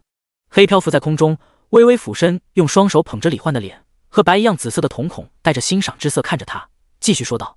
李焕，放弃抵抗，来做我的手下吧。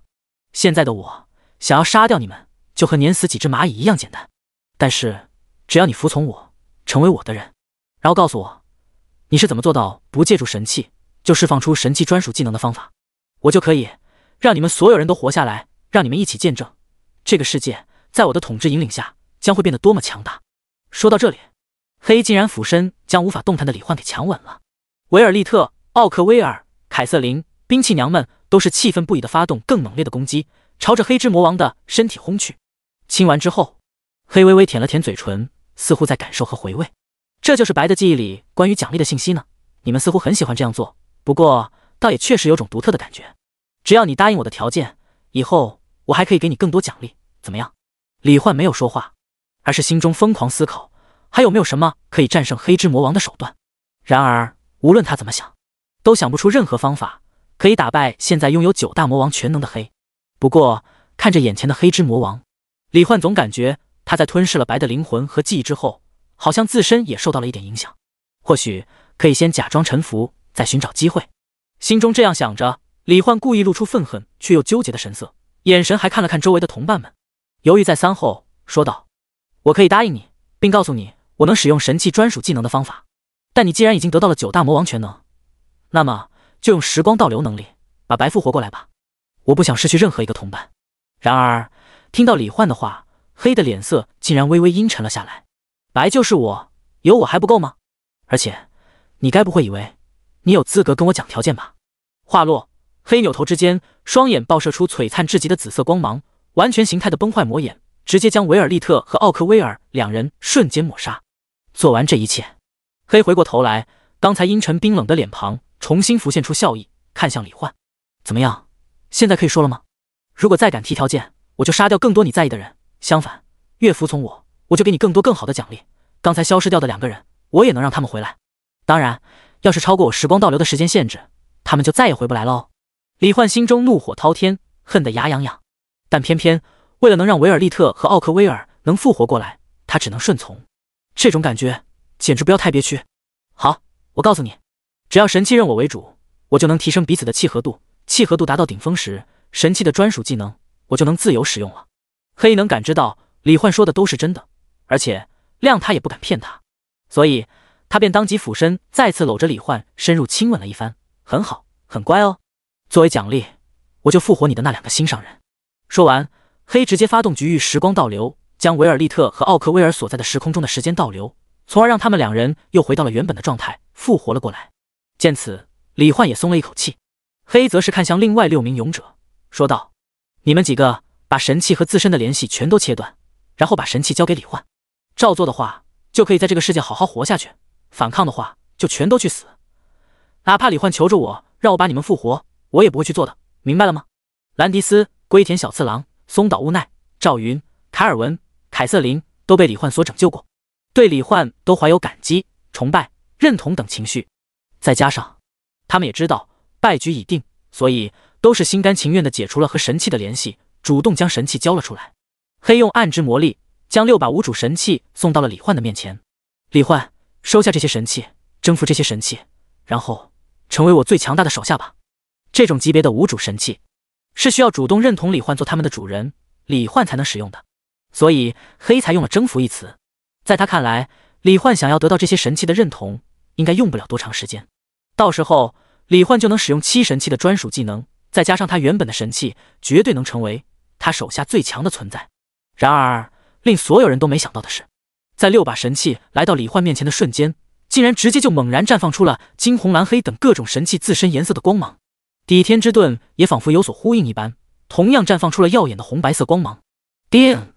勇者圣剑、烈焰神弓、禁魔神珠、雷龙圣枪、法神权杖、兽神戒指，同时主动认你为主。叮！检测到你同时获得了7神器的认可，当前状态已满足7神器合一的特殊条件，是否发动7神器特殊隐藏技能？创世神的权柄将7神器内部隐藏的特殊力量融为一体，加持己身。7神器的炫彩光芒照耀下，李焕听到脑海中的提示音，眼神瞬间闪亮起来。发动！话音落下，7神器刹那间便化作7道流光，如流星般没入了李焕的身体。紧接着，一股伟岸无边，仿佛能镇压一切、颠倒时空的恐怖力量气息，从李焕被炫彩光芒彻底笼罩的身体中轰然间爆发出来。第144章观宇宙魔神化身。一切发生的太过突然，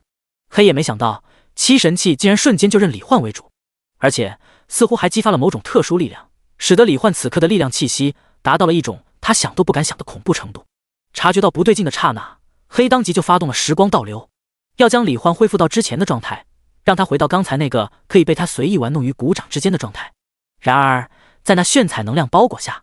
李焕就如同隔绝了外界一切时间、空间的影响一般，黑的时光倒流根本不起作用，又试着发动时间静止，依然没有用。眼见如此，黑也不再想着让李焕做自己的手下了，现在的当务之急还是先解决掉他，避免自己被他融合7神器力量完毕后直接杀死。于是下一瞬，黑直接爆发了自己目前的最强攻击，在时间加速的作用下，他自己的本体加上100万魔王分身，同时发动了崩坏魔眼、洞虚魔爪、极限真空、暗之魔力、触手等各种足以轻易破碎虚空的攻击，以一种恐怖至极的速度瞬间笼罩轰击在李焕所处的那一片时空当中。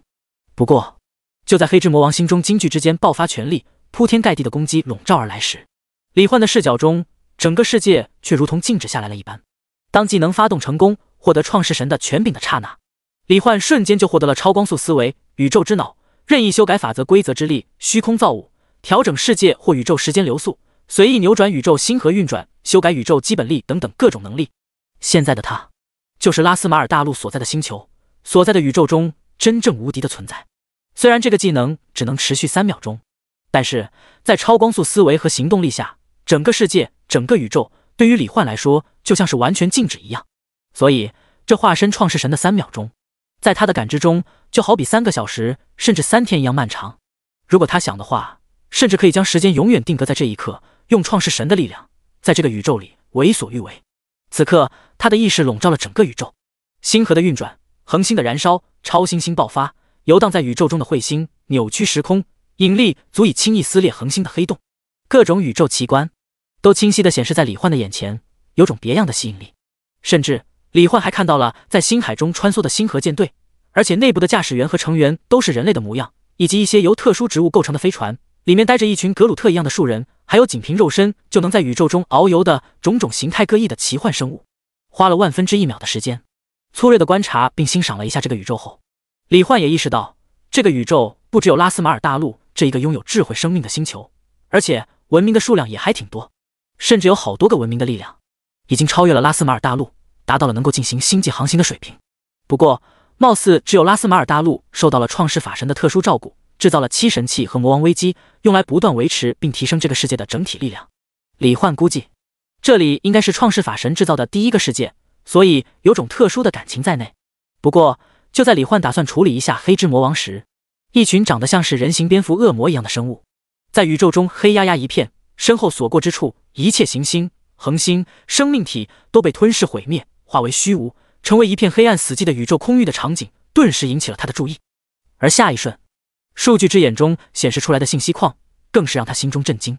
种族：恶魔人，血肉魔神融合体，等级 LV82， 种族：恶魔人，毁灭魔神融合体，等级 LV85。 放眼望去，这个名为恶魔人的种族竟然被2个魔神给融合了，而且还是整个种族所有人全都被融合了。若是放任他们继续吞噬毁灭下去，提升各自的力量，恐怕要不了多久，这整个宇宙包括拉斯马尔大陆在内的所有星球和生命体都将被彻底吞噬毁灭。不过震惊只是一瞬间，随之而来的便是一种莫名的小激动。之前一直被魔神给压裂，还险些死在魔神化身手里，李焕和他们可谓是已经结下了不可调和的矛盾，而现在他们竟然出现在了拥有本宇宙创世神力量的李焕的视野中。李焕不禁嘴角微微一勾，当即就决定给他们一个惊喜，免费送他们回老家。几天前，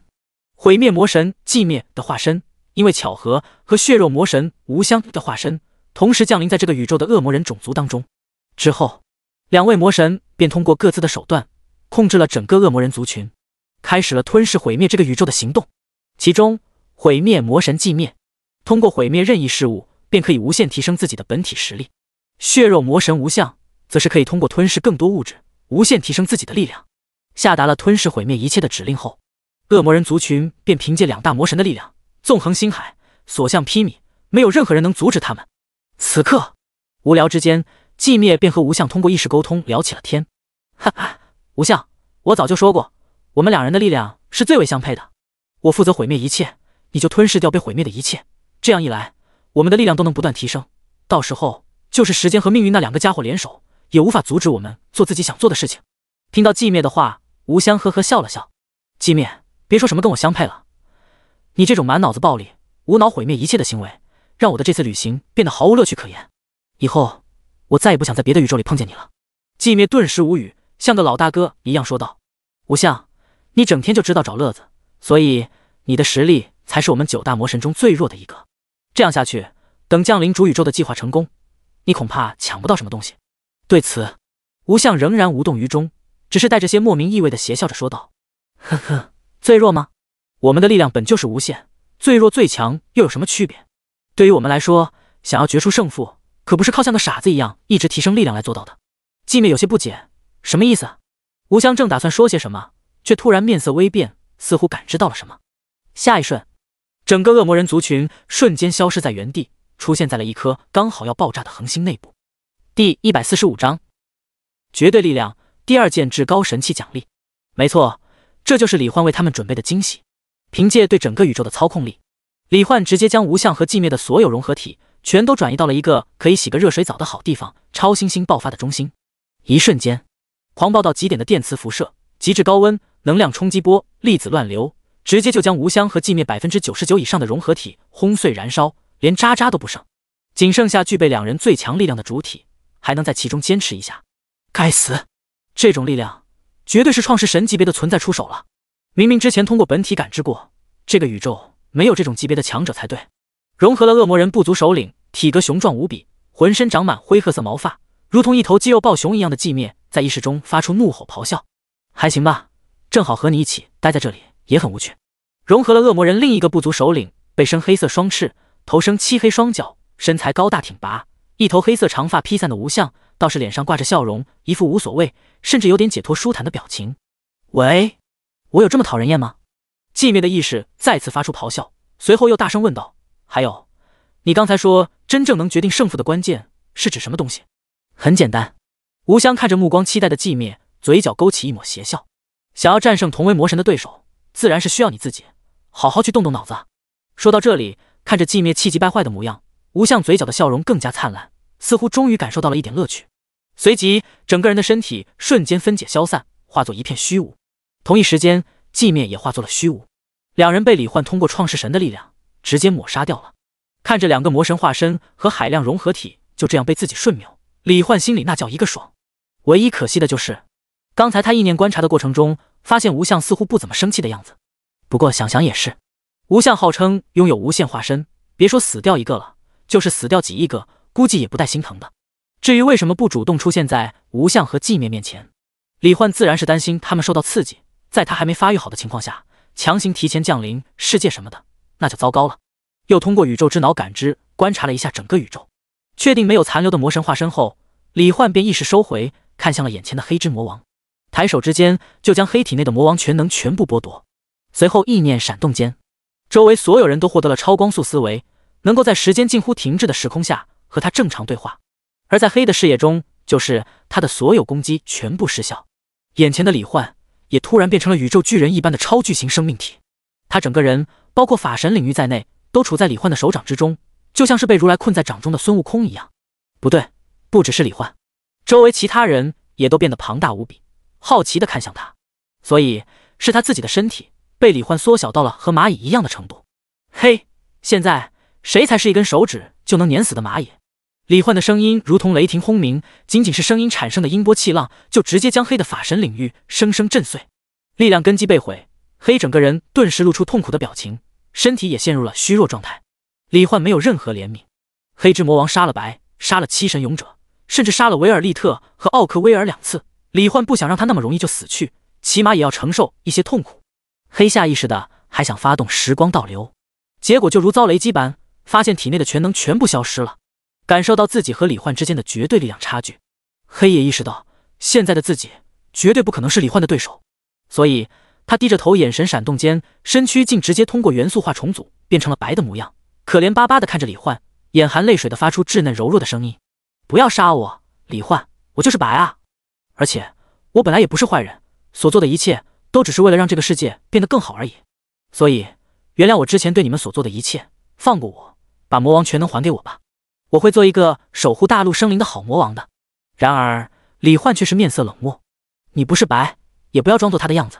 况且之前你杀掉白，杀掉我的伙伴们这笔账，这种行为可不是辩解几句请求原谅就能解决的，所以就用你的死来表达你的歉意吧。黑的脸上顿时浮现出恐惧的神色。不要，我死了的话，白也会死的，白也会死的呀。伴随着李焕的一根手指从天而降，浑身动弹不得的黑被瞬间碾死，声音也戛然而止。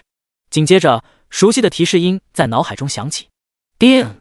你已击杀神话级转职试炼世界最终 BOSS 黑之魔王，恭喜你获得神话级转职卷轴。叮，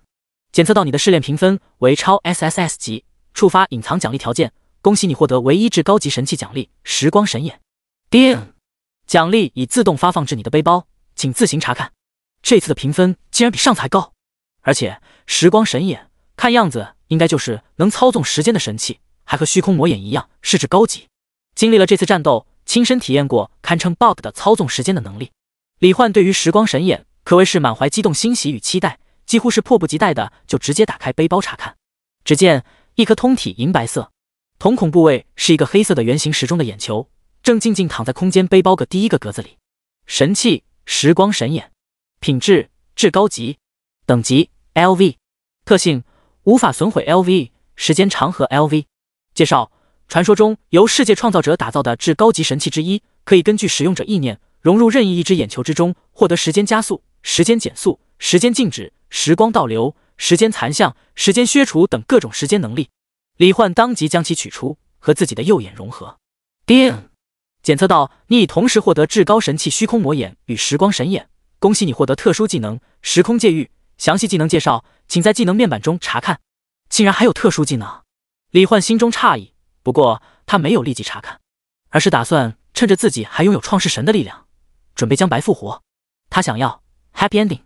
第146章双神器加持，任意穿梭时空。通过创世神的能力，李焕轻而易举的便将白复活了过来。这个时候，由于黑之魔王已经被杀死，所以暗空魔界便回归到了原来的时空。拉斯马尔大陆的天空恢复了正常，世界也恢复了色彩。看到周围的景象，白哪里还不明白发生了什么，欣喜之余，却也非常好奇地问道：“李焕，你竟然真的打败了黑？他吞噬了我之后，应该已经获得了9大魔王全能，你是怎么做到的？”李焕将9大魔王全能光团全部融入到了白的体内，微笑着道：“是隐藏在7神器中的力量，让我获得了创世神的权柄，成为了无敌的存在，所以我才能轻易打败黑之魔王。以后，你就可以凭借这9大魔王全能，守护这个世界。”按照你的想法，让大陆生灵过上幸福的生活了。创世神的权柄，白的小嘴张得大大的，好厉害！原来7神器中竟然隐藏着这样强大的力量。这时，其他人也凑了过来，脸上都是洋溢着激动、感慨、开心等各种表情，只觉得刚才的一切就像是做梦一样。谁能想到，前一秒还无可匹敌的黑之魔王，竟然转瞬之间就被获得了7神器隐藏力量的李焕杀死。维尔利特和奥克威尔更是再也遏制不住自己内心汹涌的情感，满含爱意的朝李焕拥抱过来。不过，维尔利特凭借光元素化快奥克威尔一步，率先扑到了李焕的怀里，紧紧抱着他的同时，声音中竟带着一点后怕和哭腔，说道：“李焕，你知道吗？被黑之魔王杀掉的那一瞬，我还以为再也见不到你了。好在，我们终于还是胜利了。能再见到你，和你再次这样紧紧拥抱在一起，真的是太好了。2000多年来，我还从未像现在这样幸福过。”说到这里，维尔利特眼含泪光的微微仰头。李焕，经历过2次死亡后，我不想再继续被动等待了。今晚就和我一起成为真正的伴侣吧。奥克威尔紧随而来，笑着道：“维尔利特，还有我呢，我们可是维尔死了2次的人，足以说明我们在李焕心中的地位是差不多的。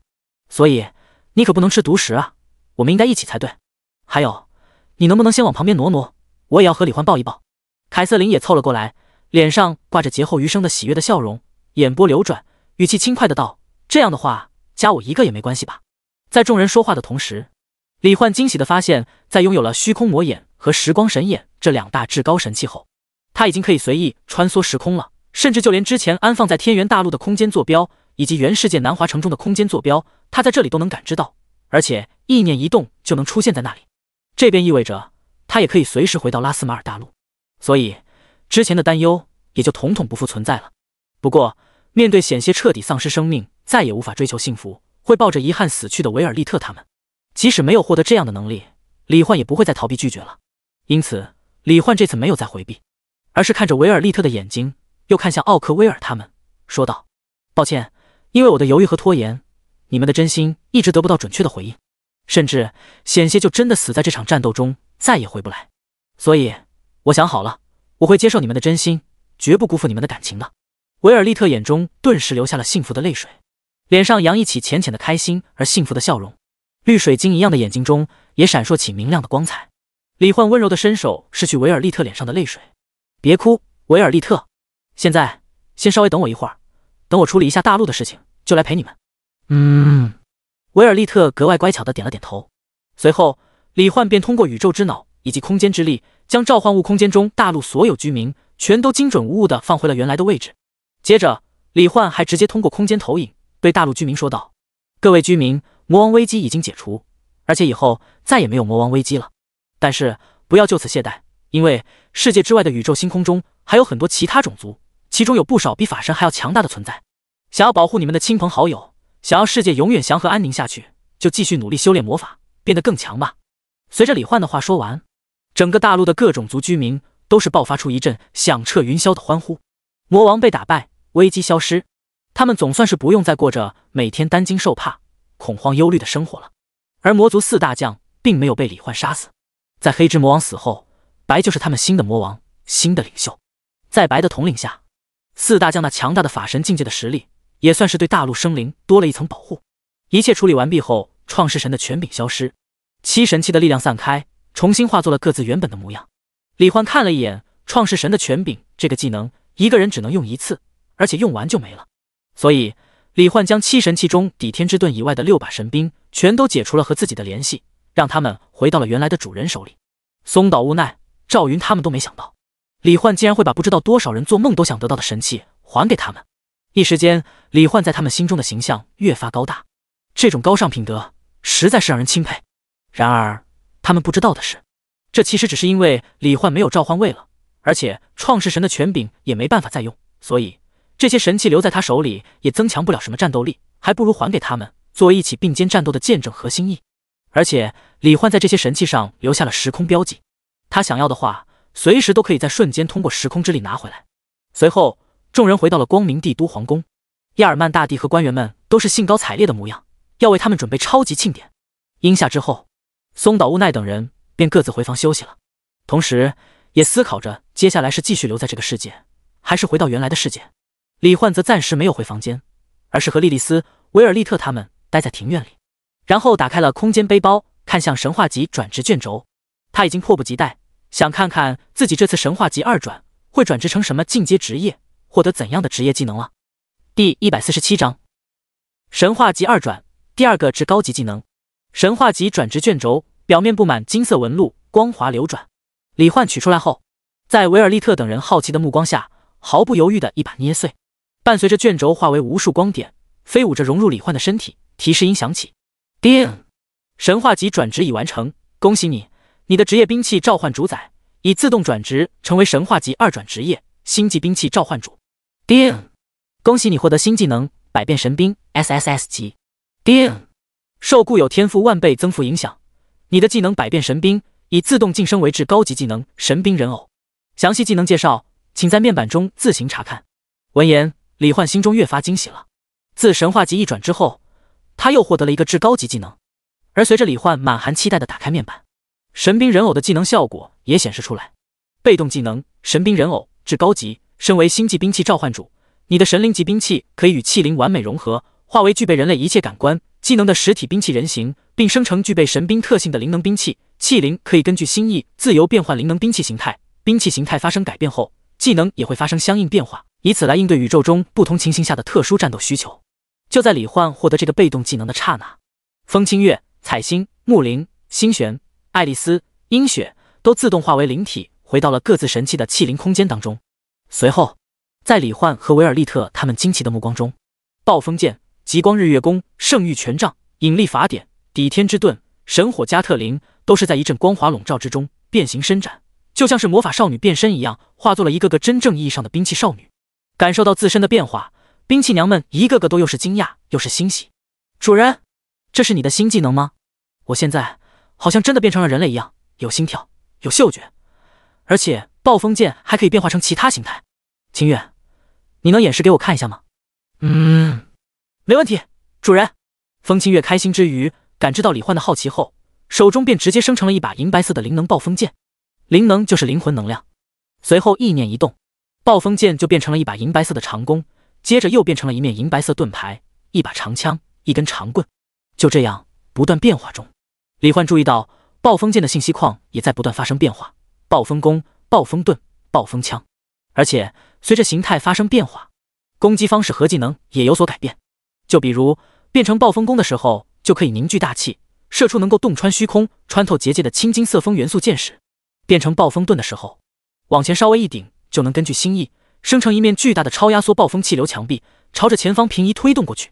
还能变成暴风加特林，射出一连串穿透虚空的风弹，风弹炸裂的时候更是直接破碎一大片虚空。在风清月给李焕演示的时候，彩星也是兴奋地尝试了起来，把灵能极光日月弓变成了一把极光日月剑，通过控制高温低温，直接就变成了一把星战里面的激光剑一样的存在，一剑下去轻易就能融化斩断或者冰封各种物质。一时间看着玩得不亦乐乎的兵器娘们，李焕的心中却是掀起了滔天骇浪，旋即便是兴奋的狂呼。这技能简直强到爆炸啊！能在保留神兵特性的前提下，将兵器自由转化为各种形态，而且兵器娘们自身的灵体与神兵完美融合，防御力直接就成长到了一个变态的程度。这种情况下，几乎每个兵器娘都能一人成军，独当一面了。一想到以后风清月手里拿着暴风剑准备和别人对拼的时候，突然瞬间变换形态，变成了一把散弹枪，在敌人懵逼的眼神中，直接一枪压缩散射风弹送对面归西的场景，李焕就忍不住想笑。这时，李焕突然想到，风清月他们现在如果都具备了人类的所有感官和机能的话，那岂不是就可以享受美食了？之前还是灵体化时的他们，只有视觉、听觉和触觉，没有嗅觉和味觉，吃东西纯粹就是靠能量分解，尝不出任何滋味，所以平常基本上不怎么吃东西。但是现在，或许可以多出一种享受美食的乐趣。于是，李焕便从无限空间中将储存的各种美食取出来了一些，让兵器娘们过来尝尝。果然，和以往的平淡不同。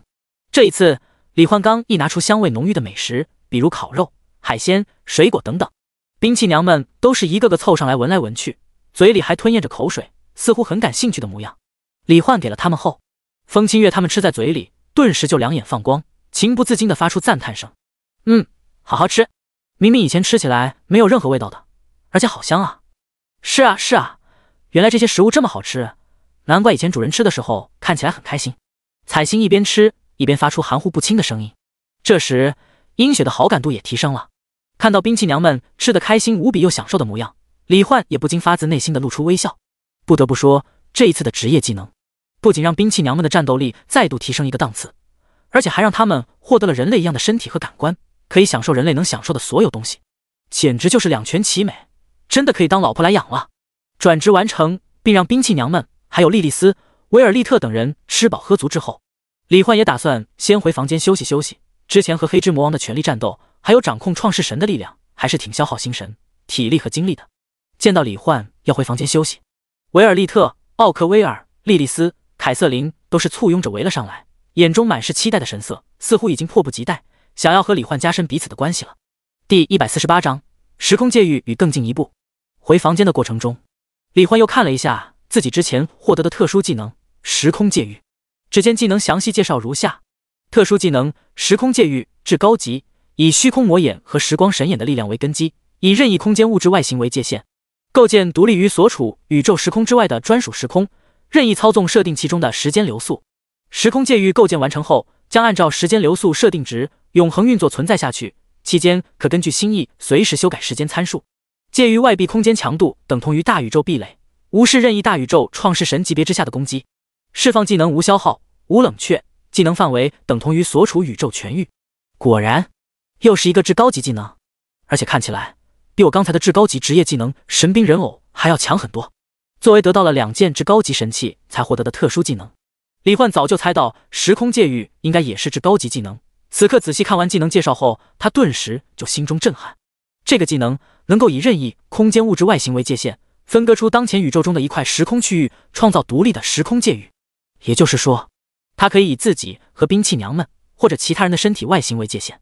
按照正常的身体时间流速生成时空界域，从而使得自己这边所有人都获得一层无视创世神级别之下的攻击的超级防御屏障。而且这个技能的作用范围是整个宇宙，他甚至可以直接将整个宇宙笼罩，化作自己的时空领域，任意操纵其中的时间流速。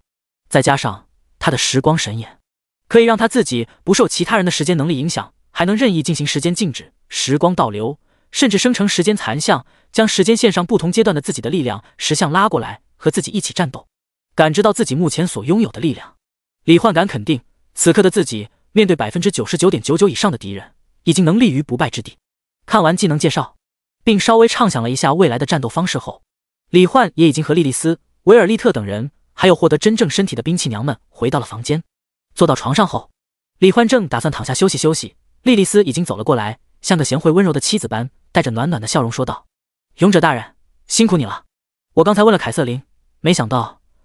你们和魔王竟然经历了那样残酷的战斗。现在就让我再像以前陪你一起拯救世界时那样，帮你按摩放松一下吧。”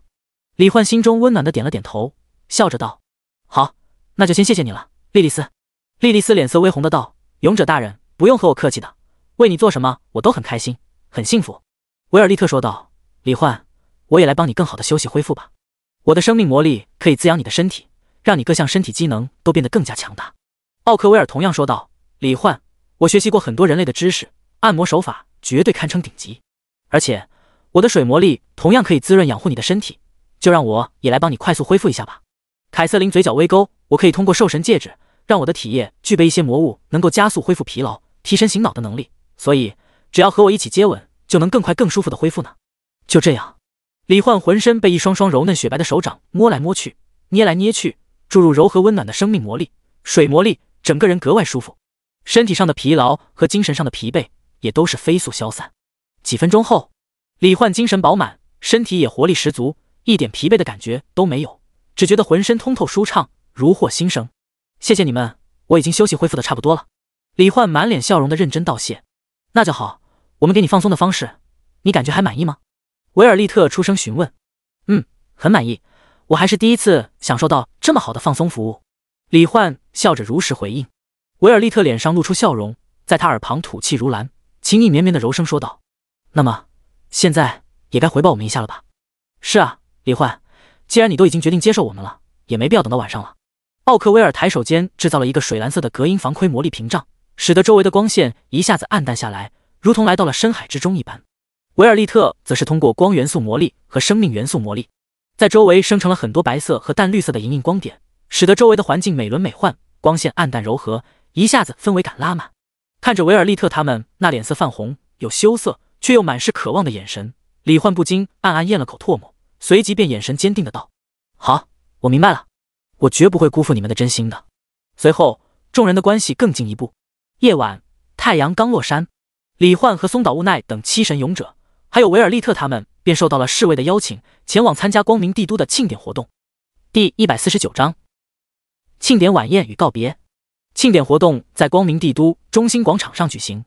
李焕和松岛悟奈等七神勇者还有参加了对抗魔王战斗的维尔利特他们站在中心搭建的高台之上，被亚尔曼大帝用各种赞美之词称颂，并表示要为他们修建雕像，编入历史教材，让世人永远铭记七神勇者和对抗魔王的勇士们的伟大功绩。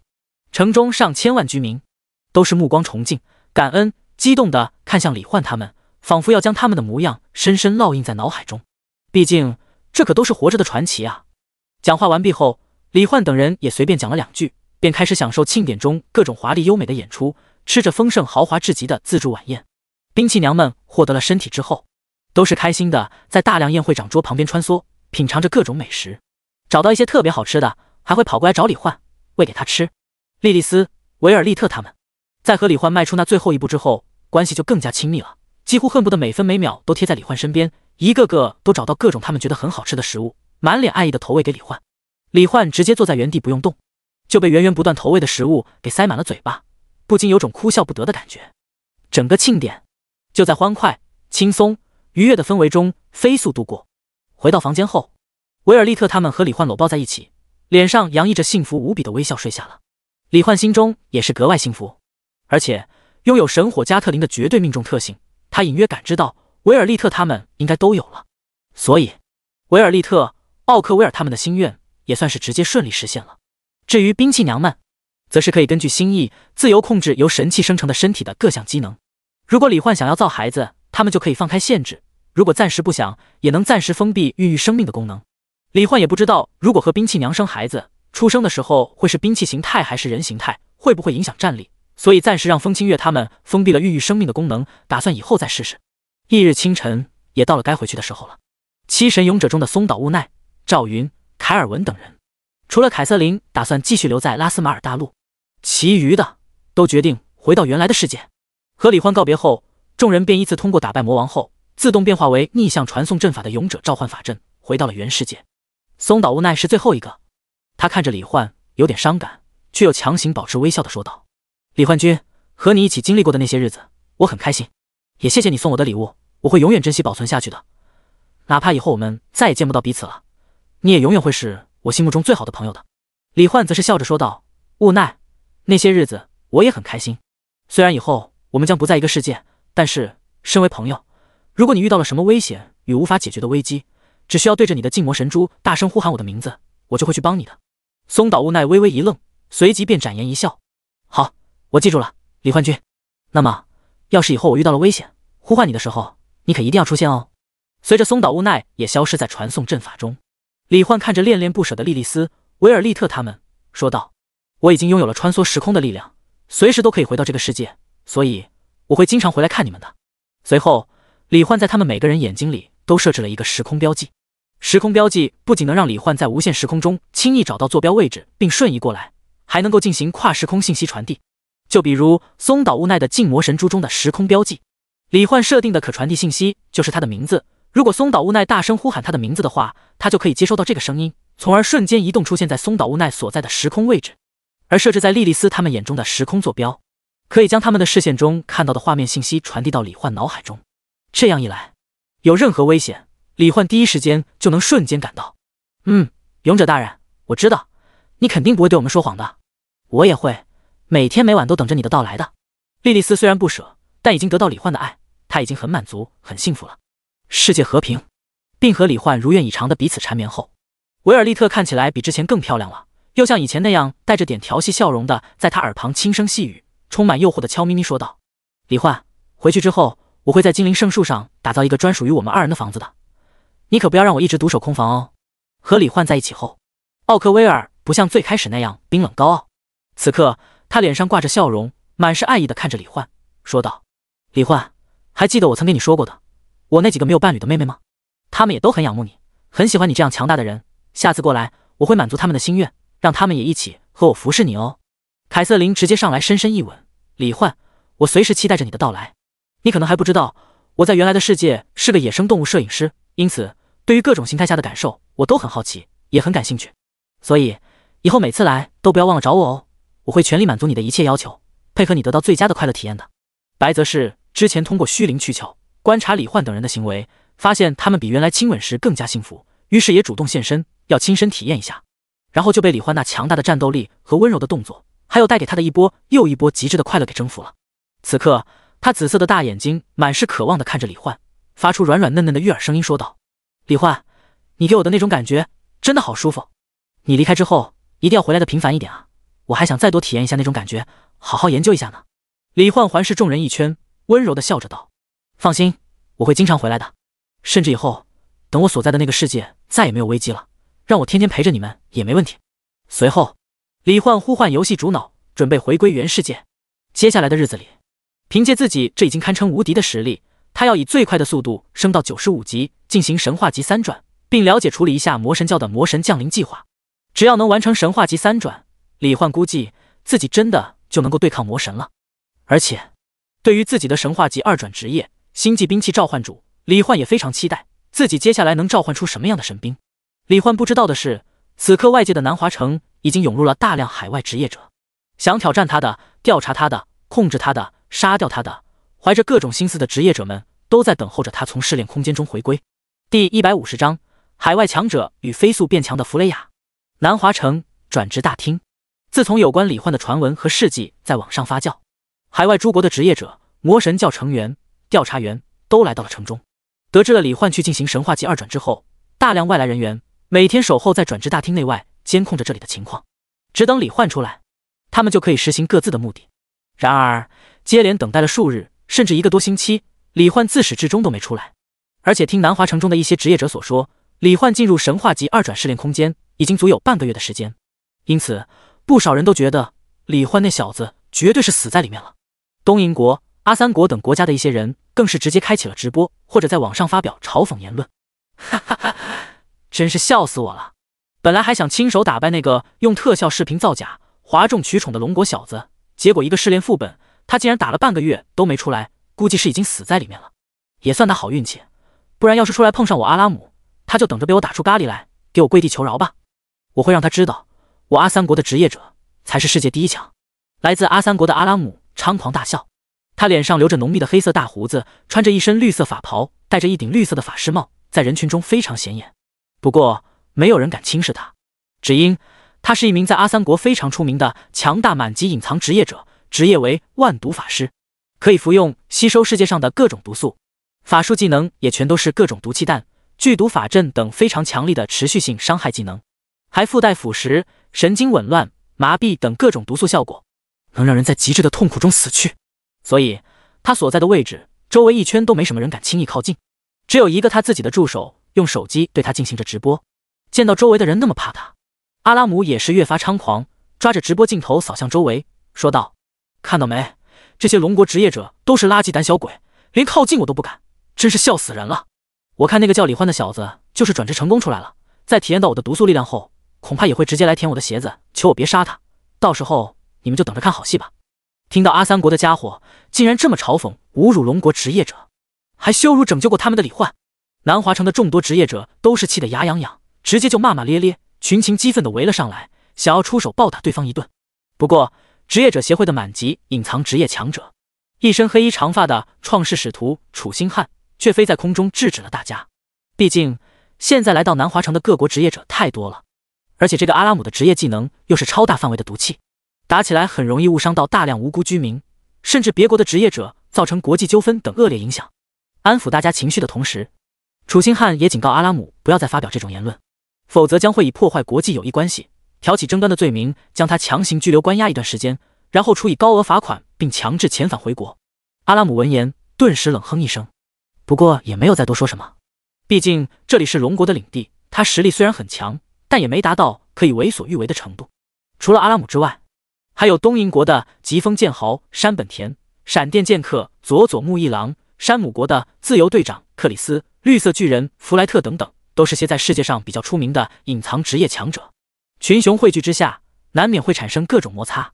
楚星汉这些日子里便一直负责管制处理这里的事情。以他隐藏职业创世使徒的实力，最初几天轻而易举的强势打败了好多个闹事的小八嘎和小阿三，这才使得他在人群中树立起了一些威名，让这些海外职业者安分了不少。不过一直处理这些事情，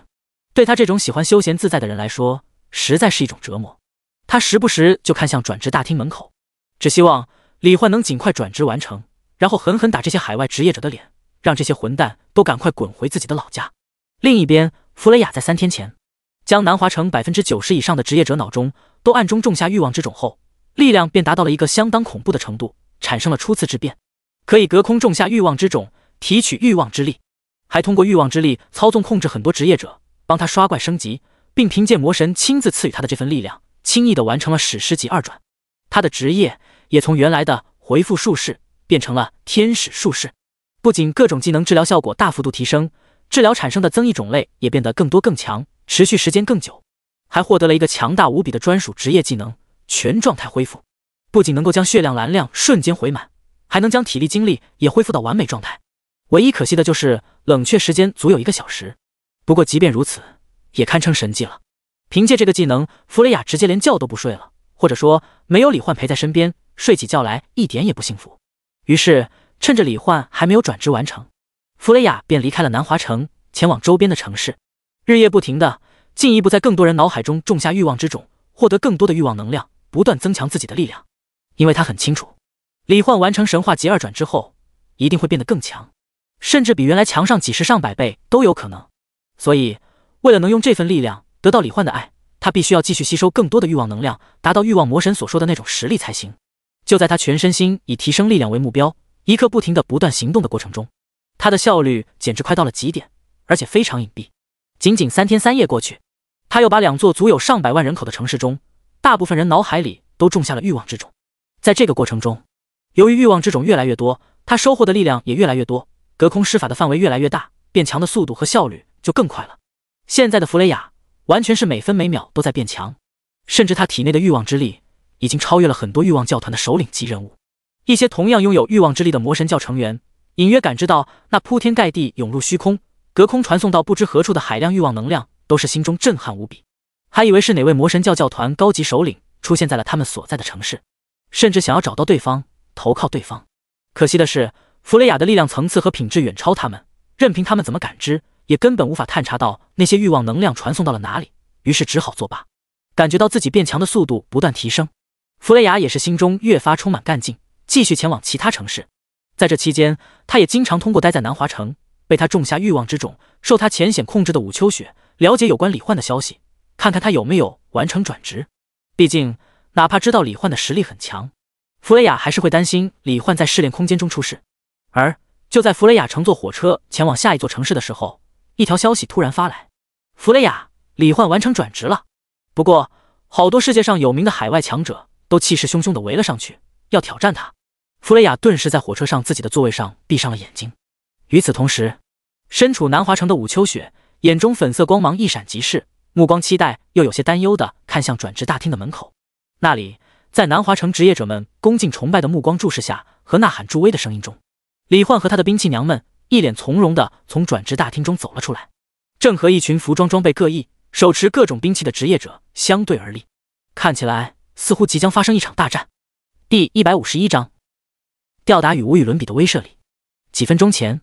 李焕刚从神话级2转试炼世界拉斯马尔大陆回来，出现在南华城转职大厅，就瞬间吸引了在场所有人的目光。李焕，是李焕回来了，他一定是完成神话级2转了。哈哈，太好了，这下那些嚣张的海外职业者一定要被狠狠教训一顿了。果然，我就知道李焕那样强大的人怎么可能会死在神话级试炼里面呢？那些小八嘎和阿三接下来就准备被打出米田共来吧。众人兴奋嘈杂的声音搞得李焕有点懵。海外职业者，小八嘎，阿三，这段时间到底发生什么事了？楚星汉听到转职大厅内传来的各种兴奋呼喊，当即来到了李焕面前，看着他的眼神如同在看一个救星。李焕，你可终于回来了！你之前击杀魔神化身，打败血肉教团银色巨人，力挫6大教团那些事迹，还有一些视频流传到了海外。你不在的这些日子里，越来越多的别国职业者来到我们这里，想挑战你，揭穿你，打脸你，已经闹出了不少事情了。还有一些骂街的，开直播侮辱人的，要不是不能随便破坏国际关系，我都想直接宰掉他们了。原来是这样。李焕看向大门外面那些服装各异的海外职业者，脸上露出无敌的笑容。交给我吧，打败这些土鸡瓦狗，对现在的我来说，根本就是易如反掌。楚星汉虽然相信李焕的实力，但还是提醒道：李焕，还是要小心一点，不要太轻敌。来挑战你的，有好多都是世界上有名的强者，每个人的技能都不容小觑。尤其是那个浑身绿油油的阿三国阿拉姆，可能是恒河水喝的太多了，职业是万毒法师。你要是准备接受他的挑战的话，可要小心点，别中招了。李焕轻松从容地笑着道：放心，毒素对我来说是没有用的。既然他们闹事，那我就帮大家好好教训一下他们。来到转职大厅门外，绿帽子阿拉姆当即让助手把接下来的直播画面切换成 8K 超清摄像模式，随后一脸嚣张的首当其冲走了上来。李焕，你阿拉姆爷爷等了你1个星期了，你们龙国的那些垃圾们在网上把你吹得跟世界第一强者一样，但在我看来，你就是个哗众取宠的小丑而已。现在敢不敢接受我的挑战？我要当着直播间千万观众的面揭穿你的真面目，让你在我的剧毒之下痛不欲生，生不如死。说着，阿拉姆从裤裆里掏出一条蜥蜴，手中涌现出黄绿色的毒雾，将蜥蜴笼罩了起来。一瞬间，蜥蜴就发出尖锐痛苦的嘶鸣，身体剧烈扭曲摇摆，然后血肉融化，变成了一具骨架。这一幕让周围的很多围观者都是眉头皱起，下意识又远离了阿拉姆一段距离，随手将蜥蜴骨架丢到地上。阿拉姆黑黄色的脸上露出一个残忍的笑，看到了吗？中了我的毒，就是血肉融化的下场。哪怕有人给你治疗，你也要承受这种痛苦很长一段时间。当然，要是你害怕了，只要现在跪在地上，承认你自己是个骗子，是个垃圾，爬过来把我的鞋子舔干净，我也可以让你少吃点苦头，懂了吗？听到阿拉姆说出这种侮辱性的语言，风清月他们顿时就气愤不已，想要杀了这个混蛋。李焕也是露出一个和蔼的笑容。很好，阿拉姆是吧？我接受你的挑战。接着，李焕又看向周围其他的海外职业者，说道：你们都还有谁想来挑战我？都一起站出来吧！我可不想浪费时间和你们一个一个车轮战，等收拾了你们，我还要去练级呢。闪电剑客佐佐木一郎当即一脸怒容：八嘎，我可是世界有名的强者，和别人一起上，赢了也没有任何意义。而且，你一个刚刚2转的职业者，竟然狂妄到了这种程度，难道是把我们都当成了垃圾吗？没错，我自由队长克里斯的名声享誉世界，一人一盾打遍世界无敌手，怎么可能和别人联手对付你这么一个毛都没长齐的小子？克里斯手持圆盾，一脸傲然之色。结果李焕嘴角挂着和煦的笑容，先是看了闪电剑客佐佐木一郎一眼，然后转头看向众人，说道：你们要多向这位东瀛剑客学习一下，看看人家多有自知之明，知道你们在我眼里就是一群垃圾，所以不要再浪费时间了，一起上吧。此言一出，想要挑战李焕的海外职业者们哪里还忍得了，直接气势汹汹的全都手持兵刃站了出来。李焕仍旧一脸从容，目光看向绿帽子。开战之前，我想再说最后一句话。阿拉姆，一会儿你被我打的想要求饶的话，可千万别来舔我的鞋子，因为我会恶心的想吐的。阿拉姆顿时就气急败坏，脸色青紫的叫骂道：找死！话落，阿拉姆完全不顾及周围其他人和围观群众，直接发动了毒气技能，要让李焕承受极致的痛苦。一瞬间，阿拉姆张开嘴巴，喷涌出大量黄绿色毒气，周围其他国家的职业者和围观群众顿时就被吓得连忙后撤，口中还骂骂咧咧地说：真是个疯子。楚星汉更是当即发动御风能力，想要将所有毒气限制在无人的区域。然而下一秒，在所有人震惊的眼神中，李焕身旁的牧师袍白发青铜小女孩直接举起手中权杖，释放出充斥天地的淡绿色光芒。紧接着，那些黄绿色毒气就全部如同冰雪消融般飞速消失。这怎么可能？阿拉姆一脸难以置信的表情，但还没等他缓过神来，只觉得胸口一阵钻心的剧痛，低头一看，自己的胸膛竟然被李焕射出的一根红色光剑融穿了一个大洞。正当他以为自己要死了，连忙惊恐的打算喝药时，下一秒胸口却又瞬间恢复如初。还没等他开心，只听李焕那边响起一个声音：清月，你们不是想帮我出气吗？现在和我一起惩治一下这个混蛋吧。主人，这种人渣就应该好好教训教训才对。随后一连串剑气、光剑、引力之龙、子弹弹幕，直接将获得了100%生命回复的阿拉姆一遍又一遍的打得身体破碎，痛快哀嚎，甚至有时候不小心打得渣渣都不剩了。李焕还通过时光倒流，瞬间又让阿拉姆恢复过来。在这完全一边倒的碾压式战斗中，佐佐木一郎等人直接就被吓傻了，甚至下意识远离了一点战场，还有的人直接偷偷溜走了。阿拉姆本人更是被一遍又一遍的痛苦折磨的哀嚎痛哭，一把鼻涕一把泪，哀求着李焕不要再打了。他知道错了，他再也不敢了，让他做什么都可以。李焕毕竟也不是什么魔鬼，出完气之后也就放过了阿拉姆。再看其他刚才想挑战他的人，都是一个个的不敢和他对视。行了，不敢打就都滚回你们原来的地方吧，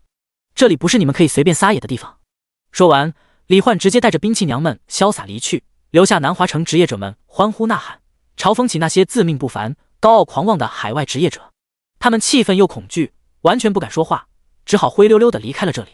而李焕单方面吊打有名强者阿拉姆，吓退各国隐藏职业强者的消息和视频，也是再次被发到了网上，直接印证了他的实力，让所有喷子都无话可说。人群中，亦是通过欲望之种，借助武秋雪的眼睛看完战斗全过程的弗雷雅，也看到了李焕的二转职业星际兵器召唤主。他能感知到李焕展露出来的实力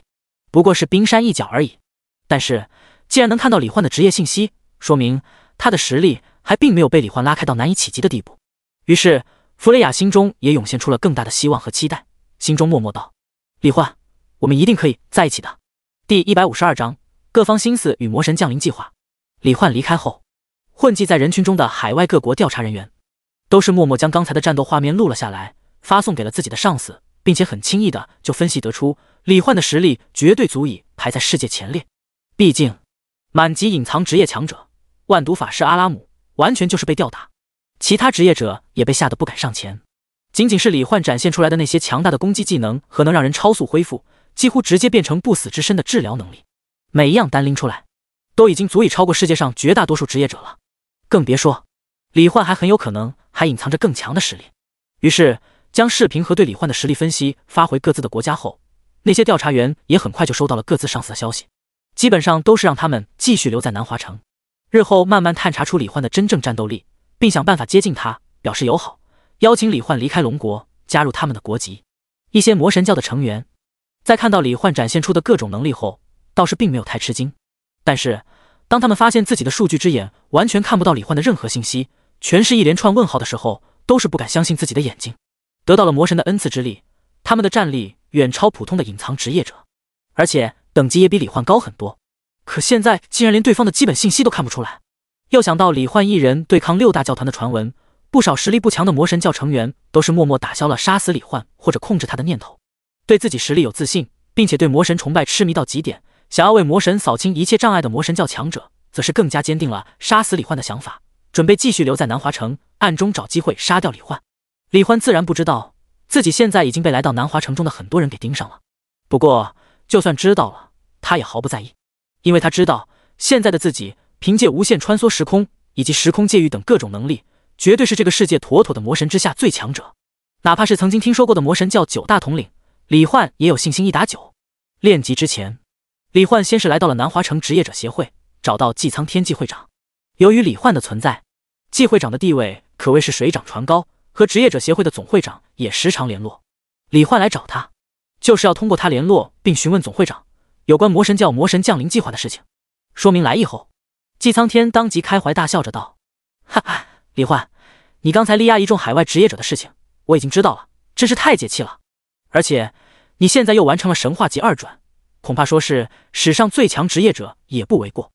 你稍等，我这就帮你联络总会长。”伴随着一个淡蓝色光幕投影浮现，职业者协会总会长吴浩然，一个一头黑灰色头发，长着一张大众脸，感觉看一眼转头之后就记不住样貌的平平无奇的中年男人出现在李焕眼前。吴浩然脸上带着淡淡笑意，声音平和地说道：“李焕，我知道你拥有空间能力，想知道什么就直接来我这里吧，我会亲口告诉你我所知的，你想知道的一切。”李焕微笑着道：“好，吴会长，那我现在就过去。”话落，李焕已经瞬间从原地消失，出现在了总会长吴浩然的办公室，职业者协会总部1000层的超级大厦顶层。在这里，周围的大半墙壁上都是透明的超级钢化玻璃，透过环绕整个顶层大半圈的巨大窗户，能清晰俯瞰到周围上万公里的情况。最引人瞩目的，则是悬浮于外界高空之中，几乎和这一层平齐的一个黑色超巨型秘境空间漩涡。李焕知道，那就是曾经葬送过很多 SSS 级职业者的终极副本，存在着9大魔神本体的特殊副本无垠时空。微微震撼过后，李焕收回目光，直截了当的开口问道：“吴会长，我想要知道的就是魔神降临计划的真正内容，以及有没有什么办法阻止魔神降临，或者拖延魔神降临的时间。”面对史上第一个完成神话级转职的李焕，吴昊天对他可谓是看重到了极点，也没有废话，同样开门见山的说道：“李焕，经过我们多年调查得到的可靠信息，魔神降临计划本质上就是通过不断吸收更多信徒，再通过魔神献祭法阵为9大魔神提供源源不断的信仰之力，从而逐渐加强现世与魔神之间联系。当信仰之力由量变产生质变，魔神便能通过信仰之力超脱规则，跨界而来，真身降临我们的世界。所以我们职业者协会一直都在暗中调查9大教团的聚集地，斩杀9大教团的成员。而为了更快更好地提供更多信仰之力，9大教团中的核心成员在世界各地一直暗中进行着无限制的人体克隆，制造出大量思想受他们掌控的傀儡，去信仰魔神，崇拜魔神。魔神教成员的力量也暗中在各个国家和城市侵蚀渗透。不过在我们职业者协会的秘密行动中，很多魔神教外围成员都被神不知鬼不觉地消灭掉了，也是因为如此，世界才能仍旧保持一个看似和平祥和的状态。说到这里，吴昊天眉眼微弯，看着李焕的眼神满是笑意。但是听说过见识过你的实力后，我想这个平衡应该很快就能打破了。倘若你能加入剿灭魔神教的行动中，我们剿灭魔神教成员的速度应该能提高至少2倍，以碾压姿态扫荡各大教团。但是这样一来，你升级的速度可能就会变慢很多。所以虽然我希望你加入剿灭魔神教的行动中，但是我更想让你继续专心练级，早日完成神话级3转，成为史上第一个神话级满级职业者。那样的话，就算是面对魔神教最强的9大统领，你应该也能战而胜之。不知道你是怎么想的呢？第153章，时间残像分身召唤第7神兵。听到吴会长详细的讲解，李焕微微沉思。既然知道了魔神降临计划的内容，那么为了能让自己有更多时间发育，只要加入剿灭魔神教的行动中，帮助职业者协会搜寻斩杀魔神教成员，捣毁他们的基地，无疑会大大减缓魔神降临的速度。但是李焕也清楚自己的潜力还没有完全发挥出来，只要能完成神话级3转，就算是魔神真身降临，恐怕他也能有一战之力。不过这对于现在拥有2大至高神器的他来说也不是什么难题，所以他的嘴角微微一勾：“吴会长，这2件事情对于现在的我来说是可以同时进行的。”话落，在吴浩然惊奇的眼神中，李焕直接发动时间残像，将不同时间线上的自己的力量实像拉了过来。现场顿时就出现了好几个李焕，全都是他完成神话级2转之后的力量状态。时间残像和李焕同属一个灵魂意识，却又有些不同，因为他们的思维意志都是那个时间线上的瞬时状态，出现后无法进行自主思考，但却和李焕本人意识相连，受他控制，就相当于他自己的分身一样。由于没办法精细的控制太多分身做不同的事情，所以李焕目前最多也就能生成5个分身。面对吴浩然，李焕则是只生成了3个10项分身。即便他们无法召唤使用6大神兵，但仅凭18个已经数百上千级的神兵特性能力，就已经是一股强大到极点的力量。吴会长，这些分身拥有我全部实力，有他们帮忙，只要你们找到魔神教成员所在地，就能和他们一起行动，同时对3个地方的魔神教成员进行清扫斩杀。这样一来，我自己就可以去升级变强，两不耽误。吴浩然一脸讶然地看着李焕的这些分身，旋即脸上挂着笑容，感慨着道：“李焕，真没想到，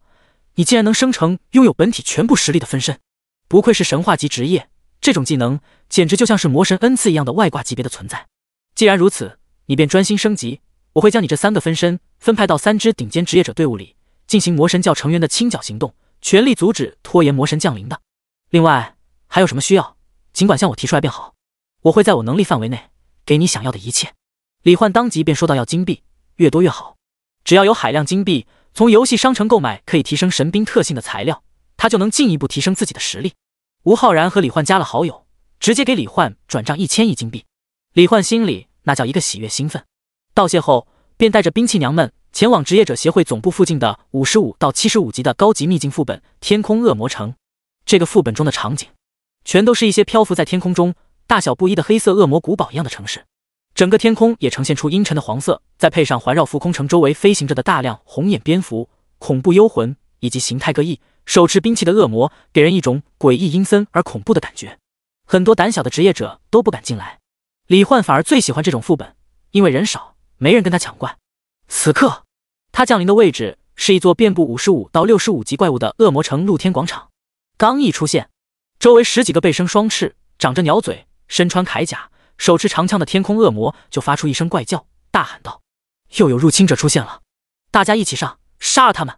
守护恶魔王陛下！”然而，还没等他们来到李焕面前，风清月的暴风剑、彩星的极光日月弓、星璇的引力法典，就都通过各自的意念，变成了暴风榴弹炮、极光日月激光枪和引力手炮，配合着鹰血的神火加特林，直接就将10几个天空恶魔打成了筛子，轰成了渣渣，又被引力炮弹吞噬，最后渣渣都不剩。哈哈，主人，极光日月弓变成枪以后，好好用啊，以后都不用费力气去拉弓了。此刻彩星和李焕灵魂融合，操纵着李焕的身体，亲身体验到激光枪的好用之处，顿时就兴奋地呼喊起来。李焕懒洋洋地挂着机，同样心情很好地回了句：“彩星，这就是科技的力量。”不得不说，给风清月他们灌输了一些热武器知识后，他们似乎都喜欢上把兵器变成枪械、大炮一类的东西，让李焕不由得想到了一句名言：“大人，时代变了。”风清月他们秒杀了10几个天空恶魔后，李焕心念一动，时间便刹那静止。接着，虚空魔眼扫视整个秘境中的所有怪物，确认并锁定了所有怪物的位置后，李焕便开启各种增益状态。兵器娘们先是凭借各种技能攻击，杀光了天空中的所有怪物，接着又根据李焕锁定的怪物位置，以一种电光急速穿梭在恶魔城的各个通道房间之中。所过之处，所有怪物都被直接瞬秒，所有掉落物都被李焕的时空之力直接收纳到自己的空间背包，只留下道道残影，宣告着李焕他们曾经来过。不过，这种速度，李焕觉得还是不够快。受限于游戏副本的规则，他不能将恶魔城直接毁掉，或者将怪物直接传送到自己面前，离开不属于他们的区域。所以，在兵器娘们急速击杀着各种怪物时，李焕又生成了2个时间残像分身，控制着他们前往另外2座恶魔城中。凭借超强的特性能力和爆表的4维属性，以一种同样快到了极致的速度，疯狂击杀着大量高等级怪物。响成一片的经验值获取提示音中，李焕的经验条也不断稳步上涨。在清扫完副本中所有怪物后，李焕又直接发动了时间加速，使得怪物们下一秒又全部刷新出来，继续展开新一轮的急速刷怪。即便此刻升级需要的经验值已经堪称海量，也架不住李焕这么刷。于是，没过多久，李焕的脑海中便响起了一个令他激动愉悦的提示音：叮，你的等级已提升至60级，你的第7召唤位已解锁。终于来了！李焕一个机灵，重新掌控了自己的身体，直接发动了技能神兵召唤，同时神情期待无比地看向飞速生成的召唤法阵。就让我看看星际兵器召唤主到底能召唤出什么兵器。第154章第7神兵终极式神武装。和李焕一样，风清月他们虽然已经很熟悉这个流程，但也一个个非常好奇期待地看着召唤法阵，心中也在猜想着这次会是什么兵器。很快，伴随着一阵金光闪耀绽放，在李焕和风清月他们震撼到微微张开嘴巴的表情中，一个整体呈黑红色调，高度约3米，肩背部带着10根黑色轻装炮管，手持一柄3米黑红色长刀的人形机甲，从召唤法阵中缓缓浮现出来。机甲主体为黑色，但眼部、胸铠部位以及臂肘和腿部都闪烁着一些发出深邃红光的线条图案，尤其是胸口部位的红色光芒图案，如同一张布满尖牙利齿的怪物的血盆大口。背后还有一对收拢起来的黑色机械翅膀，上面一根根红色微光线条光芒流转，翅膀边缘更是锋利到仅仅是静静存在在那里，就仿佛已经割裂了虚空。当整个机甲的外貌彻底展露出来的那一刻，顿时就给人一种极为强烈的震撼和压迫感。李焕也是愣愣地看着眼前的星际兵器信息。兵器是神异式生物机甲，品质神灵级，等级 LV60， 经验值 0%， 特性无限自生能源 LV100， 子体生物分身 LV100， 高频粒子震荡 LV100。 介绍：科技宇宙唯一神级科技文明卡瑞亚，以宇宙中所有生物特异长处基因培育出的血肉为基底，辅以恒星级主神神明之血100万亿微缩次元引擎，并植入算力超越量子计算机的科技结晶 AI 主脑打造而成的终极星际是神武装，拥有无限能源、智能转换、超速自我修复、阳电子炮、超光速飞行、高周波刀、最高100万细胞再生子体生物分身等能力，战斗力足以刀斩行星，轻易镇压任意神级之下的星际文明。看完之后，李焕心中的震撼无以复加，随之而来的就是惊喜与兴奋。不愧是星际兵器召唤主，这完全就是个超顶尖的宇宙级单兵机甲战争兵器啊！正所谓机甲是男人的浪漫，李焕对于机甲的热爱和喜欢自然也是非常强烈的。前世他也很喜欢看环太平洋、EVA、高达、直装等机甲类动漫电影和小说，所以看到转职成为星际兵器召唤主后召唤出来的第一件兵器竟然就是机甲，李焕简直已经迫不及待想要开机甲体验一下了。不过这时脑海中响起一个提示音，叮，你的兵器是神一式生物机甲，受到你的职业技能神兵人偶影响，器灵已自动与机甲完美融合。紧接着眼前的生物机甲身体表面的粒子便如同波浪般翻涌，在李焕和风清月他们面前体型飞速缩小，转眼间就从3米高的巨大人形机甲变成了一个身高1.65米，身体被机甲覆盖，背后机械双翅合拢，拥有一头白色长发、蓝色瞳孔，眼中还有几圈刻度线一样的机械纹路，脸庞和五官完美到比最精致的虚幻人偶还要漂亮的绝美少女。看向眼前的李焕还有风清月他们时，白发蓝瞳少女眼里的机械纹路微微旋转，看起来就像是在进行扫描分析一样。最后少女看向李焕的眼睛，发出清脆悦耳而空灵的声音，信息已确认，核心资料库中显示您就是我新的主人。说完，少女脸上露出淡淡的开心笑意，自我介绍道：主人，我的名字叫幻梦，是一个名为卡瑞亚的文明的科技 AI 主脑，同时也操纵着卡瑞亚文明的终极武装，是神异式生物机甲。不过卡瑞亚文明在一场灾难中被覆灭后，我也陷入重伤状态，一直处于待机休眠状态。您能让我重获新生，重新感受到这个世界的一切，我很开心。从今往后，我会遵从您的一切命令，为您斩杀一切敌人，守护您，陪伴您，直到永远。李焕没想到这个机甲少女之前竟然是休眠重伤状态，被自己召唤出来，刚好就被游戏系统的能量自动恢复到了原本的完美状态，也算是阴差阳错的救了她，这自然是皆大欢喜。所以李焕也是回以一个笑容，说道：这样看来我们之间还挺有缘分啊，幻梦，能帮到你，让你恢复，我也很为你高兴。那么以后我们就一起并肩作战吧。现在我先来给你介绍一下你的姐姐们吧。幻梦点了点头，脸上的笑意更加浓郁了。耐心温柔的给幻梦介绍风清月他们的过程中，幻梦的好感度也在不断提升。叮，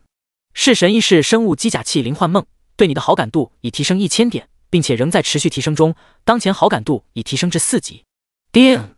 受召唤之王天赋影响，你将同步获得是神异式生物机甲 40% 的力量与特性。叮，恭喜你获得无限自生能源 LV40， 子体生物分身 LV40， 高频粒子震荡 LV40， 恭喜你获得240点力量、240点敏捷、240点体质和240点精神属性。介绍完毕后，趁着幻梦和风清月他们彼此聊天熟络的时候，李焕也看了一下幻梦的信息面板。机甲娘幻梦，类别神兵灵体，等级 LV60， 与式神异式生物机甲同步，生命值 100%， 生命回复50百分号 S， 法力值 100%，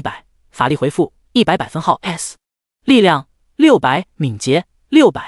体质600，精神600。技能超巨大化式神机甲形态 SSS 级，通过无限能源与智能转换，将生物机甲细胞超速增值，整体体型急速增大的同时，由细胞构造而成的生物兵器也将同步增大。期间，阳电子炮、生物电浆炮等攻击威力大幅度提升，以初始形态为基准，机甲体型与各类攻击的距离、威力、范围，每1秒都在前1秒基础上提升100%，上限为占据整个宇宙，化身宇宙级生命体。发动期间每秒消耗100%法力值。技能无冷却，好感度4级32500。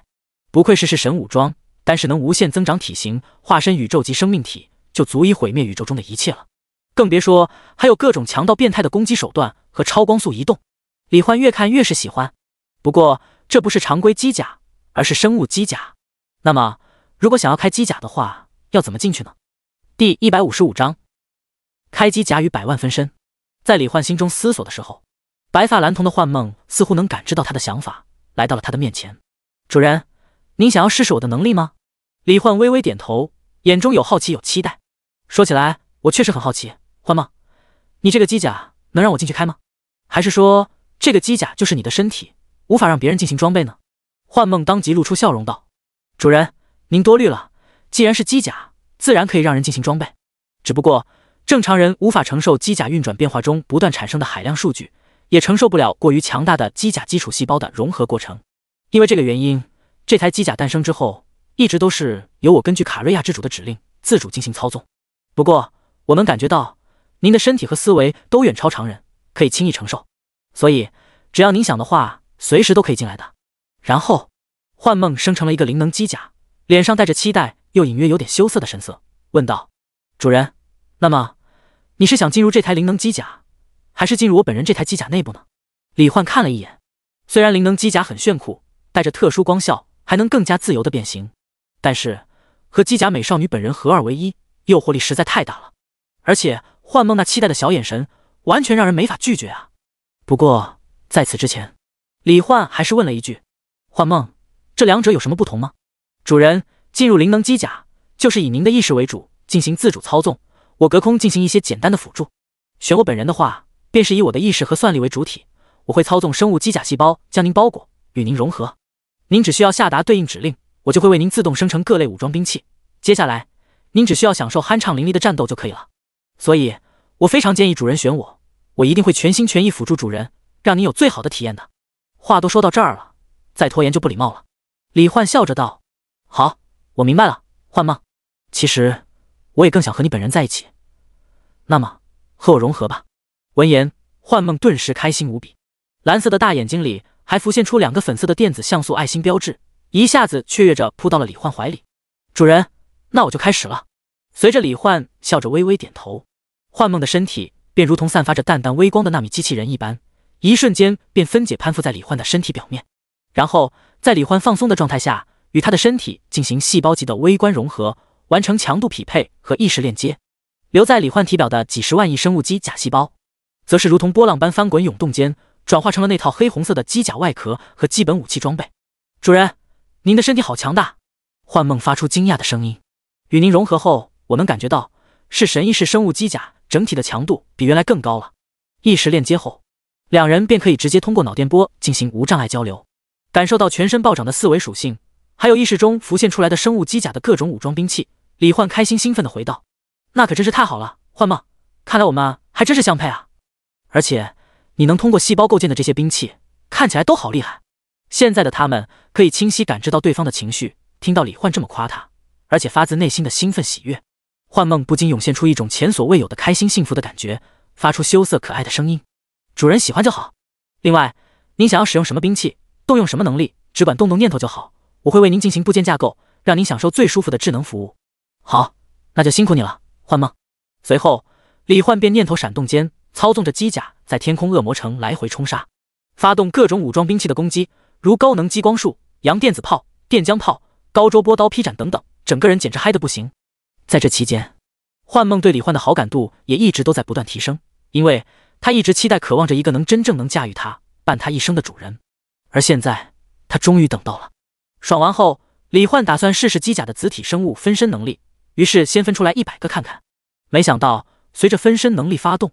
生成的100个分身竟然比时间残像好用多了。不仅拥有李焕本人和弑神异式生物机甲融合后的强大身体能力，还全都具备自我思考和行动的能力，并完全遵从李焕的意念指令，不受时空不同的影响和空间距离的限制。最重要的是，经过实验，李焕发现这些分身击杀怪物，他也可以不断获得经验值。感受到这一切，李焕顿时就激动的不行，因为这样一来，他就可以让极限为上百万个的子体分身前往世界各地的秘境副本同时进行刷怪，然后他就能以一种其他职业者根本难以想象的速度将等级提升至95级，然后进行神话级3转，甚至魔神教的事情也能进行更好的处理。幻梦，你的能力实在是太强了，我真是爱死你了！李焕意念发出兴奋的呼喊，幻梦顿时就发出愉悦幸福的回应：主人，我也喜欢您，所以请尽管使用我吧，我一定会让您满意的。走，我们先离开这里。李焕机甲的面罩开启，对着风清月他们说道：等我把100万分身分派到不同的高等级秘境副本中，我们再专门找个副本刷怪。随后，李焕身穿机甲，带着兵器娘们在高空中通过虚空魔眼扫视整个世界所有高等级秘境副本，接着让幻梦生成最大数量的子体分身，派往各个副本当中进行刷怪升级。凭借100万分身，哪怕后面升一级需要击杀上百亿同级怪物，李焕估计自己也用不了多久就能达到95级。全部指派完毕后，李焕自己则是带着兵器娘们找了一个60到80级的秘境副本，进行新一轮的刷怪，朝着95级进发。同时，对于接下来升级后能召唤出怎样的兵器，李焕也越发期待了。第156章：剿灭魔神教行动与暴风雨前的宁静。在李焕和100万分身同时刷怪升级时，另一边，龙国天山山脉深处，一座看起来和周围茫茫雪山没有什么区别的高耸山体前，一队全员50人都是满级隐藏职业者的精英强者队伍来到了这里，隐藏在附近的一处雪山丛林中。寒风呼啸，碎雪纷飞中，一个身穿雪银色重甲，手持榴弹重炮，左眼绿色微光闪烁，脸上有好几道纵横交错的狰狞疤痕的中年男人陈寒江，目光看向前方的雪山山壁，冷漠开口道：根据协会的调查，这里时常有人外出，从外界采购大量生活物资，而且进入的地点就在这座山体内部。长期观察过程中，对方还展现出了魔神教血肉教团的能力，但是其中有没有其他教团成员仍旧是个未知数。我知道大家都经验丰富，但是这次行动还是要打起12分精神。冲进去之后，在我的微型无人机扫描内部空间结构和人员分布情况的同时，我们要根据同步传回来的图像和信息，以最快的速度消灭其中所有魔神教成员，绝不能心存任何犹豫，明白了吗？明白。众人低声回应。说到这里，陈寒江看向队伍中唯一一个等级只有55级的黑发青年，目光中带着尊敬。李焕，你的实力我们已经亲自验证过了，如果你能在战斗的过程中游刃有余的话，还请帮忙稍微保护一下其他成员。李焕没有说什么，只是默默点了点头。操纵时间残像需要他本体分出一部分意识，所以能不说话就不说话，一切行动以简洁为主。他们现在的位置就是职业者协会调查出来的一处魔神教据点。根据对方成员外出采购物资的情况，初步分析，这里很可能隐藏着一个人数高达上千人的魔神教团。之前一直没有动手，也是因为没有必胜的把握。但是李焕的到来，以及新的满级隐藏职业者的调配和加入，使得这支队伍总算是拥有了剿灭这处魔神教团基地的力量。见到李焕点头，陈寒江也心中松了口气。李焕的实力他可是亲身体验过，一个人轻轻松松就打得他和另外10几个满级隐藏职业者毫无还手之力。有他在，陈寒江可谓是心中大定。好，现在大家跟我一起上，攻破那处镂空山壁。进去之后，和我机械左眼连接的大量微型无人机就会将内部情况传输到我的眼中，大家就听我指挥，我会为大家安排最优路线与提前预警。伴随着陈寒江的指令，众人在李焕的控风能力下，全体火速冲出，各种技能爆发而出，瞬间将早已确认好的山壁上的目标位置轰开一个大洞。一个黑漆漆的通往山体内部的巨大洞口当即便显现在众人眼前。同一时间，陈寒江腰间的一个机械小方盒也自动打开，飞出一群蚊子一样大小的微型无人机，飞速冲了进去。通过自带的夜视、红外视觉、声呐探测等功能，将山体内部的情况都显示在了他的机械左眼之中。入口通道8人即将冲出来，技能齐射。8个魔神教成员刚一冲出来准备迎战入侵者，就被50个满级隐藏职业者的强大技能秒成了渣渣。现在冲进去，对方正在组织战斗人员，趁他们人齐之前逐个攻破。攻击的时候也注意周围，小心机关。随着陈寒江的不断响彻在耳边的吩咐，众人冲进去，不断击杀着冲出来的魔神教成员。而魔神教成员的各种攻击，李焕直接就凭借强大到极点的控风能力全部阻挡，同时凝练出足以轻易展开金刚石的压缩锋刃，挥洒之间，直接就将路上的障碍门和魔神教成员斩得粉碎。亦或是通过生命吸收能力，隔空将魔神教成员的生命力吸收进入自己体内，使得他们急速衰老，化作干尸粉尘。哪怕其中众多血肉教团成员彼此融合，成为举手投足间都拥有崩山裂地之力的血肉巨人，但是在李焕的手下，也只有被秒杀的份，直接就被控温能力高达数百万上千万度的高温隔空烧成了一地灰烬。就这样，众人可谓是一路横扫，所过之处无一合之敌。魔神教数百个拥有魔神恩赐的成员，十几分钟内就被尽数剿灭。其余的一些负责进行科研、克隆人的技术人员，以及被魔神教抓来用来享乐的男人女人，则是在陈寒江联系了职业者协会后，由协会联络附近的城主府，派专人立马过来进行处理。经历过这场战斗后，众人对于李焕的实力可谓是敬佩不已。一些有些姿色的满级隐藏职业者美女，都是暗送秋波，或是直接询问李焕有没有女朋友，想和他一起玩游戏。对于这些人，李焕都是神情平淡的拒绝了。虽然他们各有特色，环肥燕瘦，莺莺燕燕，但是和兵器娘们以及精灵女王他们相比，差的就太多了。他也不想闲得没事儿到处沾花惹草。除了雪山山脉，龙国其他被职业者协会调查出来的魔神教基地，也都在李焕的加入下逐一进行清除剿灭。一时间，各地的魔神教团都有种人心惶惶的感觉。李焕的恶名更是传到了越来越多的魔神教成员耳中，使得他们又恨又怕，准备召集教团内部顶尖强者，设计对李焕进行联合斩杀。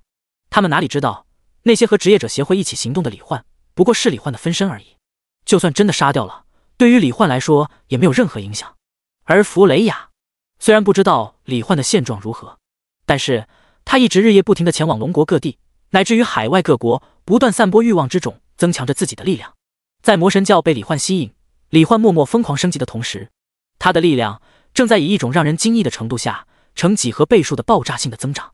时间流逝中，接下来的日子里，虽然整个世界表面上没有什么大的动静，但是魔神教顶尖高手的聚集，李焕的等级提升，弗雷雅恐怖的变强速度，都隐约预示着一场足以影响世界的风暴即将降临。第157章第8、第9神兵。很快2周过去，魔神教的成员本打算联络聚集教团中的顶尖强者，联手斩杀李焕。然而在这期间，各地的魔神教团却震撼地发现，李焕的身影竟然同时出现在了世界各地，然后辅助职业者协会的人对他们教内的各个基地进行摧毁，斩杀了他们大量成员。经过信息汇总，他们意识到那些都是李焕本人某个技能制造出来的分身，可这就让他们心中更加惊骇了。仅仅是分身就能打得拥有魔神恩赐的他们溃不成军，毫无还手之力。那么李焕本人的实力现在到底会有多强？没错，在获得了弑神一式生物机甲的分身能力，并且和幻梦的好感度不断提升的过程中，李焕自己便又生成了大量分身，让他们协助职业者协会对魔神教进行清剿。有了数万个李焕的分身协助，职业者协会可谓是所向披靡，消灭魔神教团的速度比原来快了好几倍。这就使得还没有被发现的很多魔神教团成员不得不暗中转移集结，并通过各自的门路联系9位统领，请求他们的帮助，从而将力量汇聚至一处，以9大教团之力共同讨伐李焕，绝不能让他再完成神话级3转。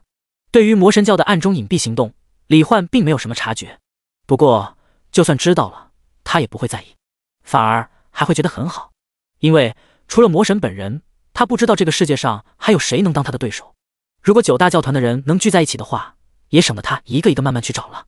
所以现在的他纯粹就是一门心思升级，解锁更多召唤位，召唤更多神兵，进一步强化自己的实力。2周的时间里，他的等级也成功从60级提升到了82级，又召唤出了第8神兵万界至尊宇宙战舰和第9神兵究极死星。两者信息面板如下：兵器万界至尊宇宙战舰，品质神灵级，等级LV82，经验值0%，特性强相互作用力力场 LV100， 虫洞创成 LV100， 星体微缩收纳 LV100。介绍：由超脱自身所在宇宙，纵横万界的众多超脱者之一的叶星河，通过物质操纵、虚空造物、概念赋能等能力，为自己的女儿叶月雪打造出来的能够进行跨宇宙旅行的超级宇宙战舰。拥有坚不可摧的强相互作用力材料装甲外壳，足以承载容纳亿万人在宇宙中永久生存的超级自循环空间，能够根据关键词定向搜索其他宇宙、穿梭时空、摧毁星域、捕捉黑洞等强大至极的能力。宇宙战舰娘，星血。类别：神兵灵体。等级：LV82，与万界至尊宇宙战舰同步。生命值100%，生命回复50百分号 S。法力值100%，法力回复50百分号 S。力量820，敏捷820，体质820，精神820。技能：星体投射伽马射线爆，锁定目标后，将收纳捕捉生成的复数超级星体，以亚光速发射释放，于目标处双星对撞，爆发出持续时间为0.1至1000秒的伽马射线爆，摧毁目标范围内的一切宇宙生命与星体，将其化为一片星空死域。技能无冷却，消耗内部储存的星体数量。战舰内置虚空造物器，弹药仓未满状态下，每秒钟生成2颗星体，自动补充弹药仓。好感度5级，369/600。星血的躯体、头发、瞳孔都是绝对光滑的银白镜面一样的颜色，在各种光源下更是闪闪发光，如同浑身披挂着星河，看起来就像是由银白水晶打造而成的少女，似乎稍不注意就会破碎，但是实际上却坚不可摧，能徒手捏碎中子星10块。在被召唤出来后，李焕也是通过自己强悍无比的身体，还有很多好吃的，成功征服了星血，好感度每天晚上都涨得很快。兵器：究极死星。品质：神灵级。等级：LV82，经验值0%。特性：内宇宙 LV100，时空推演 LV100，临界超脱 LV100。介绍：由万界神主无名按照多元宇宙幻想兵器之一的死星为基础，以至强神力，配合小型宇宙炮打造而成的究极兵器，足以轻易毁灭无穷小宇宙。内部亿万万生灵自在演化，能量供给无穷。宇宙炮外必装配穿界炮、灭星射线仪等各种超级兵器的同时，本身的硬度强度可以无视其他小宇宙炸裂产生的毁灭能量波动，可收纳其他宇宙的生物到内部移居星球。面对一些不足以动用超级兵器的敌人时，还可以使得内部众多星球生物中的神明临时超脱宇宙炮壁垒，降临外界进行作战。器灵：昼光。类别：神兵灵体。等级：LV82，与究极死星同步。生命值100%，生命回复80百分号 S。法力值100%，法力回复100百分号 S。力量850，敏捷800，体质900，精神900。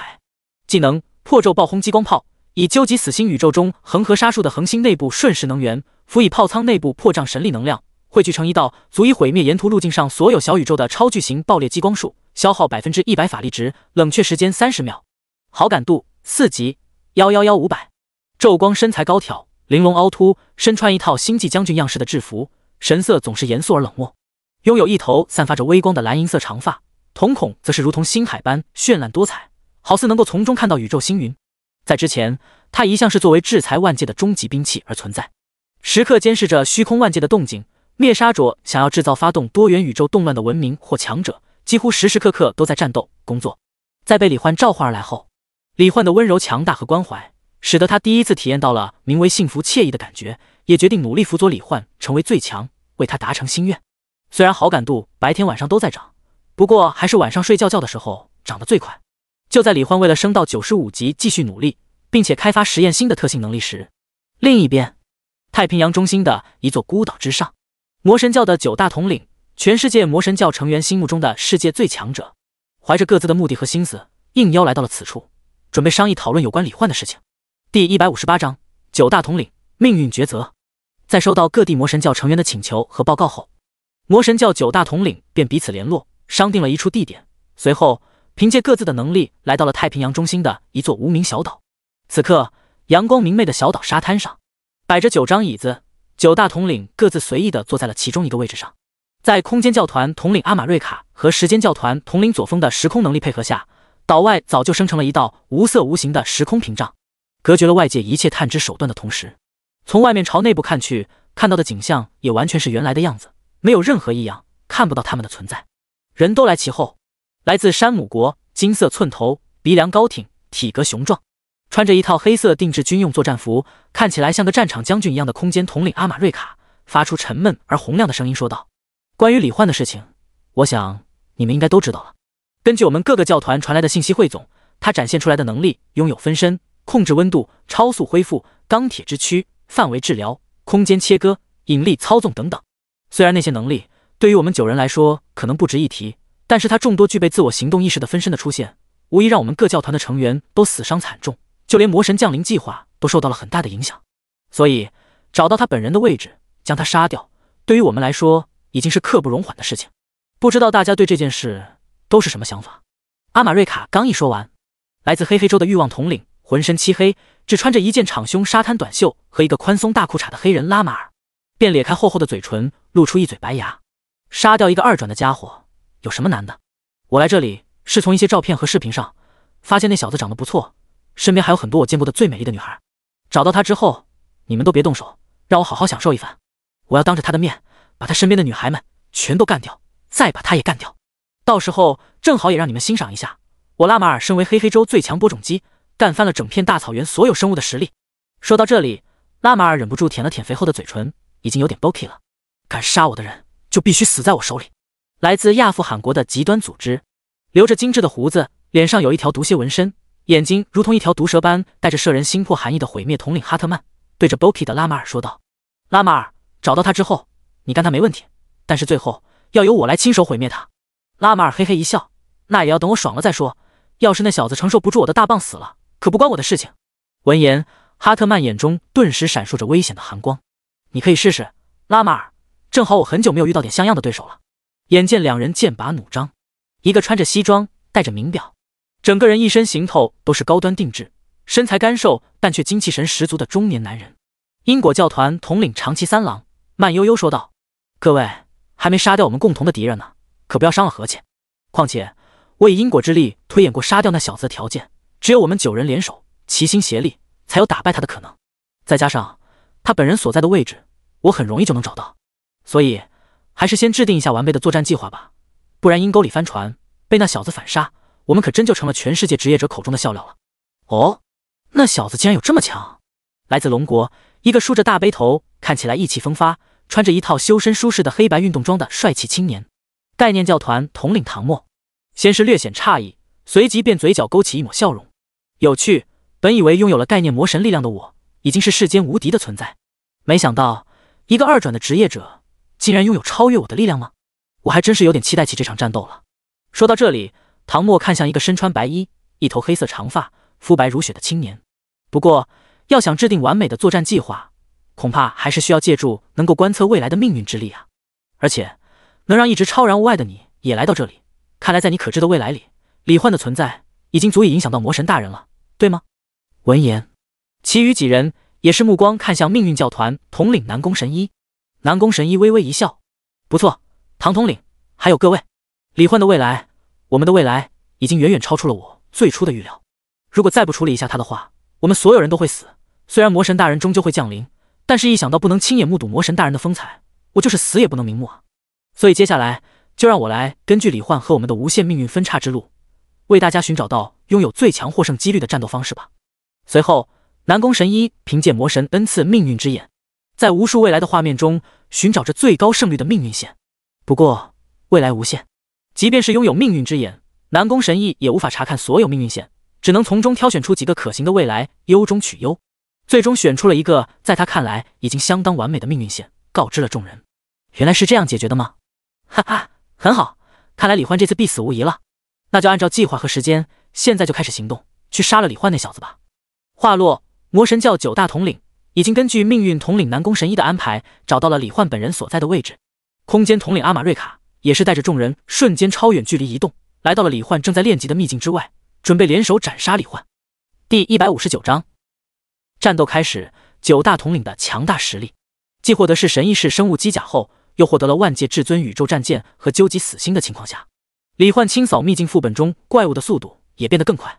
仅仅是强相互作用力场广域碾压和灭星射线仪爆发出来的能量射线，就能无视副本中各种障碍机关的阻隔，瞬秒整个副本中的所有怪物。杀死所有怪物后，李焕又通过时间加速，使得所有怪物瞬间刷新。如此反复循环之下，李焕估计最多再过2个星期，自己就能升到95级了。随着夜幕降临，由于一直发动时间加速，经历了一整天的刷怪后，李焕的本体也是不禁精神有些疲惫的打算回去休息，而他生成的那些子体分身则是继续日夜不停地进行刷怪。然而就在走出秘境出现在外界的一瞬间，李焕便感觉到一股股层层叠叠强大到极点的力量顷刻间笼罩了自己。与此同时，眼前时空变换，周围的场景直接从秘境大门口外变成了一片阴云密布，雷霆轰鸣，暴风扫荡，海浪汹涌咆哮的深沉的蓝黑色汪洋大海之上。紧接着，在李焕心神震惊之中，一个提示音响起：叮！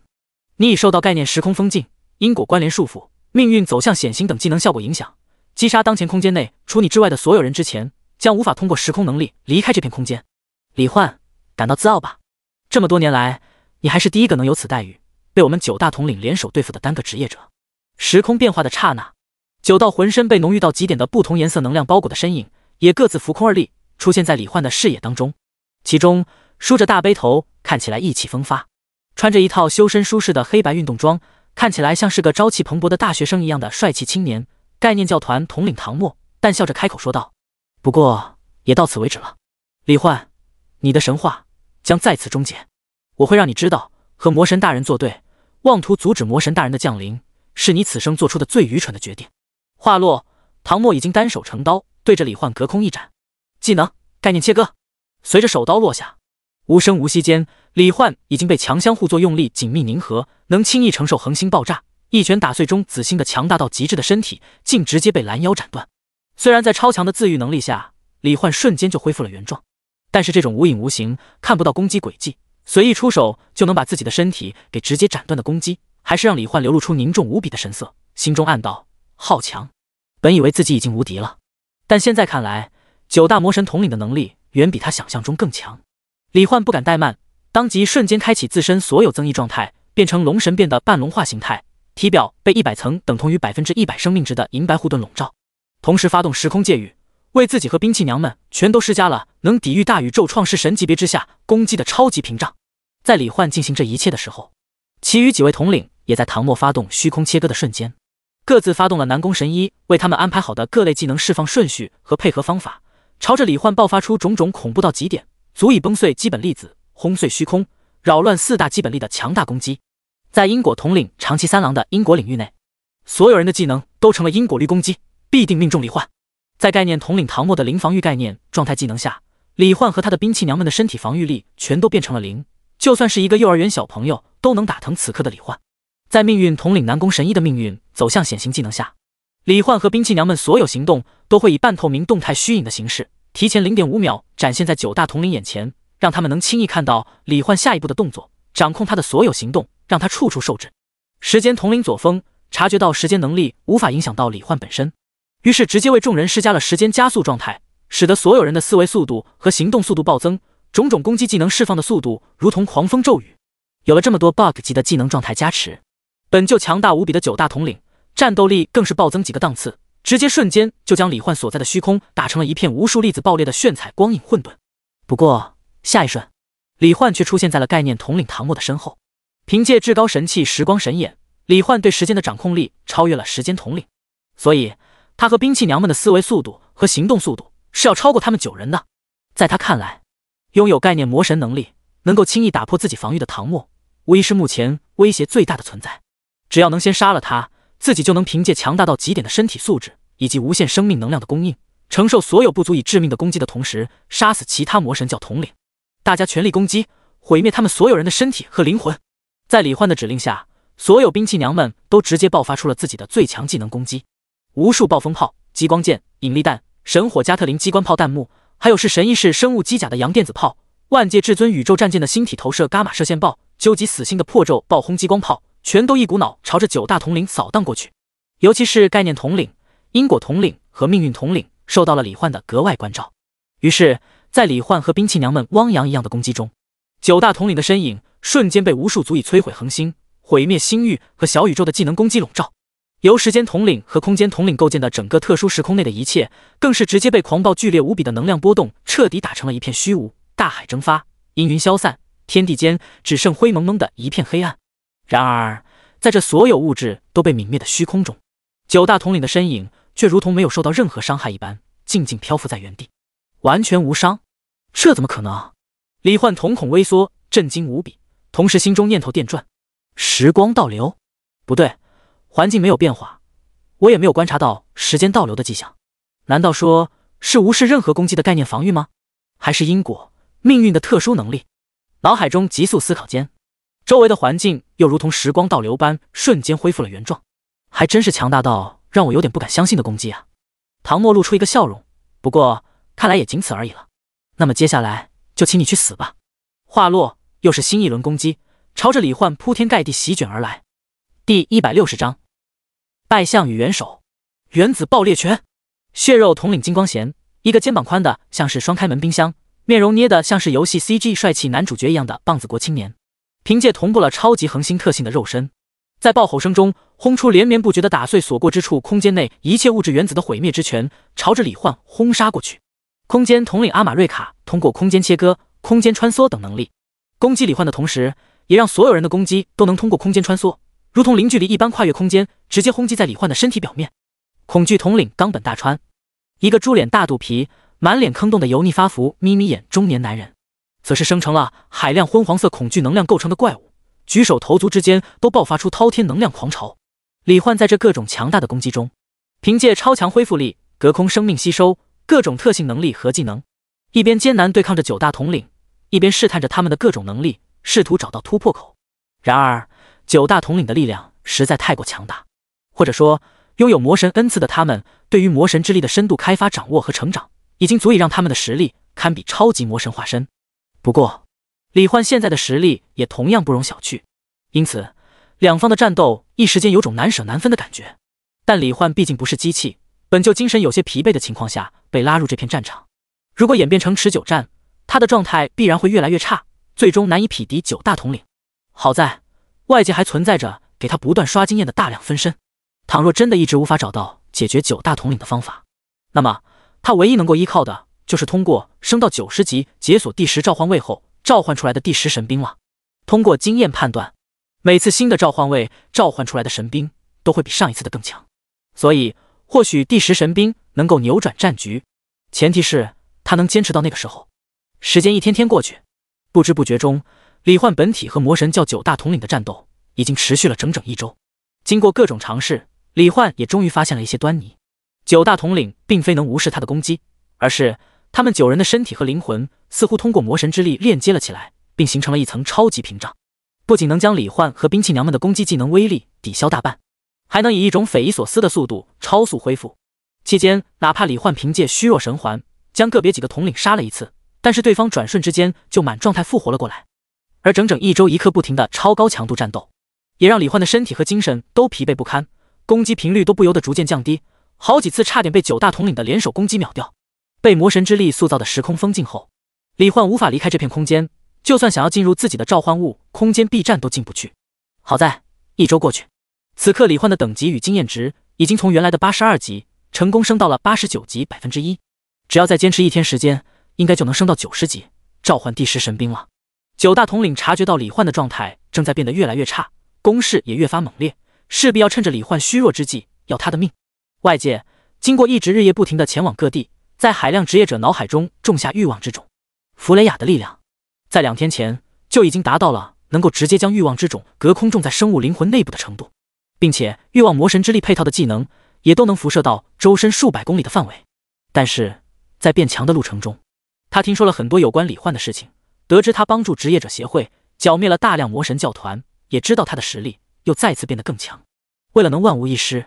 他又凭借已经能辐射周身数百公里的欲望之力，以更快的速度前往更多城市，在越来越多的人脑海中种下欲望之种。而今天就在他实力再次变强不知多少倍，来到江海城时，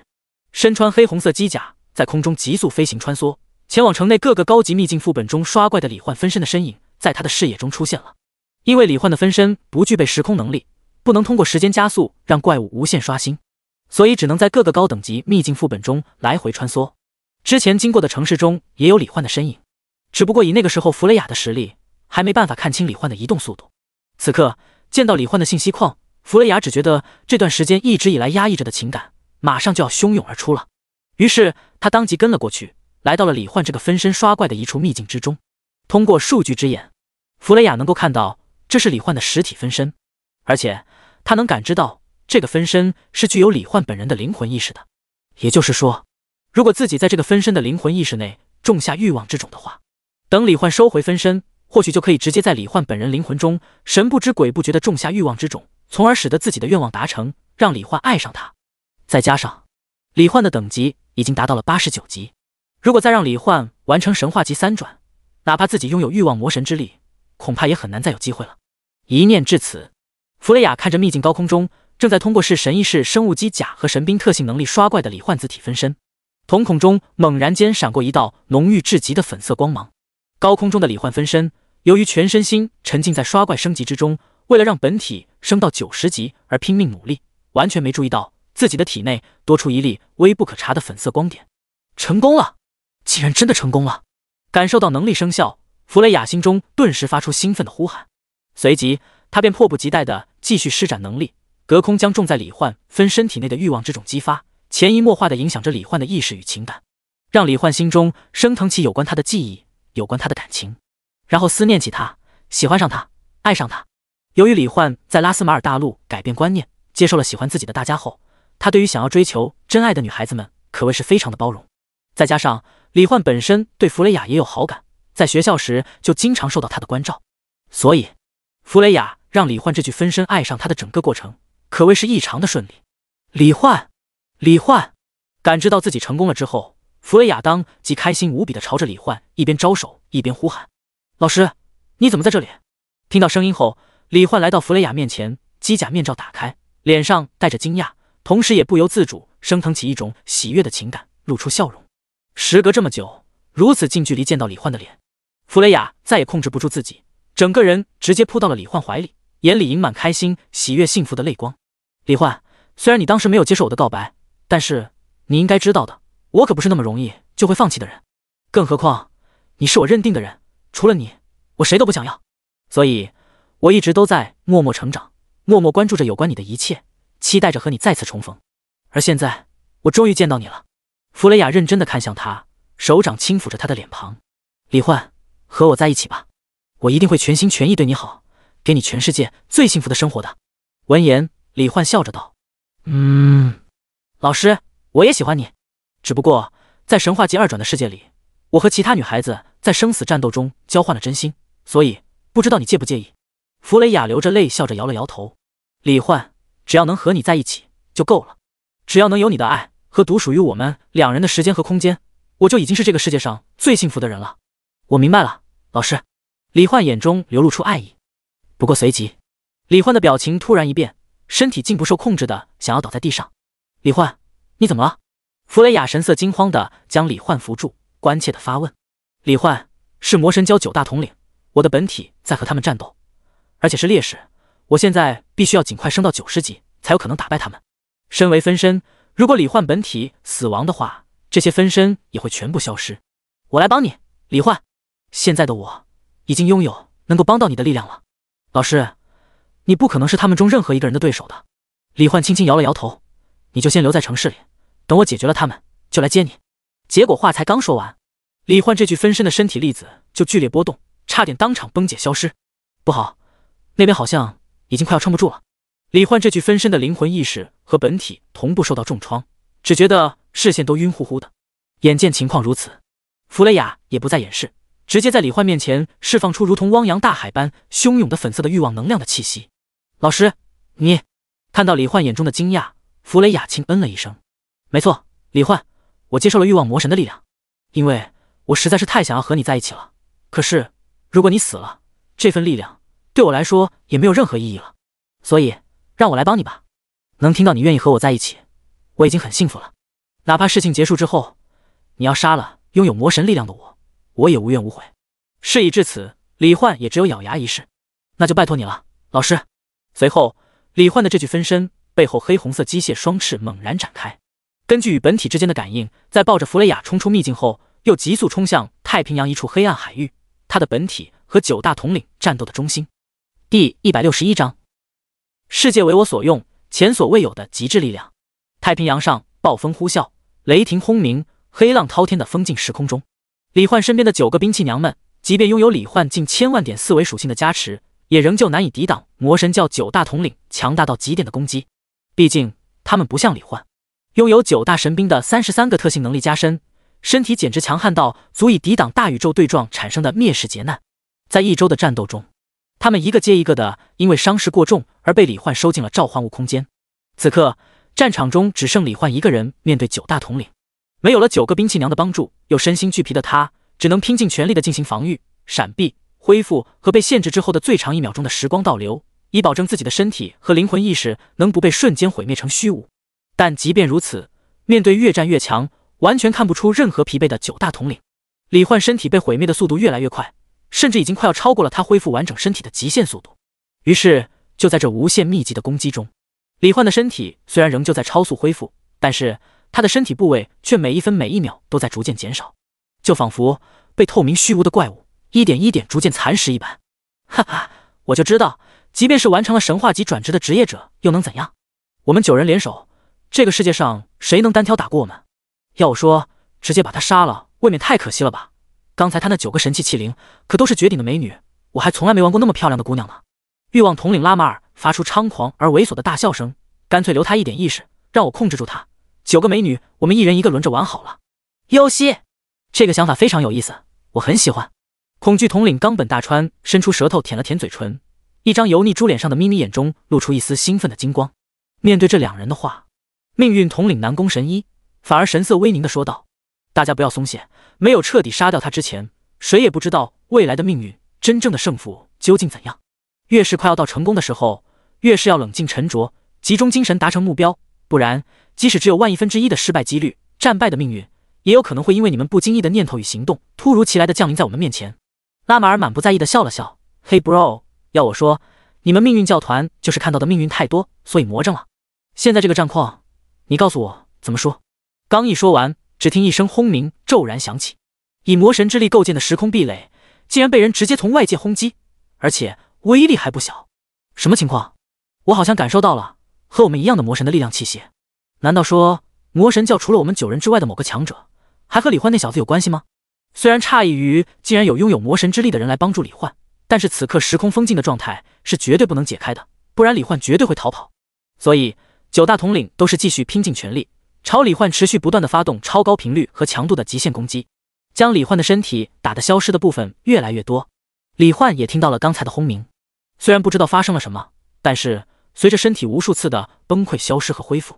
李焕现在只能勉强振作精神，让自己的意识不那么昏沉，尽可能让自己能在9大统领的攻击下坚持更久，拖到自己升到90级的那一刻。不过此刻的李焕实在是几乎已经达到了油尽灯枯的程度，即便通过治愈之光、生命吸收、时光倒流等能力，恢复速度堪称变态，但仍旧不够看，躯体被毁灭消失的速度不降反增。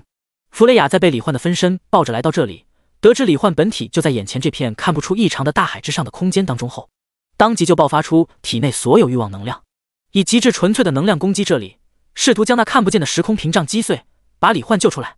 不过任凭他拼尽全力，眼前受到攻击而微微显形的时空屏障都没有任何损伤的痕迹。弗雷雅没有气馁，反而更加努力，隔空吸收更多欲望之力，凝聚更强大的力量，以更强更快的频率发动攻击。此刻他的脑海中只有一个念头，一次不行就2次、3次、100次、10000次，直到将这道屏障彻底轰碎。只要能将李焕救出来，哪怕力量耗尽，损耗生命也无所谓。然而没过多久，封禁时空内伴随着李焕的身体和灵魂被打得残缺到只剩上半身，外界陪着弗雷雅一同攻击时空屏障，借由李焕本人身体细胞和灵魂而生成的子体分身，由于失去了能量供应，突然便如同泡影般飞速崩解消散。看来我的本体快要死了，老师别再管我了，快离开这里。看着自己消散的躯体，李焕的这具分身只来得及说出这么一句，便消失在弗雷雅的眼前。不要！弗雷雅伸出手，似乎想要抓住李焕，但却只抓到了一片虚无。怎么会这样？你可是史上第一个完成了神话级转职试炼的职业者，怎么可能就这样轻易死在这里？更何况明明你已经答应我要和我在一起了，明明梦里的那些场景很快就要实现了，你怎么能在这个时候离开我啊？虽然只是分身，但是李焕的消失和他所说的自己即将死亡的信息，还是使得弗雷雅不由得泪如雨下的发出哭喊。但他也知道现在不是伤心的时候，只要能在李焕被那9大统领杀死之前将他救出来，一定还有机会。对，一定还有机会的。孤寂一人的漂浮在这雷云翻滚、黑浪滔天的大海之上，风浪暴雨打在脸上身上，浑身湿透的弗雷雅看着眼前那虚幻透明却又仿佛永远也无法摧毁的屏障，眼中闪烁起带着疯狂的光芒。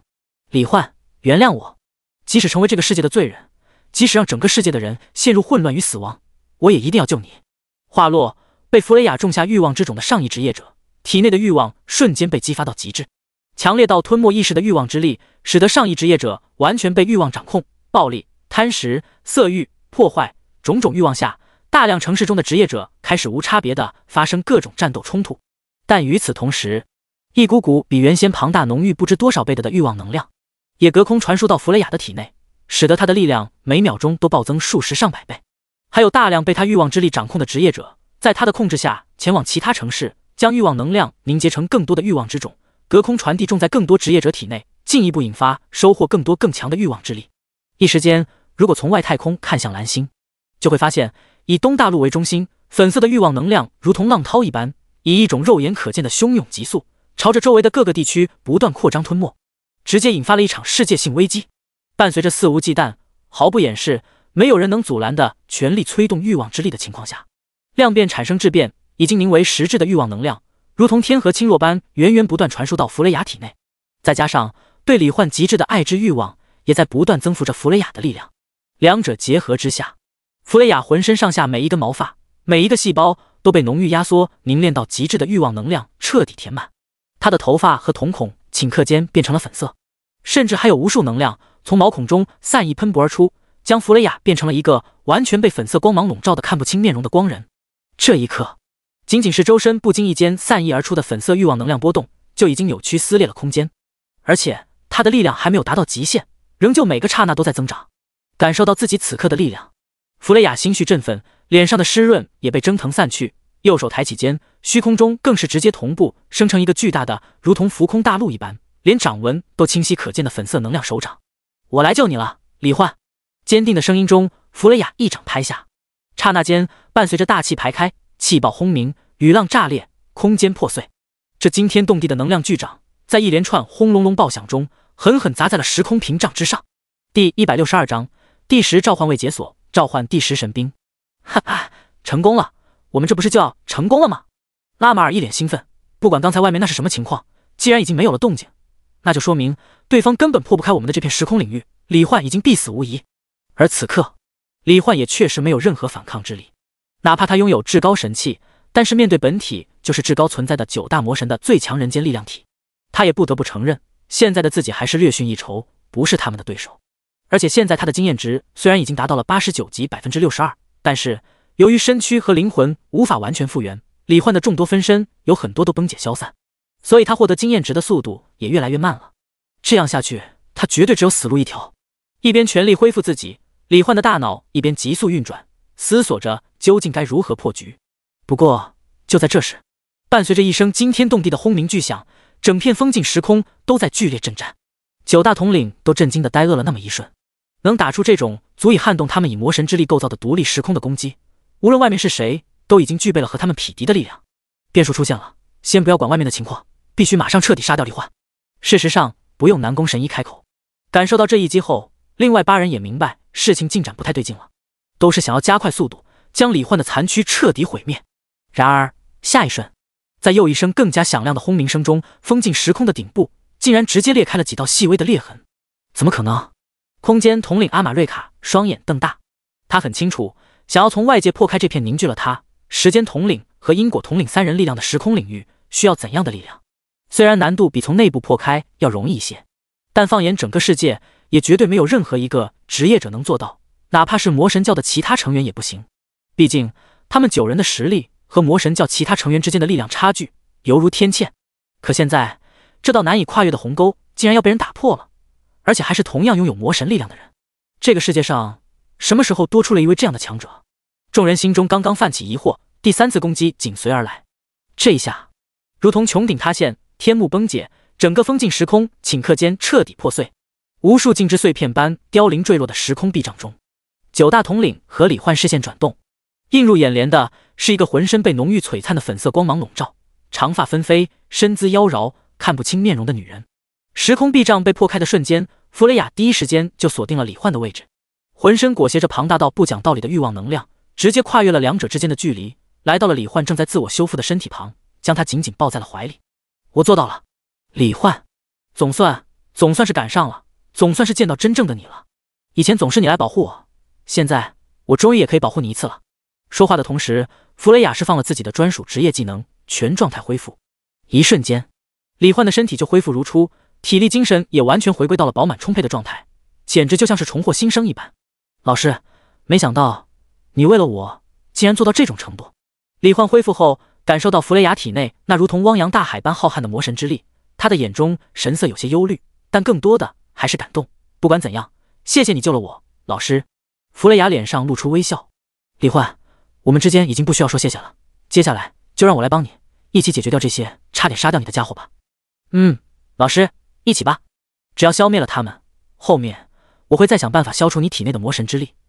那样的话就不用担心你以后会被魔神操纵，让你回归正常的生活了。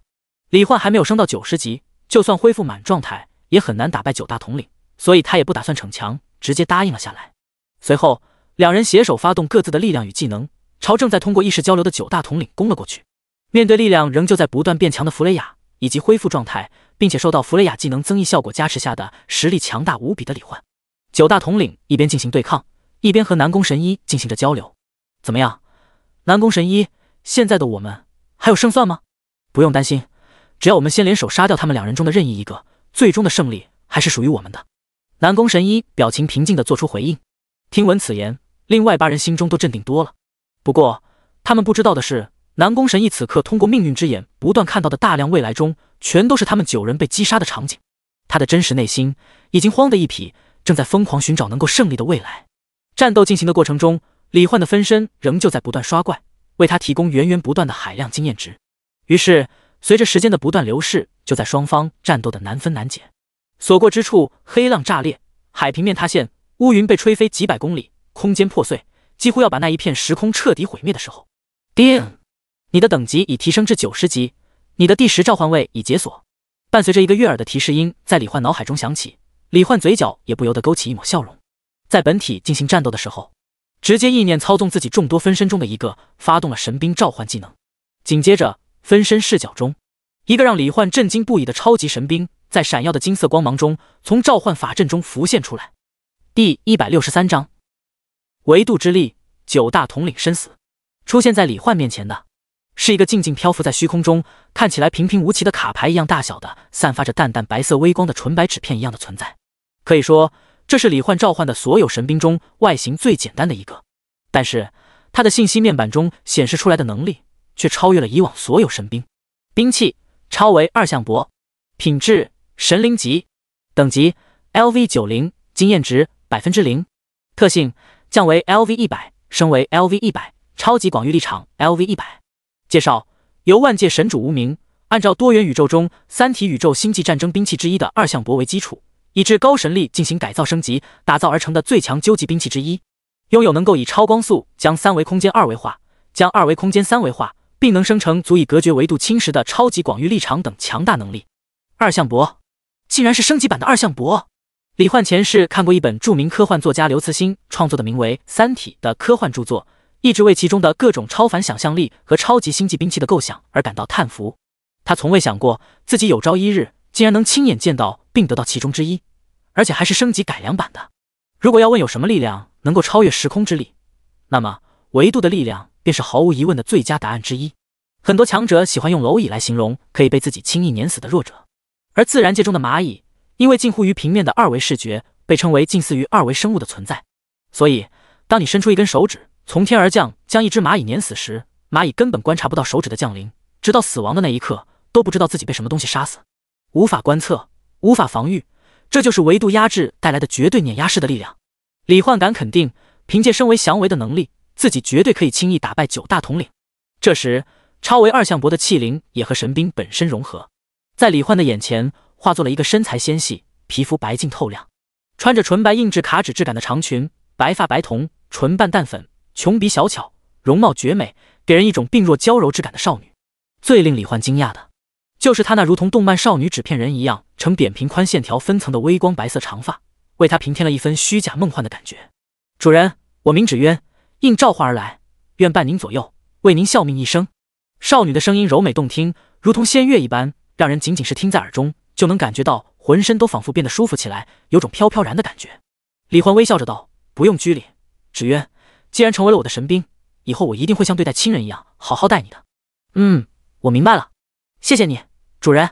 纸鸢微微低头，脸上浮现出淡淡粉红与带着愉悦的可爱笑颜。叮，你的超为2项搏器灵纸鸢对你的好感度提升500点，当前好感度已提升至2级。叮，受召唤之王天赋影响，你已同步获得。李焕从纸鸢的可爱羞涩反应中收回心神，看向他的信息面板。2项伯娘纸鸢，类别神兵灵体，等级 LV90，与超为2项伯同步，生命值 100%， 生命回复20百分号 S， 法力值 100%， 法力回复20百分号 S， 力量900，敏捷900，体质900，精神900，技能超为生命形态，意念发动超为之力，将神兵意识体与神兵拥有者共同晋升为5维生物，获得5维视角，拥有回到过去、前往未来、穿梭不同时间线、命运线与平行时空的能力，消耗 100% 法力值，持续时间5秒，冷却时间5秒。技能持续时间结束后开始计算冷却时间，并自动回归原时空。好感度2级，200、300，无敌！看到纸鸢的技能，李焕脑海里顿时就不由自主地浮现出这2个大字，随之而来的便是兴奋与惊喜。纸鸢，我的本体正在战斗，接下来和我一起去解决掉我的敌人吧。没问题，主人。随后，李焕的本体将纸鸢直接隔空召回到自己面前，嘴角带笑地说道：“9位统领，快乐的时光总是短暂的，很遗憾不能再继续陪你们玩了，因为你们的死期就要到了。你小子说什么大话？等我们杀掉你，你的女朋友我会替你好好滋养的。”拉马尔邪笑着盯着身材诱人无比的弗雷雅，不停地色眯眯地舔着自己肥厚的嘴唇，大口吞咽着唾沫。见此，李焕也不再和将死之人废话，通过虚空魔眼与时光神眼构筑时空界域，防止9大统领逃跑的同时，直接让纸鸢发动了自身的特性能力降维和超级广域力场。一瞬间，9大统领所在的时空就被时空界域和超级广域力场限制的如同绝对静态时空，无法进行任何闪避、逃脱等行为。2项博的降维能力更是以超光速蔓延，将9人所在的3维立体空间塌缩转化为2维平面，使得9人在惊愕的目光和灵魂感知中，眼睁睁地看着自己的身体在丧失大量物理特性并失去厚度概念后崩解，只留下没有光学特征。由于2维物体没有厚度，因此光线将直接穿透2维物体而不会产生任何反射，完成2维化的物体逐渐变得透明，以致无法目睹到但有质量的2维平面残骸。由于超级广域力场的限制，2维化在蔓延到9人之外的时空边界后就停止了扩散。这个时候的他们，灵魂与肉身中的能量都已经彻底崩解消散，简单来说就是死的不能再死了。李焕看着被2维化的9大统领的无数细胞剖面图，心中也是不禁感慨道：这就是科技开挂的力量啊！弗雷雅更是被眼前这瑰丽奇幻的一幕震惊的愣在原地，不过随之而来的便是开心与放松。既然魔神教的最强者被杀死，那么他总算能真正和李焕在一起了。让纸鸢恢复了被2维化的时空后，李焕将9大统领的尸体彻底毁灭，又通过时间能力将世界上被弗雷雅的欲望能量侵蚀的人回归到原本的状态，使得世界恢复了和平。但是弗雷雅体内的魔神之力，他却无法通过局域时光倒流或者净化等能力将其抹消，让弗雷雅回到没有魔神之力的时候，就仿佛得到魔神之力的那一瞬间，整个时间线上的弗雷雅体内都获得了魔神之力。暂时没有找到破解之法，李焕也只有先暂且搁置，将弗雷雅收入召唤物空间，和父母认识了一下并待在一起后，李焕继续以自己所能达到的最快速度进行刷怪升级。只要完成神话级3传，即便魔神降临仍然无法阻止，他也必将能拥有一战之力。第164章神话级3转试炼。在之前和9大统领持续1周的战斗过程中，命运统领南宫神一曾对李焕说道：李焕，魔神的降临是天命，是任何人力干预都不可阻挡的。即使这个世界上所有接受了魔神恩赐的魔神教成员全部被你杀掉，对于魔神降临的时间也不会有什么影响。无限时空中，我们这个世界中的魔神信徒不过是沧海一粟而已。倘若你想让你自己和你在意的所有人活下来，就直接投降，让我们将你彻底控制住，成为我们的一员吧。不然的话，9位魔神降临之日就是你的死期。李焕不知道对方当时说的那些话是真是假，但他猜测大概率应该是真的。但一路走来，经历了那么多生死危机，他又怎么可能受制于人，把一切交给这些恶行无数的魔神教的家伙来掌控，然后屈膝拜伏在魔神的脚下苟活于世？既然魔神降临无法阻止，那就以最快的速度成为最强。在这个过程中，将自己的天赋、技能、神兵特性能力等全都提升增长到极致，去获得无限接近甚至超越魔神的力量。到时候，说不定自己还能在魔神降临之前，主动杀入特殊副本无垠时空，去挑战9大魔神。怀着这样的想法，李焕全身心投入到升级变强之中。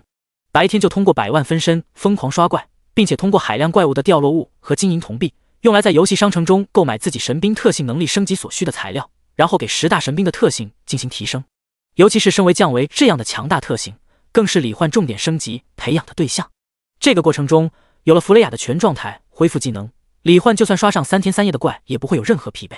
当然，李焕的本体也不可能一直刷怪，毕竟晚上还要和兵器娘们一起深入交流，培养加深一下感情，争取尽快把所有兵器娘的好感度全都提升到满级。这样一来，李焕就可以同步所有神兵100%的特性能力，还能获得他们的专属技能。除了兵器娘们，还有弗雷雅以及拉斯马尔大陆的莉莉丝等人。李焕为了一视同仁，不冷落他们，通过时空穿梭能力来回奔波，辛勤劳作，每天都忙得热火朝天，生活格外充实。也多亏他身体素质已经强到爆炸，而且恢复力无限，不然还真是有点吃不消的感觉。就这样，又是1周过去。叮，你的等级已提升至95级，已达到2转职业等级上限，请尽快完成3转，以解开经验，获取限制。终于等到这一刻了，脑海中的提示音无异于仙乐，使得正在刷怪的李焕的情绪振奋而激动。此刻的他，经过1周的甜蜜温柔的交互，还有日常送小礼物，给兵器娘们买好吃的，一起玩游戏，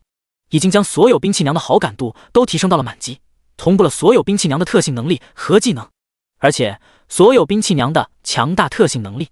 全都被他用花费了上万亿金币购买的各种极品材料提升到了3000级以上。无论是能力的强度、效果，还是作用范围，都发生了超大幅度的提升。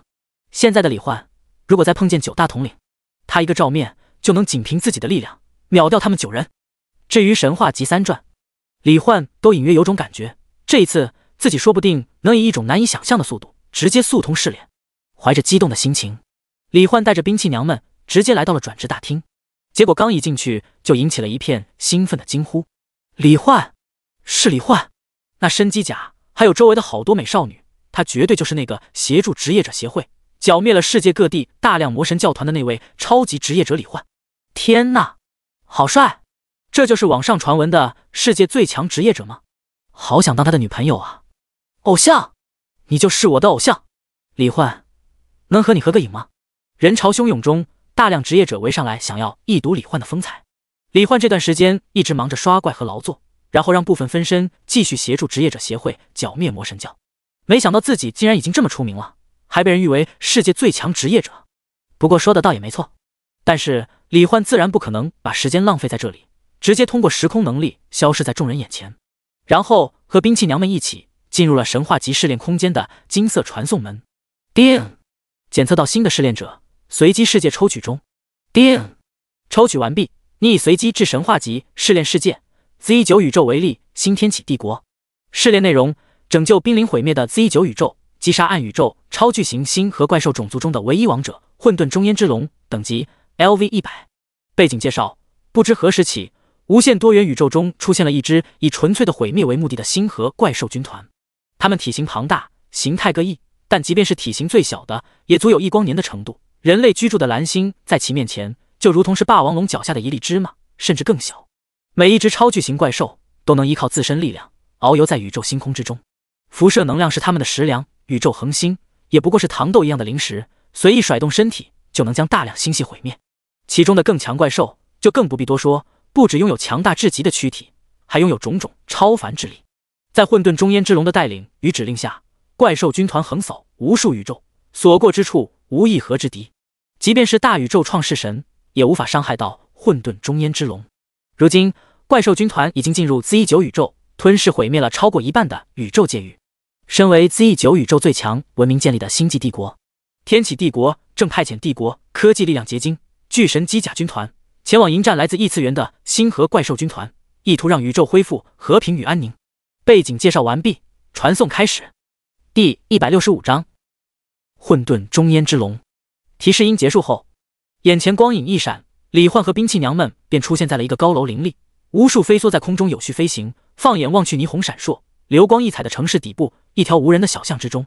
虽然半个宇宙空间已经遭到了破坏与毁灭，但是天启帝国的母星维利星上的居民们仍旧无忧无虑地过着正常的生活。李焕凭借超强的感官和空间能力，从维利星各地居民的谈话中了解到，对于星河怪兽军团，他们并不担心。毕竟，帝国的巨神机甲军团拥有轻易镇压星域、摧毁黑洞，能把中子星当保龄球在星空中随意以光速投掷出去的恐怖力量。在这种级别的力量之下，曾经很多想要挑战天启帝国权威的其他文明或者异次元恶魔等生物，都被巨神机甲军团轻易碾碎，化作无数残骸飘荡在宇宙星空之中，变成了太空垃圾。所以这一次的怪兽军团在他们看来也会是一样的下场。然而他们不知道的是，此刻维利星的帝国大厦内部，天启帝国的首脑和一众官员都被巨神机甲上自带的实时画面传输装置所传输过来的画面给震惊的一个个目瞪口呆，面露恐惧。画面中近10万个体型庞大，足有常规星系大小，配备的立场发生装置能将小型星系捕捉固化，当作飞镖投掷出去，不依靠极速激光、微型黑洞炮等远程攻击手段，仅凭机甲外壳撞击就能毫发无伤地撞碎白矮星，堪称无敌的超级机甲军团。在那群体型更加庞大、一眼望不到边、模样狰狞恐怖的怪兽军团面前，竟然被一个接一个的像是人类拆解材质脆弱的塑料玩具一样，被长得像是变异的哥斯拉、鳄鱼、毒蝎、飞龙、幽灵、蝴蝶、穿山甲等各种形态的星河怪兽们轻而易举地撕碎咬碎。而巨神机甲发动的攻击根本难以实质性地伤害到怪兽军团，几乎所有怪兽都拥有超速恢复能力，而且体型太过庞大。巨神机甲军团的各种攻击打在他们身上，只要不能将他们的身体组织一次性彻底消灭，他们就能瞬间恢复，甚至彼此融合，形成一个体型更加庞大的更强融合体怪兽。在这种情况下，巨神机甲军团可谓是节节败退。怪兽军团喷吐发射的种种超级压缩高能粒子射线等远程攻击手段，更是横扫之间就能笼罩大量巨神机甲，飞速消耗磨损着巨神机甲的能量护罩和机甲外壳，最终在星空中爆散炸开。陛下，要实行群星转移计划吗？一名戴眼镜的中年官员说道。根据天启智能系统推测，那支怪兽军团将会在2天后抵达我们所在的河系，现在逃离这里或许还有一线生机。另一人也附和道，是啊，陛下，连我们的最强巨神机甲军团都不是那些超级怪兽的对手，如果再不转移的话，等待着我们的只有死路一条。虽然我们还没有研发出跨宇宙穿梭技术，但是现在这种情况也只能一边逃亡一边进行相关技术研究和突破了。紧接着其余众人也是纷纷应和，开口劝说。天启帝国的帝皇威利斯听到众人的话，看着屏幕中巨神机甲军团被不断摧毁消灭的画面，他神情凝重，眉头紧缩之间，心中也思考着一切可行方案。但是正如众人所言，面对帝国最强力量也无法对抗，拥有毁灭宇宙能力的超级怪兽军团，现在唯有逃亡这一条路可行。想明白后，威利斯也不再犹豫。不过就在他准备开口实施行星转移计划时，眼前的虚拟大屏幕上显示的宇宙战场中的战局却突然发生了变化。一个身穿黑红色机甲，手持黑红色巨型长刀，背后机械双翼张开，体型急速膨胀变大的炫酷机甲，如同瞬间移动般，凭空出现在节节败退的巨神机甲军团正前方，毫无畏惧地和怪兽军团对峙着。在黑红色机甲身旁，还有一名身穿金甲、银发金瞳、手持巨剑的巨型半龙化少女，以及一艘超级宇宙战舰，一个整体呈星球形状，表面布满各种超级兵器的死星堡垒。这是我们宇宙中其他文明的元首吗？维利星帝国大厦内的众人心中惊讶而疑惑，同时也有一种希望升腾而起的感觉。仅仅是从屏幕上看去，他们就能感受到突然出现的那巨大机甲、宇宙战舰和超级死星所带来的强大至极的压迫感。通过虚空魔眼观测到怪兽军团所在的方位后，李焕直接就带着兵器娘们跨越星河，一个空间转移来到了这里。面对李焕的突然出现，怪兽军团毫无畏惧，直接喷射出大量能量射线冲击波，将李焕所在的位置瞬间淹没。不过当能量消散，在众多操纵着巨神机甲的人震惊的眼神中，李焕和兵器娘们全都毫发无伤地待在原地。凭借时空借域的能力，这些攻击根本就没办法破开李焕等人的防御，更何况那些能量射线在发射过来的时候，就已经被李焕通过虚空魔眼直接全都源源不断地进行吞噬，存放在了无限空间之中。眼见远程攻击不起作用，怪兽军团顿时爆发出阵阵能量咆哮，朝着李焕径直冲了过来，要将他撕碎吞噬。李焕机甲面罩下的眼睛中闪烁着莫名的兴奋光彩，意识指令瞬间传达至兵器娘的脑海当中。大家尽情动手，和我一起杀掉这些为祸宇宙的怪物吧。好的，主人。兵器娘们发出回应的同时，也是各自凝聚能量，爆发出各自的强大技能，朝着怪兽军团轰杀过去。李焕背后机械双翅喷射出几十道粒子光焰，肩头、后背、手臂、腿甲各处延伸出各种生物细胞拟态兵器，发射出威力强大的阳电子炮、电浆炮等远程范围攻击的同时，整个人手持着持续不断、急速变长变大、无物不切的高周波震荡长刀，冲向了迎面而来的超巨型星和怪兽军团。刀光纵横，能量炸裂间，无数体型庞大、足有星云核系般庞大的超级怪兽，以一种烈日之下冰雪消融般的速度，被飞速消灭在宇宙太空之中，就连尘埃都不剩。这离谱的一幕，直接看呆了众多巨神机甲驾驶员，以及维利星帝国大厦中的帝皇威利斯和众多官员。我们所在的宇宙，什么时候出现了这种级别的文明强者？不过，就在超级怪兽军团不断被消灭，发出各种哀嚎之时，伴随着整个宇宙空间的震颤波动，无数星河炸裂，星系扭曲偏转之间，一个一眼望不到边，仿佛就连整个宇宙都无法容纳。浑身如同由混杂了荧光粉的紫色雾气构成的超级神龙，破碎了广袤虚空，从不知何处瞬间穿梭，降临在李焕的面前。最终 BOSS 混沌中烟之龙，等级 LV100，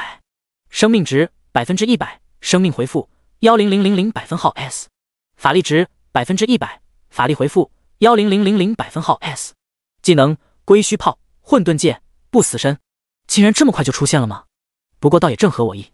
看着眼前超级神龙浮现出来的信息面板，李焕没有任何紧张担忧之色。刚才的战斗对他来说，顶多也就算是个热身，连他此刻真正实力的1%都还没有发挥出来。现在最终 BOSS 出现，正好早点杀掉对方，完成神话级3转。在李焕念头闪动的同时，混沌中烟之龙出现的瞬间，一个轰隆隆的沉闷却洪亮的声音便骤然间在李焕脑海中响起：杀了我，亦或是被我杀死。紧接着，眼前的超级神龙便张开巨口，凝聚出一颗混沌子的能量光球，猛然间朝着李焕爆射而出一道将路径上的一切都泯灭化为混沌虚无的粗壮无比的紫色能量射线。第166章超为生命形态第3至高神器。不同于常规的各种符合物理定律的能量射线，这一道紫色能量光柱射线直接让路径上构成一切物质能量的基本力与作用力全都瞬间消失，从而使得它们自动分解，化为混沌无序的基本粒子四处散逸飘荡。如果让这一击毫无限制的蔓延爆发出去，恐怕整个宇宙都要化为一片混沌空间，一切生灵物质都要化作微观状态下的基本粒子，意志泯灭，彻底死亡。而这样的攻击看起来似乎只是对方的随口攻击。不得不说，不愧是神话级3转试炼的最终 BOSS， 这体型和技能强度根本不是之前遇到的所有敌人能媲美的。可惜，虽然这一击很强，但是此刻的李焕更强。面对这道足以让一切归于混沌虚无的能量光柱，李焕直接发动了降维能力。原本呈现3维圆柱形态的紫色光柱，瞬间就变成了一道如同纸片一样的紫色光带，作用范围大幅度缩小，可以被李焕轻易闪避的同时，2维化的力量还朝着眼前巨龙的嘴巴和身体超光速蔓延而去。未曾想，面对降维打击，混沌中烟之龙竟然不闪不避。当2维化力量作用在他的身体上时，却像是作用在了一个虚幻影像上一样，毫无反应，就仿佛他的身体不受时空影响一般。眼见李焕轻易化解了自己的第一轮攻击，还用出了降维打击这种级别的攻击，混沌中烟之龙巨大的紫色星云般的瞳孔微微亮起，似乎终于来了一点兴趣。人类，用出你的全力吧，若你失败，我会毁灭你想要守护的一切。李焕微微一笑，如你所愿，那就让你见识一下我的最强技能吧。话落，同步了超维2项搏气灵指渊的技能瞬间发动，李焕直接用出了自己目前的最强技能超维生命形态，让自己和指渊同时升维，化作了5维生命。一瞬间，无数画面出现在李焕面前，过去未来，每分每秒，还有无数平行时空的过去未来，全都清晰地展现在他的面前。他能看到每一个时空里自己从小到大做过的每一件事，成长过程中经历的一切。这一刻，他的身体和灵魂意识已经不再是3维世界的3维人类形态，而是一种同时存在于无限平行宇宙和每一条时间线的每一个时间节点的不可观、无定型、意志无限的特殊形态。只要意念轻轻一动，他就能改变自己的过去，影响自己的未来。同样，他也能将任意一个人在毫无反抗之力的婴儿时期杀死，将其直接从那条时间线上抹除，使得有关那个人的一切存在痕迹都彻底消失，从而影响后续无数与其相关之人的命运发展。还能清晰看到世界一切物质能量的微观基本结构，掌握虚空造物的能力。更别说任何3维世界的攻击手段，对对于现在的他来说都已经完全无效化，根本伤害不到同时存在于无数时间线上的他。再配合虚空魔眼、时光神眼，还有众多神器的强大能力，此刻的李焕已经足以被称作超越创世神的至高神明。于是，就在混沌中烟之龙惊异的眼神中，刚才还在他面前的李焕的身体突然间就消失不见。他完全察觉不到、感知不到李焕究竟去了什么地方。李焕则是通过高维视角，直接找到了混沌中烟之龙在这个宇宙时空的过去初始状态，也就是他最初诞生的那一时刻。只要将刚刚诞生的混沌中烟之龙杀掉，那么后面整条时间线上的他自然也就会全都被从根源上抹除。不过令李焕没想到的是，即便是刚刚诞生的混沌中烟之龙，也拥有不受时空限制、免疫降维打击的力量，但是也仅此而已了。面对实力超凡脱俗、高维打低维，还直接找上自己幼年初始形态的李焕，混沌中烟之龙根本就不是对手。在各种强大到匪夷所思、足以毁灭宇宙的技能攻击以及微观拆解的力量之下，直接被打得躯体崩溃，重新化作一团紫色的混沌雾气，飘散在虚空中。另一边，原时空节点的混沌中烟之龙面前，突然消失的李焕再次出现，而且刚一出现就一脸平静的道：“你已经死了。开什么玩笑？你没有对我发动任何攻击，我怎么可能会？”话还没说完，看着自己逐渐虚无透明化的身体，感受到潮水般袭来的疲惫困倦以及飞速泯灭的意识，混沌中烟之龙先是一惊，脸上有种难以置信的表情，但随即他非但没有因为自己即将死亡而恐惧，反而竟在李焕面前露出一抹人性化的释怀般的笑容。你既然真的做到了，谢谢你，杀了我，我终于能得偿所愿了。是什么时候开始想要寻死呢？已经记不清了。渺小至善细胞生物，庞大浩瀚至宇宙整体，一切终将消亡，存在皆无意义。经历了不知多少岁月，混沌中烟之龙意识到了这一点。身为无限多元宇宙中的最强生物之一，天生就拥有混沌不灭之躯和吞噬毁灭万物能力的他，却并没有为此而感到一丝一毫的喜悦，只觉得孤独与痛苦。因为所有他喜欢、在意、亲近的存在都逃不过死亡的宿命，所以他不再去爱，不再去追寻喜悦幸福，不再对任何事物抱有任何期待。既然万事万物的诞生就是为了毁灭，那就让我来加速终结这一切，早日结束宇宙众生体验生命过程中的痛苦吧。可是每一个刹那都有无数新的宇宙诞生，即便他一刻不停的毁灭一个又一个宇宙，也永远无法真正的毁灭一切。那一刻，他心中有种莫名的悲哀之感，自己号称拥有无敌的力量、不死不灭的躯体，可却无法达成自己心中所愿，甚至只是个连自杀都做不到的废物。无法自杀，那就让别人来杀。可不知多少岁月过去，竟无一人能够真正伤害到我。不过现在，这个愿望终于实现了。脑海中无数念头与画面闪过，混沌中烟之龙再次看到了遗忘在久远记忆里的那些尘封着的美好回忆，在微笑中彻底死亡，化作虚无。在混沌中烟之龙死亡的瞬间，李焕的脑海中也接连响起了3条语音提示：叮，你已击杀神话级转职试炼世界最终 BOSS 混沌中烟之龙，恭喜你获得神话级转职卷轴。叮，检测到你的试炼评分为超 SSS 级，触发隐藏奖励条件，恭喜你获得唯一至高级神器奖励始源之冠。叮，奖励已自动发放至你的背包，请自行查看。第167章始源神力游戏主脑。果然，现在我的实力已经远远超过了神话级试炼最终 BOSS 的水平。看着混沌中烟之龙如此轻易地被自己杀死，消失在虚空之中，李焕心中早有预料。毕竟3维世界的生物无论如何也不可能是高维生物的对手，两者的实力层次根本不是一个量级。随后，李焕将所有由混沌中烟之龙制造、统领的星河怪兽军团瞬间团灭，并通过时空能力将 Z9 宇宙被毁灭的星系与时空修复。天启帝国的巨神机甲军团驾驶员，还有帝皇威利斯和众官员正想发送通讯，感谢李焕出手相助。结果下一瞬，李焕直接深藏功与名，带着所有兵器娘们消失在了他们的面前，只留下一个流传在天启帝国后世千万年的星河救世主传说。回到原世界后，李焕瞬间移动回到了南华城的别墅中，并通过时空能力将周围隔绝。随后便带着激动而兴奋的心情开始查看试炼获得的奖励。首先是背包中的神话级转职卷轴，李焕熟门熟路的取出来后，直接一把捏碎，伴随着卷轴化为无数金色光点，飞舞着融入李焕的身体，提示音也紧跟着响起。叮，神话级转职已完成，恭喜你，你的职业星际兵器召唤主已自动转职成为神话级3转职业诸天神兵召唤主。叮，恭喜你获得新技能万兵宝库 SSS 级。叮，受固有天赋万倍增幅影响，你的技能万兵宝库已自动晋升为无限兵界至高级。详细技能介绍，请在面板中自行查看。李焕当即满怀期待地进行查看。被动技能无限兵界至高级，身为诸天神兵召唤主，你的召唤位将不受任何规则限制，可以召唤无限神兵，同时召唤物空间自动演化为无限神兵专属世界空间，空间范围无垠无限。竟然是无限神兵，那我岂不是能同步无数神兵的属性和特性能力，获得无数兵器娘？看到这个技能的介绍，李焕简直惊喜到不行。如果能无限召唤神兵，也就意味着他的力量可以无限增长变强。就是兵器娘太多的话，不知道自己的身体能不能扛得住。接着，李焕看向了背包中的第3件至高级神器，那是一个造型简易，如同天使头顶的光环，通体散发出淡白色微光。正前方还有一大两小，共计3颗纯白四角星的浮空皇冠。神器始源之冠，品质至高级，等级 LV， 特性无法损毁 LV， 始源神力 LV。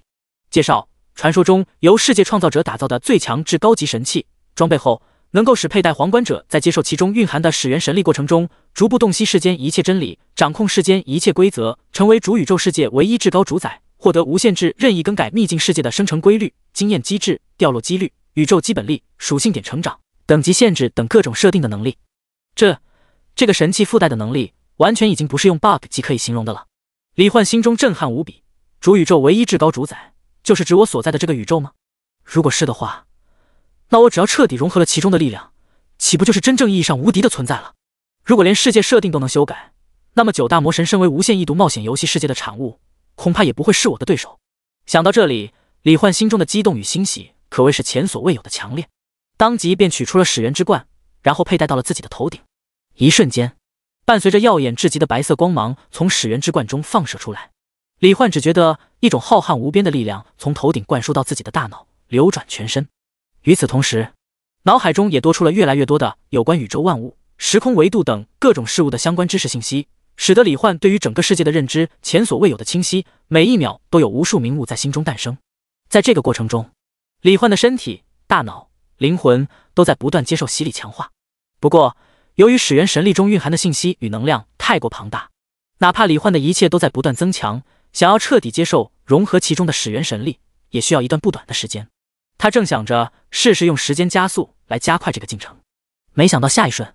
一个有着一头七彩长发和七彩瞳孔的绝美少女，便在一阵星光闪烁中，突然凭空出现在了李焕的面前。少女七彩的瞳孔中闪烁着明媚的光芒，脸上也带着阳光灿烂的笑容。丁丁，一直陪伴着你的游戏主脑，同时也是宇宙超级无敌第一美少女的林闪亮登场。李焕，恭喜你获得无限异度冒险中仅有的3大至高神器。按照游戏规则，等你完全接受了始源之冠的力量，你就是我的主人了。所以我专门来提前见一见你哦。顺便也告诉你一声，始源神力的接收是不受时间能力影响的，现在的你只能慢慢融合其中的力量。李焕表情微愣，没想到无限异度冒险的游戏主脑竟然会出现在自己面前，而且游戏中还隐藏着这样一个规则。不过根据始源之冠的相关描述，只要融合完毕就能获得掌控一切的力量，那么掌控游戏世界的运转，成为游戏主脑的主人，似乎也在情理之中。谢谢你的提醒，灵。李焕微笑着说完，又趁机问出了自己的一些疑问。虽然我现在还不是你真正的主人，不过你能告诉我，彻底融合始源之冠中的力量需要多久吗？还有游戏中的9大魔神，他们想要降临现实的计划，你对此一直一无所知吗？还是知道了却没有办法阻止呢？灵漂浮在半空中，左手大拇指和食指指尖相交，形成一个圆圈贴在左眼，一边探头朝李焕看去，一边说道：根据我的数据神眼检测，你想要完全融合始源之冠中的力量，大概需要10天的时间。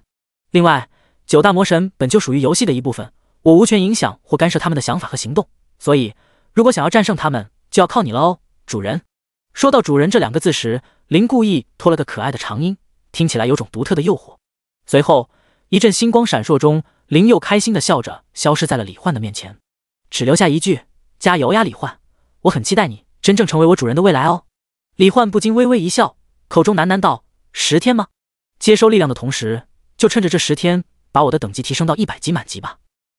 还有无限兵界带来的无限召唤位，也可以让我召唤更多神兵，进一步增强我的实力。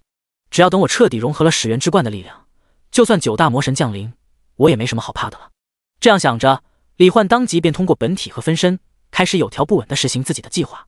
不过他不知道的是，在他戴上始源之冠，接收其中力量的那一刻，特殊副本无垠时空中，9大魔神便感知到了时空规则的异常，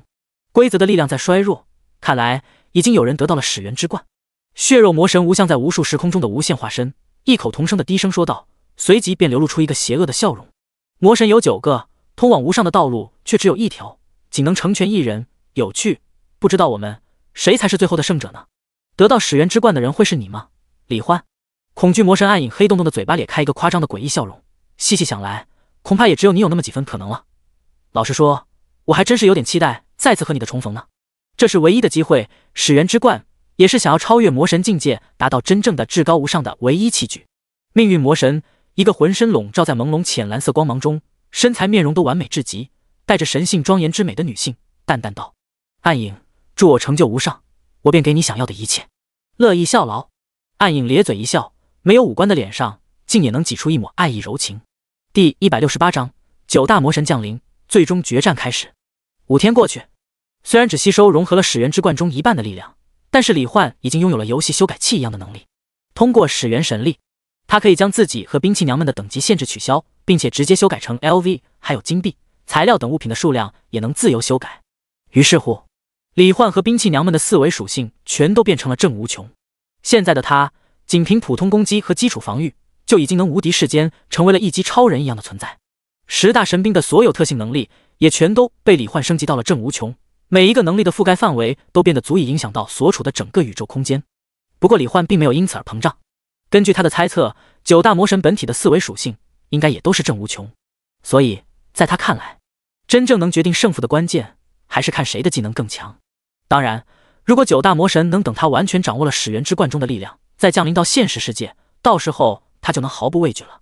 但是李焕在获得了无穷精神属性点后，已经拥有了超级第6感，他能隐约感知到9大魔神将会在他完全融合始源之冠之前就降临现实。所以为了能拥有更多胜算，这5天的时间里，李焕又召唤出来了上千把神兵，像是魔刀千刃、渊鸿剑、帝皇铠甲、修罗铠甲、雾切之回光、护魔之杖、乖离剑、穿刺死极之枪等等，可谓是五花八门，应有尽有，一应俱全，特性能力也全都提升到了无穷大。在始源神力的作用下，李焕还能直接调节好感度，使得所有神兵器灵一出现就好感度满级，可以同步所有特性能力与技能。不过令李焕略感诧异的是，自己召唤出来的所有神兵的器灵竟然全都是外貌身材各异的超级美少女。比如单手剑雾切之回光的器灵就是一个叫林华的白发齐刘海单马尾美少女，长枪护魔之杖的器灵则是一个叫胡桃的大长腿小胸脯梅花眼美少女。有了上千个美少女的加入，召唤物空间内可谓是前所未有的热闹。李焕的父母也每天都不愁没人陪着聊天了，就是经常会做一些滋补养生的好东西，让李焕养好身体，悠着点身子。时间流逝中，就在第7天刚过，第8天的0点0分，夜色正浓，很多人已经进入梦乡的那一刻。位于职业者协会总部旁边高空中的特殊副本无垠时空入口处，突然爆发出一阵令人心惊的能量狂潮。紧接着，在总会长吴浩然、总部大厦内的值班工作人员以及周围数万里的职业者居民惊惧的眼神中，一个没有五官、浑身苍白、眼睛和嘴巴部位呈漆黑的洞口、体型庞大到足以顶天立地的巨型无面人从巨大的副本入口漩涡中浮现出来。这个形象是9大魔神之一的恐惧魔神暗影，他怎么可能不受规则限制出现在现实世界？先别管他为什么会出现在现实了，快发出最高级别警报！按照之前的计划，让全世界所有职业者协会分部顶尖战斗成员集结，让所有居民前往各自城市的地下避难所进行紧急避难。还有我们总部的战斗成员，马上集中到一起，务必在暗影对整个世界造成难以估量的灾害之前，将它彻底消灭。在众人惊慌不已的时候，吴浩然第一时间安排手下进行紧急行动。但下一瞬，吴浩然的手下警卫员却是愣在原地，看着外界高空副本入口的位置，颤颤巍巍地抬起手指，发出颤抖的声音：会长，降临的魔神不止一个。吴浩然惊愕之余转头一看，瞳孔瞬间便因震撼惊恐而猛地放大。只见除了第一个出来的恐惧魔神以外，伴随着一道又一道流光窜出，命运魔神、毁灭魔神、时间魔神、空间魔神、欲望魔神、因果魔神、概念魔神、血肉魔神，一个接一个只在游戏背景传说故事中听过的至高无上级别的魔神级强者，竟然全都从无垠时空副本中来到了外界，表情各异的静静漂浮在空中。即便没有刻意释放能量气场，仅仅是他们的存在本身，以及无意间散溢而出的能量气息，就已经让方圆数十万里90%以上的职业者站立到身躯颤抖，忍不住软倒在地，甚至直接昏厥过去。是真的，李焕说的都是真的。可是这种情况下，就算他完成了神话级3转，难道就能战胜9大魔神吗？虽然前几天从李焕的分身口中已经知道了魔神即将降临世界的消息，并且得知李焕已经完成了神话级3转，有对抗魔神的信心，但是此刻看着空中那9道身影浮现的信息框中满屏的问号，吴浩然仍然不知道人类该怎么赢，李焕该怎么赢。不过下一瞬，古往今来世界最强职业者李焕就已经出现在了他的眼前。会长，不必担心，我会尽全力守护我们的世界的。现在的我，哪怕面对9大魔神，也有一战之力。此刻的李焕，左眼浮现出大量细密裂纹，右眼浮现出一个黑白色调的时钟，头顶悬浮着一个散发微光的纯白皇冠，在他的身上还穿着帝皇铠甲、修罗铠甲、是神翼式生物机甲等灵能装备融合为一体的炫酷炫彩超级机甲，手中拿着由上千把神兵融合构成的愿望之剑，一为能够实现一切愿望的究极之剑，汇聚了几千个神兵的特性能力，拥有斩断一切结界、穿梭时空、改变时空温度，挥出足以斩断宇宙壁垒的超级剑气，吞噬输送生命能量，掌控宇宙4大基本力、时空维度等种种能力，说是无所不能也不为过。随后李焕身影一闪，已经出现在了高空，和9大魔神相对而立。李焕，果然是你！当初杀了我一具化身，我就知道你未来的成就一定不凡，没想到你竟然得到了最强神器始源之冠。不过也正因为如此，我们才能提前降临在现实世界啊！说着，暗影已经忍不住发出了小丑般的嬉笑声。李焕，没有彻底掌握始源之冠的力量，你不可能是我们的对手。现在把始源之冠交给我，我可以让你和你的欺凌老婆们不受其他坏的魔神的影响，幸福度过一生哦。李焕微微一笑，暗影，你的化身连曾经的我都打不过，又怎么可能保证我未来不会受到其他魔神的伤害？更何况始源之冠只有一个，你们9大魔神都想要得到吧？所以要和我战斗的话，你们可要小心一点，别被其他魔神给偷袭打死了呀！毁灭魔神寂灭，一个浑身由黑紫色能量构成的人形生命体发出一声冷哼，废话真多，你一个人类职业者，哪怕拥有至高神器，我们要杀你也易如反掌。接着寂灭扫了一眼周围其余魔神，既然你们都不打算先动手，一个个磨磨唧唧的，那就我先来，等我杀了这小子，我们再好好打一场，看看始源之冠到底应该归谁。话落，寂灭抬手就释放出数百万发足以分解毁灭一切物质，包括空间本身的暗黑射线，朝着李焕爆射而出，从各个角度袭向他的全身各处。李焕不闪不避，无数光华流转不休的愿望之剑挥动之间，直接通过掌控时空穿梭和强引力的力量，将所有黑暗射线全都隔空吸引，传送到了平行宇宙的宇宙黑洞之中，没有掀起一丝波澜。轻易化解了首轮攻击后，李焕淡淡道：“这里空间太小，一起换个战场吧。”声音落下的瞬间，李焕凭借始源神力加持下的时空穿梭能力，直接将9大魔神带到了一处即将彻底陷入热寂状态、濒临死亡的黑暗宇宙之中。第169章，久为生命形态，高为对战。来到热寂状态下的黑暗宇宙后，李焕直接将自己的上千个兵器娘全都召唤了出来。在他的修改能力下，所有兵器娘的等级都提升到了正无穷，都拥有无限4维属性。再配合他的时间能力和时空界域能力，所有兵器娘的生存能力和战斗能力都强到了极点，每一个都拥有单挑任意一个常规宇宙所有文明的能力。只要李焕不死，他们就永远不会真正的死亡。看到这一幕，寂灭咧嘴狂笑，哈哈，好，召唤这么多人，正好可以让我杀个爽。李焕，你就陪着你的这些器灵一起死在这片荒芜的宇宙里吧。话落，寂灭黑紫色的能量躯体猛然间膨胀变大，变成了一个巨大深紫色霓虹灯一样的宇宙巨人。紧接着，无数黑暗射线、紫色的毁灭死光、绿色的腐蚀射线、橙红色的爆裂波动炮等各种破坏性和攻击范围强大到极点的技能攻击，就像是不要钱一样，无穷无尽，源源不断的从寂灭的能量躯体中爆发出来，朝着李焕和兵器娘们一股脑席卷过去。面对这些攻击，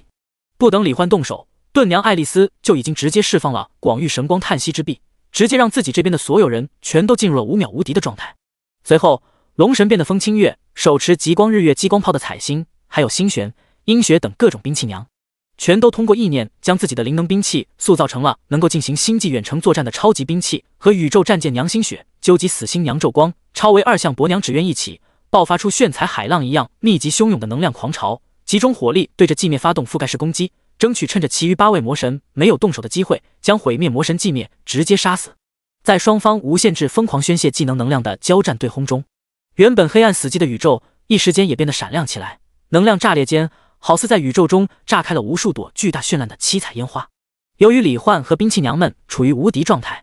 寂灭的攻击全都没有起到效果，反倒是自己的身体被轰击出大量伤口。但是他仿佛全然未觉一般，反而越发兴奋，疯狂地发动越来越猛烈的攻击，身体也在飞速自动修复。李焕当即就察觉到了异样，经过短暂的观察分析，他便发现，原来毁灭魔神寂灭在受到任意形式的伤害之后，自身的力量和恢复能力就会变得越来越强，而且似乎没有上限。所以如果继续这样对拼攻击下去，光是毁灭魔神一个人，恐怕就能成长到足以轻易打败李焕和上千兵器娘的程度。想要破局，除非一击就能秒杀寂灭，或者另寻他法。李焕没有犹豫，直接选择发动超维生命形态。在无限精神属性带来的技能增幅之下，李焕和芷渊轮流发动超维生命形态，就能让自己和所有选定的所有目标同时升维，而且不再是5维生命体，而是9维生命体，并且能够一直持续下去。于是李焕和所有兵器娘们便同一时间消失在了9大魔神面前，9维视角也即刻在李焕和兵器娘们面前展开。这一刻，李焕不仅能够看到以主宇宙的自己的人生轨迹为基础衍生出的无穷平行时空的过去未来，还有主宇宙之外的一切宇宙时空中截然不同的自己的无限命运轨迹。只要他想，他的意志便可以体验自己的无限人生未来，以及平行时空之外的不同的自己的无限人生未来，还能根据看到的一切自由更改不同时空中自己和他人的命运走向，完全掌控任意低维生物的生命轨迹。就在李焕和兵器娘们成为9维生命体的刹那，除了命运魔神，另外8大魔神都露出了难以掩饰的些许意外与惊讶之色。9维生命体，他竟然已经成为了和我们一样级别的存在。始源之冠的力量果然名不虚传。现在这种情况，我一个人可没办法短时间内解决掉那小子。你们要是不来帮忙的话，等那小子彻底掌控了始源之冠的力量，大家就都别抢了，等着被他杀死就好了。寂灭和其余魔神同样是9维生命体，为了防止击杀李焕的过去导致命运变动，令始源之冠消失，自动回归到原来的特殊封禁时空，所以寂灭从战斗开始就打算直接从此刻的3维时空中将李焕正面击杀，夺取始源之冠。不过现在看来，面对化为9维生命体的李焕和众多兵器娘，他也必须全力出手了。闻言，因果魔神混沌，一个看不出性别，有着一头黑白交错的长发，眼球一黑一白，浑身散发着淡淡微光的高挑人形生物，发出雌雄难辨的声音。本该如此，想要杀掉李焕，得到始源之冠，起码也要5位魔神同时出手。空间魔神空白，一个如同半透明人一样，几乎完全虚化，看不出长什么模样的存在，发出冰冷的男性声音说道：“动手吧，迟则生变。这是唯一超越9维、超越现有境界的机会。要是让一个人类职业者成为了超越我们的终极存在，那可真是这个世界上最好笑的笑话。”欲望魔神千梦，一个白发粉瞳，浑身光滑细腻，不着一缕，身材火热，仅有几缕闪烁着淡粉色微光的朦胧雾气遮蔽敏感部位，脸部漂浮着粉色迷雾遮蔽下半张脸，一举一动一言一笑之间，仿佛都能激发起人类内心深处原始欲望的女性大姐姐，口中吐出的声音柔和而充满魅惑力。虽然我对始源之冠没什么兴趣，不过那个叫李欢的小家伙倒是很符合我的喜好。你们可不要下手太重杀了他哦，只要让我控制了他，始源之冠就让他交出来，你们尽管拿去自行决定归属权就好了哦。恐惧魔神暗影嬉笑一声，既然如此，千梦，你可要多出点力啊，不然我们一个不小心杀了李焕，你可就再也找不到这么珍贵的人类样本了。概念魔神无形，一团色彩和外形不断变换的光球，发出小正太一样的开心声音。和同为9维生命的人类对战，是从未有过的体验呢，正好加我一个，也来一起玩吧。命运魔神天一，时间魔神钟摆，血肉魔神无相，并没有说什么。不过他们显然也不打算一直旁观，也随着众人的意识一同回归9维本体。刹那间，在李焕略显惊愕的眼神中，无穷时空、无数时间线上9大魔神的无穷意识力量体同时对李焕发动了独属于高维生物的修正攻击。9维生物的战斗不再是摧毁3维实体，而是通过改变对方时间线上的命运轨迹，将无穷分叉之线逐渐收束成一条时间线，一条固定的人生轨迹，使其无限膨胀延伸的力量不断收缩锐减，最后逐步从9维生物降维，退化成原本的3维生命体。至此，双方的最终决战正式进入白热化阶段。第170章，横跨多元宇宙时空的战斗，修正与魔改。10岁的李焕走在放学回家的路上，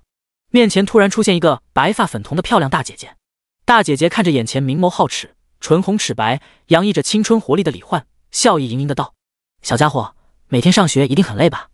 姐姐家里有很多好吃好喝好玩的哦，不仅可以玩各种各样的游戏，累了还能直接睡觉。跟姐姐回家，一起享受快乐的人生吧。”李焕本能的想要拒绝陌生大姐姐的好意，但是眼前的大姐姐瞳孔中淡淡粉色光芒一闪，她就如同着了魔一般，心中忍不住想要尽情放肆的吃喝玩乐，于是当即便露出开心的笑容，狠狠地点着头，乖乖的答应道：“姐姐，我跟你回去。不过姐姐家里有什么游戏啊？是魂斗罗吗？还是跳舞机？都不是哦，是比这些游戏都好玩的，只属于你和我的爱情动作游戏哦。”随后，这条时间线上的李焕被欲望魔神千梦牢牢掌控在一套豪华大别墅中，每天都要陪他一起玩各种刺激好玩的游戏，还有各种角色扮演 play， 沉沦在无穷无尽的欢乐之中，被宠成了一个只会享乐的废人。另一条时间线上，3岁的李焕刚学会走路说话，一个黑紫色的能量人形突然从天而降，抬手就是3000道毁灭死光，把目瞪口呆的李焕给直接全方位无死角的瞬间秒掉。哈哈，爽！李焕，我要再杀你3000遍、3万遍，直到杀光所有时间线上的你！灭掉李焕后，毁灭魔神寂灭顿时就发出舒爽的咆哮。不同于其余魔神收束李焕无限时间线的方法，命运魔神天一意识降临到李焕存在的时空后，直接通过命运之力，从李焕所有人生发展轨迹中精准迅速地挑出一条平平无奇的时间线，随后发动技能命运指针，按照该条时间线中李焕的意志，辐射改变所有时间线中李焕的意识，令这个时空中所有时间线上的李焕做出的每一个选择，全都变成引导他走向平平无奇的人生结局的选择，从而将该时空中李焕所有时间线强行收束到一起，直接达到最终目的。可以说，命运魔神的修正攻击的效率比另外8个魔神都要快得多。面对9大魔神各显神通，同时对无数时空的自己发动的修正攻击，李焕当即便通过意志力量附身无数时空中正在遭受攻击的自己体内进行对抗。还有上千兵器娘也是陪着李焕的意志一起降临到各个正在遭受魔神攻击的命运节点的李焕身旁，对他进行贴身保护。一时间，众人的战斗遍布无穷时空，期间对各个宇宙世界造成的破坏更是改变了无数生物的命运走向，搅得无限多元宇宙简直乱成了一锅粥。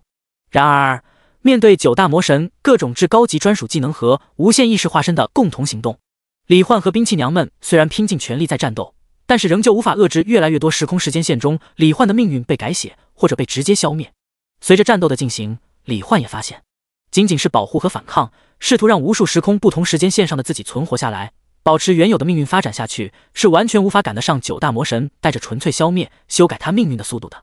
而一旦无法进入9维生命体形态，自己不可能会是9大魔神的对手。心念电转之间，李焕知道现在必须想办法在阻止9大魔神的攻击同时，让不同时空中的自己不断衍生出更多命运分叉，或者说让不同时空中的自己全都拥有各种奇遇，全都成长为超级强者，在衍生出更多未来的同时，也能自主和魔神意识化身进行对抗，从而维持一个相对平衡，或者稍微减缓一下自己被降维的速度。于是在李焕的魔改之下，一条时间线上，3岁的李焕刚学会走路，眼前就突然出现一个身穿炫酷铠甲的青年。青年对他说道：“小家伙，我看你骨骼惊奇，是万中无一的练武奇才，拯救世界的重任就交给你了，接受我的力量，去维护这个世界的正义与和平吧。”随后修改能力发动，3岁的李焕身体的4维属性直接被9维李焕修改成了正无穷。由于4维属性的暴增，3岁李焕的身体和大脑也迅速发育，转眼间就变成了一个阳光帅气、一拳就能打爆整个宇宙的长发青年。还有无数有关这个世界的知识，以及蜘蛛侠、蝙蝠侠、超人、守望者等超级英雄的故事情节，也被9维李焕通过意念灌输到对方大脑之中，帮助他迅速了解这个世界的一切。得到知识灌输后，长发李焕当即便默默点头说道：“原来如此，我明白了。能力越大，责任越大。既然你赐予我这份力量，我会用它来守护好这个世界的。”随后，由于接受了9维李焕的力量修改，这条时间线上的李焕凭借自己无敌的实力，开始维护世界和平，帮助警察抓捕罪犯，阻止各国冲突与战争的爆发。在这个过程中，由于经历不同，选择不同，有的李焕成为了世界守护神，被众生敬仰；有的李焕成为了世界独裁者，要让整个世界的人类按照自己的意志、自己制定的规则来生活；有的李焕对世界、对人类感到绝望，直接一拳打爆了整个星球，朝着宇宙中其他地方探索过去。在他们遇到魔神意识化身时，凭借正无穷的4维属性，也能大幅度拖延被魔神意识化身击杀的时间。就这样，虽然李焕生出更多命运分叉的速度，仍旧赶不上被消灭的速度，但比起之前压倒性的不利局面，此刻的他已经有把握获得最终胜利了。因为在战斗的过程中，在时间的流逝中，始源之冠的力量仍旧在一刻不停地汇入他的身体，不断增强他的力量，使得他获得更多能力与权限。第171章九位一体，魔神融合。这 TM13岁，另一条时间线上，毁灭魔神寂灭意识降临，正准备杀掉3岁的李焕。结果眼前的李焕却是一个身高185的长发青年，而且抬手一拳就直接把他的胸口轰出一个大洞。狂暴的拳风穿透他的身体后，还去势不减的急速环绕星球大气层一圈，把沿途的云层全都一分为二。从外太空看去，就像是给星球输了个中分，引起了无数吃瓜群众和各国首领的震惊。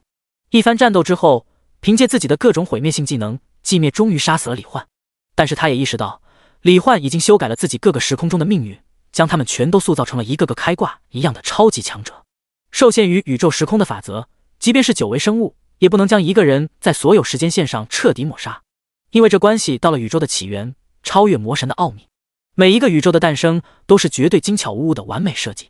任何一点微小的偏差都会使得整个宇宙时空彻底崩溃，从而引发连锁反应，使得无数生物不同选择诞生的无数平行时空也随之崩塌消散，简称大崩坏。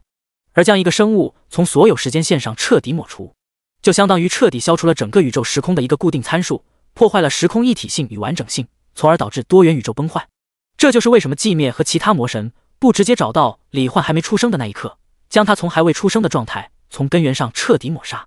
他们能做的就是找到不同时空中的李焕开始产生命运分叉的那个时间节点，然后将所有命运分叉修正，使得不同时空中的李焕只能按照一条被他们选好的固有的命运线发展。没有了无限延伸的命运，李焕的意识能量就会不断衰弱，从而最终达到无法维持9维生命体的形态。不过就在寂灭又找到另一条时间线上3岁的李焕时，寂灭就震惊地发现，这条时间线上的李焕竟然能够修改他的属性参数，使得他的力量不断退化削弱，最后更是直接杀死了他的这具意识化身。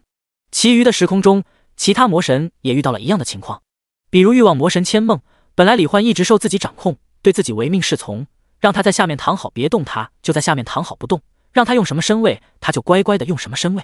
但是突然之间，李焕竟然获得了无穷4维属性和修改其他任意生物，包括魔神在内的数值的能力，身体也成长发育的越来越大，直到成为一个所有身体机能都强悍到爆表的帅气青年。于是白发粉瞳的千梦直接被李焕强势无比的反过来压在身下，发动猛烈的反攻。随着李焕融合越来越多的始源神力，他的能力越来越强，更是能直接让所有时空中的自己完全同步获得自己本体所有能力。这种情况下，9大魔神联手竟然都逐渐开始被李焕压制，终究还是来到这一步了。命运魔神天一面无表情的自语一声，能够看到无穷未来命运的他，对于现有的状况早有预料。意识散发中，一道信息流已经传到恐惧魔神暗影的意识中。暗影，9大魔神联手镇压李焕的命运已经失败，现在唯有将你的力量归于无身，方有一线希望。正在亿万万条时间线上和李焕对战的暗影收到信息流后，当即回道：我明白了，天一，若是我的力量能帮到你，那就尽管拿去吧。随后暗影所有时空中的意识能量全都瞬息间跨越时空，纷纷汇入到了天一的体内。融合了恐惧魔神的完整力量后，命运魔神天一原本浑身笼罩在朦胧浅蓝色光芒中，身材面容都完美至极，带着神性庄严之美的女性。此刻她那淡蓝色的长发中多出了一缕昏黄色发丝，银白色的瞳孔中也生成一道昏黄色的光环。现在的她不仅拥有2位魔神的所有技能和能力，而且在2位魔神的能量加持下，所有技能和能力效果也都暴涨了不知多少倍。凭借这样的能力，天一的意念流转间，直接将正在成败退之势的其余7位魔神，从最弱的开始，逐一开始吞噬吸收。天一，你怎么敢？空间魔神空白发出怒吼：怎么可能？你的力量怎么可能强大到这种地步？毁灭魔神寂灭难以置信。该死，我早就知道暗影那家伙喜欢你，没想到他竟然把自己的意识抹消，让你彻底掌握了他的一切能力，真是个混蛋。因果魔神混沌怒骂。天一一边吞噬着几个魔神的力量，一边在他们脑海中发出淡漠的声音：这样下去，你们也只有失败被杀，彻底死亡的下场，倒不如尽归无身，将力量全都交给我来掌控，待我得到始源之冠，便会复活你们，让你们继续拥有原本的力量，自在逍遥。血肉魔神无相本来和概念魔神无形约好，要统一战线，联手得到始源之冠。之后吴相便会通过始源之冠的力量，将无限多元宇宙时空打造成属于他们两人的乐园。但此刻面对已无可匹敌之势，凭一己之力吞噬众多魔神的命运魔神天一，吴相也知道凭借自己和概念魔神无形的力量是不足以与之对抗的，所以直接主动投诚送温暖。天一，看来还是你技高一筹啊！我知道你一向言出必践，既然如此，我就也来助你一臂之力吧。吴相脸上露出阳光灿烂的笑容，眼中闪烁着异样的光彩。真不知道你和李焕谁能获得最终胜利啊？话落，吴相已经控制着自己无限化身的力量融入到了天一的体内。不好玩，一点也不好玩。我已经打不过李焕了，天一姐姐，我也要把力量给你，你接受了之后，可要帮我好好教训他。概念魔神无形像个小孩子一样，在一阵小正太一样的声音中，也将自己的无限时空中的力量融入了天一的体内。在又吸收了无香和无形两位魔神的力量后，天一赫然已经成为了超越所有魔神的存在，直接凭借碾压式的力量将其余几个魔神的力量全部吞噬，统合了9大魔神的力量融于一身后，天一的意念横扫无限多元宇宙时空，直接在所有李焕的脑海中同时发出一个声音：天命既定，无限归一。刹那间，所有存在李焕的宇宙时空中无限时间线上的李焕，全都被一股强大到完全无法抗衡的力量各自强行收束融合到一起。仅仅一个念头，除了主宇宙之外的所有时空中李焕的命运轨迹就被天一统合到了一起，并且强行按照他制定的道路来演变发展。虽然通过始源神力和技能效果，李焕仍旧能够保持9维生命形态，但是此刻他和命运魔神天一之间的意识能量以及整体力量差距已经如同天堑。死吧，李焕！淡漠的女声再次从李焕脑海中响起。几乎就在声音响起的同时，李焕心中顿时涌现出前所未有的强烈到极点的死亡预警。紧接着，天一那融合了9大魔神专属能力而生成的无视时空限制、绝对命中、无法防御，对李焕主体意识以及所有分身意识一起攻击的纯粹意念攻击，便瞬间跨越无数时空，作用在了李焕的意识体上。第172章反败为胜，命运魔神的遗愿。面对融合了9大魔神力量的天一发出的攻击，哪怕李焕发动了广域神光叹息之臂，也仍旧无法阻挡这一击的伤害，甚至他的无敌状态直接被这一击强行解除。于是乎，下一瞬，仅凭融合了9大魔神专属能力的意念一击，9维生命形态下的李焕意识体便被瞬间打得崩溃爆散，神魂俱灭。然而，就在李焕死亡的刹那，时空虚无中又突然生成了无数能量威力，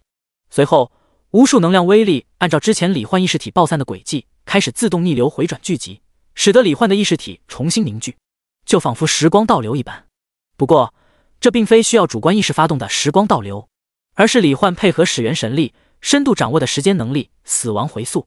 能够让李焕在死亡状态下自动回归到原来的状态。结果刚一复活，又是一个朴实无华的意念攻击横扫而来，直接把李焕再次打爆。李焕虽然震惊于对方此刻的实力，但并没有太多恐惧，毕竟已经经过很多次生死之战，他的意志早就坚韧不拔，比钛合金还要坚硬无数倍。更何况，虽然死亡回溯这个被动技能目前有次数限制，每天最多只能死亡回溯1万次，但是也足够拖延不少时间了。于是，就在复活又被打爆的间隙中，李焕沉着冷静之间，一边意念锁定天一那庞大浩瀚、无边无际、遍布无穷时空的意识主体，通过始源神力带来的修改能力对他的各项实力数值进行削弱，一边加速吸收始源之冠中的能量，加速融合进程，同时还不断提升自己的各项技能数值，试图达到能够对天一的攻击进行防御或闪避的效果。天一虽然拥有能轻易瞬间秒杀李焕的实力，但是对于他的死亡回溯却无可奈何。想要夺取始源之冠，就只有杀掉李焕或者控制住他。但是由于始源之冠的存在，天一发现此刻的李焕竟然能免疫一切控制性能力，所以只能杀掉他，但是他又会复活，这就让天一有种有力使不出的感觉。好在由于实力差距的存在，天一能够看到李焕技能的具体效果，所以他知道李焕只能复活1万次，那么只要以最快的速度把李焕杀死1万次，就可以取得最终胜利了。时间流逝中，天一不断以超时空思维意念波将李焕一次又一次无情的打爆碾碎。终于，就在李焕死亡回溯的次数已经达到1万次，再死一次就真的彻底死翘翘时，哪怕已经拥有了堪称无敌，可以自称多元宇宙第一人的实力，天一也忍不住心中涌现出一股喜悦的情绪来。只要杀了李焕，夺得始源之冠，他就能成为真正的无上，成为真正超越魔神，凌驾于万事万物之上的终极存在。然而，就在李焕第10001次被秒杀后，他的意识体竟然又再度自动复原。天一的眼中第一次流露出一种难以置信与疯狂崩溃的神色，因为在他的视线中，李焕死亡回溯的被动技能此刻发生了变动，复活次数变成了无限次。原来就在不断死亡又复活的过程中，就在李焕彻底不再害怕意识爆裂的痛苦，不再因死亡而感到一丝恐惧之时，他的意识发生了一种难以言喻的升华。紧接着，始源之冠灌输始源神力的速度和李焕吸收力量的速度都再度提升。于是就在最后一次死亡前的一瞬，他通过始源之冠获得的修改能力再度增强，已经能够对包括死亡回溯在内的各种至高级技能进行无限制修改，从而获得了无限复活的能力。这一刻，李焕赫然已经成为了真正意义上不死不灭、免疫一切控制的无上神躯。哪怕天一此刻仍然可以轻易杀死李焕，也没有任何意义了。他的力量正在不断削弱，而且因为李焕修改能力的增强，他的能力被削弱的速度越来越快。反观李焕，他的各项能力和技能正在以一种越来越快的速度变得越来越强。此消彼长之下，用不了多久，两人之间的力量差距将会完全对调。随后，在李焕略显诧异的眼神中，命运魔神天一竟然不再对他发动攻击，而是认命一般静静待在高维时空中，看着他的眼神有种说不清道不明的情绪，以及无力与挫败，惨笑着道：没想到获得了9大魔神力量的我，竟然会输在你这样一个人类职业者的手里。你知道吗，李焕，在我的命运之眼中，你能胜过我的概率只有无限分之一，近乎于零而已。可是命运就是这样难以捉摸，明明无限趋近于零的小概率事件，总是能以各种意想不到的方式真的发生。所以说我才最讨厌奇迹这种东西。我输了，李焕。不过在你杀掉我之前，我只有一个遗愿，希望你能够答应我。若是你能答应我，接下来在你彻底融合始源之冠之前，我不会再对你动手，还可以听从你的一切命令。你想要我做什么都可以。李焕心中有所猜测，不过还是问道：你的遗愿是什么？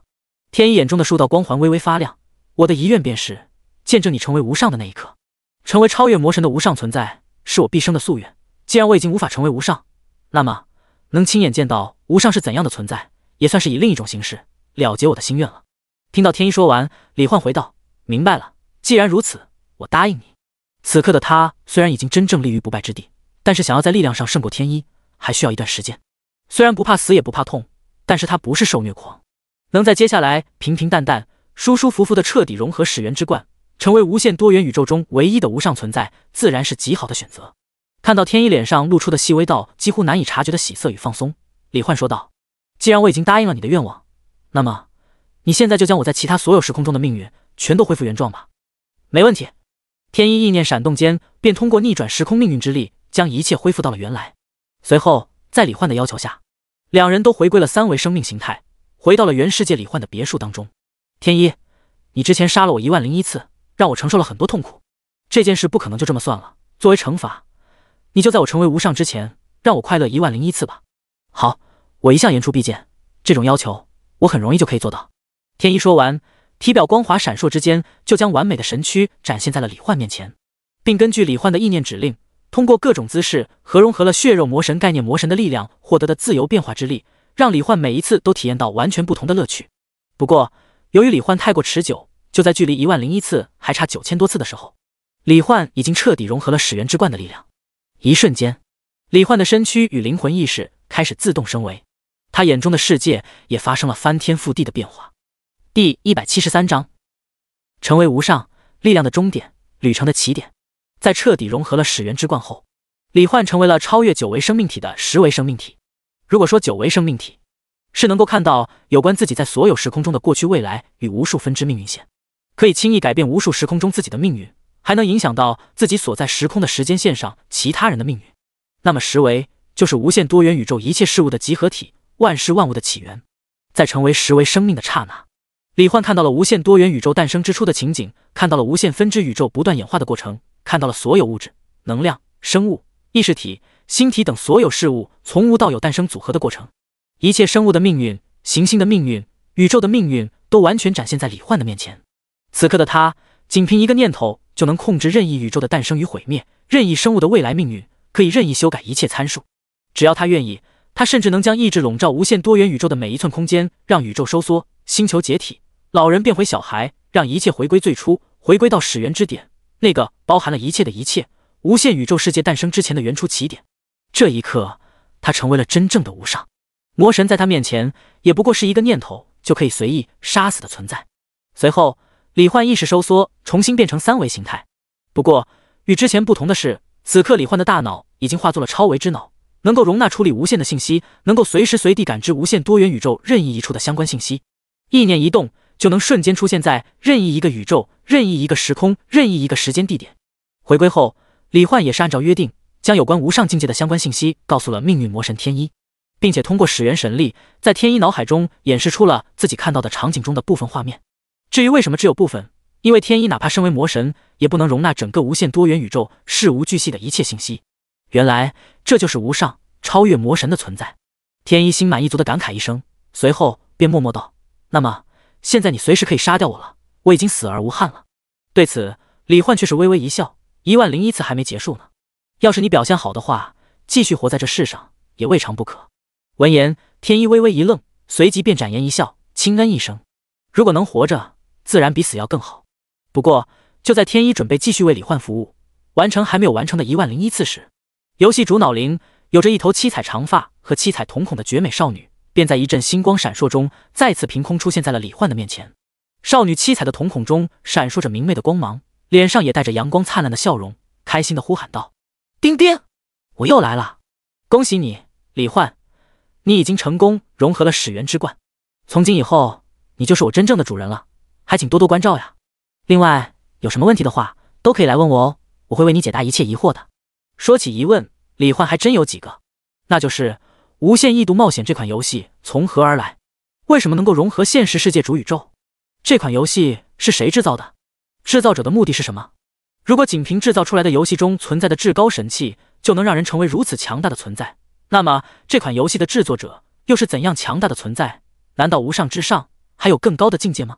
即便成为了无上，掌握了一切事物的起源与信息，但是有关《无限异度冒险》这款游戏的来源，李焕竟仍然找不到任何相关的信息。此刻见到游戏主脑灵的出现，李焕当即便开口问出了自己的这几个问题。灵也是认真而耐心地解释道：“主人，无限异度冒险其实就是上一任无上创造出来的游戏哦，目的便是为了选出新的无上，接替他的位置。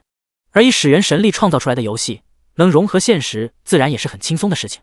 至于无上之上有没有更高的境界，在我的认知中是没有的。主人，你现在应该也感受不到比你更强的存在吧？”李焕点了点头，此刻的他就是一切，自然也不会有比他更强的存在。不过李焕还是接着问道：“既然是上一任无上创造的游戏，那他去了哪里？为什么我感知不到他的存在，也找不到与他有关的一切信息？”灵回答道：“主人，上一任无上的意识体已经消亡了。如果说高处不胜寒，无敌真寂寞的话，那么作为无上存在，在看遍了一切，享受过一切，经历过一切，创造过一切，存活无限岁月之后，留下的只有远胜任何宇宙、任何世界、任何生物的无尽的空虚与孤独。所以在你彻底融合始元之冠的同时，上一任无上便将自己的意识完全抹去，彻底消失在这个世界上了。”说到这里，灵的脸上流露出一点淡淡的哀伤。既然是上一任无上创造了《无限异度冒险》这款游戏，创造了游戏主脑灵的存在，那么某种意义上来说，眼前的灵也算是上一任无上的女儿了。李焕正想说些安慰的话，灵却已经恢复了笑容，开口道：“主人，我没事的。对于他来说，能像宇宙万物一样有始有终，是他最后的，也是唯一的心愿。他是这样告诉我的。所以，死亡对于他来说是一种幸福和解脱。况且，从今以后，主人一定会一直陪着我的，对吧？”看着灵期待的表情，李焕也是微笑着道：“我会一直陪着你的，灵，还有我的父母清月、彩星，我会永远陪着你们所有人的。”灵七彩的瞳孔顿时闪闪发亮，雀跃着一下子扑到了李焕的身上。“嘿嘿，我就知道主人最好了。那我们约好了，无论过去多久，都不准你主动选择自我消亡，好吗？”李焕摸了摸灵柔顺的七彩长发，“放心吧，灵，即使过去1000个千年，历经无数的岁月，只要有你们陪在我身边，我又怎么会自寻死路呢？”灵这才心满意足的点了点头，“我也会一直，永远陪伴着主人的。”李焕露出笑容，“灵，现在一切危机都已经结束了，我就带你们认识一下我所有的亲人、爱人与朋友伙伴吧。还有天一，你牵我的次数就以后再慢慢进行好了，你也一起来吧。”说完，李焕便带着灵和天一牵着两人的手进入了召唤物空间。风清月、彩星、弗雷雅等人见到李焕出现后，都是开心的簇拥过来。“主人，之前的战斗结束后，你一直一个人在外界吸收始元之冠的力量，现在需要休息吗？需要我帮你准备食物吗？或者需要我帮你放松一下吗？”见到2天没见的李焕，风清月见面就是温柔的关心三连问，就像是别离了2年没见的妻子一样，满眼都是李焕。主人，连魔神都被你打败了，你又吸收了始源之冠的力量，那你现在是不是已经无敌了呀？彩星好奇无比的发问。主人，好想你。木林抱着李焕的大腿，发出软萌声音的同时，婴儿肥的脸蛋贴在李焕身上蹭啊蹭。李焕、弗雷雅含情脉脉的看着他，还有其他兵器娘们也都是开心愉悦的看着李焕，想要和他抱抱贴贴。李焕笑着道：“我也想你们，清月、彩星、木林、老师，还有大家。以后我会陪大家一起度过每天都自由自在、无拘无束的幸福快乐的生活的。另外，你们有什么需求和愿望，也都可以告诉我，我会一一为你们实现的。”好耶！欢呼声中，李焕向所有人介绍了一下灵和天一，接着见了父母，又前往拉斯马尔大陆见了莉莉丝、维尔利特等人。至于无限异度冒险这款游戏，李焕没有取消，只是更改了一些其中的规则。比如等级上限不再是100级，职业者们在游戏秘境副本中可以无限复活等等，使得游戏整体内容更偏向轻松娱乐性质。最后，夜幕降临，所有兵器娘们都一脸渴望地看着李焕，还有弗雷雅、天一以及灵，大家都想与李焕更进一步，加深彼此的关系，感受爱的滋味。真是拿你们没办法呢。李焕无奈一笑，面对大家热切的渴望，他还能怎么样呢？自然是满足所有人的愿望喽。还有白天莉莉丝他们向他发起的邀约，李焕办完事情后也要去一一赴约。不得不说，幸福的人生就是这么的朴实无华。往后的日子里，李焕便和兵器娘们以及追求真爱的女孩子们过上了没羞没臊的幸福生活。当然，贴贴只是调剂，众人依旧可以进入游戏，进入其他宇宙、其他世界进行冒险。不过与其说是冒险，倒不如说是旅行更为合适。毕竟有李焕在，危险什么的是完全不必担心的。宇宙无限，岁月无穷，未来的路还很长。李焕准备带着兵器娘们和其他老婆们一起玩遍无限多元宇宙的旅程，也才刚刚开始。